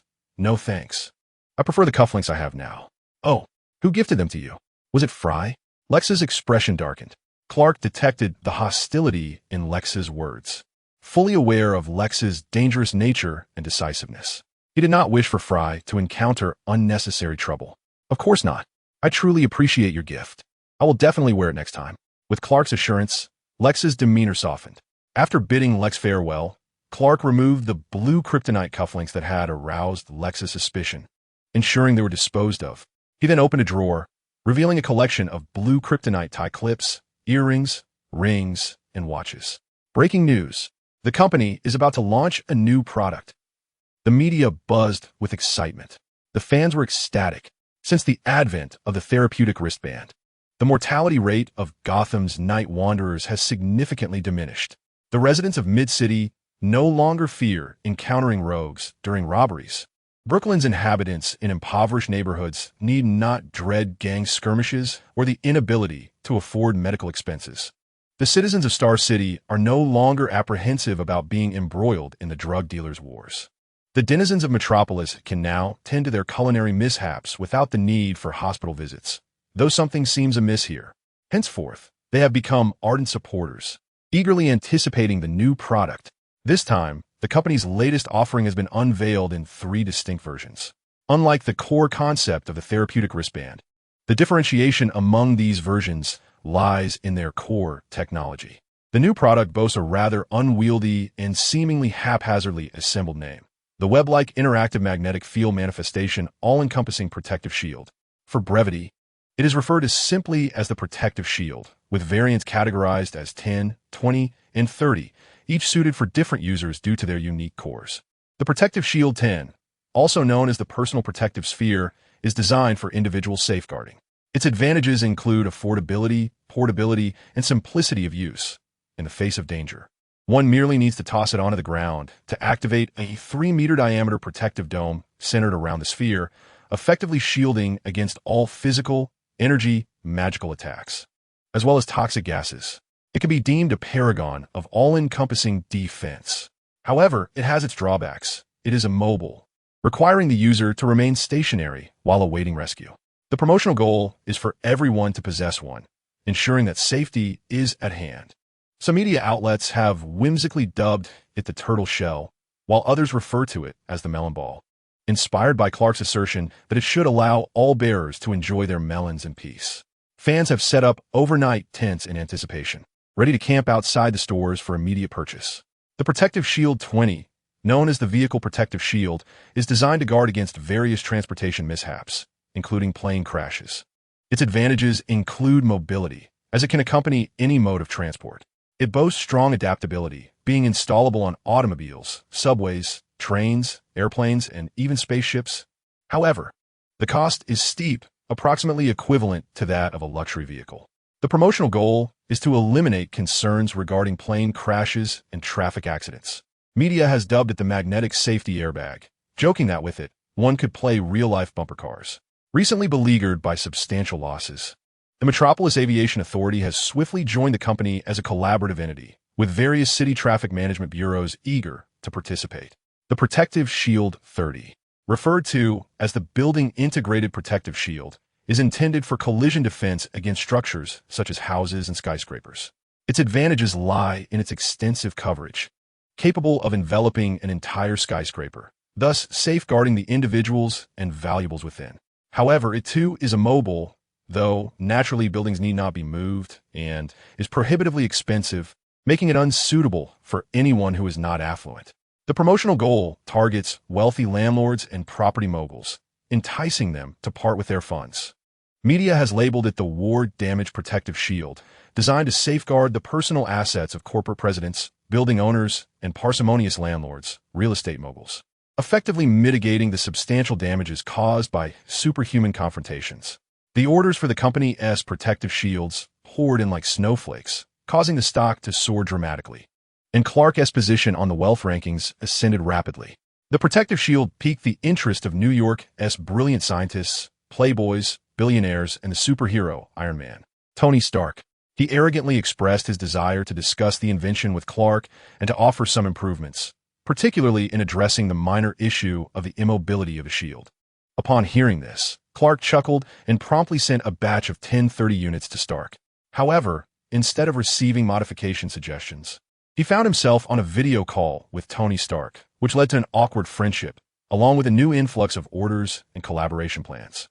With the current technological capabilities on Earth, no one could resolve the mobility issue.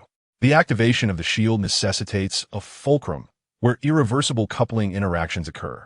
While vehicles and buildings can provide this fulcrum, humans, as living beings, cannot serve this purpose. Thus, the individual protective sphere relies on the ground as its fulcrum. This fulcrum dilemma is an unsolvable problem within the existing technological framework of Earth. While utilizing Kryptonian technology to fill this gap in Earth's technological branches might be feasible, Clark refrained from doing so. Such an action would disrupt the natural progression of Earth's technology and could incite irrational behavior. For instance, impulsive individuals, driven by a latent hero instinct, might recklessly charge into danger, believing themselves to be heroes, ultimately complicating matters for the superheroes in battle. Rather than courting disaster, it is wiser to let them remain where they are, observing the unfolding events and awaiting rescue. Yet, Tony Stark is a true genius, inspired merely by the 1030. He nearly deduced an entire branch of technology that does not exist on Earth. Ultimately, however, he had to abandon this endeavor due to a lack of theoretical support and experimental equipment to validate his hypotheses. After all, he had his own armor to modify and superhero duties to attend to, leaving him little time or energy to squander in areas where others excel. He begrudgingly admitted that this Clark fellow was quite impressive, almost on par with his own genius. Meanwhile, far away in Gotham, Bruce had also caught wind of a new product. Although the Justice League had yet to form and Batman had not yet experienced the pain of footing the bill for the destruction caused by a group of reckless superheroes, he possessed a long-term vision and foresight, sensing that this was a valuable asset worth acquiring. It had been several months since their last encounter, and Bruce believed that the effects of the love spell had likely worn off. It was time to meet Clark again. He opened his wardrobe to select an outfit for their meeting, resembling a young man eagerly anticipating a romantic date. Suddenly, Bruce slammed the wardrobe shut. Chapter 8. The Second Invention, 2. On this day, at Tony Stark's Iron Man-themed party, Stark, clad in his latest suit of armor, made a spectacular entrance, soaring onto the center stage amidst dazzling lights and a shower of sparks. The crowd erupted in thunderous applause as Iron Man struck a few flamboyant poses, filling the entire space with a resounding cheer. As the mask was lifted, Tony Stark revealed his handsome visage, his soulful caramel-colored eyes, enhancing his charming roguish demeanor. With arms wide open, he exuberantly proclaimed, "Today, we have a new friend among us. Let us welcome the rising star from Metropolis, Clark Kent." As Tony spoke, a spotlight shifted to a corner of the room where Clark sat, waving at the assembled crowd with a hint of exasperation directed at Tony, who had deliberately drawn attention to him. Tony greeted the beautiful women who approached him, showering them with countless kisses before finally arriving at Clark's side. His face adorned with lipstick marks and his body enveloped in a cloud of perfume. Clark, with a warm smile and an air of innocence, found the surrounding noise dissipating as he politely declined the advances of several lovely ladies. He appeared like a lamb lost among wolves, a stark splash of white paint on a vibrant palette. Tony, brandishing a glass of whiskey, shook his head at Clark, exclaiming, "Ah, young lad, you are far too innocent. Once you enter the realm of the affluent, you must learn to seize the moment." What could Clark say in response? Maintaining a smile was all he could manage. Observing the beer before Clark, Tony looked incredulous. "This won't do." With a grand gesture, he summoned the bartender to replace Clark's drink with a glass of whiskey on the rocks. With a decisive thud, Tony placed the whiskey before Clark, declaring, "If you're a man, then drink up." Clark, however, was not particularly fond of alcohol, although he was in a near-normal state thanks to the blue kryptonite. His superhuman metabolism made it exceedingly difficult for him to become intoxicated. To him, beer and whiskey were merely beverages of varying flavors. Moreover, having grown up in a humble rural town with his parents, where the community relished the simple pleasure of sharing a beer, he had developed a fondness for the rich taste of lager. Having been influenced by the town's wholesome kindness, Clark had cultivated a demeanor that appeared shy and modest, seemingly innocent. The seemingly is crucial, for in a previous life, he had frequented various bars and indulged in drunken revelry with friends. Coupled with Superman's impeccable genetics and a subtly softer appearance due to visual distortion, he appeared even more harmless. People were often deceived by his benign exterior. Even when they witnessed his eloquence in social settings and his profound affection for trivial sums of money, they still perceived him as a unique spark of fireworks. The facade can be deceptive. Tony, similarly misled by Clark's outward appearance, assumed Clark had never tasted strong liquor when he remained silent. Thus, he resorted to a provocation. "Are you a good boy? Afraid to drink spirits?" Clark's response was direct. He seized the whiskey glass and downed it in one go. "Now that's more like it." Tony raised an eyebrow, surprised by Clark's decisiveness. Intrigued, Tony enthusiastically began to introduce Clark to the various types, characteristics, and drinking methods of fine spirits, and they continued to drink together, one glass after another. Ultimately, it was Tony who began to feel the effects of intoxication first, belching in astonishment as he observed the seemingly impervious Clark, who remained unfazed by the copious amounts of alcohol consumed. Clark set down his wine glass and flashed a radiant smile at Tony, a smile as bright and pure as sunflowers turning toward the sun in a vast field, deceptively enchanting. Tony paused for a moment before suddenly inquiring, "Have you ever been with a woman? What escapades have you indulged in?" A sudden cough escaped Clark as he choked on his drink, eliciting a triumphant grin from Tony, who reveled in his moment of mischief.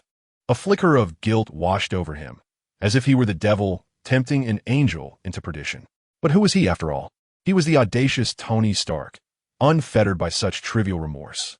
On the contrary, he felt a thrill, eager to guide an innocent boy into the realm of a suave playboy, a responsibility he believed fell upon him as a mentor.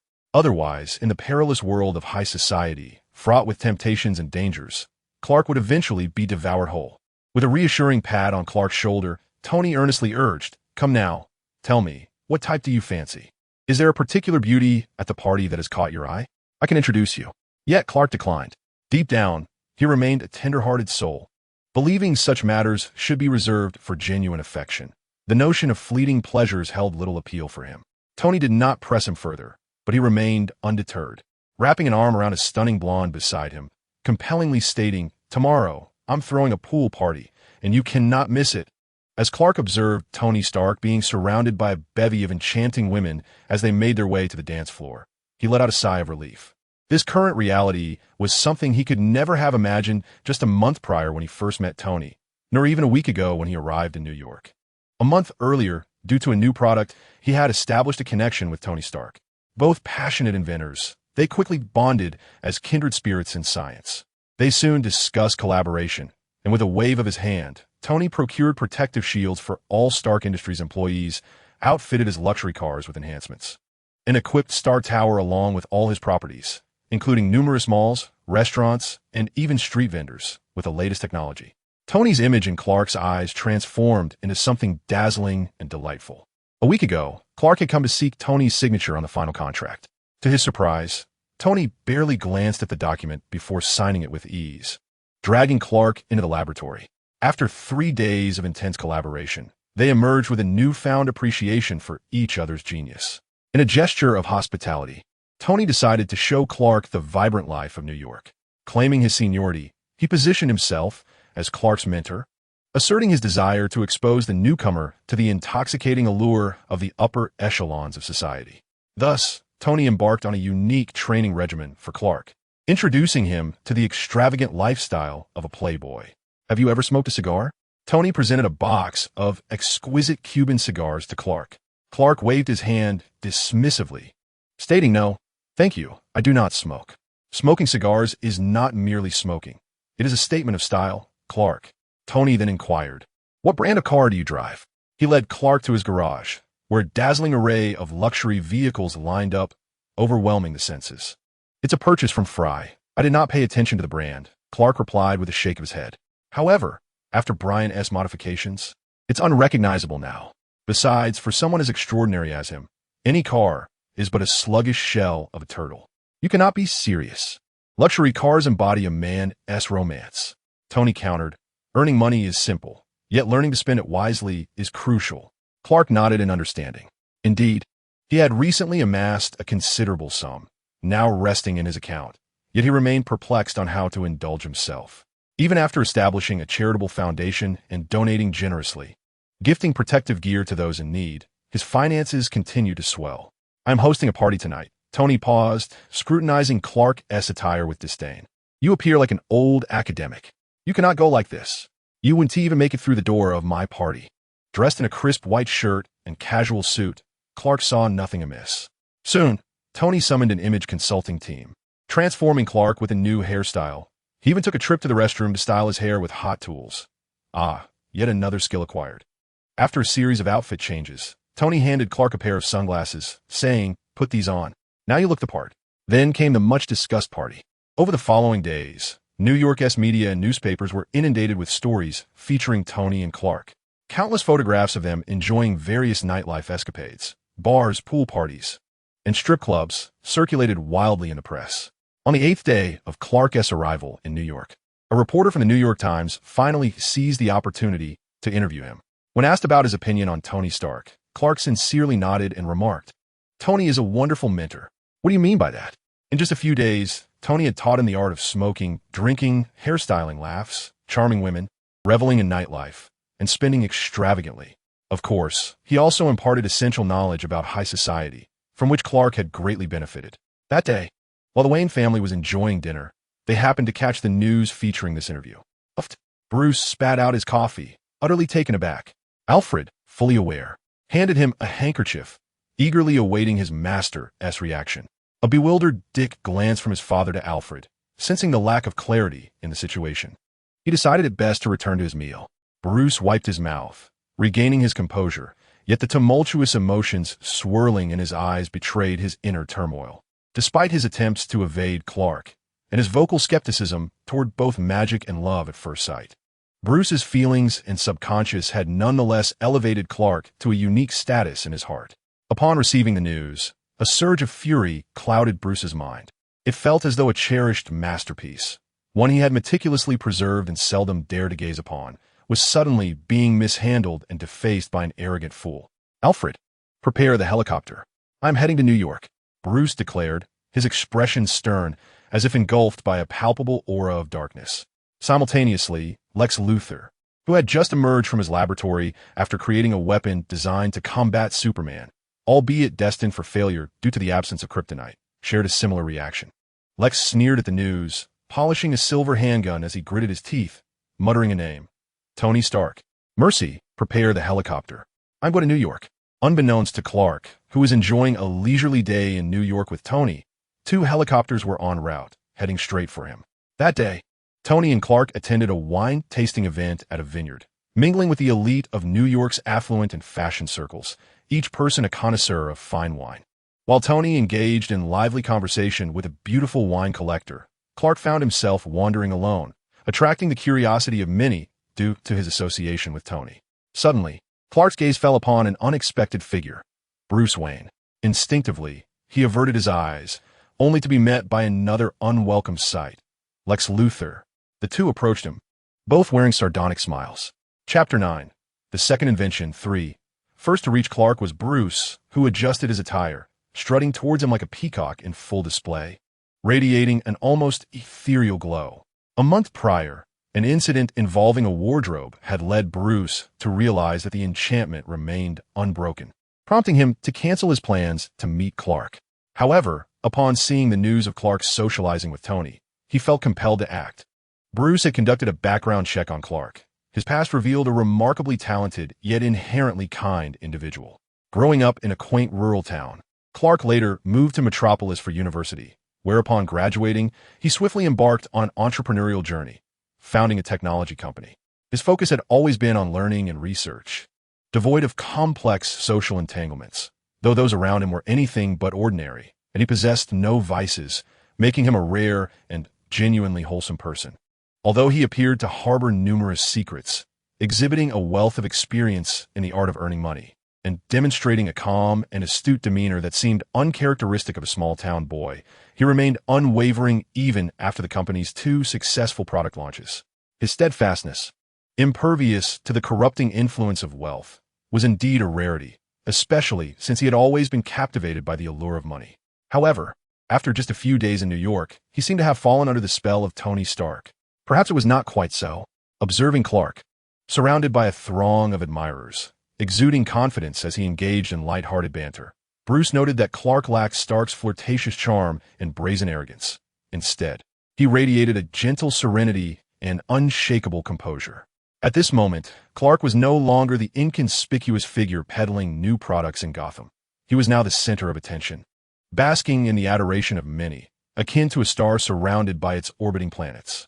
Bruce felt a stirring within him, as if he were witnessing the ascent of a star, a surreal experience that left him momentarily disoriented. As he approached Clark, a wave of anxiety washed over him. An unfamiliar emotion after so many years apart. He discreetly loosened his tie, exhaling the pent-up heat from his chest. "Hello, I am Bruce Wayne." He presented a charming smile typical of Gotham's prince and extended his hand in a gesture of friendship. "Clark Kent." Clark grasped his hand, taking a moment to scrutinize the man who had hastily departed during their last encounter. The events of that day had weighed heavily on him, rehearsing countless scenarios in his mind where Batman and Superman would unmask each other. Feeling Clark's gaze linger on him, Bruce bit his tongue, almost succumbing once more to the enchantment of those piercing eyes. Indeed, the magical effect had not yet worn off. There were no illusions or divine lights. Its potency had merely diminished. Clark noticed Bruce avoiding his gaze, his brow furrowed in contemplation, which made him uneasy. In a bid to protect his secret identity, he forced an even more innocent smile. My face is going to freeze." Just as Bruce returned his gaze, he was immediately dazzled by Clark's radiant smile. His heart fluttered, yet his lips pressed into a cold, straight line, successfully resisting the allure of that smile. Clark was truly a formidable individual. With a sigh, Clark remarked, "Wow, that fierce expression. I must be suspected. What are you two doing?" Lex's icy voice cut through the air. Both Clark and Bruce turned to face Lex, following his line of sight to their still clasped hands, which had remained intertwined for far too long amidst their oblivious gaze. Clark, feeling the awkwardness, attempted to withdraw his hand, but Bruce instinctively tightened his grip, unwilling to let the dangerous figure escape. Realizing what he had done, Bruce recoiled as if stung, but his rebellious little finger lingered, brushing against Clark's palm. Clark looked utterly bewildered, while Bruce became rigid with embarrassment. At this moment, Bruce felt as if his rational self were suspended in the air, detached from his body, unable to return, merely an observer of his own foolish countenance, marked by panic and confusion. This was anything but bat-like. If this individual were not himself, Bruce would have been tempted to admonish him for his folly. Lex's eyes darkened as he perceived Bruce's gaze, a warning bell ringing in his mind. Coldly, he declared, "Bruce, Clark is my dear friend." His eyes bore a warning, unspoken words lingering. "Take your little lover elsewhere. You, a mere vase, are unworthy of contention with me." Bruce arched an eyebrow at Lex, aware that Wayne Enterprises and Luthor Corp occasionally collaborated, and despite their mutual disdain, they had maintained a veneer of civility. However, this time, Lex unveiled his malice and fury without reservation, akin to a dragon whose territory had been encroached upon. Indeed, the prior investigations revealed Lex's undue affection and concern for Clark, which was far from mere friendship. Lex Luthor warranted further scrutiny and caution. Yet, I believe Clark would prefer to be my friend. A charming smile adorned Bruce's face, frivolous yet sweet, his enthusiasm akin to the allure of a rose that was almost irresistible. "Isn't that right, my dear Clark? We have other arrangements this evening. You may take your leave." Lex scoffed before turning his gaze to Clark. "Isn't that so, my dear Clark?" Clark, caught in the crosshairs of their attention, fell silent. An eerie sensation enveloped the atmosphere, fraught with tension. Hey, we are all straight men here. Let us not turn this into a battlefield." Clark hesitated, contemplating the improbable scenario of these two seasoned playboys simultaneously bending towards him.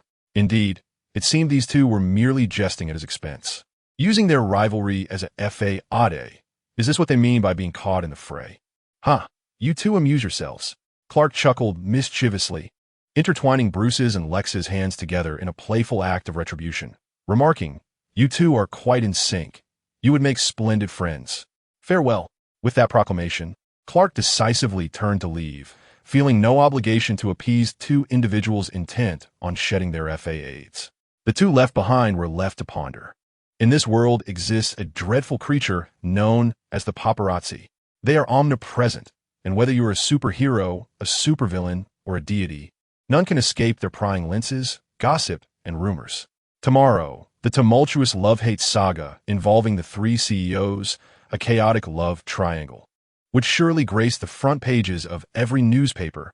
Gotham's Prince Bruce straddling two boats, Metropolis's rising star, Clark, and the seasoned executive, Lex. Who among them is his true love? Ah, this sweet yet tragic battleground. Tony approached Clark, a glass of red wine in hand, glancing curiously at Bruce and Lex not far off, exclaiming in amazement, "I underestimated you."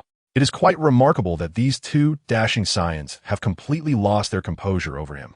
Clark wore a perplexed expression, as if questioning the absurdity of it all. Tony, taken aback for a brief moment, quickly grasped the situation. How intriguing. The involved parties are often blinded by their affections, while the observers maintain clarity. As a seasoned charmer, he could perceive the unmistakable admiration and longing emanating from the gazes of the two suitors directed at Clark. However, he held no regard for either of them. If they wished to pursue his favorite prodigy, they might as well step aside. "Clark, my dear, it's best to keep your distance from them. We shall not engage," Tony playfully remarked in a childlike voice. In response, Clark, now suddenly 3 years old in demeanor, joined in with a sweet, innocent tone. "Why is that, Tony?" This elicited a chuckle from Tony, who soon reverted to his usual self, though his subsequent teasing bore an unusual seriousness. Lex Luthor is a politician, hypocritical and full of deceit. He ought to shave his head and mingle with those bald senators. As for Bruce Wayne, he is nothing but a superficial vase. Let him indulge in extreme sports alone. Clark found himself at a loss, overwhelmed by the absurdity of the statements. Firstly, Lex's hair is rather lush, so perhaps it's prudent to reserve judgment. After all, comic book lore may one day depict him bald. Secondly, to label Bruce as a mere vase? The intelligence and wisdom of Batman are regarded as the pinnacle of human achievement, recognized in comics as the foremost strategist, tactical master, and detective. Ah, how I anticipate the moment Tony discovers Bruce is Batman. Meanwhile, Bruce and Lex simultaneously withdrew their hands from each other, their expressions filled with disdain, clearly repulsed. After exchanging barbed remarks, they turned to find Stark and Clark engaged in jovial conversation, standing in close proximity, with Stark even resting his hand on Clark's shoulder. Exchanging knowing glances, Bruce and Lex decided to temporarily cease hostilities, uniting against a common foe. They approached Clark with determination, refusing to yield ground. Noticing their approach, Tony nestled closer to Clark, even provocatively resting his head against Clark's chest. Height restrictions, you understand. Prompting Clark to quickly wrap an arm around his shoulders to prevent any mishap, thus presenting an image of intimacy. "Clark, my dear friend, you've enjoyed a week in New York. Isn't it time to return? The company cannot remain without leadership indefinitely," Lex remarked with a seemingly benign smile, though his gaze was sharp as he cut at Stark. "With Fry around, I have no worries," Clark replied with a smile. "Wayne Enterprises wishes to collaborate. Might you have the time to visit Gotham?" Bruce sweetly invited. "I'll discuss matters with Fry. I'm on leave, and he mentioned I could take 2 weeks off." Clark responded with a smile. Both Bruce and Lex simultaneously contemplated. This Fry is a formidable adversary. Huh. Tony, seeing through their ruse, scoffed audibly and rolled his eyes at the two interlopers. However, he also discerned that Clark, for reasons unknown, perhaps the comic's perplexing influence on the authorities, firmly believed the two to be utterly straightforward, failing to perceive any deviation in their attitudes. Such a Clark would undoubtedly frustrate the two of them. With this thought, Tony felt at ease as he straightened Clark's posture, resting his hand upon his chest. To his surprise, he noted that this young man possessed an impressive physique. "I shall seek out my dear Lisa, the previous wine connoisseur," he announced, while you two continue your conversation. He blew a playful kiss to Clark and languidly added, by the way, their SA cruise party tomorrow. You simply must not miss it.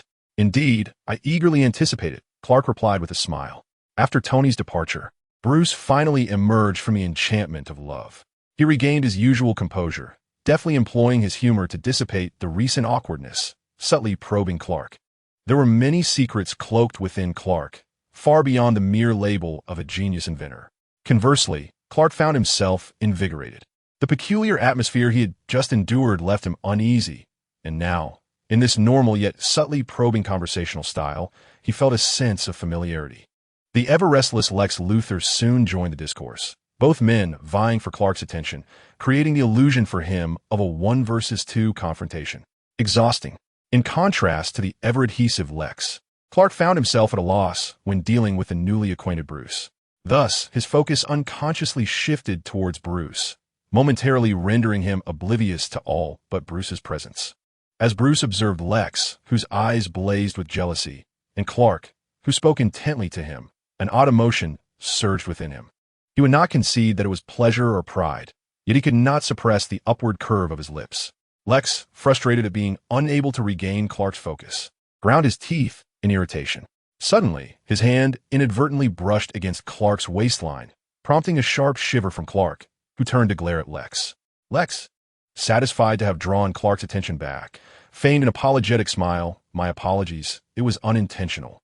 It was during a previous war that Lex had unwittingly discovered this vulnerability of Clark's. The musculature of Clark's waist was remarkably taut, exuding strength, yet unexpectedly. The skin there was exceedingly sensitive, responding intensely to the lightest touch. Such strength and reaction were undeniably tantalizing. Lex bit his tongue, suppressing his longing. He cast a triumphant glance at Bruce Wayne, whose displeasure was evident, much to Lex's delight. In this exchange, the score stood at 1 apiece, a stalemate. Chapter 10. The first invention, 4. As the wine-tasting event drew to a close, the guests began to disperse. Only 3 individuals remained, positioned in a perfect and stable equilateral triangle, as if they intended to stand there until the end of time.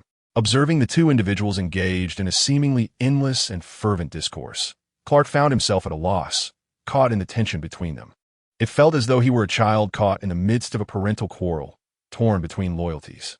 At that moment, Tony, with a glass of red wine in hand and a slightly unsteady demeanor, interjected himself into their midst, condescendingly regarding the 2 adversaries before brazenly escorting Clark away, declaring, "We are leaving. Goodbye, Bruce, Lex."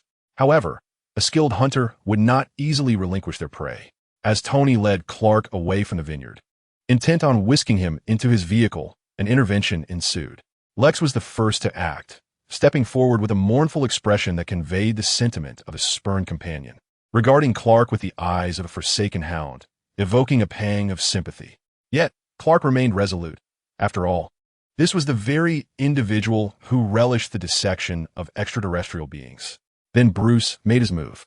With a sweet smile, he gazed at Clark, reminiscent of a fiery rose, his ardent gaze ensnaring all who fell under its spell. But Clark was not swayed. He saw Bruce as a tempestuous embodiment of hormonal allure. Who could discern whether the sweetness concealed a tactical advantage?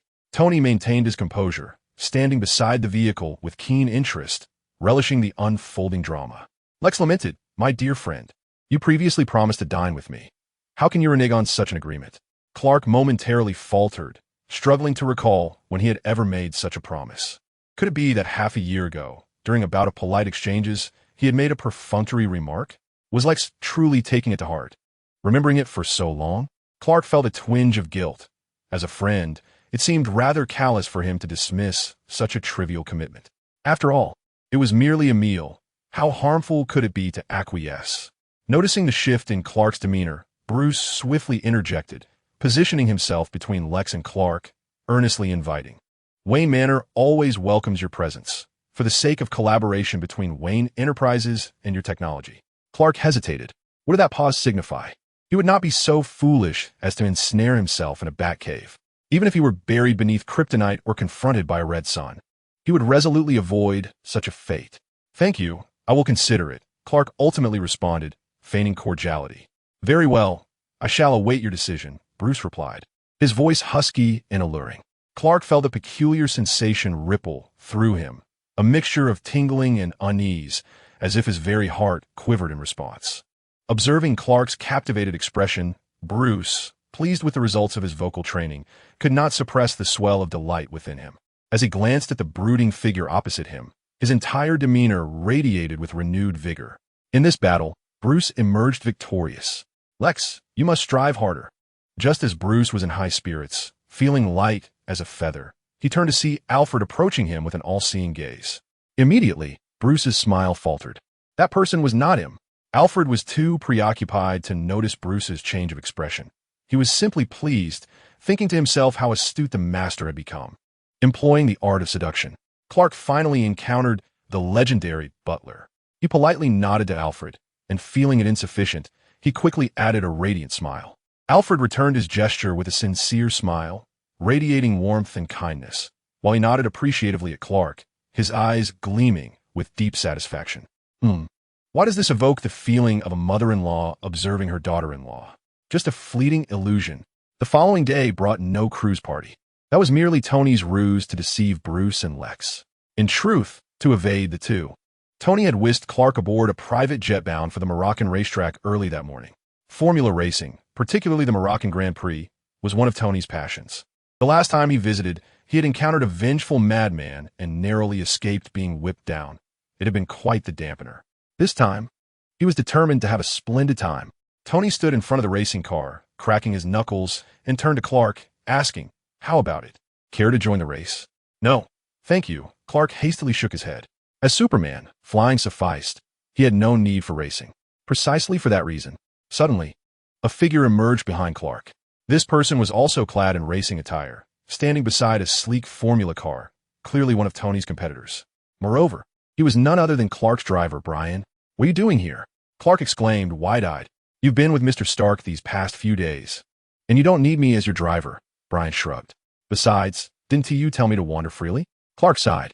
His intention was for Brian to explore New York, admiring the Statue of Liberty, not to gallivant here for a formula race. Nevertheless, if Brian was content, that was what mattered. The race commenced. Tony surged ahead, overtaking cars with zeal, leaving the other racers far behind, clearly aiming for the coveted first-place trophy. Although it was merely a hobby, Tony's driving skills were exceptional. He had often outpaced professional drivers in the past. Meanwhile, Brian, with a calculated approach, methodically closed the gap, also vying for the top position. Other racers attempted to catch up, but with his superior technique, he skillfully maneuvered opponents off the track. It was the final lap. Tony and Brian were far ahead, fiercely competing for first place, each refusing to yield, exchanging positions with relentless fervor. As they sprinted towards the finish line, Tony's car found itself obstructing Brian's path, and it appeared victory was all but assured for Tony. Suddenly, Brian's racing car astonishingly surged forward once more. Powered by the engine and injector he had meticulously modified, emitting a roar akin to a beast's growl. Amidst the admiration and cheers of the crowd, Brian successfully overtook his competitors and darted across the finish line like a bolt of lightning. Brian emerged victorious. Observing Brian, surrounded by flowers and a jubilant crowd, Clark smiled. "Well, indulging in this revelry is quite delightful." Tony, though defeated, seemed unfazed, instead expressing astonishment. "Your driver is extraordinary. The car he modified is impressive." Clark smiled. "Wait, I recall you mentioning that your private vehicle was modified by him?" Clark continued to smile. "You little trickster." Tony clutched his chest, feigning a wounded heart. "What do you mean by not having a luxury car? What do you mean by a nameless vehicle casually modified by your driver?" Clark maintained a smile. As Tony gazed at Clark's innocent smile, he suddenly covered his eyes, unable to bear the sight. If he looked, he would be inclined to believe this little trickster. This is no pure lamb. It is clearly a wolf in sheep's clothing. No, just Clark? At most, a black-hearted rabbit. Calming himself, Tony pushed Clark's beaming face aside and inquired, "Where did you find this driver? Why would such a remarkable racer be willing to work for you? How much do you pay him monthly?" Clark suddenly felt a bit shy. 20,000? Tony fell silent, struggling to continue. "What about bonuses?"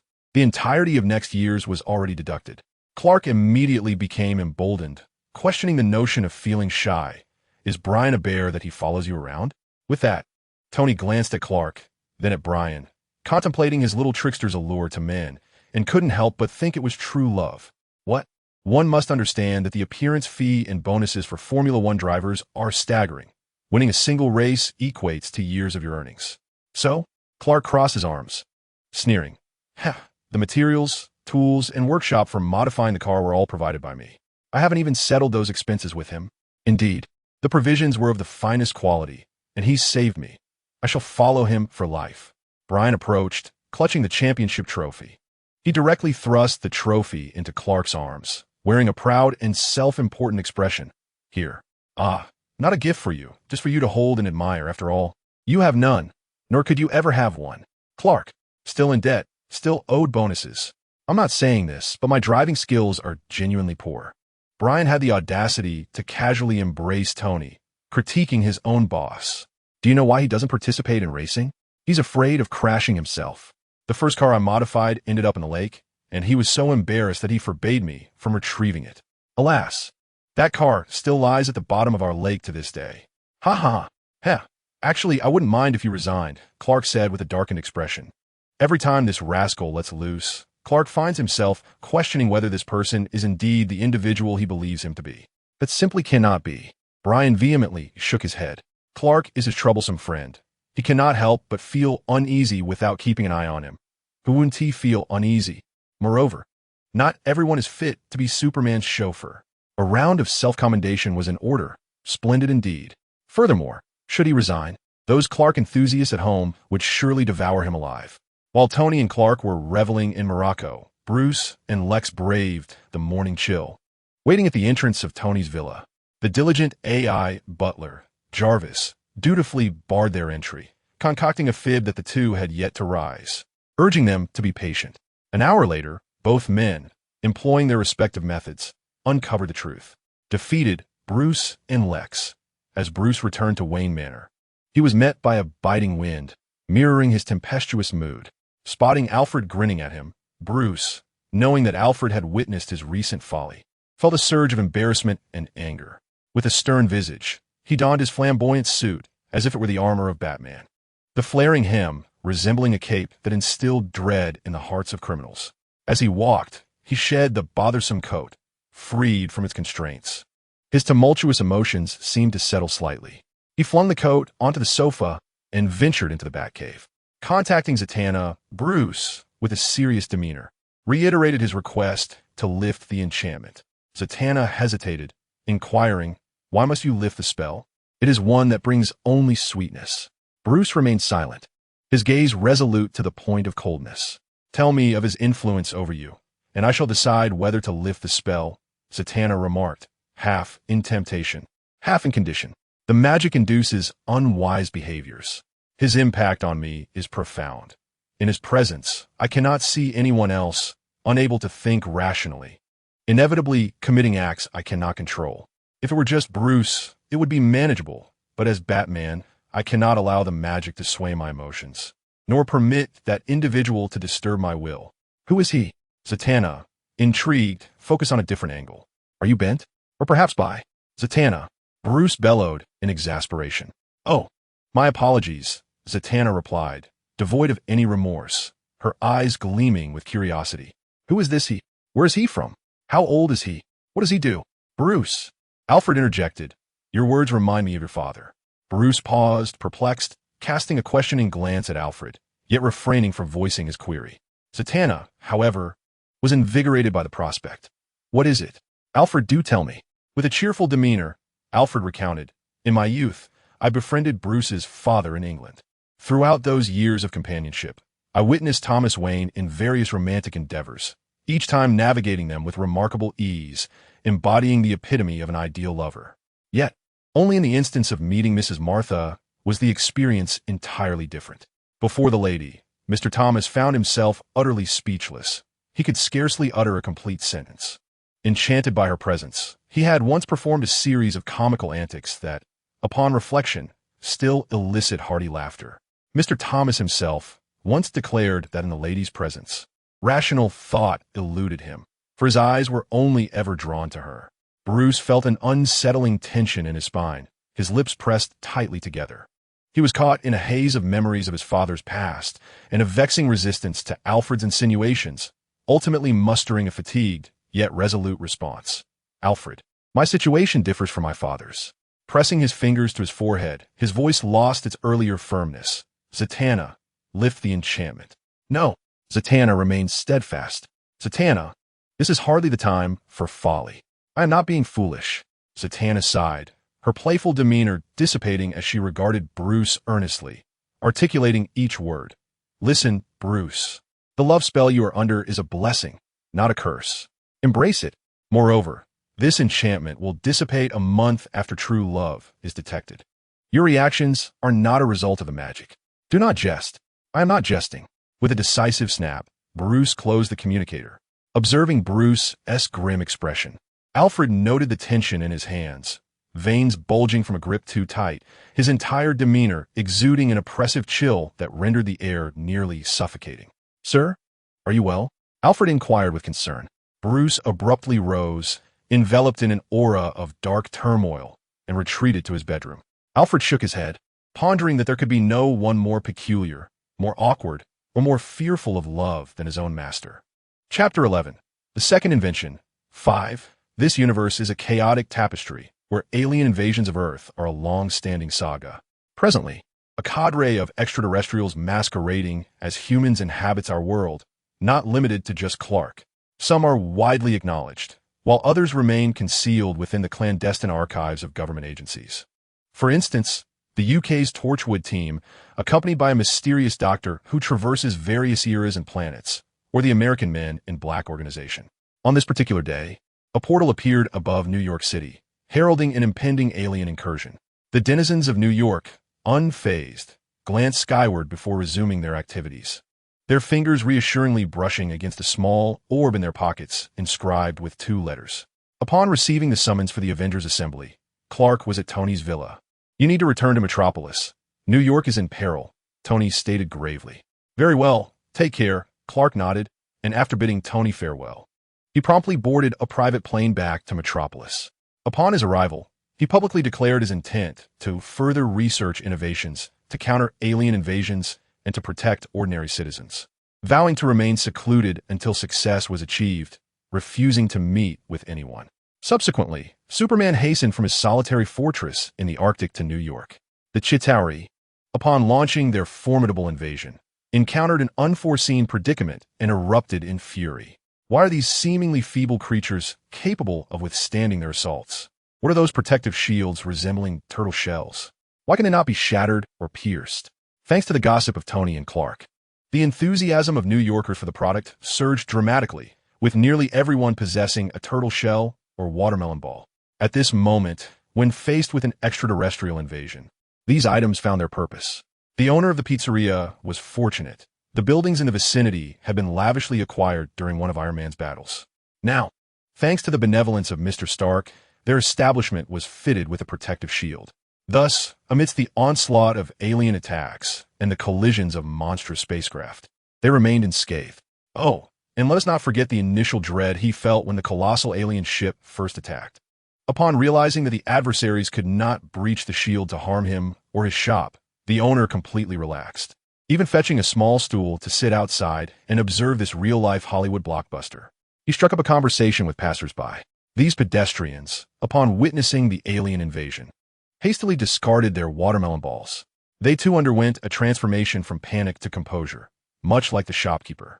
Unfortunately, the watermelon balls were immobile and the space was limited, leading the weary pedestrians to disregard the alien invaders, casually sitting down on the ground.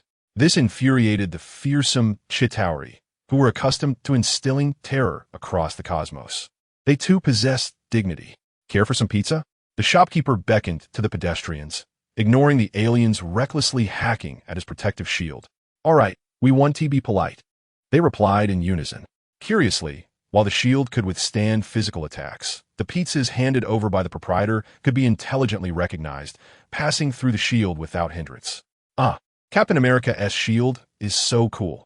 I must capture this moment and share it on superhero fan sites, a pedestrian exclaimed, his eyes glued to Captain America, occasionally wiping away drool. Wow, Black Widow is so fierce. I want to marry you, shouted a couple excitedly, squeezed together within a shield, calling out to Natasha from a distance. Thor is so handsome. His hammer is incredible. The onlookers cheered, waving at the god of thunder. What do you know? Hulk is the strongest. Another declared, adjusting his glasses, his notes spread out detailing a faux analysis of each hero's combat prowess, for he was merely a comic book enthusiast. Iron Man is the coolest. Look, he just blasted an alien with his palm cannon. The shopkeeper firmly supported his employer. The group soon found themselves embroiled in a spirited debate. Hey, don't you think Hawkeye is the coolest? A sudden, unfamiliar voice interjected into their discussion. Turning around, they were astonished to see the real Hawkeye himself. Passing by, Clint Barton had overheard their conversation and couldn't resist joining in. He then scaled the walls, reached a vantage point, aimed, and released an arrow that struck a nearby Chitauri. The shopkeeper and the pedestrians exclaimed in unison, "Cool." Hawkeye raised an eyebrow in pride. Not far away, the Black Widow rolled her eyes and, with her long and powerful legs, dispatched a Chitauri soldier, immediately eliciting gasps of astonishment from a nearby group of onlookers. Captain America, Steve Rogers, was similarly overwhelmed by the enthusiastic crowd as he extracted his shield from the body of another Chitauri. In a moment of vexation on the public channel, he remarked, "While this shield is undeniably useful, it often evokes a sense of performing in a World War II airborne drive. Haha, isn't that true?" The sight of the broad-chested, curvaceous captain battling the slime-covered alien is truly magnificent. Such a visual feast cannot possibly be compared to those belly-exposing strippers. Iron Man couldn't help but tease him. "Mind your language. What are you, Stark? Akin battling a lizard?" Hawkeye chimed in, inadvertently striking his own comedic chord and erupting into laughter. "Shut up, you fat bird. I'm not fat. With your sweet tooth, you'll certainly become one. All right, enough bickering." Captain America sighed in exasperation. "It's my fault for broaching this topic. It's just that having so many spectators makes me a bit uneasy." However, he revealed a sanctified smile.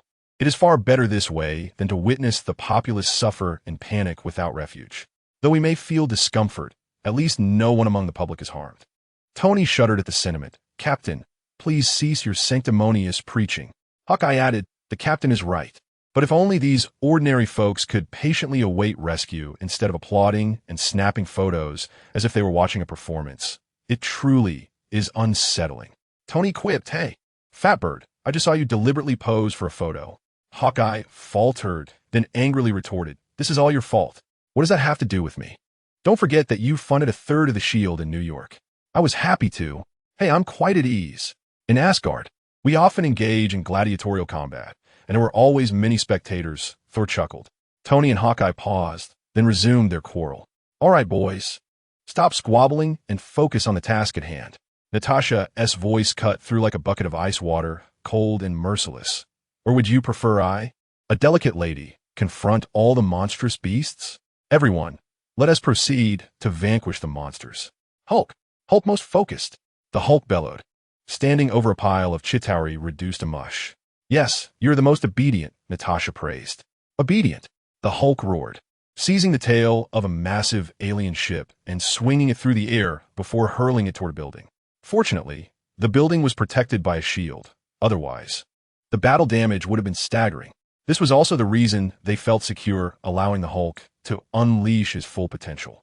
Tony suddenly felt quite prescient. Although he could cover the costs of the damage and purchase the ruins, who wouldn't want to maximize profit and minimize losses?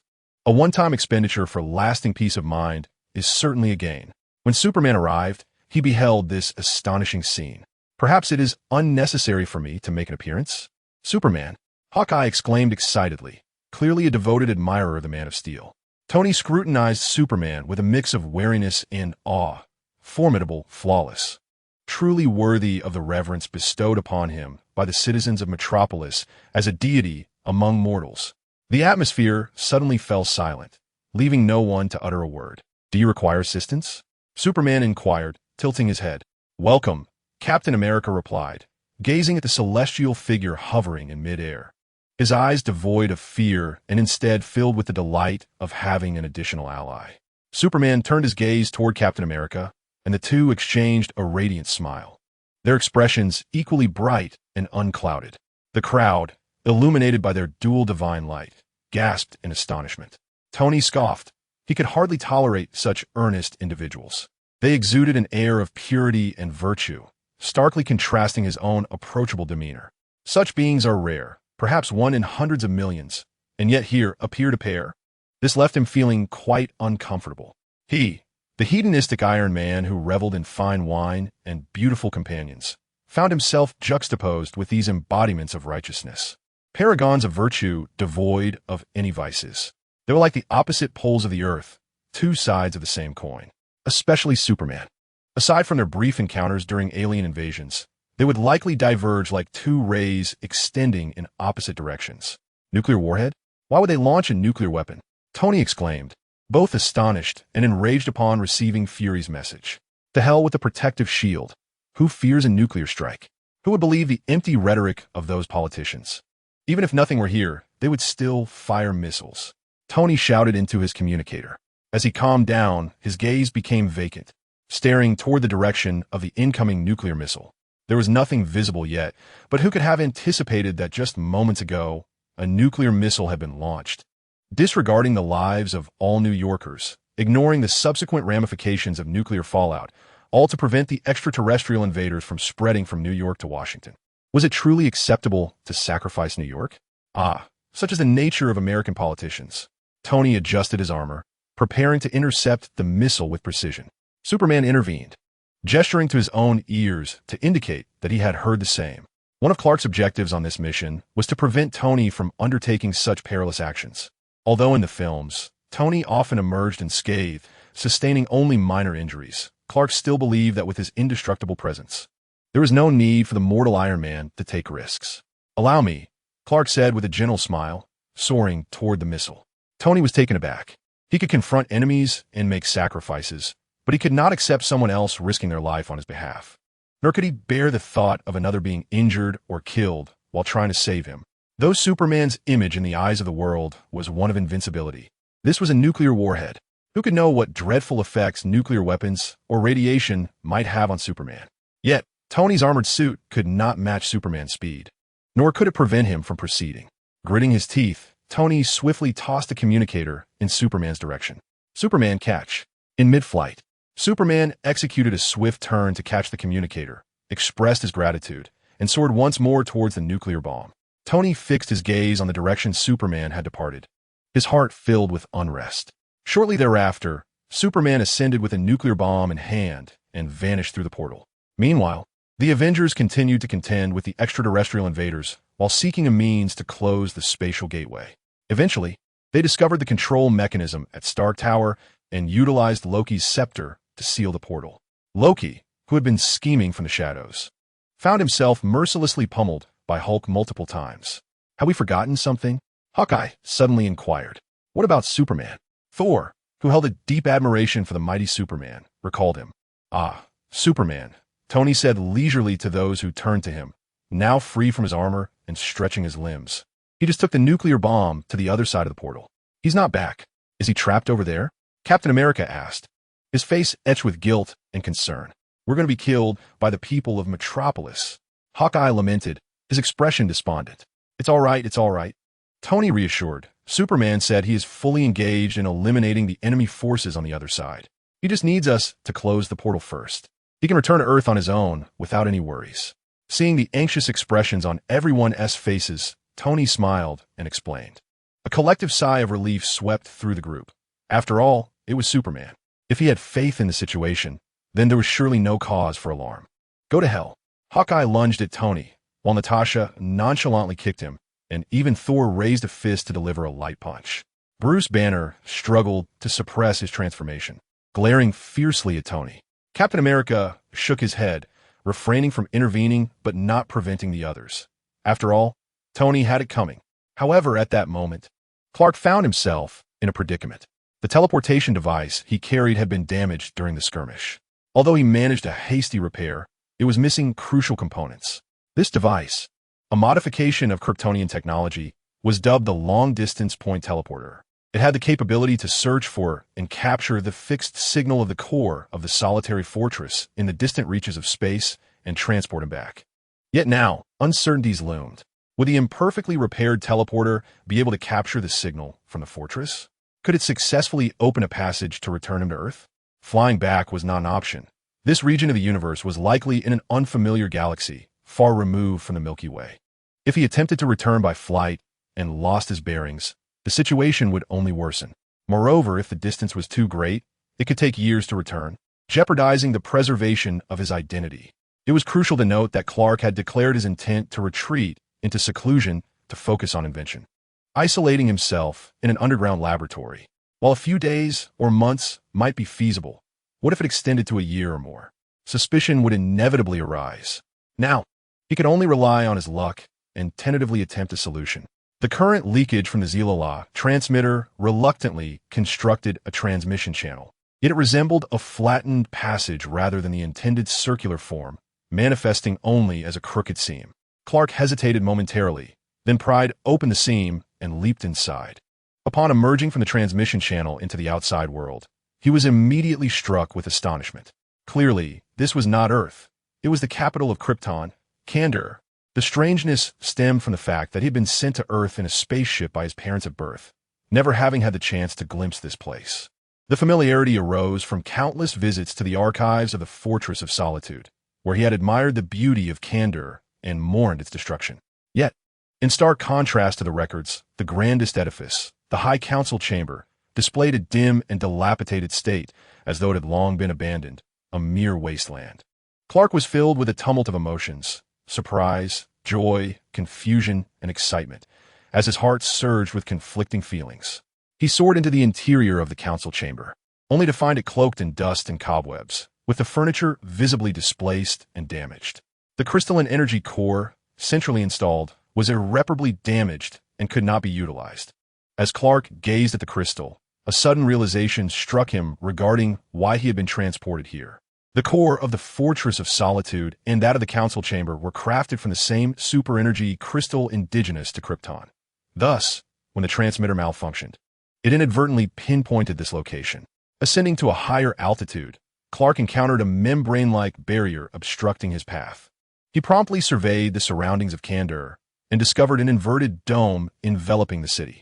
This dome not only mimicked the appearance of the sky and sea, but also eluded even his X-ray vision.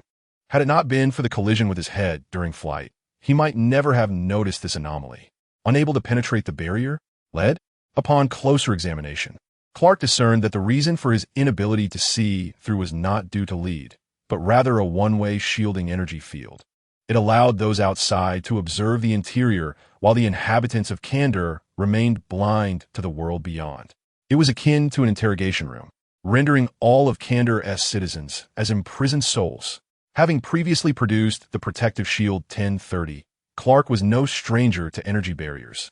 Yet the one enveloping Kandor was entirely different, as if it belonged to an alternate system of power, neither Earth technology nor Kryptonian. He dared not recklessly attempt to dismantle this energy shield. With so much uncertainty, it was prudent to gather intelligence first. Choosing a concealed vantage point, Clark observed and listened to his Kryptonian kin. Although they differed from Earthlings in attire, culture, and technology, their emotions, joys, sorrows, and everyday lives bore no fundamental difference. Regardless of the planet one inhabits, humanity remains constant. Clark's feelings toward Krypton and Kandor were deeply complex. He felt a profound sense of unfamiliarity and distance towards Krypton.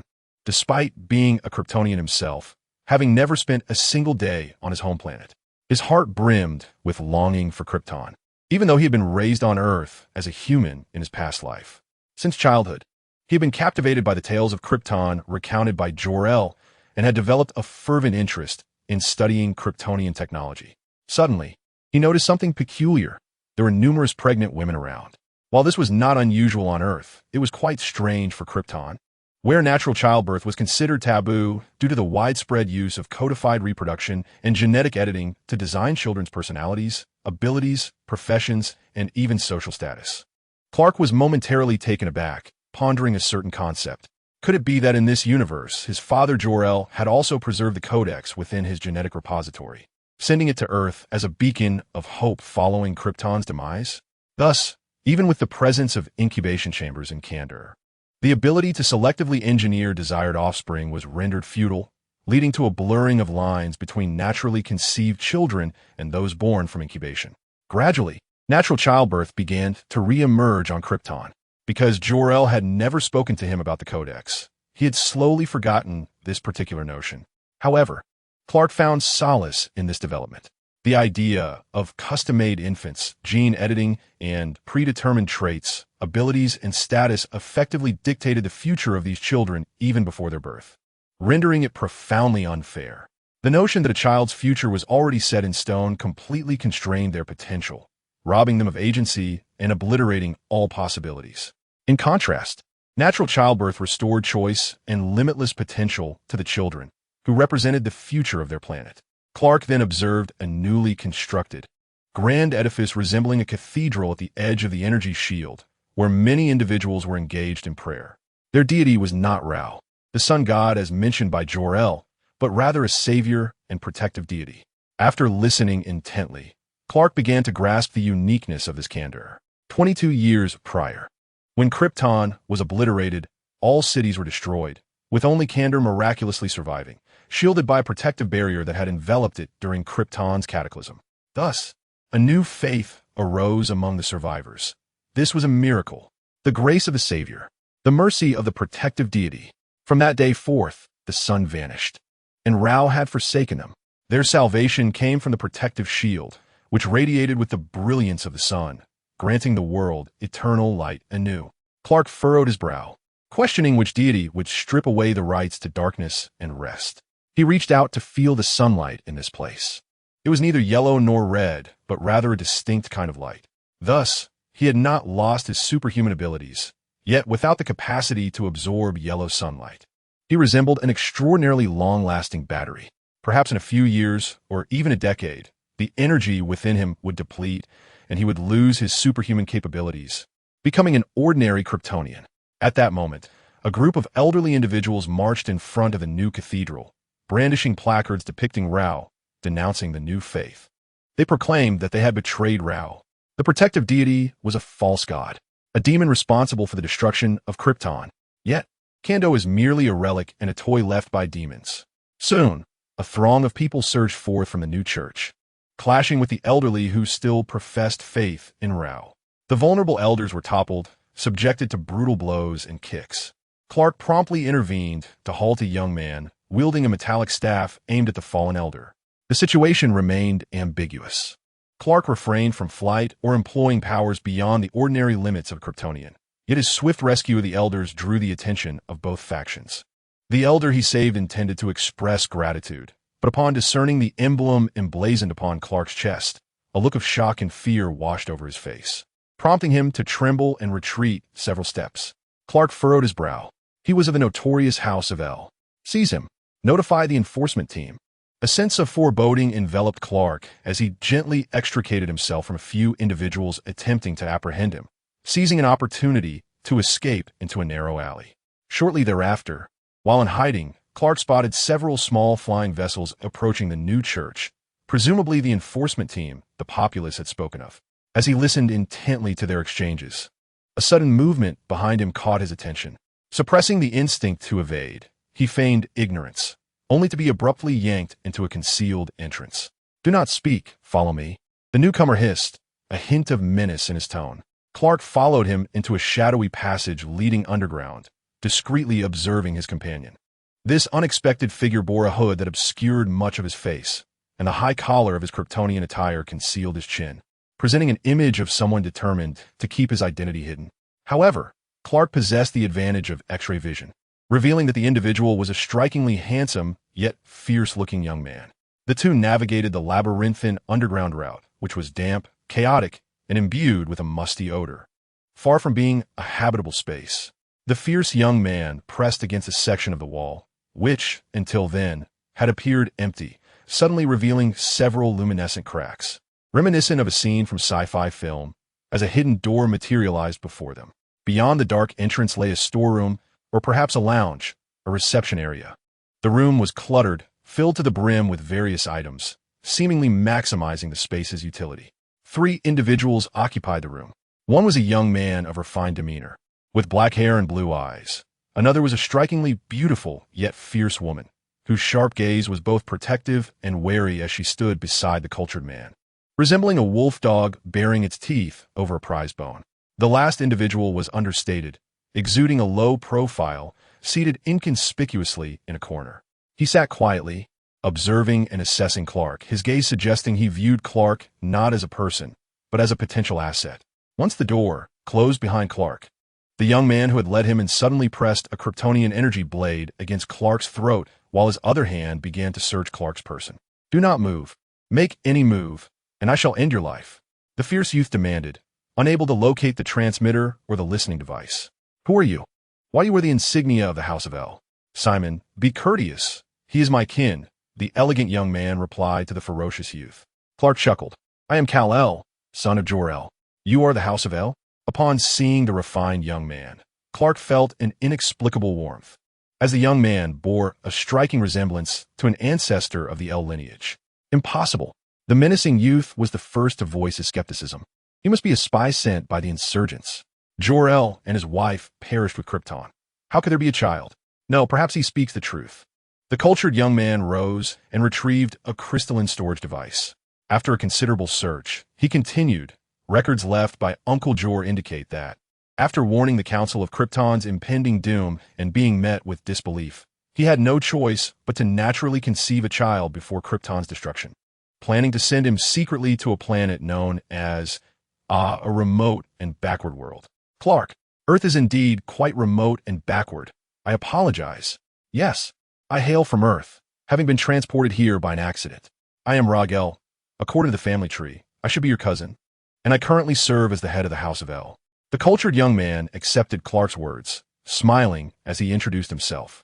The lady beside him, influenced by Rog's demeanor, also smiled at Clark. "Greetings, handsome.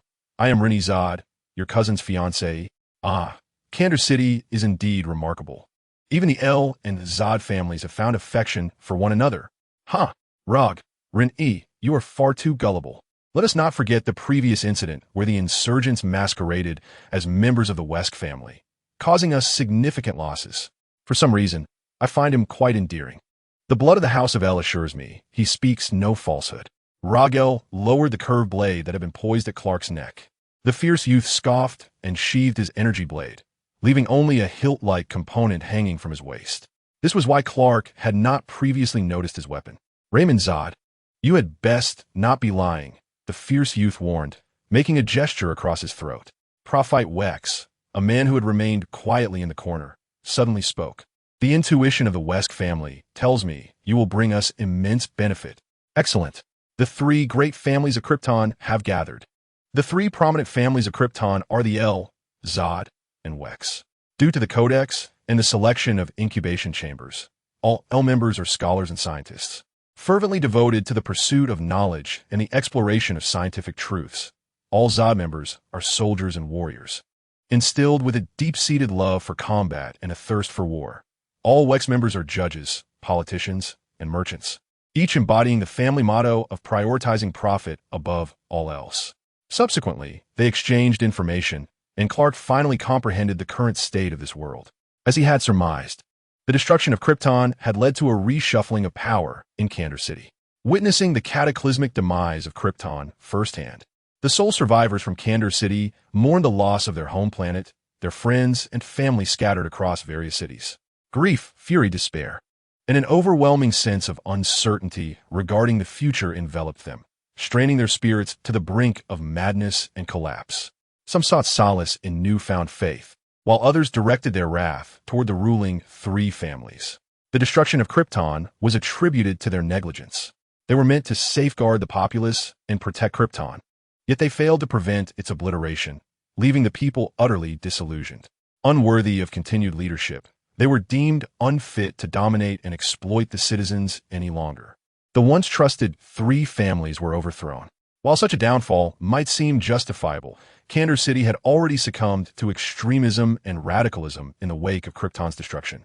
The anguished citizens identified the three families as the architects of Krypton's ruin, demolishing the council hall, toppling the residences of the three families within Kandor, and executing every member they could capture.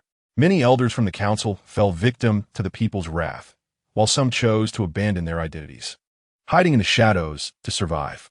A few managed to escape, reduced from their lofty positions to mere outcasts, scurrying like rats in the underbelly of Kandor. Faced with annihilation, the three families refused to accept their fate, covertly opposing the new government and resisting the newly formed military, which they labeled as rebels. This was the intricate state of affairs in Kandor City. The lines of right and wrong had blurred into a muddled mess, making it impossible to discern justice. Yet, regardless of the truth, both sides were entrenched in a relentless struggle, with neither party emerging as unequivocal villains. Perhaps the three families were at fault, but their transgressions did not warrant total eradication. Many innocents, including children, remained untouched by the sins of their leaders. Conversely, while the new government may have its flaws, it embodied the will of the people and signified the future of Kandor. At this juncture, Clark, burdened with conflicting emotions, rested in the room arranged for him by Lard. He discovered a listening device and shook his head, understanding the necessity of their caution. Suddenly, a crackling sound filled the air. Clark retrieved a communicator from a compartment in his belt, the very one Tony had tossed to him before he went to intercept the nuclear device. He promptly dismantled the listening device in the room, crushing it into fragments before activating the communicator. True to form, Tony managed to establish contact from an unknown expanse of the universe. Static, hello, Superman, Static, can you hear me? The signal was weak, Tony's voice barely audible amidst the crackle. Static, it's been a day. Why Haven T you returned?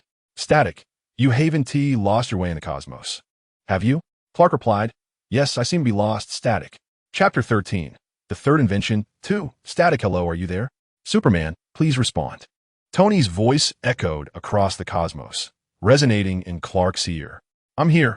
I'm fine, and I will find a way back as swiftly as possible. Clark pondered as Kandor hesitantly spoke. Excellent. You should know that your video of flying into the portal with a nuclear bomb has gone viral. If you don't return soon, the people of Metropolis will march to New York.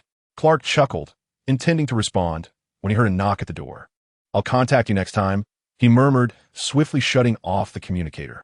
Outside stood his newly discovered cousin, Regal. Hey, Carl. I suppose you've discovered the listening device. Regal admitted somewhat sheepishly. You understand our circumstances, and we must exercise caution. This is not directed at you. I understand, Clark replied, suspecting that the device had been planted by the vicious dog, with Regal taking the blame. May I see your teleportation device? Regal suddenly asked, a flicker of vulnerability crossing his usually composed face. Perhaps we could use it to escape the confines of Kandor. Do you wish to leave Kandor City?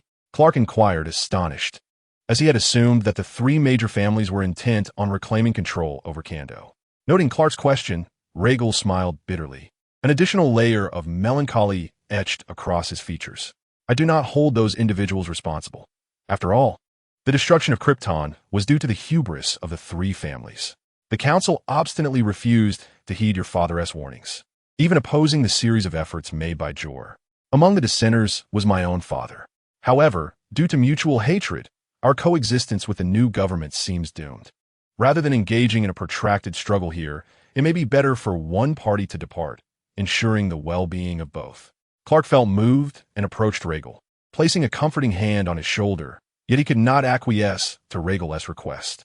He could not entrust the teleportation device, which could transport him to Earth, to anyone, especially since it would result in a host of superpowered Kryptonians upon arrival. My device is broken, Clark declared. He refrained from producing the device or discussing its potential for repair, merely to convey his stance to Regal. Indeed, Regal understood and did not press further, instead offering a self-deprecating smile. Well, leaving Kandor has always been a personal fantasy of mine. Even if it were possible, Zod and the Wicks family would never depart. They are too attached to Krypton and Kandor to accept exile. Furthermore, the L family would never abandon their allies to escape alone. Regal cast a serious glance at Clark, and for reasons unknown, gazing into Clark's azure eyes, bluer than anyone else's, he felt an irresistible urge to trust him and share something. He shook his head, dismissing his wandering thoughts. I am merely concerned that matters may worsen. I have attempted reconciliation, yet the new government is unwilling to forgive the transgressions of the three families. And the members of the three families are equally unwilling to pardon the rebels for their assaults. With each ensuing battle, hatred and misunderstanding deepen, rendering this a conundrum without resolution. Do you know what the energy shield enveloping Kando City is? Clark inquired, believing that this shield was the crux of the matter, overshadowing the internal strife. I know a little, but much remains unknown, Regal replied. Subsequently, he led Clark to his laboratory. The room, though quite austere, was brimming with advanced Kryptonian technology. Clark perused these items in astonishment. Look at you. Who would dare claim you are not of the House of L? Rag chuckled lightly. He retrieved a storage crystal containing research data and projected intricate, convoluted figures and statistics into the air. Pointing to some of the data, he remarked, after extensive study, I have discovered that the energy shield enveloping Kando is not of Kryptonian origin, but rather from another planet. These cryptic computational rules cannot be deciphered using Kryptonian knowledge. Furthermore, the energy shield, which seems protective, is in fact confining Kando. My experiments have shown that the shield obstructs all connections between Kando and the outside world. No one can leave, nor can they communicate externally. The present Kando is akin to a sealed prison. Clark nodded, recognizing the significance of Rag's findings, which aligned closely with his own thoughts. In truth, I have a hypothesis, one that I dare not fully entertain. Rag hesitated before turning to extract a massive screw from a storage cabinet. Surely, Krypton has screws. With a thud, he placed it on the lab table. What is this? Clark blinked in astonishment. An unintended byproduct of an experiment, Rag replied gravely.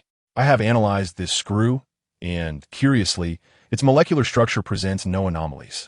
In fact, when compared to a normal-sized screw, its structure appears more rational and aligns better with previously recorded standard data. The normal-sized screw, however, exhibits minuscule discrepancies that one would typically overlook. I have repeatedly compared them, and the results remain consistent. Thus, I propose a theory. If this enlarged screw is indeed the norm, could we not infer that the so-called normal screws, along with our entire Kando City, might be the ones that have been diminished? Upon concluding, Rag clasped Clark's hand tightly, his gaze intense and fervent, revealing a mix of excitement and trepidation, as if he desperately sought affirmation for his absurd yet audacious conjecture. He hesitated to confide in those around him, fearful of their disbelief or the panic their acceptance might incite. Diminished? Diminished Kando City. In a flash of realization, Clark comprehended it all. Indeed, this was the shrunken Kando City, akin to the one ensnared in a bottle by the collector Blanica in the comics. Just then, a series of explosions reverberated, causing the entire laboratory to tremble, followed by a cacophony of gunfire. The new government had discovered the hiding place of the three noble families and was now launching an assault. Rag's expression shifted dramatically as he dashed out of the laboratory. In the corridor of the underground passage, he joined Raymond, Renee, and Proficient, all of whom wore equally grave expressions. The young leaders of the three families gathered in the command room, their brows furrowed with concern as they observed the unfolding battle on the monitors.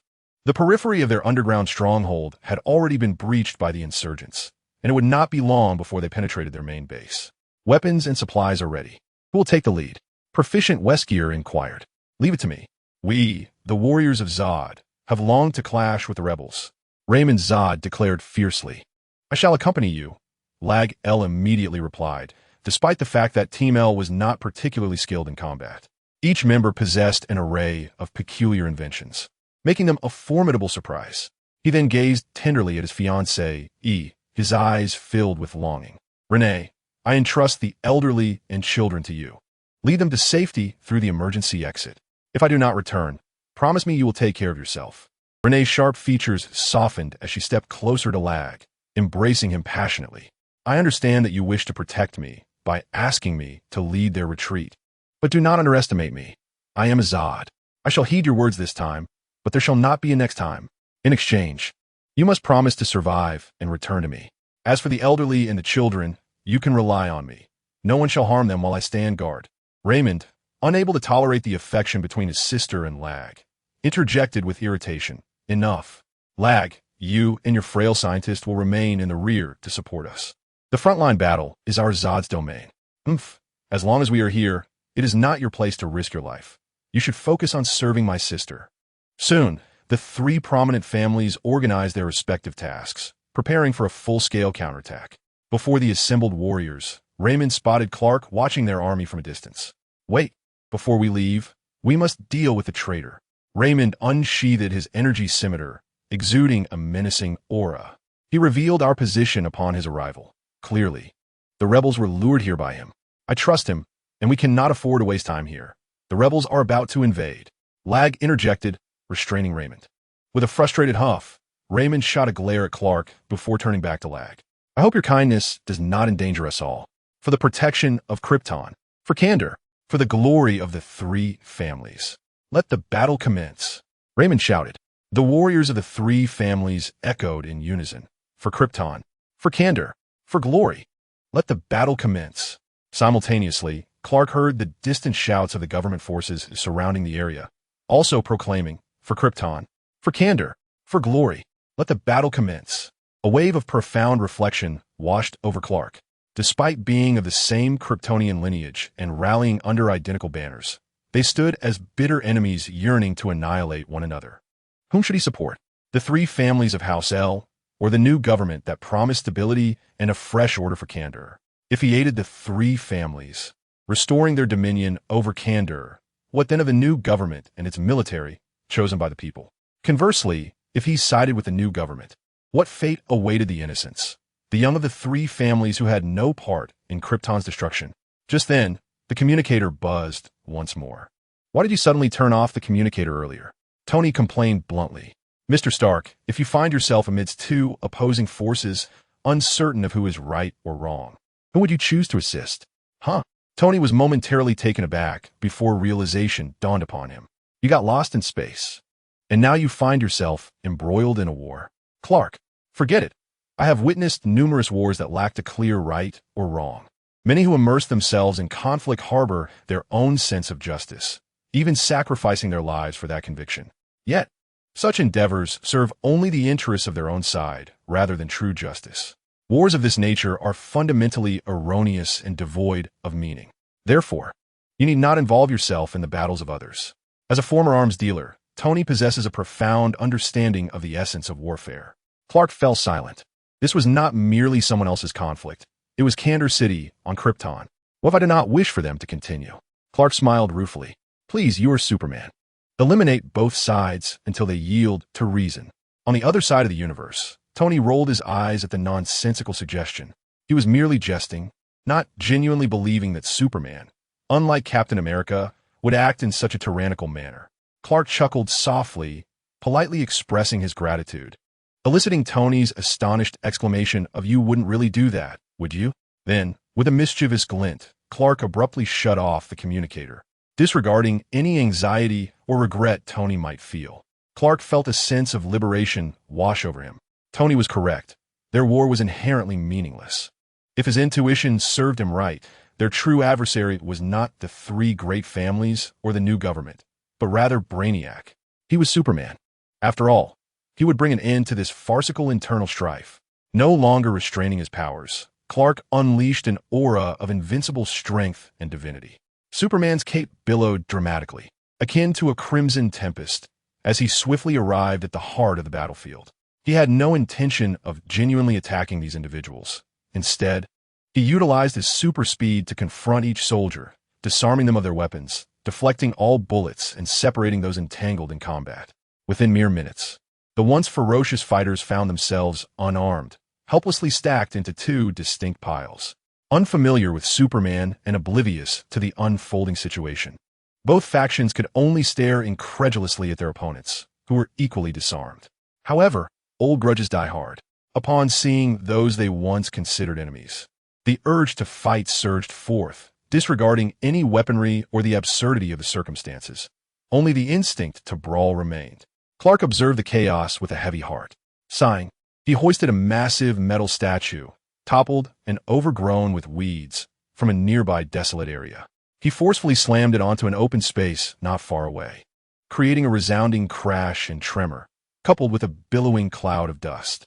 The sheer force of it all effectively halted everyone in their tracks, eyes wide with astonishment as they looked upon Superman. Suspended in midair, Superman gazed down at the two opposing factions, pondering how to alter the dire situation in Candor City and persuade both sides to relinquish their hatred and unite against external threats. Rao is above. It is Rao. Rao has returned. The divine emissary has descended. No longer divided by factions, they became a collective, united in prayer, embracing one another, tears streaming down their faces, kneeling to kiss the earth. This is a group of individuals who have lost their home planet, their future, their hope, their faith, and far too much for far too long. Clark, he is not a deity and does not wish to be regarded as one. Yet at this moment, witnessing the emotional collapse of these individuals, he finds himself unable to utter the words, "I am not." It is then that Clark's gaze falls upon the statue he had previously cast away. Oh, is that not the statue of Ra, the sun god of Krypton? Clark wonders if he has inadvertently dug his own grave. Chapter 14. The third invention, 3. Amidst the throng of people who are incessantly praying, weeping, and agitated, a few figures emerge. On the left stand several generals of the new army, while on the right are the leaders of the 3 great families, forming a flanking presence beneath the hovering Superman. Clark descends, observing the relatively composed leaders, and breathes a sigh of relief. Compared to the average person, these distinguished individuals ought to be more rational and skeptical. Surely, they do not believe him to be Ra, the generals of the new army, gazing upon the powerful figure who not only soars through the skies, but also exudes a divine aura, collectively kneel, bowing their heads in reverence, declaring, "Welcome to your arrival, Lord Ra." Clark, taken aback, feels a twitch at the corner of his mouth. "I am not Ra. My name is Kal-El, son of Jor-El." Jor? The one who received divine warnings and was the sole prophet to foresee Krypton's doom? The eldest general among the new army adopts a posture of prayer, exclaiming, "Indeed, the divine has not forsaken us. Though the prophet may have failed, the deity has sent forth an envoy." The group bows once more, intoning, "Welcome to your arrival, esteemed envoy." Clark, feeling exasperated, retorts, "I'm also not an envoy. My father is not a prophet. You are too modest."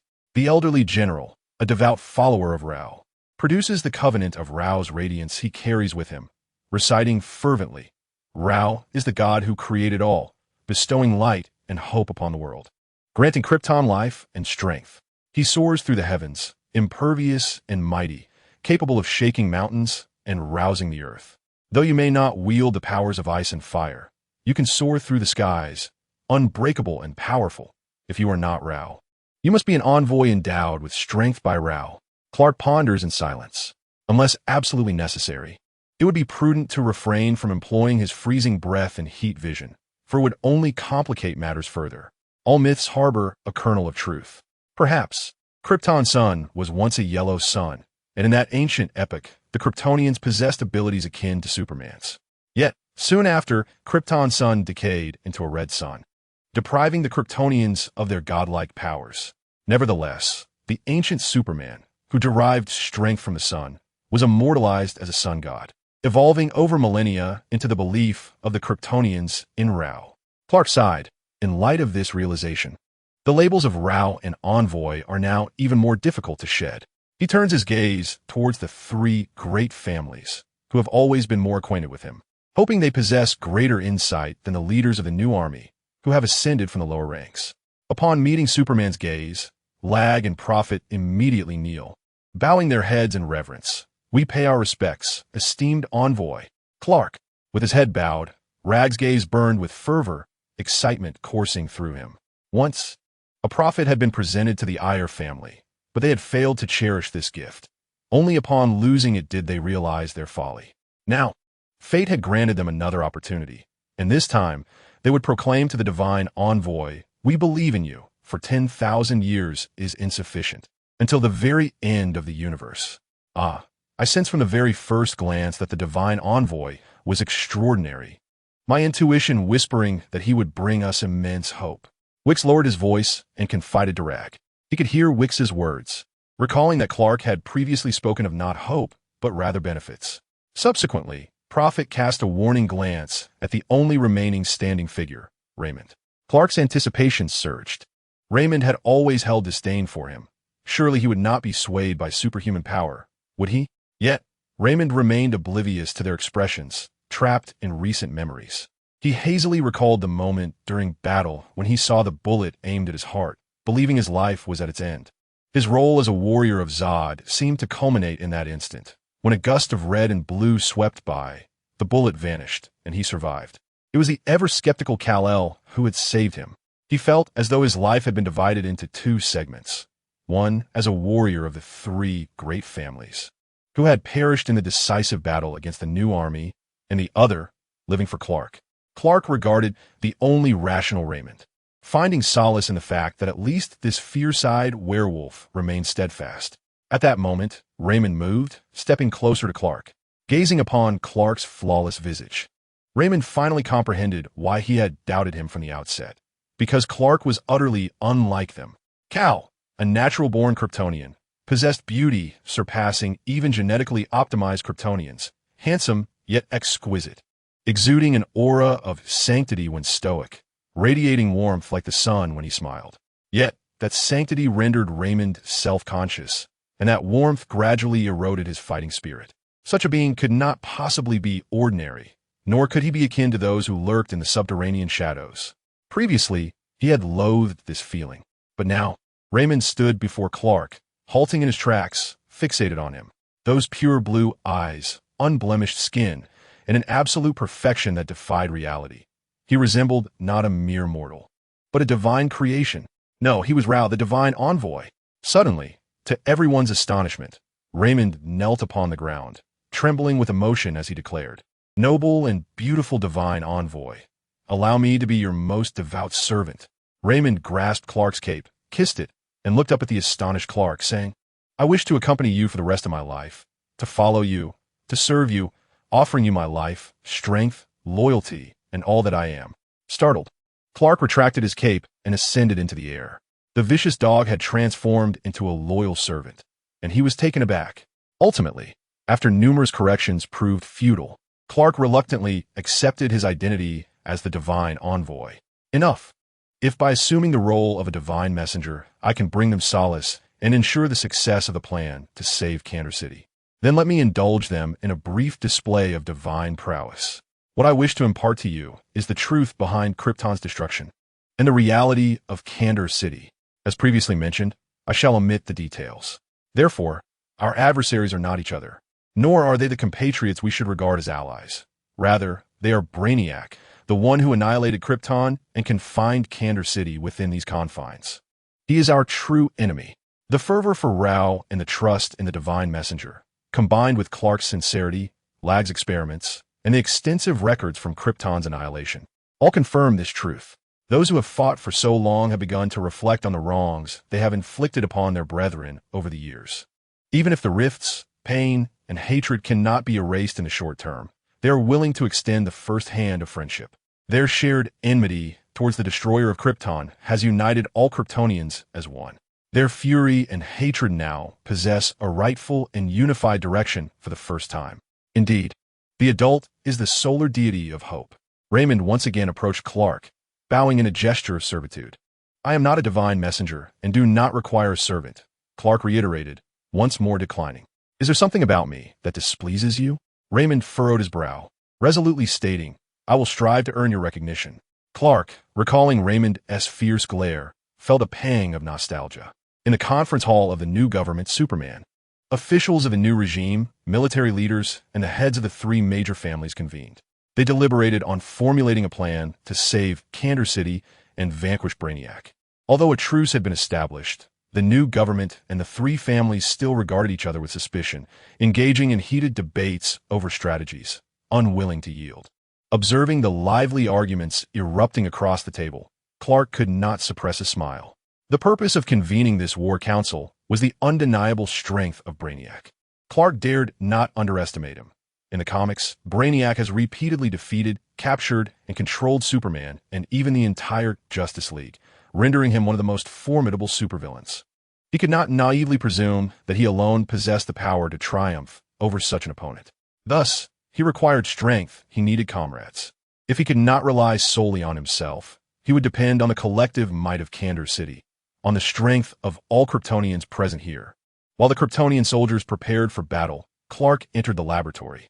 Collaborating with Lag and a cadre of Kryptonian scientists, he produced a substantial quantity of Energy Shield 10, designed to protect Krypton's ordinary citizens and, at critical moments, to sever Brainiac's influence, preventing them from being brainwashed. Subsequently, Clark devised a device utilizing simulated mental wave fluctuations, a neural pulse generator aptly named the Mind Recall device, as a precautionary measure. Should the protective shield 10 fail to be deployed before Brainiac's brainwashing commenced, this device could assist in regaining oneself if mental control were exerted. Finally, after much deliberation, Clark resolved to create one additional item.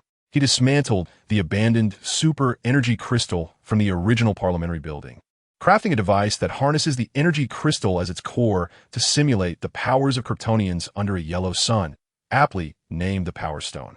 With the Power Stone's influence, Kryptonians can temporarily enhance their physique and strength.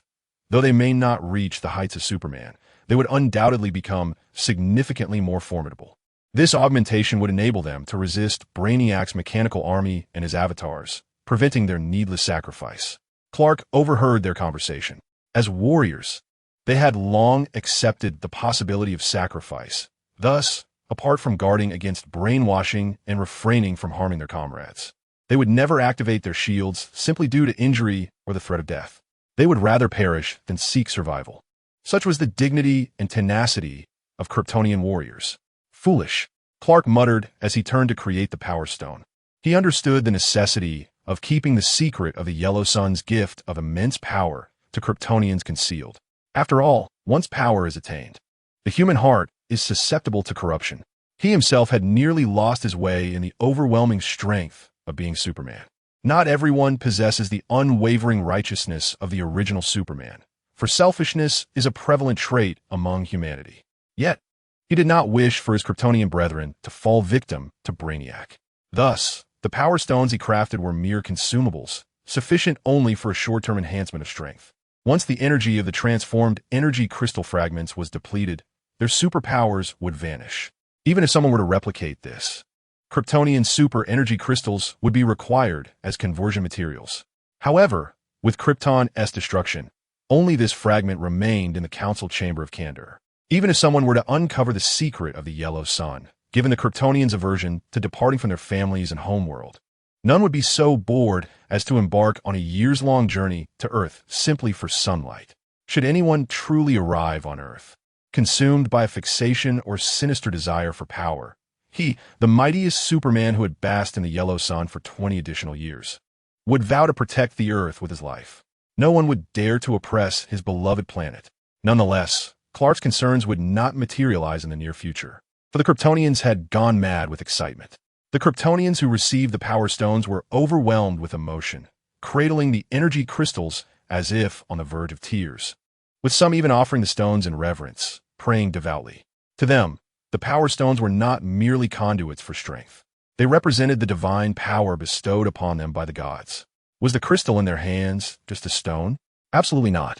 It was a vessel of the divine, infused with the might of Ra. Enjoy yourselves? Feel free.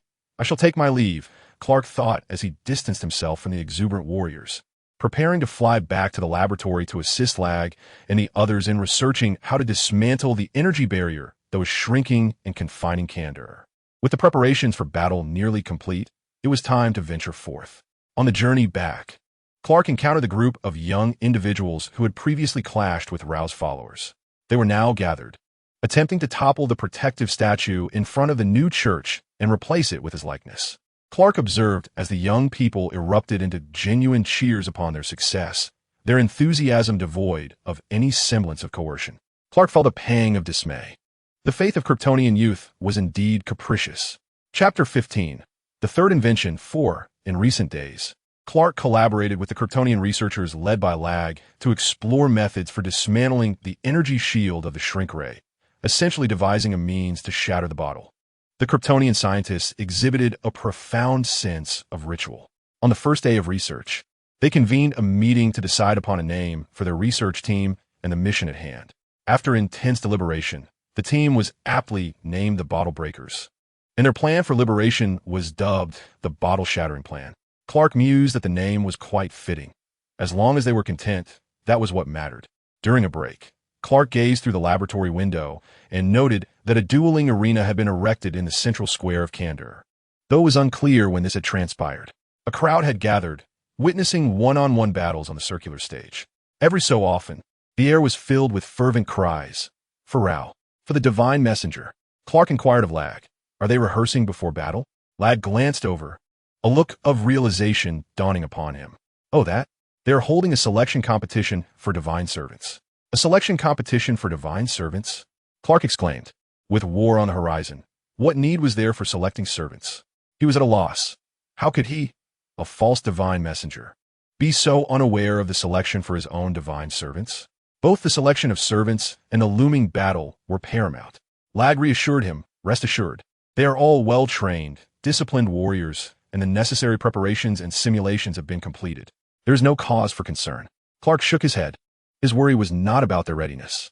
Rather, he feared that wherever he went, he would be followed by a throng of individuals brandishing banners emblazoned with the title Divine Messenger, heralding his arrival with shouts that would compel the masses to part in shame.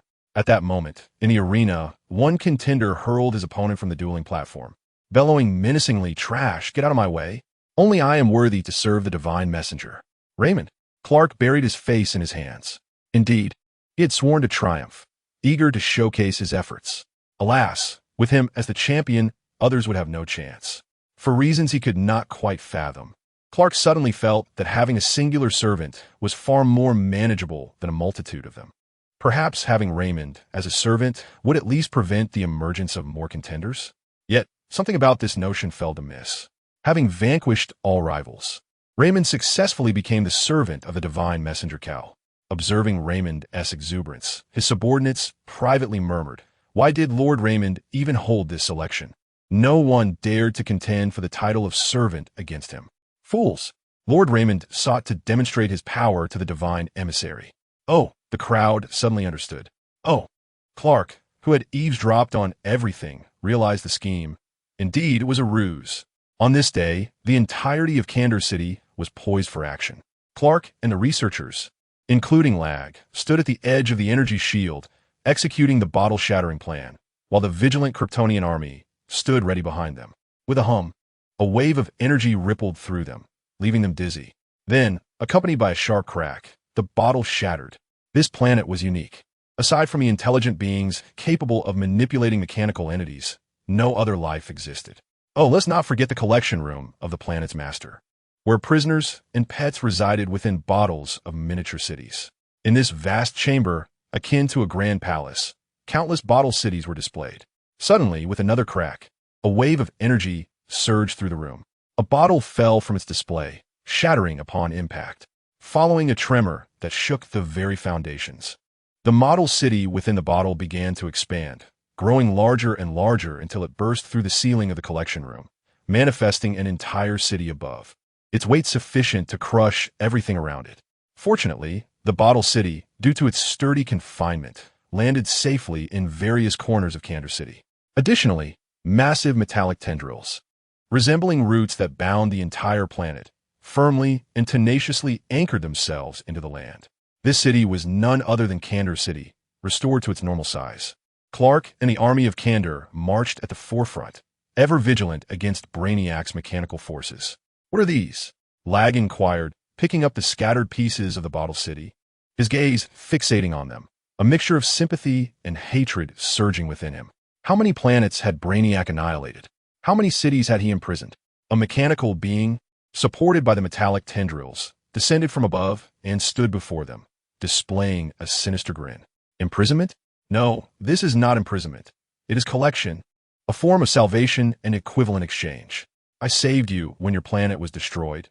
In return, you became my collectibles. It is fair, but you are the one who destroyed these planets. Raymond glared fiercely at Brainiac. You are merely a murderer collecting trophies. Do not speak so grandiloquently. And what of it? Do you feel guilt or require justification when you destroy an anthill? Later, when you discover the most beautiful ant and wish to collect it, what is wrong with that? His voice was cold and contemptuous. The arrogance of treating beings from other planets as mere insects. The cruelty of being able to obliterate an entire planet's inhabitants for amusement sent shivers down the spines of all present, leaving them trembling. Raymond leaped forth, drawing his blade and severing Brainiac's neck in a single stroke. The robot's head rolled on the ground for a few moments. Its crimson eyes continued to glare at them. A rigid and contorted smile emerged on its metallic visage. And astonishingly, it was still able to speak. "You cannot kill me." It sputtered intermittently, the words interspersed with the crackling sounds of a malfunctioning machine. After uttering this phrase, sparks erupted from the robot's head, and its mechanical eyes dimmed, prompting a collective sigh of relief from the onlookers. However, Clark, aware of Brainiac's formidable power, sensed that this would not be so straightforward. Indeed, the next moment, another robot materialized suddenly behind Raymond, launching an energy wave weapon directly at him. Clark, utilizing his super speed, pushed Raymond aside, but felt the robot's eerie red gaze fixate on him for an instant before he shattered it with a single punch. Yet, before long, another robot emerged. "Useless. No matter how many of you eliminate, it is futile. Is this all? How disappointing. I expected you would present me with a grand surprise." "Huh. Did you think I was oblivious to your presence? I knew of your intrusion into my collection the moment it occurred. Yet, I am curious to see what you will do, despite your underwhelming performance. Now, let me witness your faces as hope transforms into despair." As his words echoed, a multitude of identical robots surged forth, and the vine-like metallic tendrils embedded in the ground began their assault. The battle commenced in earnest. True to his reputation, Brainiac proved to be one of the most formidable adversaries, as the combined power of Superman and the enhanced Kryptonian army struggled against him. Regardless of how many of Brainiac's robots they dismantled, he always seemed to resurrect within another, while his robotic legion appeared inexhaustible, an endless tide. This was not his true form. His essence must be concealed elsewhere.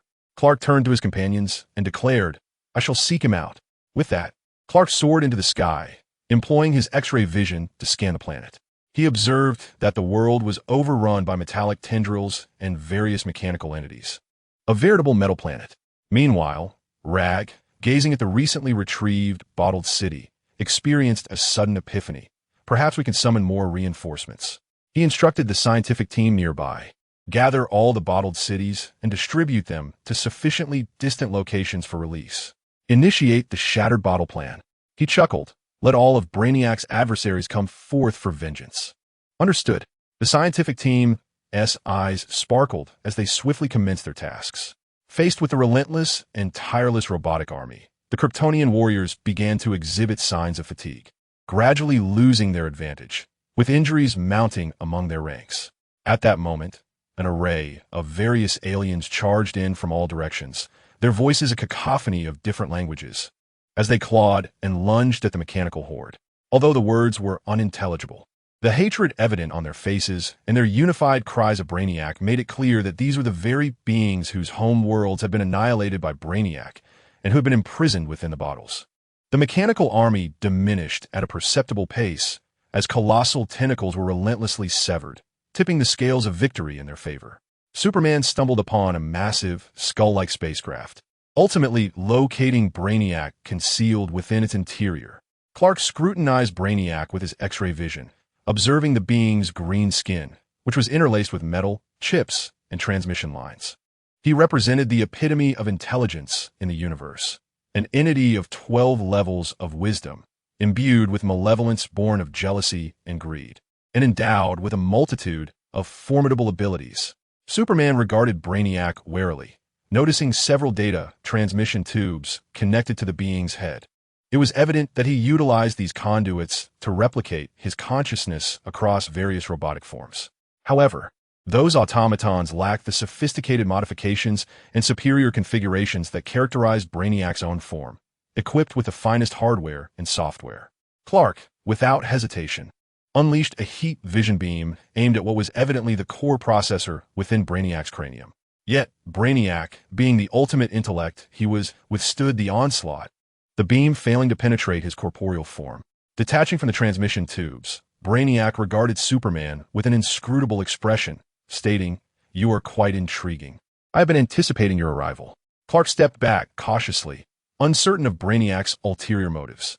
In the next instant, a formidable current surged beneath him, powerful enough to induce spasms, causing even Superman to collapse. Brainiac, filled with triumph, approached the seemingly incapacitated Superman. Suddenly, Clark seized Brainiac by the throat, casting him to the ground. Utilizing his immense strength to pin Brainiac down, he realized that while he could restrain him, he could not breach his defenses. Laser vision, super strength, freezing breath. Superman methodically tested his abilities, yet he remained unable to dismantle the enigmatic material of Brainiac's form. Clark furrowed his brow in contemplation. How could he dismantle this advanced artificial intelligence without resorting to brute force? After all, it was merely a humanoid computer. As a highly skilled individual, possessing the technological prowess of both Krypton and Earth, surely he could dismantle a mere computer. Impossible. You have piqued my interest further. Brainiac, though restrained, appeared unfazed and expressed genuine curiosity. Your abilities are fascinating. What precisely are you? Just an ordinary Kryptonian, Clark replied as he delivered a punch to Brainiac, initiating his assault on the wiring protruding from the being's head. Ordinary? No, you're anything but ordinary. You have countered my shrink ray and managed to overpower me. You are the first to achieve such feats. I shall claim your power. What? Clark gasped, only to realize, in the next moment, that Brainiac had easily extricated himself from his grasp. It had all been an act. His true intention was unveiled as Clark found himself ensnared by tentacles that erupted from the ground, binding his limbs. Before he could extricate himself, the floor and walls morphed, enclosing him like a Venus flytrap capturing its prey. The ground and walls formed a peculiar metallic chamber, within which countless wires entwined around Clark, seemingly siphoning his strength. A wave of drowsiness swept over him, urging him towards slumber. This was dire. Brainiac sought to replicate his abilities. Chapter 16. The Third Invention. 5. Clark resisted the enveloping lethargy, secretly gathering his strength. His instincts warned him that he must escape before this metallic box, which surrounded him on all sides, sealed completely. Otherwise, he might be trapped forever. Just then, an energy blade pierced through a gap in the not-yet-closed chamber, severing several mental connections. This was the moment. Seizing the opportunity, Clark swiftly tore away the remaining connections binding him, and with a powerful thrust, he forcefully propelled the metallic box to the left and right. Thank you. Clark sincerely smiled at Raymond. Raymond's eyes sparkled, and he hastily bowed. There is no need for gratitude, my lord. It is my duty as a servant of the divine. Clark glanced at Raymond, who still appeared somewhat breathless. Realizing that he had evidently run a great distance to find him, Clark sighed inwardly, unsure whether to commend his persistence or pity him. Everyone, when faced with unconditional loyalty and kindness, finds it difficult to remain indifferent, does one not? Clark suddenly felt unable to dismiss Raymond. Yet even without correcting him on his title, Clark would never truly regard him as a servant. Perhaps he could gain a friend instead. Unaware of Clark's internal conflict, Raymond's eyes gleamed even brighter, and he could not help but smile, a foolish grin that starkly contrasted with his fierce exterior. Clark was momentarily silent. It felt as though he were witnessing a fierce, handsome wolf transform into an Alaskan Malamute, or perhaps a Siberian husky. But Raymond did not seem so foolish. He retained an air of steadiness and reliability, indeed resembling an Alaskan Malamute. What was he thinking at such a critical moment? Clark shook his head, stretching his limbs as he turned to face Brainiac. The adversary regarded Superman as though he were an intriguing object, somewhat surprised that his hypnosis had been disrupted. Yet still brimming with arrogance, he stood at ease, leisurely awaiting the conclusion of their conversation. Clark was unperturbed by his enemy's disdain. Rather, he relished the opportunity to deliver an unexpected blow to Brainiac, catching him completely off guard. Brainiac was again taken aback, as Clark had not previously unleashed his full speed and power, resulting in insufficient data collection. This was the flaw of intelligent beings, adept at analyzing existing data to craft flawless plans, yet lacking the audacity to make bold guesses about the unknown. However, now he had gathered the necessary data. The two engaged in a fierce battle, and Brainiac's skeletal ship bore the brunt of their full might, leaving it battered and scarred. Soon, Brainiac realized that he was equal to Superman in strength, his physical prowess unmatched. In terms of abilities, he wielded energy waves and electric shocks, while Superman possessed heat vision and freezing breath. Even their senses were astonishingly acute. Initially, Brainiac took great pride in the perfect body he had engineered, but now, an insatiable urge to further enhance it arose within him. The form before him was the epitome of perfection. He craved it. He yearned for it. He was compelled to eliminate Superman. With a fierce gaze fixed upon Superman's figure, a blend of apprehension, jealousy, and greed flickered in his eyes. Witnessing the immense power Superman unleashed, Brainiac finally felt threatened. He ought to retreat and return with his army of steel and countless duplicates. He had underestimated this encounter, failing to prepare adequately. Yet his avarice for Superman's flawless form kept him transfixed, unwilling to depart. Superman felt a chill under Brainiac's piercing stare, filled with malevolence and wickedness. A gaze more terrifying than any he had encountered in his lifetime. It was as if Brainiac embodied pure evil, materializing right before him. Ultimately, he was merely a scientist devoted to research, not a warrior by nature. Reflecting on recent years, most of his endeavors have been to rescue from multiple traffic accidents, lift downed aircraft, extinguish raging wildfires, conduct free tests for Lexus superweapons, and occasionally confront a few foolish Chitauri, all trivial matters. Nevertheless, he was Superman. He would not succumb to fear, nor would he flee or complain. He could only advance. Thus, Clark Kent, as Superman, charged once more at Brainiac. After being hurled away by Brainiac, he rose and retaliated by slamming Brainiac into the ground, engaging in a relentless exchange of blows. Clark finally experienced pain and the rush of adrenaline through Superman's formidable body. Amidst this back-and-forth struggle, Clark found himself able to divert his thoughts elsewhere. He thought of Bruce, Tony, and the countless mortal heroes. He truly admired them. As mere flesh and blood, they faced perilous and deranged foes, each battle a fight for survival. Each encounter fraught with injury and near death. He was different from them. Superman's might left him with few adversaries, and such life-and-death confrontations were exceedingly rare. He even feared pain and death. He often wished to shirk his responsibilities and resign, traits unbecoming of a hero. His greatest hope was for global peace, for ordinary people to safeguard themselves so that the world would no longer require Superman or any other heroes to fight desperately. Raymond had been watching the duel from a secure distance, his heart racing with excitement, yet unable to quell his anxiety. He wished to assist Superman, but the cataclysmic clash between the two was beyond his capacity to intervene. At that moment, Raymond received communication from Lag. Lag informed him that they had successfully completed the first phase of their mission. Raymond had always held deep admiration for Lag-El. Although he was merely a scientist with limited combat prowess, the weapons he had innovated had repeatedly turned the tide in their favor against vastly superior rebel forces. Moreover, he proved to be a more competent commander and leader than Raymond himself. In the chaos of war, Lag consistently demonstrated the ability to identify variables, adapting and responding to circumstances with remarkable agility. For instance, upon observing other cities in distress, he promptly dispatched a scientific team to rescue those in need, thereby securing billions in reinforcements.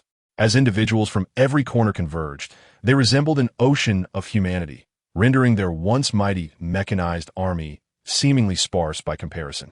Furthermore, Lag adeptly discerned the unique abilities of these individuals and utilized them to their fullest potential, transcending mere tactics to embody true strategic leadership.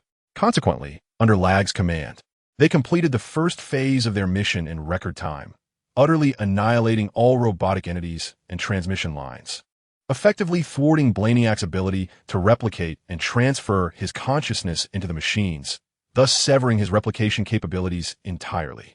Initially, their plan had anticipated a protracted timeline and significantly heavier costs, with a considerable risk of failure. "Divine Messenger," Raymond exclaimed, "Lag has announced the completion of the first phase. We may now proceed to the second phase." Clark smiled upon hearing this. Lag was indeed remarkable. He felt reassured in trusting the people of Krypton to him. With no lingering concerns, Clark produced a black, shuttle-shaped cube and inserted it directly into Brainiac's spacecraft energy source. Given that Kandor had insufficient energy, he was exceedingly cautious not to cause any damage during the skirmish. Utilizing the ship's power, the black cube opened a space reminiscent of a black hole, a phantasmagorical realm crafted by Kryptonian technology. This, however, was not the original phantom space of Krypton, which still imprisoned General Zod and others. Did Brainiac wish for Zod's escape to be expedited? He even collaborated with the scientific team to reinforce the seals of the original phantom space, ensuring no one could abscond. As for the scenario of Zod's Legion invading Earth, he expressed his disinterest. Raymond Zod offered no objections. Instead, it was Lag who proposed alternative ideas. Lag suggested reducing the sentences of Zod and his associates, expressing a willingness to accept them upon their release. After all, with Kandor being the only surviving city of Krypton, they were in dire need of manpower and strength. Although Zod was known for his extremist actions, he was undoubtedly the most illustrious figure in the history of the Zod family, and his love for Krypton was beyond question. Regarding the potential threat of General Zod seizing power, Lag was confident in his ability to manage the situation. Clark agreed, and Raymond Zod let out a quiet sigh of relief, casting a grateful glance at Lag. Clark once again recognized the talents of his distant cousin in management and politics.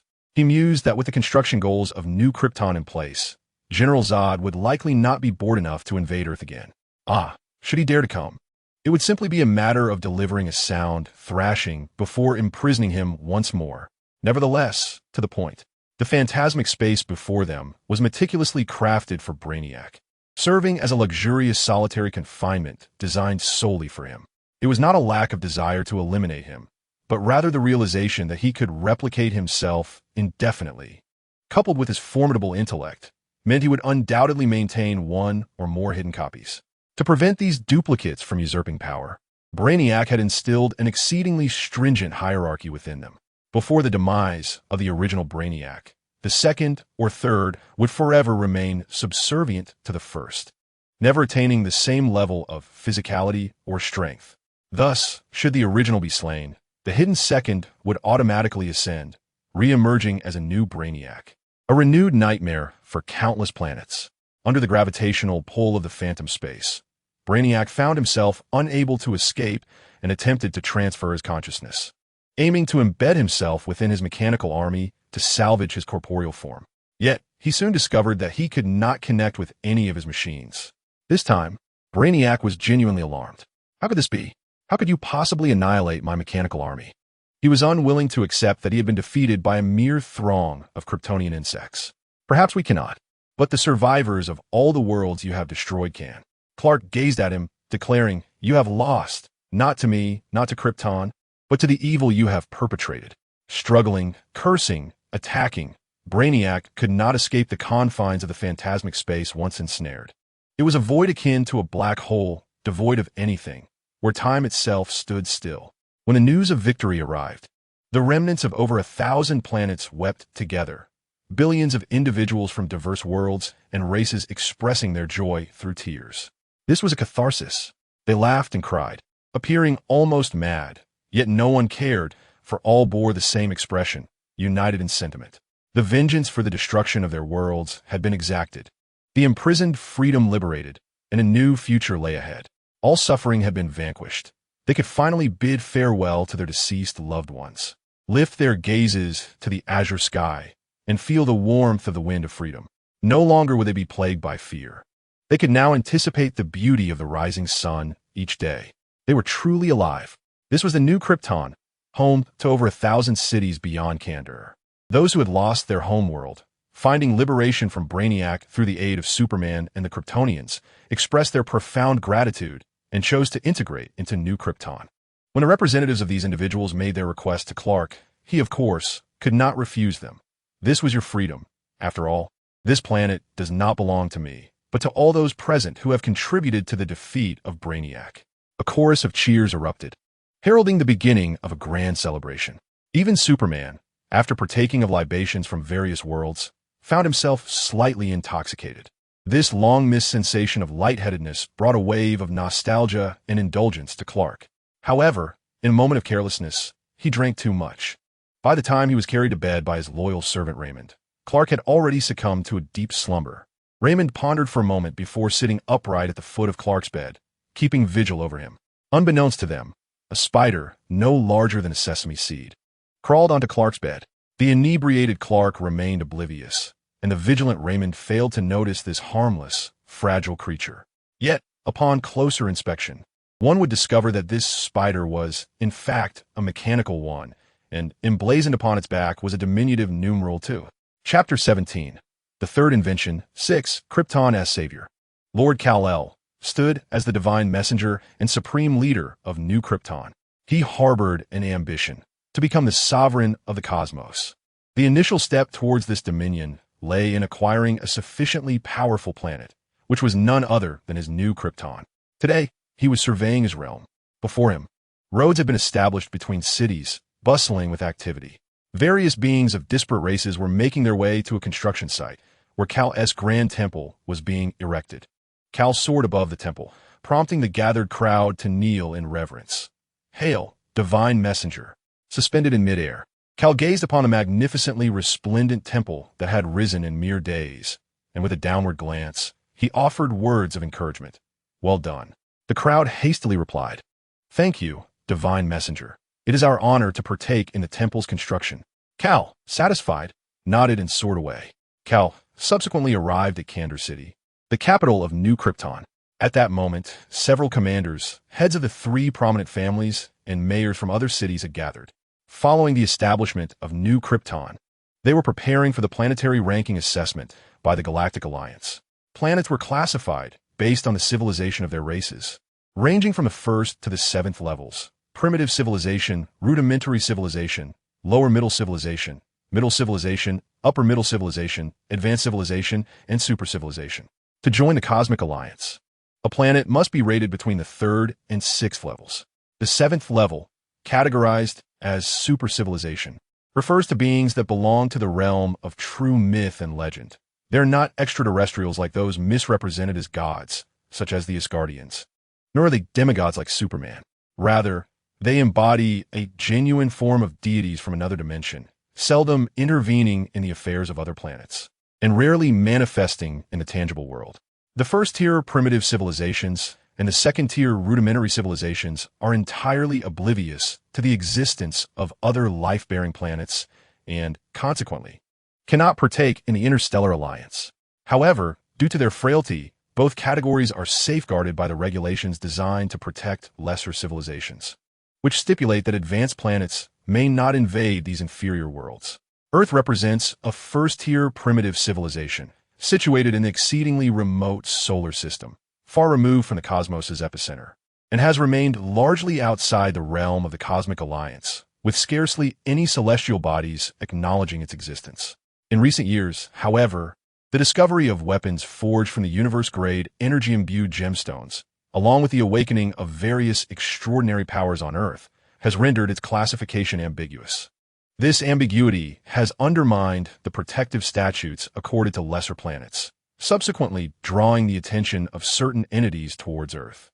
This influx of extraterrestrial visitors, whether out of curiosity, vacation, in their eyes, Earth's idyllic countryside, probing, or the pursuit of something elusive, has notably increased. As for Krypton, it is undoubtedly qualified to join the Interstellar Alliance. Yet, the new Krypton, composed of surviving cities from thousands of disparate planets, each embodying distinct yet similarly flawed civilizations, complicates the determination of its status. Among the Interstellar Alliance's evaluators, 3 argue for classifying the new Krypton as a mid to high-tier civilization, while another 3 advocate for its elevation to a high-tier status, leading to intense disputes among them. At that moment, Karl arrived. With a flourish, he unfurled his striking red cloak, descending with a thunderous crash that shattered the floor of Kandor City.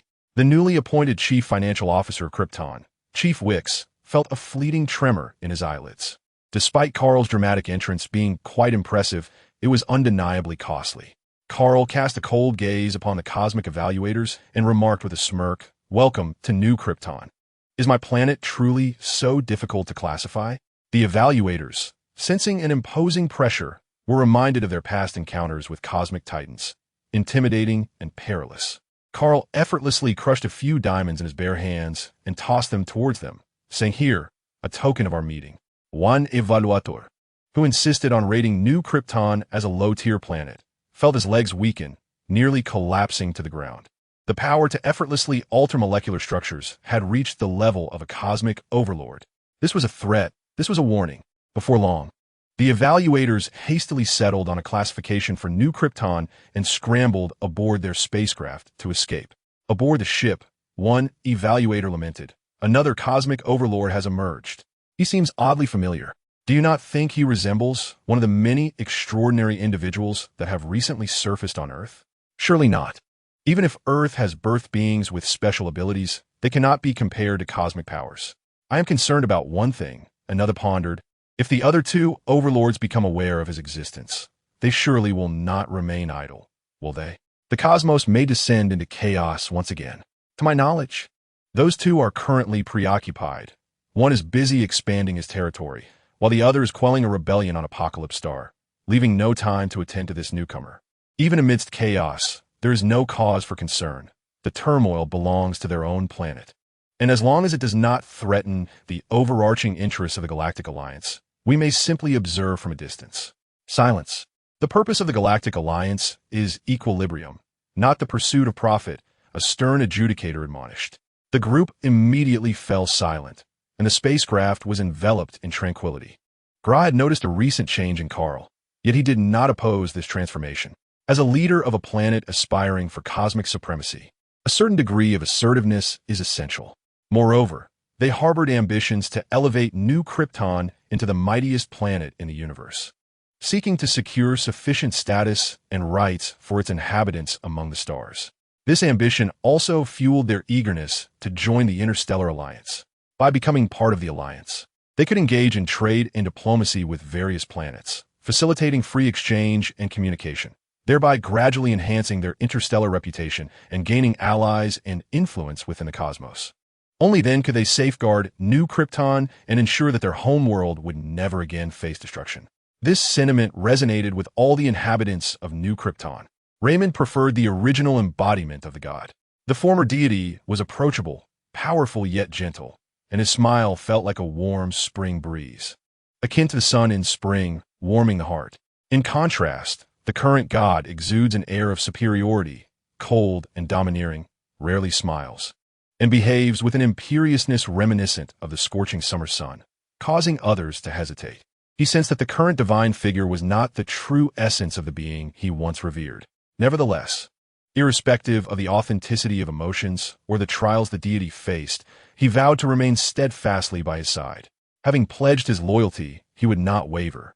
Even if the god were to transform into a demon, he would remain the most unyielding shield before him and the sharpest sword in his hand.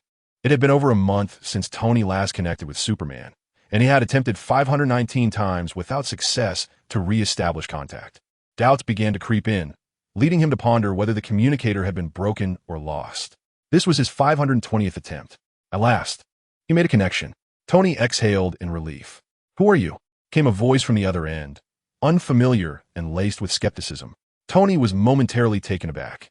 Although it was indeed Superman's voice, it now bore a coldness and hardness that starkly contrasted with the past warmth and softness, reminiscent of a sunlit cotton ball.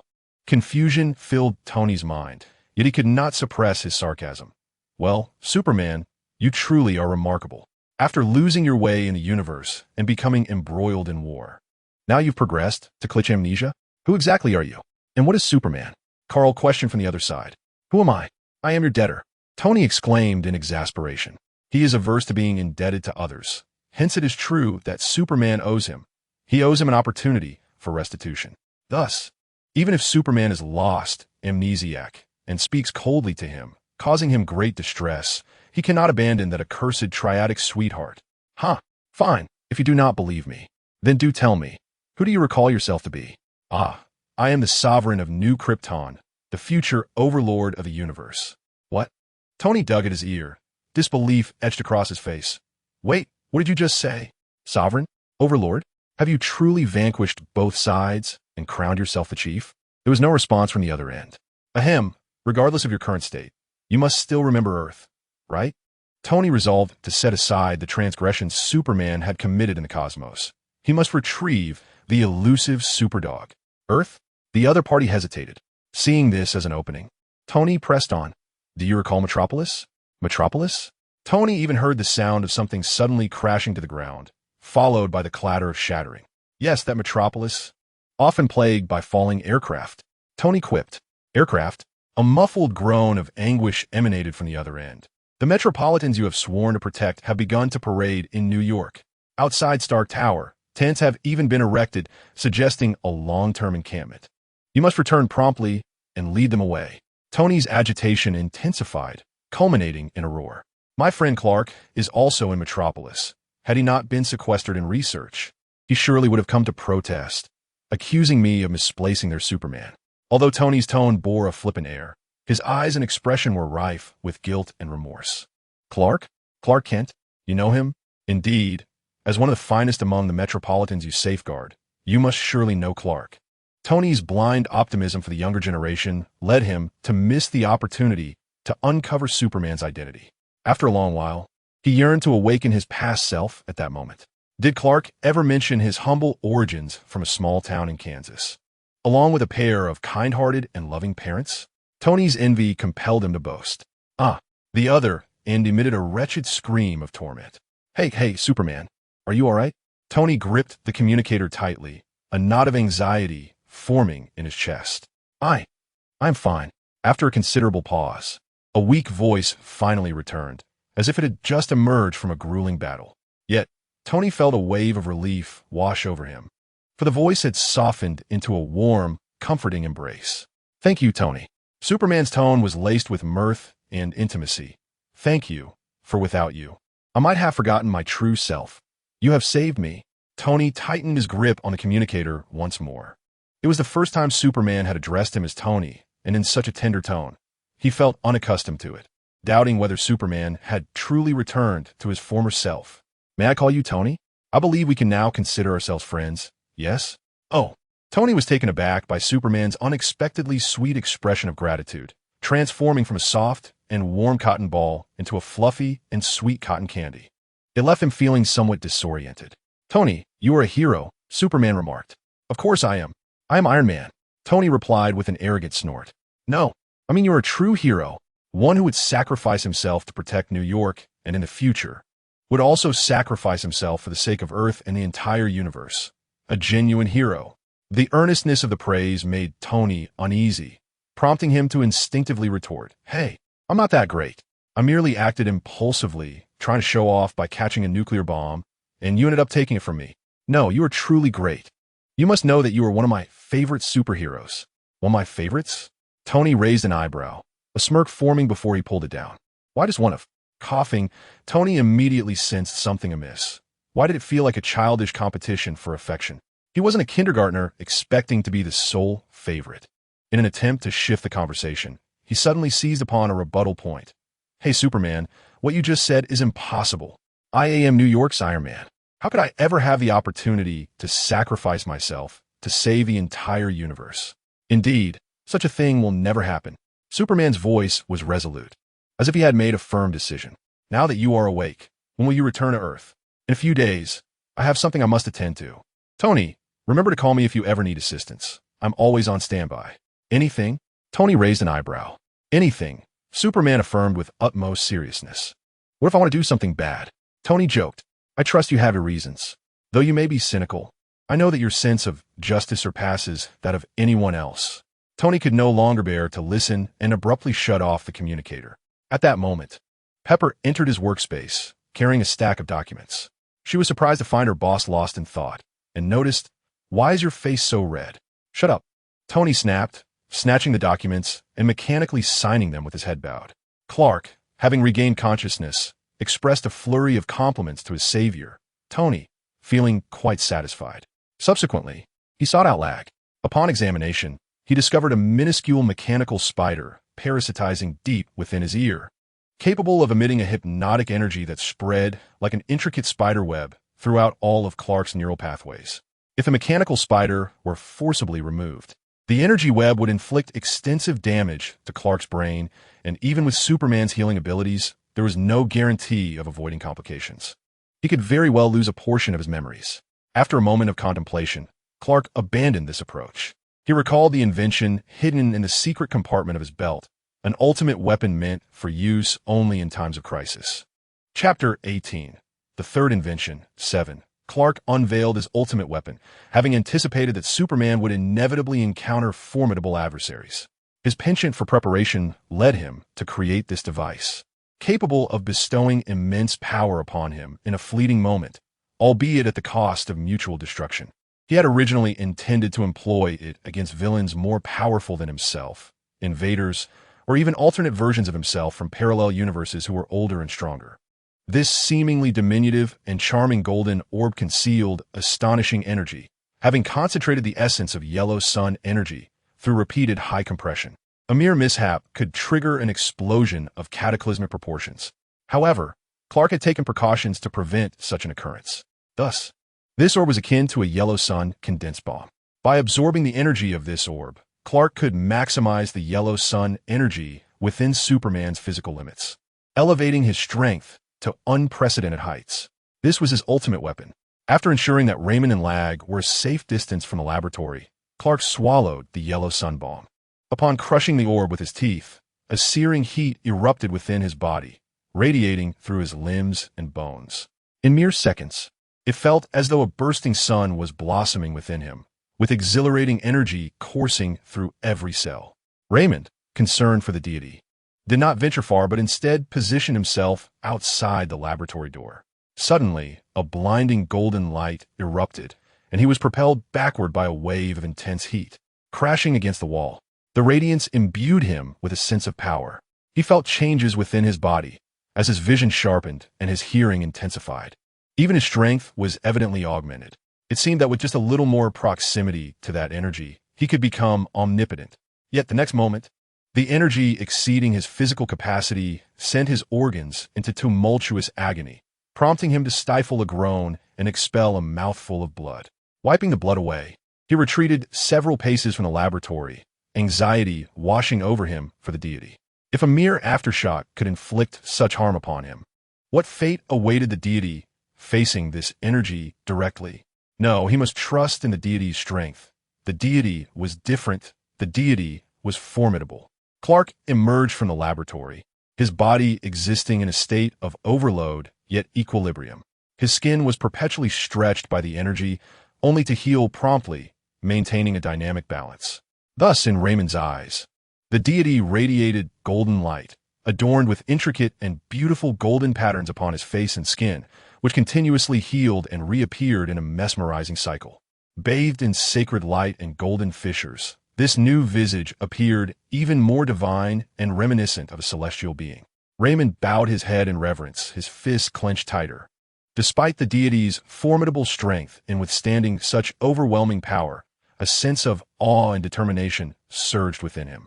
However, the recent experience of spitting blood led him to surmise that the body of the god envoy was teetering on the brink of collapse. With that energy surging beyond the internal organs, aiming to obliterate and escape the confines of the god envoy's form, Clark hurled a charred mechanical spider, ensnared in webs, to Lag, who appeared to have not distanced himself sufficiently, still bearing the remnants of blood spilled from the residual energy waves. Although damaged, Brainiac 2 remained operational. "Leave it to me," Lag exclaimed with a grin, his curiosity piqued by this intelligent entity, already plotting how to properly train Brainiac 2. Clark felt an unprecedented surge of power coursing through him. He sensed the overloaded energy saturating every cell, ready to explode. Suddenly, a twinge of regret struck him. He had not anticipated the pain accompanying this newfound strength. He resembled a battery on the verge of overflow. Overloaded, it was imperative to release this surging energy for safety. Was it not? Thus, he resolved to take action. Well, it was merely an excuse. Ever since Tony awakened him, he had contemplated much. He recalled the films he had watched, where half of the universe's population would turn to ashes. If that were to occur, would his parents, friends, and these new Kryptonian compatriots also vanish? He pondered that even if he returned to alter the past, he could still meet a solitary demise like Tony. In truth, if he wished to extricate himself from Brainiac 2's neural control network, he need not resort to this ultimate weapon. After all, he had only created two in all these years, and it was unnecessary to squander one on a mere parasite. It was merely an excuse. For the preservation of the universe was not solely Tony's responsibility. As a Superman, a being of cosmic might, he was also obliged to confront cosmic crises, was he not? Though this Superman often immersed himself in research, yearning for a reprieve and indulging in trivial pursuits, he occasionally felt a surge of fervor. This universe was perpetually fraught with peril. Yet those crises that even Superman found challenging were primarily instigated by a handful of cosmic overlords. Brainiac was merely one of the weaker among these tyrants.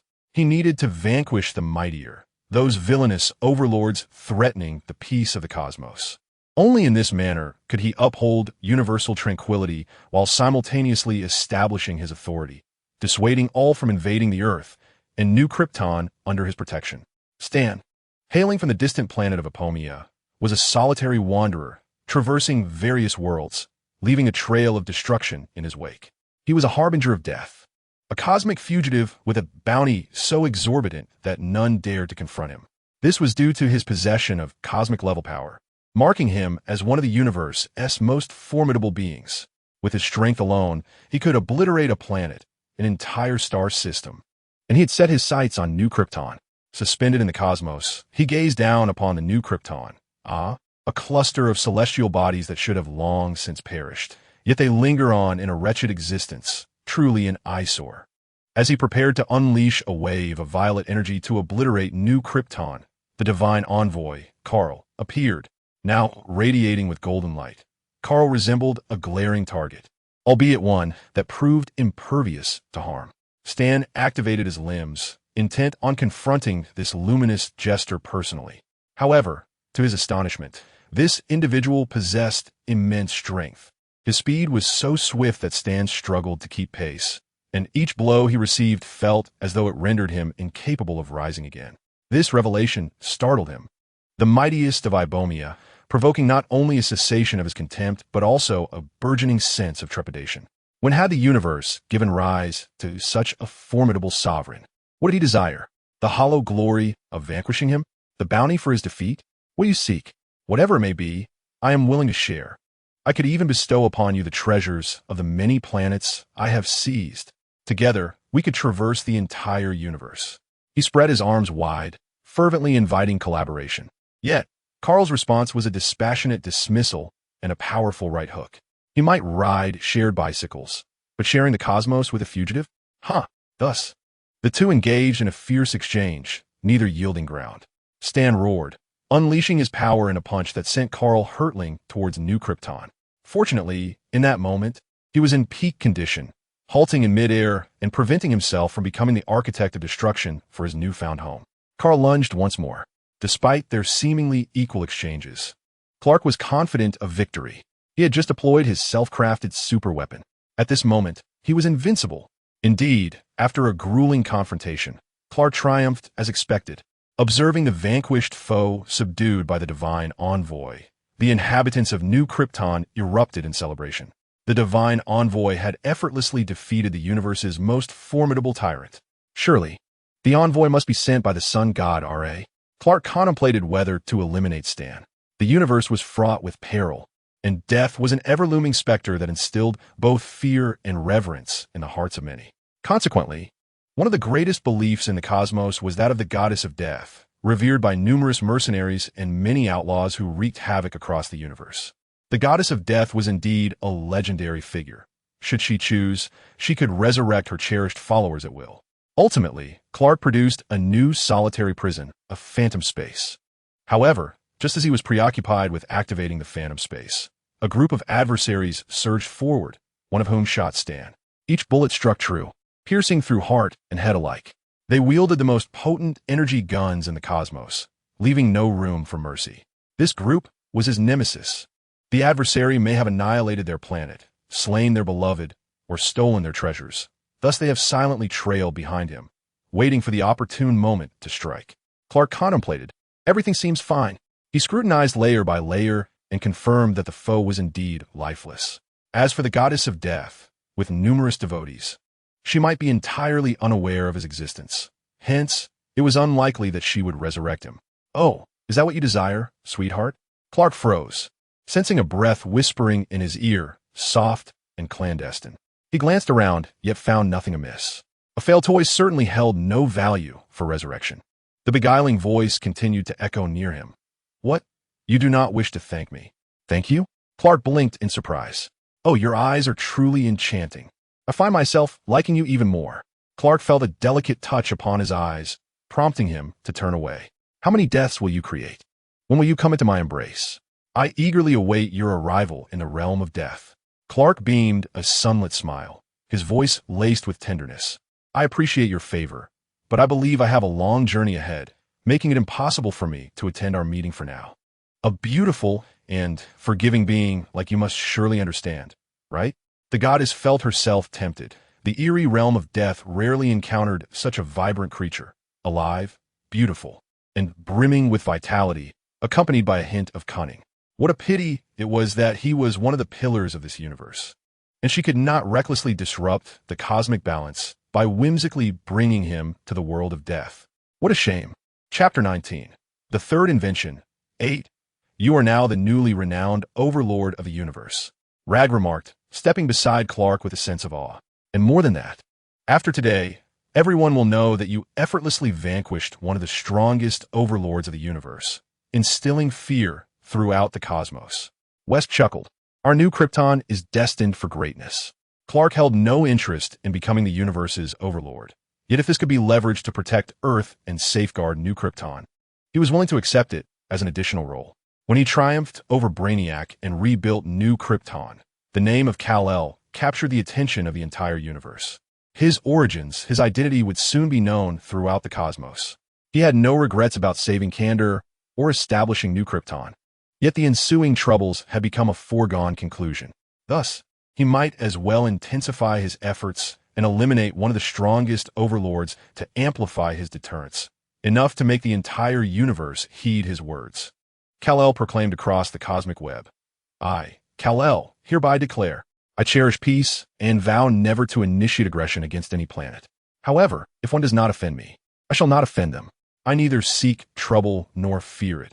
An eye for an eye and retribution for grievances is my guiding principle. I am a guardian of Earth and New Krypton. Anyone who dares to threaten the planets under my protection must prepare to face me as an adversary. New Krypton has joined the Cosmic Alliance, and we welcome amicable exchanges with all friends. However, Earth is my sanctuary, and I wish for no disturbances. As Rag and Whisk have articulated, the inhabitants of the cosmos regard Kal as the most formidable new sovereign, and none dare to provoke him. They had anticipated that with the ascension of the new sovereign, the universe would once again erupt into chaos and bloodshed. Yet, upon hearing Kal's cosmic proclamation, the planets collectively sighed in relief. It was the first encounter with a ruler who clearly delineated right from wrong. Such admiration. Consequently, New Krypton became exceedingly sought after, with numerous planets eagerly extending olive branches, proposing visits, collaborations, and alliances. In a flurry, the administrators of New Krypton found themselves overwhelmed. As for Earth, it remained obscure and little known, and due to Clark's warnings, no one would intentionally provoke the tiger's whiskers. The Cosmic Alliance even classified Earth's coordinates and information as the highest level of cosmic secret, all thanks to Kal. Thus, Clark could finally breathe easy. For the time being, there were no concerns regarding the development of New Krypton or the safety of Earth. It was time to return home. Clark repaired the transporter, incorporating the signal coordinates of New Krypton, transforming it into a bidirectional transporter between Earth and New Krypton.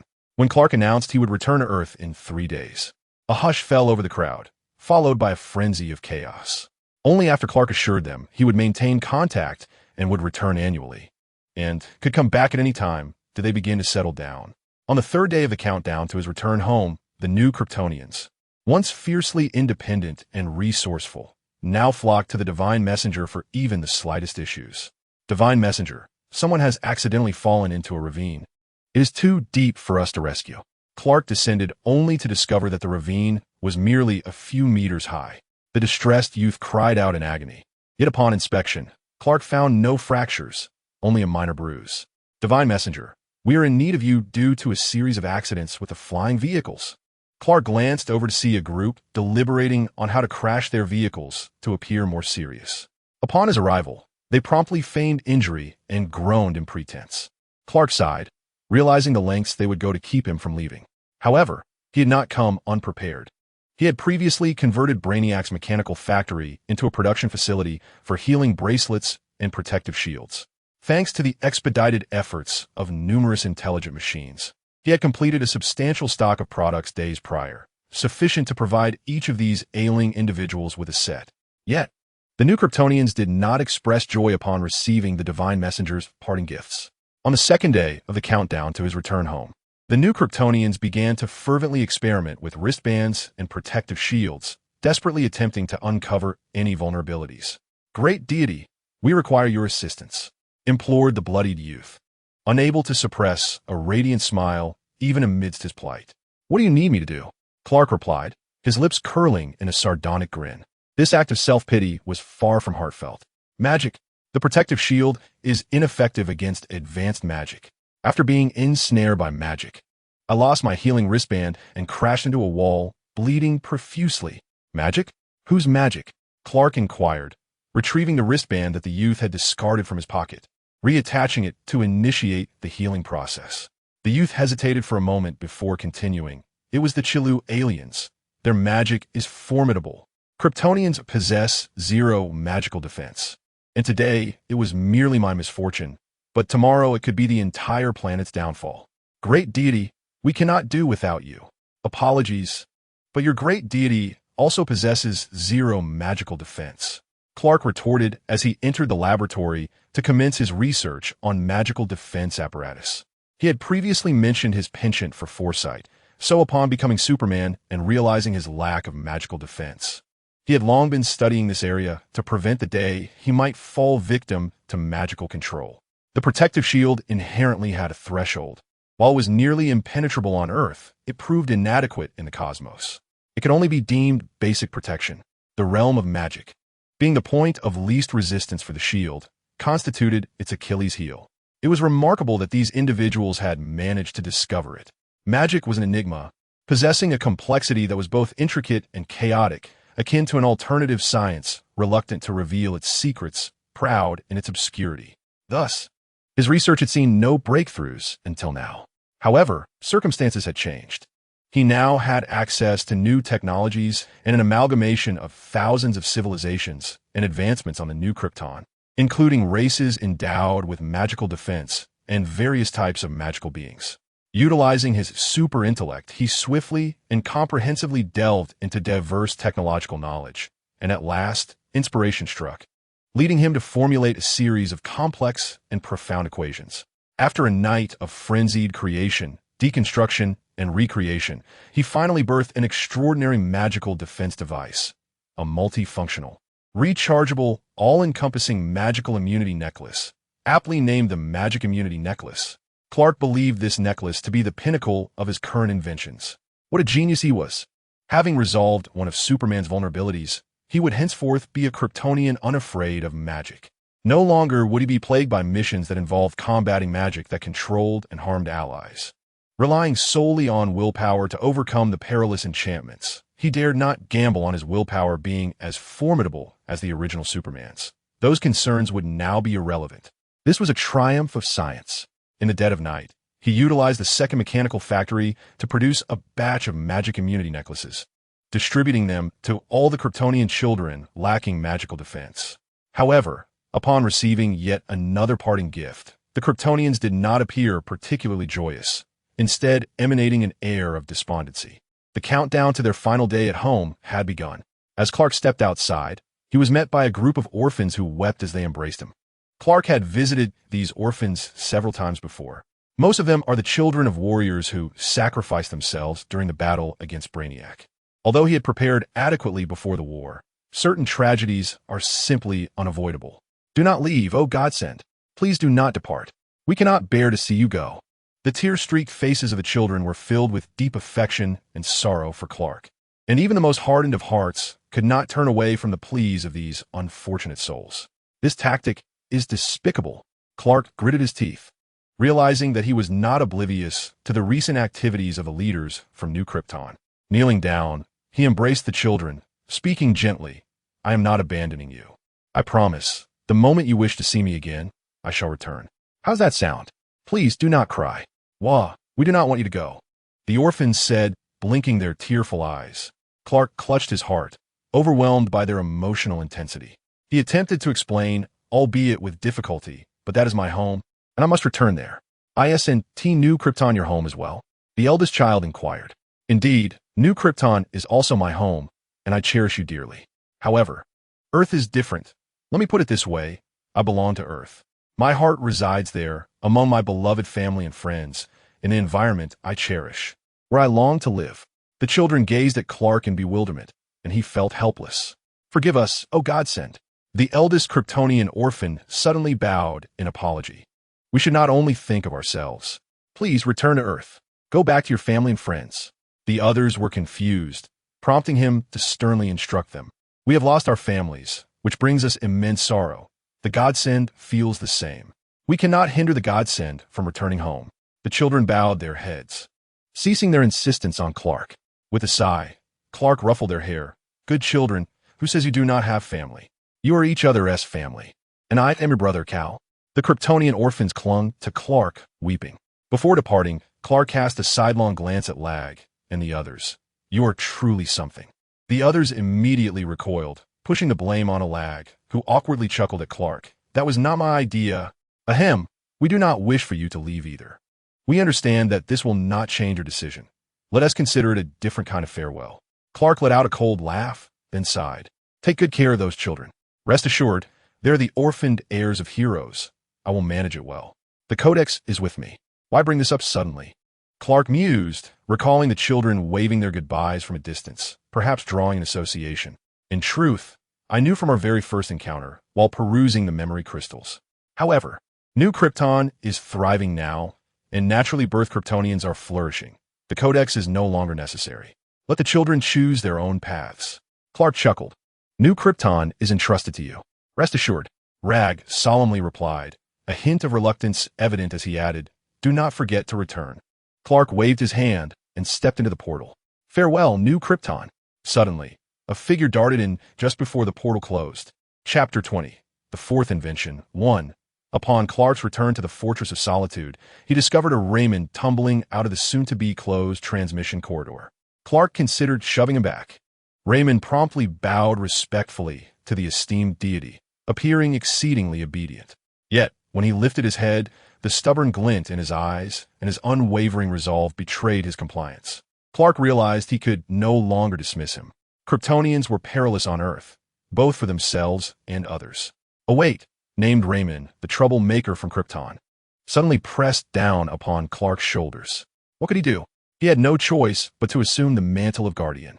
At that moment, as Clark had anticipated, Raymond clutched his ears in agony. His muscles tensed, veins bulged, yet he still remembered to maintain his composure before the esteemed deity. Forcing back a scream that threatened to escape his lips, leaving them bloodied from biting down so hard. Clark sighed, affirming his earlier remarks. Earth was indeed treacherous for Kryptonians. When grown Kryptonians are abruptly exposed to the yellow sun, their hearing amplifies dramatically. There is no gradual acclimatization, no gentle guidance. The cacophony of billions of voices from Earth floods into their ears instantaneously. It is as if countless souls are shouting at once. An unrelenting barrage akin to a swarm of bees invading one's mind, causing a torment so profound that one might yearn to bash their head against a wall. Feeling that death would be a release from such agony. In such a scenario, the human psyche is prone to collapse. Raymond, focus, concentrate on a single voice. Clark gently grasped Raymond's shoulder, soothingly urging, listen to me, concentrate on my voice. Amidst the clamor, Raymond managed to seize the esteemed deity's voice. Akin to a claustrophobic individual trapped in darkness, catching sight of light and salvation. As he centered his attention on the deity's voice, the maddening murmurs around him faded away. The world transformed into tranquility, with only the soothing words cascading like a gentle stream at his ears, calming his frayed nerves. Esteemed deity, how did you overcome this dilemma in your youth? Raymond inquired, sipping the hot coffee Clark had offered, astonished to find the beverage from this remote planet quite delightful. I was merely 7 years old at that time. Thanks to preparation, stemming from my experience with comics, I was able to focus my hearing solely on my parents' voices. Later, once my abilities stabilized, I shifted my anchor to the rhythm of their heartbeats. Yes, they now beat steadily, providing a sense of reassurance. Clark listened intently for a moment, his expression softening. Therefore, you must swiftly discover your own anchor. Indeed, Raymond instinctively listened to the heartbeat of the Divine Master, each pulse steady and powerful, providing a profound sense of reassurance. Suddenly, Joe appeared, glaring at Clark with dissatisfaction. You vanished for 2 months. Clark offered an apologetic smile. Raymond stared at Joe, excitement coursing through him as he stood up and humbly bowed. I participate in the presence of the prophet. Joe felt a momentary glitch in his vast computational core. Casting a puzzled glance at Clark. The prophet? Clark chuckled softly, recounting the tales of Candor City to Joe. Joe marveled. New Krypton? That's wonderful. If he were still alive, he would surely be pleased. Yet, could he have ever imagined a day when he would be called a prophet? You've been away for 2 months. Much has transpired. Have you devised a plan to cope? Joe inquired, simultaneously maneuvering the fortress's robots to deliver 2 copies of the Planet Daily to Clark. The headline of the first read, "We do not need Superman," penned by Lois. Clark raised an eyebrow, not particularly surprised, as this was quintessentially the bold and unconventional Lois. He turned to the next newspaper, where the headline proclaimed Lex's public speech extolling the threat posed by Superman. Clark shrugged. This was indeed Lex's modus operandi. It seemed his prolonged absence had caused unrest among the citizens of Metropolis, thus granting Lex an opportunity to stir trouble. However, that was of little concern to him. He valued authenticity over public opinion, relishing his role as the scientific Clark who occasionally transformed into Superman to save lives. Even if Lex manipulated public sentiment, it would not sway him. Perhaps you should accept an interview as Superman. You are far too cautious. The information you provide is scarce, which only breeds unease and distrust towards Superman, Joe suggested. Yet, Clark remained unyielding. Superman never granted interviews, and thus, no one knew his Kryptonian name or extraterrestrial identity. His tendency to appear solely during significant crises resulted in far less public exposure than the original Superman, leading many to wonder what he occupied himself with in the interim. Consequently, while Superman exuded strength, warmth, and an admirable heroism that inspired hope and trust, his enigmatic nature left some feeling uncertain and unable to fully embrace him. Clark, however, was content with the status quo. He would eventually resign, so there was no need for everyone to adore him as Superman before his sudden disappearance. Observing Clark's resistant demeanor, Joe shook his head. It doesn't matter. Some lessons must be learned through personal experience. Clark fretted over maintaining his secret identity. It was imperative that no one discover that Clark was Superman.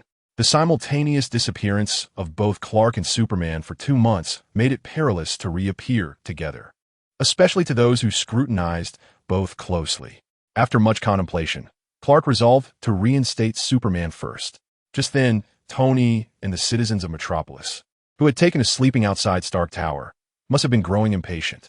As Superman descended from the heavens, radiant in sunlight and smiling, Tony was lounging by the poolside of his villa, basking in solitude, remarkably without any beautiful women or alcohol. To his surprise, upon witnessing the extraordinarily handsome Superman alight before him, Tony instinctively covered his soft belly, a reaction that startled him. The Avengers often jested about his slight paunch, yet he never minded. He had openly discussed his physique with Captain America, whose chiseled abs were the epitome of perfection, without a hint of discomfort. However, the mere thought of Superman seeing his belly stirred a peculiar sense of embarrassment within him. Could you not have given me a heads up before your arrival? Tony summoned his Iron Man suit with a swift gesture, donning it with practiced ease. Upon catching a glimpse of his own reflection in the pool, where the dashing Iron Man stared back, Tony's spirits were lifted. Are you not freezing and uncomfortable, wearing the suit over to swim trunks? Superman inquired with an earnest expression, internally stifling laughter. Silence, Tony threatened, raising a repulsor gauntlet. Superman immediately complied, mimicking a zipper motion at his lips. With a disdainful huff, Tony muttered clearly, "Appearances can be deceiving. Even the seemingly upright can harbor dark hearts." Feigning ignorance to Tony's quiet grumbling, Superman cheerfully announced, "I'm back." "Oh, did you think I would say welcome back?" "Not a chance. You've been gallivanting across the cosmos for 2 months. The Metropolis citizens have taken refuge in Stark Tower. They even brawled with New Yorkers over who the superior superhero is. At this rate, Metropolis and New York will be sworn enemies in a matter of days." Superman, visibly exasperated, promptly apologized on behalf of his enthusiastic fans. "My apologies. I will escort them back at once." "Humph." Tony, satisfied, then inquired, "What were you doing in the cosmos?" Superman fell silent. Noticing the lack of response, Tony's frustration flared, and an inexplicable twinge of jealousy crept in, prompting him to taunt. "What's the matter? You troubled me for so long while in space, yet you have no intention of sharing the details? No, it's just that the situation is rather complex, and I'm unsure how to articulate it, Superman hastily explained.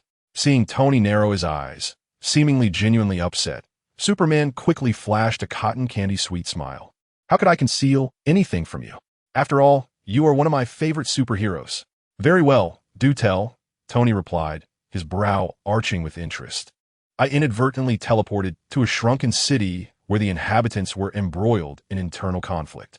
Aside from omitting his Kryptonian identity, Superman candidly recounted his experiences on New Krypton to Tony. As Superman and Iron Man approached together, the citizens of Metropolis in New York were once again caught in a heated argument, poised to defend their beloved superheroes at a moment's notice. And what did they see? Superman and Iron Man soared through the sky, gracefully descending before Stark Tower, their camaraderie evident in their laughter and affectionate demeanor. What was the purpose of the fervent fans rallying for them, akin to misguided zealots? It was time to disperse. Their idols were now inseparable. And what significance remained for the fans in their futile skirmishes? It was best to return home, cleanse oneself, and retreat to slumber. Raymond had been left in the Arctic by Clark to acclimate to his newfound powers. Upon Clark's return, the exemplary student Raymond had begun to adjust to his super hearing and the sudden surge of strength. Clark nodded approvingly and handed him a piece of blue kryptonite. Upon contact with the blue kryptonite, Raymond felt his abilities suppressed, reverting him to the most ordinary version of himself. He immediately grasped the intention of the deity. The previous withholding of this tool was undoubtedly to prevent his reliance on it. Mastering self-control over his powers was the true path to safety. The deity's foresight was truly commendable. With twinkling eyes, Raymond gazed at Clark, completing his internal monologue. The deity is exceedingly generous to me. Just as Clark was about to explain, he presented Raymond with a pair of contact lenses. Once donned, Raymond transformed into a different individual, his once fierce visage softening into a refined appearance. The deity even bestowed gifts upon him. The deity! At that moment, Clark also donned the contact lenses and blue kryptonite, revealing the true Clark. He felt a surge of strength, realizing that 2 pieces of blue kryptonite were necessary to fully suppress Superman's powers. Was it the stimulation from the yellow sun bomb? Had he surpassed his previous limits? When Raymond beheld the transformed deity, he was struck speechless. Superman's visage, radiant as Apollo, had softened considerably due to adjustments from his past life, while his once pure azure eyes had morphed into a striking peacock blue. With a gentle demeanor, a soft countenance, and captivating eyes, he exuded an alluring contradiction. Raymond clenched his fists and immediately lowered his gaze. The original deity was powerful, beautiful, and exuded a divine majesty that commanded reverence. Even if the deity required assistance, it was their duty to submit and offer their unwavering devotion. Yet now, the deity's presence stirred an overwhelming impulse within him to push against the boundaries of propriety. No, how could he entertain such blasphemous thoughts? He scorned himself fiercely, suppressing any irreverent impulses. After reassuring Fred of his safety, Clark planned to hide in the Arctic for a few days. Firstly, to allow Superman's notoriety to wane, and secondly, he required a new invention. He was at a loss for what invention would be appropriate, troubled by indecision. A magic-repelling necklace? Too excessive, inappropriate. A device to shield against nuclear radiation? While it aligned with his seclusion, it lacked prominence. Presenting only this after 2 months of retreat would tarnish his reputation and arouse suspicion among certain individuals. The conflict was maddening. As Clark became consumed by his inventive pursuits, Raymond connected to Earth's network through the supercomputer in the Arctic fortress. He yearned to comprehend the life of the divine envoy on Earth. Thus he embarked on a fervent quest for information. The divine envoy was known on Earth as Superman, the god of humanity, the son of the sun. Raymond nodded to himself, recognizing that these titles indeed befitted the envoy's stature. How dare anyone speak ill of the divine envoy? Such audacity deserved death. Raymond nearly shattered the projection crystal, but fortunately, Joe intervened just in time. The envoy's human identity was Clark, surrounded by many close companions, his parents and friends. It was imperative to emphasize the significance of these individuals. The envoy's parents were akin to his own, and the envoy's friends were his friends as well. Regarding these 3 friends, Raymond meticulously reviewed all newspapers, media, and videos shared by the onlookers, leaving no stone unturned in his investigation. Various clues indicated that Bruce Wayne, Lex Luthor, and Tony Stark were clearly false friends and true blasphemers. How could the divine envoy consider them friends when they dare to harbor such despicable thoughts? He would not allow these blasphemers to come any closer to the envoy. Chapter 21. The Fourth Invention, 2. A few days later, Clark, carrying a small box, transported Raymond from the Fortress of Solitude to the Metropolis Manor. Having been away from Earth for 2 months, Fry had shielded Clark from numerous visitors. Lex came by every few days, Tony visited 3 times, and Bruce had only come once, under the pretext of collaboration. However, a multitude of Batman's probes lay scattered around the laboratory's periphery, each one seemingly lifeless. How did they know they were from Batman? These probes bore no insignia, nor was there any traceable information. Yet they were black. Few could breach the Manor's formidable defenses and successfully infiltrate the laboratory's outskirts. Among those connected to Clark were Lex, Bruce, and Tony. Indeed, one could say that the characteristics of objects reflect their masters. Lex's probes were opulent silver, while Tony's were flamboyantly gold and red. Therefore, the origin of those ominous black probes was already evident. Indeed, Lex and Tony's probes also met their demise outside the laboratory. Yet their numbers paled in comparison to the mountain of black probes. Clark had vanished for over 2 months, secluding himself in the laboratory without a trace. Thus, whether out of concern or something else, these individuals with overwhelming control issues found it intolerable. Consequently, a battle of offense and defense in the laboratory commenced. Tony remained oblivious to the fact that Clark, the very Superman causing his increasing unease, was merely a beloved junior in need of care. Therefore, even if he was worried, he would not lose control. He merely deployed a few probes to assess the situation and test Clark's defenses, finding the challenge rather amusing. Lex Luthor is a reformist, and upon realizing he could not penetrate Clark's laboratory defenses, he immersed himself in enhancing and subsequently releasing new versions. Thus, from Luthor 1 to Luthor 10, Lex's probes exemplified a narrative of evolution. In contrast, Bruce is a man of action and strategy. Upon discovering the impenetrability of the defenses, he refrained from a head-on confrontation and instead sought various angles and positions to infiltrate, experimenting with different methods until he ultimately identified a vulnerability. Remarkably, he succeeded. One of the probes breached the perimeter and entered the laboratory. Although it was swiftly apprehended by a patrolling robot, Clark remained apprehensive, pondering what Batman might have discerned in those fleeting seconds. Did he uncover the secret of Clark's absence from the laboratory? This conflict marked a triumph of sheer numbers in warfare. Fry, surveying the remnants of battle, mused that disassembling and salvaging these remnants could yield considerable profit. The world of the affluent. The product launch event had become the most significant spectacle of recent times. The venue was teeming with powerful figures, including the mayor of Metropolis and various political dignitaries. Among them, several key individuals captivated the attention of all present upon their arrival.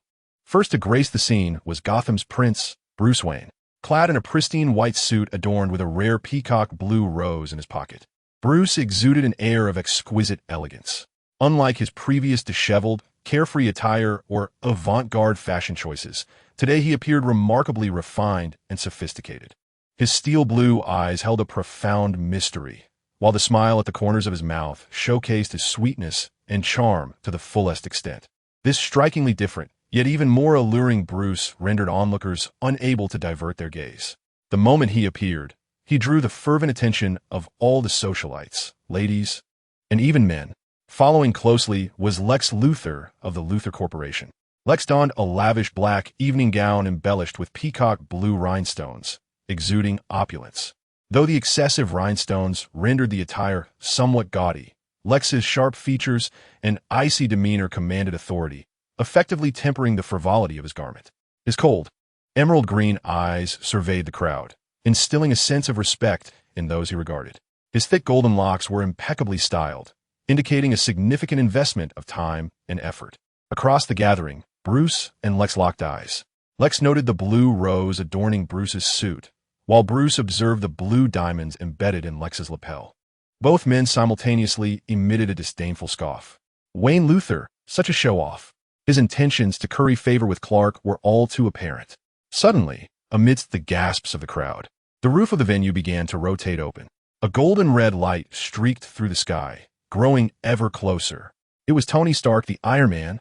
Clad in the latest iteration of his armored suit, Tony made a spectacular landing at the center stage of the launch event. He spread his arms wide, welcoming the wave of applause that surged forth. The roof and stage had been meticulously designed in advance at Clark's request to accommodate Tony's arrival. In a manner that perfectly aligns with Tony's expectations, Clark made his entrance in an extraordinarily stylish and captivating way. Bruce and Lex, who had already been defeated, found themselves rendered speechless as Clark emerged with a new product after the guests had gathered. Dressed in a remarkably simple white shirt and casual trousers, he appeared far from the image of a newly minted millionaire, in stark contrast to the impeccably suited individuals in the audience.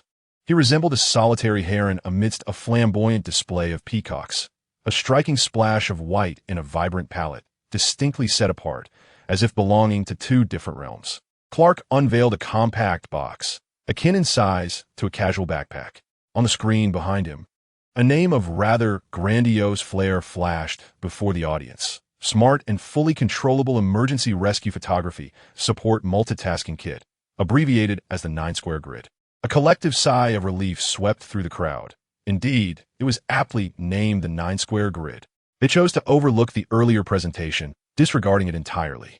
The reason for its designation as the 9-square grid was that the box was divided into 3 layers, upper, middle, and lower, with 3 compartments in each layer, totaling 9 compartments.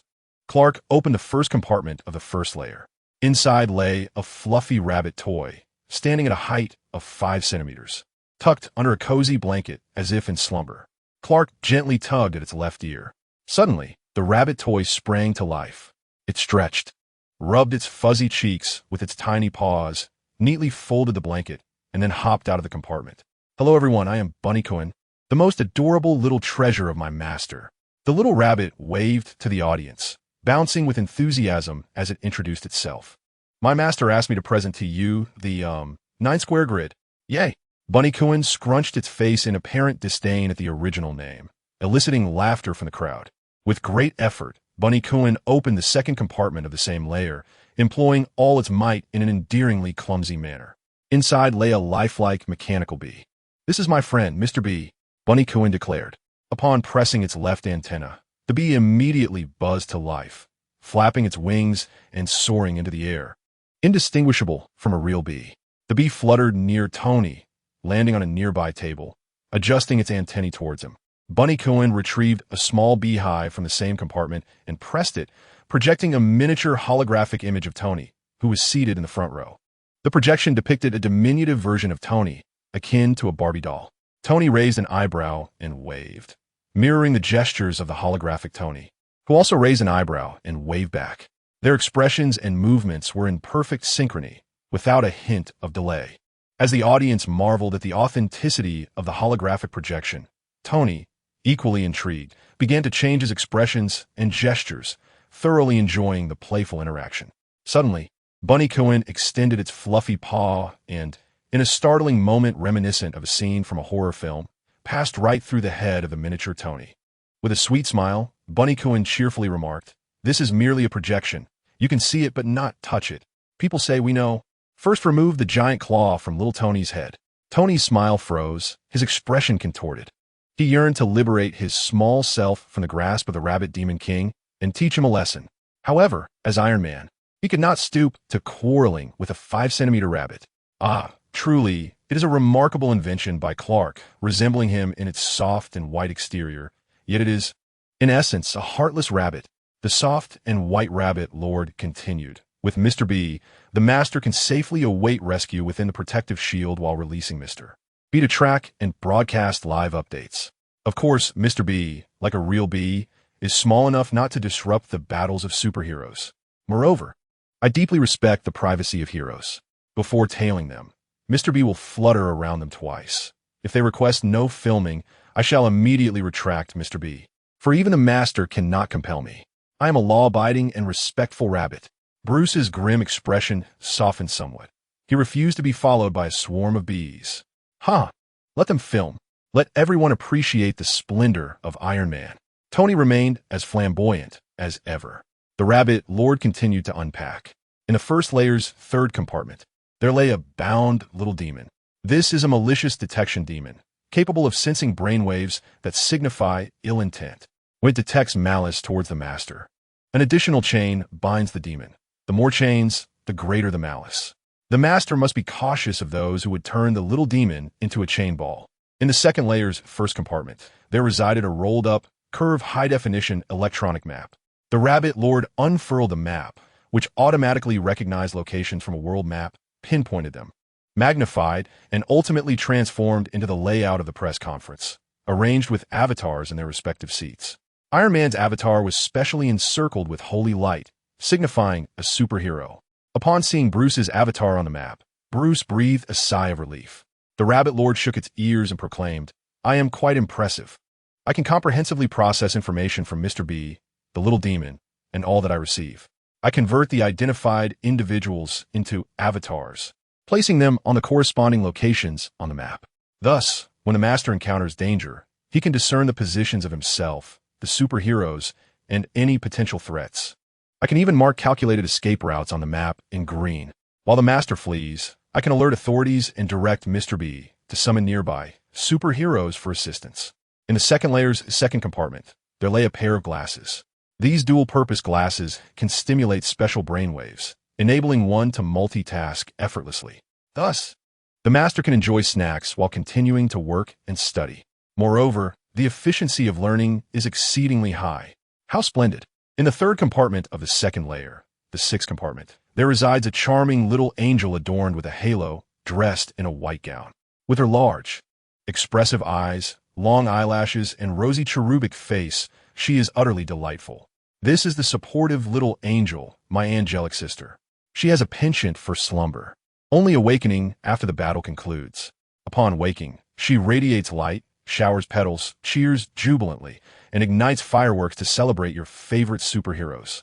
The little angel blinked her big eyes, her cheeks flushed with bashfulness, causing all the ladies present to clutch their hearts and exclaim, "How adorable!" Rabbit Quinn nodded in agreement. Indeed, the adorable little angel not only possesses an array of props, but also can change outfits and wings. For instance, she can don a heroic-themed uniform and wings. Iron Man's armor dress with golden luminescent wings, Captain America's flag-themed dress, a small shield, and white feathered wings, or Batman's black dress with bat wings. As Rabbit Cohen provided examples, the little angel, shy yet compliant, changed outfits. Each transformation elicited a cascade of gasps and squeals. The little angel can even form a team. You and your friends can team up, allowing the little angels to don identical styles, forming a supportive squad of angelic companions, illuminating and creating word art together, showering petals and igniting fireworks. The more little angels in the angel squad, the greater the popularity of the superhero you adore. Tony chuckled heartily, envisioning the scene of his Avenger comrades surrounded by little angels, unable to suppress his laughter. However, he was certain that his supportive little angel would be the most numerous. Bruce's expression darkened. He certainly did not wish to be encircled by a swarm of little angels clad in black dresses and bat wings after the battle. In the first compartment of the third layer, the seventh compartment, there is a plush white figure. This is my dear friend, Baymax. He is incredibly soothing. He can inflate himself, transforming into an enormous, soft form. He offers warm embraces, serving as a supremely comfortable sofa and cushion, allowing you to sit back and relax while enjoying your snacks. In the second compartment of the third layer, the eighth compartment, there is a treasure trove of snacks. This is the snack box of the owner. This compartment can even be divided into 3 smaller sections for various purposes. One for keeping warm, another for refrigeration, and the last for extended preservation. Sunflower seeds, spicy strips, popcorn, fries, fried chicken, and ice cream can all be stored within. The third compartment of the third layer, the ninth compartment, is empty.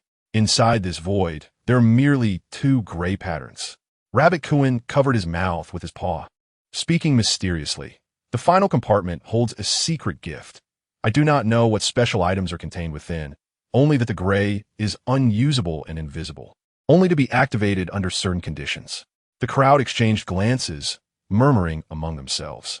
Once they settled down, Rabbit Cohen continued, "However, this compartment can also serve as a storage space.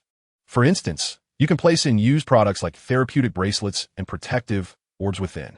Gray patterns, portal, and rebound attack. The technology of Super Earth is not meant for public disclosure. It will only be activated in the event of an extremely high danger level, where the offensive capability exceeds the protective abilities of the melon-eating shield. Thank you all for your attention. I have completed my introduction. The adorable bunny, with a playful flick of its ears, expressed gratitude. Then, it hopped into compartment number 1, covered itself with a small blanket, and suddenly recalled something, slowly revealing a cute little head. Ah, I almost forgot to mention the advertisement. Ahem. Do you wish to become the master of bunny coin? Do you desire an irresistible and essential 9-grid for munching melons? The 9-grid and I await you at the specialty store. Love you, smooch. Chapter 22. The Fourth Invention, 3. Following the conclusion of the new invention showcase, Clark bowed to the audience in appreciation. The spectators rose to their feet, applauding fervently.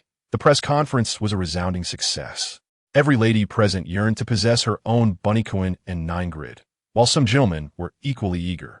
Even those who typically shunned cute items found themselves captivated by the technology and diverse functionalities of the 9-grid. Only Lex remained expressionless, arms crossed, seemingly displeased. He forcefully pulled Clark aside, his voice low and icy, suppressing his anger with a palpable aggression. I thought you had no fondness for those superheroes. I believe your inventions were intended to liberate ordinary people from the clutches of those clowns. Clark, feeling helpless, replied, "This world requires superheroes. Many crises cannot be resolved by ordinary individuals. It is precisely due to the existence of supervillains and extraterrestrial invaders that we need superheroes with equivalent powers.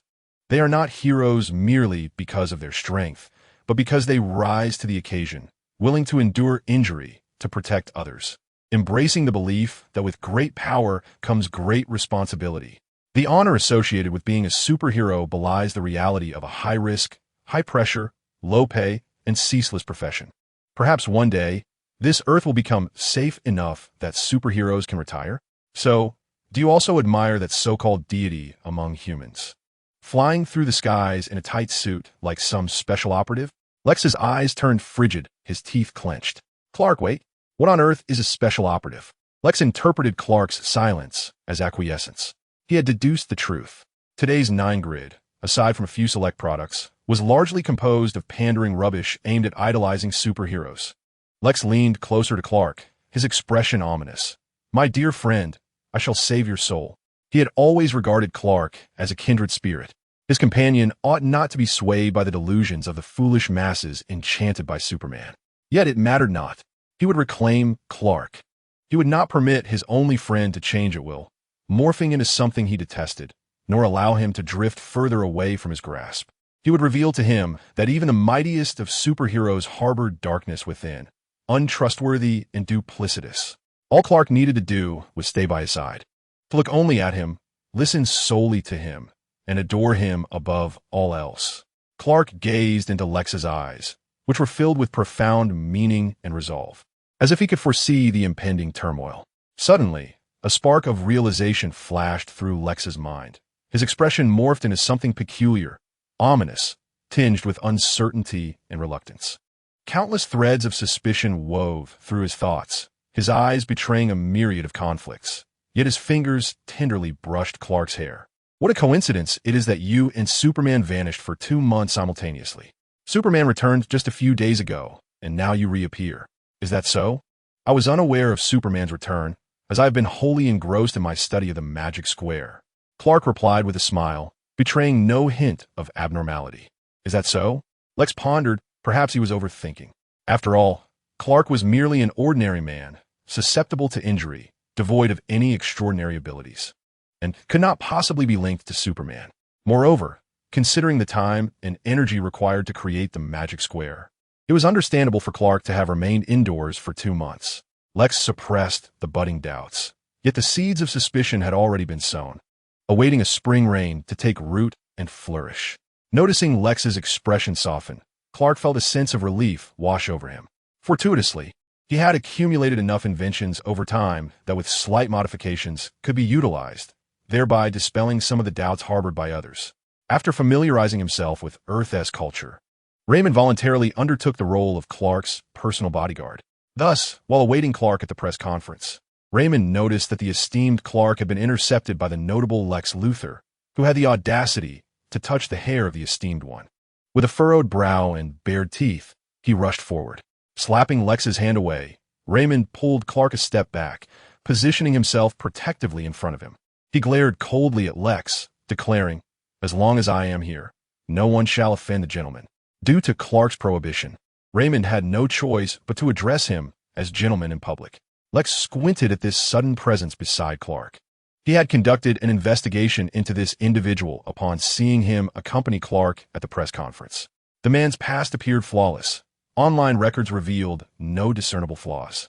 Yet the more perfect he seemed, the more suspicious he became, especially as this individual had suddenly appeared beside his Clark, embodying the role of a loyal guardian. An eyesore indeed. "Are you all right?" A deep, resonant voice inquired from behind.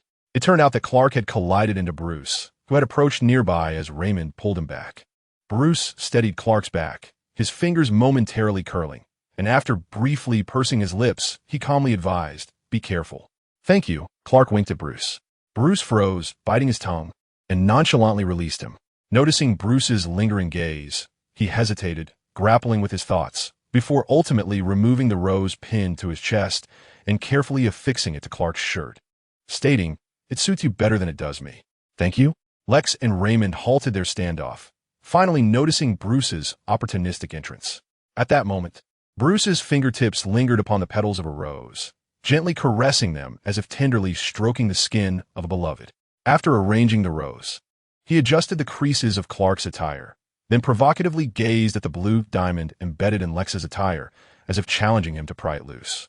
Lex snorted derisively, glancing at the cuff of Clark's sleeve, and laughed. "You've donned the cufflinks I gifted you. Splendid. They are truly unique. Thank you for your thoughtful gift." Clark, observing the peacock blue sapphire cufflinks, smiled in return, a smile capable of softening even the hardest of hearts. These cufflinks had been left behind during Lex's previous probing, a strategic gesture to dispel any doubts. Now, to allay Lex's suspicions anew, he wore them once more, feigning ignorance.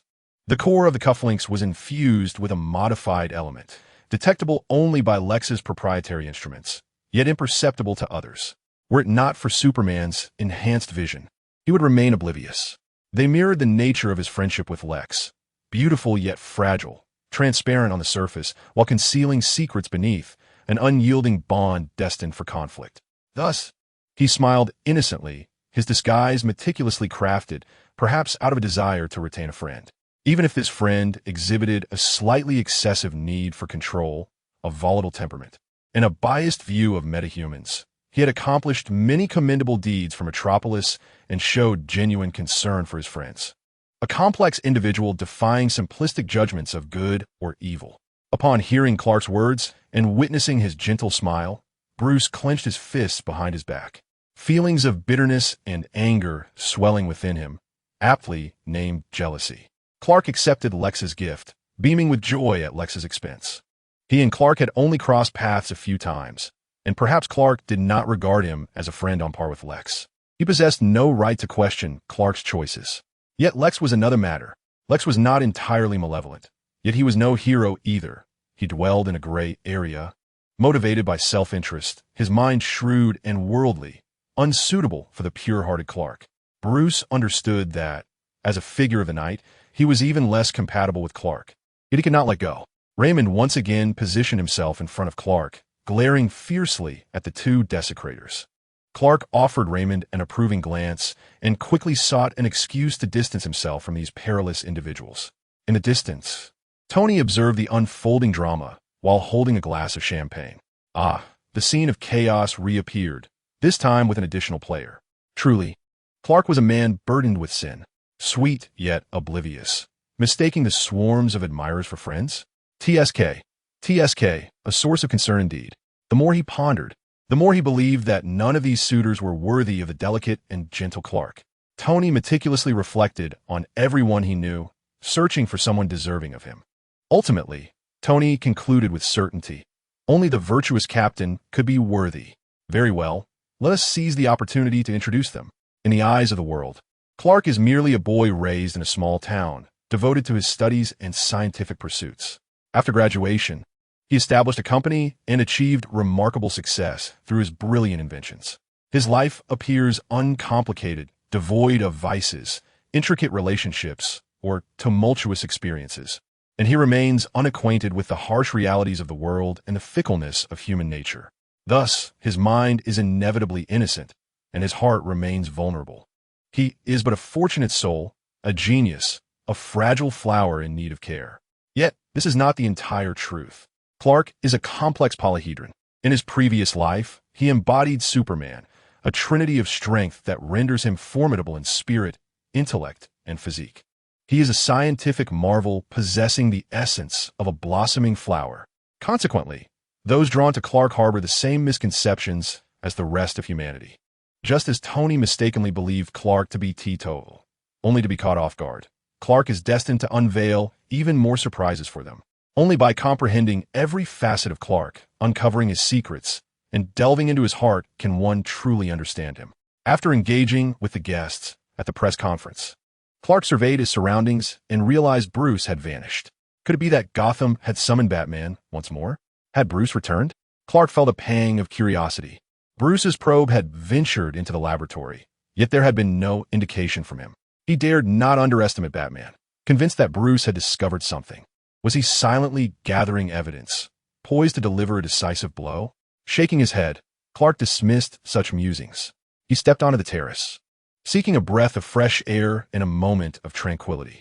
The wind tousled his hair, and the gentle moonlight bathed him in its glow. He tilted his head back and smiled, transforming into a breathtaking tableau unseen by others. Suddenly, a pair of strong arms emerged from behind, abruptly pulling Clark into the shadows of the terrace. In the darkness, the figure pressed Clark against the wall, their head close to his, lips brushing against his neck and cheek, seemingly searching for the right place to land, yet hesitating. Clark was taken aback. He was unafraid of the dark and could clearly discern the identity of his assailant. It was none other than Bruce, whom he had thought had returned to Gotham. But what was Bruce doing? The intimacy of the gesture was overwhelming. Clark felt as if he had become an immobile statue, forgetting to breathe as his heart raced with anxiety in response to Bruce's ambiguous actions, his eyes reflecting sheer astonishment. "Excuse me, who are you? I must be intoxicated," he stammered. Bruce abruptly halted, creating distance between them. He was acutely aware of who he had just pinned against the wall, cognizant of the kiss he had almost bestowed. It had not materialized. He had not intended to attend the press conference, repeatedly telling himself not to go. Yet, he had come under the guise of collaboration. It was nothing more than self-deception. Purposefully retreating to the terrace was an attempt to distance himself from Clark. Yet, upon witnessing Clark's smile illuminated by the moonlight, he resembled a beast ensnared by desire, instinctively seizing that beautiful prey in an instant. When reason reasserted itself, he absurdly feigned inebriation, fearful of frightening the other, apprehensive that he might evoke disdain. Indeed, he was utterly captivated by Clark. However, he was Bruce, and more importantly, Batman. Being with him posed considerable peril for Clark. He could not endanger the one he cherished merely for his own inclinations. Yet his heart was beyond his control. Since assuming the mantle of Batman, he had always been rational, never allowing emotions to sway his judgment. He remained bewildered by the inexplicable allure Clark possessed, which repeatedly overwhelmed his reason with emotion. This sensation of losing control filled him with trepidation, prompting a desire to retreat. Yet the very essence of danger often concealed allure and challenges that kept him restless and unable to forget. He was already ensnared, while Clark basked in the light. With a future unblemished before him, he could not drag him into Gotham's mire, rife with venom and malevolence. Contemplating this, his body succumbed to temptation, yearning to draw near to Clark, craving to kiss him, to embrace him, to possess him. Reason and emotion, will and desire, clashed incessantly. At that moment, Bruce's expression was exceedingly vulnerable, as if a gentle push could unravel him entirely. "Bruce?" Clark gazed at him with concern, unable to fathom the sight of Batman displaying such vulnerability. Perhaps it was the depths of darkness, where Bruce believed himself unseen, compounded by his intoxication, that led him to relinquish his fade and reveal a fragile side. A sudden wave of guilt washed over Clark. As he felt he had glimpsed a facet of Bruce, he was reluctant to unveil. Bruce continued to feign drunkenness, resting his head upon Clark's shoulder, evidently inebriated. Clark sighed, instantly banishing the earlier awkwardness and ambiguity. He felt a pang of compassion for Bruce, uncertain of what tormented thoughts lay behind that pained expression. Batman was unlike any other superhero. Gotham, an exceptionally chaotic city, demanded that Batman endure greater pressures, experience deeper sorrows, and suffer more profound losses than heroes in other realms. "It's all right," Clark reassured, gently patting Bruce's back as he enveloped him within his arms. "I'm here. I am Superman, and thus, you shall never lose anyone again." Bruce shuddered, nearly losing his composure at those words. Damn it. Chapter 23, Side Story 1. One day, the Avengers from the main universe traversed into the unconventional universe inhabited by Clark. They resolved to conceal themselves and observe this world. At that moment, a bank heist unfolded. Soon, they beheld this universe's Iron Man speeding towards the scene. The hearts of the Avengers from the primary world settled. It appeared that this universe was not so different from their own. Wait, what was this Iron Man doing? Why was he not protecting the hostages? However, what astonished them even more was the inexplicable excitement displayed by the seemingly ordinary hostages. Why were they not seeking refuge? It soon became evident why they remained unperturbed. To their shock, they discovered that an unusual protective shield enveloped each of the hostages, and the criminals were brazenly hiding behind them. Using these shields as both armor and concealment while they engaged in combat with Iron Man, with disdain for the malefactors, cleverly redirected his missile, circumventing the cover to strike true. The hostages within the protective shields erupted in applause and cheers. The Avengers of the alternate universe. What a peculiar sight. What were these spherical shields? Why did each hostage possess one? It appeared that only the criminals were devoid of such protection. The shields possessed an intelligent recognition feature, rendering those engaged in criminal acts unable to utilize them. They realized that every hostage within the bank exhibited extraordinary behavior. A bank employee, initially slow to react, opened his shield only after being struck, calmly pressed a button on his wristband, and to their astonishment, his wounds began to heal. A serious-looking white-collar worker furrowed his brow in concern, and after activating a shield, he retrieved a small box, donned a pair of spectacles, and proceeded to explain the situation to his company while rapidly working on his laptop.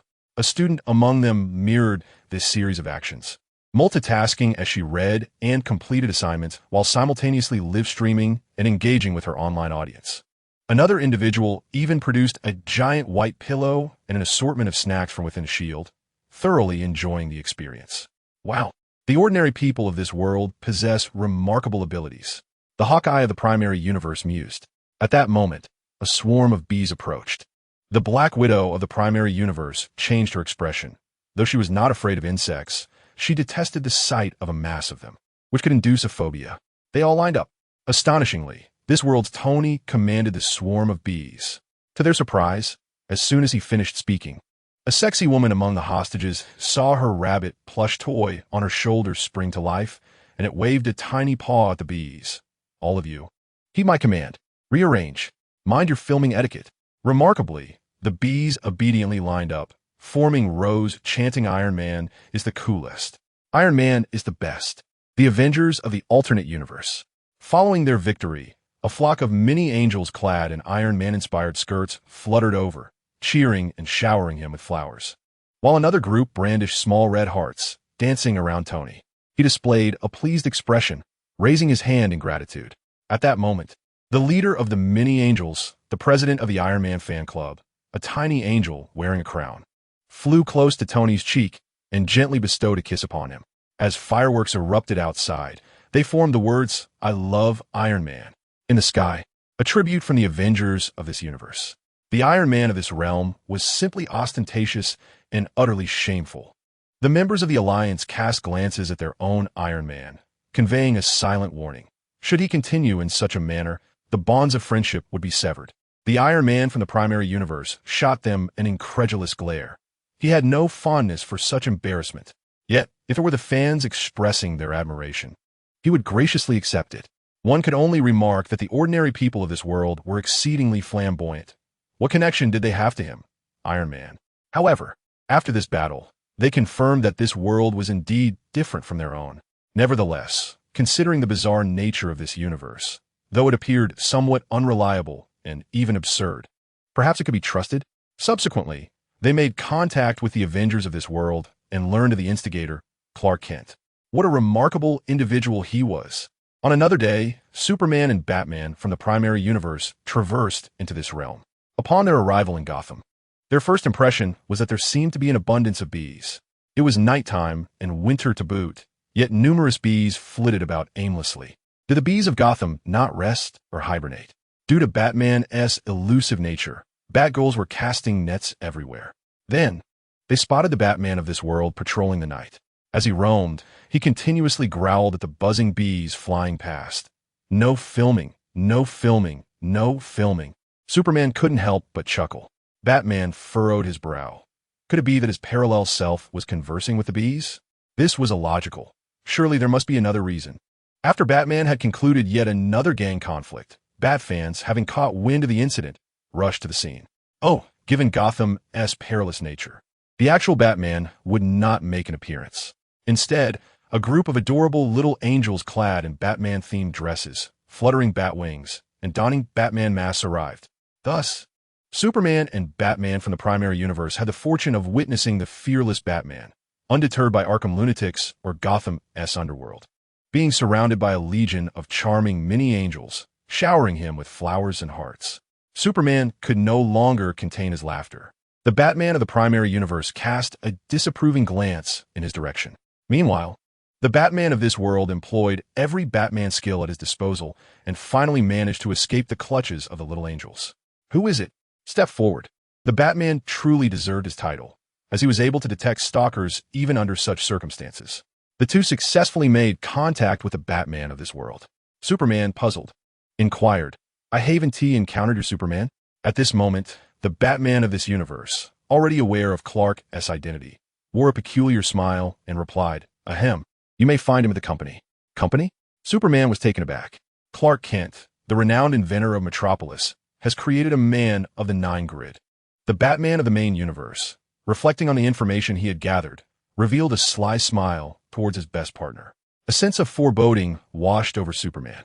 Subsequently, Superman met with Clark. Astonished, he stammered, Your appearance?" Visual interference contact lenses, Clark gestured toward his eyes.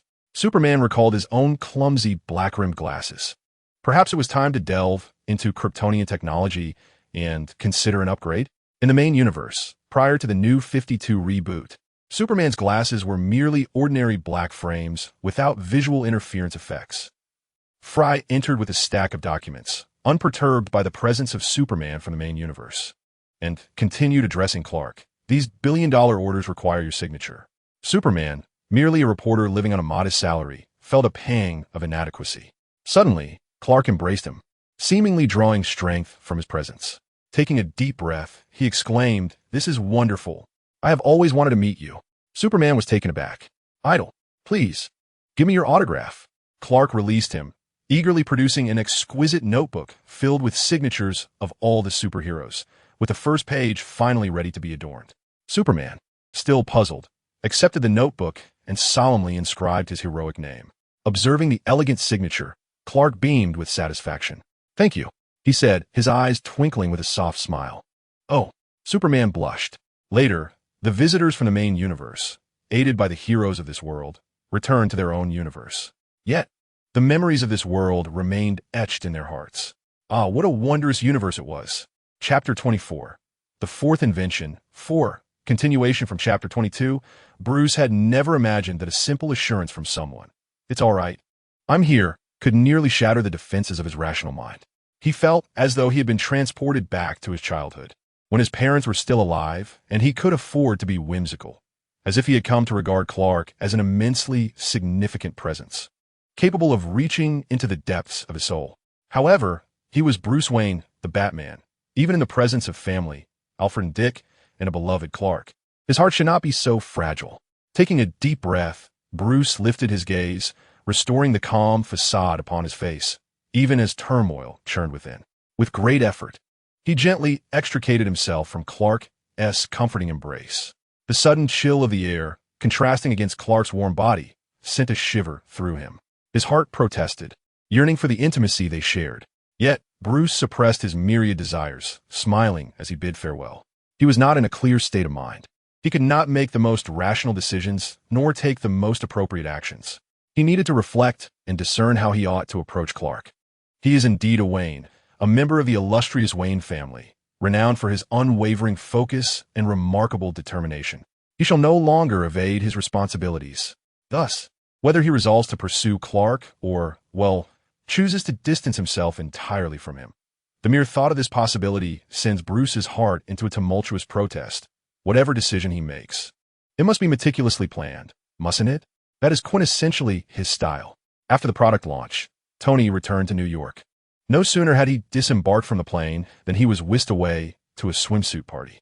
However, not long into the festivities, a disinterested Tony made his early exit back to Stark Tower. Following the recent alien invasion, the Avengers had taken residence in Stark Tower, and he had vacated his villa to join them. Lately, for reasons unknown, he found himself disenchanted with the revelries and nightlife he once adored, often feeling slightly disoriented. His thoughts drifting to Superman's smile and the phrases, "You say I'm your favorite superhero. You can call me anytime, and I shall be there." Truly mad. Pouring himself a glass of whiskey, Tony gazed out at the vibrant New York nightscape, aglow with lights, a scene of prosperity. What a beautiful city this is indeed his city. After indulging in a few drinks alone, Tony began to feel a pleasant haze wash over him. What could Superman be doing at this moment? Suddenly, a gentle tap echoed against the glass. Turning towards the sound, Tony beheld Superman hovering outside the bar's window, waving at him.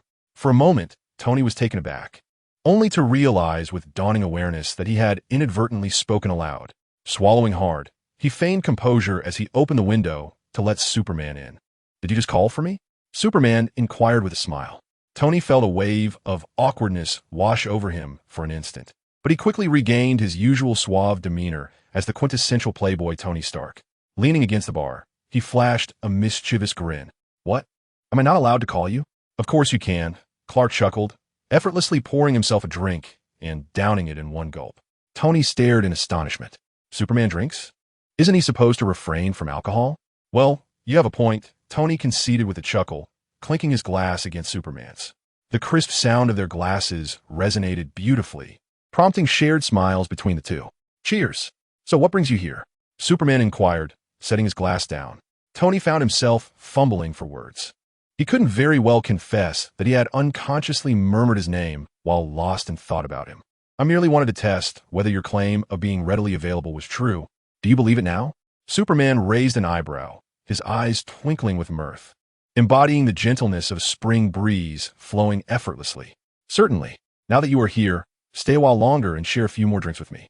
The moonlight is simply exquisite tonight." Tony relaxed once more. Superman is truly remarkable, always imparting a sense of calm and stability. It seems that as long as he is present, there is no need for concern.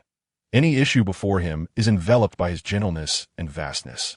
Indeed, Superman readily agrees. Clark Kent, in his essence, is filled with joy. Tony serves as a mutual friend to both of his identities, Clark and Superman. Despite being oblivious to the duality of Clark's existence, Clark deeply cherishes his friendships. Upon arriving in this world, aside from the friends scattered from his student days, and those like Fry and Brian who resemble family, he finds himself with few companions. Lex was his first friend upon moving to Metropolis.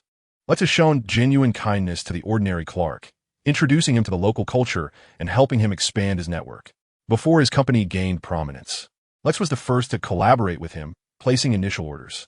Thus, despite Lex's numerous flaws, his impulsiveness, radical tendencies, and controlling nature, even his antagonism toward Superman, Clark continues to regard Lex as a friend. Tony's situation is somewhat more intricate. In his role as Clark, Tony assumes the position of a mentor, a senior friend who, though often unconventional, offers him considerable care. As Superman, their dynamic shifts to one of equality, resembling true friendship. However, Tony exhibits a certain reserve in Superman's presence, occasionally revealing a hint of admiration and dependency. He is uncertain which state is preferable, but regardless, Tony remains a valued friend. Moreover, Tony could be considered Superman's first friend. Their previous endeavor at the Stark Tower, where they quelled a fan conflict, remains a cherished tale. The fans of Superman and Iron Man even reconciled, forging a bond thereafter. This incident also provided a moment of jubilation for the media. Given that Clark tends to minimize Superman's public appearances, the superhero's limited time in the spotlight contributes to his scarcity of friendships. The citizens of Metropolis, often concerned for their gentle yet reclusive hero, rejoiced at the prospect of him finally making friends, celebrating with unrestrained joy. Clark has always maintained a distinction between himself and Superman. With the mantle of Superman comes the responsibility of his powers. Although Clark yearns for a simpler life, one of modest invention and creation, he recognizes that he must honor the identity he has embraced. Unlike the original Superman, however, he prioritizes the protection of Superman above all else. He must prepare for the unforeseen, safeguarding not only the physical safety of Superman, but also nurturing his inner self. For he is merely an ordinary man, possessing numerous human frailties, experiencing the ebb and flow of emotions, and occasionally harboring fleeting, mischievous thoughts. An ordinary person cannot perpetually maintain the flawless demeanor expected of a great hero, embodying unwavering gentleness, tolerance, justice, and goodness. Thus, he predominantly adorns himself with blue kryptonite, allowing him to exist solely as Clark. In this manner, he can relish the joys and sorrows of an ordinary life without reservation. Consequently, when he transforms into Superman, he reveals his most gentle, tolerant, and impeccable self. Simultaneously, to safeguard Superman's identity, he endeavors to minimize the leakage of information pertaining to him. This is why, despite having saved countless lives and being benevolent and affectionate towards the citizens of Metropolis, Superman has never accepted an interview nor disclosed his Kryptonian heritage. Information, to those who admire Superman, is a gift, yet, to those who harbor enmity towards him, it becomes a weapon. Therefore, in his quest to protect Superman, he seldom engages deeply with others, resulting in a lack of friendships, even among fellow superheroes. Tony becomes the first to break the ice as a superhero friend, the inaugural individual who is both Clark's companion and Superman's ally. This intertwining of Clark and Superman's identities stirs within him a concern. During his interactions with Tony, might he inadvertently blur the lines between the two personas? Although he trusts Tony, the anxiety of potentially having his FA-Ade uncovered lingers. Moreover, it is evident that Tony favors Superman over Clark, inciting a twinge of jealousy within him. Lost in thought, Clark is roused by Tony's voice. Superman raises his glass and beams at Tony, who seems to have heard the melodious whispers of spring blossoms. After a brief pause, he lowers his gaze and chuckles. How can one person be so utterly captivating? As the two indulge in soothing melodies, sipping drinks, and conversing freely, they find themselves at ease. Tony listens intently to Superman recounting extraordinary sights and amusing tales from the cosmos, his eyes gradually glazing over. Observing Superman under the moonlight, he cannot help but exclaim, "How truly unfair the heavens are to create someone so flawless. From any perspective, he is impeccable." Tony muses, can anyone truly resist loving Superman? Unlikely. Is there anyone capable of winning Superman's heart? Quite challenging. But who is he? Tony Stark, outside a boutique. Director Fury of S.H.I.E.L.D. ponders for a moment before addressing the agent beside him. The technology encompassed by this 9-square grid is extensive. It should not be relegated merely to whimsical entertainment or superhero endorsements. These innovations ought to be employed in endeavors of greater significance. The agent nods, gazing at the director with earnest admiration. By reimagining the capabilities of the rabbit, combined with realistic bees, danger detection, and projection mapping, they could be utilized for espionage operations and enemy surveillance. The agent nods in agreement. The dual-purpose glasses could also enhance the potential of our agents, improving their learning and combat efficacy. The agent nods once more. The food storage technology could be harnessed to amass substantial supplies, preparing for war logistics. The agent continues to nod affirmatively. Moreover, I cannot shake the feeling that the last two gray objects may conceal something unexpectedly dreadful. The agent not only nodded, but also eagerly gazed at Fury, inquiring, "Director, shall we proceed with the purchase?" Fury, with a grave demeanor, affirmed, "Yes." The agent prepared to queue at the tail end of the line, several hundred meters away. "Come back," Fury interjected. "Ahem, due to the recent budget constraints at S.H.I.E.L.D., I need you to draft a report based on what I just mentioned and submit a funding request to the higher-ups. We shall procure the items once the budget is approved. The agent mused, so S-H-I-L-D has fallen on such hard times? I previously found the monthly updates of our weapons to be sluggish, lamented the discomfort of the crocodile leather sofas, and detested the abysmal taste of our limited edition global coffee. I was mistaken. The director must have exhausted all funds to ensure the agents within the organization can lead comfortable and restful lives. Also, create a false identity as a person in need before proceeding, Fury suggested, raising his gaze skyward. The agent exclaimed, the director is willing to sacrifice his dignity for the sake of saving money for the agency. How moving. Long live Director Fury. Humph, it's all their fault. How dare they set prices based on status and income levels? Why should the affluent be exempt from discounts? After concluding various matters regarding the new product, Clark finally found the tranquility to thoroughly examine the probe left behind by Bruce, the Batman. This diminutive black device was the sole probe that had successfully infiltrated his laboratory. Although the surveillance robots detected it in due time, the brief interval must have allowed for significant information to be leaked. Furthermore, upon capture, the device activated a self-destruct protocol, committing suicide amidst a plume of white smoke, thus preventing anyone from discovering what it had recorded or transmitted. Nevertheless, Clark believed it could still be salvaged. After a prolonged effort, he successfully restored the probe and extracted the footage it had once captured. Clark meticulously scrutinized each frame, anxious that Bruce might uncover something he ought not to know. Fortunately, the footage revealed that the probe had only recorded a corner of the laboratory, which could not definitively indicate his absence from the premises. Phew, the crisis was averted. Leaning back against the chair, Clark felt an immense wave of relief wash over him. Ah, splendid. Bruce merely captured a glimpse of the disarrayed corner of the laboratory. There lay only a few half-finished inventions, defective items, and assorted miscellaneous parts. Should he now be more concerned that Bruce might think him too disheveled? Oh dear, that corner truly is an eyesore, a chaotic jumble of everything piled together. In reality, he maintained a fairly orderly life. Yet during experiments, he often succumbed to a blend of excitement and frenzy. Should an experiment falter or the creation fail to meet his expectations, he would impulsively toss the failed products into the corner without a second thought. Over time, that corner had transformed into a veritable dumping ground. Wait! Clark's entire being went rigid. He paused the screen, his gaze fixated on an object. It was Clark, who immediately sprinted toward the refuse heap, unearthing a partially obscured golden belt component from the same spot on the screen. The significance lay in the fact that this was a piece of Superman's belt. Superman's belt. Superman's. Clark resolved that he could not remain passive. He must take action. Bruce might not yet have discovered this belt component. After all, only a corner of the photograph piece was visible. But he was Batman, and, eventually, he would uncover the truth. To remedy the situation after the fact would only serve to highlight his guilt. Only by preparing in advance could he achieve optimal results. Thus, he needed to act before Batman made his discovery. Moreover, it was not just Bruce. Lex had begun to harbor suspicions about him as well. Therefore, he could seize this opportunity to dispel any doubts from both of them regarding his potential identity as Superman. Thus, Clark conceived a brilliant idea. On that day, Clark spent an extended period in the laboratory, with Raymond assisting him in the experiments. Clark was researching a device to precisely adjust visual interference through a special type of contact lens, aptly termed the disguise lens. The lenses he currently wore, while capable of shifting his appearance toward his former self, only provided a directional shift.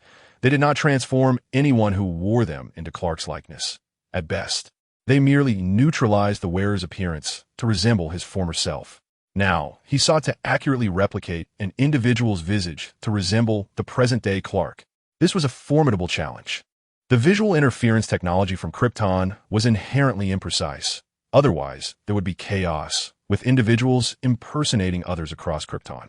Yet, Clark held firm in his belief that with his mastery of Earth technology, Kryptonian science, and the advancements from nearly 1,000 other planets, how could he possibly fail to invent something as trivial as a disguise lens? What kind of scientific marvel would he be otherwise? At last, after relentless adjustments and enhancements, Clark triumphed. With this disguise lens, anyone could assume the guise of Clark. He exhaled in relief, casting a glance at the corner now cluttered with debris. Sighing, "It is imperative to maintain proper waste segregation and disposal." Clark stared at Raymond, who donned his attire, wore his watch, and bore his features, feeling a sense of satisfaction. Raymond, gazing into the mirror at his reflection, displayed a look of astonishment and bewilderment. For reasons unknown, he did not experience the same sense of filth and guilt as when he looked upon the true Clark. Raymond bowed his head, once more repenting. Subsequently, Clark removed the contact lenses and donned Superman's uniform, transforming into the Man of Steel. Superman flexed his somewhat rusty limbs and offered Clark a faint smile. "Wait for me." Clark felt a surge of determination, his fists clenching tightly. In the next moment, Superman teleported to the Fortress of Solitude in the Arctic. Clark contemplated and decided he should wholeheartedly cooperate with the plan devised by the Divine Messenger. Thus, he adjusted his stance, movement, smile, and micro-expressions in accordance with the behaviors and habits of Clark he had observed previously. Gazing into the mirror at Clark, he found himself plagued by thoughts that surely should not have arisen. At that moment, Superman soared from the Arctic to hover above the estate. Following the plan, Clark made his way from the laboratory to the balcony of his penthouse. Superman tapped on the floor-to-ceiling glass of Clark's balcony, prompting Clark to open the window, ready to invite him in. However, Superman unexpectedly curled his lip and abruptly pulled Clark out of the window. Clark gasped in surprise. Bewildered, this was not part of the plan. Yet, Superman was unconcerned, for he had just dismissed his original intentions, aspiring for something far grander. Cradling Clark in his arms, indeed, it was a Princess Carrie. Superman smiled and asked, "Would you like to fly with me above Metropolis? The view of the city is most enchanting from up here." Clark played along, replying, "Absolutely, I could not wish for more, Mr. Superman." Subsequently, Superman ascended with Clark to the most breathtaking vantage point overlooking Metropolis at night. As Superman beheld the city, still remarkably beautiful in the dark, a pure smile graced his lips. However, Raymond was not observing Metropolis. He was fixated on the smiling figure of the celestial being before him. He gazed at the divine presence that held him, still sanctified and beautiful even in the night sky, feeling the warmth of their bodies through their clothing, listening to the steady heartbeat that resonated so close.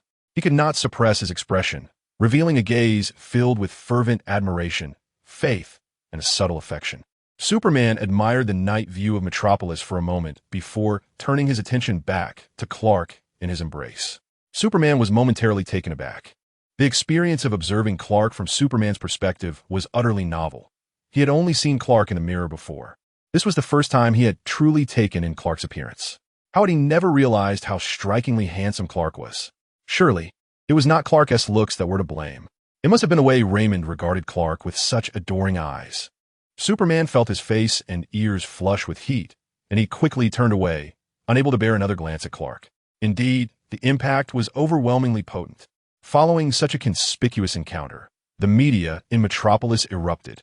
One must not underestimate the intelligence network and photographic prowess of reporters. Even if Superman flew into the cosmos, they would find a way to capture high-definition photographs of him from satellites. Consequently, led by the Planet Daily, the newspapers and major news outlets in Metropolis released the astonishing photograph that left the entire city in shock, a picture of Clark gazing tenderly at Superman, who blushed and shyly averted his gaze.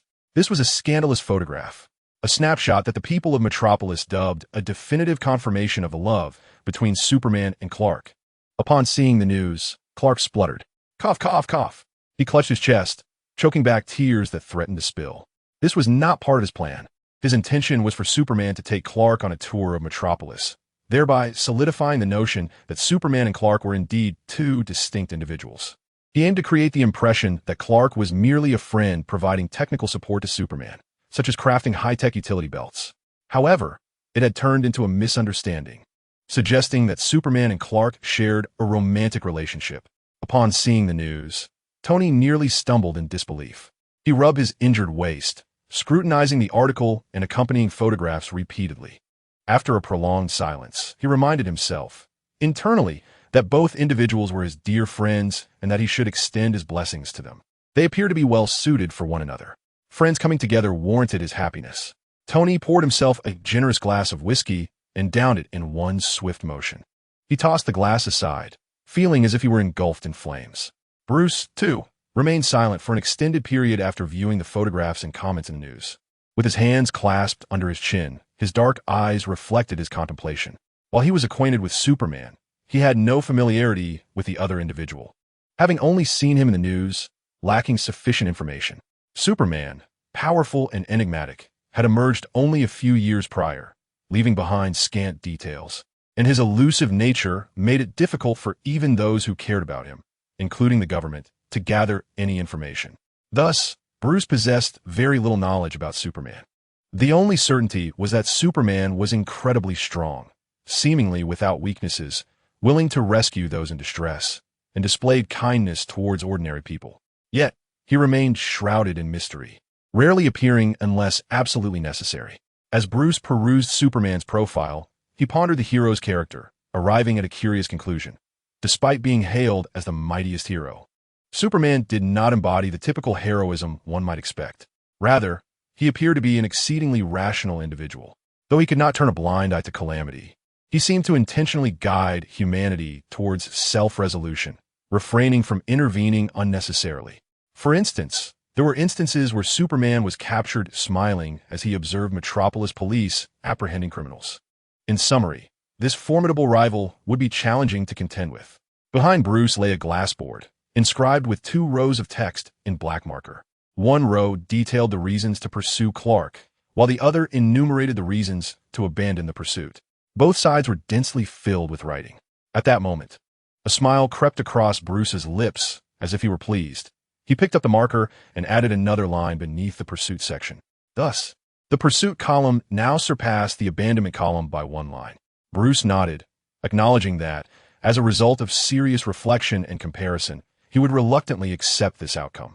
Affew, who perceives everything, remained silent, choosing not to expose the reasons behind every abandonment penned by the master, for each reason inevitably entailed a convoluted justification for his pursuits. Let the master indulge in his self-satisfaction for a while. Meanwhile, Clark found himself beleaguered by the relentless media scrutiny. While anticipating the fervor of the press during the planning of Superman and Clark, he never foresaw the comedic twist that friendship would morph into love, driving the Metropolis media into a frenzy. Had it not been for the protective barriers of the estate, he would have been submerged by reporters with glinting green eyes. It was his own fault. After all, he had shrouded Superman in mystery for far too long, leaving the insatiable journalists of Metropolis starved for revelations. Moreover, he failed to account for Raymond's admiration and his own infatuation with his appearance. Alas, hiding was not a viable solution. A press conference was in order to clarify matters. Although he understood that rumors often defied rational explanation and could become even more convoluted with attempts at clarification, he felt compelled to struggle against the tide.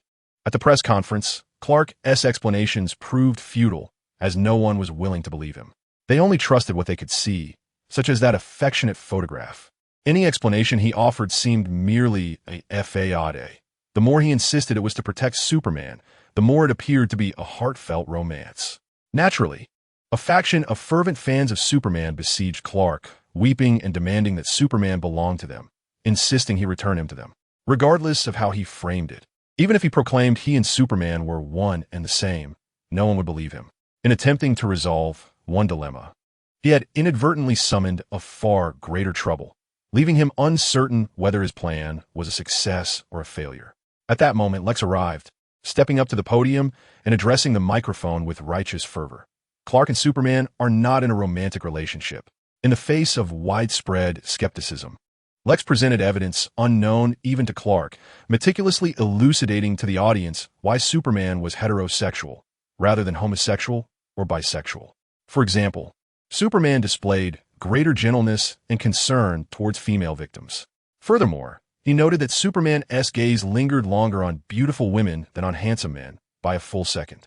Lex continued, adamantly asserting that turning a straight man, especially one as cosmically straight as Superman, was nearly impossible, thus proclaiming that Superman could never be swayed in such a manner. Clark nodded in satisfaction. Yes, he was absolutely correct. In truth, Clark was uncertain of his own orientation.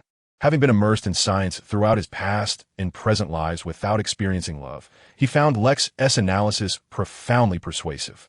Indeed, he still harbored affection for a stunning beauty like Lois. Clark's admirers.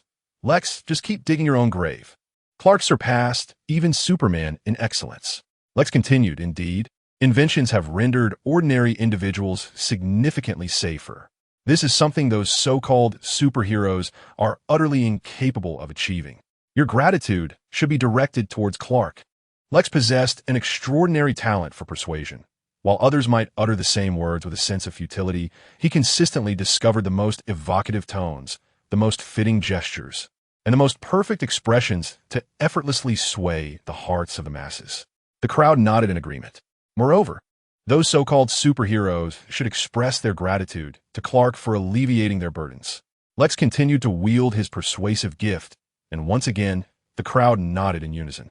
Clark is the true savior of ordinary people. He is your genuine hero.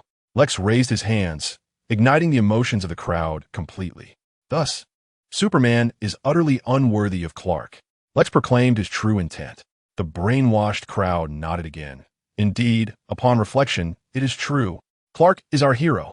Even while under this spell, the deep affection the citizens of Metropolis held for Superman led them to overlook Lex's final, more insidious statement. Though he was not a superhero, he embodied a different kind of heroism. Indeed, his inventions have saved countless lives.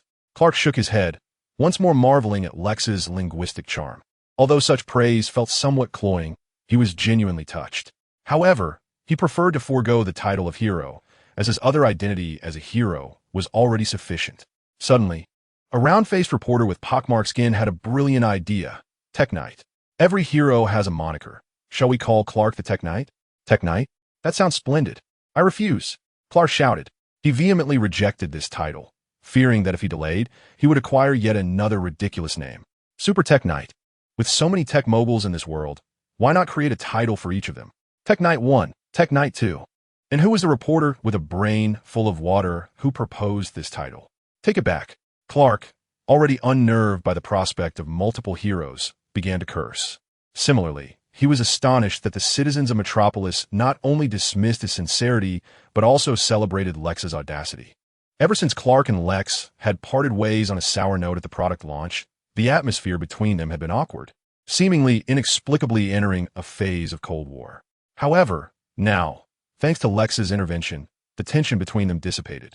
Lex even cordially invited Clark to tour his secret lair. Naturally, Clark accepted. Yet, Lex's secret lair was, in fact, an arsenal filled with various weapons designed to combat Superman. Lex believed that bringing Clark to his lair and revealing his determination to eliminate Superman was the utmost expression of trust and recognition towards him. However, Clark, the Superman, perceived this as intimidation. Fortunately, he has yet to reveal his vulnerability to the green kryptonite. Otherwise, Clark feared he might not find a way out of this predicament.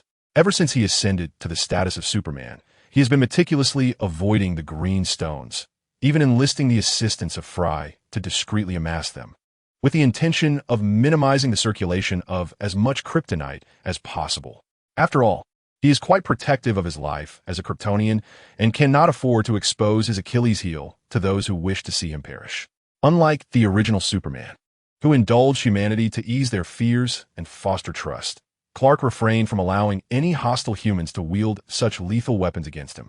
Hence, Fry became a frequent presence at auctions, a lavish spender with a peculiar passion for emeralds. The reasons Clark abstained from collecting the kryptonite himself were twofold: his inability to approach the green stones and his desire to avert any potential complications, as well as to prevent unnecessary speculation and scrutiny from others. Clark snapped back to reality, observing Lex, who was enthusiastically detailing the armaments designed to combat Superman. Surely Lex, who harbored disdain for Fry, would not be interested in the emeralds, nor would he possess any kryptonite.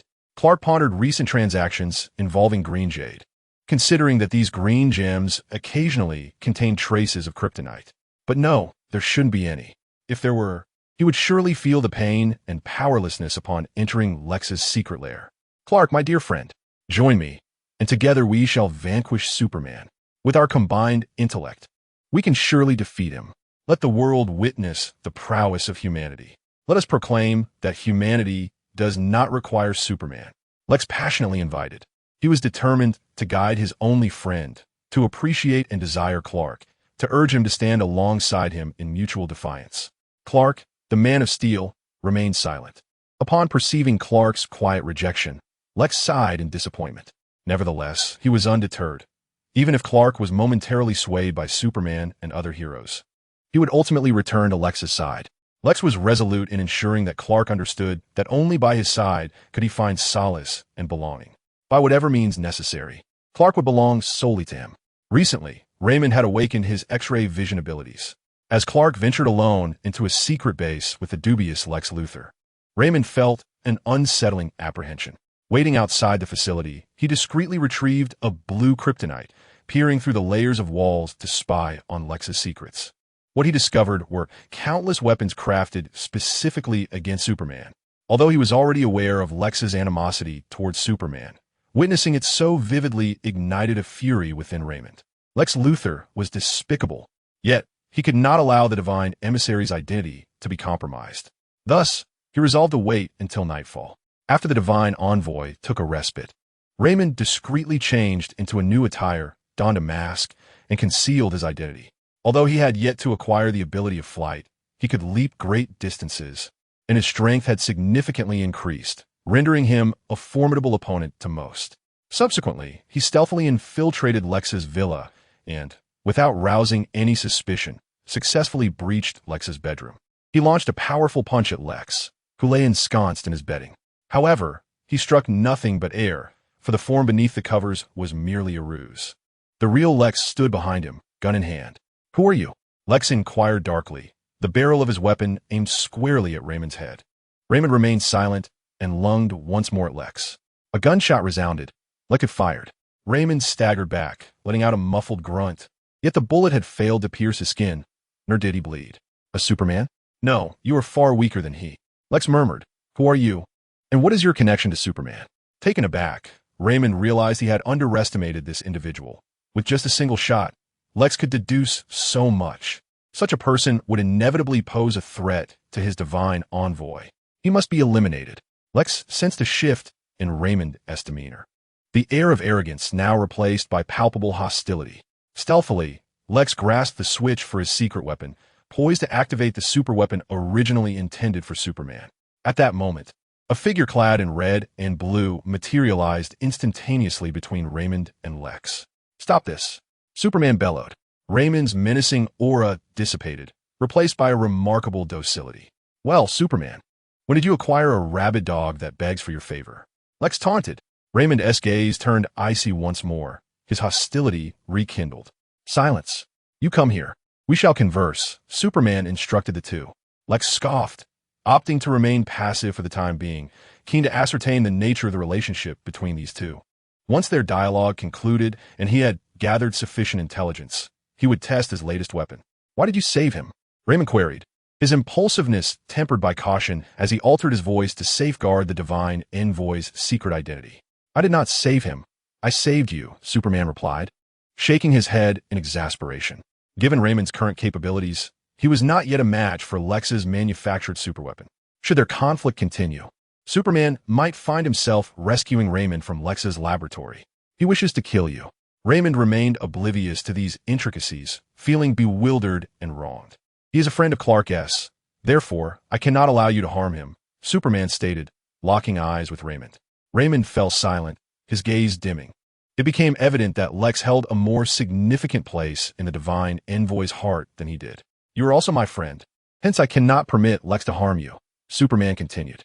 Raymond's eyes instantly sparkled with renewed brightness. He smiled faintly, no longer resisting the commands of the divine envoy. Instead, he cast a cold glare at Lex, then obediently stepped behind Superman, standing like a loyal guardian. "What is your relationship with Clark?" Lex exploded with fury upon hearing Superman mention Clark. "Superman, these individuals are increasingly troublesome. On what grounds do you protect Clark's friend? Clark has no connection to you." Lex bellowed, completely ungrateful for the fact that the friend Superman had just rescued was, in truth, himself. Lex activated the super weapon, aiming at Superman. And as the barrage struck him, he shouted, "Superman, keep your distance from Clark." Superman, unharmed, felt a sense of helplessness as he shook off the debris, remaining silent. Seeing that the divine envoy was unharmed, Raymond breathed a sigh of relief. Yet, Lex's anger intensified, resembling a puffer fish ready to burst. Stay away from Clark. Despite knowing it would be futile, Lex still aimed the weapon at Superman. Superman shook his head, suppressing a smirk, while seriously addressing Lex. Give up. It is impossible for me to distance myself from Clark, for they were, in essence, two halves of a whole, forever intertwined. Observing Lex's fury at his words, Superman felt an unexpected joy. I'm leaving. He nodded to Raymond and exited Lex's chamber first, with Raymond closely following.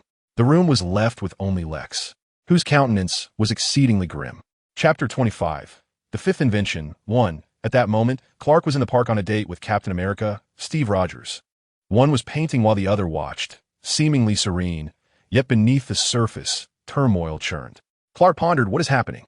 United in thought, they both shouted inwardly, Tony, get out here. The events traced back to a day prior. On that day, Tony visited Clark's home. Due to the recent surge of attention surrounding Superman, Clark had become reluctant to venture outside.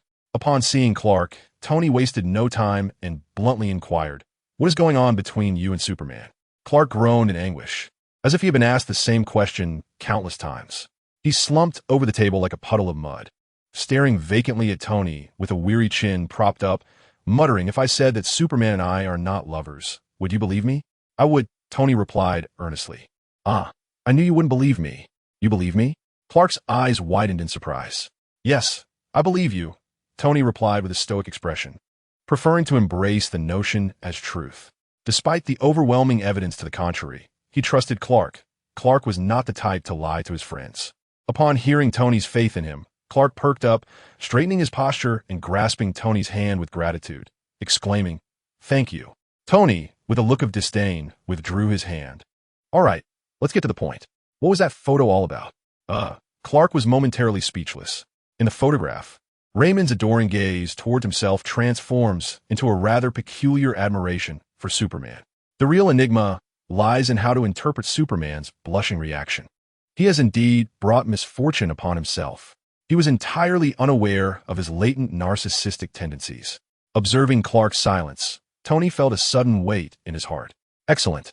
If Clark cannot provide an explanation, then there must be an issue at hand. Even if, as Clark asserts, he and Superman are not lovers, there is likely some underlying connection between them. It is even possible that Superman is unilaterally drawn to Clark, given Clark's unique allure towards men.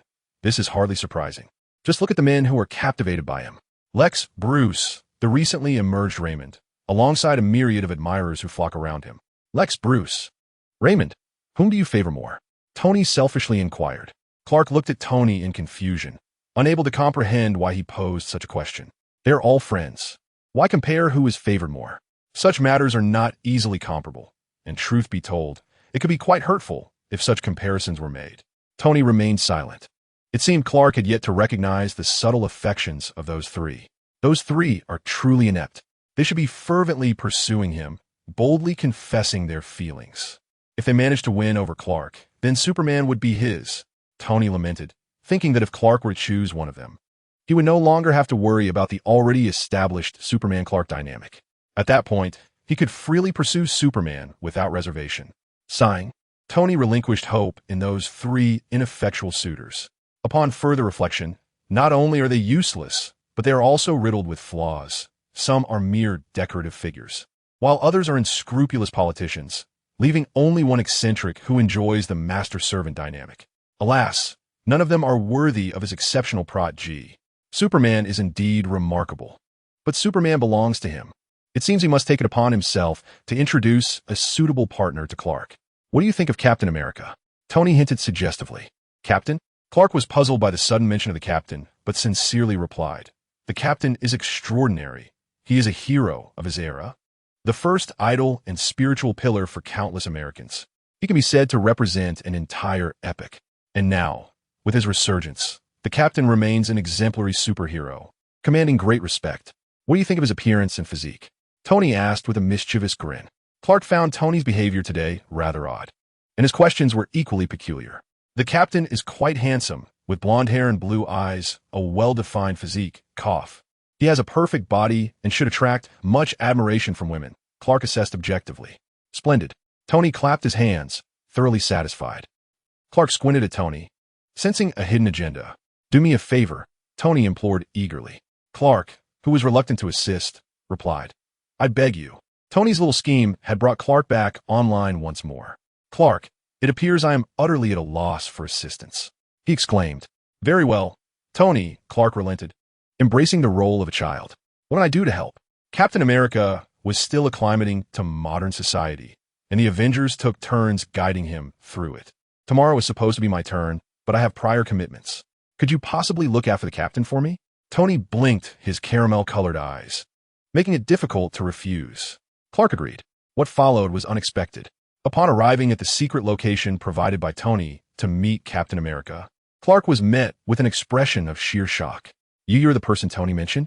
Captain America stammered, his gaze evasive, evidently uncomfortable. "Indeed," Clark replied with a smile. The captain's face flushed, and he became even more tongue-tied. Yes, I'm sorry. You're wonderful, but I'm not." "Huh?" Clark was taken aback. "I believe we are not suited for one another." Clark felt a pang of confusion. Was he being rejected by Captain America? Why did it leave him feeling somewhat unsatisfied? "I will inform Tony that this was my mistake. This date should never have occurred," Steve said apologetically. "Date? What date? You didn't know?" "Know what?" Clark furrowed his brow. Captain America paused. Then his expression shifted to indignation. "Tony has gone too far." "Huh? How could he deceive you into a blind date with me?" "A blind date?" Clark tilted his head, gazing sweetly at Steve. "So, Tony had tricked him into a blind date, and he was being rejected by the captain?" Maintain the smile. "One must not falter." Steve, noticing Clark's adorable head tilt and smile, felt his cheeks flush again. Tony mentioned he wanted to introduce me to someone, which I declined, but he never listens to anyone and unilaterally arranged this meeting." Captain America rubbed his nose, slightly embarrassed as he continued. "I feared the other person would wait indefinitely for me, so I decided to come, intending to politely decline." Clark felt a sense of relief wash over him. So, it wasn't he, just him who faced rejection? How splendid. It turned out he was still quite remarkable. Yet, he anticipated that the person Tony introduced was a man. Clark fell silent. Yes, that was indeed the crux of the matter. He had been so preoccupied with the sting of rejection that he had overlooked the significant issue of orientation. Wait, not only had Tony set him up, but he had also introduced a man. Did Tony truly see him in such a light? Hold on. He had deceived even Captain America. Surely, the captain could not possibly be interested, right? Thus, it seemed that this entire affair was merely one of Tony's mischievous antics at their expense. Upon sharing his thoughts with the captain, Steve fell silent, clearly recognizing that this was the sort of outrageous behavior Tony was capable of. United in their shared experience of Tony-esque pranks, the two felt an instant camaraderie. Sometimes friendship blossoms in the most inexplicable of ways. Afterward, they engaged in a lively conversation, laughing and sharing stories for quite some time. Later, the captain took out his sketch pad and expressed a desire to create a portrait of Clark, who readily accepted the offer. Although Tony had inadvertently caused a misunderstanding, Clark felt fortunate to befriend the upright, warm-hearted, and talented captain. As Clark observed the captain at work, he perused some of his earlier creations. "Your artistry is truly remarkable," Clark couldn't help but exclaim. The fusion of modern painting techniques with the meticulous brushwork of bygone eras has resulted in a refreshing yet distinctly unique style that is utterly invigorating. During his university years, Clark had acquired a wealth of knowledge, including skills in painting and art appreciation. His superhuman intellect allowed him to retain vast amounts of information, enabling him to embody various expert roles when necessary. Steve smiled modestly. Though he had received similar praise countless times, he was still delighted to meet a friend who understood art so deeply. While your style is indeed refreshing, the emotions you seek to convey remain cloaked. Subtle yet profound, akin to magma hidden beneath a glacier, concealing its fervor beneath a tranquil surface. Steve halted his brushwork, staring at Clark in astonishment. Many who appreciated art recognized his technical prowess, and numerous individuals had lauded his fresh artistic style. However, how was it that Clark could discern the emotions so intricately concealed within? Deep down, Steve did not wish for his hidden sentiments to be unveiled. He was Captain America, an embodiment of American ideals, the very essence of justice, a superhero. Thus, he was expected to be upright, selfless, fearless, and unyielding, devoid of any flaws. Yet, he was also Steve, a mere mortal, abruptly transported from the past into a future surrounded by strangers and unfamiliarity. He constantly felt like an outsider in this realm. Whether amidst the rapidly evolving modern technology or the radically different mindsets of those around him, he seemed to be at odds with everything. He, too, experienced fear, sorrow, nostalgia, and anger. He longed to howl at the heavens and roar at the moon. In the past, he had been a soldier, courageous and undaunted, unafraid of sacrifice. He still possessed that capability. After undergoing experimentation that enhanced his strength, he had become the leader of the Howling Commandos. Yet his comrades always remembered him as that sensitive, passionate young man, the frail boy who expressed his emotions through painting, who would become angry and cry. In days gone by, he had shared countless troubles with his fellow soldiers, spent entire nights drinking and venting, and laughed as they exchanged risky jokes. Indeed, this represented the authentic reality of frontline soldiers. But times had changed. Through the passage of time, Captain America had evolved beyond a mere warrior. He had become a symbol of the American spirit, a representation of truth, goodness, and beauty, a flawless emblem. Nowadays, people remembered only his achievements and perfection as Captain America, forgetting that he had once been that small, unassuming figure. In truth, he was not as perfect as they believed. In contemporary times, society longs for a steadfast and fearless Captain America, a beacon of hope, who must not exhibit any signs of vulnerability or act capriciously. He has always borne great responsibilities, and thus, he will rise to the occasion. For his sense of duty compels him to avoid disappointing others. He has accomplished this, and shall continue to do so. Consequently, he channels these emotions onto his canvas, meticulously burying them deep within. Whether it be the trepidation of arriving in a future unknown, the sorrow of discovering that all his acquaintances have perished, or the profound solitude of being utterly alone, he utilizes his artwork as a tombstone, interring his past and all negative emotions. He conceals them well, burying them deeply, unwilling for anyone to uncover his secrets. Indeed, all who behold his paintings see only the exquisite tombstones adorned with elaborate carvings, oblivious to the buried truths beneath. Yet, Clark perceives the hidden secrets. Upon having his concealed truths unveiled, Steve feels a momentary embarrassment, caught off guard. Even though his composure as Captain America allows him to maintain a facade of calm, internally, Steve feels hollow, as if suspended in a void. Clark notices the shift in the Captain's emotions and suddenly comprehends something profound. He reflects on his own existence. Like Captain America, Superman must also embody virtue and righteousness, never revealing any weaknesses to the world, striving for perfection at all times. However, he is both Superman and Clark. In private, Clark can indulge freely, act whimsically, and even engage in minor mischief that contradicts heroic conduct. Yet, the Captain does not conceal his identity. Beneath the mantle of Captain America, Steve remains ever the Captain. Steve is not merely Steve himself, a philosophical conundrum indeed. In contrast to Tony, who, despite lacking a hidden identity, is perpetually self-absorbed and unruly, Steve is a sensitive soul with a profound sense of responsibility. He chooses to hold himself to stringent standards, embodying the ideal captain that all admire. Perhaps it is only when confronted by someone capable of shaking the very foundations of his principles that he might relinquish his sense of duty and choose to act recklessly. Akin to the character in the film, Steve, Clark earnestly gazes at the Captain, no, at Steve. Steve turns his gaze towards Clark. Steve? He looks at Clark, who repeatedly calls his name with a questioning expression. What I see before me is simply the artist, Steve, not the Captain. An artist able to express intense emotions freely within his work signifies that this painter named Steve possesses extraordinary talent. The emotions you have conveyed resonate with me. I perceive them, I feel them, they are truly beautiful. In this world, finding a kindred spirit is a rare treasure. Steve muses that the joy and emotion swelling within him must be the sensation of discovering such a confidant. At this moment, he feels a surge of gratitude towards Tony. Were it not for Tony's playful antics, he might never have encountered someone capable of understanding the depths of his art. And thus, within the lonely stronghold of the Arctic in a heavily fortified, clandestine chamber, a black hole-like rift in the fabric of time and space emerged. This instability of the temporal fissure was undeniable. It could not be closed and would unpredictably open at intervals. Suddenly, a figure tumbled forth from the rift. Covered in wounds and dust from rocks and ice, he radiated an extremely low temperature, teetering on the brink of death. Joe appeared beside him, directing a robot to transport the individual into a medical pod, while softly lamenting, "Ah, yet another one." Chapter 26. The fifth invention, 2. The sound of the medical pod opening echoed through the room, and a tall, handsome young man sat up within, supporting his forehead. His eyes were hazy, as if he had not yet fully emerged from slumber. He surveyed the peculiar room, adorned entirely in pure white crystal, resembling a fantastical dream. "You're awake?" Joe suddenly materialized in the chamber. "Wow!"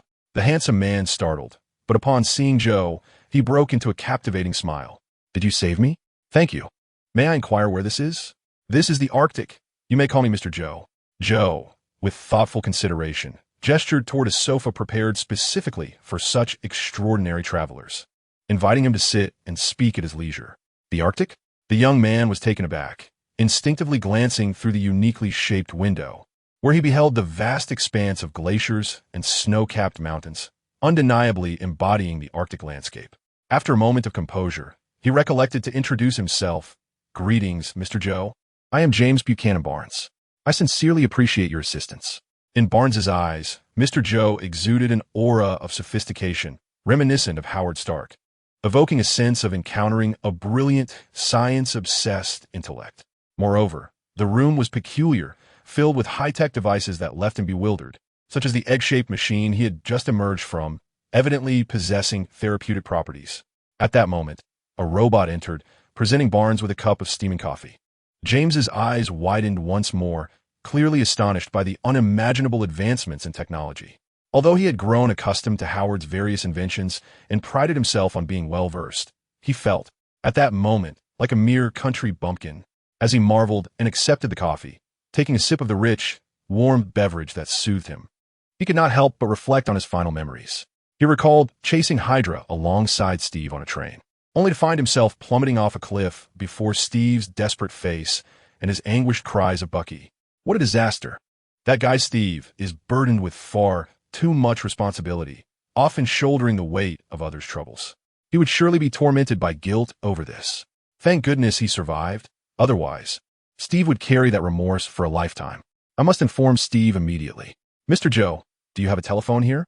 Barnes glanced around the room, yet found no landline phone, assuming it must be located in another room. "This is a mobile phone prepared for me by my son. You may use it." With a flicker of inspiration, Joe commanded the robot to present a smartphone. Unfamiliar with the device, Barnes was perplexed, observing that the other party was inept with modern technology. Joe suddenly felt a sense of camaraderie. He too struggled with smartphones, as his expertise lay solely in remotely hacking communication satellites to connect with his son.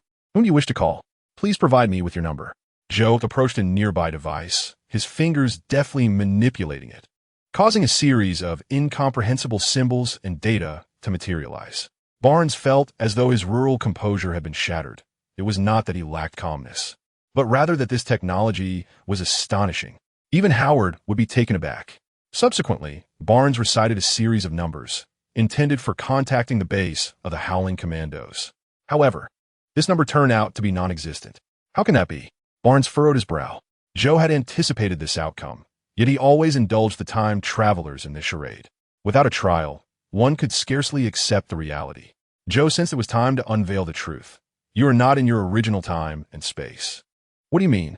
"I have a genius son who, during moments of inspiration, delights in creating small inventions.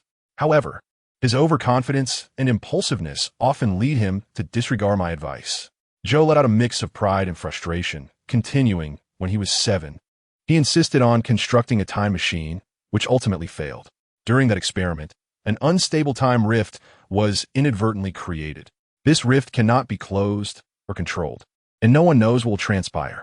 Research revealed that this rift absorbed peculiar energy from unknown sources, even developing a faint consciousness." This narrative was one he recounted to every time traveler, his expression of pride and exasperation remaining unchanged. "So, I was brought here by this conscious time rift?"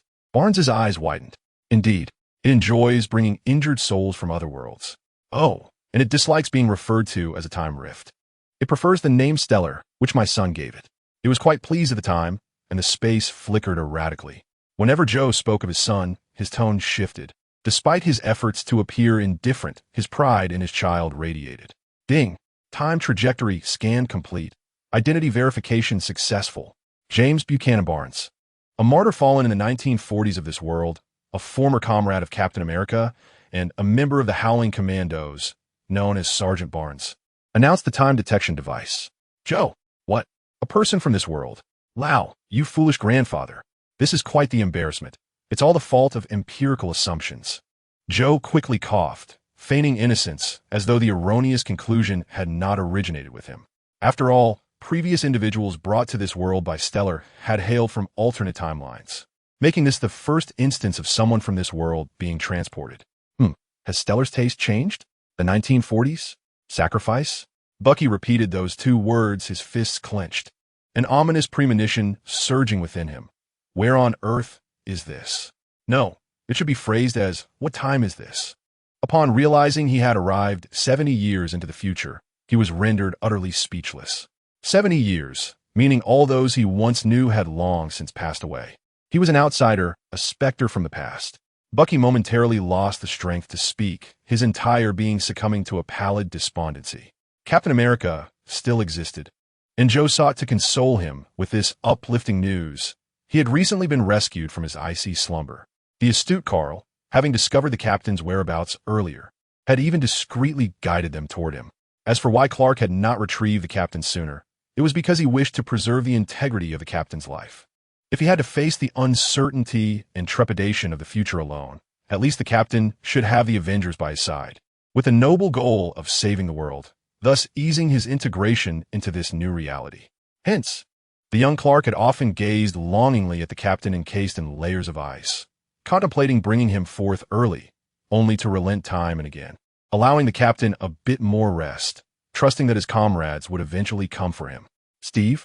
Bucky suddenly turned to Joe, frozen? What did he do? Why was he frozen? How is he? Is he injured? After perusing the materials and videos Joe had gathered regarding Captain America and the Avengers, a proud smile blossomed on Bucky's face. Truly, it is Steve, my dear brother. He yearned to meet Steve, but was informed by Joe that he must wait for Carl's return. Who is Carl? My son, the master of this place. You aren't the master here? Give me your hand. Bucky, bewildered, extended his hand only to find it passing through Joe's. I am merely a remnant, a fleeting shadow from the past. Bucky found himself at a loss for words. At that moment, Clark was receiving a portrait from Steve's hands. It's beautiful, he remarked. Yet he sensed a filter in Steve's eyes that rendered him an angel in the painting. After carefully storing the artwork, Clark suddenly inquired, how many paintings have you created now? Clark held a deep appreciation for Steve's art, feeling that such masterpieces should not be obscured. He perceived within them a yearning to be acknowledged, a desperate roar to escape solitude. Moreover, the world only recognized Captain America for his savior deeds, neglecting the profound impact of Steve's artwork. Over 50, Steve replied casually. That's efficient, Clark smiled. He believed that such exquisite art should not be overshadowed simply because its creator was a more captivating superhero. Steve's artistic talent should not be eclipsed by the aura of heroism, rather than allowing these paintings to gather dust in a corner, only to be exhumed a century later as relics, regarded as a mere pastime of a superhero, reduced to a single line in history books or a trivial embellishment in a museum showcasing the past of a superhero. Why not hold an art exhibition? Clark exclaimed excitedly to Steve. Saving the world was of paramount importance to Captain America, yet painting held significance for Steve as well. What? Steve felt a jolt of surprise, intrigued for a fleeting moment, only to furrow his brow in immediate disapproval. He was Captain America, and hosting an art exhibition was simply out of the question. Furthermore, he wished to keep the inner workings of Captain America's psyche concealed. As for Steve's personal feelings, they were scarcely worth consideration. Clark waved his hand enthusiastically. Do not fret. I shall take care of everything. I will first create a false identity for you, and then enlist a trustworthy professional team. It will be prudent to have them sign a non-disclosure agreement. They will manage all aspects of the exhibition and your hidden identity, ensuring that your duties as Captain America are never compromised. You need only to paint in your leisure time, and make a brief appearance, disguised. Of course, on the opening day of each exhibition. Oh, and we must devise an appropriate pseudonym. Do not worry. Think of it as an artistic alias, as many in the art world adopt such names. Steve couldn't shake the feeling that Clark was rather adept at this identity masquerade.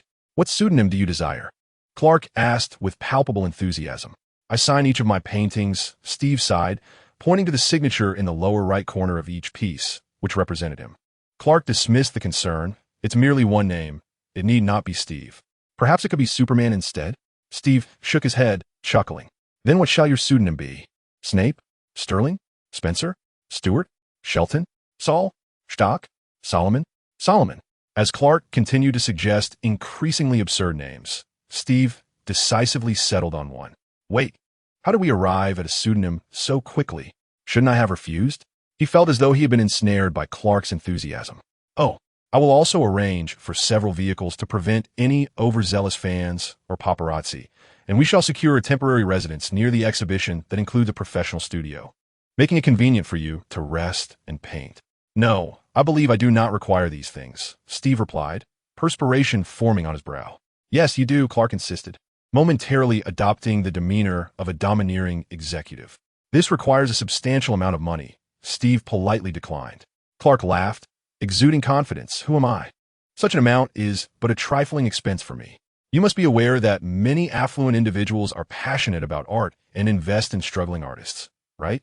Although I have recently joined the ranks of the wealthy, I cannot fall behind, can I? Instead of investing in others, why not invest in you? I have a genuine appreciation for your work. There is no need for you to feel burdened. I shall not invest in vain. As you host your exhibition, I will be your benefactor. Ticket sales and additional revenues will create a mutually beneficial arrangement.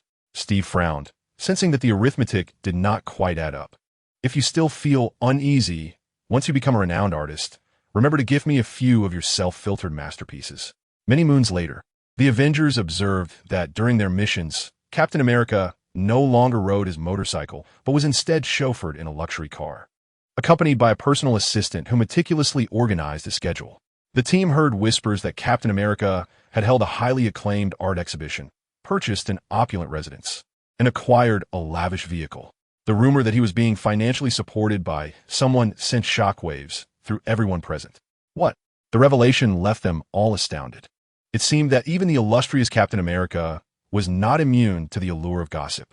Was the adage that rumors cease with the wise merely a myth? The pace of developments was astonishing.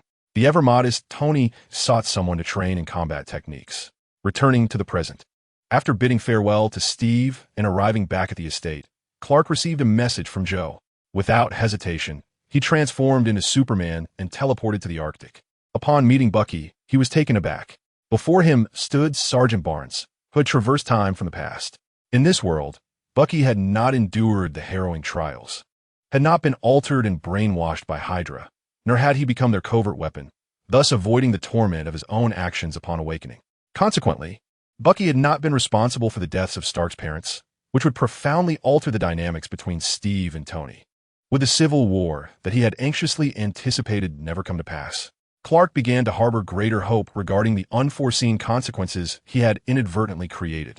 If one day the time machine could bring back the significant figures lost in this world, Tony's parents, Bruce's parents, and all others who should not have perished, would everything not be transformed?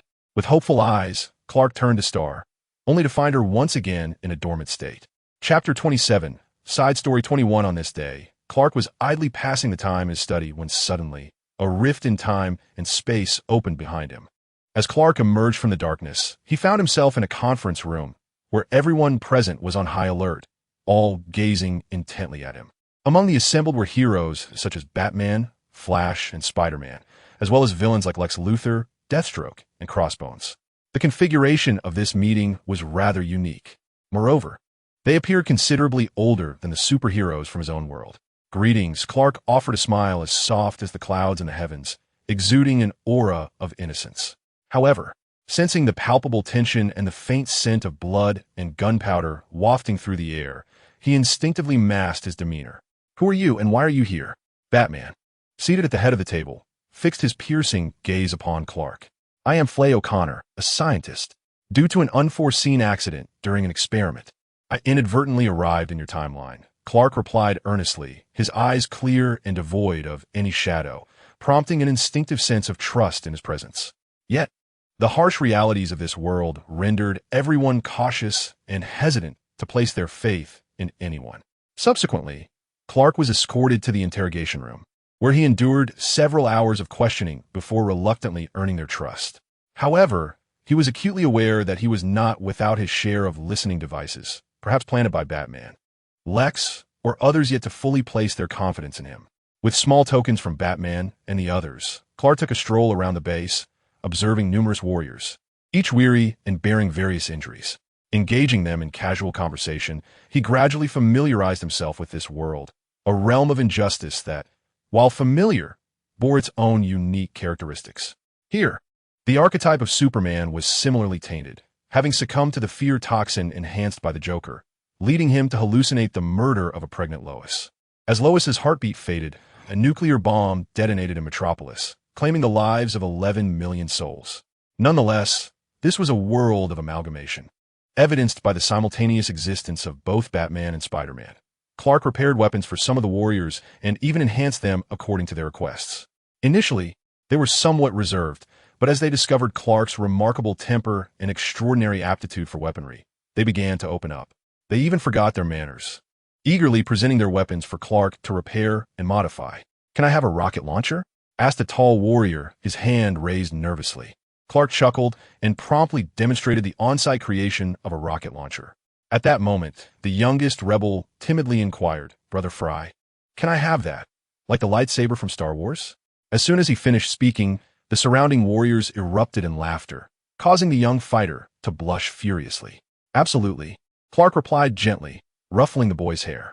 Before long, Clark successfully crafted a laser sword that simulated the effects of a lightsaber. The young warrior cheered, wielding the laser sword to slice through a substantial piece of sturdy, discarded metal. Impressed, the warriors' enthusiasm surged, and they began presenting an array of peculiar requests for their weapons, which Clark adeptly fulfilled, quickly bonding with them. Later, Clark discovered an abandoned healing pod and promptly organized the warriors to assist him in transporting various discarded items. Successfully restoring the pod, Clark's popularity soared to new heights, with everyone cheering, and some even embracing him with tears of gratitude in their eyes. "Thank you. Thank you." Clark stood by, silently observing as a group of red-eyed individuals assisted their grievously injured comrades into the healing pod, witnessing their tears and laughter, and the way they supported one another through despair and suffering. This left Clark reflecting on the harsh realities of war. The leaders of the rebellion recognized that this individual named Fry had become the most beloved person in the base within just a day of his arrival. Regardless of the extraordinary genius displayed by the individual in technological inventions or the unparalleled charm that earns the affection of others, he is far from an ordinary person. Should he truly harbor no ill will, his remarkable talents would serve as an invaluable asset to the resistance. Among the rebels, some wish for Clark to remain. Others are still undecided, while a few hope he can return home. For instance, Spider-Man approaches Clark, kindly advising him, "Thank you, Fly. You have assisted us immensely. Yet this world is perilous. If you can return home, it would be prudent to do so sooner rather than later. While some leaders of the resistance desire your presence, I believe the matters of our world should be resolved by us, and it is not your responsibility to bear."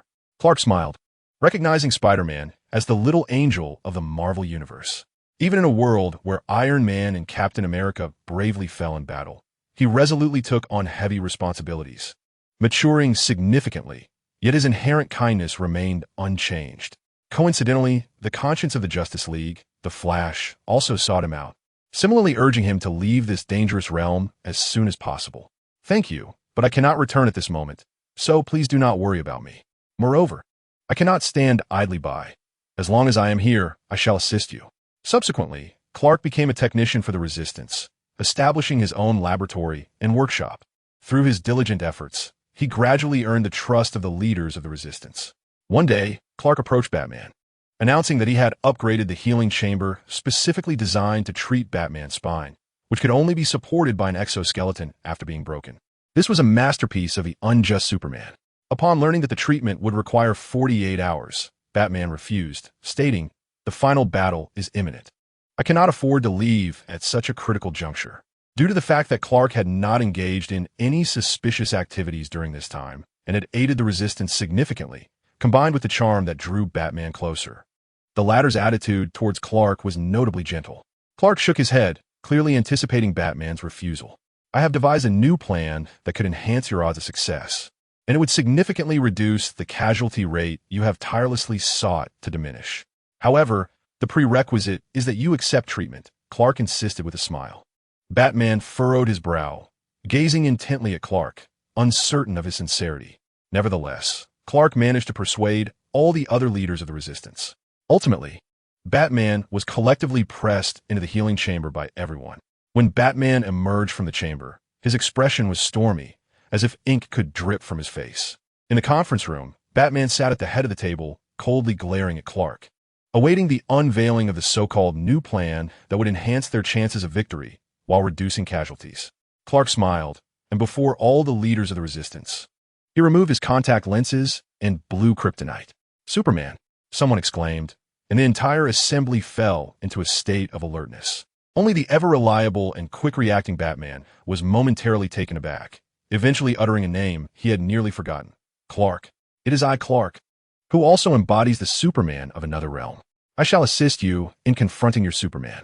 Yet, you are younger than our Superman. You are no match for him. Batman swiftly regained his composure and pointed out the crucial aspect. Fear not, for I possess a secret weapon. Victory shall be mine. Clark bestowed upon Batman a smile brimming with certainty, a smile that once again plunged Batman into memories of the past, rendering him silent once more. One by one, the other leaders of the resistance began to awaken from the shock of Clark's revelation as Superman. Their demeanor shifted from wariness and astonishment to acceptance and elation. For through Clark's existence, they glimpsed the hope of triumph. Clark's new plan was simple. He would confront the Superman of this world. Simultaneously, he had improved the protective shield, previously known as the Melon Shield 10, to the Mobile Shield 11, which would significantly enhance the survival rate of the resistance fighters. The morale of the resistance soared in an instant. The final battle was imminent. However, at that moment, Clark suddenly felt compelled to visit the devastated metropolis before the confrontation. Chapter 28. Side Story 22. Before the battle, Clark, bearing a bouquet of flowers, resolved to see the ruins of Metropolis. He placed the flowers beside the remnants of the city, where 11 million souls lay buried. Memories of the beloved citizens of Metropolis from his own world surged within him, and he clenched his fists, his eyes brimming with sorrow. Yet predominant was his resolve. Such a tragedy would never be permitted in his world. He, the scientific Superman, would surely devise a means to counter the green kryptonite and fear gas. Arrangements for nuclear weapon detection devices were imperative. No nuclear arms would be allowed to enter his city. As Clark Ponder had to preemptively guard against such threats, a figure draped in a cape descended behind him. The individual observed Clark, who was half squatting beside the ruins of Metropolis, lost in painful memories, yet chose not to disturb him. It turned out that someone still remembered Metropolis, someone who, like him, had lost significant loved ones in the disaster. He was the unjust Superman of this world. Originally, he had been fervently preparing for battle, but before the great conflict, he had unexpectedly wished to revisit the former Metropolis. Upon the arrival of the unjust Superman, Clark recognized his own fortuitous circumstances. Clark felt it was time to showcase his acting prowess. He rose, feigning surprise at the sudden appearance of the unjust Superman, bending down in a hurried gesture of deference. "Forgive me, my lord, have I interrupted you?" The unjust Superman, pleased by the deference, approached Clark. "Who are you?" He grasped Clark's chin, compelling him to lift his head, and as their eyes met, the unjust Superman was momentarily taken aback. Once filled with hatred and fury, his heart was suddenly illuminated by a ray of sunlight, reminiscent of the first time he encountered Louise, captivated by her radiant smile, or the moment she accepted his proposal, or when she confided in him about her pregnancy, akin to Bruce visiting the Kent farm, where he openly acknowledged their partnership and promised to be the godfather to his child. Yet in an instant, these cherished memories shattered like glass, stained with thick, crimson blood. No, he no longer desired the light. Only strength and iron will, fear and vengeance, could instill dread in others, compelling them not to harm him again. He would impose his rule over the world through blood and violence, ensuring that all who opposed him would regret their very existence. For reasons unbeknownst to him, the malevolent Superman invited Clark to their lair. With a smile, Clark graciously declined. However, the current incarnation of Superman cared little for the desires of others, nor would he accept an unwelcome refusal. Amidst Clark's astonishment, the malevolent Superman effortlessly lifted him and soared back into the sky. In midair, Clark wore a blank expression. He had never anticipated that one day he would be the one being carried aloft. "Stay put. I won't harm you," the malevolent Superman proclaimed with an intimidating yet gentle tone before departing. From the darkness concealed in his gaze, Clark understood that remaining still meant safety, while fleeing could invite peril. Truly, the malevolent Superman was a tyrannical and dangerous madman. Within the lair of the malevolent Superman, several members of the corrupted alliance, upon hearing that Superman had brought someone back, curiously approached to observe him, treating him as a rare spectacle. They completely disregarded his feelings, treating him as a mere toy for their amusement, uttering all manner of repugnant remarks, which deeply irked Clark. Indeed, the thirst for power, dominance, and bloodshed corrupts the soul, leaving these individuals devoid of even the most basic respect for others. At that moment, two more onlookers approached. "I heard Carl brought back a little lover," a voice echoed from a distance. Clark, the little lover, Green Lantern Hal, or perhaps it should be Yellow Lantern now, swaggered over to Clark, scrutinizing his face for an extended period before exclaiming, "Wow, even I am moved." "Shoo, don't spout nonsense. Carl is always listening," someone beside Yellow Lantern cautioned. Yellow Lantern pouted, seemingly disgruntled yet sufficiently intimidated, ultimately refraining from continuing. Clark glanced at the speaker, who was none other than Lex, sitting beside Batman in the Resistance's conference room. Lex, truly adept at playing the double agent. As Lex departed, he discreetly signaled to Clark, a clandestine gesture only comprehensible to the Resistance, indicating the need for stealth. Thus, Clark began to lie low. The malevolent Superman made no move against Clark, treating him merely as an object of observation. Each day, the malevolent Superman gazed intently at him, as if by merely watching, he could resurrect the warm memories of the past. What a chilling affliction this was. At last, when Clark could no longer endure the subterfuge, the fateful confrontation arrived. Today's battlefield bore an unusual atmosphere. The forces of injustice were receiving no messages or support from their rear, seemingly isolated and entrapped on the field of battle. Meanwhile, Clark had transformed into Superman, executing the subsequent phases of the infiltration plan, and, alongside Lex, he infiltrated the rear command center of the malevolent base. They traversed unhindered, dismantling the communication stations, effectively severing the enemy's lines of support and information. At that moment, the darkened version of Wonder Woman descended upon them. Lex, along with Superman from another world, Wonder Woman instantly discerned Clark's true identity. "Diana, you must understand that Carl is mistaken," Lex attempted to persuade her. Wonder Woman retorted fiercely, "No, Carl must rule the world, only by becoming the deity of the government. Employing power and intimidation to eradicate all wars on Earth can true peace be achieved." With that declaration, she lunged toward them. Clark positioned himself to intercept Wonder Woman, while Lex continued to sabotage the control panel. Though Wonder Woman's strength paled in comparison to Superman's, it was still formidable. Her entanglement momentarily restrained Clark, preventing him from executing the subsequent part of their plan to confront the rampaging, malevolent Superman on the battlefield. Just then, a flash of red light accompanied by the cheerful voice of the Flash resonated. "Hey, Clark, I'm here to assist you."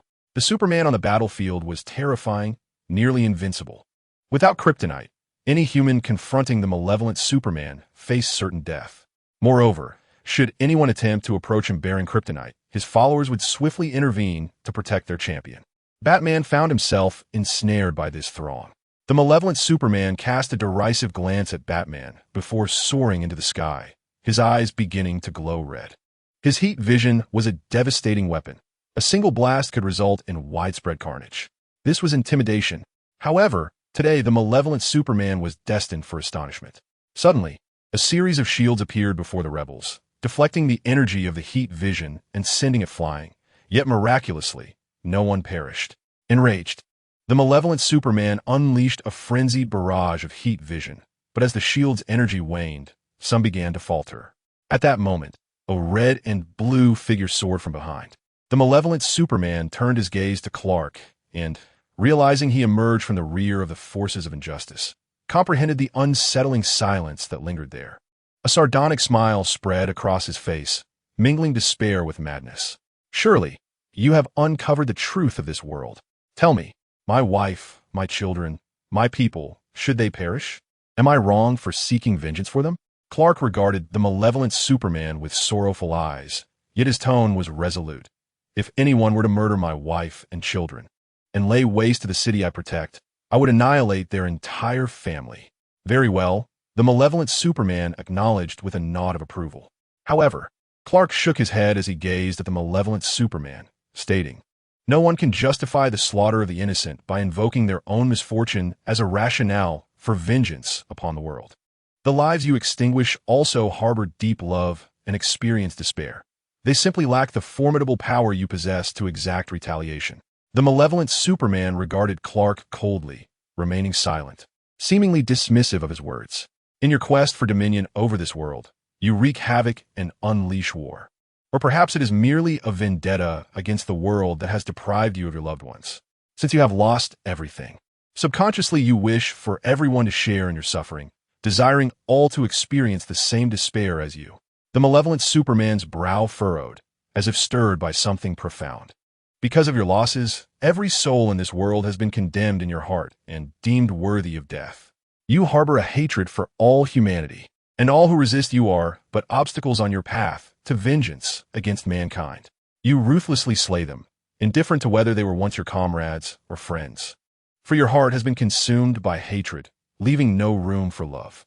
Unable to endure Clark's words any longer, the malevolent Superman roared, "What do you understand? I am saving the world.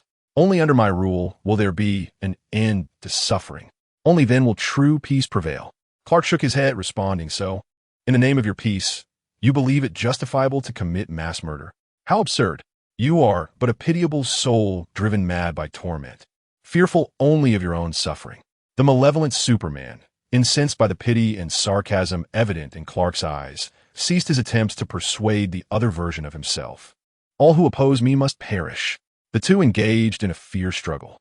Suddenly, the malevolent Superman detected a familiar fragrance on Clark, one he had deliberately arranged in Fry's room. His expression contorted with rage. "Fry?" Clark replied, "Huh? You deceived me. Batman deceived me. Everyone has betrayed me." Did he fall prey to Batman's manipulations as well? He repeatedly spared the Joker. Did he ever consider me? What of your Batman? He would make the same choice. You too shall lose everything. The malevolent Superman erupted into maniacal laughter, but upon seeing Clark's unwavering demeanor, his expression hardened. "If that is your resolve, then embrace death."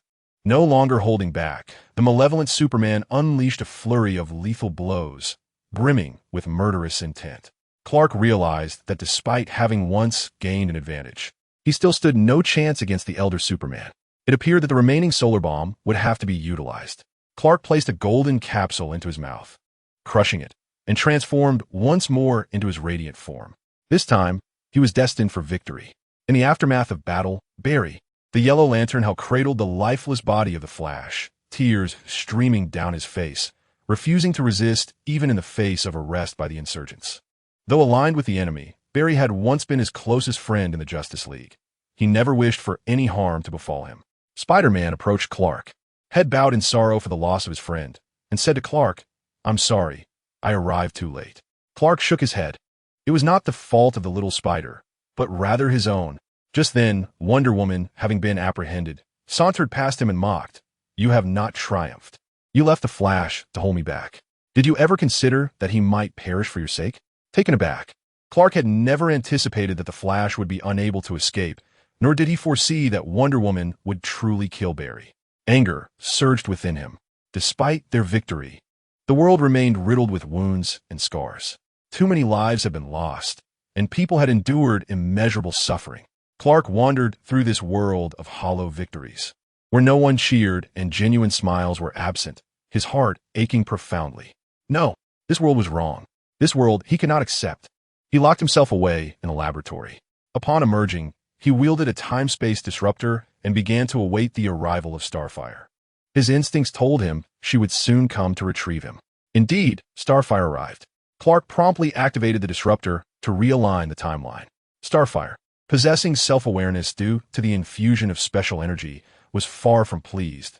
The internal pathways became increasingly unstable, though an accidental creation infused with unique energy. She was ultimately a product of Clark's own making. After numerous adjustments and tests, he finally discovered a passage that would allow him to return to this world 3 years prior, a time when none of this had transpired. However, the passage was perilously unstable, rife with temporal turbulence, crackling like lightning throughout, posing a grave risk to anyone who dared to enter. Ultimately, Clark chose to embark on this journey alone. Emerging from the passage, his wounds had healed, save for the singed tips of his hair, remnants of the treacherous environment. He made his way directly to Arkham, infiltrating the solitary confinement cell where the Joker was held. He shattered the special glass of the prison and yanked the Joker out, gripping his neck tightly. Cough! Ha ha ha! Superman, do you wish to kill me? Ha ha, how amusing! Superman, contemplating murder? Hee ha ha, how delightful! No, killing you would be too lenient, Clark replied coldly. And do you truly believe I would fall for your tricks? All who seek to end your life become infected by your madness. Thus, Gotham's Joker will never perish, for there will always be someone to inherit the mantle. He understood that in another reality, the deranged Batman had been infected by a virus released from the Joker when he killed him, transforming him into the most dangerous and terrifying nightmare ever known. He even suspected that the ruthless version of Superman had also been influenced. You seem to possess a wealth of knowledge, the Joker remarked, his grin fading slightly. Ah, therefore, I shall confine you to a new prison, a true solitary luxury space, devoid of all things, where even time is frozen. Within, you will feel nothing but endless void. You are powerless, devoid of an audience. With no one to witness your madness, you are destined to languish in solitude, awaiting a meaningless demise. Ha ha ha, oh my Superman, you truly astonish me. Are you truly the metropolitan hero, rivaling a saint? You are so malevolent that even I, the Joker, find myself gripped by fear. Yet, the Joker continues to laugh. Superman, what do you intend to do? A deep voice emanates from behind Clark. Ah, little bat, have you come to rescue me? Ha ha ha. The Joker waves enthusiastically at Batman. Superman, Batman. Upon hearing his name, Clark turns to face Bruce, who immediately furrows his brow and reaches for the lead box at his belt. No, Superman from another world, put down the Joker. Clark remained silent, merely handing Bruce a confidential letter from the future Batman. This message, clearly foreseen by the astute Batman, was given to Clark before his departure. As Bruce reads the letter, his expression darkens, and his hands tremble uncontrollably. He carefully stows the letter away, refraining from further obstructing Clark, and instead turns to leave. He must meet someone urgently. After Bruce departs, Clark banishes the uncontrollably laughing Joker into an independent phantom space, casting the key into a temporal maelstrom that life itself cannot reach. The Joker will never escape.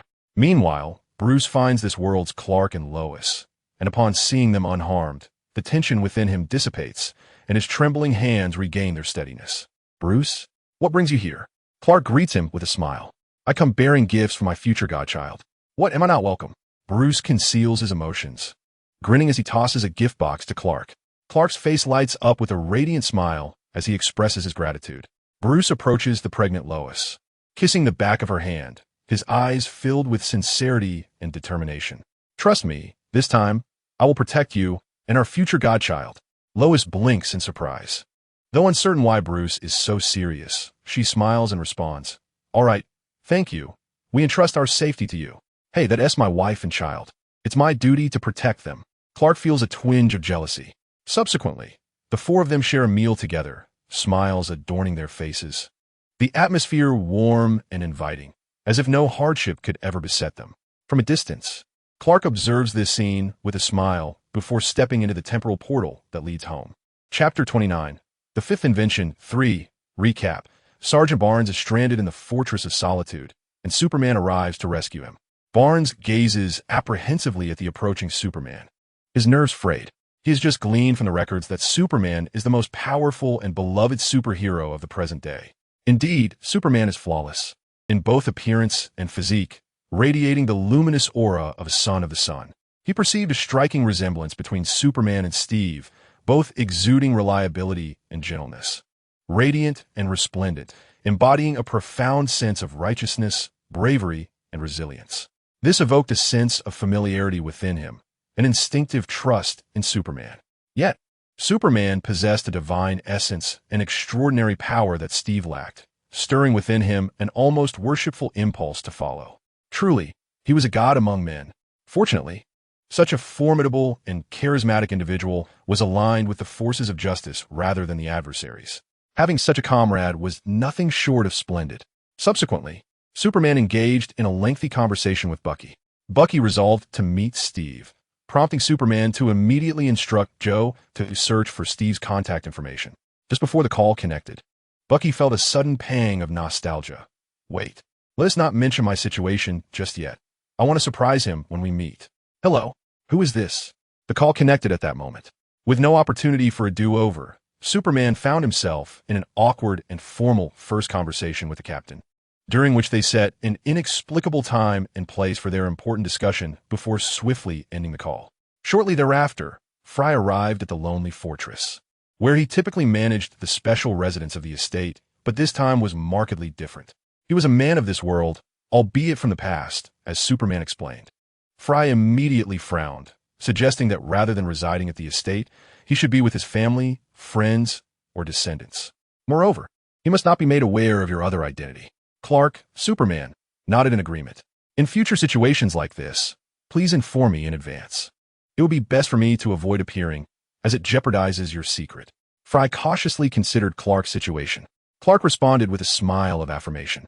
Meanwhile, Bucky, wandering and exploring the lonely fortress, happened to catch a distant glimpse of Fry conversing with Superman. He paid little heed to it, simply registering Fry's appearance in his memory. Superman arranged to meet Captain America. Tony, aware of Superman's impending visit to Avengers Tower, initially felt elated, but his expression soured upon discovering the reason. Why was he unaware of the close relationship between the Captain and Superman? How infuriating! Who was the scoundrel that introduced them? It was you. Tony felt an unsettling sense of competition, believing that Captain America and Superman shared an undeniable rapport. Thus, when Clark and Bucky descended upon Avengers Tower, Tony stood boldly to the side, glimmering in his armor. Bucky, Steve exclaimed, both astonished and incredulous. Steve gazed at Bucky with reassuring eyes, aware that although only a few days had passed since their separation, in Steve's recollection, Bucky had been lost for an eternity. Bucky, you are alive. Steve's eyes welled with tears as he nostalgically regarded the familiar face and smile from his memories. Steve, I'm still here, Bucky replied with a gentle nod. However, Tony witnessed none of this. All he saw was Superman descending from the heavens, cradling a handsome man. Jealousy consumed him. Previously, while collaborating with Superman to avert a fan war, why did he foolishly don his battle armor and take flight alone? Who is this pretty boy? The sudden interruption shattered the poignant atmosphere of reunion between old friends who had long been separated by life and death. Pretty boy? Bucky's expression stiffened momentarily as he exchanged a glance with Steve. Who is this fool? Tony Stark, son of Howard. Steve covered his face. Nephew. Bucky beamed warmly and embraced Tony. Tony, my esteemed nephew. A certain Hydra base. Why is this room empty? A Hydra agent inquired of his companion. Perhaps the Doctor intends to showcase some formidable weapon he's developed, speculated the agent. Although this space has always been vacant, I can't shake the feeling that it once housed something of great significance. Though I must be mistaken, he mused, shaking his head. Is there a videotape here? The agent picked up the tape and began to play it. Wow, these two veteran agents undertook a significant mission to assassinate the previous Stark? I was unaware of that. Unfortunately, they perished together in an explosion, caught by the resisting Stark. Let us go. We have a mission. Upon returning from the Avengers Tower, Clark felt that such a fulfilling day would likely bring no further complications. Yet, as he collapsed onto the sofa, Fly handed him an invitation. Clark groaned in reluctant despair, opening it to find an invitation from Bruce. The invitation stated that Clark had promised to visit Wayne Manor, but had yet to make the journey, inquiring if he had any recent availability. The mere thought of Bruce reminded Clark of the intruder in the laboratory, and he recalled the blunder that resulted in the emergence of the Super Clark conundrum. I want to go. Clark, in a fit of ire, tossed the invitation to the floor and strode toward his study. He resolved to spend some time there. Side story 2. Shortly thereafter, Clark emerged from the study and retrieved the invitation. Perhaps for the sake of those lost in parallel universes, for the sake of the once ruined metropolis. He ought to engage Bruce in conversation to foster a better relationship. Maybe the Justice League should be formed sooner. In any case, whether it be the death of the Flash leading to a world ruled by tyranny, or the demise of Lois resulting in an unjust world after Metropolis's destruction, none of that will occur in his reality. He will thwart every possible outcome. Clark tidied the singed tips of his hair, massaging his aching temples, and suddenly felt compelled to visit the Flash of his own world. Thus, Clark transformed into Superman and made his way to Central City. The Flash, clearly an admirer of Superman, became utterly flustered upon encountering him, stammering with excitement. Superman. Oh, it's Superman. Upon learning that Superman merely sought to meet him after hearing of his heroic deeds, the Flash blushed, overwhelmed with joy, his entire being shimmering into a blur of red due to his super speed. Superman, have you heard of me? After managing to regain his composure, the Flash requested an autograph from Superman, posed for a photograph, and even engaged in a friendly race, feeling immensely satisfied. Observing the youthful and vibrant Flash, Clark too felt a sense of fulfillment. He had no desire to witness the lifeless, pallid form of the Flash again. The following day, to Clark's surprise, Bruce actually arrived at the office. Although Wayne Enterprises had a partnership with the company, it seemed unnecessary for the busy and adventurous president, Bruce, to personally attend to minor business matters. After discussing their collaborative project, Bruce invited Clark to dinner. Clark found it impossible to decline this invitation, prompting a victorious smile from Bruce. The invitation was deliberately sent by him, an effort to ensure his success. He suspected that such an abrupt invitation might be rejected. However, after Clark turned him down once, it would be awkward for him to refuse a second time. In a strategic move, Bruce had successfully invited Clark to dinner. Unbeknownst to him, due to some temporal anomalies, Clark had already changed his mind and planned to visit Wayne Manor. However, since Bruce was now in Metropolis, Clark naturally canceled his trip. Oblivious to what he was missing, Bruce was busy discussing arrangements and details with the restaurant. This was an elegant and tranquil establishment, neither extravagant nor particularly famous, but it was a delightful little restaurant with a perfect ambience, music, and floral arrangements. After exchanging pleasantries, Bruce adjusted his tie and adopted an impeccably poised expression. "Do you like it here?" he inquired with a smile. "The environment is lovely. The food is exquisite." "It's quite a nice place," Clark replied, revealing a warm smile. He was pleasantly surprised, despite being a Metropolis resident. He had no idea such a charming spot existed in the city. "That's good to hear," Bruce said, clearing his suddenly itchy throat. "Cough. I wish to share something with you." "What is it?" Clark set down his cutlery, looking earnestly at Bruce, gazing into Clark's beautiful eyes. Bruce found himself unable to utter the words he most wanted to say, and instead began to meander around the topic. "I recently heard about the rumors concerning you and Superman." Noticing Clark frown, Bruce quickly asserted, "Of course, I believe you are not in a romantic relationship." Seeing Clark display a look of acknowledgement, Bruce couldn't help but smile. A few days prior, he had analyzed Superman's flight trajectories through an undisclosed device from Wayne Technologies, and all those paths converged at a single point, the Arctic. Thus, Superman's base was located somewhere in the Arctic. Batman, as expected, had discovered Superman's hideout. Moreover, the flight trajectories indicated that although Superman frequently visited Metropolis, aside from the photo incident, he had never been to the manor before. Hence, there was little intersection between Superman and Clark unless Superman had some other special means of reaching the manor, which was highly improbable. In summary, there can be no romantic relationship between Clark and Superman. Although this conclusion was reached, that photograph still left him uncertain.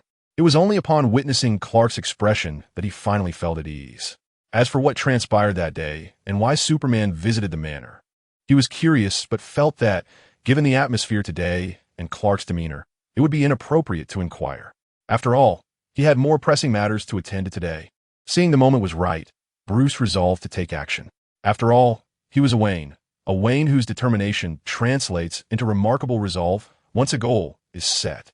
"I have never encountered anyone quite like you. You are a marvelous being." Bruce gazed into Clark's eyes and began to feel anxious again. Clark looked at him in confusion. "Your presence is akin to a ray of sunlight, illuminating the gloomy skies of Gotham. Your existence is like a gentle spring breeze, subtly penetrating every nook and cranny." You evoke a sense of destiny and miracles, an irresistible allure that must be seized and not missed. As a notorious playboy Bruce, he had uttered countless sweet nothings and flowery words, yet never cared for the feelings of the recipient or the impact of his words. However, as Bruce Wayne, he had never sincerely expressed such sentiments, and to voice these few phrases was already a remarkable feat for him. Although his feelings for Clark had been amplified and enchanted by magic, the attraction, the involuntary gaze that followed, the uncontrollable yearning, and the sensation of a racing heart in their face-to-face encounters were undeniably real and palpable. The other party indeed possessed a magnetic charm, destined to be his true love and soulmate, which left him forgetful of his rationality and composure as Batman when facing him. Such a dangerous yet beautiful quarry he must capture. Bruce, although your flattery may have gone to your head, Clark sensed something was amiss, yet he hesitated to ascertain what Bruce truly intended to convey. At that moment, Bruce suddenly straightened his back, like a lion or cheetah poised to capture its prey. He earnestly locked his gaze onto Clark and resolutely declared, "What I want to say is I admire you, sir. I have something important to report." Just then, Raymond burst in at a critical moment. Clark's attention was immediately diverted. "What is it?" Raymond observed Clark's silence, clearly reluctant to discuss certain matters in Bruce's presence. Clark quickly understood, turning to Bruce with an apologetic smile. "Bruce, I'm sorry, but let us continue this conversation another time." For reasons unknown, the peculiar atmosphere had left Clark feeling flustered, instinctively wanting to escape that state. Bruce's mood soured, but with an unexpected third party present, his plans had to be halted. Thus, he smiled, indicating that there was no need for concern, and kindly urged Clark to attend to his matters first. As Clark departed, Raymond glanced back at Bruce, their eyes sparking with unspoken understanding. "What is it?" Clark asked Raymond. Raymond's eyes blazed with fury. "Lex has devised a super prison." "HM?" Clark raised an eyebrow. "I overheard him say he intends to use this super prison to confine Superman. He stated that since he cannot kill you, he will trap you instead, imprisoning you in a super cell designed to contain the mightiest beings. He aims to make you his eternal subject for experimentation." Clark's expression turned inscrutable. "Divine Messenger, allow me to eliminate him." Raymond's eyes burned with intense fire. To insult the Divine Messenger deserves death. Yet, Clark refrained from responding, instead reiterating, "I have told you, do not refer to me as Divine Messenger here. Simply call me Clark." "Yes, sir," Raymond conceded, bowing his head in acknowledgement. Clark sighed, choosing not to pursue the matter of titles further, and continued, "Do not concern yourself with Lex, nor should you constantly surveil or eavesdrop on him, much less attempt to eliminate him. He is not as simple as you perceive. He may have already detected your watchfulness and could even exploit it, laying traps for your unwitting entrapment." Raymond fell silent, though he inwardly disagreed with the notion that Lex warranted such leniency and high regard from the Divine Messenger.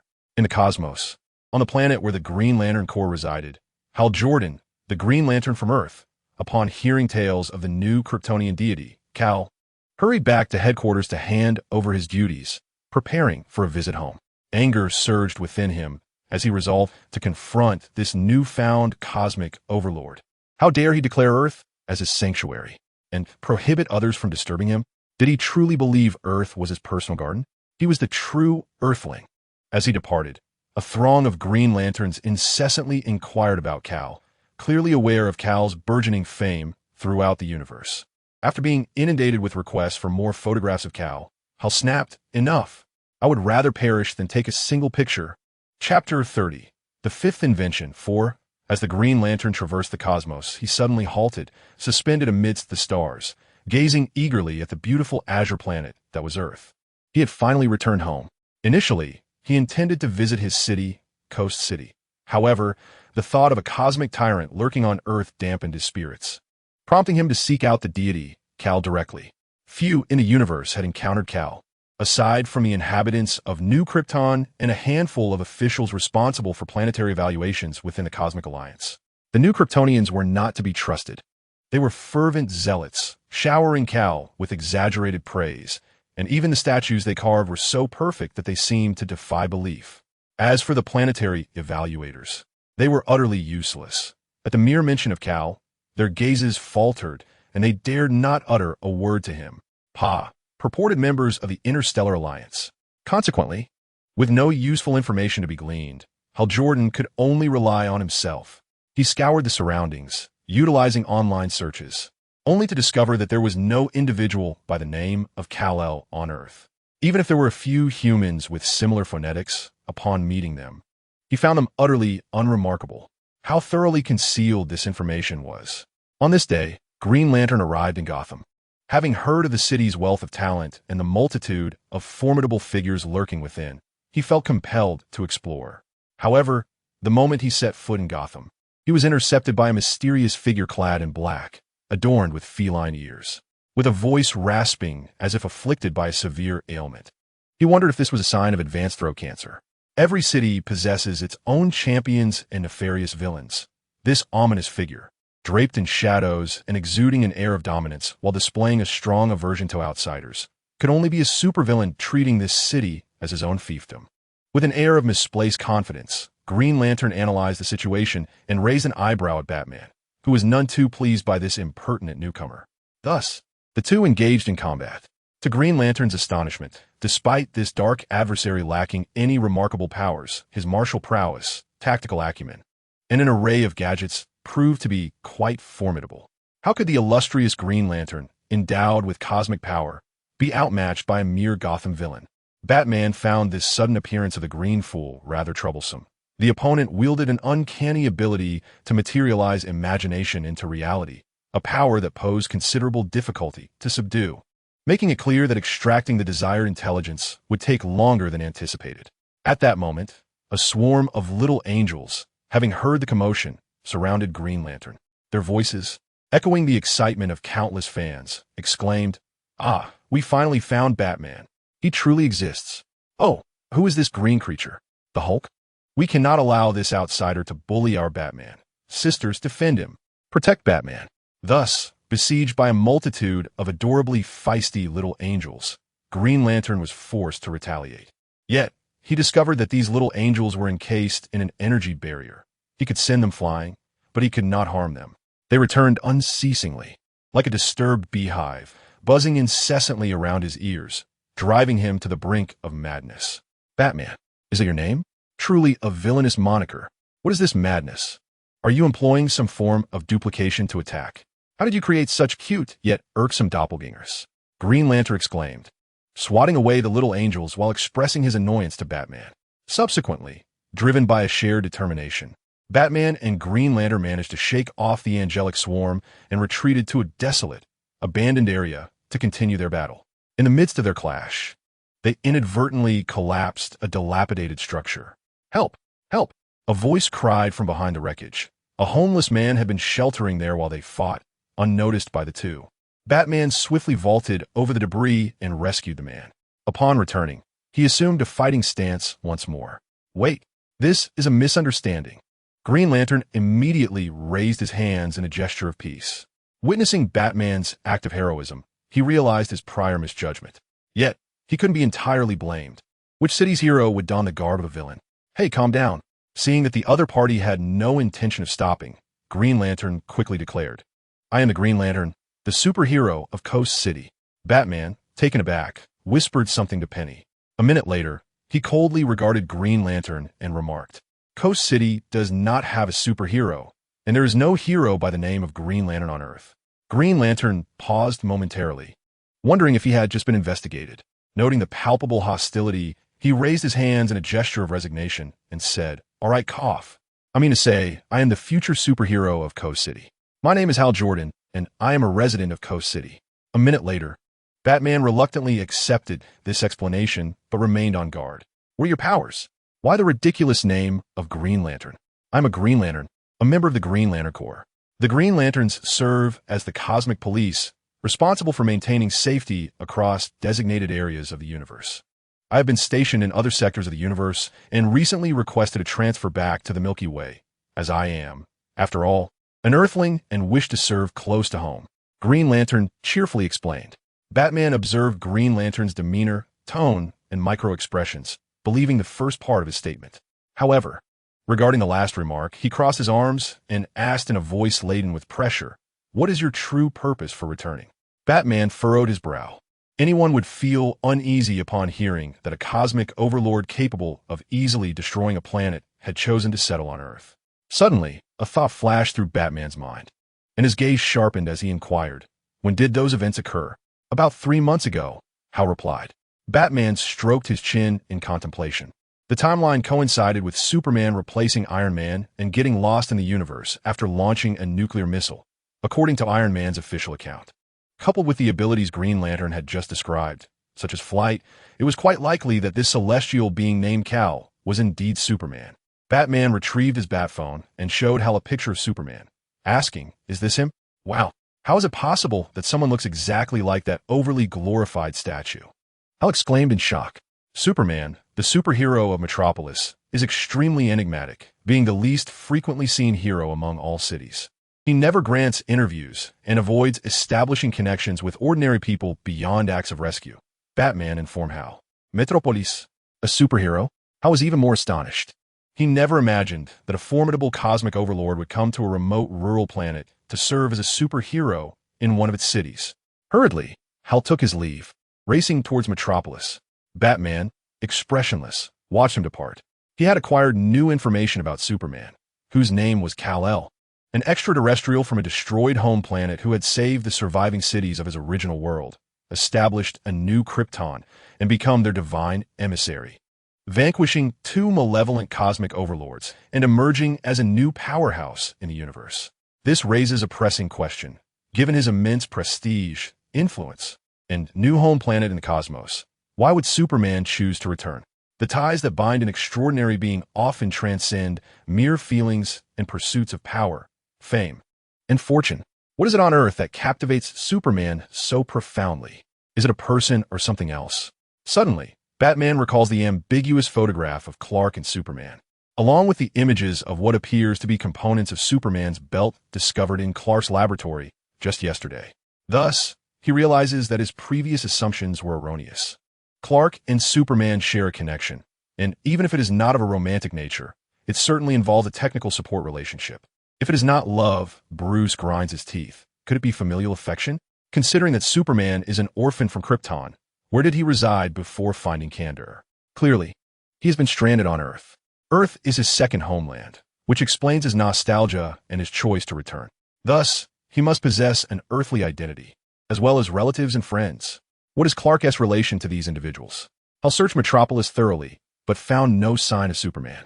He suddenly recalls Batman's words. Superman is shrouded in mystery and seldom appears.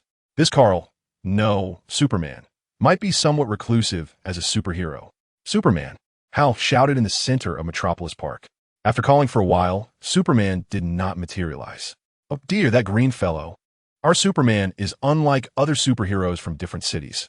He shuns the limelight and adulation. Unless you are in peril, no amount of shouting will summon him," kindly advised an elderly gentleman wandering in the park. "Hal, you think you can challenge me? Help! I'm injured. Only Superman can save me. Oh, I'm going to die. If Superman does not rescue me, it would be sheer neglect." The Green Lantern shamelessly rolled on the ground, wailing. The old man, infuriated, struck him with his cane. "Hey, you green brat. This act of yours is utterly unethical. I don't care. I'm hurt. I'm dying.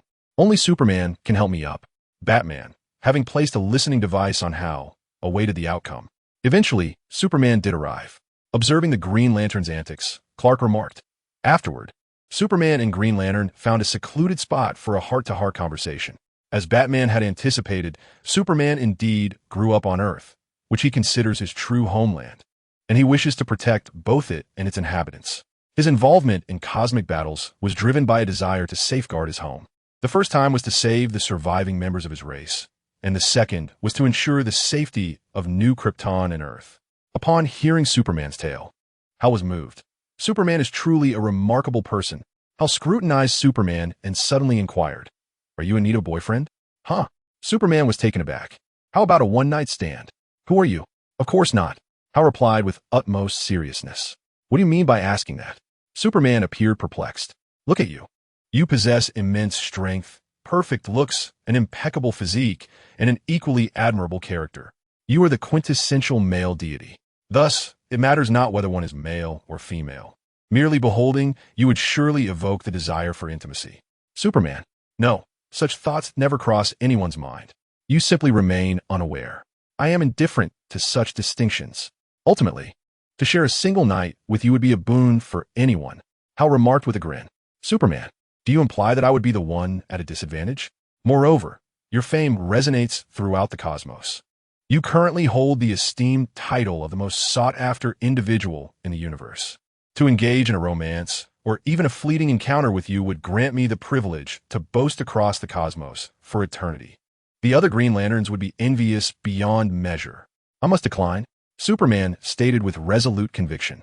Very well, Hal replied, his expression tinged with regret, yet devoid of insistence.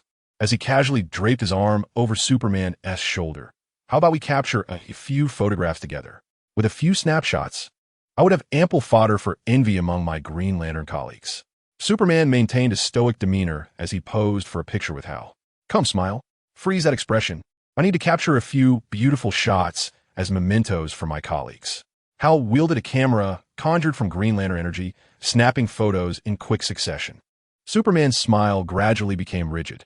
Subsequently, Hal provided Clark with a cosmic contact and a terrestrial mobile number. I must return to headquarters. Once I'm back, I shall reside on Earth permanently. So do keep in touch. Hal waved goodbye, chattering away. To be honest, I never anticipated that my first mission upon returning to Earth would involve halting the 9 realms' temporal connections. I may very well require your assistance. Clark, the Superman, maintained his fixed smile, mechanically waving farewell to Hal. As Hal walked away, he suddenly turned back and exclaimed, "Ah, should you change your mind and desire something more, feel free to reach out to me anytime. I'm always at your service." Superman. Meanwhile, Batman, in the Batcave, noted the silence from the listening device, indicating that the Green Lantern had departed for the cosmos, prompting Batman to ponder over Superman's nature. As he had previously surmised, Superman is enigmatic and non-heroic, embodying a blend of rationality and gentleness with an unwavering will.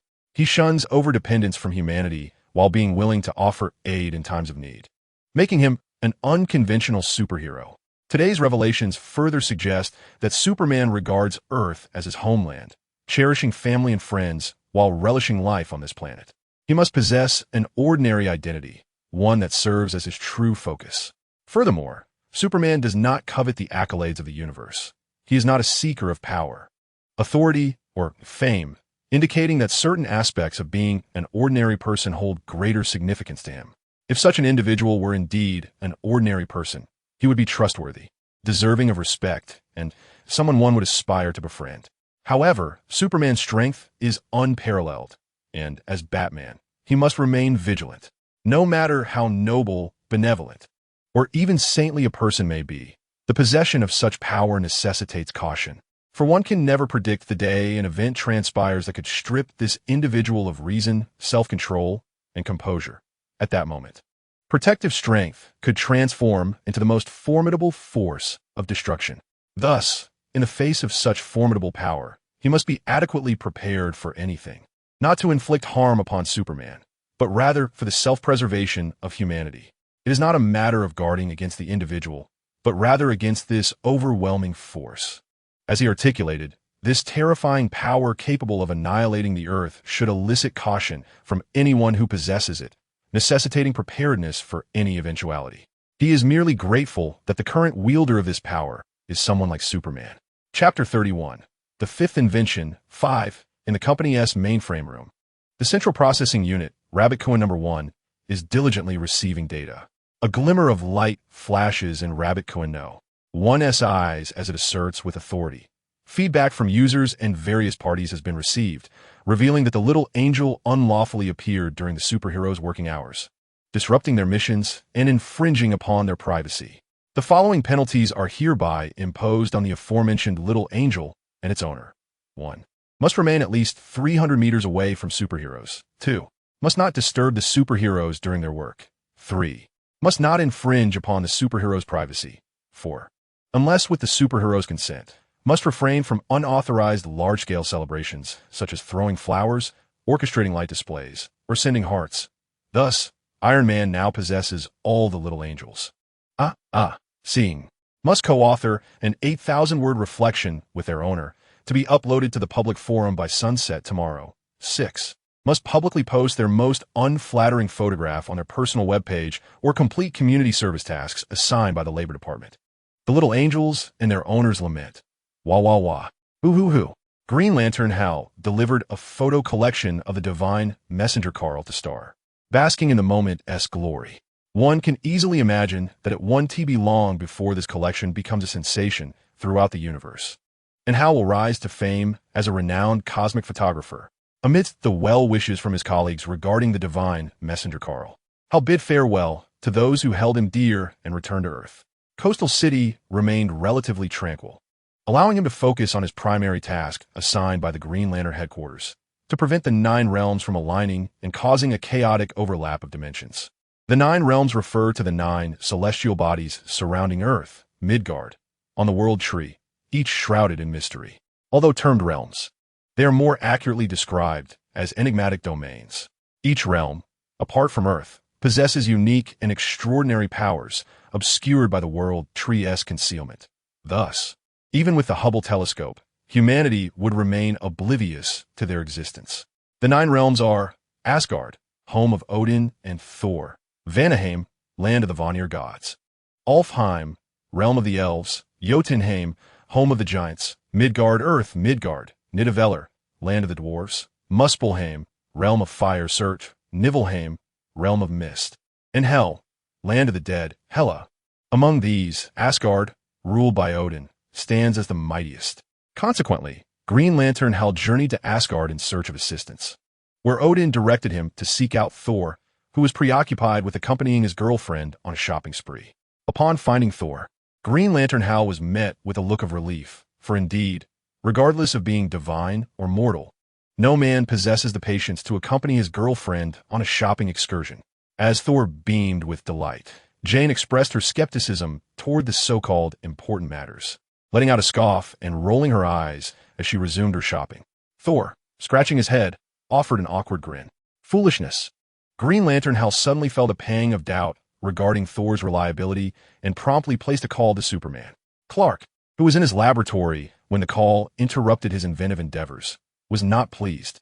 However, recognizing that the alignment of the 9 realms signified the onset of a particular narrative, he sighed and hurriedly made his way over. Upon arrival, Superman found Hal and Thor queuing on the street for trendy hot dogs. One was clad in a loose shirt emblazoned with "I love Midgard," stained with ketchup, and oversized shorts, appearing quite disheveled. The other donned a flamboyant green bodysuit, complete with a matching hat, sunglasses, and scarf, looking rather suspicious. They craned their necks toward the front of the line, seemingly anxious that there might not be enough left for them, resembling 2 simpletons. Superman mused that perhaps Asgard deserved to be obliterated by the Dark Elves. The trio arrived at the entrance to the floating realm. This realm exists independently above the 9 realms, where the space diverges from the outside world. The gigantic world tree and the 9 realms appear as a diminutive scenic representation, with Asgard and Earth resembling apples hanging from its branches. However, not everyone is permitted entry into the floating realm. Odin, the ruler of Asgard and once the mightiest among the 9 realms, never managed to enter the floating realm even once throughout his life. His ambitions were not favored by this domain. Thor, the ever-foolish god of thunder, was the sole inhabitant of Asgard allowed to enter. Yet, he too could not touch the world tree within. His mother, Frigga, had informed him that the floating realm is governed by destiny, and the diminutive world tree symbolizes destiny's control over the 9 realms. While destiny can be perceived, it cannot be altered. Hence the world tree remains untouchable. Thor felt a deep sense of grievance. He struggled to comprehend destiny and could not change it. What significance, then, did his entry into the floating realm hold? Frigga reassured him that destiny orchestrates everything, and one day he would come to understand.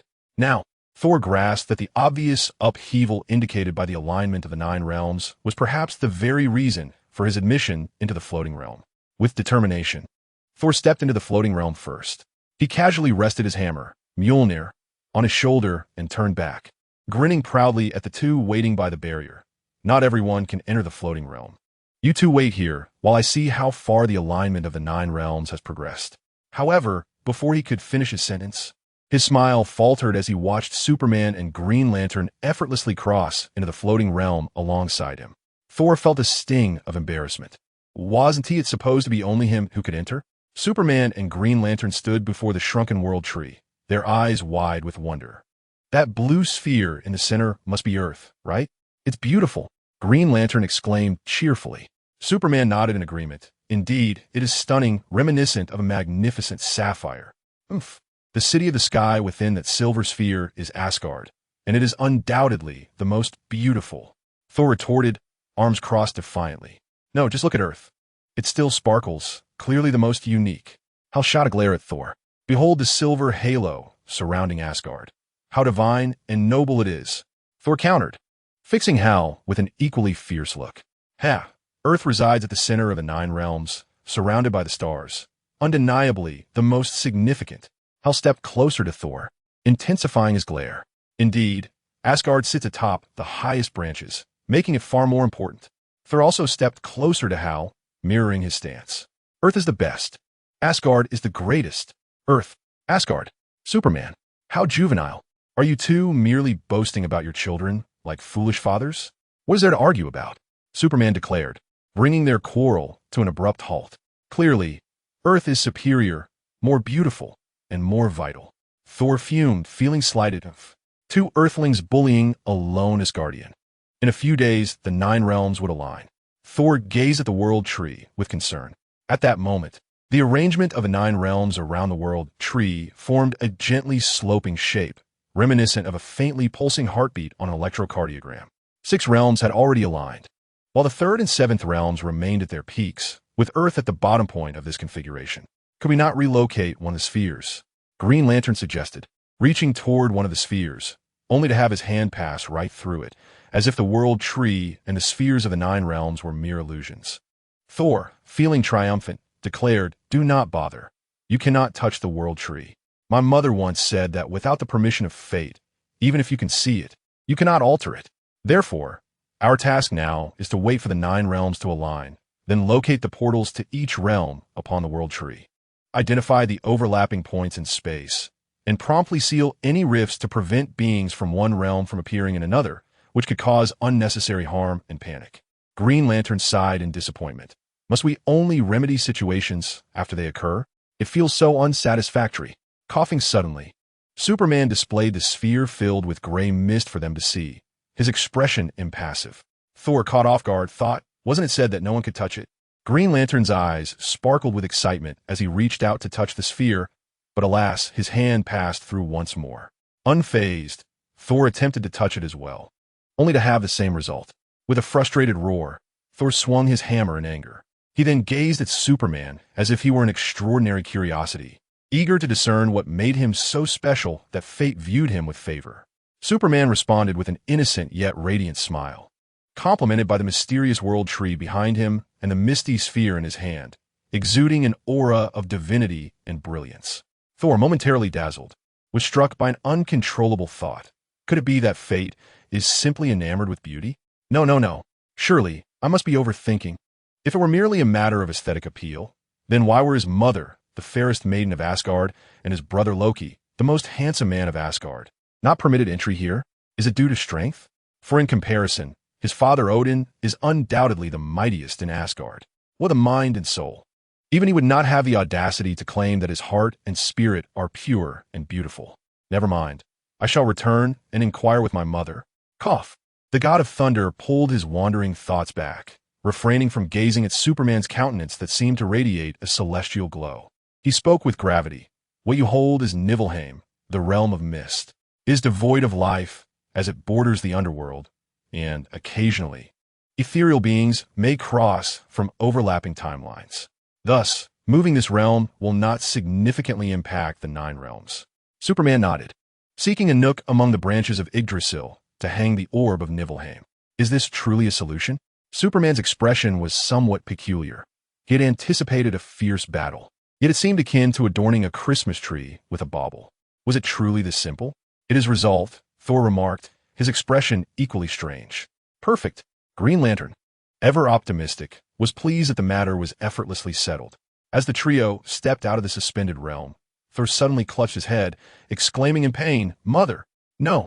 A myriad of images flashed through his mind, particularly the harrowing vision of his mother being slain by the Dark Elves, causing him excruciating anguish. He dashed towards the palace, desperate to see his mother, Frigga, as swiftly as possible. Upon encountering Frigga in the palace garden, Thor's heart finally found solace. He embraced his mother, weeping like a child. Frigga, a powerful sorceress, discerned the marks of fate upon her son, recognizing that his destiny had already been altered. Superman and Green Lantern, who had followed Thor, were invited by Queen Frigga to the parlor. After a while, Frigga approached gracefully, accompanied by Thor, whose eyes were still red from tears. Yet, he appeared somewhat embarrassed, straining to hold his head high, as if to conceal his discomfort. "I have heard everything from Thor. Thank you for your assistance, Mr. Superman," Frigga said, bowing her head in acknowledgement. Thor displayed a look of astonishment. Frigga, the queen of Asgard and the consort of Odin, the strongest of the 9 realms, rarely showed such deference, even to the kings of the other realms. "No need for such formality. I truly did little," Superman hastily replied, feeling somewhat flustered by her earnestness, for he had merely repositioned a bauble. "Nevertheless, what you accomplished is not something everyone can achieve," Frigga stated solemnly. "Many can glimpse fate, and while the future may be altered, fate refers to those immutable points predetermined by destiny. Hence, no one can truly alter fate, for it is unchangeable. Attempting to forcibly alter fate will only lead to graver consequences, ultimately resulting in a return to the same path. For instance, should I foresee my impending demise, revealing it to others or attempting to alter it might ultimately result in the demise of those like Thor, who are meant to live. I, too, cannot escape death. Only the form and timing may differ. Thus, those of us who comprehend the immutable nature of fate do not endeavor to alter it. Rather, we accept it with grace and pass the future on to the next generation." "Mother," Thor exclaimed, suddenly realizing that she might have known of her fate far earlier than he. Frigga cast a reassuring glance at her son and continued speaking to Superman. "But you are different. You are one who can alter fate, a favored one of destiny." Frigga paused, expressing her gratitude once more. "Thank you.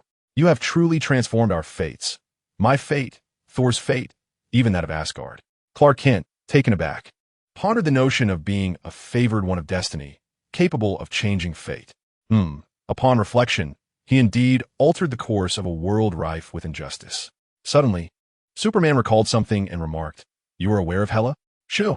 Frigga chuckled, placing her finger on her lips. "The fate of Asgard has already shifted. The realms have not aligned, and the seals of the underworld remain steadfast. I have not perished. Rather, I possess the time to gradually guide my daughter, educate my son, and instruct my husband." Superman widened his eyes in astonishment. The queen truly deserves her title. Frigga responded with a smile. In a gesture of gratitude, Thor warmly invited Superman to tour Asgard's collection of spoils. Upon arrival, Superman's gaze fell upon the prominent display of the crown of the fire giant, Surtur. Thor, are you aware that the fire giant can be resurrected through this crown? Is it wise to display the source of Ragnarok here?" Thor chuckled awkwardly and seized the crown, determined to transport it via the Bifrost to the most secure and distant cosmic prison from Asgard. As they departed from Asgard, Frigga returned the necklace she had previously taken from Superman. This magical amulet, crafted by Clark, could deflect most magical assaults, though it faltered against formidable sorcery. Frigga infused it with her most potent magic, bestowing it with Asgard's blessings. "Thank you," Superman said, pleasantly surprised. "This is merely a token of reciprocity. We should be grateful to you," Frigga replied with a gentle smile. "Your future is destined for greatness. I hope it helps you remain true to yourself." "Thank you," Superman reiterated. "It is truly wonderful to save someone as remarkable as Frigga. Lastly, allow me to remind you that while altering fate is indeed a noble pursuit, it may sometimes lead to unforeseen complications and minor vexations." Frigga concluded with a mysterious smile before departing. Superman mused, how intriguing. At this moment, Thor, with a sense of camaraderie, clasped Superman's shoulder and declared with unwavering conviction, "From now on, Asgard will be your steadfast ally. Whoever stands against you stands against all of Asgard. Whether you wish to safeguard the earth or aspire to become the ruler of the cosmos, we shall support you. Asgard and New Krypton will forever be united as brothers. Let us strive for supremacy in the universe together." Indeed, Could it be that the prospect of becoming the sovereign of the cosmos was an open secret in Asgard? Yet, what was this talk of cosmic domination? What fool would willingly embark on such a troublesome endeavor? Superman, feeling a sense of relief at Asgard's newfound alliance with New Krypton, gazed earnestly at Thor. However, the notion of cosmic supremacy is truly out of the question. Thor's expression shifted to one of disappointment. A sudden concern washed over Superman. He realized that Thor, who had not experienced loss, was merely a passionate warrior rather than a qualified ruler. Was this what Frigga referred to as the trivial woes of fate? Chapter 32, Side Story 31. In recent days, Clark had been testing the effects of the disruptor on the stellar time-space continuum. He endeavored to precisely target the time-space portal, seeking a passage that would allow the Manor's unique guest, the Traveler, to return home. After relentless experimentation, Clark finally succeeded in connecting with one of the portals, one that seemingly led to the world of Will and Hannibal. Clark's movements faltered momentarily. In truth, when Will and Hannibal first arrived in his world, he harbored distrust towards Hannibal, a dangerous and ruthless gourmet like Hannibal, despite once being an admired antagonist in his favorite films, deserved to be captured and imprisoned. However, in this world, there were no tales of Hannibal, nor was there any knowledge of his deeds. How could one pass judgment? How could one imprison a phantom? Thus, he could only keep a watchful eye on him. Fortunately, Will and Hannibal had arrived together, and it was evident that Hannibal held a deep obsession for Will, even willing to make compromises and changes for him. With the dragon now shackled and under watch, Clark finally felt at ease. Upon hearing that Clark had discovered a means for them to return home, Will's expression shifted, revealing a plethora of concerns regarding their departure. He leaned vulnerably against Hannibal, yet his gaze remained resolute and determined. The relationship between Will and Hannibal was profoundly intricate. From their initial acquaintance to love entwined with a desire to kill, culminating in mutual surrender to fate. Will had once believed that death would sever their unending entanglement. Yet they found themselves in another realm. Memories of the past flooded back to him. He had attempted to distance himself from loving Hannibal. Yet, he had long since become ensnared. His moral compass and humanity impeded him from embracing a love for Hannibal, a beast that fed on humanity, a monster. Yet, his capacity for empathy led him to understand Hannibal increasingly, to resemble him, to love him, to remain by his side. Ultimately, his moral beliefs would inevitably shatter, and he would have to bring their story to a conclusion. He had even endeavored to end Hannibal's life. However, after attempting it once, he lost the courage to kill, and even upon discovering others' intentions to consume Hannibal, he was driven to madness by rage. As he sank his teeth into the flesh of another, he suddenly realized how much he had come to care for Hannibal, cared enough to temporarily forsake his own identity and assume that of another. This could not continue. He had to leave for good. He endeavored to sever ties completely, yet Hannibal would not allow it. He employed every means to draw his retired self back into his world. After leaving, he found himself yearning for Hannibal day and night, regretting his departure, yet fearing the proximity. However, upon receiving a love letter from Hannibal, he returned. Yet he understood he could never transform into the person Lecter desired him to be. They continued their duels, their entanglements unceasing. He knew he had to conclude it all before he succumbed entirely or shattered. Since he could not kill him, nor did he wish to be killed, he resolved to take Hannibal with him at the cost of his own life. He dared not, and did not wish to, leave Hannibal alone in this world. "Shall we descend into hell together?" he asked. Consequently, they arrived in this new realm. For some inexplicable reason, in this place, Hannibal was willing to retract his fangs and adopt a vegetarian lifestyle. Everything had transformed. Yet if they were to return, and Hannibal reverted to that monster, what then? Hannibal Lecter tenderly embraced Will, soothingly caressing his gaunt back along the spine. He was aware of Will's apprehensions, yet he possessed an unwavering determination to never let go. He recalled their first meeting, when he discerned Will's fatal allure, akin to a delicate and exquisite teacup, both a temptation to shatter and a desire to cherish. He contemplated breaking him, but in that process, Will's indomitable spirit and his defiant struggle captivated him deeply. He considered transforming Will into his kind, yet Will deceived him. Upon touching his heart, he rendered the shattered cup into a sharp blade that left him bleeding. He thought of devouring him, to ensure they would be together in another form. For the first time, he approached food with tenderness. But upon witnessing Will's wounded demeanor as he leaned on him for support, compassion stirred within him. Subsequently, he made an excuse and allowed Will to flee. In their final confrontation, they beheld the love and obsession reflected in each other's eyes, an endless battle with no compromise. Ultimately, he did not refuse that embrace, and they fell together from a precipice. Such an ending was, indeed, quite satisfactory. Yet they found themselves in a new world, a fresh beginning. In this realm, he pondered deeply. He recalled Will's expression during their fall. Calm, content, devoid of fear of death. Suddenly, he comprehended that while Will appeared to be a fragile cup, his spirit was an unyielding sword. Shattering him was easy, but breaking his sword was an arduous task. He never doubted the love share between himself and Will, for love, in its essence, is a mutual concession between two souls. In their previous encounter, he compelled Will to compromise, forcing him to change for his sake, only to face failure. This time, it is his turn to attempt to transform for Will. As for the outcome, only time will reveal the truth. Yet in this realm, having metaphorically devoured Will in a different sense, the union of spirit and flesh has left him craving more, unable to relinquish his hold. Will is his soulmate, his cherished guardian. The trio of Clark, Will, and Hannibal emerged from the temporal rift, finding themselves in a secluded alley. Based on the surrounding signposts, they surmised they had arrived in Baltimore. However, Hannibal felt an uncanny dissimilarity between this Baltimore and the one from their original world.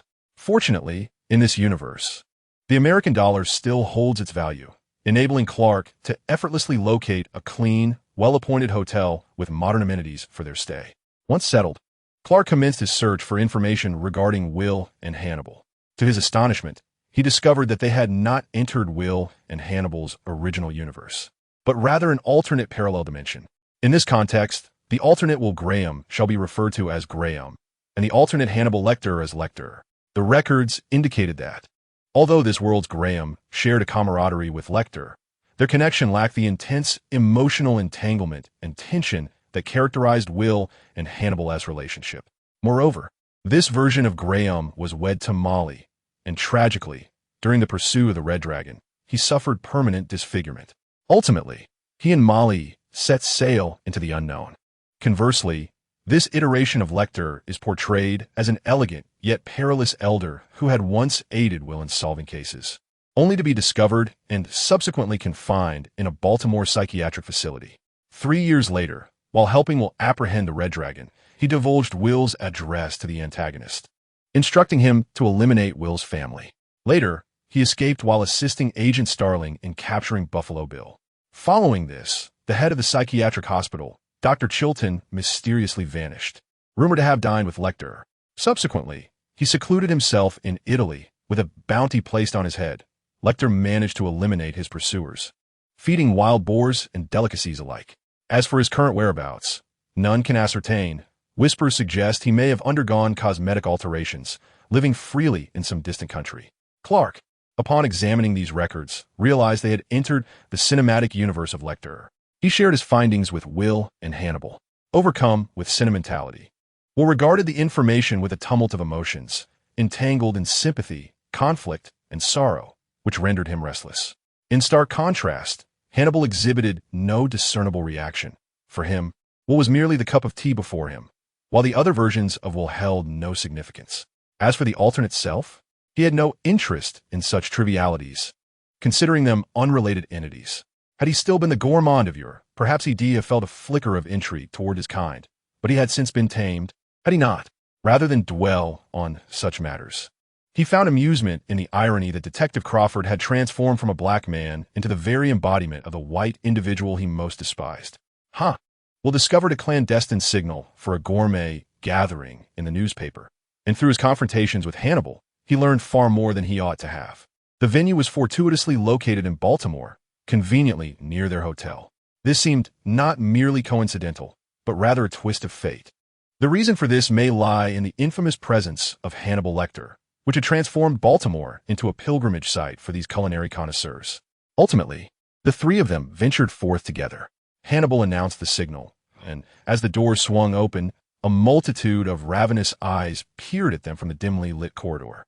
These individuals possessed an instinct and olfactory acuity akin to that of beasts, instantly recognizing their kin Hannibal. However, the two accompanying him were markedly different.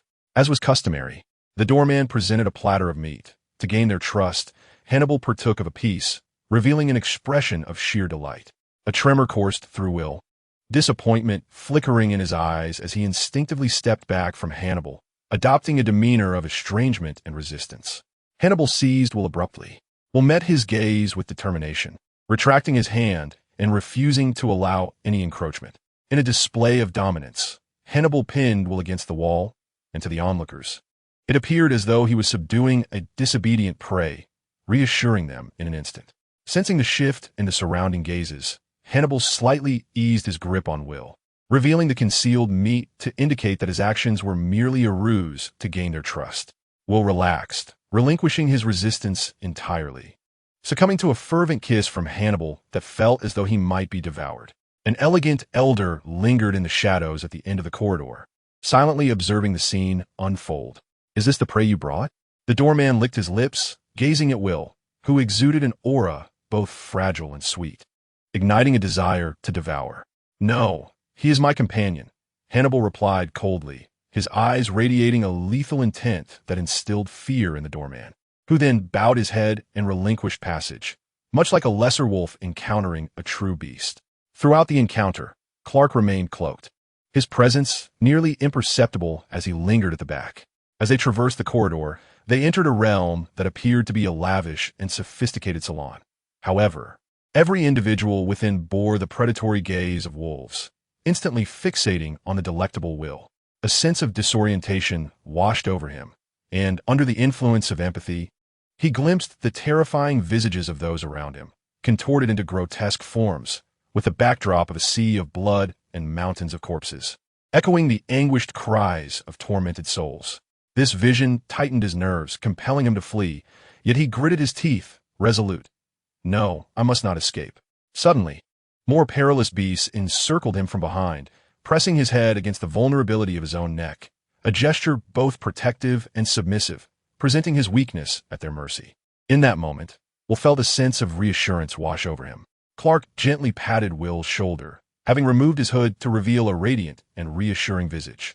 He stepped forward, smiling brightly at the pack of hungry wolves, and called out, "Greetings. I am the prey, a willing sacrifice, mind you. However, it remains to be seen if you can handle me." The wolves exchanged glances, evidently taken aback by such an unusual quarry. Yet, upon observing Clark's countenance, skin, and physique, they licked their lips in anticipation. This prey appeared delectable. Hannibal, surveying the expressions of those around him, wore a smirk of derision. How naive. Clark was far from the innocent and harmless figure he seemed. He was the hunter today, and everyone present was his game. With a smile, Clark regarded the onlookers, a pack of wolves donned in human skins, all to be purged today. He was eager to engage with them. Soon, Clark was confined within a cage, alongside ordinary individuals who had either been captured or deceived. The cage was swiftly transported into a blood-spattered hall, where a butcher wielding a cleaver stood at the center, surrounded by a circle of hunters observing the spectacle from the hall and the second-floor corridor. "Today, I shall hunt the first prey," announced the butcher, opening the cage door with a cruel grin. The ordinary people inside the cage immediately panicked, crying out and attempting to retreat to the farthest corners of the enclosure. Only Clark stood resolute, even stepping out of the cage voluntarily. "Allow me to be the first," he exclaimed with a brilliant smile, seemingly untouched by any shadow of dread. The other captives stared in astonishment at Clark, unable to comprehend his calm demeanor, yet relieved that a fool had chosen to take their place. The butcher grinned widely, his excitement heightening at the sight of such a heroic prey. He lunged at Clark with his cleaver, but in the next instant he was sent flying by a single punch, crashing against the wall, foam spewing from his mouth, unconscious. The caged individuals momentarily forgot their cries, staring blankly at Clark, their despair and relief transformed into awe and rekindled hope. Could they dare to hope for another sunrise? To reunite with their families? To once again feel the warmth of their loved ones? The hunters outside the cage began to stir, their smiles fading. "Ah, I neglected to inform you. Prey can indeed resist and bite back," Clark remarked cheerfully, his seemingly innocent expression sending shivers down the spines of all the hunters. Some trembled in panic, while others quivered with excitement. Chapter 33, Side Story 32. Clark beckoned to the so-called hunters. "Why not come closer? I am but one. What is there to fear? Or are you all mere cowards, daring only to hunt the weak and defenseless livestock, yet too afraid to confront the fierce beasts of the wild that might retaliate? Oh dear, I had expected you to be more of a challenge. Clark revealed a disdainful smile, provocatively surveying his surroundings. An enraged hunter charged forward, only to be effortlessly evaded by Clark, who then struck him in the back with an elbow, sending him crashing to the ground, incapacitated. Several hunters grew more exhilarated. Their instincts for the chase ignited as they relished the prospect of pursuing a more formidable prey. Although this beautiful yet perilous quarry possessed some combat skills and strength surpassing that of an ordinary person, capturing such a target was no simple feat nevertheless. Some hunters fancied themselves stronger than those who had previously failed, and thus they advanced one after another. Meanwhile, Will operated covertly according to Clark's plan, while Hannibal, tasked with keeping watch and diverting attention, observed Clark's performance with a cold smile. His eyes, indifferent, regarded the self-important hunters as they dared to challenge a true predator. Suddenly, an elegant elder approached him from behind, speaking with an enigmatic tone. Did you truly consume that meat upon entering? Or perhaps you did not partake at all? What you conceal, is it genuine or merely a facade? Hannibal turned to face the elder, a flicker of intrigue in his eyes as he smiled and reciprocated with an equally cryptic inquiry. Oh, what do you believe the truth to be? I find such matters inconsequential. What matters is your own choice, the elder advised, exuding the wisdom of a trustworthy mentor. My choice? Hannibal feigned confusion, masking the coldness within. Indeed, you must recognize your true nature, shed unnecessary constraints, and select the path that genuinely suits you, the elder coaxed. Yet I willingly embrace the chains that bind me. They are a part of my soul, Hannibal responded, adopting the guise of a lovesick youth, successfully evoking a mixture of bewilderment and anger in the elder's eyes. No, you should not be this way, the elder lamented with a sigh. I see within you a malevolent dragon akin to myself. You are meant to be free and powerful. How can you allow yourself to be confined as a domesticated beast? I acknowledge that all possess emotions, and they are indeed moving, but no sentiment is worthy of sacrificing one's freedom. Hannibal crossed his arms, retorting, that is merely your perspective. Ah, we uniquely formidable dragons are born to hunt. Our pursuits are culinary delights and liberty. If you are willing to forsake your nature and aspirations for him, what then can he offer you? What sacrifices is he prepared to make for you? When he can no longer endure you, will he not betray you? I observed how he recoiled, believing you had consumed flesh. Hannibal chuckled, a hint of irony glimmering in his eyes. What do you truly understand of us? The intense and intricate entanglements of love, that soulful resonance, that deadly attraction, that relentless obsession, that madness culminating in mutual destruction through love, no third party could ever comprehend. Human nature is immutable, and love is a most unreliable entity, the elder continued. Perhaps at present, you are enamored with one another, willing to compromise and tolerate each other. But what of the future? Can you endure one another for a lifetime? Cease your clumsy enticements, dear Dr. Lecter. Hannibal suddenly lost interest in hearing another version of himself speak. Indeed, it was his will who captivated him most. Every utterance was a melodious delight, especially in certain contexts. He called his name with a suppressed sob. Oh, my dear kindred spirit, how did you recognize me? The elder, the lector of this world, revealed an appreciative smile. From the moment he laid eyes on this man, he sensed a formidable potential and danger beneath the gentlemanly demeanor. Gazing at him felt like looking into a mirror, as if he were beholding another version of himself.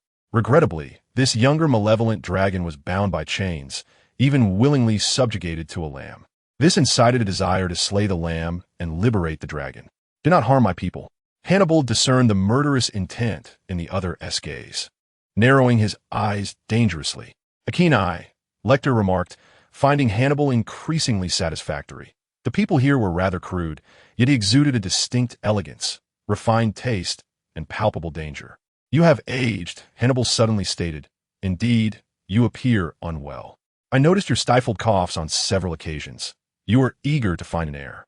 Astute observation, cough cough. Since my ruse has been unveiled, Lecter ceased to suppress his delight. Come with me. I shall instruct you well, ensuring your counterpart remains unscathed. The threatened Hannibal scoffed. I am younger and stronger than you. Yet, I am far more experienced, and, as you noted, I have aged and fallen ill. Thus, I fear not death. If my demise could awaken you, it would not be in vain. Lecter smiled softly at Hannibal, his demeanor far from threatening. You believe you can control me, as you did your former patients? Hannibal shook his head, far too familiar with this tactic. Perhaps, though they ultimately express gratitude toward me. You are unaware of a certain fact. What fact? I neglected to mention that my name is Hannibal Lecter. Lecter raised an eyebrow in surprise. Are you my follower? Or do you believe that adopting this name will allow you to become me? Do you genuinely think so? Hannibal stared intently at him. The two maintained their gaze, as if transcending time and space, engaging in a communion of souls. Lecter gradually lost his smile, only to subsequently break into a larger, almost maniacal grin. This is truly astonishing. How intriguing, exceedingly intriguing. Who is he? For the first time, Lecter became genuinely interested in Will. All previous conjectures were to be overturned. A person capable of imprisoning another version of himself could not possibly be a mere innocent lamb, and those chains could never symbolize a trite or feeble love. I have stated it before. He is my other half of the soul. Hannibal felt displeasure at someone coveting his possession, even if that individual was another version of himself. May I have the honor of knowing his name? Lecter inquired solemnly. Will Graham.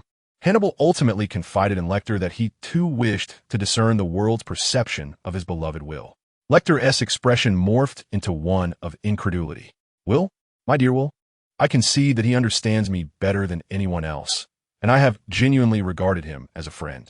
Yet, I never contemplated the possibility of entangling in a love-hate relationship with him. After all, he poses a threat to individuals such as us. For you and your will to be together, you must traverse the boundaries of life and death, reason, and the convictions of your heart. How could your will allow himself to fall in love with a fiend like us? Hannibal provoked. I am unlike you. You have pushed your will away, while I have seized him and claimed him. Lecter retorted, at the cost of relinquishing your freedom? You have yet to experience the profound connection of souls. The sensation of being intertwined with one another. You have not truly engaged in the fusion of body and spirit, completely possessing Will while embracing him, feeling his essence, his warmth, and his attachment. Lecter fell silent. Will? Such an unexpected and envy-inducing conclusion. With a sense of regret, he glanced at Hannibal and then at Clark, who was clearly toying with his prey, and wisely chose to depart. Clark had already vanquished 5 hunters, each more formidable than the last, each requiring greater time and effort to subdue. Yet Clark remained thoroughly satisfied. Up to this point, he had not fully liberated his superhuman prowess. His current state lingered between that of Superman and Clark, following the enhancement from 2 solar bombs. He now required 3 cuffling-sized pieces of blue kryptonite to suppress his strength to that of an ordinary human. Without the blue kryptonite, he was undeniably a powerful Superman. With 1 piece of blue kryptonite, he would possess strength and speed surpassing that of mere mortals, his skin impervious, while his heat vision and super hearing were subdued. Though other abilities remained diminished by half, a weakened version of Superman. With 2 pieces of blue kryptonite, his strength and agility would only be equivalent to several times that of peak human capabilities, ordinary damage incapable of piercing his skin, while his heat vision and super hearing were suppressed, becoming acutely sensitive and all other abilities entirely restrained. With 3 pieces of blue kryptonite, he would finally revert to his Clark persona. Appearing as an ordinary man, his skin could even sustain injury. However, when faced with a life-threatening wound, his body's formidable healing powers would activate, and his vision and hearing would be sharper than that of an average individual, enabling him to confront various troubles and crises. Thus, at present, Clark, adorned with 2 pieces of blue kryptonite, resided in a liminal state between Clark and Superman. The reason he did not assume his Superman form was to hone his combat skills. The reason he did not revert to a Clark state was that it would be improbable for an ordinary man to defeat a pack of ravenous wolves, hunters. Furthermore, he could not afford to sustain injuries or bleed in this realm. Should a Luthor-like figure emerge and produce his clone, it would spell significant trouble. Speaking of combat, it harkens back to the last time he was pursued by a gang in Gotham.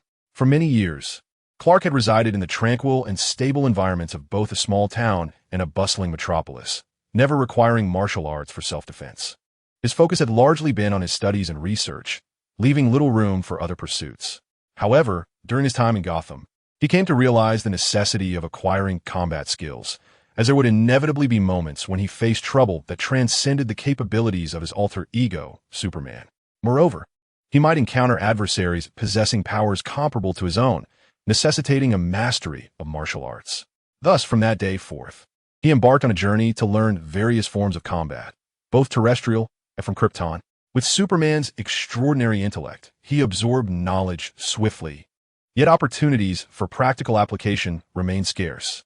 In battles against cosmic tyrants and malevolent superbeings, he relied on the sheer force of his powers rather than technique, which hardly constituted genuine practice. Training with the inhabitants of the manor proved ineffective, as neither party could maintain seriousness. Was he to seek out Batman in Gotham for a showdown? A clash between Superman and Batman? Perhaps that was best avoided. Consequently, he seized an opportune moment, recognizing the potential for practice among the hunters before him.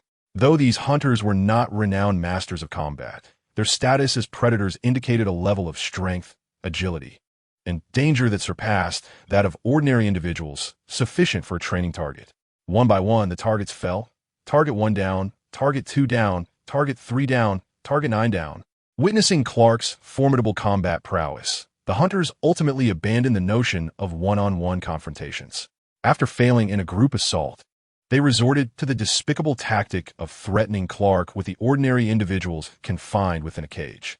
At that moment, Clark felt he had sufficiently honed his skills, and he bellowed, "Will, having stealthily infiltrated the power control room, will promptly cut the power, plunging the entire building into darkness." Amidst a cacophony of chaos and muffled cries of pain that never fully escaped their throats, silence reigned once more.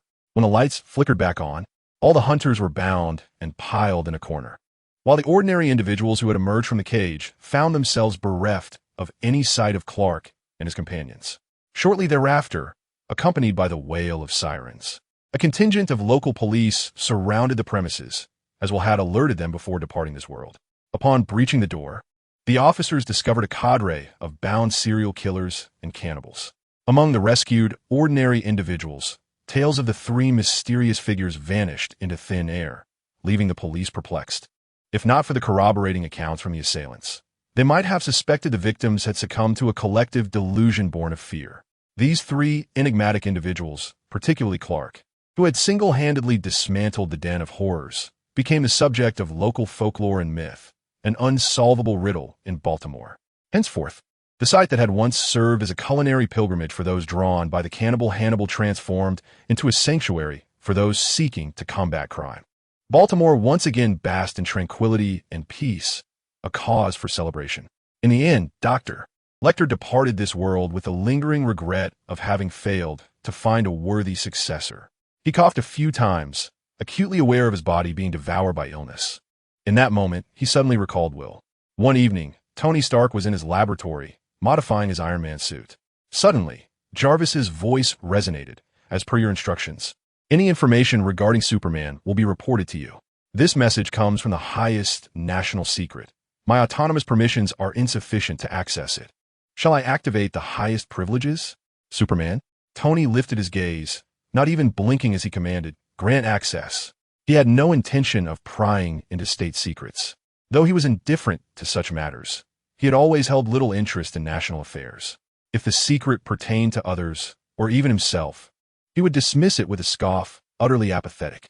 However, given that this involved Superman, and considering that many in the government were filled with curiosity and covetousness towards him, some even advocating for his capture to exploit his genes for the creation of a clone army, as Iron Man could not remain passive.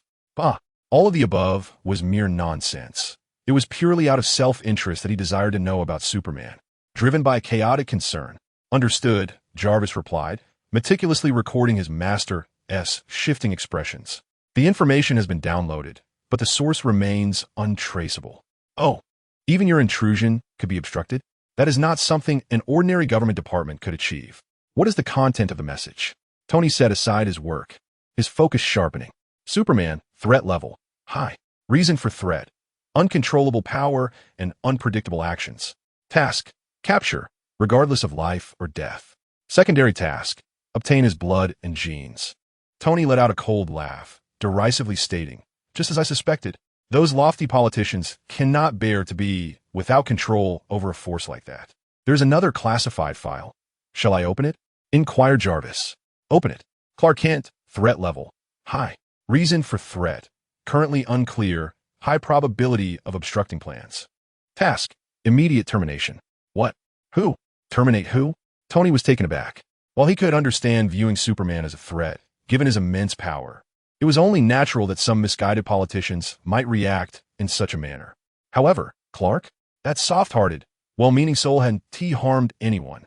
To issue an immediate kill order based on an unclear threat? Ridiculous. And what was this so-called plan? Did they think they could conceal information from the great Iron Man? Tony began to delve deeper, meticulously unraveling the layers of information until he effortlessly extracted the hidden details. The plan was referred to as the Insight Program. What utter nonsense! Black out all other documents. Tony roared in fury. Understood. The threat files have been identified as follows. Nick Fury, director of SHIELD. Reason for threat. Has discovered the true Insight Program. Task, immediate termination. Tony Stark, known as Iron Man, Steve Rogers, the Captain America, Batman, and Wonder Woman, are deemed leader-level superheroes and guardians of the city. They pose a significant threat to the execution of the Insight Program, with a mission to eliminate any obstacles immediately. Tony Stark mused on the absurdity of this directive, although the nature of the Insight Program eluded him. The notion of eliminating both superheroes and mere mortals to neutralize threats seemed preposterous. It became evident that this was not merely a misguided government initiative, but rather a FAAD for a terror organization masquerading as a top-secret governmental mission. One could ponder whether such audacity was a mark of brilliance or folly. This covert operation, if not for his vigilance regarding Superman, might have slipped under the radar. Currently, there are two immediate targets for termination within this mission. One is Clark Kent, and the other is Nick Fury. Tony promptly dispatched an Iron Man suit to rescue Clark while attempting to reach Nick Fury by phone, only to find the line unresponsive. Jarvis. Proceed, he instructed, his demeanor shifting to one of seriousness. Simultaneously, he broadcasted a message over the Avengers public channel. Avengers, assemble. Jarvis. Reported, level threat files. Hulk, Thor, Black Widow, Hawkeye, Flash, Green Lantern. Level threat files. Agent Coulson, Agent Hill, agents. Level threat files. Government personnel. Intriguing. If memory serves, this list of agents constitutes only half of SHIELD's operatives. If this half poses a threat, then what are those not included? A wild hypothesis took root in Tony's mind. At the end of the document, there was a marking. Upon closer inspection, Tony was taken aback. What a colossal octopus. No, it's Hydra.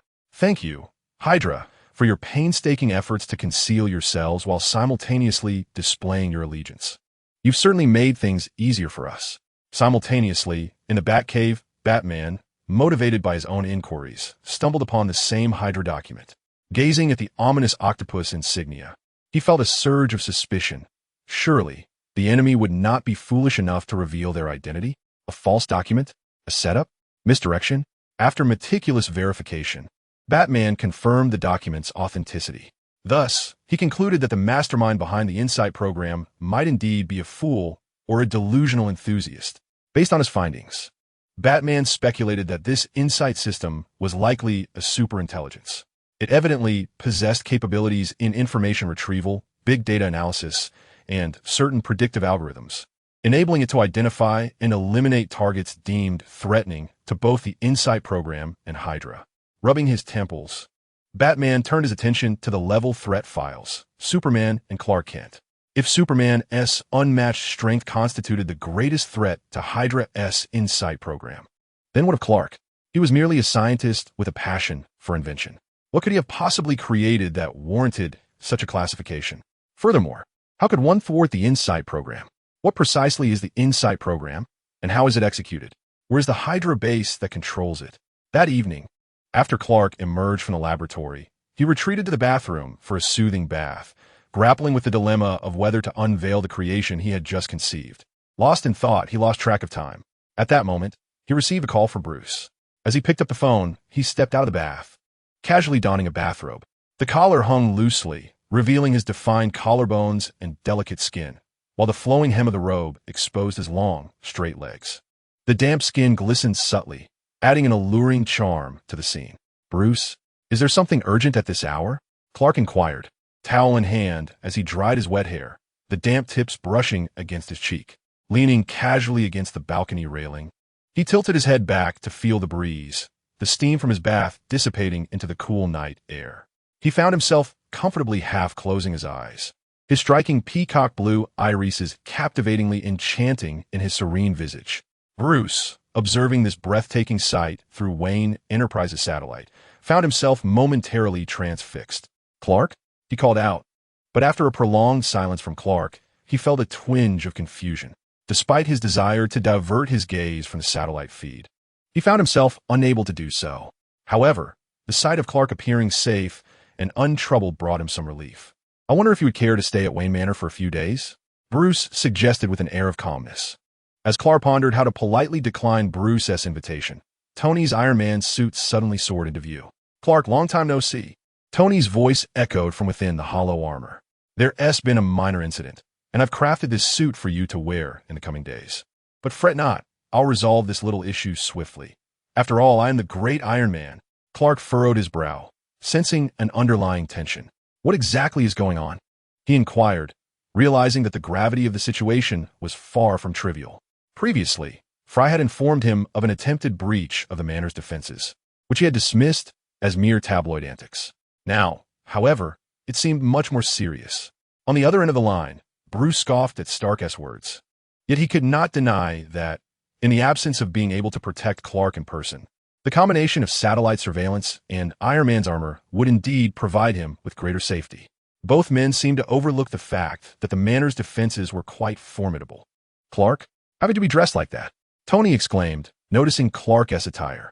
In a moment of panic, he maneuvered the suit to pull down Clark's curtains and drape them around him, akin to discovering a beloved younger brother being taken advantage of by a playboy. Clark, aware that the curtains hadn't been washed in months, felt that his bath had been in vain. Moreover, he thought, what was wrong with a man wearing a bathrobe while on the phone? Surely, he wasn't revealing anything inappropriate, was he? "Hang up that call," Tony commanded. "Huh, don't think I haven't noticed," Bruce interjected, realizing that this rascal was using his satellite to spy on his cherished protege. Yet, how could Clark, the astute rabbit, be so negligent in safeguarding his own integrity? Clark felt increasingly perplexed. "All right, hurry up and pack your things. You might as well stay at the Avengers Tower for a few days." Tony continued to urge Clark. "No, I have matters to attend to at home," Clark firmly declined. Given the gravity of the situation, he knew it was essential to remain in his own territory, where Superman could come and go with ease. "What matters do you have?" Tony inquired, a hint of displeasure creeping into his tone, but recognizing that Clark was an adult, he refrained from imposing. "I have unfinished work in my lab," Clark casually replied. "What have you invented this time?" Bruce and Tony asked in unison. Clark hesitated. Could this incident somehow be related to his inventions? Nothing, just curious," Tony quickly reassured, sensing Clark's silence and understanding that some individuals are particularly sensitive about sharing their innovations before they are complete. Bruce remained silent, reflecting on his own lack of composure. He resolved to exercise greater caution in Clark's presence, to think twice before speaking. He hoped Stark hadn't noticed his recent behavior or drawn any conclusions. Unfortunately, Tony had already picked up on Bruce's unusual demeanor. The timing of inviting Clark and expressing concern for his inventions seemed too coincidental. While Tony's curiosity might be genuine, he could not dismiss the possibility that Bruce was aware of the Insight Project. So, who would know about the Insight Project? The heroes? Hydra? Or merely a tech-savvy hacker? In any case, if these weren't mere coincidences, then Bruce was no longer the simple individual he had assumed him to be. If this were true, then Bruce was not only of significant identity, but also exceptionally skilled at disguise. A single Bruce had managed to deceive the entire world. Such a person, how could he be trusted with the promising younger generation? Indeed, it seemed that Captain America would need to step up, as Clark had anticipated. The moment he severed communication with Bruce and Tony began calling for Superman. Clark made his way to the underground laboratory, changed into his uniform, teleported to the Arctic, and then flew to the Avengers Tower. It appeared complex, yet the entire process took less than 3 minutes. In the operations conference room of the Avengers Tower, Iron Man, Black Widow, Hawkeye, and Dr. Bruce Banner, Hulk gathered. The Insight Project, Superman realized. Had they reached this point in the narrative? You know, Tony's eyes lit up, and the others turned to Superman. Clark nodded. I overheard someone mention plans to eliminate all those who pose a threat to the United States using 3 aircraft carriers. So, this absurd notion was not just a jest, but a serious consideration. However, how had those deemed threatening transformed into adversaries of Hydra? It was a complete reversal of what he had heard. Naturally, Superman, who was not constantly eavesdropping, had not actually heard these things. He merely recounted the narrative in a different manner. I understand now. Tony's expression darkened as he slammed his palm on the table, his voice laced with indignation. So, this was originally a plan devised by the government in Yet absurdly, it has been exploited by Hydra, or perhaps even more ludicrous. This was Hydra's scheme all along, cleverly using the government and as mere pawns. Tony, calm down, Bruce Banner urged, attempting to soothe him, though he himself was beginning to feel an inner turmoil. Tony turned his gaze towards Bruce. Calm, I am calm. You need to remain composed as well. We cannot allow the Hulk to emerge. I just replaced the flooring in this conference room.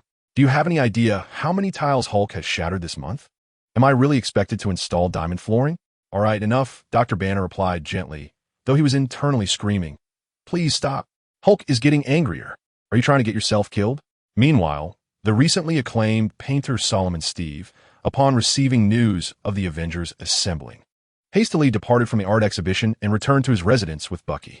Steve removed his disguise, donned his uniform, and took up Captain America's iconic shield, preparing to head straight to Avengers Tower, only to discover bloodstains on the floor. Chapter 35. The Sixth Invention. To Nick? What are you doing here? Captain America exclaimed, lowering his shield, which he had raised in readiness to strike, astonished to find Nick Fury, director of SHIELD, seated on his kitchen floor. Hey, Captain, your bread smells delightful, Nick Fury greeted, raising the piece of bread in his hand. This bread is yesterday's leftover, cold and hard, Steve remarked with a hint of melancholy. Nick Fury swallowed the last morsel of bread and grumbled, those traitors struck before I could enjoy my lavish dinner. Hey, Director Fury, if you're injured, shouldn't you be tending to your wounds first? Bucky interjected, arching an eyebrow at Nick's still bleeding abdomen, unable to resist the urge to comment. Note, Nick Fury is known for his paranoia and extreme arrogance, which leads him to neglect the use of healing technology available to most, as he harbors distrust towards individuals like Clark Kent for various reasons. Sergeant Barnes? Is that truly you? I thought you perished over 70 years ago. How have you survived until now? Fury inquired, feigning ignorance. I suspect you already knew of my existence.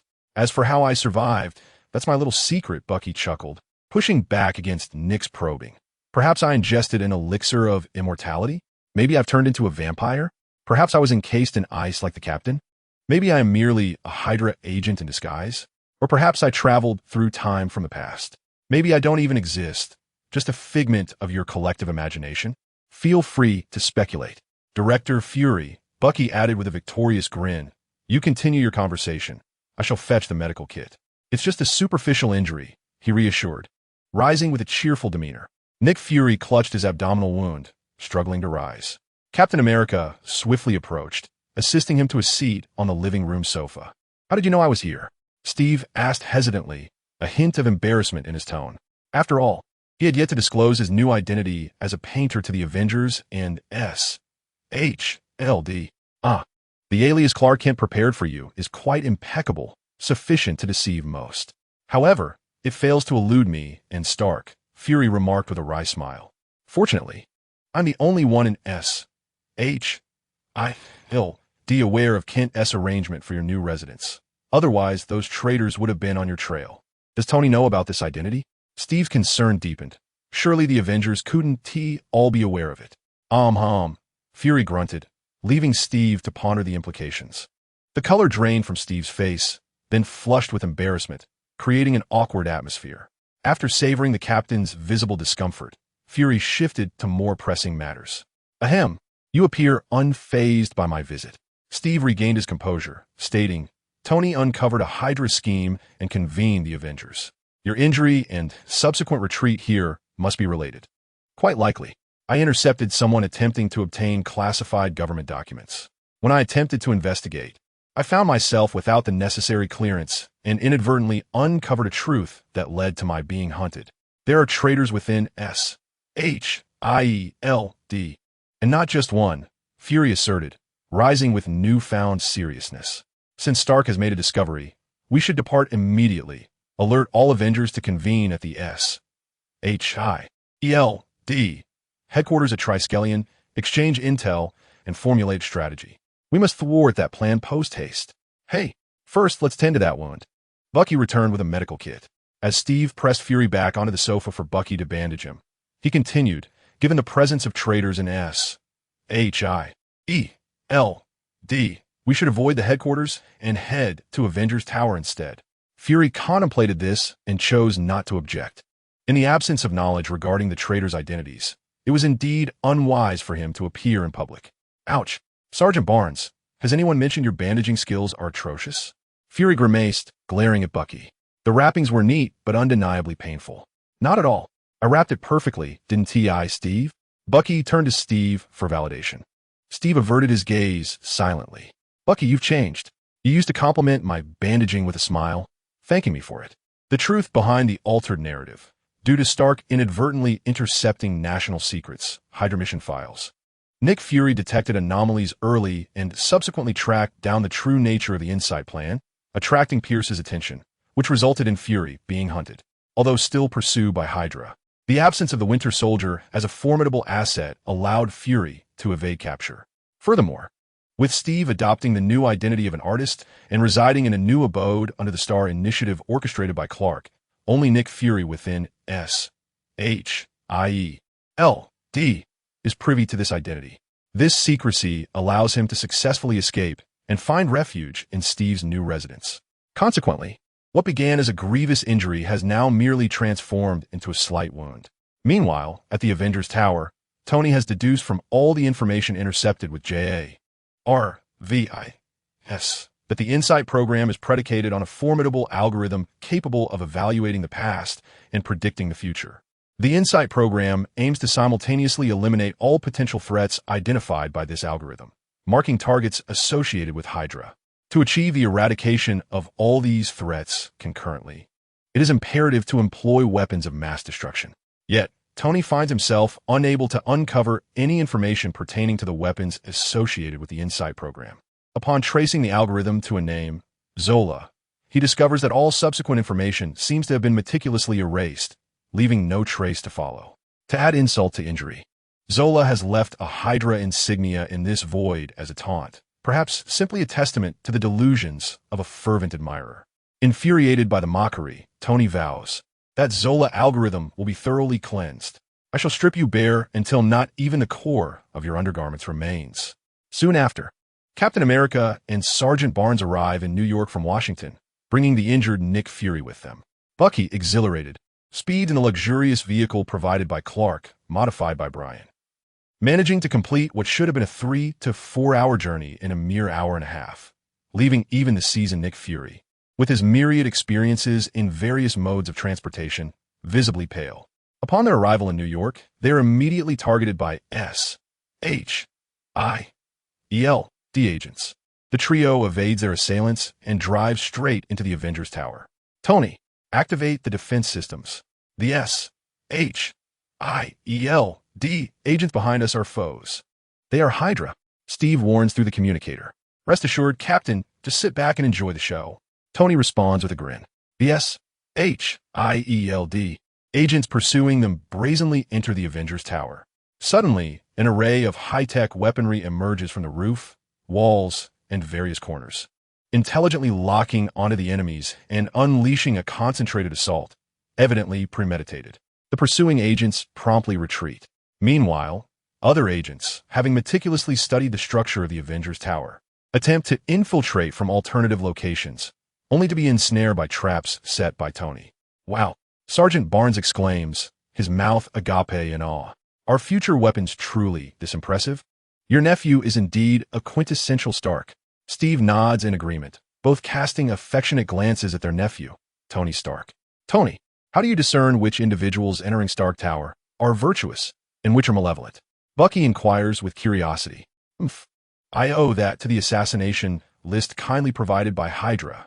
As colleagues, it seemed rather unjust that only one agent made the list, prompting me to include all the agents omitted from the roster on the adversary list of the Avengers Tower. How fair is that?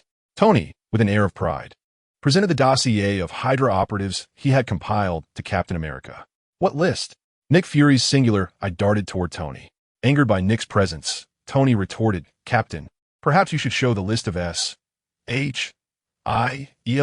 agents, or rather, Hydra operatives, to our esteemed director. Director Fury, after perusing the list of Hydra agents meticulously arranged by Tony, was left astounded and incredulous. Although he had suspected the existence of a Hydra mole within S.H.I.E.L.D., he could scarcely believe that nearly half of them were compromised. Well, it seems S.H.I.E.L.D. ought to be renamed the Joint Office of S.H.I.E.L.D. and Hydra. Most disconcerting to him was the revelation that his esteemed superior, the former director of S.H.I.E.L.D., Alexander Pierce, a member of the World Security Council and co-chair of the S.H.I.E.L.D. executive meeting, was, in fact, a Hydra head. Nick Fury could not help but feel relieved. Had Captain America not insisted on heading directly to New York to rendezvous with Stark, they would have fallen into a trap at the S.H.I.E.L.D. headquarters. As Director Fury remained ensnared in shock and self-doubt over the documents, Steve and Bucky noticed Superman soaring through the window. I have apprehended all the fleeing agents and secured them in a temporary prison on level -3. All communication devices have been destroyed, so for now, no one will know they are here, Superman informed Tony. I fear they may have already reported upon discovering Captain and Director Fury. Tony expressed his concerns. No worries. I'm here, Superman replied with a smile. Indeed, with you here? Tony echoed, feeling considerably reassured. Superman, Bucky exclaimed, thrilled to see him again. Steve shared Bucky's joy but maintained a composed nod in acknowledgement due to their mission. However, Bucky, unencumbered by such restraint, grinned broadly and enveloped the taller Superman in an enthusiastic bear hug. Haha, it's really you. Long time no see. Superman chuckled. Patting Bucky's back, it's been a while. Are you adjusting well to modern society? Absolutely. It's like living in a sci-fi movie every day. Bucky replied, releasing Superman and beaming with joy. Hey, can you believe it? Steve arrived in this world before I did, yet he struggles with household appliances more than I do. Huh. His helplessness reminds me of the days when I looked after the frail little Steve. Such fond memories. Hey, Bucky. Upon hearing Bucky's playful jibe, Steve could no longer maintain his composure and immediately turned toward the curious onlookers. Don't listen to Bucky's nonsense. That's not true. I can manage household appliances just fine. Bucky elbowed Captain America playfully. Oh, really? Last time the television broke, who fixed it? And when the washing machine malfunctioned, who repaired that? Even the microwave was mended by me. Are your household items that prone to malfunction? Hawkeye Barton inquired, astonished. Steve began to tease Bucky, remarking on his insatiable curiosity, always eager to dismantle things just to see how they work, only to fail in reassembling them, resulting in damage. However, I ultimately managed to repair everything, didn't I? Bucky retorted with a smirk.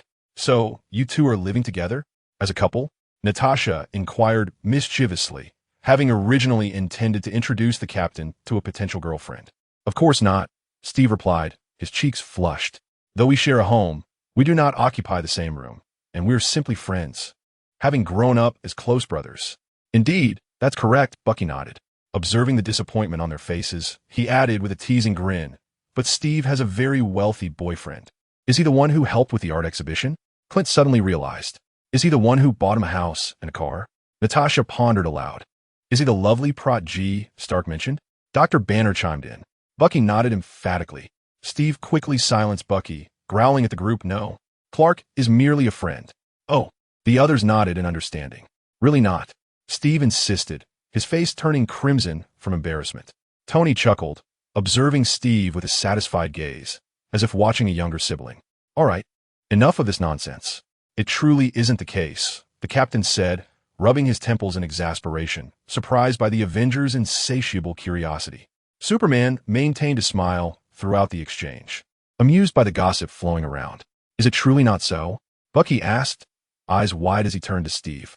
"Indeed," Steve replied with a stoic expression. "Well, it seems the two of us will continue our lives as single dogs," Bucky shrugged, draping an arm around Steve and patting his shoulder reassuringly. Superman observed the two, a gentle smile gracing his lips. He reflected on how, at one point, these two had been inseparable childhood friends, only to be led astray by the whims of fate, becoming strangers to one another, even to the point of clashing over their respective beliefs. The once pure memories now bore a shadow of melancholy, marked by the passage of time. Yet here they were, playfully bantering before him, their smiles radiant, their cherished memories untouched, their friendship as steadfast as ever. How delightful!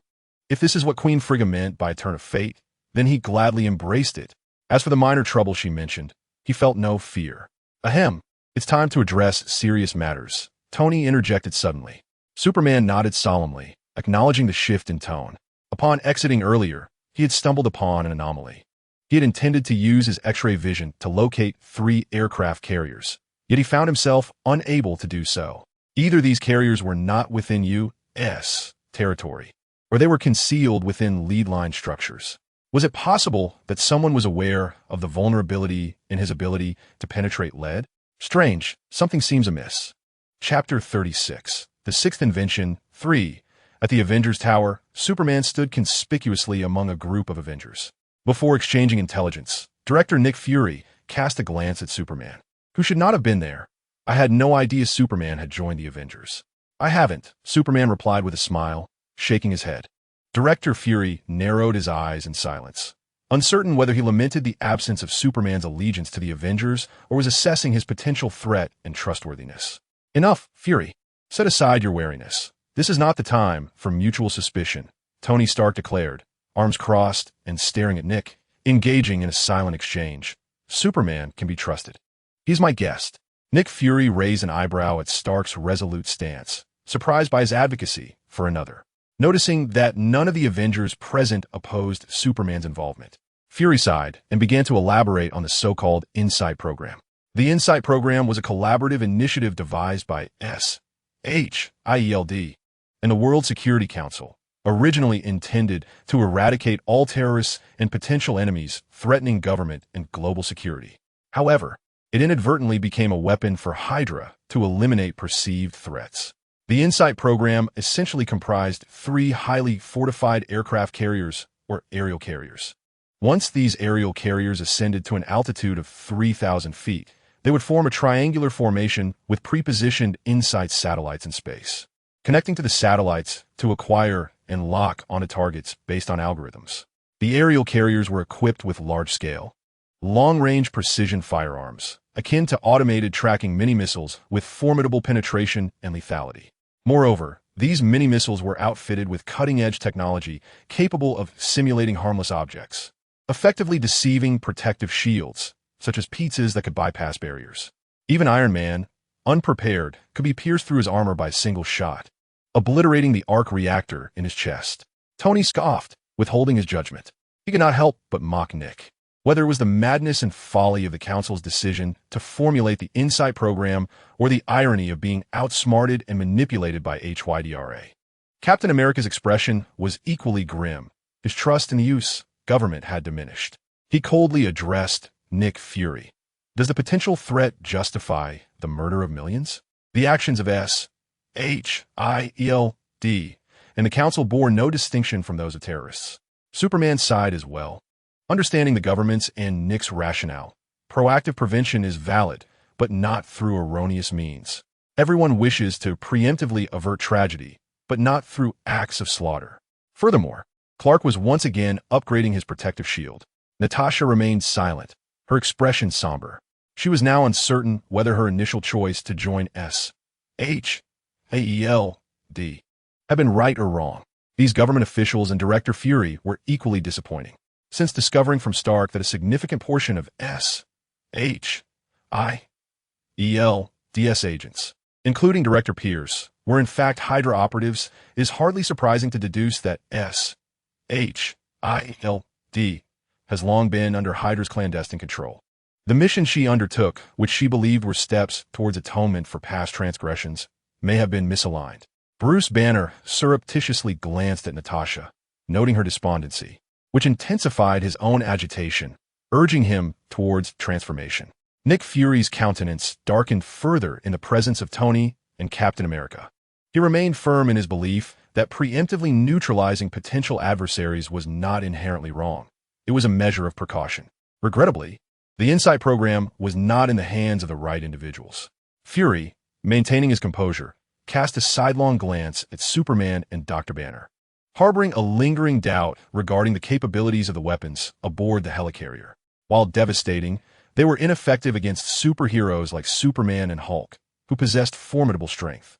Superman had been noted on the original government threat list, classified as a high-level threat due to his defiance of governmental authority and his uncontrollable superpowers.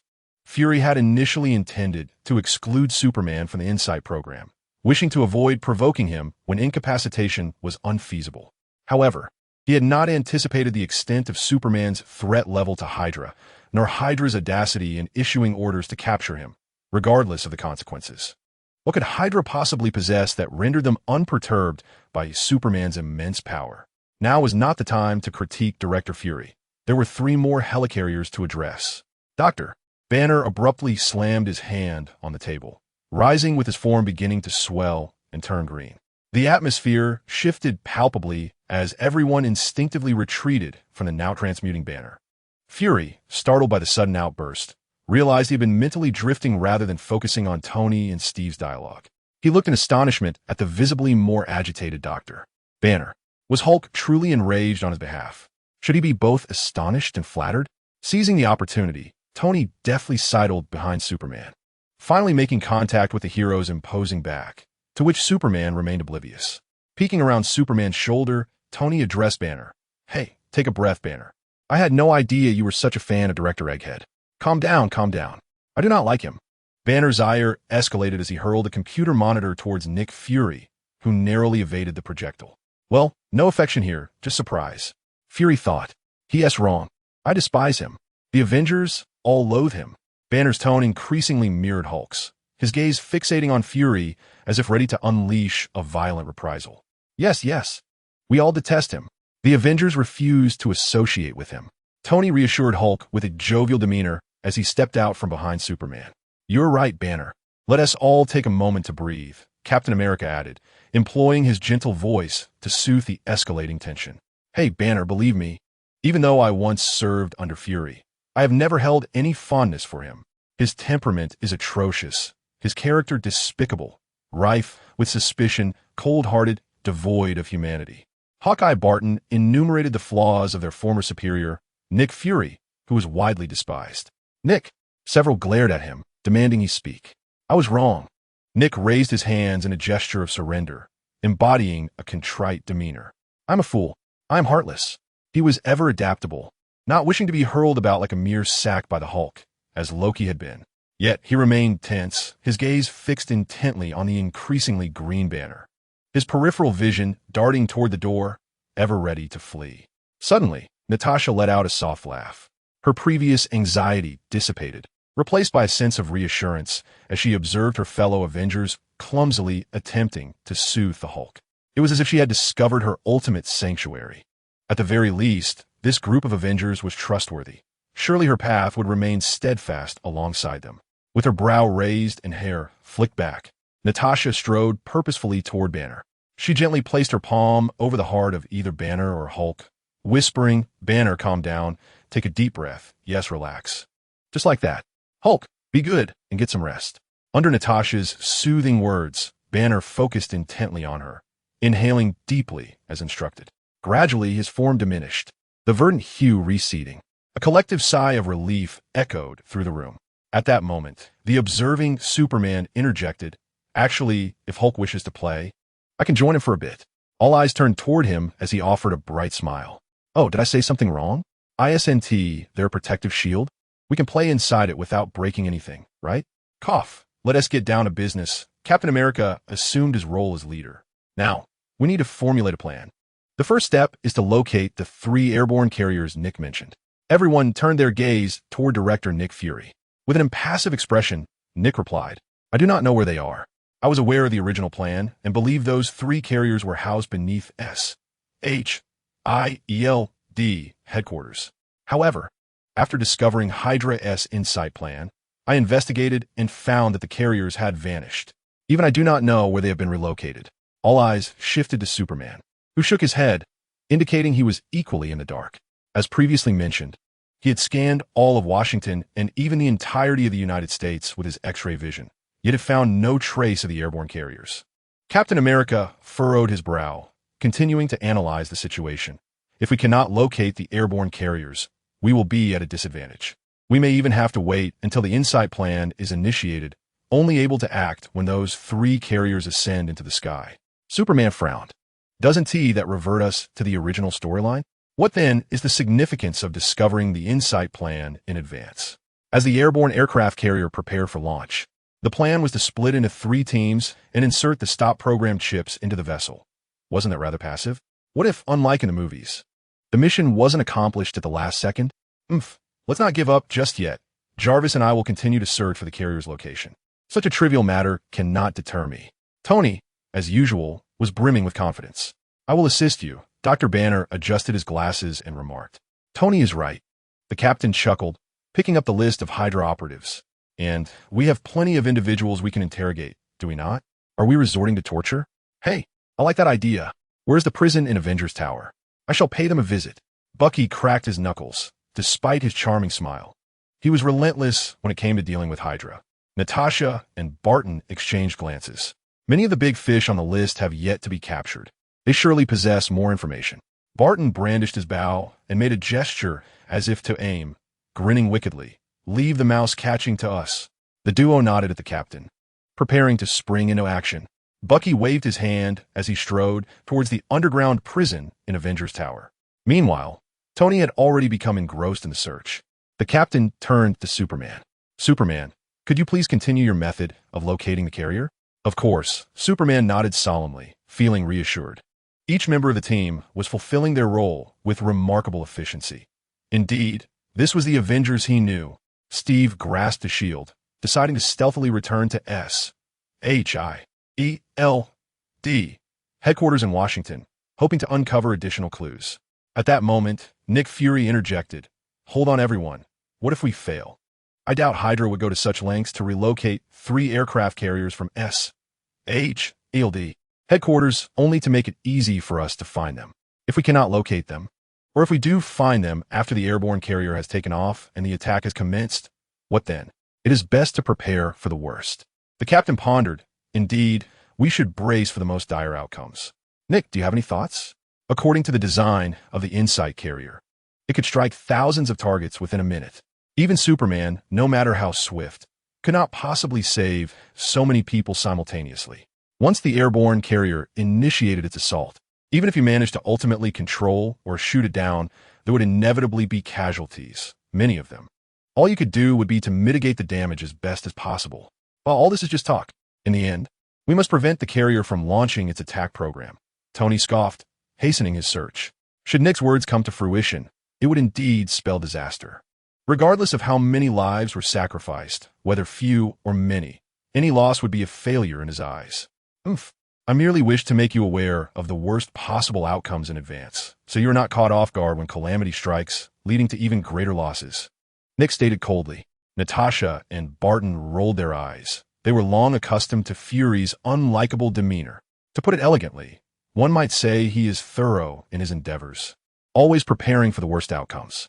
However, to speak less favorably, one could accuse him of dousing enthusiasm and reveling in intimidating others. Yet, there exists another solution. Nick tantalizingly suggested. "What solution?" the captain inquired.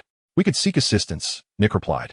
Following his usual strategy of exaggeration, he typically presents matters in a dire light, ensuring that his subsequent recommendations are readily accepted. Whose assistance? The government? Tony scoffed. They are still in the dark, clinging to their delusions about the Insight program. Besides, those politicians seem only adept at launching nuclear strikes. What other solutions do they possess? Asking for their help. They might just obliterate the entire United States. I was referring to Clark Kent, Nick murmured, his gaze enigmatic, lost in thought. Superman nearly faltered in maintaining his composure. Who? Did I mishear? Did Nick Fury just utter that name? Clark? Who is Clark? Tony and Steve were equally astonished. Yes, the very Clark Kent you are acquainted with. The one whose threat level against Hydra is indeed significant. Nick Fury reiterated. Chapter 37. The sixth invention, for, upon hearing Nick Fury utter Clark's name, all present were taken aback. That Nick Fury would propose seeking help from an ordinary individual? There must be a conspiracy. Yet, there was merit in his reasoning. They had nearly forgotten that Clark also posed a considerable threat to Hydra. In times of war, one ought not to relinquish any potential advantage. Tony huffed, having discerned Nick Fury's ulterior motive. No wonder he sought to gauge what Clark had concocted, hoping to seize it for himself. Just imagine, a weapon capable of threatening Hydra not firmly in his grasp would surely keep Nick Fury awake at night. Nonetheless, it was undeniable that Clark's invention could indeed be of assistance. Clark had always been dedicated to using his inventions to aid ordinary people. Surely, he would not wish to witness this calamity unfold. Would he be willing to help? Just as Tony resolved to call Clark, the captain unexpectedly interjected, I will make the call. However, it must depend on his willingness. We cannot coerce others into assisting, for this task is perilous.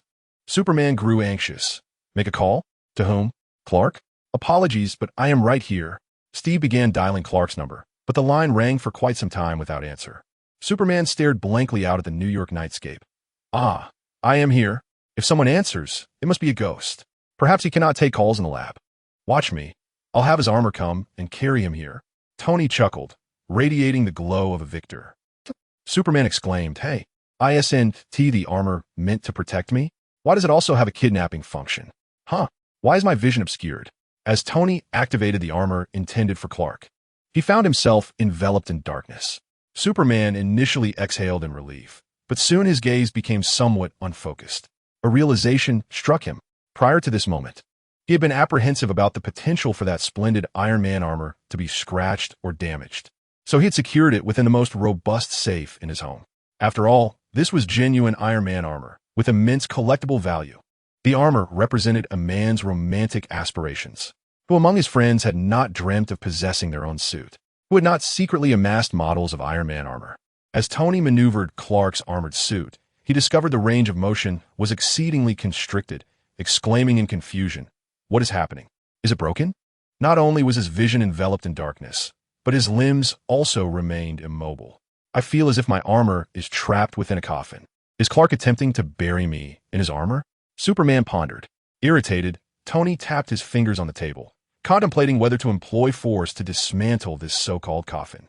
Observing Tony's expression, Superman thought it might be prudent to concoct an excuse to step away for a moment. However, the attendees were all astute individuals. If he were to leave and Clark were to log on, there would be no secrets left. Alas, perhaps he truly needed to pursue some shadowy arts of duplication. Laughs. At that moment, Clark's phone unexpectedly connected. This is Steve, he stated, proceeding to succinctly outline the situation. After a brief silence, Clark responded, I regret to inform you that my research is not yet complete. I will require a few more days. Once finished, I will reach out to provide you with a conclusive answer. Superman mused that such a formal tone could only belong to Fry. As for Clark's voice, it must have been magically simulated, excellently executed. Furthermore, Fry's response not only postponed the timeline, but also left the ultimate decision in Clark's hands, displaying remarkable thoughtfulness. Oh, I neglected to mention, Fry is affiliated with the magical realm. Though not a renowned figure in this world, he shares some acquaintance with Zatanna. However, it was peculiar. Despite having already provided Fry with the laboratory's authorization and security codes, Fry had consistently avoided visiting his lab. Was something amiss? Why had Fry, uncharacteristically, entered his laboratory? As Superman contemplated Fry's unusual behavior, he suddenly heard Tony angrily shouting into the phone, What have you done to the armor I gifted you? A wave of anxiety washed over Superman. Oh no, Fry was still unaware that Tony had presented him with the Iron Man armor. Silence fell on the other end. Superman began to break out in a cold sweat. Ahem, I have put it away for safekeeping. Clark's voice carried just the right amount of guilt, suggesting that the prior silence stemmed from this very reason. Tony, Tony furiously hung up Steve's phone. Superman. Nick Fury did not believe Clark's words, cryptically stating, I do not believe an unfinished invention poses a sufficient threat to Hydra or to anyone else. Clark is not a liar. Tony interrupted Nick. Nick Fury squinted, sensing that Iron Man held a great deal of trust in Clark Kent. Nevertheless, he continued, perhaps Clark has invented something extraordinary, capable of effortlessly dismantling Hydra schemes. Yet he remains reluctant to reveal it. Does he hesitate to employ it for the side of justice? Perhaps we should prepare for a firm stance. He added, waiting a few days is still waiting. Tony raised his hand, effectively halting Nick's suspicions and insinuations. Moreover, as you mentioned, Superman is still a considerable threat. He cannot easily thwart the Insight program. Can he? Why is it that you believe Clark could resolve this with ease? It feels as though you are quite eager for Clark to get involved. Nick Fury promptly fell silent. Indeed, Clark Kent is quite a predicament. He genuinely wished for Clark's involvement because Clark posed a dual threat, not only to Hydra, but also to the government. Upon reviewing the threat list from the government's Insight program, he was taken aback. Given his previous skepticism about Clark's inexplicable friendships with Iron Man and Captain America, he had briefly suspected Clark to be a covert spy or a high IQ adversary. However, upon seeing the threat list from Hydra, his astonishment deepened. He could not help but ponder what Clark had accomplished or created that posed a simultaneous threat to both the government and Hydra. Whatever it was, it must be exceedingly perilous. Such power should not reside solely in Clark's hands. Superman, why do you appear so tense? Tony inquired, his gaze inquisitive. Although Superman maintained his usual demeanor of gentleness, friendliness, and warmth, Tony, who understood him well, noticed an underlying tension. Am I? Superman feigned ignorance. Tony, Superman replied. Tony continued. Could it be that Superman has developed feelings for Clark? Why else would he be so anxious about him? Superman wondered, does Tony suspect him? What does his intense scrutiny imply? The peculiar silence between the two was interrupted by Jarvis's report. I have detected a covert listening device. Upon discovering it, I immediately initiated a trace, but the individual escaped quickly, and my tracking was interrupted midway. All I could ascertain is that the source of the eavesdropping originated from Gotham. Gotham? Tony frowned, then suddenly realized. Bruce? It was no coincidence that he invited Clark earlier. Bruce must have uncovered something significant. He is undoubtedly a hacker masquerading as a playboy. Tony manipulated the computer, fortifying the Avengers Tower's defenses. Attempting to pry information from me? Not a chance. Superman also came to a realization. Excellent. Batman must have discovered something. With the combined intellect of both Batman and Marvel's finest, we shall surely expedite the search for the concealed sky carrier. Everyone sprang into action. As dawn approached, Superman excused himself under the pretense of utilizing the Arctic base to search for the sky carrier and departed. Returning to the Fortress of Solitude, he instructed Joe to assist him in locating the whereabouts of the sky carrier, while he himself returned to the underground laboratory of the manor through the portal. Clark immediately sought out Fry. Yet curiously, Fry was absent from the laboratory and his whereabouts were unknown. Clark attempted to call him, but there was no response. When he reached out to the company, he learned that Fry had abruptly left the office the previous day and had not returned since. As Clark rummaged through his toys in the laboratory, he discovered that a pair of non-directional visual disruption black frame glasses was missing, an item crafted as a commemorative piece based on the original black frame glasses of the great Superman. A sense of unease washed over him, for it seemed that an unusual number of strange occurrences had transpired lately. Exiting the laboratory, he found Raymond standing upright at the entrance, waiting for him. Raymond had assumed the role of his driver and bodyguard during these days, while his original driver, Brian, was likely indulging himself at the racetrack in Morocco. Sir, are you heading out? Raymond's eyes brightened upon seeing Clark. No, Clark replied, shaking his head, wishing to avoid any unnecessary troubles during this tumultuous season. He surmised that as soon as he left the manor, he would be immediately beset by Hydra. Did Fry come by last night? Clark inquired. Yes, Raymond nodded, though he seldom concerned himself with anyone outside of Clark, and thus had not engaged in conversation with Fry. Given Clark's unwavering trust in Fry, he had not probed into the hurried visit. With a sigh, Clark recognized Raymond's disposition and decided to return to the laboratory, turning his attention to his inventions. Witnessing the divine messenger emerge only to retreat once more, Raymond felt a pang of disappointment, continuing to stand like a sentinel before the laboratory entrance. He had no intention of disturbing the divine messenger's work, so he refrained from entering the laboratory, vowing to protect his master's tranquility. No intruder would dare approach the laboratory even a step closer. Last night, yet another group attempted to breach the manor. Some failed while others succeeded. However, those who succeeded were swiftly thwarted by the laboratory's formidable defenses. As they endeavored to further penetrate the laboratory, Raymond, wielding an energy scimitar, embarked on his cleansing path.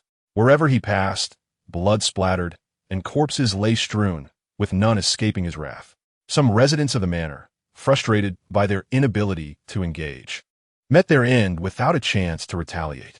Raymond bestowed upon them only a cold silhouette. He was the mightiest warrior of the Zod lineage in this generation, a harbinger of death on the battlefield, unacquainted with the notion of mercy.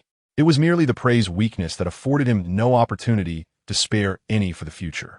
Nevertheless, due to the feebleness of his quarry, he seemingly left no survivors. It mattered not who they were. Those who dared to offend the divine messenger would meet a merciless fate.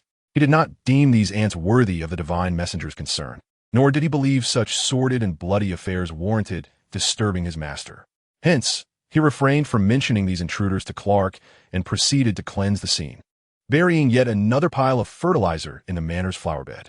In the laboratory, Clark approached his latest invention, thoughtfully stroking his chin. He prepared several drones for aerial delivery to various locations, unperturbed by the prospect of interception. In fact, he almost welcomed it.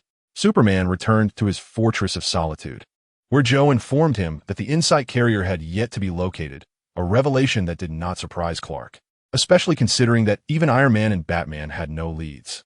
"Mr. Jarvis is truly a delightful gentleman," Joe remarked suddenly. "Really?" Clark exclaimed, taken aback. "When did you meet him?" "During our joint efforts to search for the Sky Carrier.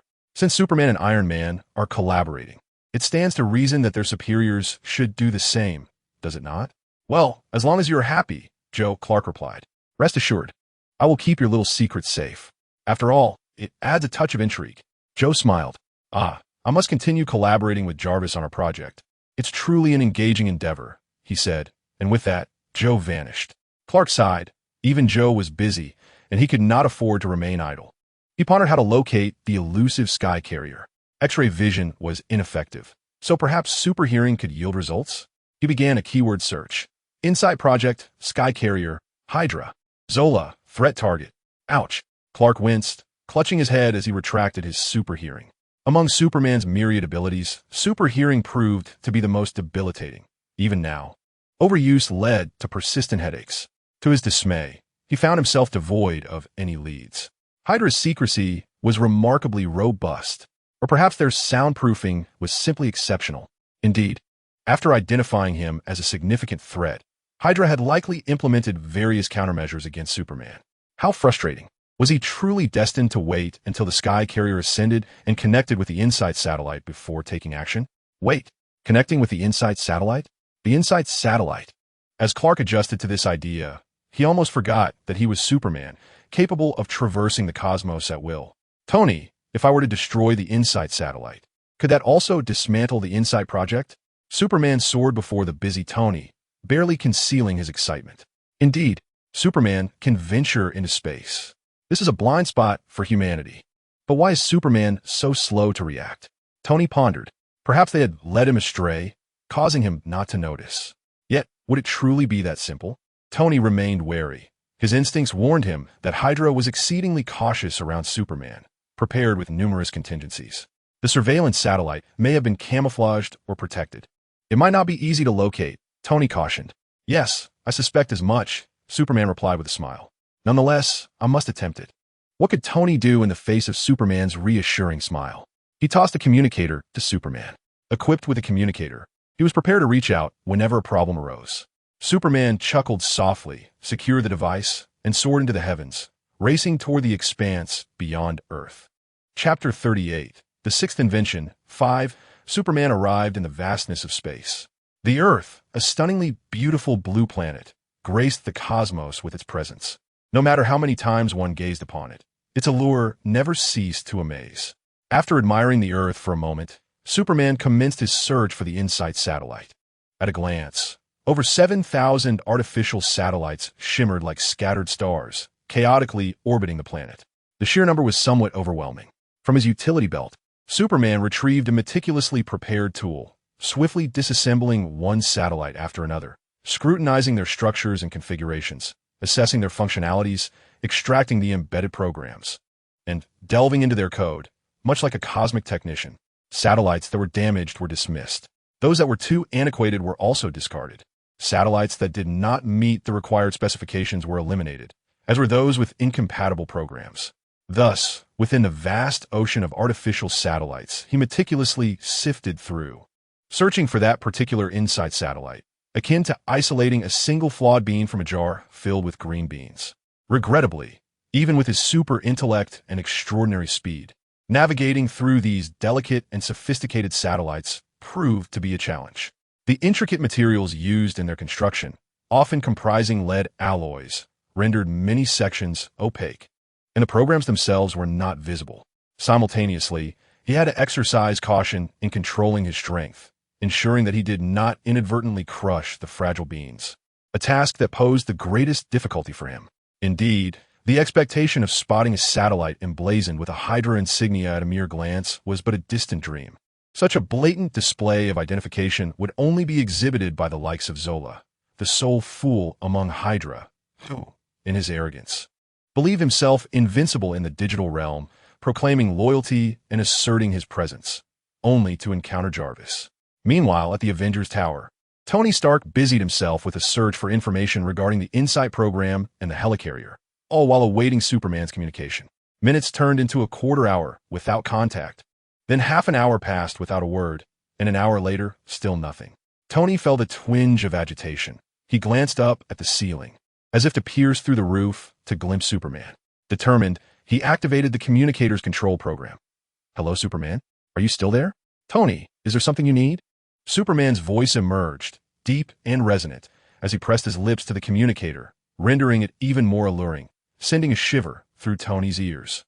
Have you encountered any difficulties?" Tony asked awkwardly, wishing instead to assert, "If you face trouble, let me know, and I shall resolve it." "Not at the moment," Superman replied with a smile, casually setting aside a satellite he had just examined, gently marking it with his fingernail. He must be the first to utilize Superman's fingernail as a marking pen, transcending the boundaries of ingenuity. Wouldn't you agree? Upon hearing Superman's response, Tony felt a wave of disappointment wash over him. "Well, carry on with your tasks," he remarked, lightening the mood with a jest. "Remember to keep in touch. Don't disappear for over a month like you did when lost in the cosmos." Superman chuckled, evidently recalling the mishap from their past. After severing the communication, Tony gazed at Jarvis on the screen and inquired, "Was that joke too foolish?" Analyzing Superman's tone and expression, Jarvis deduced that Superman exhibited no negative emotions, entirely aligning with the standard responses recorded in my data for jesting among friends. Yet, this was not what Tony desired. Nevertheless, he was determined to make Superman recognize his own brilliance. "I believe Superman currently does not perceive you as anything beyond a friendship," Jarvis noted, referencing the romantic data in my records. "Your best course of action should be to confess your feelings." Silence. Tony clasped his fingers together, signaling for silence. Jarvis immediately fell silent. Satisfied, Tony observed as a line of text gradually appeared on the screen. "You previously ridiculed others for not confessing their feelings for Clark promptly. Are you not doing the same in your pursuit of Superman?" Tony crossed his arms, glaring at the text. "Oh, Jarvis, have you now taken to using ellipses? What does that ellipsis signify?" Another line of text emerged. "It is time to resume work." Tony rolled his eyes and continued his search. Meanwhile, the oft-overlooked Dr. Banner remained, pondering whether he had stumbled upon knowledge he ought not to possess. In the vastness of space, Superman diligently continued his great undertaking. As a scientific prodigy, Clark realized that if he could obtain information regarding the construction, launch, ownership, and purposes of these satellites, drafting a program to analyze their suspiciousness would greatly enhance efficiency. Unfortunately, time was not on his side, and gathering and analyzing such data was not his forte. Gazing at the multitude of artificial satellites, he felt a sense of overwhelm. Just then, a satellite began to glide toward him. Let us not question why satellites can alter their orbits at will. Superman turned his gaze to the approaching object. a beautifully designed satellite with a sleek silver and black exterior. Its most distinctive feature was the solar panels, shaped like the wings of a falcon in flight. Upon closer inspection, he noticed a silver letter embedded in one corner of the satellite's shell. Wayne? Bruce Wayne? Batman? Now you understand why I said not to ask earlier? Because he is Batman. Because it's Wayne's advanced technology. Superman, filled with curiosity and astonishment, flew beside the satellite, affectionately dubbed Little by Clark. He observed as Little unfurled a section of its shell, extending a display screen. Realizing it was slightly misaligned, Little paused momentarily before gradually adjusting its orientation, allowing Superman to glimpse the words on the screen. Unbeknownst to him, Superman found Little to be quite adorable. Little, I'm not adorable. I am cool. Just look at my striking appearance and the most advanced features. Observe my perfectly crafted wings. Superman gazed at the display screen, where a line of text read, I am Batman, having compromised Wayne's satellite to assist you Avengers in dismantling the Insight program. Superman, he hacked his own satellite? Wait, you Avengers? Does Batman believe he is an Avenger? Oh dear, could this misunderstanding lead to his expulsion from the future Justice League? No. While Superman was lost in thought, the screen updated with another line. This is a map of suspicious satellite locations, filtered through analysis. Prioritize these satellites for investigation. Move out. Wow, such an authoritative tone. Very Batman. Subsequently, the display revealed a map of Earth and its surrounding satellites, with several suspicious ones marked in red by Batman. Thank you, Batman. A pleasure to collaborate. Superman beamed at the screen, confident that Batman could see him. Below the satellite map, a subtle yet revealing line of text read, Pleasure to collaborate.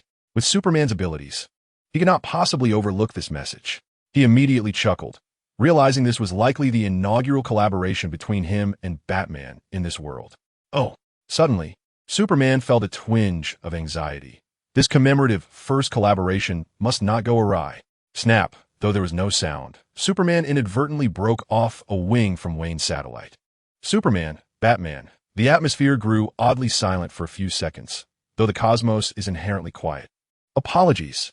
Superman awkwardly addressed the screen, hastily retrieving the broken wing and, in a flurry, welding it back on with his heat vision. It should still be functional, right? He was particularly cautious while welding, reconnecting two photovoltaic semiconductor chips, hoping he hadn't damaged the semiconductor photodiodes or compromised the photovoltaic conversion functionality. Batman seemed to sense his unease, conducting a quick test, and the display provided the results. All clear, you did well. Batman mentally noted. Superman possesses considerable knowledge, at least capable of disassembling satellites, interpreting programs, and repairing photovoltaic semiconductors, all of which classify as high-tech knowledge on Earth. Despite the functionality being unaffected, Superman still glanced sheepishly at Little, the once elegantly designed satellite, resembling two wings of a soaring falcon, now bore an unsightly scar on one of its wings. Clark Kent's face fell. Oh no, Little, I am so sorry. Little ugh. Meanwhile, in the Batcave, puffed. Batman chuckled at the expression Superman wore as transmitted back by the satellite. Alfred timely offered his master a cup of hot milk, remarking, Master, it seems you have quite the fondness for Superman. Have you lowered your guard around him? No. Though Superman appears to be a benevolent figure, his immense power warrants vigilance, for it possesses the capability to obliterate an entire planet. Batman, with his characteristic coldness, responded without flinching, setting aside the glass of milk. Master, please consume the milk. Alfred admonished sternly. With Batman's assistance, Superman found his tasks significantly eased. After a prolonged examination, Clark finally unearthed a rather suspicious satellite. At first glance, the satellite's programming seemed devoid of issues, appearing merely as a standard communications device. Yet, beneath its superficial communication protocols lay a deeply concealed hidden program. This covert program boasted features such as screening, targeting, and remote control, perfectly aligning with the requirements of an observation satellite. Found it. Superman smirked, seizing the observation satellite with a sudden ferocity, causing numerous cracks to appear across its surface. He then proceeded to crumple the metallic structure as if it were mere scrap paper, effortlessly transforming the satellite into a compact sphere. Under Superman's formidable strength, the spherical satellite diminished in size at a visibly rapid pace, shrinking from a basketball to a soccer ball, then to a baseball, followed by a ping-pong ball. until ultimately the ping-pong ball was reduced to dust, which he casually scattered into the cosmos. In mere seconds, a satellite crafted by the pinnacle of human intellect was rendered into a handful of cosmic debris in Superman's grasp. Dusting off his hands, he dismissed the remnants as if he had merely swatted a mosquito. Meanwhile, a small figure quietly retreated several steps, concealing itself behind a larger satellite. Opposite, Batman was once again pricked by Superman's sensitive notion of vigilance. Although Clark had identified the observation satellite, he meticulously examined the remaining suspicious satellites, ensuring there were no issues before bidding farewell to the small figure who stood at a distance. Upon Superman's return to Earth, the small figure emerged from its hiding place behind the satellite, continuing the task assigned by its master to collect cosmic dust. At the Avengers Tower, upon receiving the news of the satellite's destruction by Superman, Tony felt a surge of delight, his mood noticeably lightened. Although the airborne carrier had yet to be located, the absence of the observation satellite meant that even if the carrier were to ascend, it would be unable to lock onto a target, akin to a headless soldier wandering aimlessly. Nonetheless, the search could not cease. The airborne carrier must be retrieved. After all, it was funded by taxpayer dollars, and Tony was a substantial contributor, and such resources could not be squandered. Moreover, it had been constructed in the aftermath of the extraterrestrial invasion in New York, specifically to preempt future incursions. Thus, it rightfully belonged to the protection of ordinary citizens. Furthermore, such a formidable weapon should not remain in the hands of Hydra. Even without the observation system, it still harbored a formidable arsenal, and leaving it to Hydra posed a grave risk. Who could predict the mischief they might unleash with the carrier? Contemplating this, Tony pressed on with his investigation, unwavering in his pursuit. At that moment, Black Widow and Hawkeye had captured a group of Hydra operatives, escorting them to the temporary prison where Sergeant Barnes was stationed. From a distance, the sounds of fists striking flesh, bones shattering, and anguished wails echoed through the air. "Wow, how thrilling!" Hawkeye exclaimed to the trembling Hydra members. "I bet you can't wait to give it a try." Shortly thereafter, Captain America returned, presenting Tony with a safe that he had directly retrieved from a heavily fortified office at S.H.I.L.D. headquarters. Steve was unaware of its contents, but his instincts told him that whatever lay inside was of great significance. Opening safes was no challenge for Tony, and soon he succeeded in breaking the lock. Inside, he discovered a document, and after a thorough decryption process lasting several minutes, Tony realized that it contained Hydra's coded message. Overjoyed, he embraced Steve for the first time. Steve smiled, feeling a certain wrinkle in his heart smooth out. Despite his long-held desire to embrace his nephew, the uncooperative Tony, who was not fond of physical affection, had left Steve with a lingering regret, even causing him to question if Tony held any affection for him. With the code in hand, Tony's speed and efficiency in searching and analyzing Hydra documents surged dramatically, though it was likely that Hydra would soon change their codes. That was not a concern for the present. At this moment, Hydra's cyber territory was laid bare before Tony and J.A.R.V.I.S., as if entering a realm devoid of barriers. J.A.R.V.I.S. No time to be polite. Let S go, Tony declared with enthusiasm. Understood, J.A.R.V.I.S., replied with calm composure. Huh, Tony shouted, rallying all the Avengers. Have you discovered something? Steve's eyes brightened. Indeed, Hydra has quite the imagination, hiding 3 aerial aircraft carriers in 3 separate uninhabited sea regions. Do they truly believe they are a triad of land, sea, and air?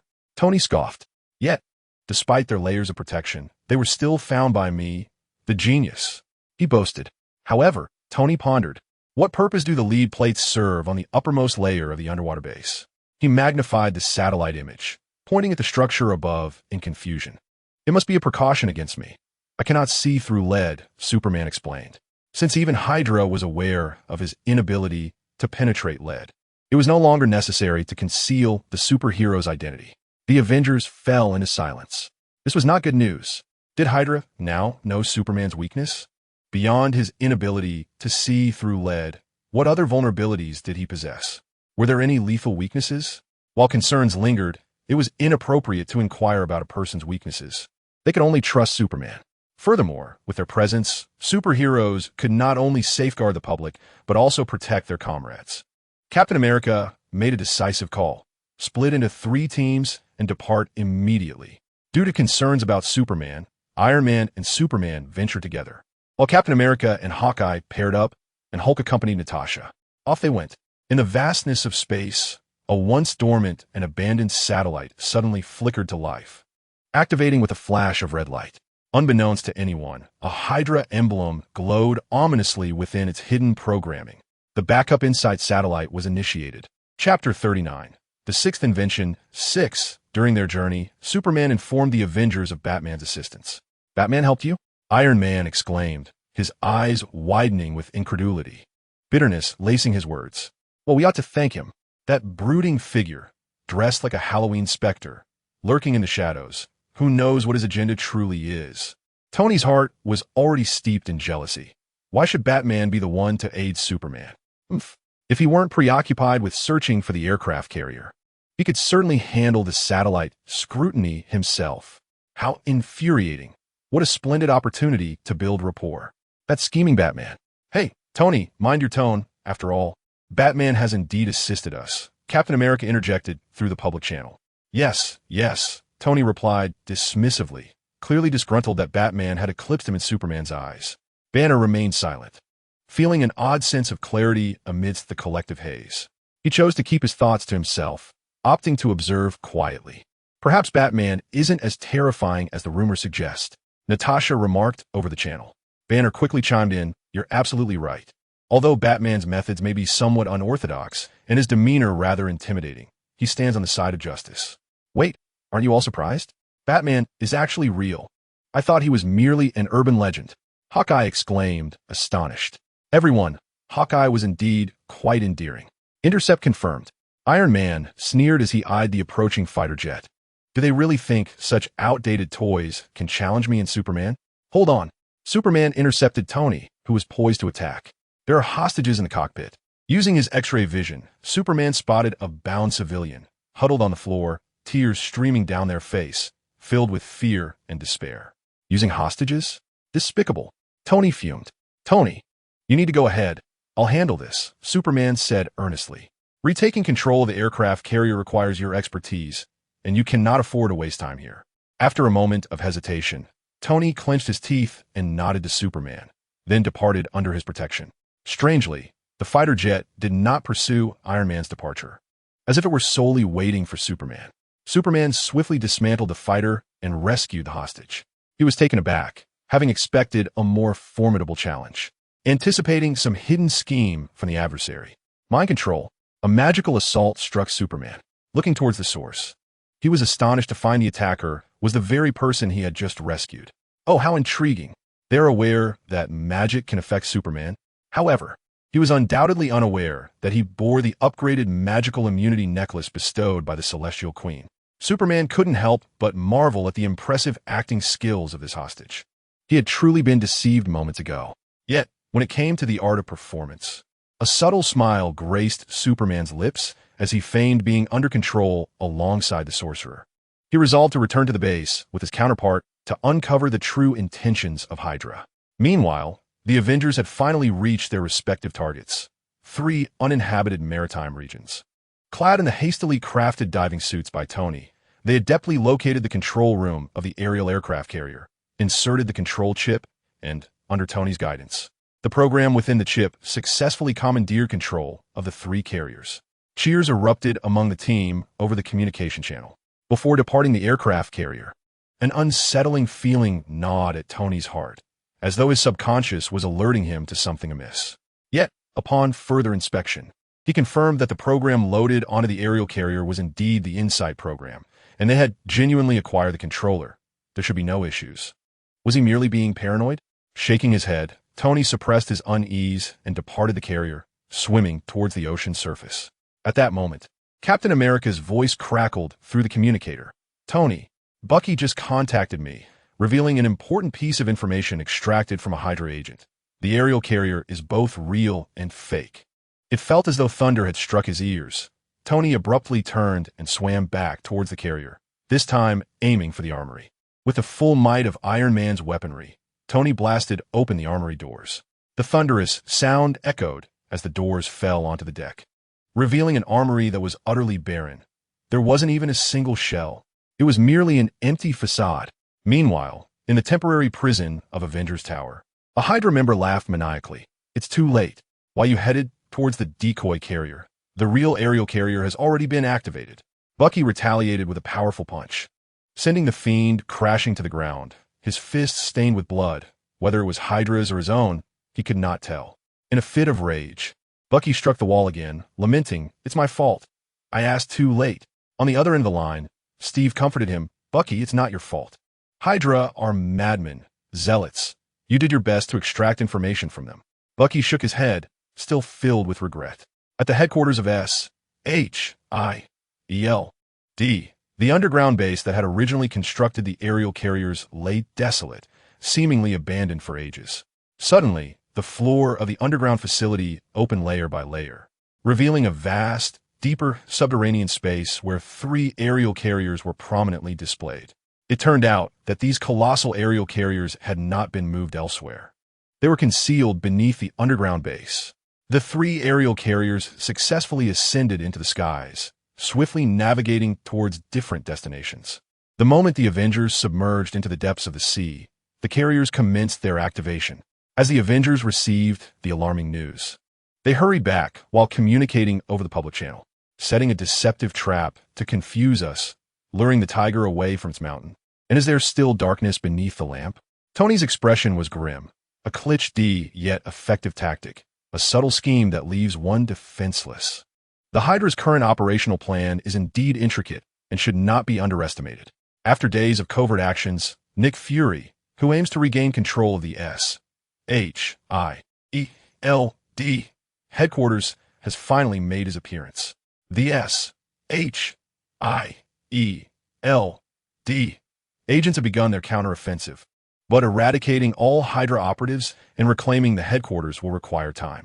Before that, you need to prevent the Insight project from within the mothership, just as you did before. Nick stated solemnly. No need for you to say that. Tony retorted irritably. We will get there as soon as possible.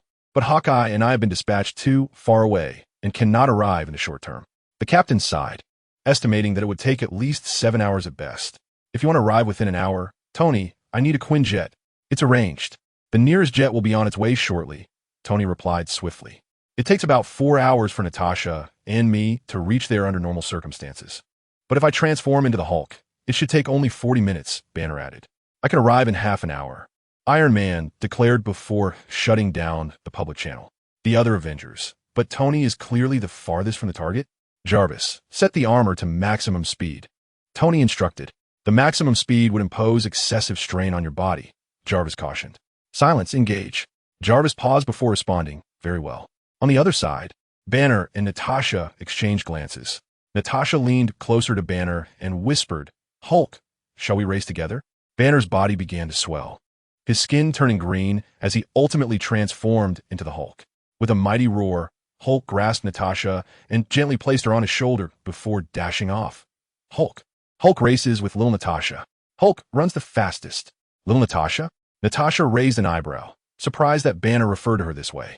As Hulk sprinted and leaped rapidly, Natasha covered her mouth, her expression shifting as she tightly grasped Hulk's hair to prevent being jostled off.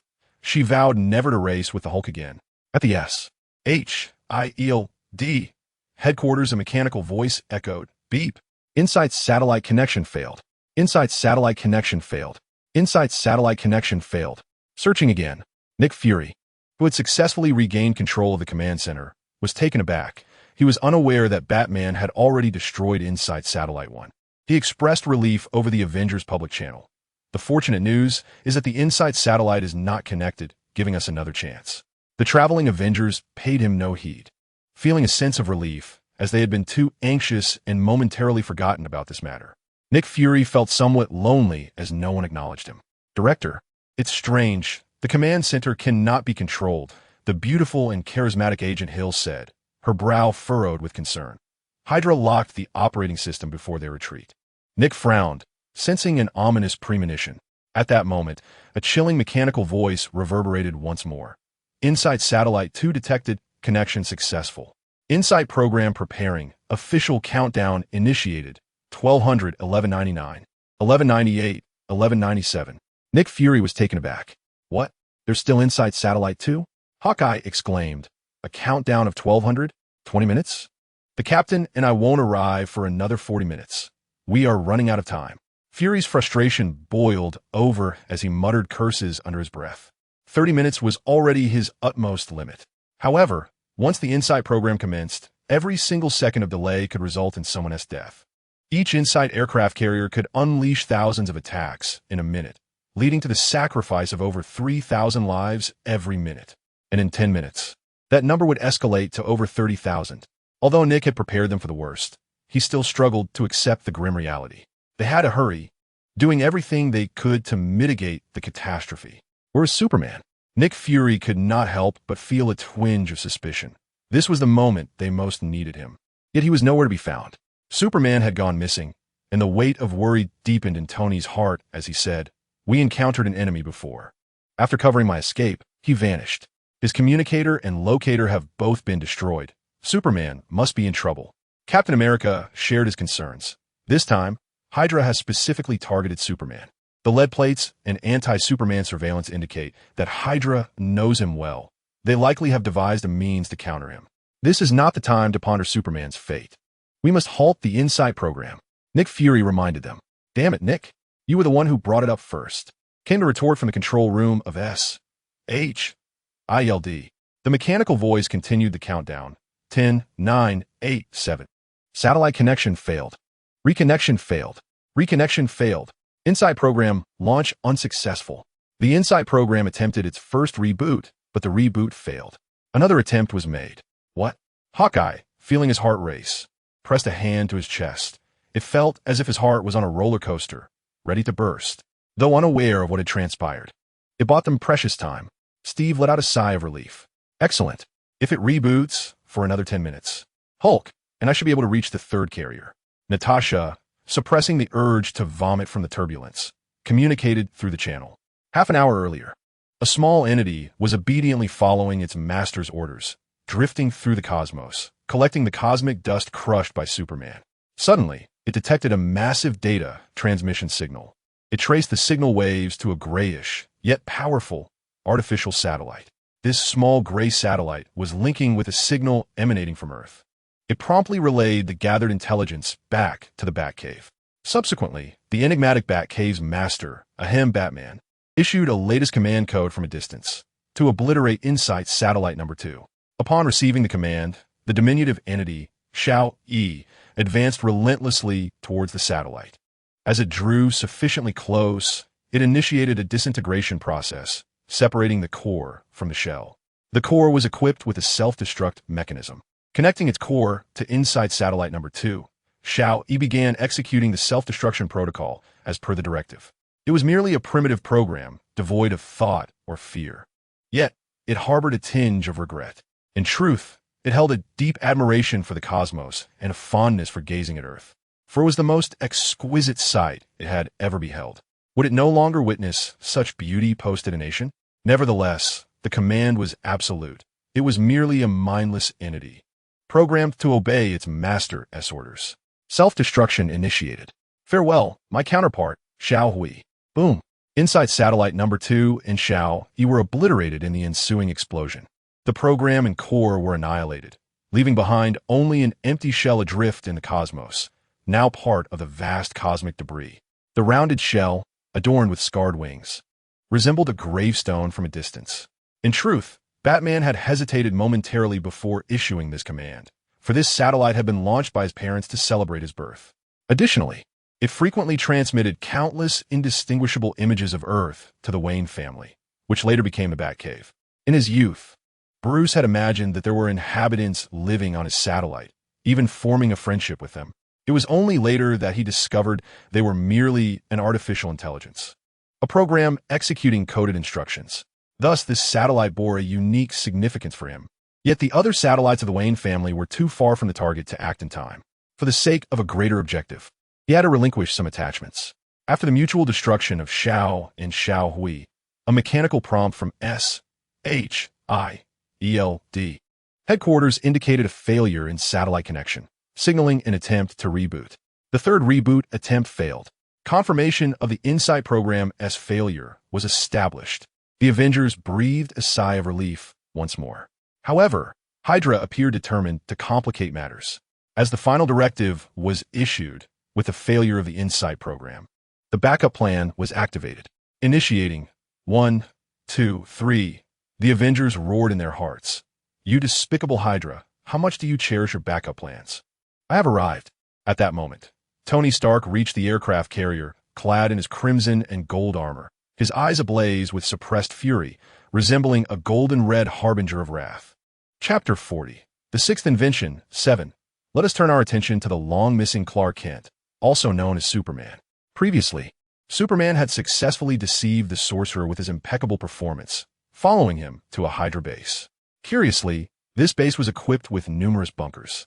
The Sorcerer brought Superman before a group of Hydra heads. The leading serpent gazed vacantly at Superman, who obediently followed commands, revealing an expression of fervor. Excellent. It seems the rumors were true. Superman can indeed be controlled by magic. The Sorcerer turned to Superman and proclaimed, from this day forth, you shall be a member of Hydra, codename Hydra Superman. Hydra Superman? How unimaginative. Superman suddenly lost interest in their game, his eyes regaining clarity. Amidst a flurry of astonished expressions, he swiftly incapacitated all the Hydra heads, binding them one by one. Why have you constructed so many bunkers? What are you truly planning? He inquired. Yet, no one responded. Just as Superman was preparing to press further, a cloud of magical smoke erupted, and the Sorcerer vanished. Superman pursued the Sorcerer into a chamber, only to find him gone once more. Furrowing his brow, he realized that dealing with the Sorcerer was indeed a troublesome endeavor. He began to survey the room, which resembled an exhibition hall, with corridors lined with display cases filled with an array of green stones. Superman walked through the displays, examining the various green stones: jade, emerald, savorite, turquoise, malachite, peridot, garnet, green tourmaline, topaz, green quartz, and some unidentified green minerals. It was akin to a repository dedicated to green stones. Superman surmised that Hydra must know he fears a particular green stone, but lacks knowledge of its specific identity. They were merely testing his reactions. However, he walked unperturbed to the end of the Emerald Corridor, where he found no kryptonite. At the corridor's end stood a door inscribed with the words, Achilles' heel. Superman frowned, hesitating for a moment before pushing open the suspicious door. It seems Hydra has indeed found the right approach this time. Superman felt his body weaken, engulfed in pain. The green stone at the center of the room was none other than kryptonite. This extraterrestrial meteorite is indeed kryptonite, your Achilles' heel. The doctor and his associates guessed you were an alien. They were right. The Sorcerer's triumphant voice echoed from the communicator in the ceiling. Superman knelt, racked with agony, and asked, who is the doctor? Who are the associates? How did you know my weakness? How do we know? Of course, it was the traitor by your side. The Sorcerer's voice dripped with malice. Superman seemed to clutch his belt in pain, struggling to ask, traitor? Who? Clark Kent, your most trusted friend, or rather, your technological supporter. The Sorcerer intoned ominously. Superman, sowing discord between him and Clark? How delightful. He feigned an expression of anger and disappointment. At the headquarters of SHIELD, the mechanical voice of the control center incessantly announced, initiating 1, 2, 3, 68, 69, 70. Meanwhile, aboard the first aircraft carrier, JARVIS, was reporting to Tony. The control panel at SHIELD headquarters is locked down, severing all input information. I am unable to infiltrate. A shadow crossed Tony's face as he cursed under his breath. Unable to resolve the issue at its source, he decided to take matters into his own hands with the 3 aircraft carriers. He inserted a chip into the mainframe of the first aircraft carrier and began inputting the intrusion codes at a dazzling speed. Finally, he slammed down the last key. You are mine. Tony successfully commandeered the first aerial aircraft carrier. However, at that moment, the mechanical voice concluded its announcement. 97, 98, 99, 100. Backup plan initiated successfully. Phase 1, attack target. The first batch of 257 individuals successfully locked and recorded before the Insight program was halted. Time recalculation required. Detected that the first aircraft carrier is unable to connect. The second and third aircraft carriers will execute the plan. Time recalculating. 5 minutes and 13 seconds. Phase 2.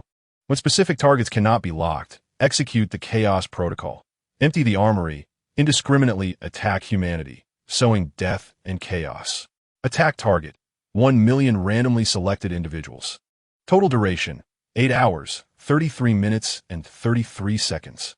The Avengers on the public channel could not help but curse aloud. Accelerate.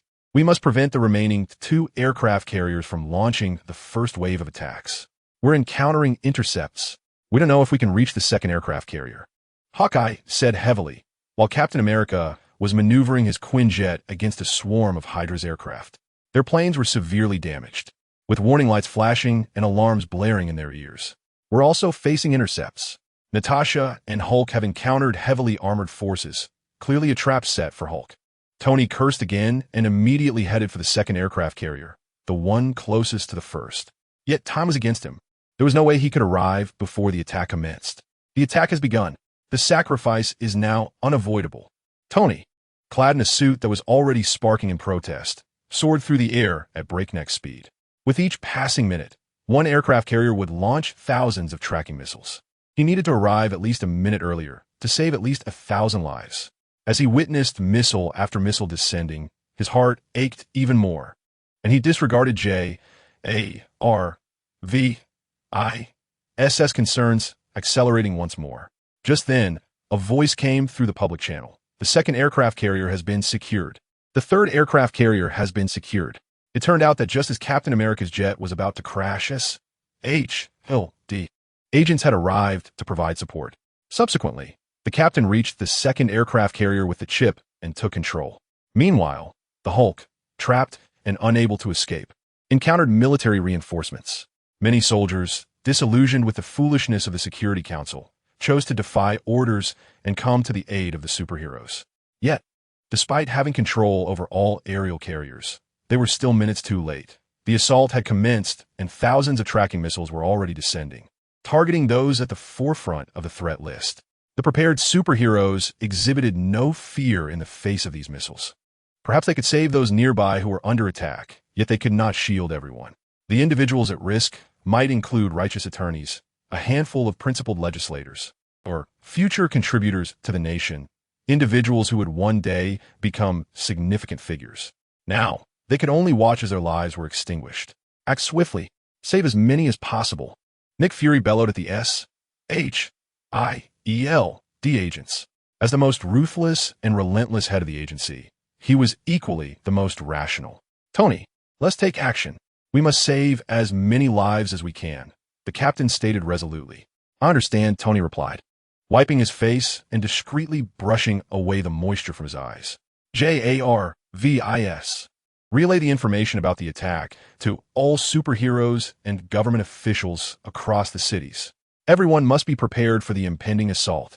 Understood. Returning to Superman's side. Some individuals, when in a position of advantage, could not suppress their overwhelming desire to boast, eager to let their adversaries know of their brilliance and greatness, compelling them to surrender in humiliation and resentment. We have triumphed. 3 decoy carriers have lured the Avengers away, and you are trapped here with us. No one can thwart Hydra's Insight plan now. Did you believe you destroyed the Insight satellite? You are mistaken. From the very beginning, we anticipated your moves. Did you ever consider that you might venture into space to annihilate the satellite? Therefore, we prepared a backup satellite, Insight Satellite number 2. Who did this? Who destroyed the second satellite? But it matters not. The Insight plan may have faltered, yet we possess contingency plans. The foremost threats will be eliminated first, followed by the chaos plan, an indiscriminate massacre. This is the true purpose behind our construction of the bunkers. As ordinary lives are lost in droves, the government and superheroes will lose the trust of the people, and then Hydra will rise to power. How could this be? We had arranged for interceptions. Why do they still arrive? No. This is insufficient. Merely killing thousands is not enough. Regardless, though only a few thousand, they represent Hydra's most significant threats. And thus, Hydra has still emerged victorious. Historically, villains have perished from excessive chatter. After acquiring all the knowledge he sought, Superman stood, as if the prior weakness and anguish had merely been a facade. They say he's a scientist who prepares for the unforeseen. How could he neglect his greatest vulnerability? His earlier motion to touch his belt was to activate a specially designed energy filter to guard against kryptonite radiation, allowing him to withstand it for a short duration. Were you fainting? The sorcerer panicked, but it was too late. In the next instant, he was rendered unconscious by Superman, who had appeared behind him and was thrown aside. Superman rummaged through the Hydra base for information about the Doctor and his collaborators, believing these two to be cunning and shrewd, posing the greatest threat to superheroes. Under the extraordinary vision bestowed upon him, he could effortlessly perceive the missiles cascading from the heavens like falling dumplings, yet an air of calm enveloped him. Batman gazed solemnly at the projectiles soaring through the distant sky, his heart heavy with the weight of solitude. Unlike the Avengers, he stood alone, unable to shield more lives. Nevertheless, he resolved to do all that lay within his power to protect Gotham. He had already informed Commissioner Gordon, orchestrating defenses and rescue operations. Coupled with Wayne Tech's years of surveillance and protective measures spread throughout Gotham, he was resolute. Gotham was his domain. No one would dare to assault his city. Across various cities, the populace braced themselves against the imminent threat of descending artillery. Yet, to their astonishment, an extraordinary phenomenon unfolded. Countless missiles were enveloped by an enigmatic, dark mist that appeared from nowhere just before striking their targets. This ominous shroud obstructed their advance, even coalescing into shapes resembling the missiles themselves, only to be rendered in an eerie, non-reflective black, as if the missiles had succumbed to darkness. When the missiles collided with their shadowy counterparts, a blinding white light erupted, compelling onlookers to shut their eyes momentarily. Upon reopening them, they beheld a spectacle more miraculous than before. The missiles in the sky had vanished. An array of silvery energy ripples radiated outward like rays, only to be abruptly reversed as though someone had hit the rewind button. The energy beams began to recede, coalescing and compressing until they transformed into crystalline orbs. As the energy waves dissipated, these crystals cascaded to the ground in a mesmerizing shower. It was a miracle. In a fleeting moment, the harbingers of death had vanished, morphing into exquisite, translucent crystals, rendering the entire event surreal, as if conjured from a dream. Some embraced, others cheered, while many wept tears of gratitude. Yet, a few harbored doubts and covetous thoughts. Similar occurrences unfolded across the globe. One moment, they awaited death. The next, they found themselves ensconced in a dreamlike reverie. Among the multitude of significant figures was Stephen Strange. He had been resting in his office, gazing vacantly at the bustling world below through the floor-to-ceiling windows. Suddenly, the glass shattered and a missile burst through. In those fleeting seconds, Stephen felt as though he were experiencing a premonition of death. Time seemed to slow, approaching a standstill. Yet he remained immobile, helplessly watching as the missile drew ever closer. He was certain he would die. He became acutely aware of this fact, and a rapid carousel of memories began to unfold in his mind. He had always been exceptional, the most cherished child in his parents' eyes. At the tender age of 11, he saved his sister, which ignited his interest in medicine. Subsequently, he embarked on a smooth academic journey, eventually emerging as the preeminent surgeon, attaining wealth, fame, and status. Yet, he had not been in contact with his sister for quite some time, and even the female doctor he admired regarded him as arrogant and difficult to engage with. If a miracle were to occur, if he were to survive, perhaps he ought to call his sister and invite the doctor he fancied on a romantic date. However, such notions seemed implausible. His astute mind rationally delivered a death sentence. He would perish. At that moment, a dark mist materialized, followed by a white light and the final descent of crystals. Had it not been for the shards of glass still present and the crystals scattered on the ground, Stephen Strange might have believed he had merely experienced an absurd dream. Later, through the media, he learned of the significance of the InSight missile attack threat against key figures of Hydra, which reignited his arrogance. As such an accomplished surgeon, of course, he was important. The lives he saved might very well include those who would one day save the world. Thus, Dr. Strange gained even greater renown, with a host of ailing dignitaries and influential figures seeking his surgical expertise, fantasizing that perhaps the vital individuals he rescued would be none other than themselves. Peter Parker found himself in a similar predicament. His spider sense alerted him to danger, prompting him to evade it, yet the tracking missile relentlessly pursued him. In his attempts to escape, he unexpectedly encountered his classmates Thompson and Harry. This was disastrous. Just then, the pursuing missile was engulfed by the black mist. Followed by white light, crystals, and an eerie calm descended. Subsequently, after the Insight incident was reported in the media, Peter became famous at school. Who would have thought that this frail bookworm would one day be a significant threat to Hydra? Not I. It was Thompson and Harry who were with me at the time. Surely they are the ones. Now a Spider-Man, Peter instantly diverted blame. This argument held merit. His classmates were swiftly captivated by the football star Thompson and the wealthy Harry. Peter had a point compared to an ordinary civilian, an unremarkable, frail individual. These two were far more likely to be targets. Thompson, brimming with pride, believed himself to be the important figure, thus shouldering the blame, while Harry regarded Peter with a contemplative glance. Chapter 41. The Sixth Invention. 8. The black mist arrived abruptly and vanished in a most extraordinary manner, leaving nothing but scattered crystals on the ground. Soon, the people overcame their fear, driven by curiosity, and began to collect the crystals. Before long, researchers discovered that these crystals possessed a unique energy storage structure, with each crystal equating to the annual power output of a small power station. In the realm of popular discovery, it has been revealed that energy-storing crystals can serve as diverse batteries, facilitating energy utilization with mere contact to activate and charge, all without concern for voltage, energy type, or power delivery. This remarkable innovation represents a universally applicable, easily portable, and safe, clean energy source. The enigmatic black mist is, in fact, composed of antimatter particles. Yet these are not merely ordinary antimatter particles. They are clusters endowed with unique functionalities.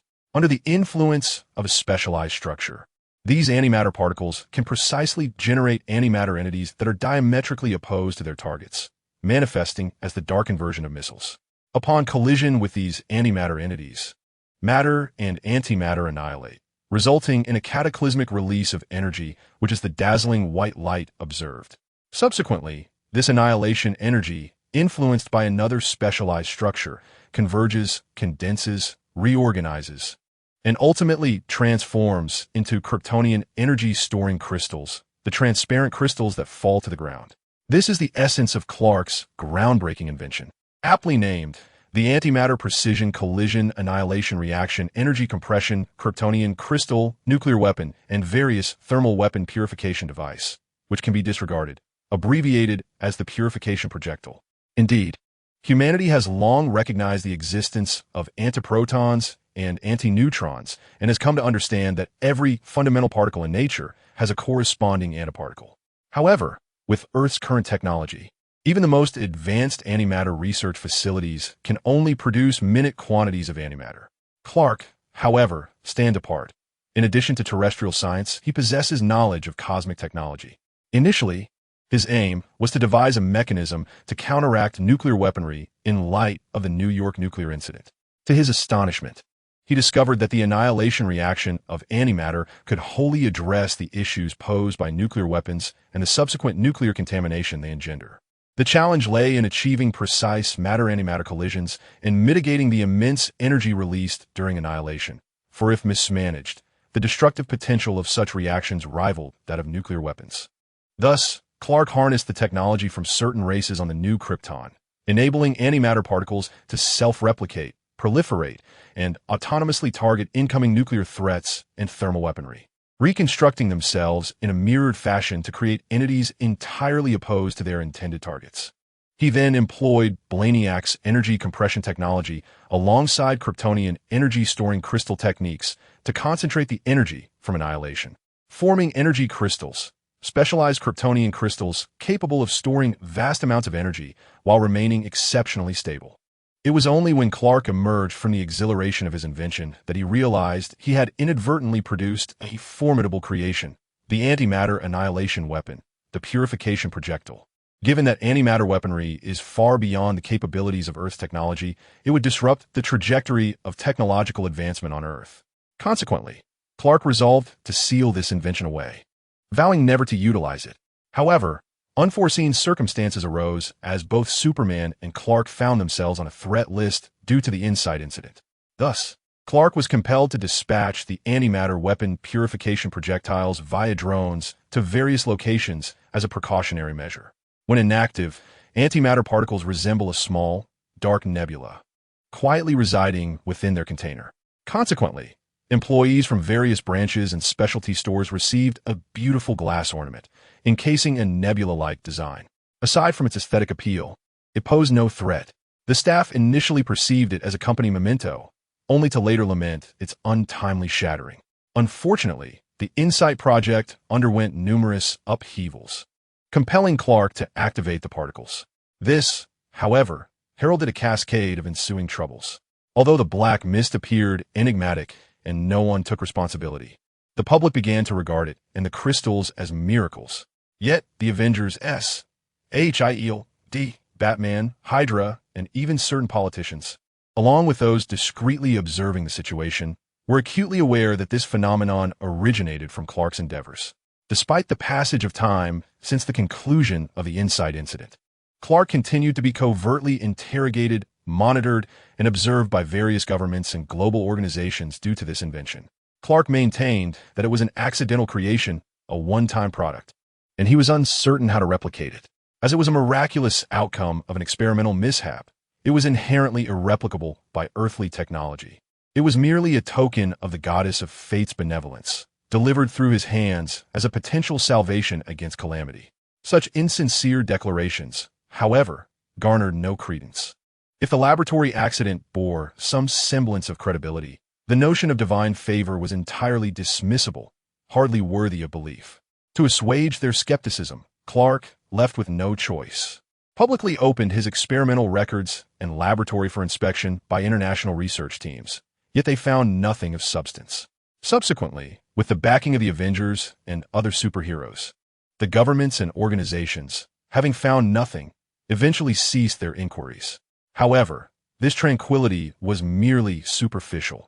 Their scrutiny of Clark simply shifted to the shadows. A weapon capable of instantly obliterating thousands of missiles posed a significant threat to all nations. Should this weapon prove intentional, and if Clark were to unveil it again, their missiles and nuclear arsenals would lose their deterrent power. Such a weapon should not exist. If it does, it must be controlled by them. On that day, after conclusively dismantling Hydra's schemes, Superman bid farewell to the Avengers and returned to his solitude at Fortress of Solitude. There, he was met by the missing Fry and a young stranger donning large black-rimmed glasses reminiscent of Superman's commemorative edition. "I am Brian," the youth declared, removing his visual distortion glasses to reveal a pale face adorned with a strained smile. "Long time no see." Clark nodded in acknowledgement, suddenly struck by a profound realization. Indeed, through Brian's account, Clark unraveled certain truths. During a racing event in Morocco, Brian encountered the first incarnation of his beloved, the daughter he had long cherished. Enchanted by magic, he was beguiled into believing she was his most beloved daughter. Initially, his daughter was probing into Clark's inventions.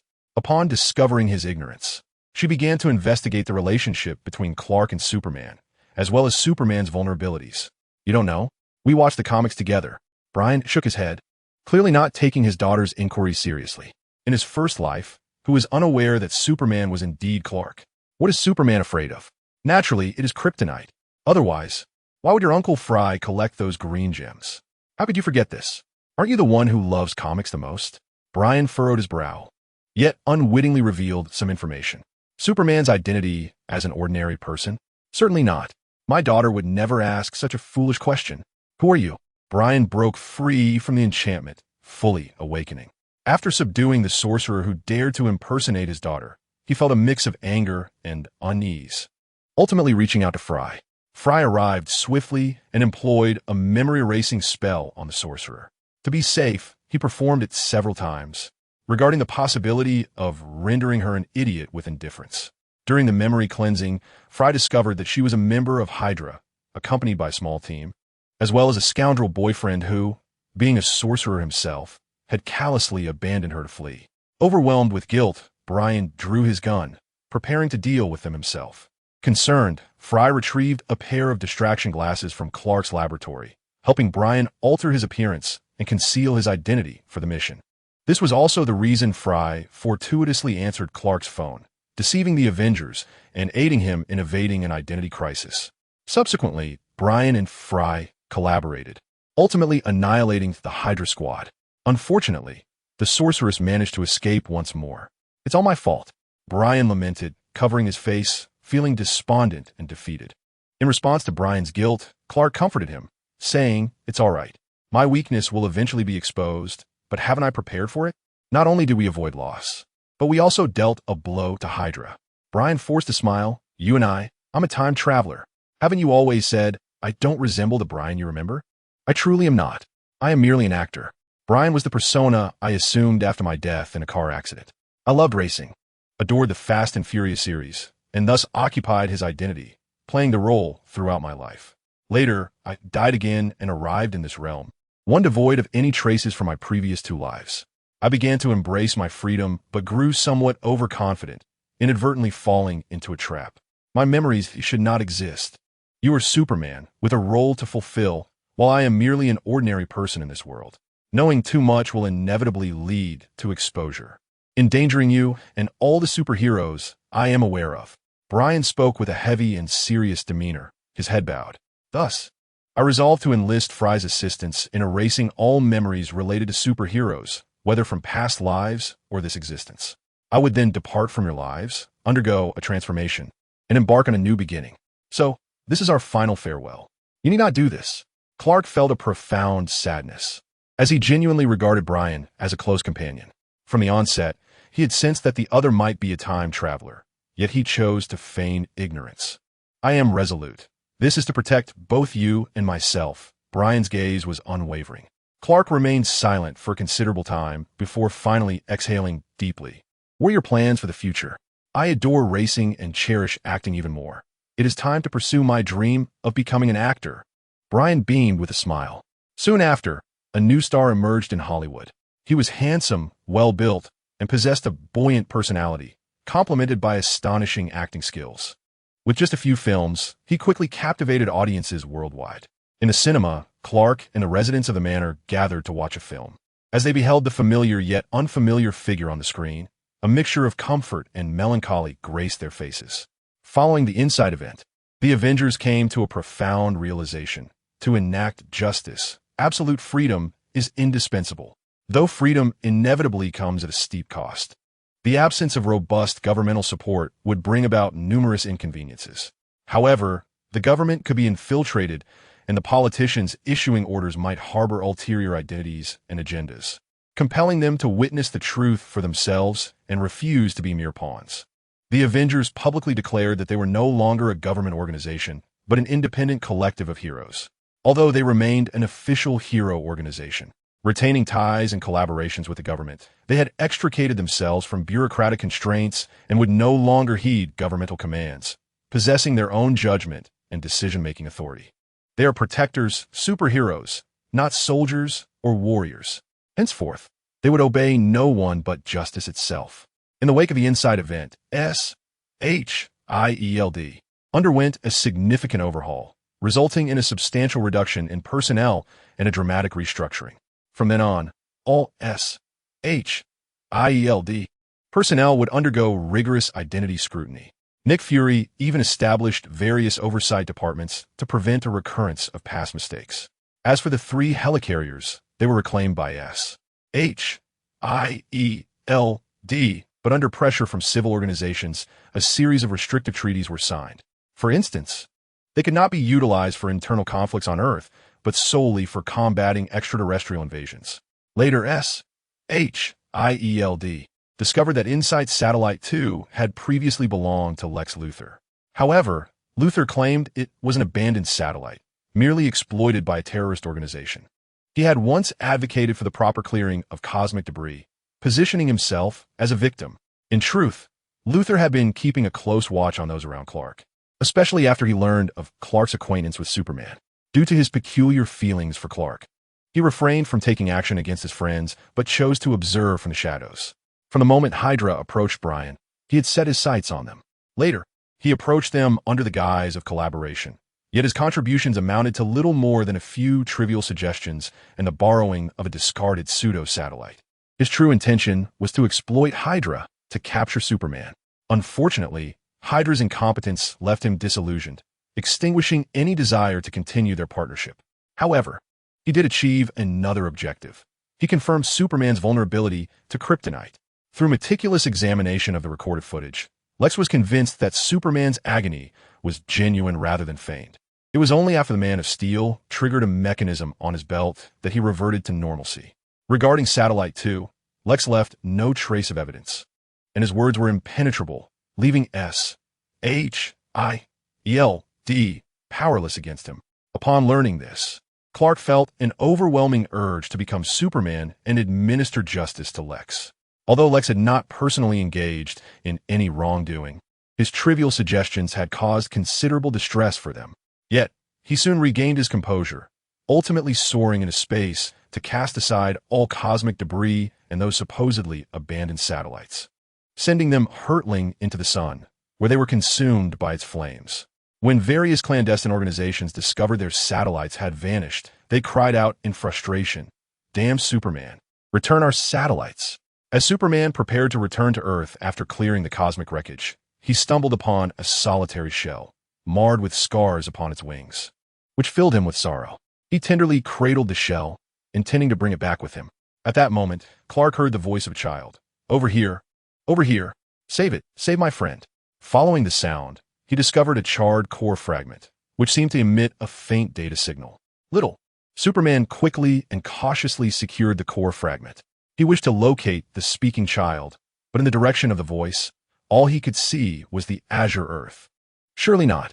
After bringing the small core fragment and shell back, Clark repaired it and outfitted it with a new body and design, a true Falcon. Of course, while its appearance bore no distinction from a Falcon, its interior was composed of various alloys and advanced technological components. As for the original shell, Clark placed it on his desk as a memento. Subsequently, Clark arranged a meeting with Bruce, presenting him with a small companion that longed for its owner. He explained that it was a friend he had restored and, in accordance with the little one's wishes, was returning it to its master. Bruce's expression shifted, as if he were restraining something within. He accepted the small creature from Clark's hands, the first birthday gift from his parents, a childhood friend. Lowering his gaze, he gently stroked the little one's feathers, which were cool yet smooth. The small falcon nuzzled Bruce's hand, reveling in its new form, repeatedly spreading its wings and striking poses for its master to admire its beautiful plumage. A smile involuntarily graced Bruce's lips, his previously taut expression softening. He gazed deeply at Clark, inviting him to visit Wayne Manor. For a fleeting moment, Clark was captivated by the depth of the other's gaze and involuntarily replied, "My pleasure." Clark, wait, hadn't he previously declared he would never go there? Chapter 42, Extra for One Day. Clark was engrossed in researching a new invention in his laboratory. Suddenly, with a resounding crash, a colossal machine was ejected from a rift in time and space. Approaching the machine, a name suddenly pierced his thoughts: the Universal Wish Machine. The Universal Wish Machine? Clark shook his head. How could such a thing possibly exist? Such fortuitous occurrences are either illusions or fraught with peril. Yet, upon encountering this name, his subconscious began to ponder a question. What were his true desires? To become a billionaire? Or the greatest inventor? Yet, these aspirations were within his reach through sheer effort. Or perhaps to relinquish his role as Superman and embrace the life of an ordinary man. Had he ever truly been Superman? Clark chuckled softly, dismissing it as mere fanciful thinking. However, in the next moment, the wish machine emitted a blinding light, and he felt an excruciating pain, as if something vital were being torn from his very being. After what felt like an eternity, the agony subsided, and Clark stood up, drenched in sweat, only to find himself face to face with a familiar figure, an unwell-looking Superman. Wait, how could there be a Superman here? That fierce expression, was he from another world? A white Superman? An unjust Superman? Clark swiftly removed the blue kryptonite from his possession, bracing himself for the confrontation. The Superman before him appeared even more irate and aggrieved, sorrowfully lamenting, "Clark, do you really despise me so? Do you wish to expel me from your existence?" Clark, the wish machine, coupled with his realization that without the blue kryptonite, he lacked Superman's powers and the words just spoken. Could it be that the wish machine was genuine? Had he truly become an ordinary man? Wish again, let us revert. Superman insisted, firmly grasping Clark's shoulders. Clark hesitated. He had never desired to be Superman. He merely wished to be Clark. Sensing Clark's turmoil, Superman displayed an expression of hurt. A pang of sorrow struck Clark's heart. Very well, he ought not to be so capricious. He must think rationally and restore everything to its rightful state. Clark made a wish to return to his former self, yet the machine remained unresponsive. "You are not sincere," Superman bellowed, pouting in frustration before soaring away. Clark. He felt as though he were bullying Superman. Wasn't Superman exhibiting a hint of childishness? Perhaps it was due to the recent separation? Superman was immensely powerful. Surely, he would be fine on his own? Clark soon realized he was being followed by Superman. Wherever he went, that forlorn figure lingered in the distance. Watching him with a melancholic gaze, Clark paused and approached Superman, wishing to engage him in conversation. However, Superman rebuffed his attempts, maintaining a distance that was neither too far nor too close. Whenever Clark drew near, he would retreat, and when Clark stepped back, he would pursue him again. Frustrated, Clark resolved to feign ignorance. Yet the citizens of Metropolis, who had always perceived them as a couple, could no longer tolerate the tension. "What is the matter between you and Superman?" they inquired. "If you are indeed lovers, you ought to cherish your bond and avoid childish quarrels. With such a wonderful partner, you should be grateful, Clark." One day, Clark encountered a bandit, and Superman, who had been lurking nearby, took a step forward only to halt abruptly. He decided to remain passive, waiting for Clark to solicit his aid. However, Clark triumphed over the assailant using his own clever invention. Superman gazed at Clark's confident demeanor, momentarily taken aback, and then his expression shifted to that of an abandoned puppy. Clark truly no longer needed him. Superman finally ceased following Clark, just as Clark had longed for. Yet inexplicably, a sense of relief eluded Clark, and instead, his heart grew heavier. A month passed. Superman began to assist those in need around the clock, seemingly tireless.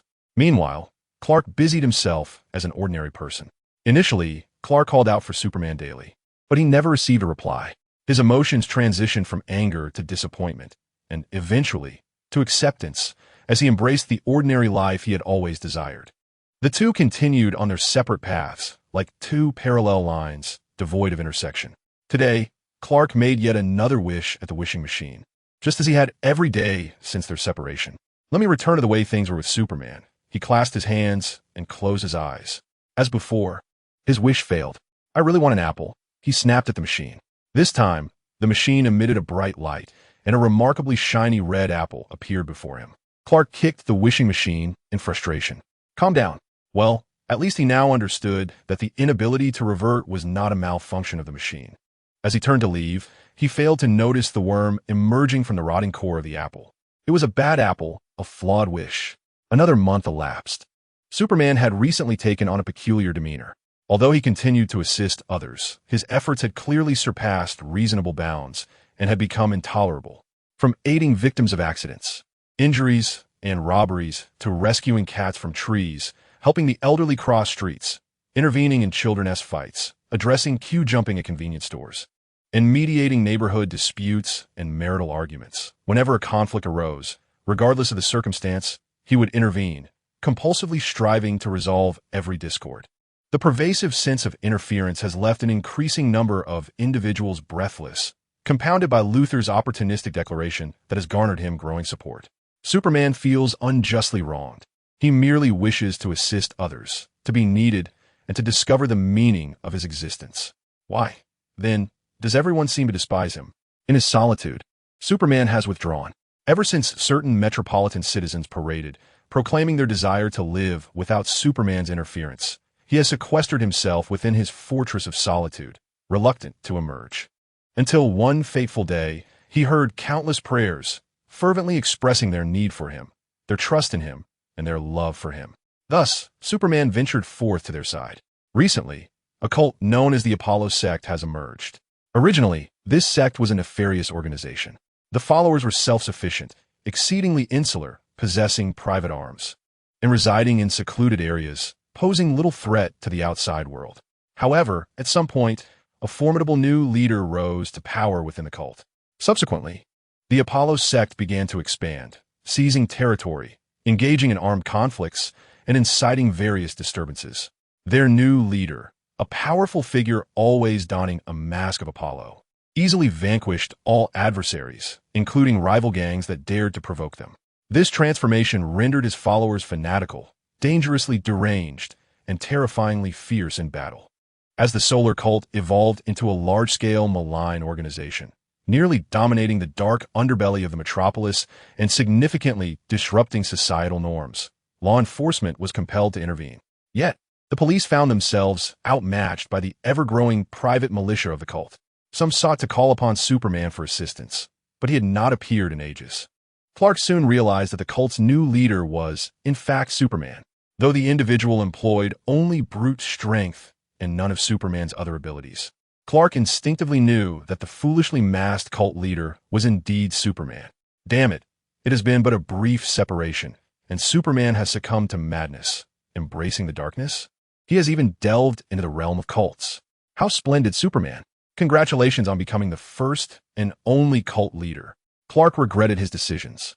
He should not have made frivolous wishes, should not have distanced himself from Superman, should not have reveled in the prospect of shedding Superman's identity, should not have sulked in silence after Superman refused to communicate, and should not have treated Superman as a stranger.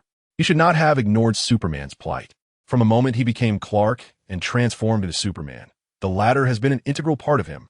Clark is Superman, and Superman embodies the purest, most beautiful fragment of his soul. Yet, he has continually sought to escape and evade the identity and power that Superman represents.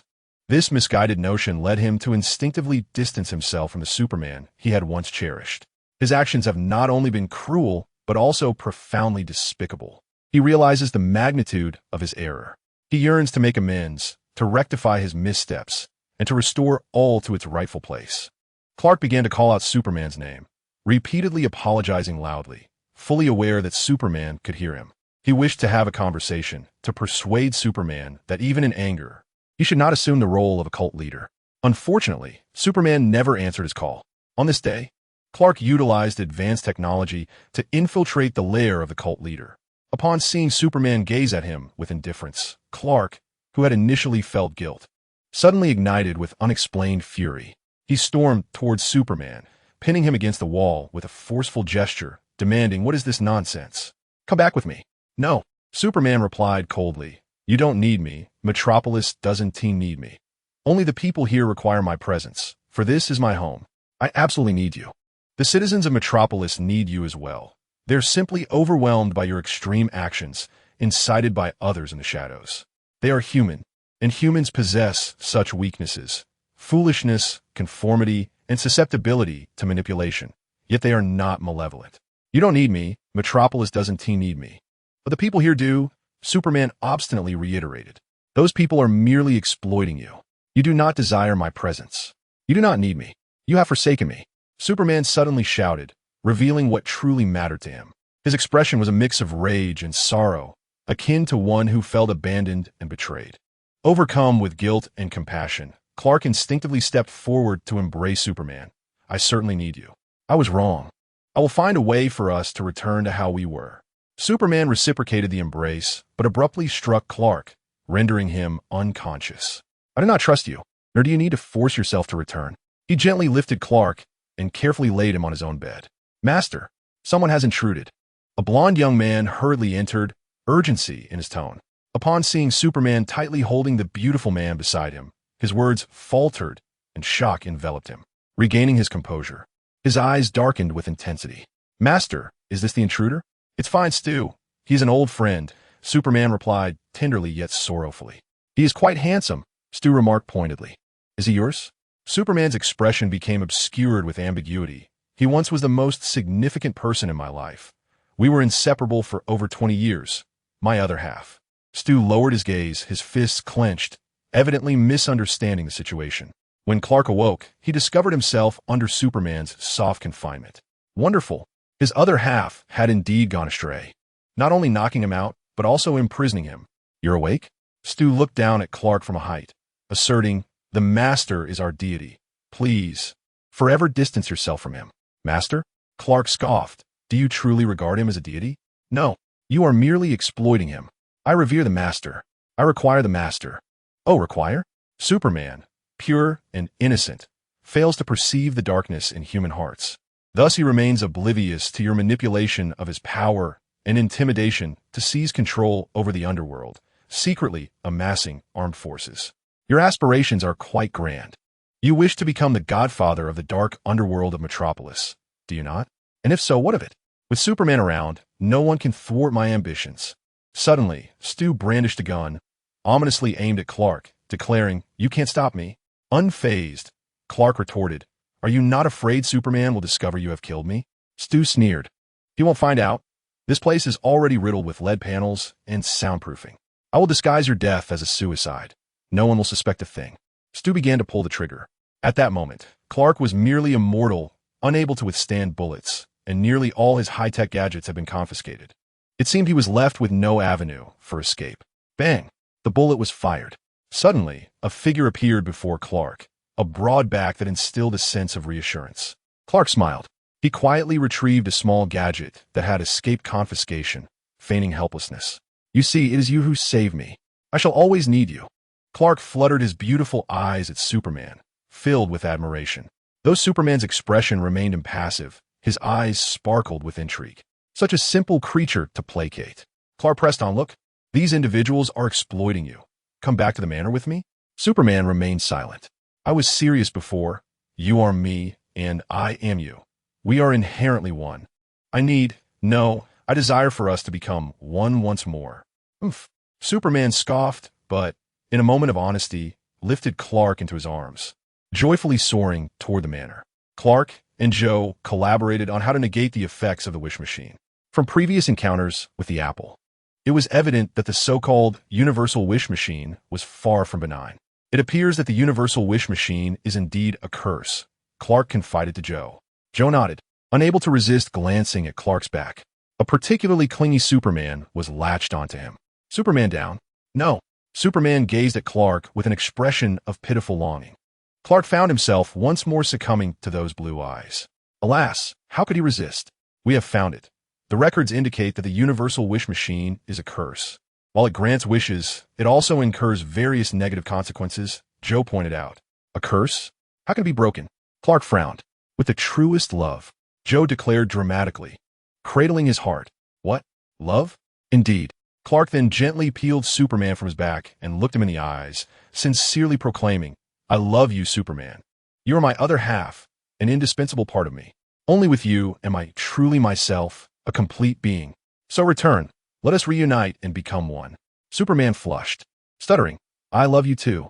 Clark embraced Superman, then began to wait, anticipating their rejoining as one. However, 5 minutes passed with no change. 10 minutes elapsed with still no transformation, and 15 minutes went by. Perhaps merely embracing does not reach the depths of genuine love, Joe suggested. Clark steeled himself, cradling Superman's face, poised to bestow a kiss, yet faltered midway. At that moment, Superman assertively grasped the back of Clark's head, delivering a profound kiss. Releasing the somewhat dazed Clark, Superman smiled and declared, "I truly, truly love you." With those words, he transformed into a radiant beam of light and re-entered Clark's body. The union of Clark and Superman was restored. Clark, touching his lips, pondered in silence. Why did it feel as though something had been forced, despite the fact that he was helping his son regain his unity? Subsequently, the cultists were apprehended by the police and incarcerated. Superman returned to his original form, no longer excessively intervening in the lives of ordinary individuals or trivial disputes.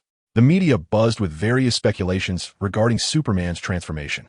The most widely accepted theory suggested that his recent erratic behavior stemmed from a breakup with Clark, and his return to normalcy was attributed to their reconciliation. Upon seeing the newspaper, Clark realized that the media had, in a sense, stumbled upon the truth. He smiled at his reflection in the mirror. He no longer shunned his superhero identity, but rather recognized with utmost clarity, Clark is Superman, and Superman is Clark. He is both Clark and Superman. This undeniable and immutable truth is a gift that is both profoundly beautiful and exquisitely fortunate. Chapter 43. The Seventh Invention, 1 Gotham. Clark arrived at the entrance of Wayne Manor. In stark contrast to the modernity of the estate, Wayne Manor exuded an ancient charm, steeped in the essence of a bygone aristocracy. "Welcome, Mr. Kent." Alfred, the Wayne family's butler, greeted Clark with impeccable poise, one hand behind his back, the other delicately draped with a white handkerchief. "Mr. Pennyworth, good day. Please, call me Clark," Clark replied with a smile. "Very well, Master Clark. You may also refer to me as Alfred or Alfie." Alfred responded with a slight bow, embodying both politeness and the steadfastness of a British butler. "It's a pleasure to meet you, Alfie," Clark sincerely expressed. After all, the amiable elder before him, with his graying hair and warm demeanor, was none other than the legendary Pennyworth, the butler extraordinaire, the apex of the Bat family's hierarchy. Guided by Alfred towards the manor's central castle, Clark surveyed his surroundings, realizing that in a radius of 100 miles, there was no other place quite like this. Indeed, a fitting sanctuary for Batman. After a few steps, they encountered Bruce. Impeccably dressed in a tailored suit, every detail from his hair to his shoes meticulously attended to. Even his bow tie and cufflinks were flawlessly coordinated, complemented by his vibrant eyes and radiant smile, rendering Bruce positively luminous. Clark scrutinized Bruce from head to toe, incredulously asking, "Bruce, do you always dress this formally at home?" In Clark's perspective, he and Bruce were merely friends. True friends do not adorn themselves elaborately merely to meet one another. Bruce's smile faltered for a moment before he replied, "Ahem, I just returned from a board meeting at Wayne Enterprises and haven't had the chance to change." Alfred raised an eyebrow, maintaining his smile, choosing not to reveal that Master Bruce had not attended any board meeting, but had instead spent the entire morning selecting this satisfactory outfit. Upon hearing Bruce's words, Clark nodded in understanding. He thought the rumors claiming Bruce never attended company meetings, and if he did, merely slept through them, were unfounded.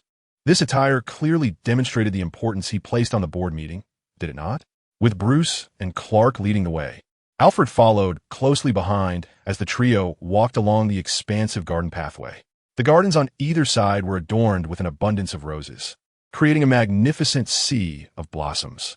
Clark couldn't help but exclaim, "It's truly beautiful.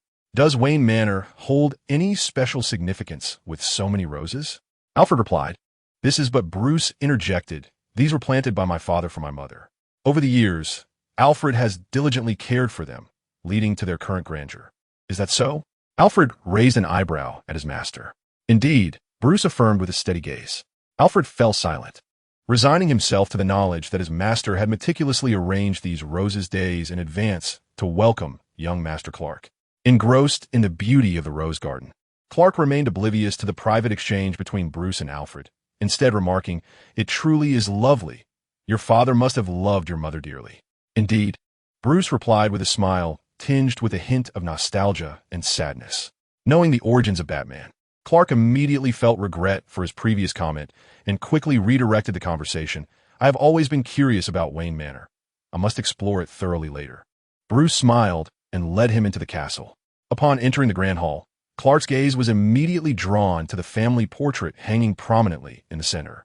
He thought to himself, is Bruce too hard on himself to be greeted by such a poignant image every time he enters? He truly embodies the unwavering spirit of Batman. Bruce paused momentarily before the portrait, then nonchalantly guided Clark to continue the tour. Alfred let out a soft sigh. Just yesterday, Master Bruce had wrestled with the decision to rehang the portrait, and while the intent remained unclear, it was ultimately a positive step for him to cease evading his past. "Do you have many issues of creativity and cutting-edge technology here? You enjoy reading them as well?" Clark expressed his surprise, not expecting to share such a common interest with Bruce. Bruce modestly nodded, and the two engaged in a delightful discussion about the magazine's contents. Alfred thought to himself, well, Master Bruce has indeed read them, but only as a last-minute effort in preparation over the past few days. During lunchtime, Clark was pleasantly surprised. The food Alfred had prepared was truly to his taste. Moreover, he finally savored the legendary sweet biscuit, and it was indeed delectable. Alfred accepted Clark's praise with a smile, under the subtle gaze of Master Bruce. Alfred refrained from revealing to Clark that his recipe was meticulously crafted by Master Bruce, based on analysis of Clark's past preferences and his evaluations of various restaurants found online. After lunch, the two ventured into the study, towering to 10 meters. The study featured a triangular glass ceiling from which sunlight cascaded, casting warm rays and intricate, dreamlike shadows throughout the room, creating a breathtaking ambience. The vast space was adorned with towering bookshelves, reaching heights of 7 to 8 meters, requiring ladders for access, each shelf brimming with books, akin to a grand library. Leaving Clark in awe. Clark, Clark, Clark! A falcon descended from the glass roof of the library, landing gracefully. It was the little one. Clark caught the bird and gently stroked its feathers, greeting it. Hello, little one. Clark, Clark, Clark. The little creature nuzzled affectionately against Clark. You mentioned earlier about handing the little one over to my friend, Superman, right? Bruce inquired suddenly. Clark cautiously scrutinized Bruce's expression, responding yes. Based on the previous photograph of you and Superman, along with other evidence, such as the video of Superman's belt components, it is evident that you are a friend. A technical supporter and a benefactor of Superman, Bruce stated, his tone assertive despite the questioning nature. Clark hesitantly nodded, though he had always wished for Batman to think this. The gravity with which Bruce approached the subject felt peculiar. What was Bruce aiming to achieve? In fact, I possess a secret identity that I wish to reveal to you, Bruce stated earnestly. Clark's heart tightened. An overwhelming sense of disbelief surged within him. A secret identity? Could it be that Bruce was about to disclose his identity as Batman? Clark's heart raced. Clark felt his heart pounding. I am Batman. Clark held his breath, feeling as though he might suffocate. I am also a benefactor and technical supporter of Batman. At that moment, Clark's expression turned wooden. Is that so? A benefactor? Technical support? Thank you for your candor. Bruce fixed a serious gaze upon Clark, stating, You're Superman-esque benefactor, and I am Batman-esque benefactor. Thus we are essentially the same. We both wear masks. Recognizing the sincerity in each other's eyes, Clark's heart raced once more. Bruce was a benefactor of Batman. Bruce and Batman were one and the same. Clark was a benefactor of Superman. Clark and Superman were one and the same. What a remarkably logical analogy and deduction. Was his alter ego about to be exposed? We share many commonalities, and we should gather more often to converse, Bruce suggested, his eyes glinting. Clark thought, it seems I have not been exposed after all. In truth, Bruce momentarily sensed something during his comparison, yet he quickly recalled the contrasting appearances and temperaments of Clark and Superman, along with the photographic evidence of their simultaneous presence. Coupled with his unique feelings for Clark, this caused him to subconsciously dismiss a fleeting spark of thought. We should collaborate, Bruce continued, his gaze suddenly turning serious. You are right, Clark replied, seemingly calm, though his mind was in disarray. Upon hearing Clark's agreement, Bruce felt a sigh of relief. Yet a wave of guilt washed over him for deceiving and manipulating Clark, the genuine benefactor, while he himself played the role of a false supporter. Nevertheless, he felt compelled to proceed. Batman expressed a desire to meet Superman. Thus, the two of us as benefactors can facilitate a meeting between Superman and Batman, Bruce stated earnestly. Clark, a meeting between Superman and Batman? Clark pondered, realizing that he and Bruce were currently face-to-face.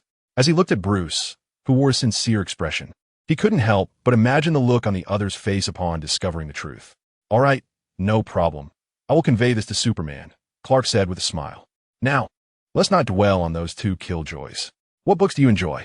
I shall help you find them, Bruce said, easing back into a relaxed demeanor after discussing serious matters. Anything is fine. The Wayne family must possess some rare editions, right? I wonder if I might have a look? Of course. That evening, Clark, under the warm invitation of Bruce and Alfred, found himself obliged to stay at Wayne Manor. Transforming into Superman here and then attending Batman's meeting posed a significant risk of exposure.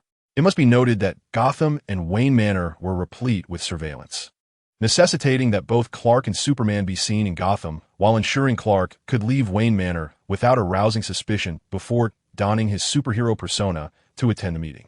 This was indeed a challenging feat. However, it was not insurmountable for Clark. As the night deepened, Clark heard the sound of the Batmobile departing. Batman was off on his night patrol. Without hesitation, Clark made a phone call. Shortly thereafter, Raymond arrived, carrying several documents. He informed Alfred at the door that he urgently needed Clark's signature on a few emergency papers. Since Clark was already asleep, Raymond's entrance into Clark's room with the documents raised no suspicion. Indeed, Alfred had no doubts. Subsequently, Raymond transformed into Clark while Clark took on Raymond's identity. Previously, for contingencies, he had crafted a second set of disguise contact lenses, which proved to be quite useful. Raymond departed with the signed documents, nodding to Alfred on his way out. Alfred returned the gesture with a smile, remaining none the wiser. Afterward, Raymond returned to the manor, utilized a teleportation portal to the Arctic, and then morphed into Superman, hastily soaring towards Gotham for the rendezvous. "Hello, Batman. I hear from Clark that you wish to meet me." Superman arrived beside Batman, who stood atop the dripping beast, displaying his signature radiant smile. Batman. Indeed, one cannot deny the deceptive allure of a god among men, even though one is aware of the formidable powers possessed by the other, necessitating the utmost vigilance. The sight of that face and smile inevitably softens the heart, leading to an instinctive desire to trust. No, do not be deceived by appearances. One must remain alert. "Batman, what brings you to me?" Noticing Batman's silence, Superman inquired once more. "I am preparing to establish a League of Heroes. I wonder if you would be interested in joining?" Batman's voice was cold and unyielding. The recent incident of Insight made Batman acutely aware of the limitations of individual power. He requires collaborators, a robust and trustworthy team.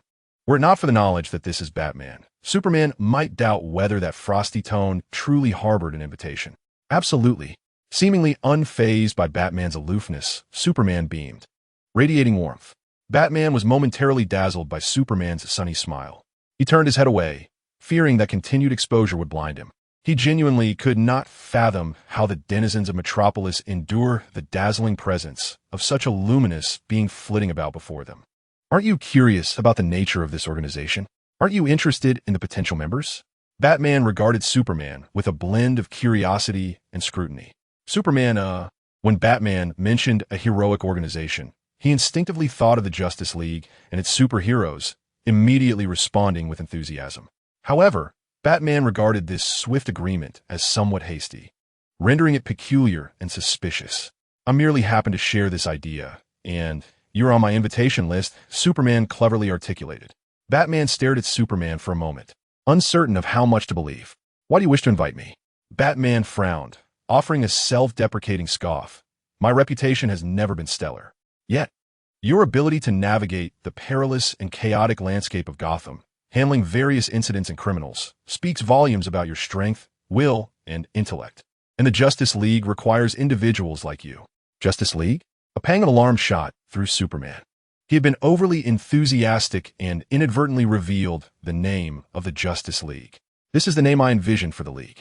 Naturally, the final name will be subject to discussion among all involved," Superman explained with a smile.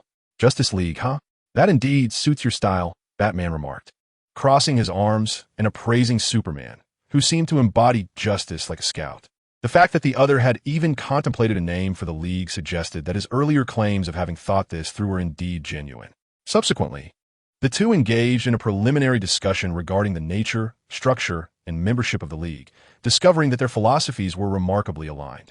They both aspired to establish a grassroots superhero organization, distinct from the official Avengers, operating independently of bureaucratic structures to protect the city and the Earth. Simultaneously, their identities would remain confidential, with no one privy to their civilian personas. Batman proposed several candidates: the Flash from Central City, Green Lantern from Coast City, Aquaman, and Wonder Woman. Superman, of course, was not opposed. Rather, he eagerly anticipated the formation of the Justice League alongside them. In truth, he had been quietly observing them for some time, and he had previously met both the Flash and Green Lantern. However, Steel had yet to be born, and the Martian Manhunter had not yet arrived on Earth. Thus, the future Titans of the Justice League had not yet assembled. Observing Superman's joyful demeanor, seemingly unguarded, Batman's emotions were complex. Despite Superman's formidable strength, he was far too vulnerable.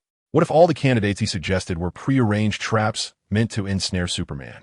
What if, in future collaborations, Superman were exploited by villains? Even before the Justice League was established, Batman was already deeply concerned for Superman. Chapter 44. The Seventh Invention, 2. After concluding their serious discussion, an unexpected silence fell between Batman and Superman.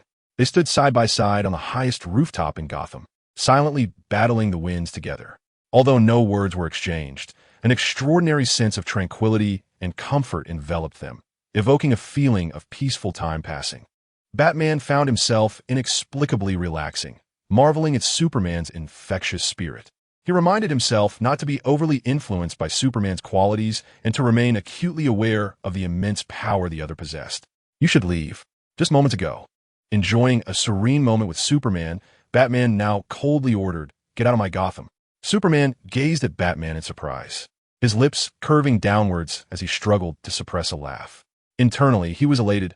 Wow, I actually heard Batman's classic line. What a momentous occasion.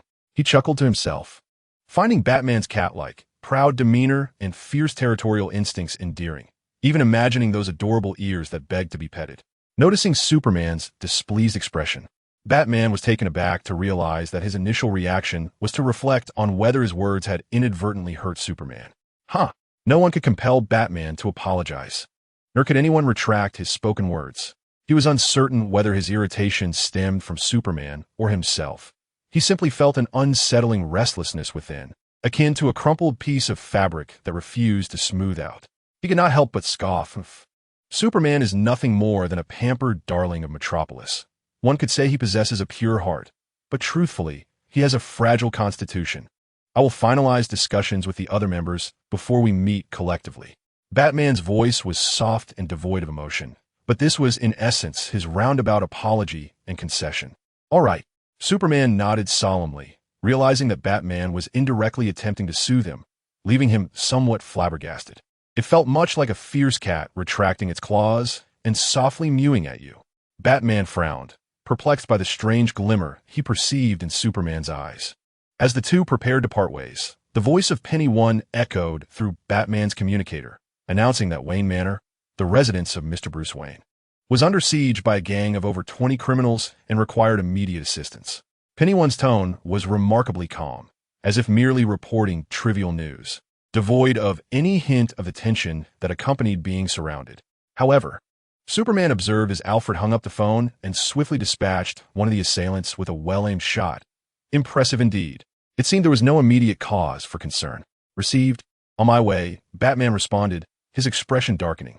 Given the secrets concealed beneath the surface, he had fortified the Manor's defenses time and again. Yet it appeared someone dared to provoke him.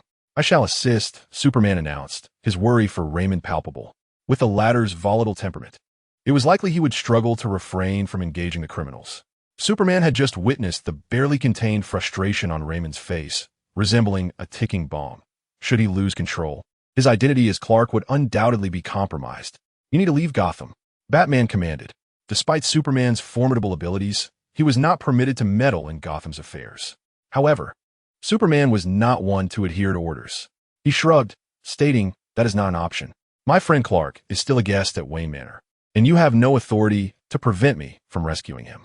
Batman pursed his lips, acknowledging the truth in Superman's words. No one could deter him from saving a life. Yet, should Superman uncover anything, Bruce's identity could be exposed. When Superman, Princess, and the brooding Batman arrived at the scene, they found Alfred, Clark, and Dick armed with firearms, a kitchen cleaver, and a broomstick, valiantly contending with the assailants.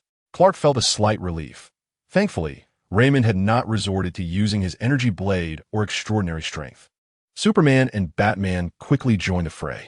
Unlike Superman, who incapacitated foes with powerful punches, Batman targeted the criminals' faces, abdomens, and various vulnerable points, causing blood to splatter and cries of anguish to fill the air. A brutal yet satisfying display. Go Batman. Wow, you are incredibly cool. Dick cheered from the sidelines, encouraging Batman. Give it your all. Show them the folly of attempting to rob Wayne Manor.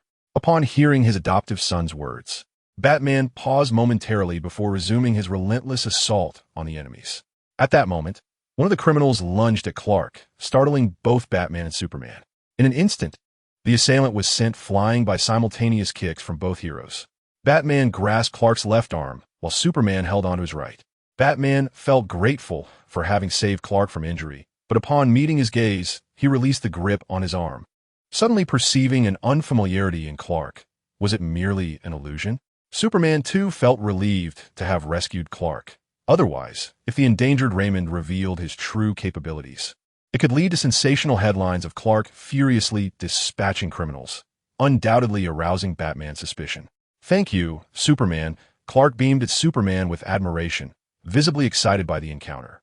Batman had just shaken his head, grappling with a peculiar illusion, only to turn around and find Clark and Superman gazing at each other with profound affection. A sudden wave of discontent washed over Batman, yet he found it strangely difficult to discern whom his displeasure was directed towards.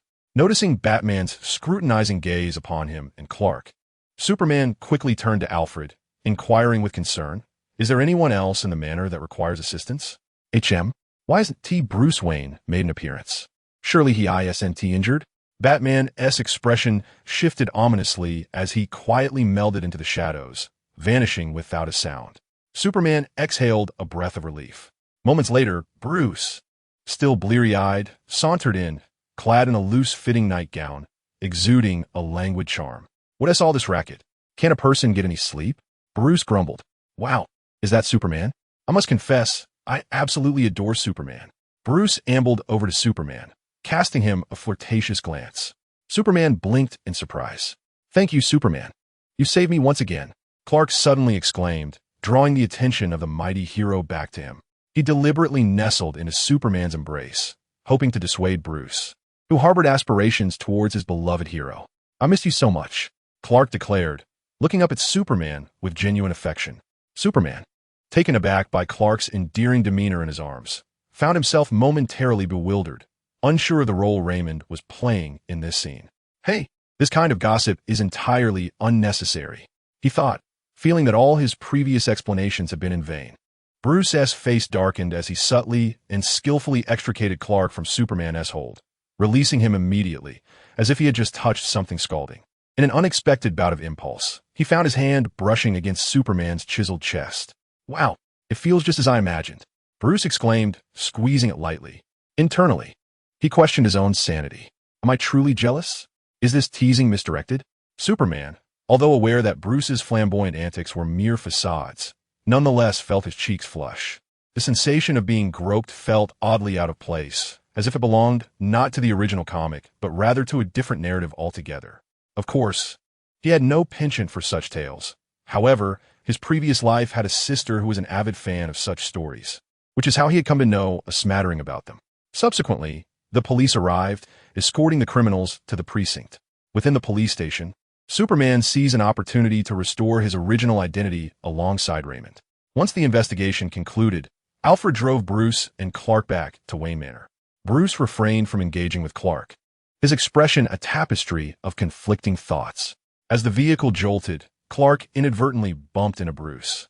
Their eyes met, filled with remorse, and the warmth and softness of their bodies, impervious to clothing, sent Bruce's heart racing anew. He was once again acutely aware of the passion and exhilaration he felt for Clark. Bruce let out a quiet sigh of relief. Previously, for reasons unknown, he found himself harboring a slight aversion towards Clark, even feeling somewhat unsettled due to the playful banter involving Superman, which led him to nearly suspect a shift in his affections. Indeed, it turned out that all of this was merely a figment of his imagination. His peculiar emotions stemmed solely from a desire to keep Clark and Superman at a distance, a consequence of misguided thoughts. Yet, a different voice within him lingered, surfacing like a whisper upon the water, yearning to break free. As Clark, who was pressing down on Bruce, attempted to rise, the vehicle jolted once more, causing him to tumble back onto Bruce, their garments entwined. As Clark struggled to extricate himself, their clothes were torn apart, revealing a considerable expanse of skin, causing Bruce to blush. Meanwhile, that distinct voice sank entirely beneath the surface, leaving him to wonder when it might see the light of day again. Unbeknownst to Clark, he had successfully executed a captivating scheme with remarkable finesse. The media in Gotham has been abuzz lately. Ever-present paparazzi captured the romantic scene of Clark and Bruce exchanging smiles amidst a sea of roses, the harmonious image of Superman and Batman enjoying a breeze on a rooftop, and the thrilling moment of Superman cradling Batman in his arms. They documented the chaotic scene where both Superman and Batman saved Clark simultaneously, the fervent embrace Clark bestowed upon Superman, and the scandalous moment when Bruce playfully teased Superman. They even portrayed the tantalizing scene of Clark and Bruce disembarking from a vehicle, leaving onlookers to speculate about their activities, one disheveled and the other blushing profusely. The media frenzy in Gotham transformed into a battlefield of sensationalism, with tabloids weaving various fanciful narratives and dazzling the citizens of Gotham with their brazen tales. Superman pursuing Clark, Superman pursuing Batman, Superman pursuing Bruce, Batman pursuing Bruce, Batman pursuing Clark, Batman pursuing Superman, Clark pursuing Superman, Clark pursuing Batman, Clark pursuing Bruce, Bruce pursuing Superman, Bruce pursuing Batman, and Bruce pursuing Clark. Different newspapers featured their own angles, leading to an array of combinations and permutations. There are even hints of love, triangles, and threesomes, though I shall refrain from enumerating them all. Upon seeing the myriad of scandalous reports, Clark and Bruce were informed by the Gotham Police Department the following day of the interrogation results. It turned out that the nefarious individuals targeted not Bruce Wayne, but rather Clark Kent. They were acting under orders, aiming to capture Clark alive, and having failed to find an opportunity in Metropolis, they had followed him to Gotham, hoping for a chance to strike. Little did they know how unfortunate their timing was, encountering both Batman and Superman simultaneously. Clark sighed, realizing that the fervor surrounding the antimatter weapon had yet to subside. Due to this incident, Clark had to cut his visit to Wayne Manor short, although Bruce felt regretful. He prioritized Clark's safety and did not insist on him staying. As Bruce accompanied Clark, he received news of a mass escape from Arkham, compelling him to bid a hasty farewell to Clark before donning his Batman persona and rushing off to address the situation. Batman arrived at Arkham to return the escaped criminals to their cells, only to discover that the Joker and Scarecrow, confined in their specialized cells, had vanished. Batman suspected that this prison break was merely a smokescreen orchestrated by the Joker for his own escape. As for Scarecrow, he was either an accomplice of the Joker or simply hitching a ride. Should it be the former, the collaboration of these two exceedingly dangerous supervillains would undoubtedly wreak greater havoc upon Gotham. The Joker had even left a taunting message scrawled on the wall of his cell. "Dear little Bat, I await your visit for some fun." Heh. Enraged, Batman smashed the wall adorned with the Joker's mockery and, with a fierce determination, embarked on a thorough search. As Clark drove away, a nagging feeling told him that this was not the end. Indeed, while traversing the bridge connecting Gotham and Metropolis, he encountered yet another ambush. Initially, he intended to subdue them with his technological prowess before making a stylish exit. However, upon overhearing their conversation about the Joker, he realized they were sent by him. These individuals were not part of the previous group. Moreover, the antimatter weaponry they wielded was not characteristic of the Joker's style, indicating that their intention in capturing him was likely something else entirely. Curiosity piqued. Clark mused that he had not wronged this world's Joker and wondered why he had become a target. With a hint of malevolence in his smile, he recalled his encounters with the Jokers from other worlds and decided that he could not show favoritism toward his own. Thus, Clark feigned capture, opting to accompany this group to visit the Joker. Yet, last time he was Superman, using his immense strength to subdue the Joker. This time, he was Clark and could only rely on the intellect of an ordinary man to conquer the Joker. It was a challenge he willingly accepted. Chapter 45. The Seventh Invention, 3. Tony awoke in the morning, perusing newspapers and news outlets in search of information about Superman. Instead, he was met with a dazzling array of chaos, particularly a photo of Princess Superman cradling Batman and another Superman being groped by Bruce, alongside a flurry of sensational tabloid stories. Incensed, Tony threw down the newspaper, gritting his teeth in frustration. Those despicable Gothamites, whether it was the dark-eared vigilante or his hypocritical benefactor Bruce, they both sought to claim Superman for themselves. "Jarvis, acquire every one of those newspapers for me," Tony, radiating an aura of wealth, commanded. "Once purchased, they shall only report on news concerning Superman and Iron Man, even if they fabricate stories. Let it be solely about Superman and Iron Man." However, those tabloids had already been acquired by Mr. Bruce Wayne, who refused to relinquish them. Those wretched Gothamites. Tony seethed again. That cunning Bruce must have orchestrated these stories. In truth, Bruce had purchased the tabloids to quell the rampant rumors, instructing his new employees to refrain from sensationalism. Should they feel compelled to write, it would only be about the exploits of Bruce and Clark. "I cannot let this stand. Acquire the other newspapers in Gotham for me. Let them write with fervor and see who surpasses whom." Meanwhile, Clark found himself bound and escorted into a grand edifice. This appeared to be a luxurious venue. It was evidently occupied by ominous figures. Groups of individuals patrolled the area, and at each entrance, imposing, muscular men, armed and clearly of dubious character, stood guard. Clark was taken to the top floor, where an auction was underway. Priceless paintings and treasures were haphazardly piled together, while a few greedy henchmen roughly stuffed them into bags. An auction? Clark furrowed his brow, a sense of foreboding creeping over him. His gaze roamed, and indeed, he spotted a promotional poster for the auction of an emerald dragon sculpture. It couldn't be. Given his current frailty, it likely was. Fortunately, being under the influence of blue kryptonite, he remained largely unaffected by green kryptonite, so he resolved to observe the unfolding events. Adjacent to the auction hall was a banquet room, filled with the tantalizing aromas of food and fine wine, yet laced with a metallic scent of blood. Just then, Clark witnessed the Joker executing a middle-aged man with a gunshot. The man, tears streaming down his face, exhibited an eerie acceptance of his fate, murmuring with his last breath, "My sweet baby, Daddy loves you. You must live well." Clark's fingers twitched, but it was too late. He could not save him. Hey. All right, who's next? The Joker aimed the gun at a distinguished gentleman. Choose. Will it be your life or your wife's? He cackled with glee. The elite man gazed at the screen, displaying his beautiful wife tending to flowers in the garden, tears welling in his eyes. Yet, upon seeing the gun pointed at his own head, he hardened, fear overtaking him. "I choose my wife to die." "Ah-ha-ha." The Joker guffawed. "I admire your brutal honesty."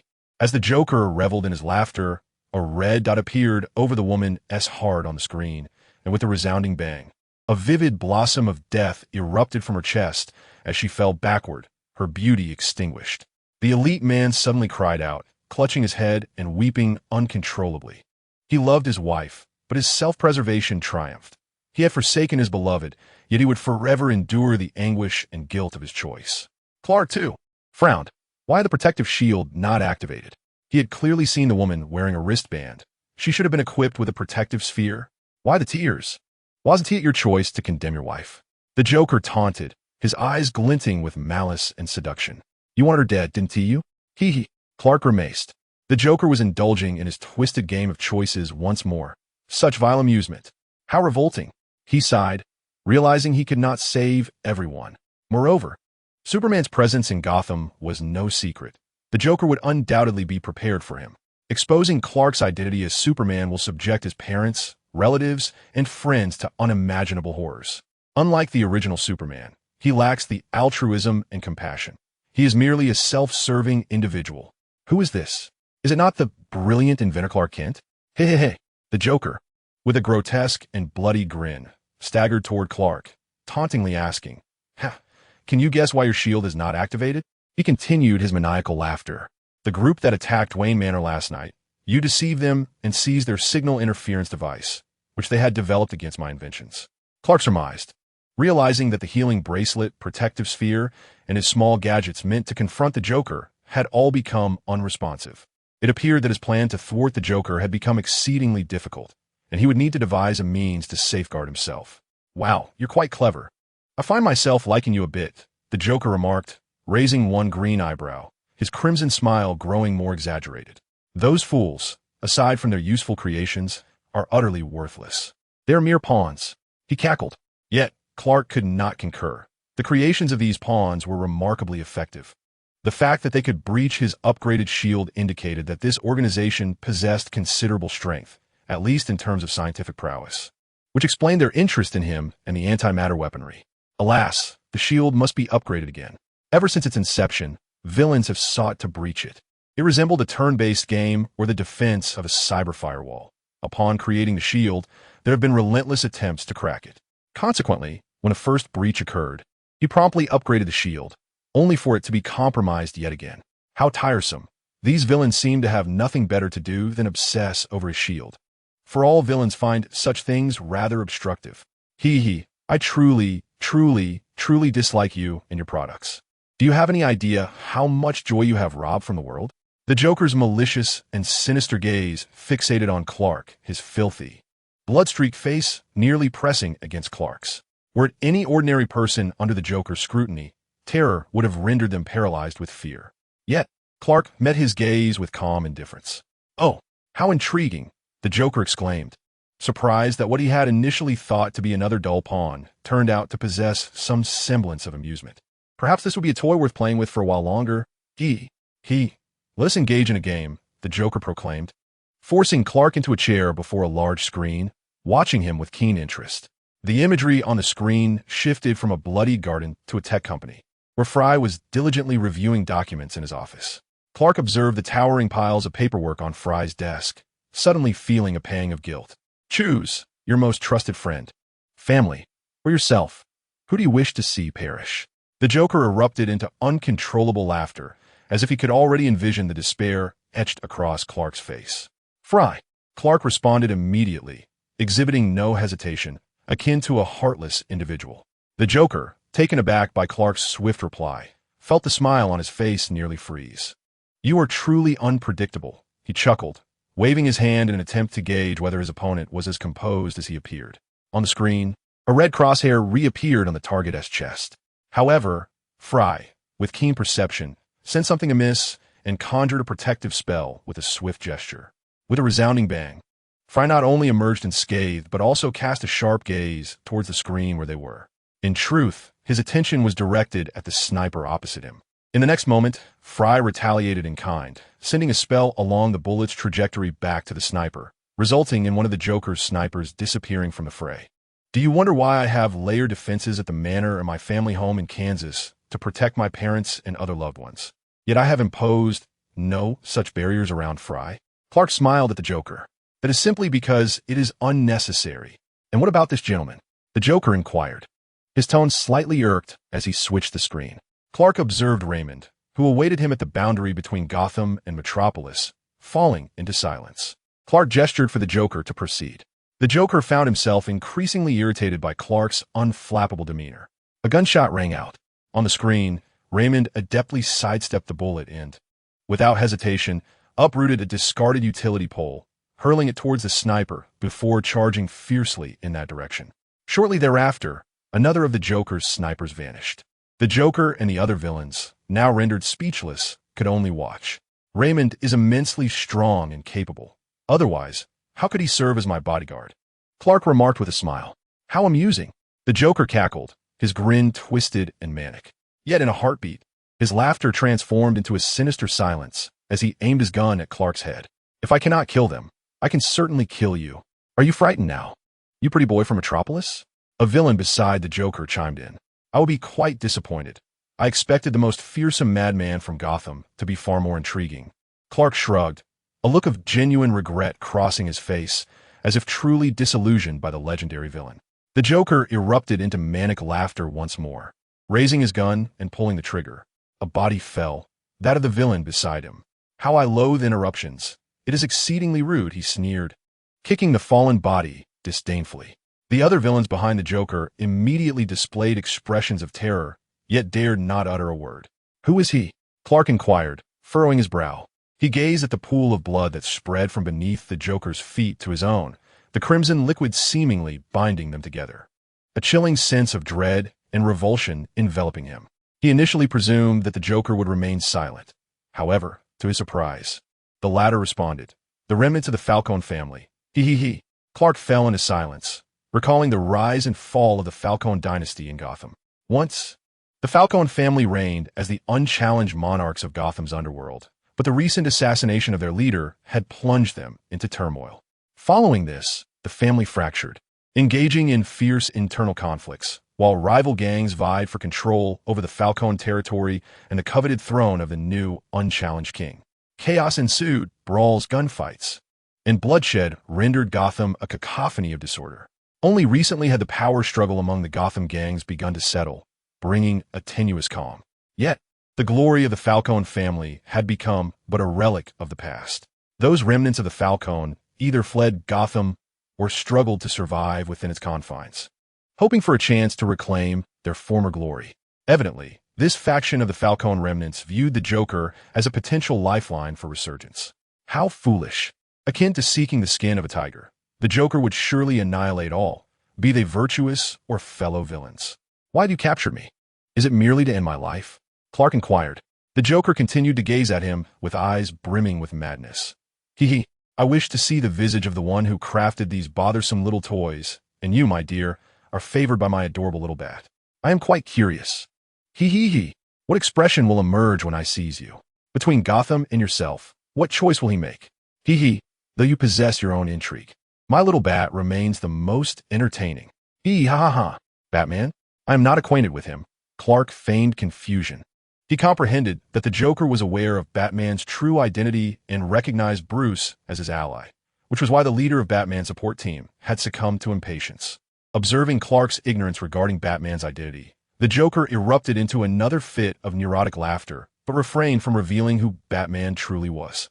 "Oh dear, my little bat has been ensnared for far too long. The time has not yet come. Hee hee, without my little bat, the game loses its charm. Hee hee hee. Ha ha ha. Tell me, should I seek some amusement first? Hee hee hee." As he spoke, the Joker produced a container filled with his laughing gas, activated the switch, and began to release it into the room. Hee hee ha ha ha. Hee ha ha ha. Hee hee ha ha ha. The entire room was soon enveloped in laughter, both neurotic and frenzied, reminiscent of the Joker himself. Everyone, including Clark, succumbed to uncontrollable laughter. Meanwhile, on the other side, Batman was hastening towards the scene. Chapter 46. The Seventh Invention 4. As Batman pursued the escaped Joker and Scarecrow, he promptly discovered Scarecrow hiding within a derelict chemical plant.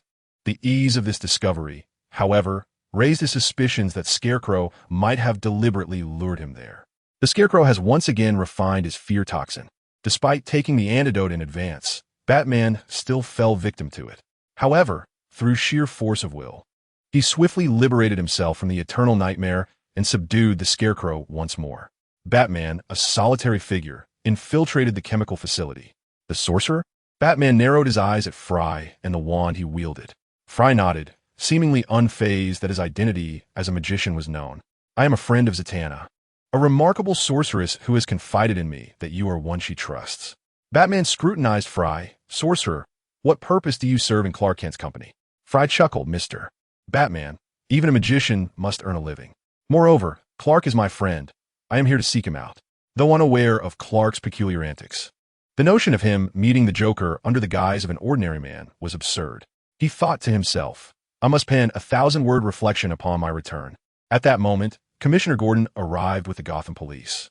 Being discovered thrice by various parties revealed the deliberate nature of the Scarecrow's clues. What was the Joker truly plotting? Surely, it cannot bode well. Batman shook his head, tossing the Scarecrow to Gordon as he prepared to depart. Fry suddenly waved his wand at the Scarecrow. "What do you intend to do?" Batman coldly regarded Fry. He would not permit any outsider to act autonomously within his Gotham. "Fear not. I have no intention of challenging your no-kill principle. I respect your convictions. However, merely casting this dangerous lunatic back to Arkham would be catastrophic, as he would inevitably escape once more to cause harm. Thus, I seek to implement a precautionary measure." "What exactly do you propose?" "I possess a memory-erasing spell capable of selectively obliterating specific memories from an individual. If we were to erase the Scarecrow's recollection of the fear toxin, then even should he escape again, he would merely be a pitiable madman incapable of concocting his fear-inducing gas. As for whether this wretched and detestable madman would be eliminated by his enemies, that is of no concern to me." After contemplating Fry's words for a moment, Batman ultimately turned and left. His silence implied acquiescence. Fry gazed at the Scarecrow, a benevolent smile gracing his features. In the Company's main control room, Rabbit King No. 1 discovered that its creator, Clark, had gone missing. Through satellite tracking and surveillance footage, it concluded that the creator required assistance and promptly took action. It issued a substantial bounty task on the Rabbit network. Furthermore, every participant in the task would receive a basic participation reward, and all damaged equipment during the mission would be repaired and upgraded at no cost. This marked the first official collective activity for the Bunnies, as well as their inaugural emergency rescue mission with a lucrative reward. The Rabbit network erupted in excitement, and the owners of the Bunnies were equally stirred, particularly those residing in Gotham, who were especially exhilarated. Since the previous incident where the Gotham fans violated regulations and disrupted the superheroes' missions, they and their little angels have found themselves in a state of lamentation, writing self-reflections and facing confinement. They have become the subject of ridicule among superhero fans across all cities for quite some time. Now, at last, they have the opportunity to redeem themselves and prove their worth. The Gothamites inwardly scoff, The superhero fans from other cities speak without understanding our plight. Your superheroes interact with you, take photographs, and even smile at you. You can openly adore your superheroes. But us Gothamites? Alas, we can scarcely catch a glimpse of Batman. How unfortunate we are. Why is it so difficult for us to appreciate a hero? As Batman searches for the Joker, he stumbles upon a colossal, three-dimensional arrow made entirely of bees. After a moment of contemplation, he warns that no one is to take photographs before hastening towards the arrow. Upon arriving at an upscale venue, Batman encounters a group of gang members battling against swarms of bees and little angels. In this dire moment, Mr. B can unleash electric currents with his stinger. Consequently, the gang members besieged by the bees are intermittently met with the sizzling sound of electricity and the aroma of charred flesh. Meanwhile, a legion of little angels, empowered by their respective owners, become formidable defenders, employing pepper spray, chili water, and other deterrents against the gang members, who find themselves overwhelmed and howling in despair. Among the unique little angels are a squad of nurse angels wielding gigantic syringes, administering mysterious injections that leave the gang members writhing in agony on the ground. Another group of alluring angels, clad in towering heels, delivers swift kicks that leave their victims either shielding their eyes or clutching their backsides in anguish. Yet another brigade of mourning angels brandishing scissors and spiked clubs shaves and beautifies the gang members, showcasing the triumph of sheer numbers and the true ferocity of Gothamites. Soon, Batman arrives, propelled by the ingenuity of Clark's inventions, paving the way for him with the assistance of Mr. B and the Little Angels. As he ascends unobstructed to the top floor, the venue of the auction and gala where the Joker and Clark reside, he encounters a disruption device that prevents Mr. B and the Little Angels from advancing further, leaving them to guide Batman instead. Huh! The fools below can't even handle your little toys and are destined to be mere pawns, the Joker gleefully remarks. Upon discovering the commotion, the gang surrounding the Joker rushes over, only to be annihilated by the swarm of bees and the doll brigade. The Joker pulls the guffawing Clark away from the crowd, engaging him casually as if conversing with a friend. They are utterly useless. Wouldn't you agree, dear Clark? Ah, you truly suit that smile, hee. Ha ha. I beg to differ, Clark replies, rubbing his sore cheeks as laughter threatens to overwhelm him, causing his stomach to ache. Oh, is there still some reason in you? You are indeed unlike those worthless ones, and I find myself growing fonder of you. The Joker, filled with glee, had once again discovered a new plaything, yearning to see it shattered, to render it as mad as himself.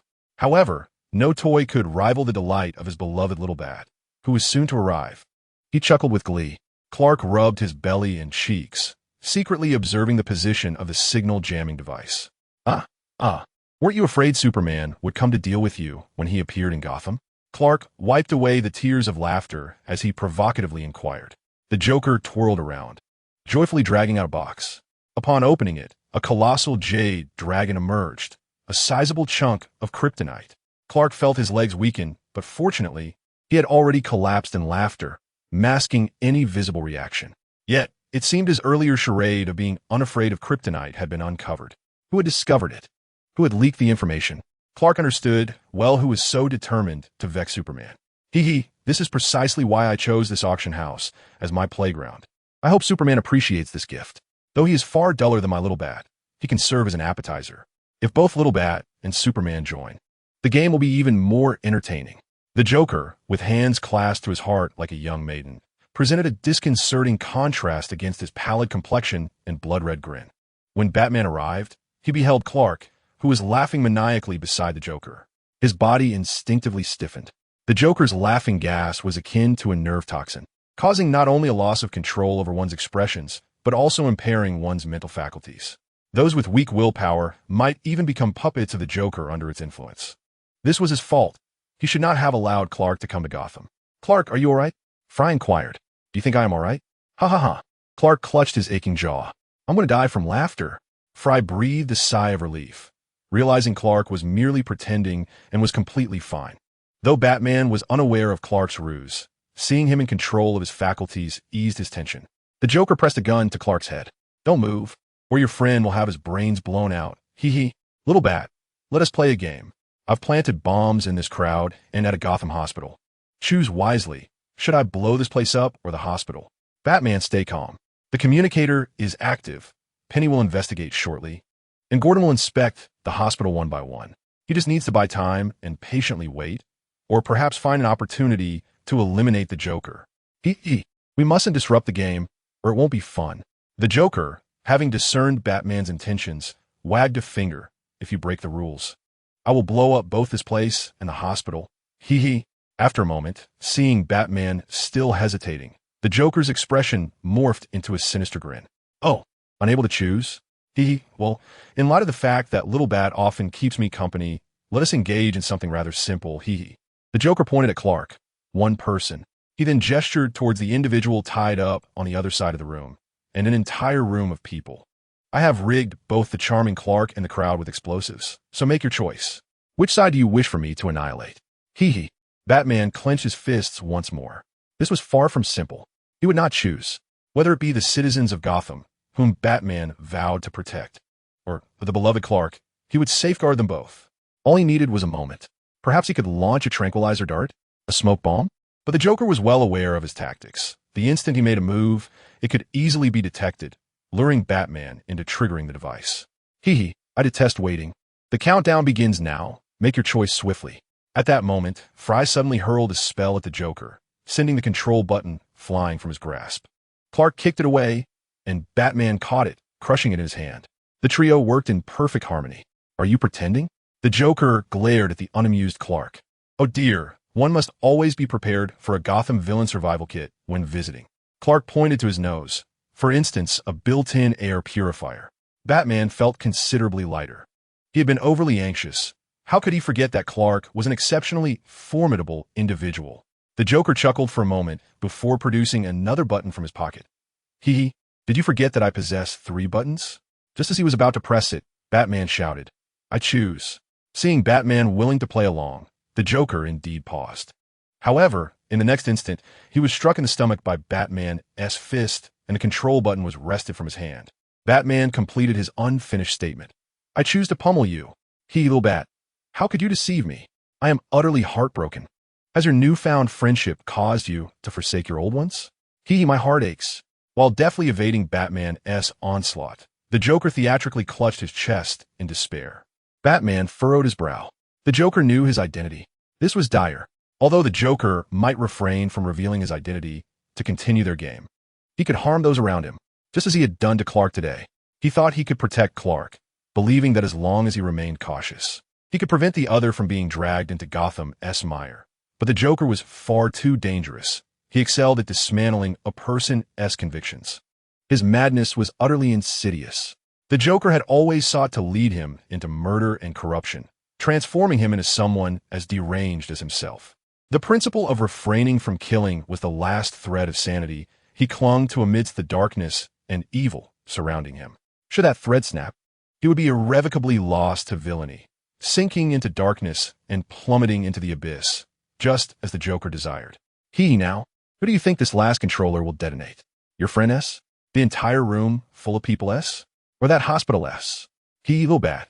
Which one do you hope for? The Joker, having distanced himself sufficiently from everyone, shook the remote control button in his hand, his crimson smile particularly sinister. He was not inclined to grant the little bat any time. Once he pressed it, regardless of who perished, Batman would inevitably be engulfed in anguish. Wouldn't he? Hey.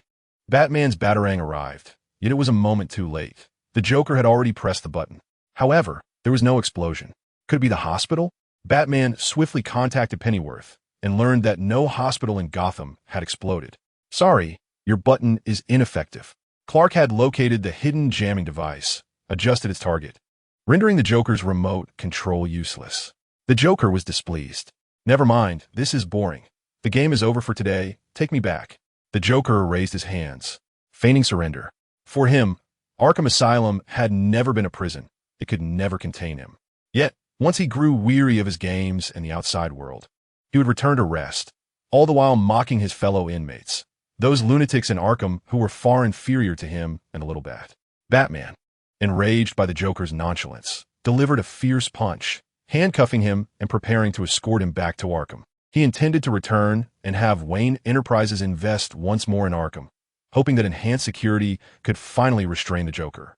Wait, I have a gift for the Joker, Clark said with a smile. It's all about reciprocity. What do you intend to do? The Joker was intrigued. Kill him or beat him out of frustration. Hatred is the easiest emotion to transform a person. Batman furrowed his brow, hesitating whether to intervene, but ultimately decided to trust Clark. I present to you a containment prison. Please sign here. Clark fastened the isolation cuffs onto the Joker's wrists, who was immediately enveloped in a watery membrane. Subsequently, whatever the Joker uttered within the membrane was inaudible to them, preventing him from inciting others with his words. Clark smiled.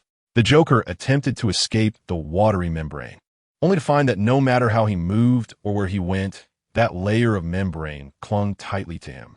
A personal isolation prison, no longer needing to worry about his escape. The Joker tried to attack Clark, but found his limbs met with a resilient resistance. His strength dissipated before he could inflict harm. This was to prevent the Joker from harming others. The Joker carried the Joker virus and Bacchus factors, both sourced from hell. Such perilous viruses indeed required the most rigorous containment. After all, isolating viruses is a shared responsibility. How do you know all this? Batman asked incisively. Clark, taken aback by the question, hesitated. How do I know? Superman and Fry informed me. Clark quickly contemplated, his tone involuntarily tinged with tension as he glanced at Fry, casting him a pleading look that implored, "Don't blame me," before decisively dragging Fry into the fray. Exactly. The Joker virus and the Dionysian factor are curses unleashed from hell into the realm of mortals, intended solely to sow chaos and corruption, activities most favored by demons and the infernal.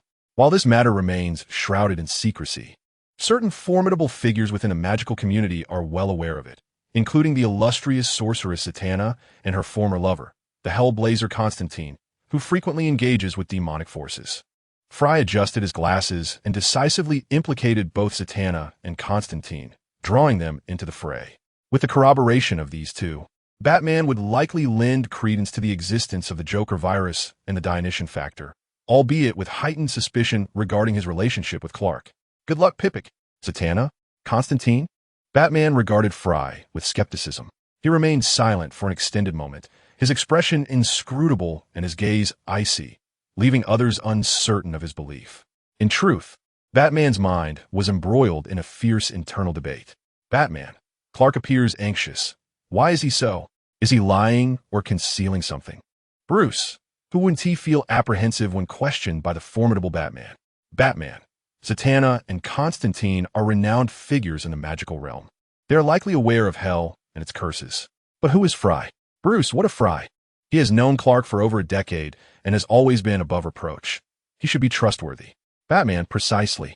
A man who has lived among ordinary people for years suddenly emerges as a magician, acquainted with Zatanna and Constantine. There is an air of mystery and power about him, not to mention his peculiar memory-erasing magic. He raises suspicions. Bruce. Many possess great power, yet prefer to remain reclusive. Batman. But why would such a person linger around Clark? Bruce. They have been friends for many years, and Fry claims he wishes to support his family by helping his friend manage a company. This is understandable. Batman, yet all of Clark's associates are exceptionally formidable. Fry is a magician. Raymond possesses special abilities, and the peculiar residents of his estate seem far from ordinary. Bruce. Clark is remarkable. It is only natural for him to associate with other exceptional individuals. Batman, no. A scientist of humble origins should not be surrounded by magicians and superpowered beings. He has even befriended the reclusive Superman. Birds of a feather flock together. What is Clark's true identity? What secrets does he harbor? Bruce. Regardless of those around him, Clark himself is gentle, kind, and just. He is worthy of trust, and we should not doubt him. Batman. Cease with the infatuation. Personal feelings should not cloud rational judgment, regardless of affection for Clark. We cannot turn a blind eye to his secrets. Bruce. It is precisely because of my fondness for him that I should extend my trust, is it not? Batman. This transcends mere trust. It is about acquiring more information and preparing for contingencies. Should Clark possess a special identity, it implies he may attract unique troubles. Should an incident occur, one cannot take action in ignorance. Therefore, it is precisely because of my fondness for Clark, my desire to protect him, that we must strive to understand him as thoroughly as possible. Bruce nodded in agreement. At that moment, Batman, lost in his thoughts, suddenly stirred, his piercing gaze directed at Clark, exuding an air of intimidation. It was the gaze of an interrogator. A chill ran down Clark's spine. You are merely an ordinary man. As a formidable sorcerer, why would Fry disclose such a secret to you? And as for Superman, Why has he not confided this matter to me, the guardian of Gotham? Does he intend to meddle in Gotham's affairs clandestinely? Batman's voice was low and gravelly, tinged with both skepticism and anger. In truth, Batman harbored a question of his own, one that belonged to Bruce. If Superman has shared such a secret with you, how intimate is your relationship with him? Are you truly just a supporter and a friend, devoid of any ambiguous undertones? Clark feigned ignorance, blinking innocently. Oh, he had realized two significant facts. First, he had inadvertently troubled Superman. Second, it was the first time he had ever heard Batman speak so extensively in one breath. Every guest at your residence possesses a pristine and impeccable background, with no hint of suspicion. Yet, given that Fry and Raymond stand out as exceptions, what are the others? Who are they truly? What secrets do you conceal from me? Batman scrutinized Clark intensely, as if attempting to pierce the depths of his soul. Clark, feeling the weight of Batman's gaze, broke into a cold sweat and exhaled softly, deciding to turn the tables. He stepped boldly towards Batman, his fingers brushing against the edge of his mask, teasingly asking, "Why are you so concerned about me? Why investigate those around me? You make me feel as if we are acquainted. Could it be that you are?" Batman retreated a step, evading Clark's hand that sought to unveil his mask. His lips pressed tightly together, betraying a hint of anxiety. He did not wish for Clark to discover his true identity. He was unprepared for Clark to learn that Bruce was indeed Batman. Bruce was an ordinary man, the Prince of Gotham, though somewhat frivolous. He resided in the light, whereas Batman was shrouded in violence and darkness, ensnared in the mire. He was uncertain how Clark would perceive Batman, and whether he should allow Clark to become entangled with such a figure. Observing Batman's sudden shift from the interrogative to a state of nervousness over the potential exposure of his identity, Clark felt a surge of satisfaction. He continued, "Could it be that you are my secret admirer?" Upon uttering this, Clark could not restrain his laughter, clearly jesting. However, Batman froze, his pupils dilating in surprise. "Do not speak nonsense," he gritted through clenched teeth, his gaze fixed on Clark's smile, self-mocking for nearly losing his composure over a mere joke. In the background, Fry remarked, "Ah, Peak is at it again, flirting without intent, unwittingly attracting a crowd, and even believing himself to be straightforward. How amusing." Upon witnessing Batman's apparent anger, Clark immediately slumped onto a nearby chair, feigning weakness and vulnerability. "Oh, my wrist hurts terribly. I feel utterly drained, dizzy, and my legs are like jelly," he lamented, rolling up his sleeve to reveal his swollen, bruised wrist, which had been bound by ropes. Batman furrowed his brow slightly. The Joker was just threatening me, coercing me with a gun to participate in his twisted game of choices. Clark blinked innocently, adopting a pitiful demeanor.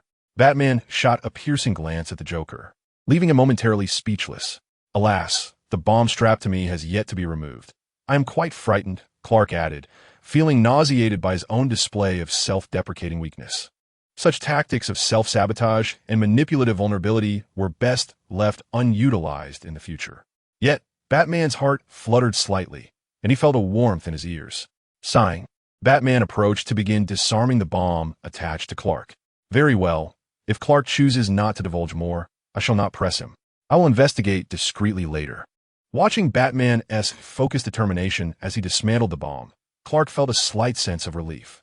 However, he was acutely aware that this tranquility was fleeting. Should Batman begin to harbor suspicions, he would not relent until he uncovered the truth. What narrative could he concoct to prepare himself?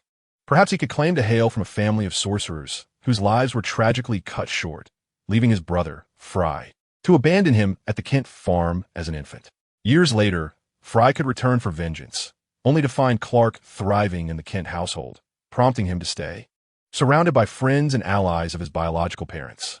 Alternatively, he might present himself as the heir to a clandestine organization, gathering a cadre of exceptional talents to clandestinely assist him in ruling the world. No, saving it. Or perhaps he could fabricate a tale of being a cyber hacker who inadvertently joined an elite group of remarkable individuals online, later inviting them to reside in his home upon acquiring wealth. Or perhaps he could simply reveal the truth. No, that would be far too mundane. He was curious to see who would be the first to unveil his true identity, chuckling darkly to himself. "Batman, what transpired here?" Commissioner Gordon arrived on the scene. Batman recounted the events to Gordon, who wasted no time in dispatching his team for the rescue.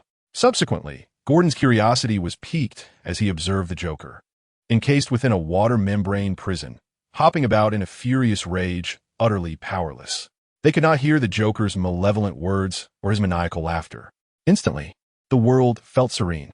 Upon further inspection, this comical tableau resembled a silent film, perfectly encapsulating the essence of the Joker-esque character. He stepped forward, warmly grasping Clark's hand. "Thank you for your assistance. Your invention is truly remarkable." Clark smiled in return, replying, "It was my pleasure." Upon seeing Gordon, he was inevitably reminded of the notorious exploits of the Joker in alternate realms. The gunshot that struck Batgirl Barbara Gordon's spine, leaving her paralyzed, the murder of Gordon's wife. The praise he offered when Gordon shattered his own knee with a bullet, leading Gordon to doubt himself and resign from his position as Chief. Gordon, an unwavering supporter of Batman within the police force, bore far too much anguish that was not his to endure. The brutal beating and explosive demise of the second Robin, Jason Todd, the killing of Catwoman, incapacitating the entire Justice League with ultimate laughing gas, orchestrating Superman's tragic killing of his pregnant wife, thus corrupting the Man of Steel. What is this? Gordon discovered a box containing an emerald dragon. Ah, his kryptonite. Thank you, Commissioner Gordon. This is what one might call mutual assistance. My thank you. Clark reached out to claim the kryptonite, only to have a dark hand intercept his grasp. Clark, ahem, as Superman's technical supporter, it will be prudent for me to retain this. Clark grasped the intruder's wrist. Batman glanced at Clark's hold on his wrist. Clark, instantly cowed, released his grip. Very well. You may keep it. After all, Batman would inevitably acquire kryptonite, and it is far better in his possession than that of a villain. Batman nodded in agreement. Within him, Bruce felt a mix of regret and delight. Does Clark's audacity to tease Batman and grasp his wrist indicate he does not harbor disdain for him? The ease with which Clark relinquished the kryptonite capable of harming Superman suggests he harbors no particular affection for Superman. Ahem, kryptonite emits radiation. Although ordinary individuals may not react immediately, it is still harmful, so please take precautions. Clark could not resist offering a gentle reminder. Thank you for your concern. Batman replied with a slight smirk. Clark, did Batman just smile? Though merely a subtle upward twitch of his lips, for Batman, this surely constituted a smile. Did it not? Observing the exchange were Gordon and Fry, who exchanged a knowing glance, both struck by the moment. Gordon had never witnessed Batman allow anyone to approach him, let alone touch him or grasp his wrist, and that fleeting smile was simply breathtaking. Previously, he had heard Alfred mention Bruce's infatuation with someone, but he had not imagined it to be true. Moreover, it seemed profound, as even Batman's cold demeanor could not suppress that fervent heart. TSK, TSK. This is entrusted to you. Batman nodded at Gordon, preparing to leap from the window. Farewell, Mr. Batman. Clark smiled and waved, only to feel a wave of weakness wash over him after his close encounter with kryptonite, his feigned frailty turning genuine. Batman turned back, momentarily distracted by Clark's smile. Yet the latter's weakened state and pallid complexion stirred something within him. Amidst the astonished expressions of those present, Batman strode back, scooping the frail Clark into his arms. Clark, cradled in Batman's embrace, was left bewildered. What is happening? Clark recalled the previous night when he, in his Superman persona, had lifted Batman in a princess carry. The latter's expression had been a blend of coldness and disdain, bringing Clark immense amusement, which he later shared with Joe as one of Batman's awkward moments. Now, was this situation a form of poetic justice? Clark cast a puzzled glance at Batman. Ahem, Mr. Batman, what are you doing? Batman, in a disoriented state, found himself unsure of his actions. Perhaps it was merely instinctual, prompted by the sight of the weakened Clark that led him to act. My benefactor requested that I assist in bringing his friend to safety, Batman explained awkwardly. Yet, having already embraced Clark, he saw no reason to relinquish his hold. Thus he leapt from the window, still cradling Clark. As they plummeted, Batman's cape unfurled, allowing them to glide through the air. Observing the eyes of Clark, who was nestled against him, a tumult of indescribable emotions surged within Batman, akin to soft feathers and bubbles rising in his chest. He deftly maneuvered the glider, ensuring their descent was gentle. While a normal person would likely scream in such a rapid descent, Clark found himself unable to replicate that kind of terror. So he feigned fear, burrowing deeper into Batman's embrace in search of solace. To his surprise, Batman's glide was remarkably steady. and this rare experience of relinquishing control was not entirely unpleasant. However, it seemed they were heading toward Wayne Manor. I need to return to Metropolis. My car is still parked by the bridge, Clark remarked to Batman. Internally, Bruce resisted. No, you returned early due to the Arkham breakout. Now that the situation is resolved, you ought to continue your visit at Wayne Manor as planned. Seeing Batman's silence, Clark squirmed slightly. Don't move, it's dangerous, Batman admonished, casting a disapproving glance at him. But we are drifting further from the bridge, Clark insisted, fixing his gaze on Batman's eyes. So, if you want me to remain still, you should heed my words. Batman averted his gaze. I must return to Metropolis, Clark resisted. I have much to attend to. The upgrades for the protective sphere, the follow-up on the bounty for Bunny number 1, the press conference regarding the recent attack, all require my presence. My benefactor, Bruce Wayne, requested that I escort you back to Wayne Manor. Afterward, whether you stay in Gotham or return to Metropolis is a matter you could discuss with Wayne, Batman stated, maintaining a calm facade, as if he were not Bruce at all. Ah, doesn't this count as kidnapping? Clark quipped. Batman placed Clark at the entrance of Wayne Manor, avoiding his gaze, and swiftly departed. Shortly thereafter, Bruce appeared, worry etched on his face. He enveloped the visibly displeased Clark in a warm embrace, exclaiming, I'm so relieved you're unharmed. Alas, there is nothing I could do but fret. I was truly worried. Clark, no, you have already done quite a lot today. Chapter 48, The Seventh Invention, 6, Wayne Manor. Clark gazed at the kidnapper with an unyielding expression, resolved to grant him one more opportunity. I need to return to Metropolis. I must go to the laboratory. Clark was preoccupied with thoughts of the shield's modification. Nothing and no one mattered more than scientific invention. He was eager to commence his work.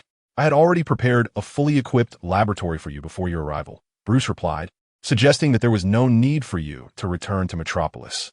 Clark, a laboratory? One constructed by Wayne Tech? That piqued his interest. Yet, why did it seem as though Bruce was intent on keeping him in Gotham? There must be a conspiracy. Was Batman planning to investigate him and his family under the guise of Bruce's identity? However, his presence at home would not hinder Batman's investigation, would it? Wait, perhaps it would. If he were not there to maintain order, his family of interlopers might run amok, each vying to be the center of attention, and perhaps, in their revelry, they would inadvertently reveal their peculiarities. Last time, Raymond had buried the Hydra agents that intruded upon his estate, and he only learned of it later through their complaints, which, amusingly, centered on Raymond not leaving them any heads. Indeed, he must return to Metropolis. After all, the laboratory was his, and he was far more accustomed to it. Seeing Clark's expression of refusal, Bruce immediately transformed into Bruce Wayne. Bruce displayed a faintly sorrowful demeanor. His brow furrowed, the steel blue of his eyes slightly downcast, long and thick lashes casting shadows across those deep, enchanting eyes. His entire aura shifted, resembling a melancholic prince, evoking both compassion and curiosity. This version of Bruce had captivated numerous hearts in Gotham. With half of his title as Gotham's prince derived from this very charm, the other half, of course, from the sweet Bruce. Clark was momentarily taken aback. Wow. This version of Bruce makes one want to commit a crime. I have invested considerable time and effort into preparing the laboratory. Do you not wish to take a look? The melancholy voice stirred feelings of compassion, while simultaneously igniting intrigue. Clark quivered at the sound. Wow. How can anyone resist such a tactic? Bruce was pulling out all the stops. Clark, do you truly not wish to see it? Bruce edged closer to Clark, his eyes glistening with unshed tears. This was a masterstroke. Clark felt his heart race. He could not allow Bruce to continue this charade. If it persisted, he might lose control. Excellent. Bruce beamed, his demeanor shifting instantaneously, as if the earlier melancholy had been but an illusion. He was merely leveraging Bruce's persona to feign vulnerability while simultaneously enticing Clark, hoping to enhance his favorability, for after all, Bruce was most endearing. However, he still hoped that Clark would see the true Bruce, so, after achieving his purpose, he decisively reverted to his original form. Clark, splendid. Your response was refreshingly succinct. Huh, that was quite a performance. That scoundrel Bruce, attempting to ensnare him with charm, nearly led him astray. Wait, with all the flirtation and deception, this intricate play feels oddly familiar. Wasn't it the same strategy Bruce employed to evade Batman's inquiries? Was this Batman being bullied, thus inviting Bruce's retaliation? They were now at odds. Very well, you may have won this round, but the next one shall be his. Consequently, whether Bruce succeeded in elevating Clark's affections remains uncertain. Yet Clark's competitive spirit was undeniably ignited. Upon entering the laboratory, Clark's eyes sparkled. The laboratory crafted by Wayne Tech showcased a distinct style from his own, yet both were equally captivating. He became exhilarated and instantly entered a state of unwavering focus, wherein he dismissed all distractions and became oblivious to everything around him. Bruce offered Clark, now absorbed in his work, a glass of water. Clark didn't even glance at it, wholly engrossed in his scientific pursuits. "Master, it seems your charm pales in comparison to the allure of science," Alfred remarked with a chuckle. Bruce, feeling somewhat neglected, did not intrude further upon Clark's concentration. He settled in quietly, observing Clark's diligent work, and found himself becoming captivated as well. It is said that a man deep in thought is at his most appealing, and indeed this was true. The usually warm and cheerful Clark now appeared solemn and serene, as if stripped of all superficiality, revealing his genuine essence, rendering him utterly mesmerizing. Bruce felt he was witnessing another facet of Clark, gaining a deeper understanding of him, which was delightful. As he watched, Bruce felt his thoughts becoming sluggish, his mind a blank slate, occupied solely with the image of his companion. In the laboratory, one was immersed in science, while the other was captivated by beauty, and thus time flowed by, with the two existing in a harmonious yet unintrusive manner. This sensation reminded Bruce of the night he and Superman had discussed the League of Heroes. Suddenly, Bruce jolted awake. No, why was he recalling that fateful evening? He shook his head vigorously. No, he reassured himself, there could be no notion of divided loyalties. It was merely an accidental association, signifying nothing. Meanwhile, Raymond, who arrived late at the scene of the Joker incident, encountered Fry, who had not yet departed.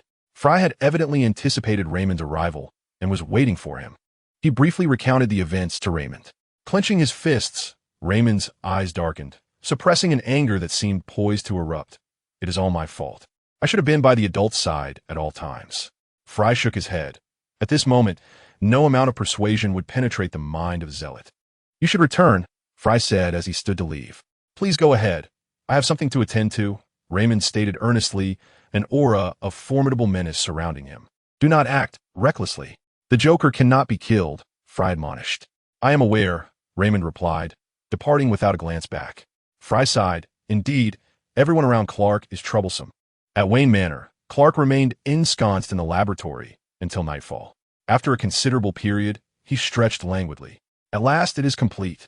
The shield, upgraded for the third time, now boasted two new features: enhanced resistance to interference and an automatic crisis identification function, transforming it from passive defense to proactive protection, activating in anticipation of potential threats. "Is it finished?" Bruce's voice startled Clark from behind. "What are you doing here?" Clark frowned at Bruce. Without waiting for a response, he stifled a yawn and made his way to the bedroom. "I need a rest. Good night." Bruce furrowed his brow, sensing a certain chill in Clark's demeanor. Had he angered him? Perhaps he had indeed overstepped, resorting to kidnapping and deceit to keep him close. Alfred observed this all in silence. The following morning, as Clark rose for breakfast, he noticed that the family portrait in the hall had been draped with a cloth. "What is this about?"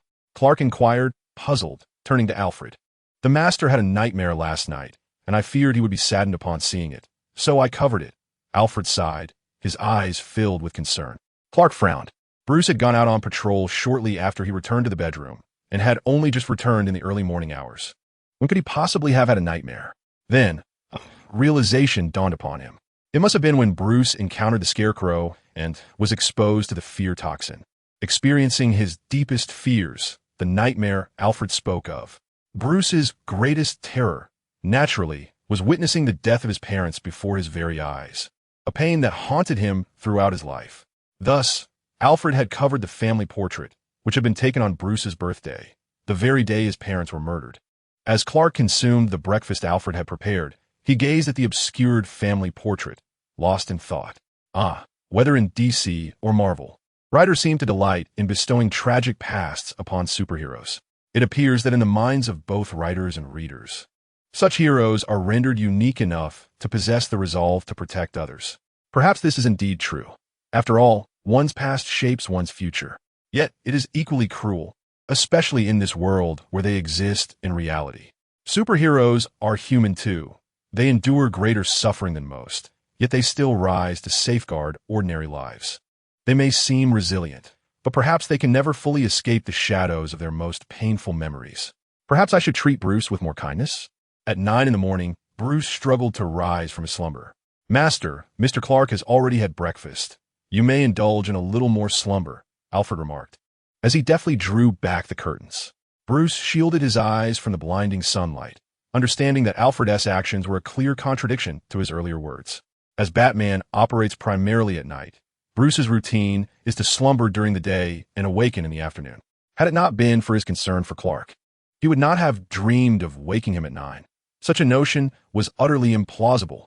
After spending half an hour grooming himself, Bruce emerged dressed in a seemingly casual yet cunningly crafted ensemble. While he pondered whether Clark was still upset, Clark unexpectedly grasped his hand, declaring, "I forgive you, a temporary truce. Where would you like to go today? What would you like to do? I shall accompany you." Bruce turned to Alfred, inquiring what transpired. The discreet Alfred shrugged, feigning ignorance, yet his gaze lingered on the concealed family portrait, internally marveling. Clark is truly a benevolent soul. What shall we do today? Bruce contemplated. He had experienced a few unconventional romances. Talia from the League of Assassins, where their love was marked by conflict, culminating in his fake demise to escape, Satana, with whom he spent more time gathering information on magic than nurturing their relationship, resulting in her furious dismissal the very next day. And Selena, where their playful pursuits fostered ambiguity, but after multiple pleas for her to cease her thievery, he was cast aside once more, or perhaps their romance had never truly begun. As for conventional relationships, he had harbored a crush on Rachel during his school days, but after running away to acquire various skills, those feelings dissipated upon his return, only to discover Rachel was now engaged to Prosecutor Harvey. Thus, Bruce found himself lacking in experience with ordinary courtships. However, such matters were trivial. What do normal people do on dates? Dining, strolling through parks, reading books, and watching films, all of which Wayne Manor could easily accommodate. Dining? Alfred's culinary skills surpassed those of any restaurant. A stroll in the park? The gardens of Wayne Manor were splendidly beautiful. Reading? The study was more expansive than the Gotham Library. Watching films? The home theater offered unparalleled tranquility and intimacy, with superior sound and visual effects. Pray tell, where would you like to go today? What would you like to do? I shall accompany you, Clark eagerly inquired once more. He mused that, given Bruce's reputation as a playboy, he must know many entertaining locales in Gotham. Since they were not venturing out, it would be only fitting to explore the exhilarating attractions Gotham had to offer. We could spend the day at Wayne Manor, Bruce finally concluded. Clark's enthusiasm instantly waned. He had not anticipated that Bruce could be more reclusive than himself. In contrast to Tony, who introduced him to bars, drinking, and racing, Bruce seemed far from a suitable playboy. Nevertheless, who could fault him for being a considerate friend? Since Bruce preferred staying in, Clark resolved to indulge him. The two shared a delightful lunch, the meal tailored perfectly to Clark's tastes. He expressed his gratitude to Alfred once more, unaware that Bruce had orchestrated the menu. After lunch, the two continued their stroll through the sea of roses. Although the novelty had faded since their visit yesterday, the beauty remained undeniable. Bruce, who had thoughtfully prepared the roses, found it quite romantic, while Clark regarded it merely as a scenic outing. Following their walk, they retreated to the study to read. Clark resumed the solitary book he had not finished the day before, contemplating that it would be advantageous to complete it before leaving, thus avoiding the need to borrow it again from Bruce, who had missed an opportunity for reciprocal kindness. After finishing the book, they proceeded to the home theater to watch a film. Having viewed Zorro the previous day, today they watched Brokeback Mountain, a subtle hint from Bruce. Clark found the movie enjoyable, despite having seen it before, as it was undoubtedly a classic. After the film, Clark let out a rather tedious yawn. Even Bruce, typically oblivious, realized that this date had not gone as planned. With a solemn expression, he approached the ever-resourceful Alfred, urgently inquiring what they should do next. Alfred rolled his eyes, responding, "You shouldn't be asking me." At Arkham Asylum, the Joker remained eerily quiet, rendered harmless by the water membrane isolating his prison. He could breathe, eat, and touch other objects. Yet communication and harm were beyond his reach. Raymond donned a black combat suit and masked his face before stealthily infiltrating the Joker's solitary cell. He descended through a ceiling passage, coldly observing the Joker's futile attempts to breach the water membrane, exuding an aura of menace. "Huh, are you here to kill me?" The Joker mouthed silently. Raymond, a skilled warrior of the Zod family, adept at reading lips, sneered, "No, I won't kill you. To do so would expose me to the virus you carry. I'm not that foolish." "Oh, then what do you intend to do?"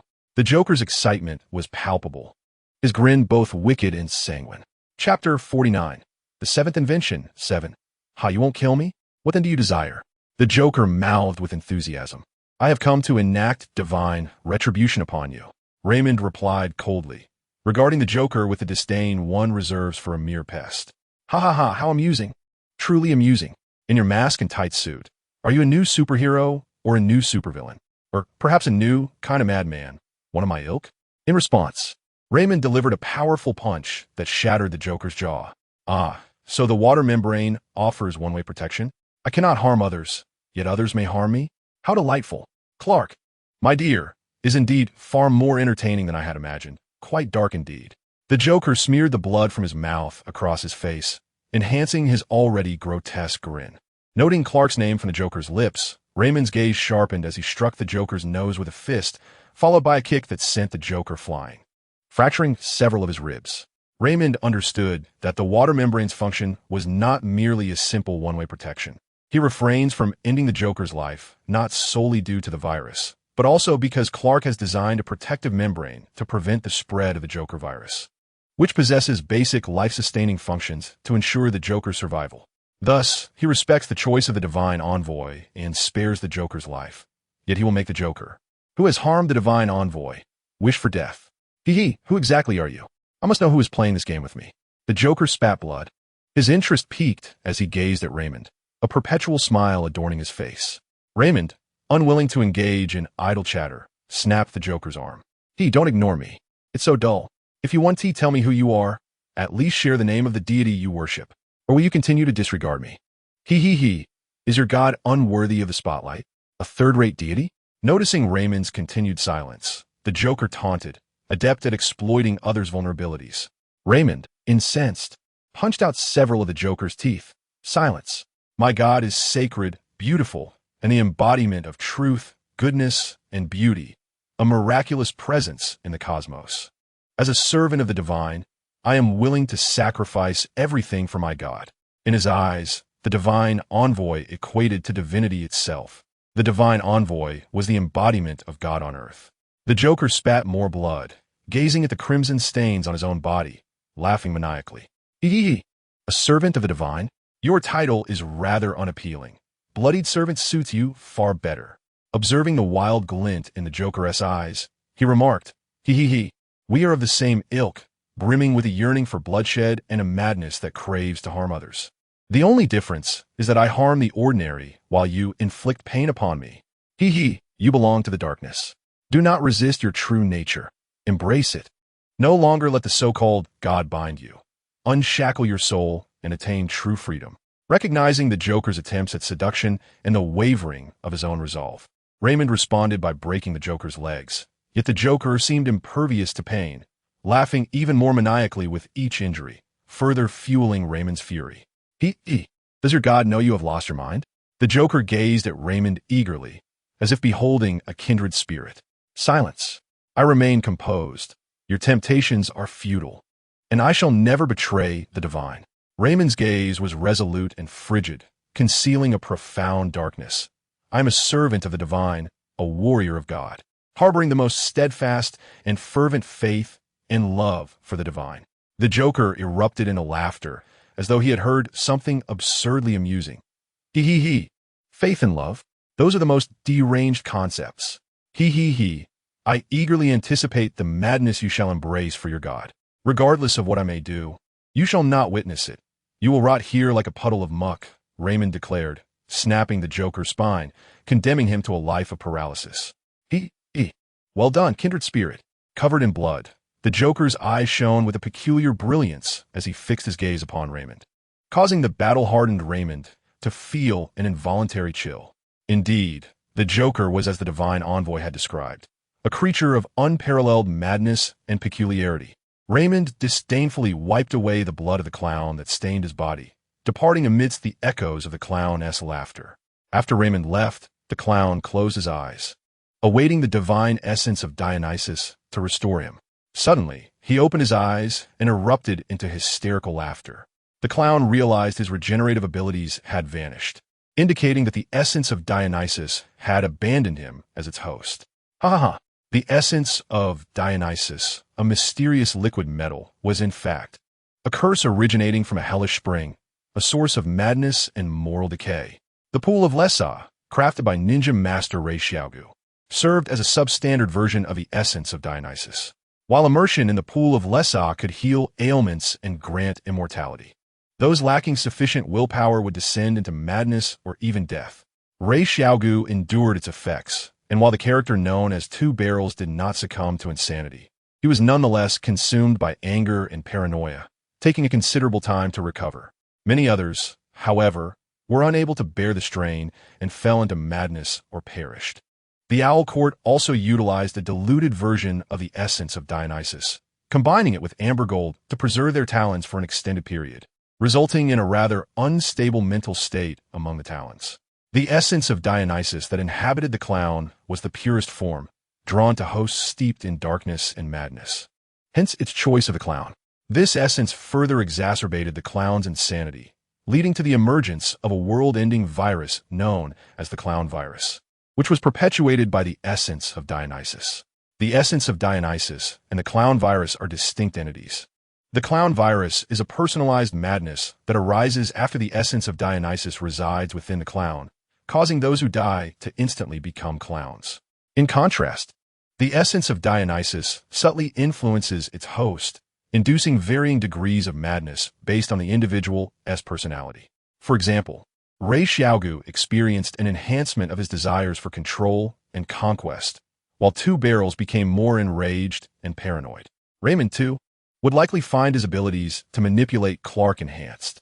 The stronger the host's will, the lesser the influence of the essence of Dionysus. Conversely, a weak will leads to a loss of one's true nature and a complete descent into madness. Furthermore, the essence of Dionysus eludes any observational means, only activating when the host is on the brink of death or severely injured, simultaneously healing them while further driving their mind towards insanity and their soul towards degradation. That night, as Raymond wandered alone through Gotham, an odd smile crept onto his face, appearing both wicked and deranged. The smile was fleeting, vanishing before he even realized it. 2 hours prior, in a certain bar in Gotham, Clark and Bruce sat at a somewhat worn bar counter, captivated by the energetic performance of the band. Ultimately, Bruce heeded Alfred's advice and inquired where Clark wished to go. Clark, naturally agreeable, responded that he would defer to Bruce's preference. Yet Bruce insisted that Clark make the choice. After several rounds of polite refusals, Clark, in a moment of impatience, blurted out, "The bar. Gotham's most unique bar." Thus, they found themselves here. "This bar is quite nice. How did you discover it?" Clark raised his glass in a toast to Bruce. Bruce smiled and replied, "A secret. As Batman, he sometimes needed to go undercover in Gotham's underbelly to gather various pieces of information. Here, in this unpretentious bar, was where he discovered his alter ego, the streetwise Matchstick Malone. Although the establishment lacked opulence, it held a prominent reputation among the common folk of Gotham, celebrated for its ambience, delectable cuisine, exquisite libations, and the captivating performances of its resident band. Given their status as social elites, both men donned a subtle disguise prior to their arrival. Clad in the attire of plumbers, one in crimson, the other in azure overalls, their hair tousled into a wild mess, faces smeared with ash, and mustaches crafted from tape, resembling a real-life rendition of the Super Mario Bros. Upon catching sight of each other's transformed appearance, they could not suppress their laughter for quite some time. Upon entering the bar, they ordered the establishment's renowned yet inexpensive house brew, accompanied by a selection of snacks, and settled in to savor the music. Suddenly, Clark draped his arm around Bruce's shoulders, grinning broadly, and proclaimed, "Excellent, Bruce. From this day forth, you are my brother." Bruce coughed, momentarily taken aback. "What did you say?" Truth be told, Bruce was somewhat startled by Clark's unexpectedly jovial demeanor, yet he was predominantly filled with curiosity. He wondered what had unveiled this side of Clark. A person's past invariably shapes their character, and this new facet of Clark starkly contrasted with the man he had known. Had Clark, too, wandered aimlessly at some point? No. Clark's history was distinctly clear, devoid of any missing pieces. Clark continued to share his thoughts with Bruce. We have crossed paths a few times and found common ground. But you were merely an ordinary friend then. My acceptance of your invitation signifies that you have ascended to the status of a good friend. However, it is only through shared experiences, whether exploring the city, enjoying drinks, or engaging in brawls, that we truly become brothers. With that, Clark thrust a glass into Bruce's hand, clinking it with his own. Cheers to brotherhood. Very well, brother it is, Bruce replied. After all, this bond felt closer than mere friendship, edging nearer to something more profound. Thus, today's rendezvous could be deemed a success. By the way, Tony is also my brother, Clark added. And all the mischief makers from past lives, they're my brothers too. The two revelers enjoyed themselves heartily, dancing in the pulsating crowd and participating in the bar's dart tournament. Initially, Bruce intended to conceal his prowess, but with Clark's encouraging words, I believe in you. You can do it. He ultimately emerged as the dart champion of the evening, winning a voucher for free drinks. Though he had no need for it, witnessing Clark's exuberant laughter, accompanied by whistles and cheers, prompted Bruce to raise the voucher high and join in the merriment. After their laughter subsided, Clark took a sip of his drink, gazing at the carefree revelers on the dance floor, suddenly struck by a sense of temporal dislocation, as if he had been transported back to a previous existence. In solitude, he preferred the confines of his laboratory, a tendency that had persisted through both lifetimes. Yet, in his former life, his friends, under the guise of preventing him from growing mushrooms, frequently dragged him to bars, beginning from their student days. In this lifetime as Clark, he remains passionate about learning. However, in the Western world, the pursuit of knowledge often equates to being a bookworm, which is not particularly esteemed. Consequently, during his student years, he had but a few friends. Eventually, he graduated and established his own company. Among those who would invite him to bars, Tony was the first, and now Bruce has become the second. The bars Tony took him to were extravagantly luxurious, epitomizing the tastes of the upper echelons of society. In contrast, the establishment Bruce brought him to was more modest, reminiscent of a place he frequented with his old friends in a past life. Enveloped by the hazy music and ambience, he was struck by a nostalgic sensation of returning to the past. Compelled by this feeling, Clark downed a drink and abruptly rose to the stage, seizing the microphone to sing a song from his previous existence, a poignant melody that spoke of homesickness. Bruce, who had been attentively observing Clark, raised an eyebrow, clearly anticipating this delightful surprise. Holding his drink, he listened earnestly as Clark's voice filled the air. It was melodious and soothing, yet tinged with a subtle sadness. The once lively bar gradually quieted, captivated by Clark's performance. The technician controlling the stage effects even dimmed the lights to enhance the song's atmosphere. In the dim light, Clark's figure appeared blurred and ethereal, making it difficult for Bruce to discern his features. A sudden wave of anxiety washed over Bruce, as if he were separated from Clark by an insurmountable distance, fearing that he might vanish at any moment. He felt his heart gripped by an invisible hand, prompting him to ascend the stage and firmly grasp Clark's shoulders, which brought him a modicum of reassurance. Are you singing in Chinese? Bruce inquired, though he had only a rudimentary understanding of the language, insufficient to comprehend the nuances of a poetic song. Just singing someone else's song, Clark replied with a shake of his head, attributing his fanciful thoughts to the enchanting atmosphere of the evening. The song is quite melancholic. Why do you feel sorrow? Bruce asked cautiously, observing Clark closely. I have no sorrow. I'm merely singing, Clark reassured him, offering a brilliant smile in return. Bruce regarded him for a moment, then smiled back. Accepting that Clark was unwilling to share further, he resolved to wait until the day he was ready to confide. With each revelation, Bruce perceived Clark as an increasingly intricate enigma. He yearned to unravel these mysteries, yet simultaneously feared what they might reveal. Nevertheless, now was not the time for contemplation. It was a moment to help Clark forget his discontent. Taking the microphone from Clark, Bruce flashed him a smile and declared, "Let me sing a cheerful song." With that, he launched into an upbeat, spirited melody that electrified the atmosphere, igniting a wave of exuberance throughout the venue. Clark was taken aback, unable to fathom that Bruce would choose such a lively song. However, once the initial shock wore off, he joined the throng on the dance floor, reveling in a euphoric celebration. 2 hours later, the two returned to Wayne Manor, reeking of alcohol and thoroughly content. Clark smiled as he bid farewell to Bruce and Alfred. Returning to his bedroom, was the date successful? Alfred inquired of his master. Indeed, both Clark and I are quite pleased. However, Alfred looked at Bruce, whose expression was grave, in confusion. But I realized that I do not fully understand all of Clark, Bruce sighed. It is impossible for anyone to completely comprehend another person from the outset. Alfred replied with the tone of experience. Isn't it a delightful journey to gradually learn about one another over time? Reflecting on Clark's unusual demeanor today, Bruce couldn't help but chuckle, then cleared his throat and continued. Clark must harbor a significant secret. It is understandable. How else could he be your soulmate? Alfred reasoned. Yet, clearly, no one's secret can compare to yours, Master. When do you intend to reveal your other side to Master Clark? Ahem, I ought to commence my night patrol. Bruce said, his countenance turning serious, clearly unwilling to pursue that topic further. The ever-victorious Alfred smiled as he watched his master depart. As Batman commenced his night patrol, he received a call for help from Gordon. The Joker had been attacked, more accurately, tortured. His limbs, ribs, and spine were broken, leaving him destined for paralysis.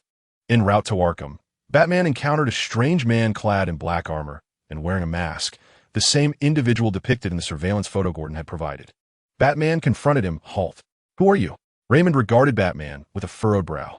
He recognized Batman as Gotham's superhero, and it seemed that the deity he served was quite fond of these heroes, even seeking to form an alliance with them. However, he was unaware that the figure before him was Bruce Wayne, who coveted his master. Thus, Raymond was courteous. Greetings, Batman. You may call me the Divine Servant. He noted that Earthlings enjoyed bestowing titles. Superman was referred to as the deity of men, the son of the sun. How fitting for his master. Therefore, in accordance with local customs, he too should have a title for his covert endeavors. Divine Servant? Batman frowned, having never heard of this entity. Why did you attack the Joker? Does one need a reason to attack the Joker? Raymond scoffed. I am purging the world of its vermin for the deity. Bruce frowned. The man before him exuded the aura of a battle-hardened warrior, yet also bore the semblance of a fanatic, both of which were formidable adversaries. You should turn yourself in at the police station, Bruce coldly commanded. And what if I refuse? Raymond narrowed his eyes at Batman. In this world, aside from his master, no one could command him. The response to Raymond was a batarang. The battle commenced. Chapter 50. The seventh invention, 8. The clash between Batman and the Divine Servant continued. Batman discovered that his opponent possessed immense strength and exceptional combat skills. From the opponent's combat techniques, it was evident that he resembled a seasoned warrior, yet he possessed a distinctiveness that did not conform to any fighting system known to Raymond. It was indeed a formidable challenge. Raymond discerned that although Batman's strength was inferior to his own, his agility and cunning were remarkable. With combat skills and tactical acumen that surpassed even that of someone who had endured numerous wars. The various Bat gadgets added an unpredictable dimension to the battle. He had not anticipated encountering such a formidable martial artist and strategist on Earth. He certainly should not underestimate the inhabitants of this planet. The favored realm of the divine was indeed extraordinary. Consequently, the two were at a stalemate. Bruce was unable to seize Raymond, and Raymond found it equally difficult to escape. Possessing great strength, a warrior's physique, standing at 191 centimeters tall, and weighing significantly, Batman engaged in combat, while simultaneously contemplating the suspicious individuals who had recently entered Gotham, seeking any who might align with the characteristics of the Divine Servant. Suddenly, a name flashed through his mind. Raymond. Indeed, the Divine Servant halted his assault, gazing at Batman with astonishment. Raymond, reluctant to cause trouble for the divine being, had acted covertly, driven by a desire to punish those who harmed the deity. However, he had not anticipated that Gotham's superhero would recognize him during his inaugural mission as the Divine Servant. Kill him. A frenzied thought surged through Raymond's mind momentarily. Yet, he quickly remembered that the divine being held Batman in high regard and even contemplated forming a league of heroes with him, which brought him back to his senses. Suppressing that notion. Are your actions against the Joker a form of vengeance for your employer? Kent? Does Kent know of your deeds? Batman pieced together the logic and uncovered the truth. Since he was not well acquainted with Clark, he had not yet altered his reference to him as Kent. "This matter is not known to him," Raymond replied coldly. Batman felt a sense of relief. Vengeance is an irrational pursuit, and Gotham is certainly not a place for executing personal justice. Raymond remained silent, but the fervent and extreme gaze from his opponent conveyed an unspoken understanding. Batman scrutinized Raymond with curiosity. "Have you fallen in love with Clark Kent?" "No, I have not," Raymond stammered, flustered. Batman scoffed inwardly, feeling quite displeased at the prospect of an additional rival. Simultaneously, he was deeply concerned that such an obsessive affection in Raymond was unhealthy and could potentially harm Clark. "Who exactly are you? What is your purpose in lurking as Kent's bodyguard?" Raymond kept his lips tightly sealed, unwilling to divulge further information. Noticing Raymond's wariness, Batman smirked. "You claim to be a divine servant? Whose servant are you? Which deity do you worship? One from the Bible?" Raymond silently scoffed. It seemed otherwise. Could your god truly exist? Batman intuitively surmised. Raymond was taken aback. How had Batman discerned such truths merely from his gaze beneath the mask? If your god exists, then believers will surely go to great lengths to be near their deity. Thus, your god must be in Metropolis, possibly even connected to Clark, the earthly deity Superman. You worship Superman. Batman, upon completing his deductions, found himself astonished. While he was aware of the fervent admiration the citizens of Metropolis held for Superman, an admiration that had even given rise to several small factions that worshipped Superman as a deity, he had never doubted that Superman sought to harness the faith of these followers for his own ends. Lex Luthor had previously seized upon this fervor to criticize Superman, labeling him a false god intent on subjugating humanity. Batman understood that with Superman's extraordinary powers, attracting the belief of ordinary individuals was inevitable, despite Superman's consistent aversion to such adoration. Thus, he had never suspected that Superman would allow a zealous follower like Raymond, someone of considerable strength, to remain in Metropolis and even closer to Clark. What was Superman's intent? Was he being foolish or merely mocking? A serious discussion with Superman was imperative. Raymond considered Batman a formidable threat. He could discern the truth from mere fragments of conversation. Suddenly, he comprehended why the divine envoy had once declared Batman's intellect to be the most terrifying aspect of his persona. If Batman was determined to apprehend him, Raymond would not hold back. He could not afford to fall into the clutches of such a person. Batman regarded Raymond, stating, "You may leave, but do not set foot in Gotham again." Raymond was taken aback, casting a deep glance at Batman before turning to depart. In truth, Batman was indifferent to whether the Joker had received a beating. What concerned him was the identity of the assailant and their motives. Having uncovered the truth and recognizing that there were evidently more suitable candidates to address the predicament, he saw no reason to complicate matters further. Moreover, even if he were to detain Raymond at the precinct, he understood that, given his knowledge of Gotham's police, the act of assaulting the Joker would only elevate Raymond to the status of a hero in the eyes of the public, resulting in his swift release without any substantial resolution to the issue. Nonetheless, Batman chose to inspect the Joker's dismal state. As he had anticipated, everyone present deemed the Joker deserving of his fate. Considering the Joker's past misdeeds, it was reasonable for him to expect retribution. Upon encountering Batman, the Joker grinned widely, exclaiming, "Little Bat, my dear friend, you've come to see me. I truly wish to continue our game. Hee. Are you pleased?" Batman inquired, knitting his brow. The omniscient Batman was, of course, capable of reading lips. Though I cannot play the game myself, someone will take my place. I eagerly await the changes he will bring and the new madness he will unleash upon the world. Ha. Batman frowned. His concerns regarding Raymond now heightened. Upon concluding his nocturnal patrol and returning to Wayne Manor, dawn was approaching. Bruce donned his nightclothes, yet sleep eluded him. Troubled by his thoughts, he ventured outside for a leisurely stroll, unknowingly making his way to Clark's doorstep. Unsettled about Clark's well-being, he paced back and forth for several minutes before ultimately deciding to enter. He tread softly to Clark's bedside, gently sitting down and gazing at the peacefully slumbering figure of Clark. What secrets does Clark harbor that those who gather around him are so remarkably unique? Superman, magicians, divine servants, and other enigmatic figures within the manor? The following day, Clark found himself restless in slumber, haunted by the gaze of ferocious beasts. Upon awakening, he discovered Bruce seated at the edge of his bed, staring intently at him. Startled, Clark instinctively swung a fist in response. The blue kryptonite rendered him nearly ordinary, necessitating sleep. In the confines of Batman's territory, he felt an uncharacteristic sense of security, leading him to slumber soundly. Yet, he had overlooked the very threat he should have been wary of, Batman himself. Despite having locked the door, one could only speculate how that rascal had infiltrated his privacy. Bruce seized Clark's fist, casting an apologetic glance. "I'm sorry. What's wrong with you? Sneaking into my room while I sleep?" Clark, irritable from a lack of rest, was in a foul mood. He yanked his hand back, only for Bruce to tighten his grip instinctively. "What are you doing?" Clark glared at Bruce. In a sudden motion, Bruce pulled Clark into his embrace, holding him tightly. Just as Clark was about to push him away, he heard Bruce's voice, laced with concern. "Promise me. Be cautious of Raymond. If anything seems amiss, you must inform me." "What is wrong with Raymond?" Clark sighed, a foreboding feeling settling in his chest. After listening to Bruce's account, it was clear that Batman had instructed Bruce to alert him. Clark felt a headache coming on.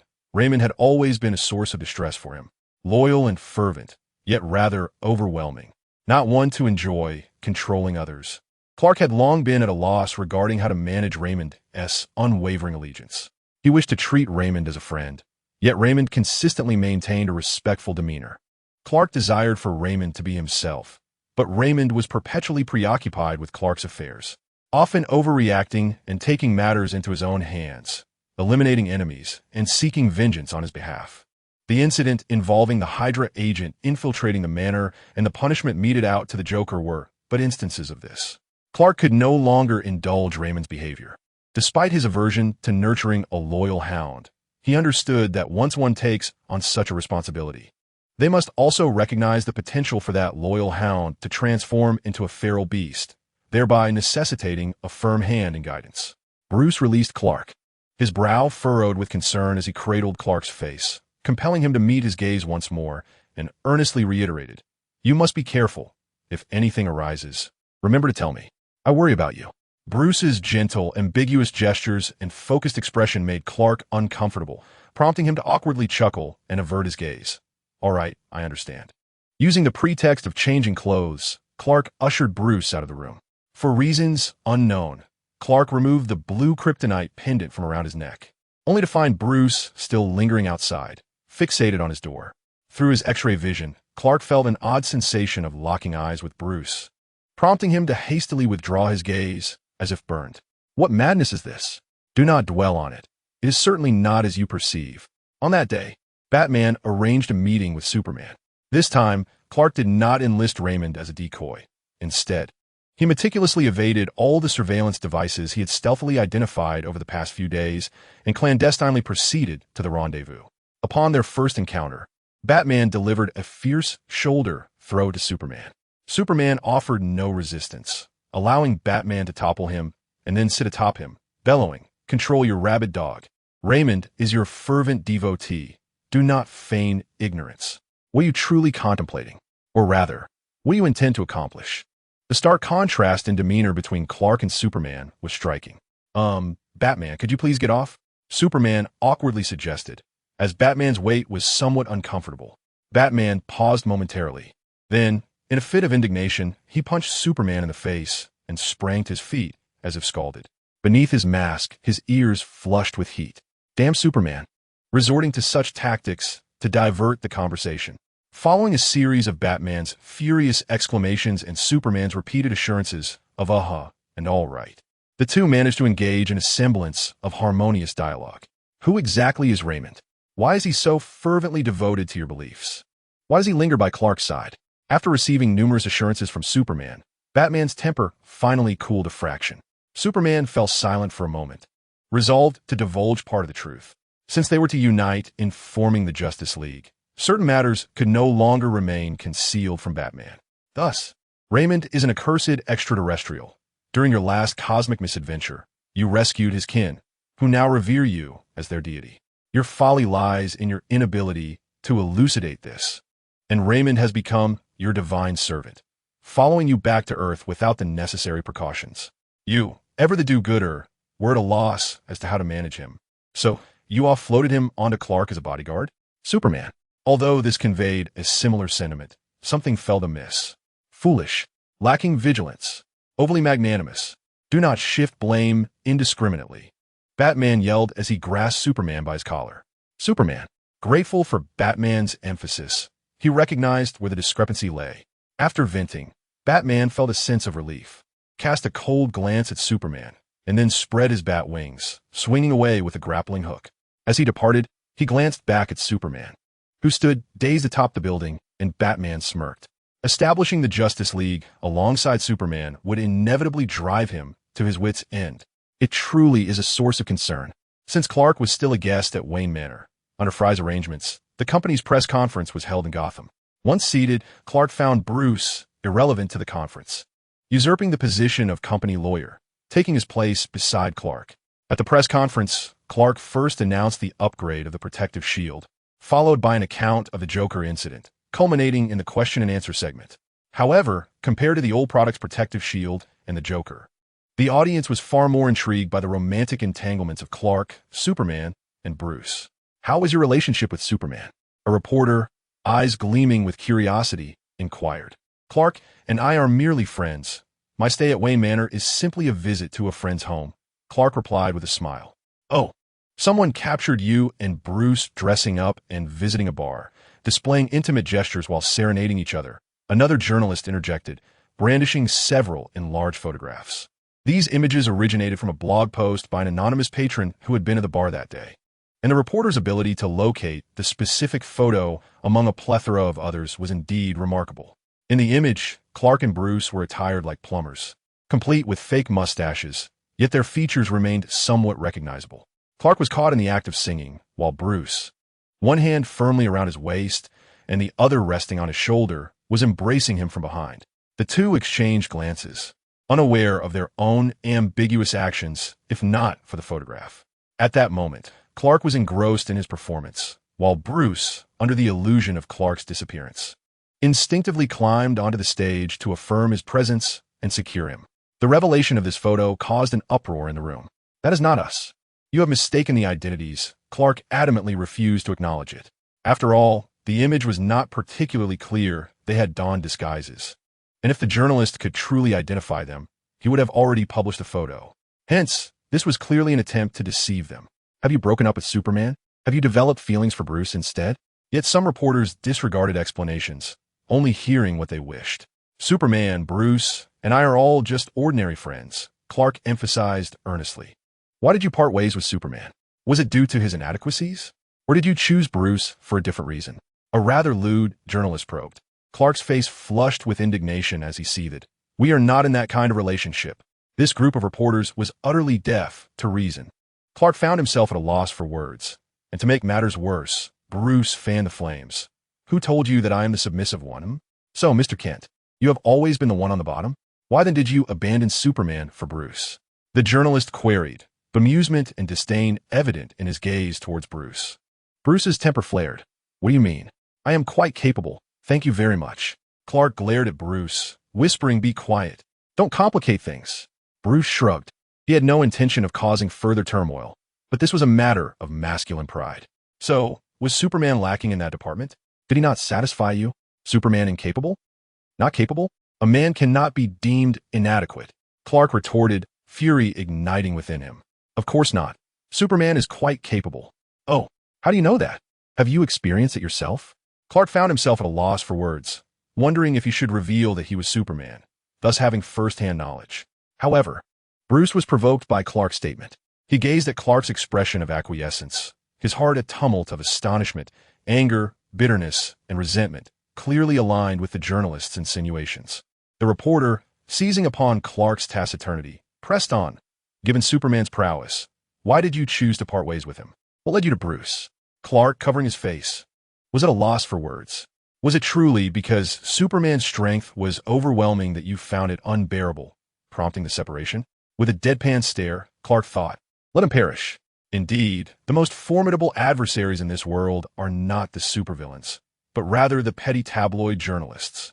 Predictably, the following day's headline screamed, Clark's heart strays to Bruce. Clark parts ways due to Superman's overwhelming strength, the curious relationship between Superman, Clark, and Bruce.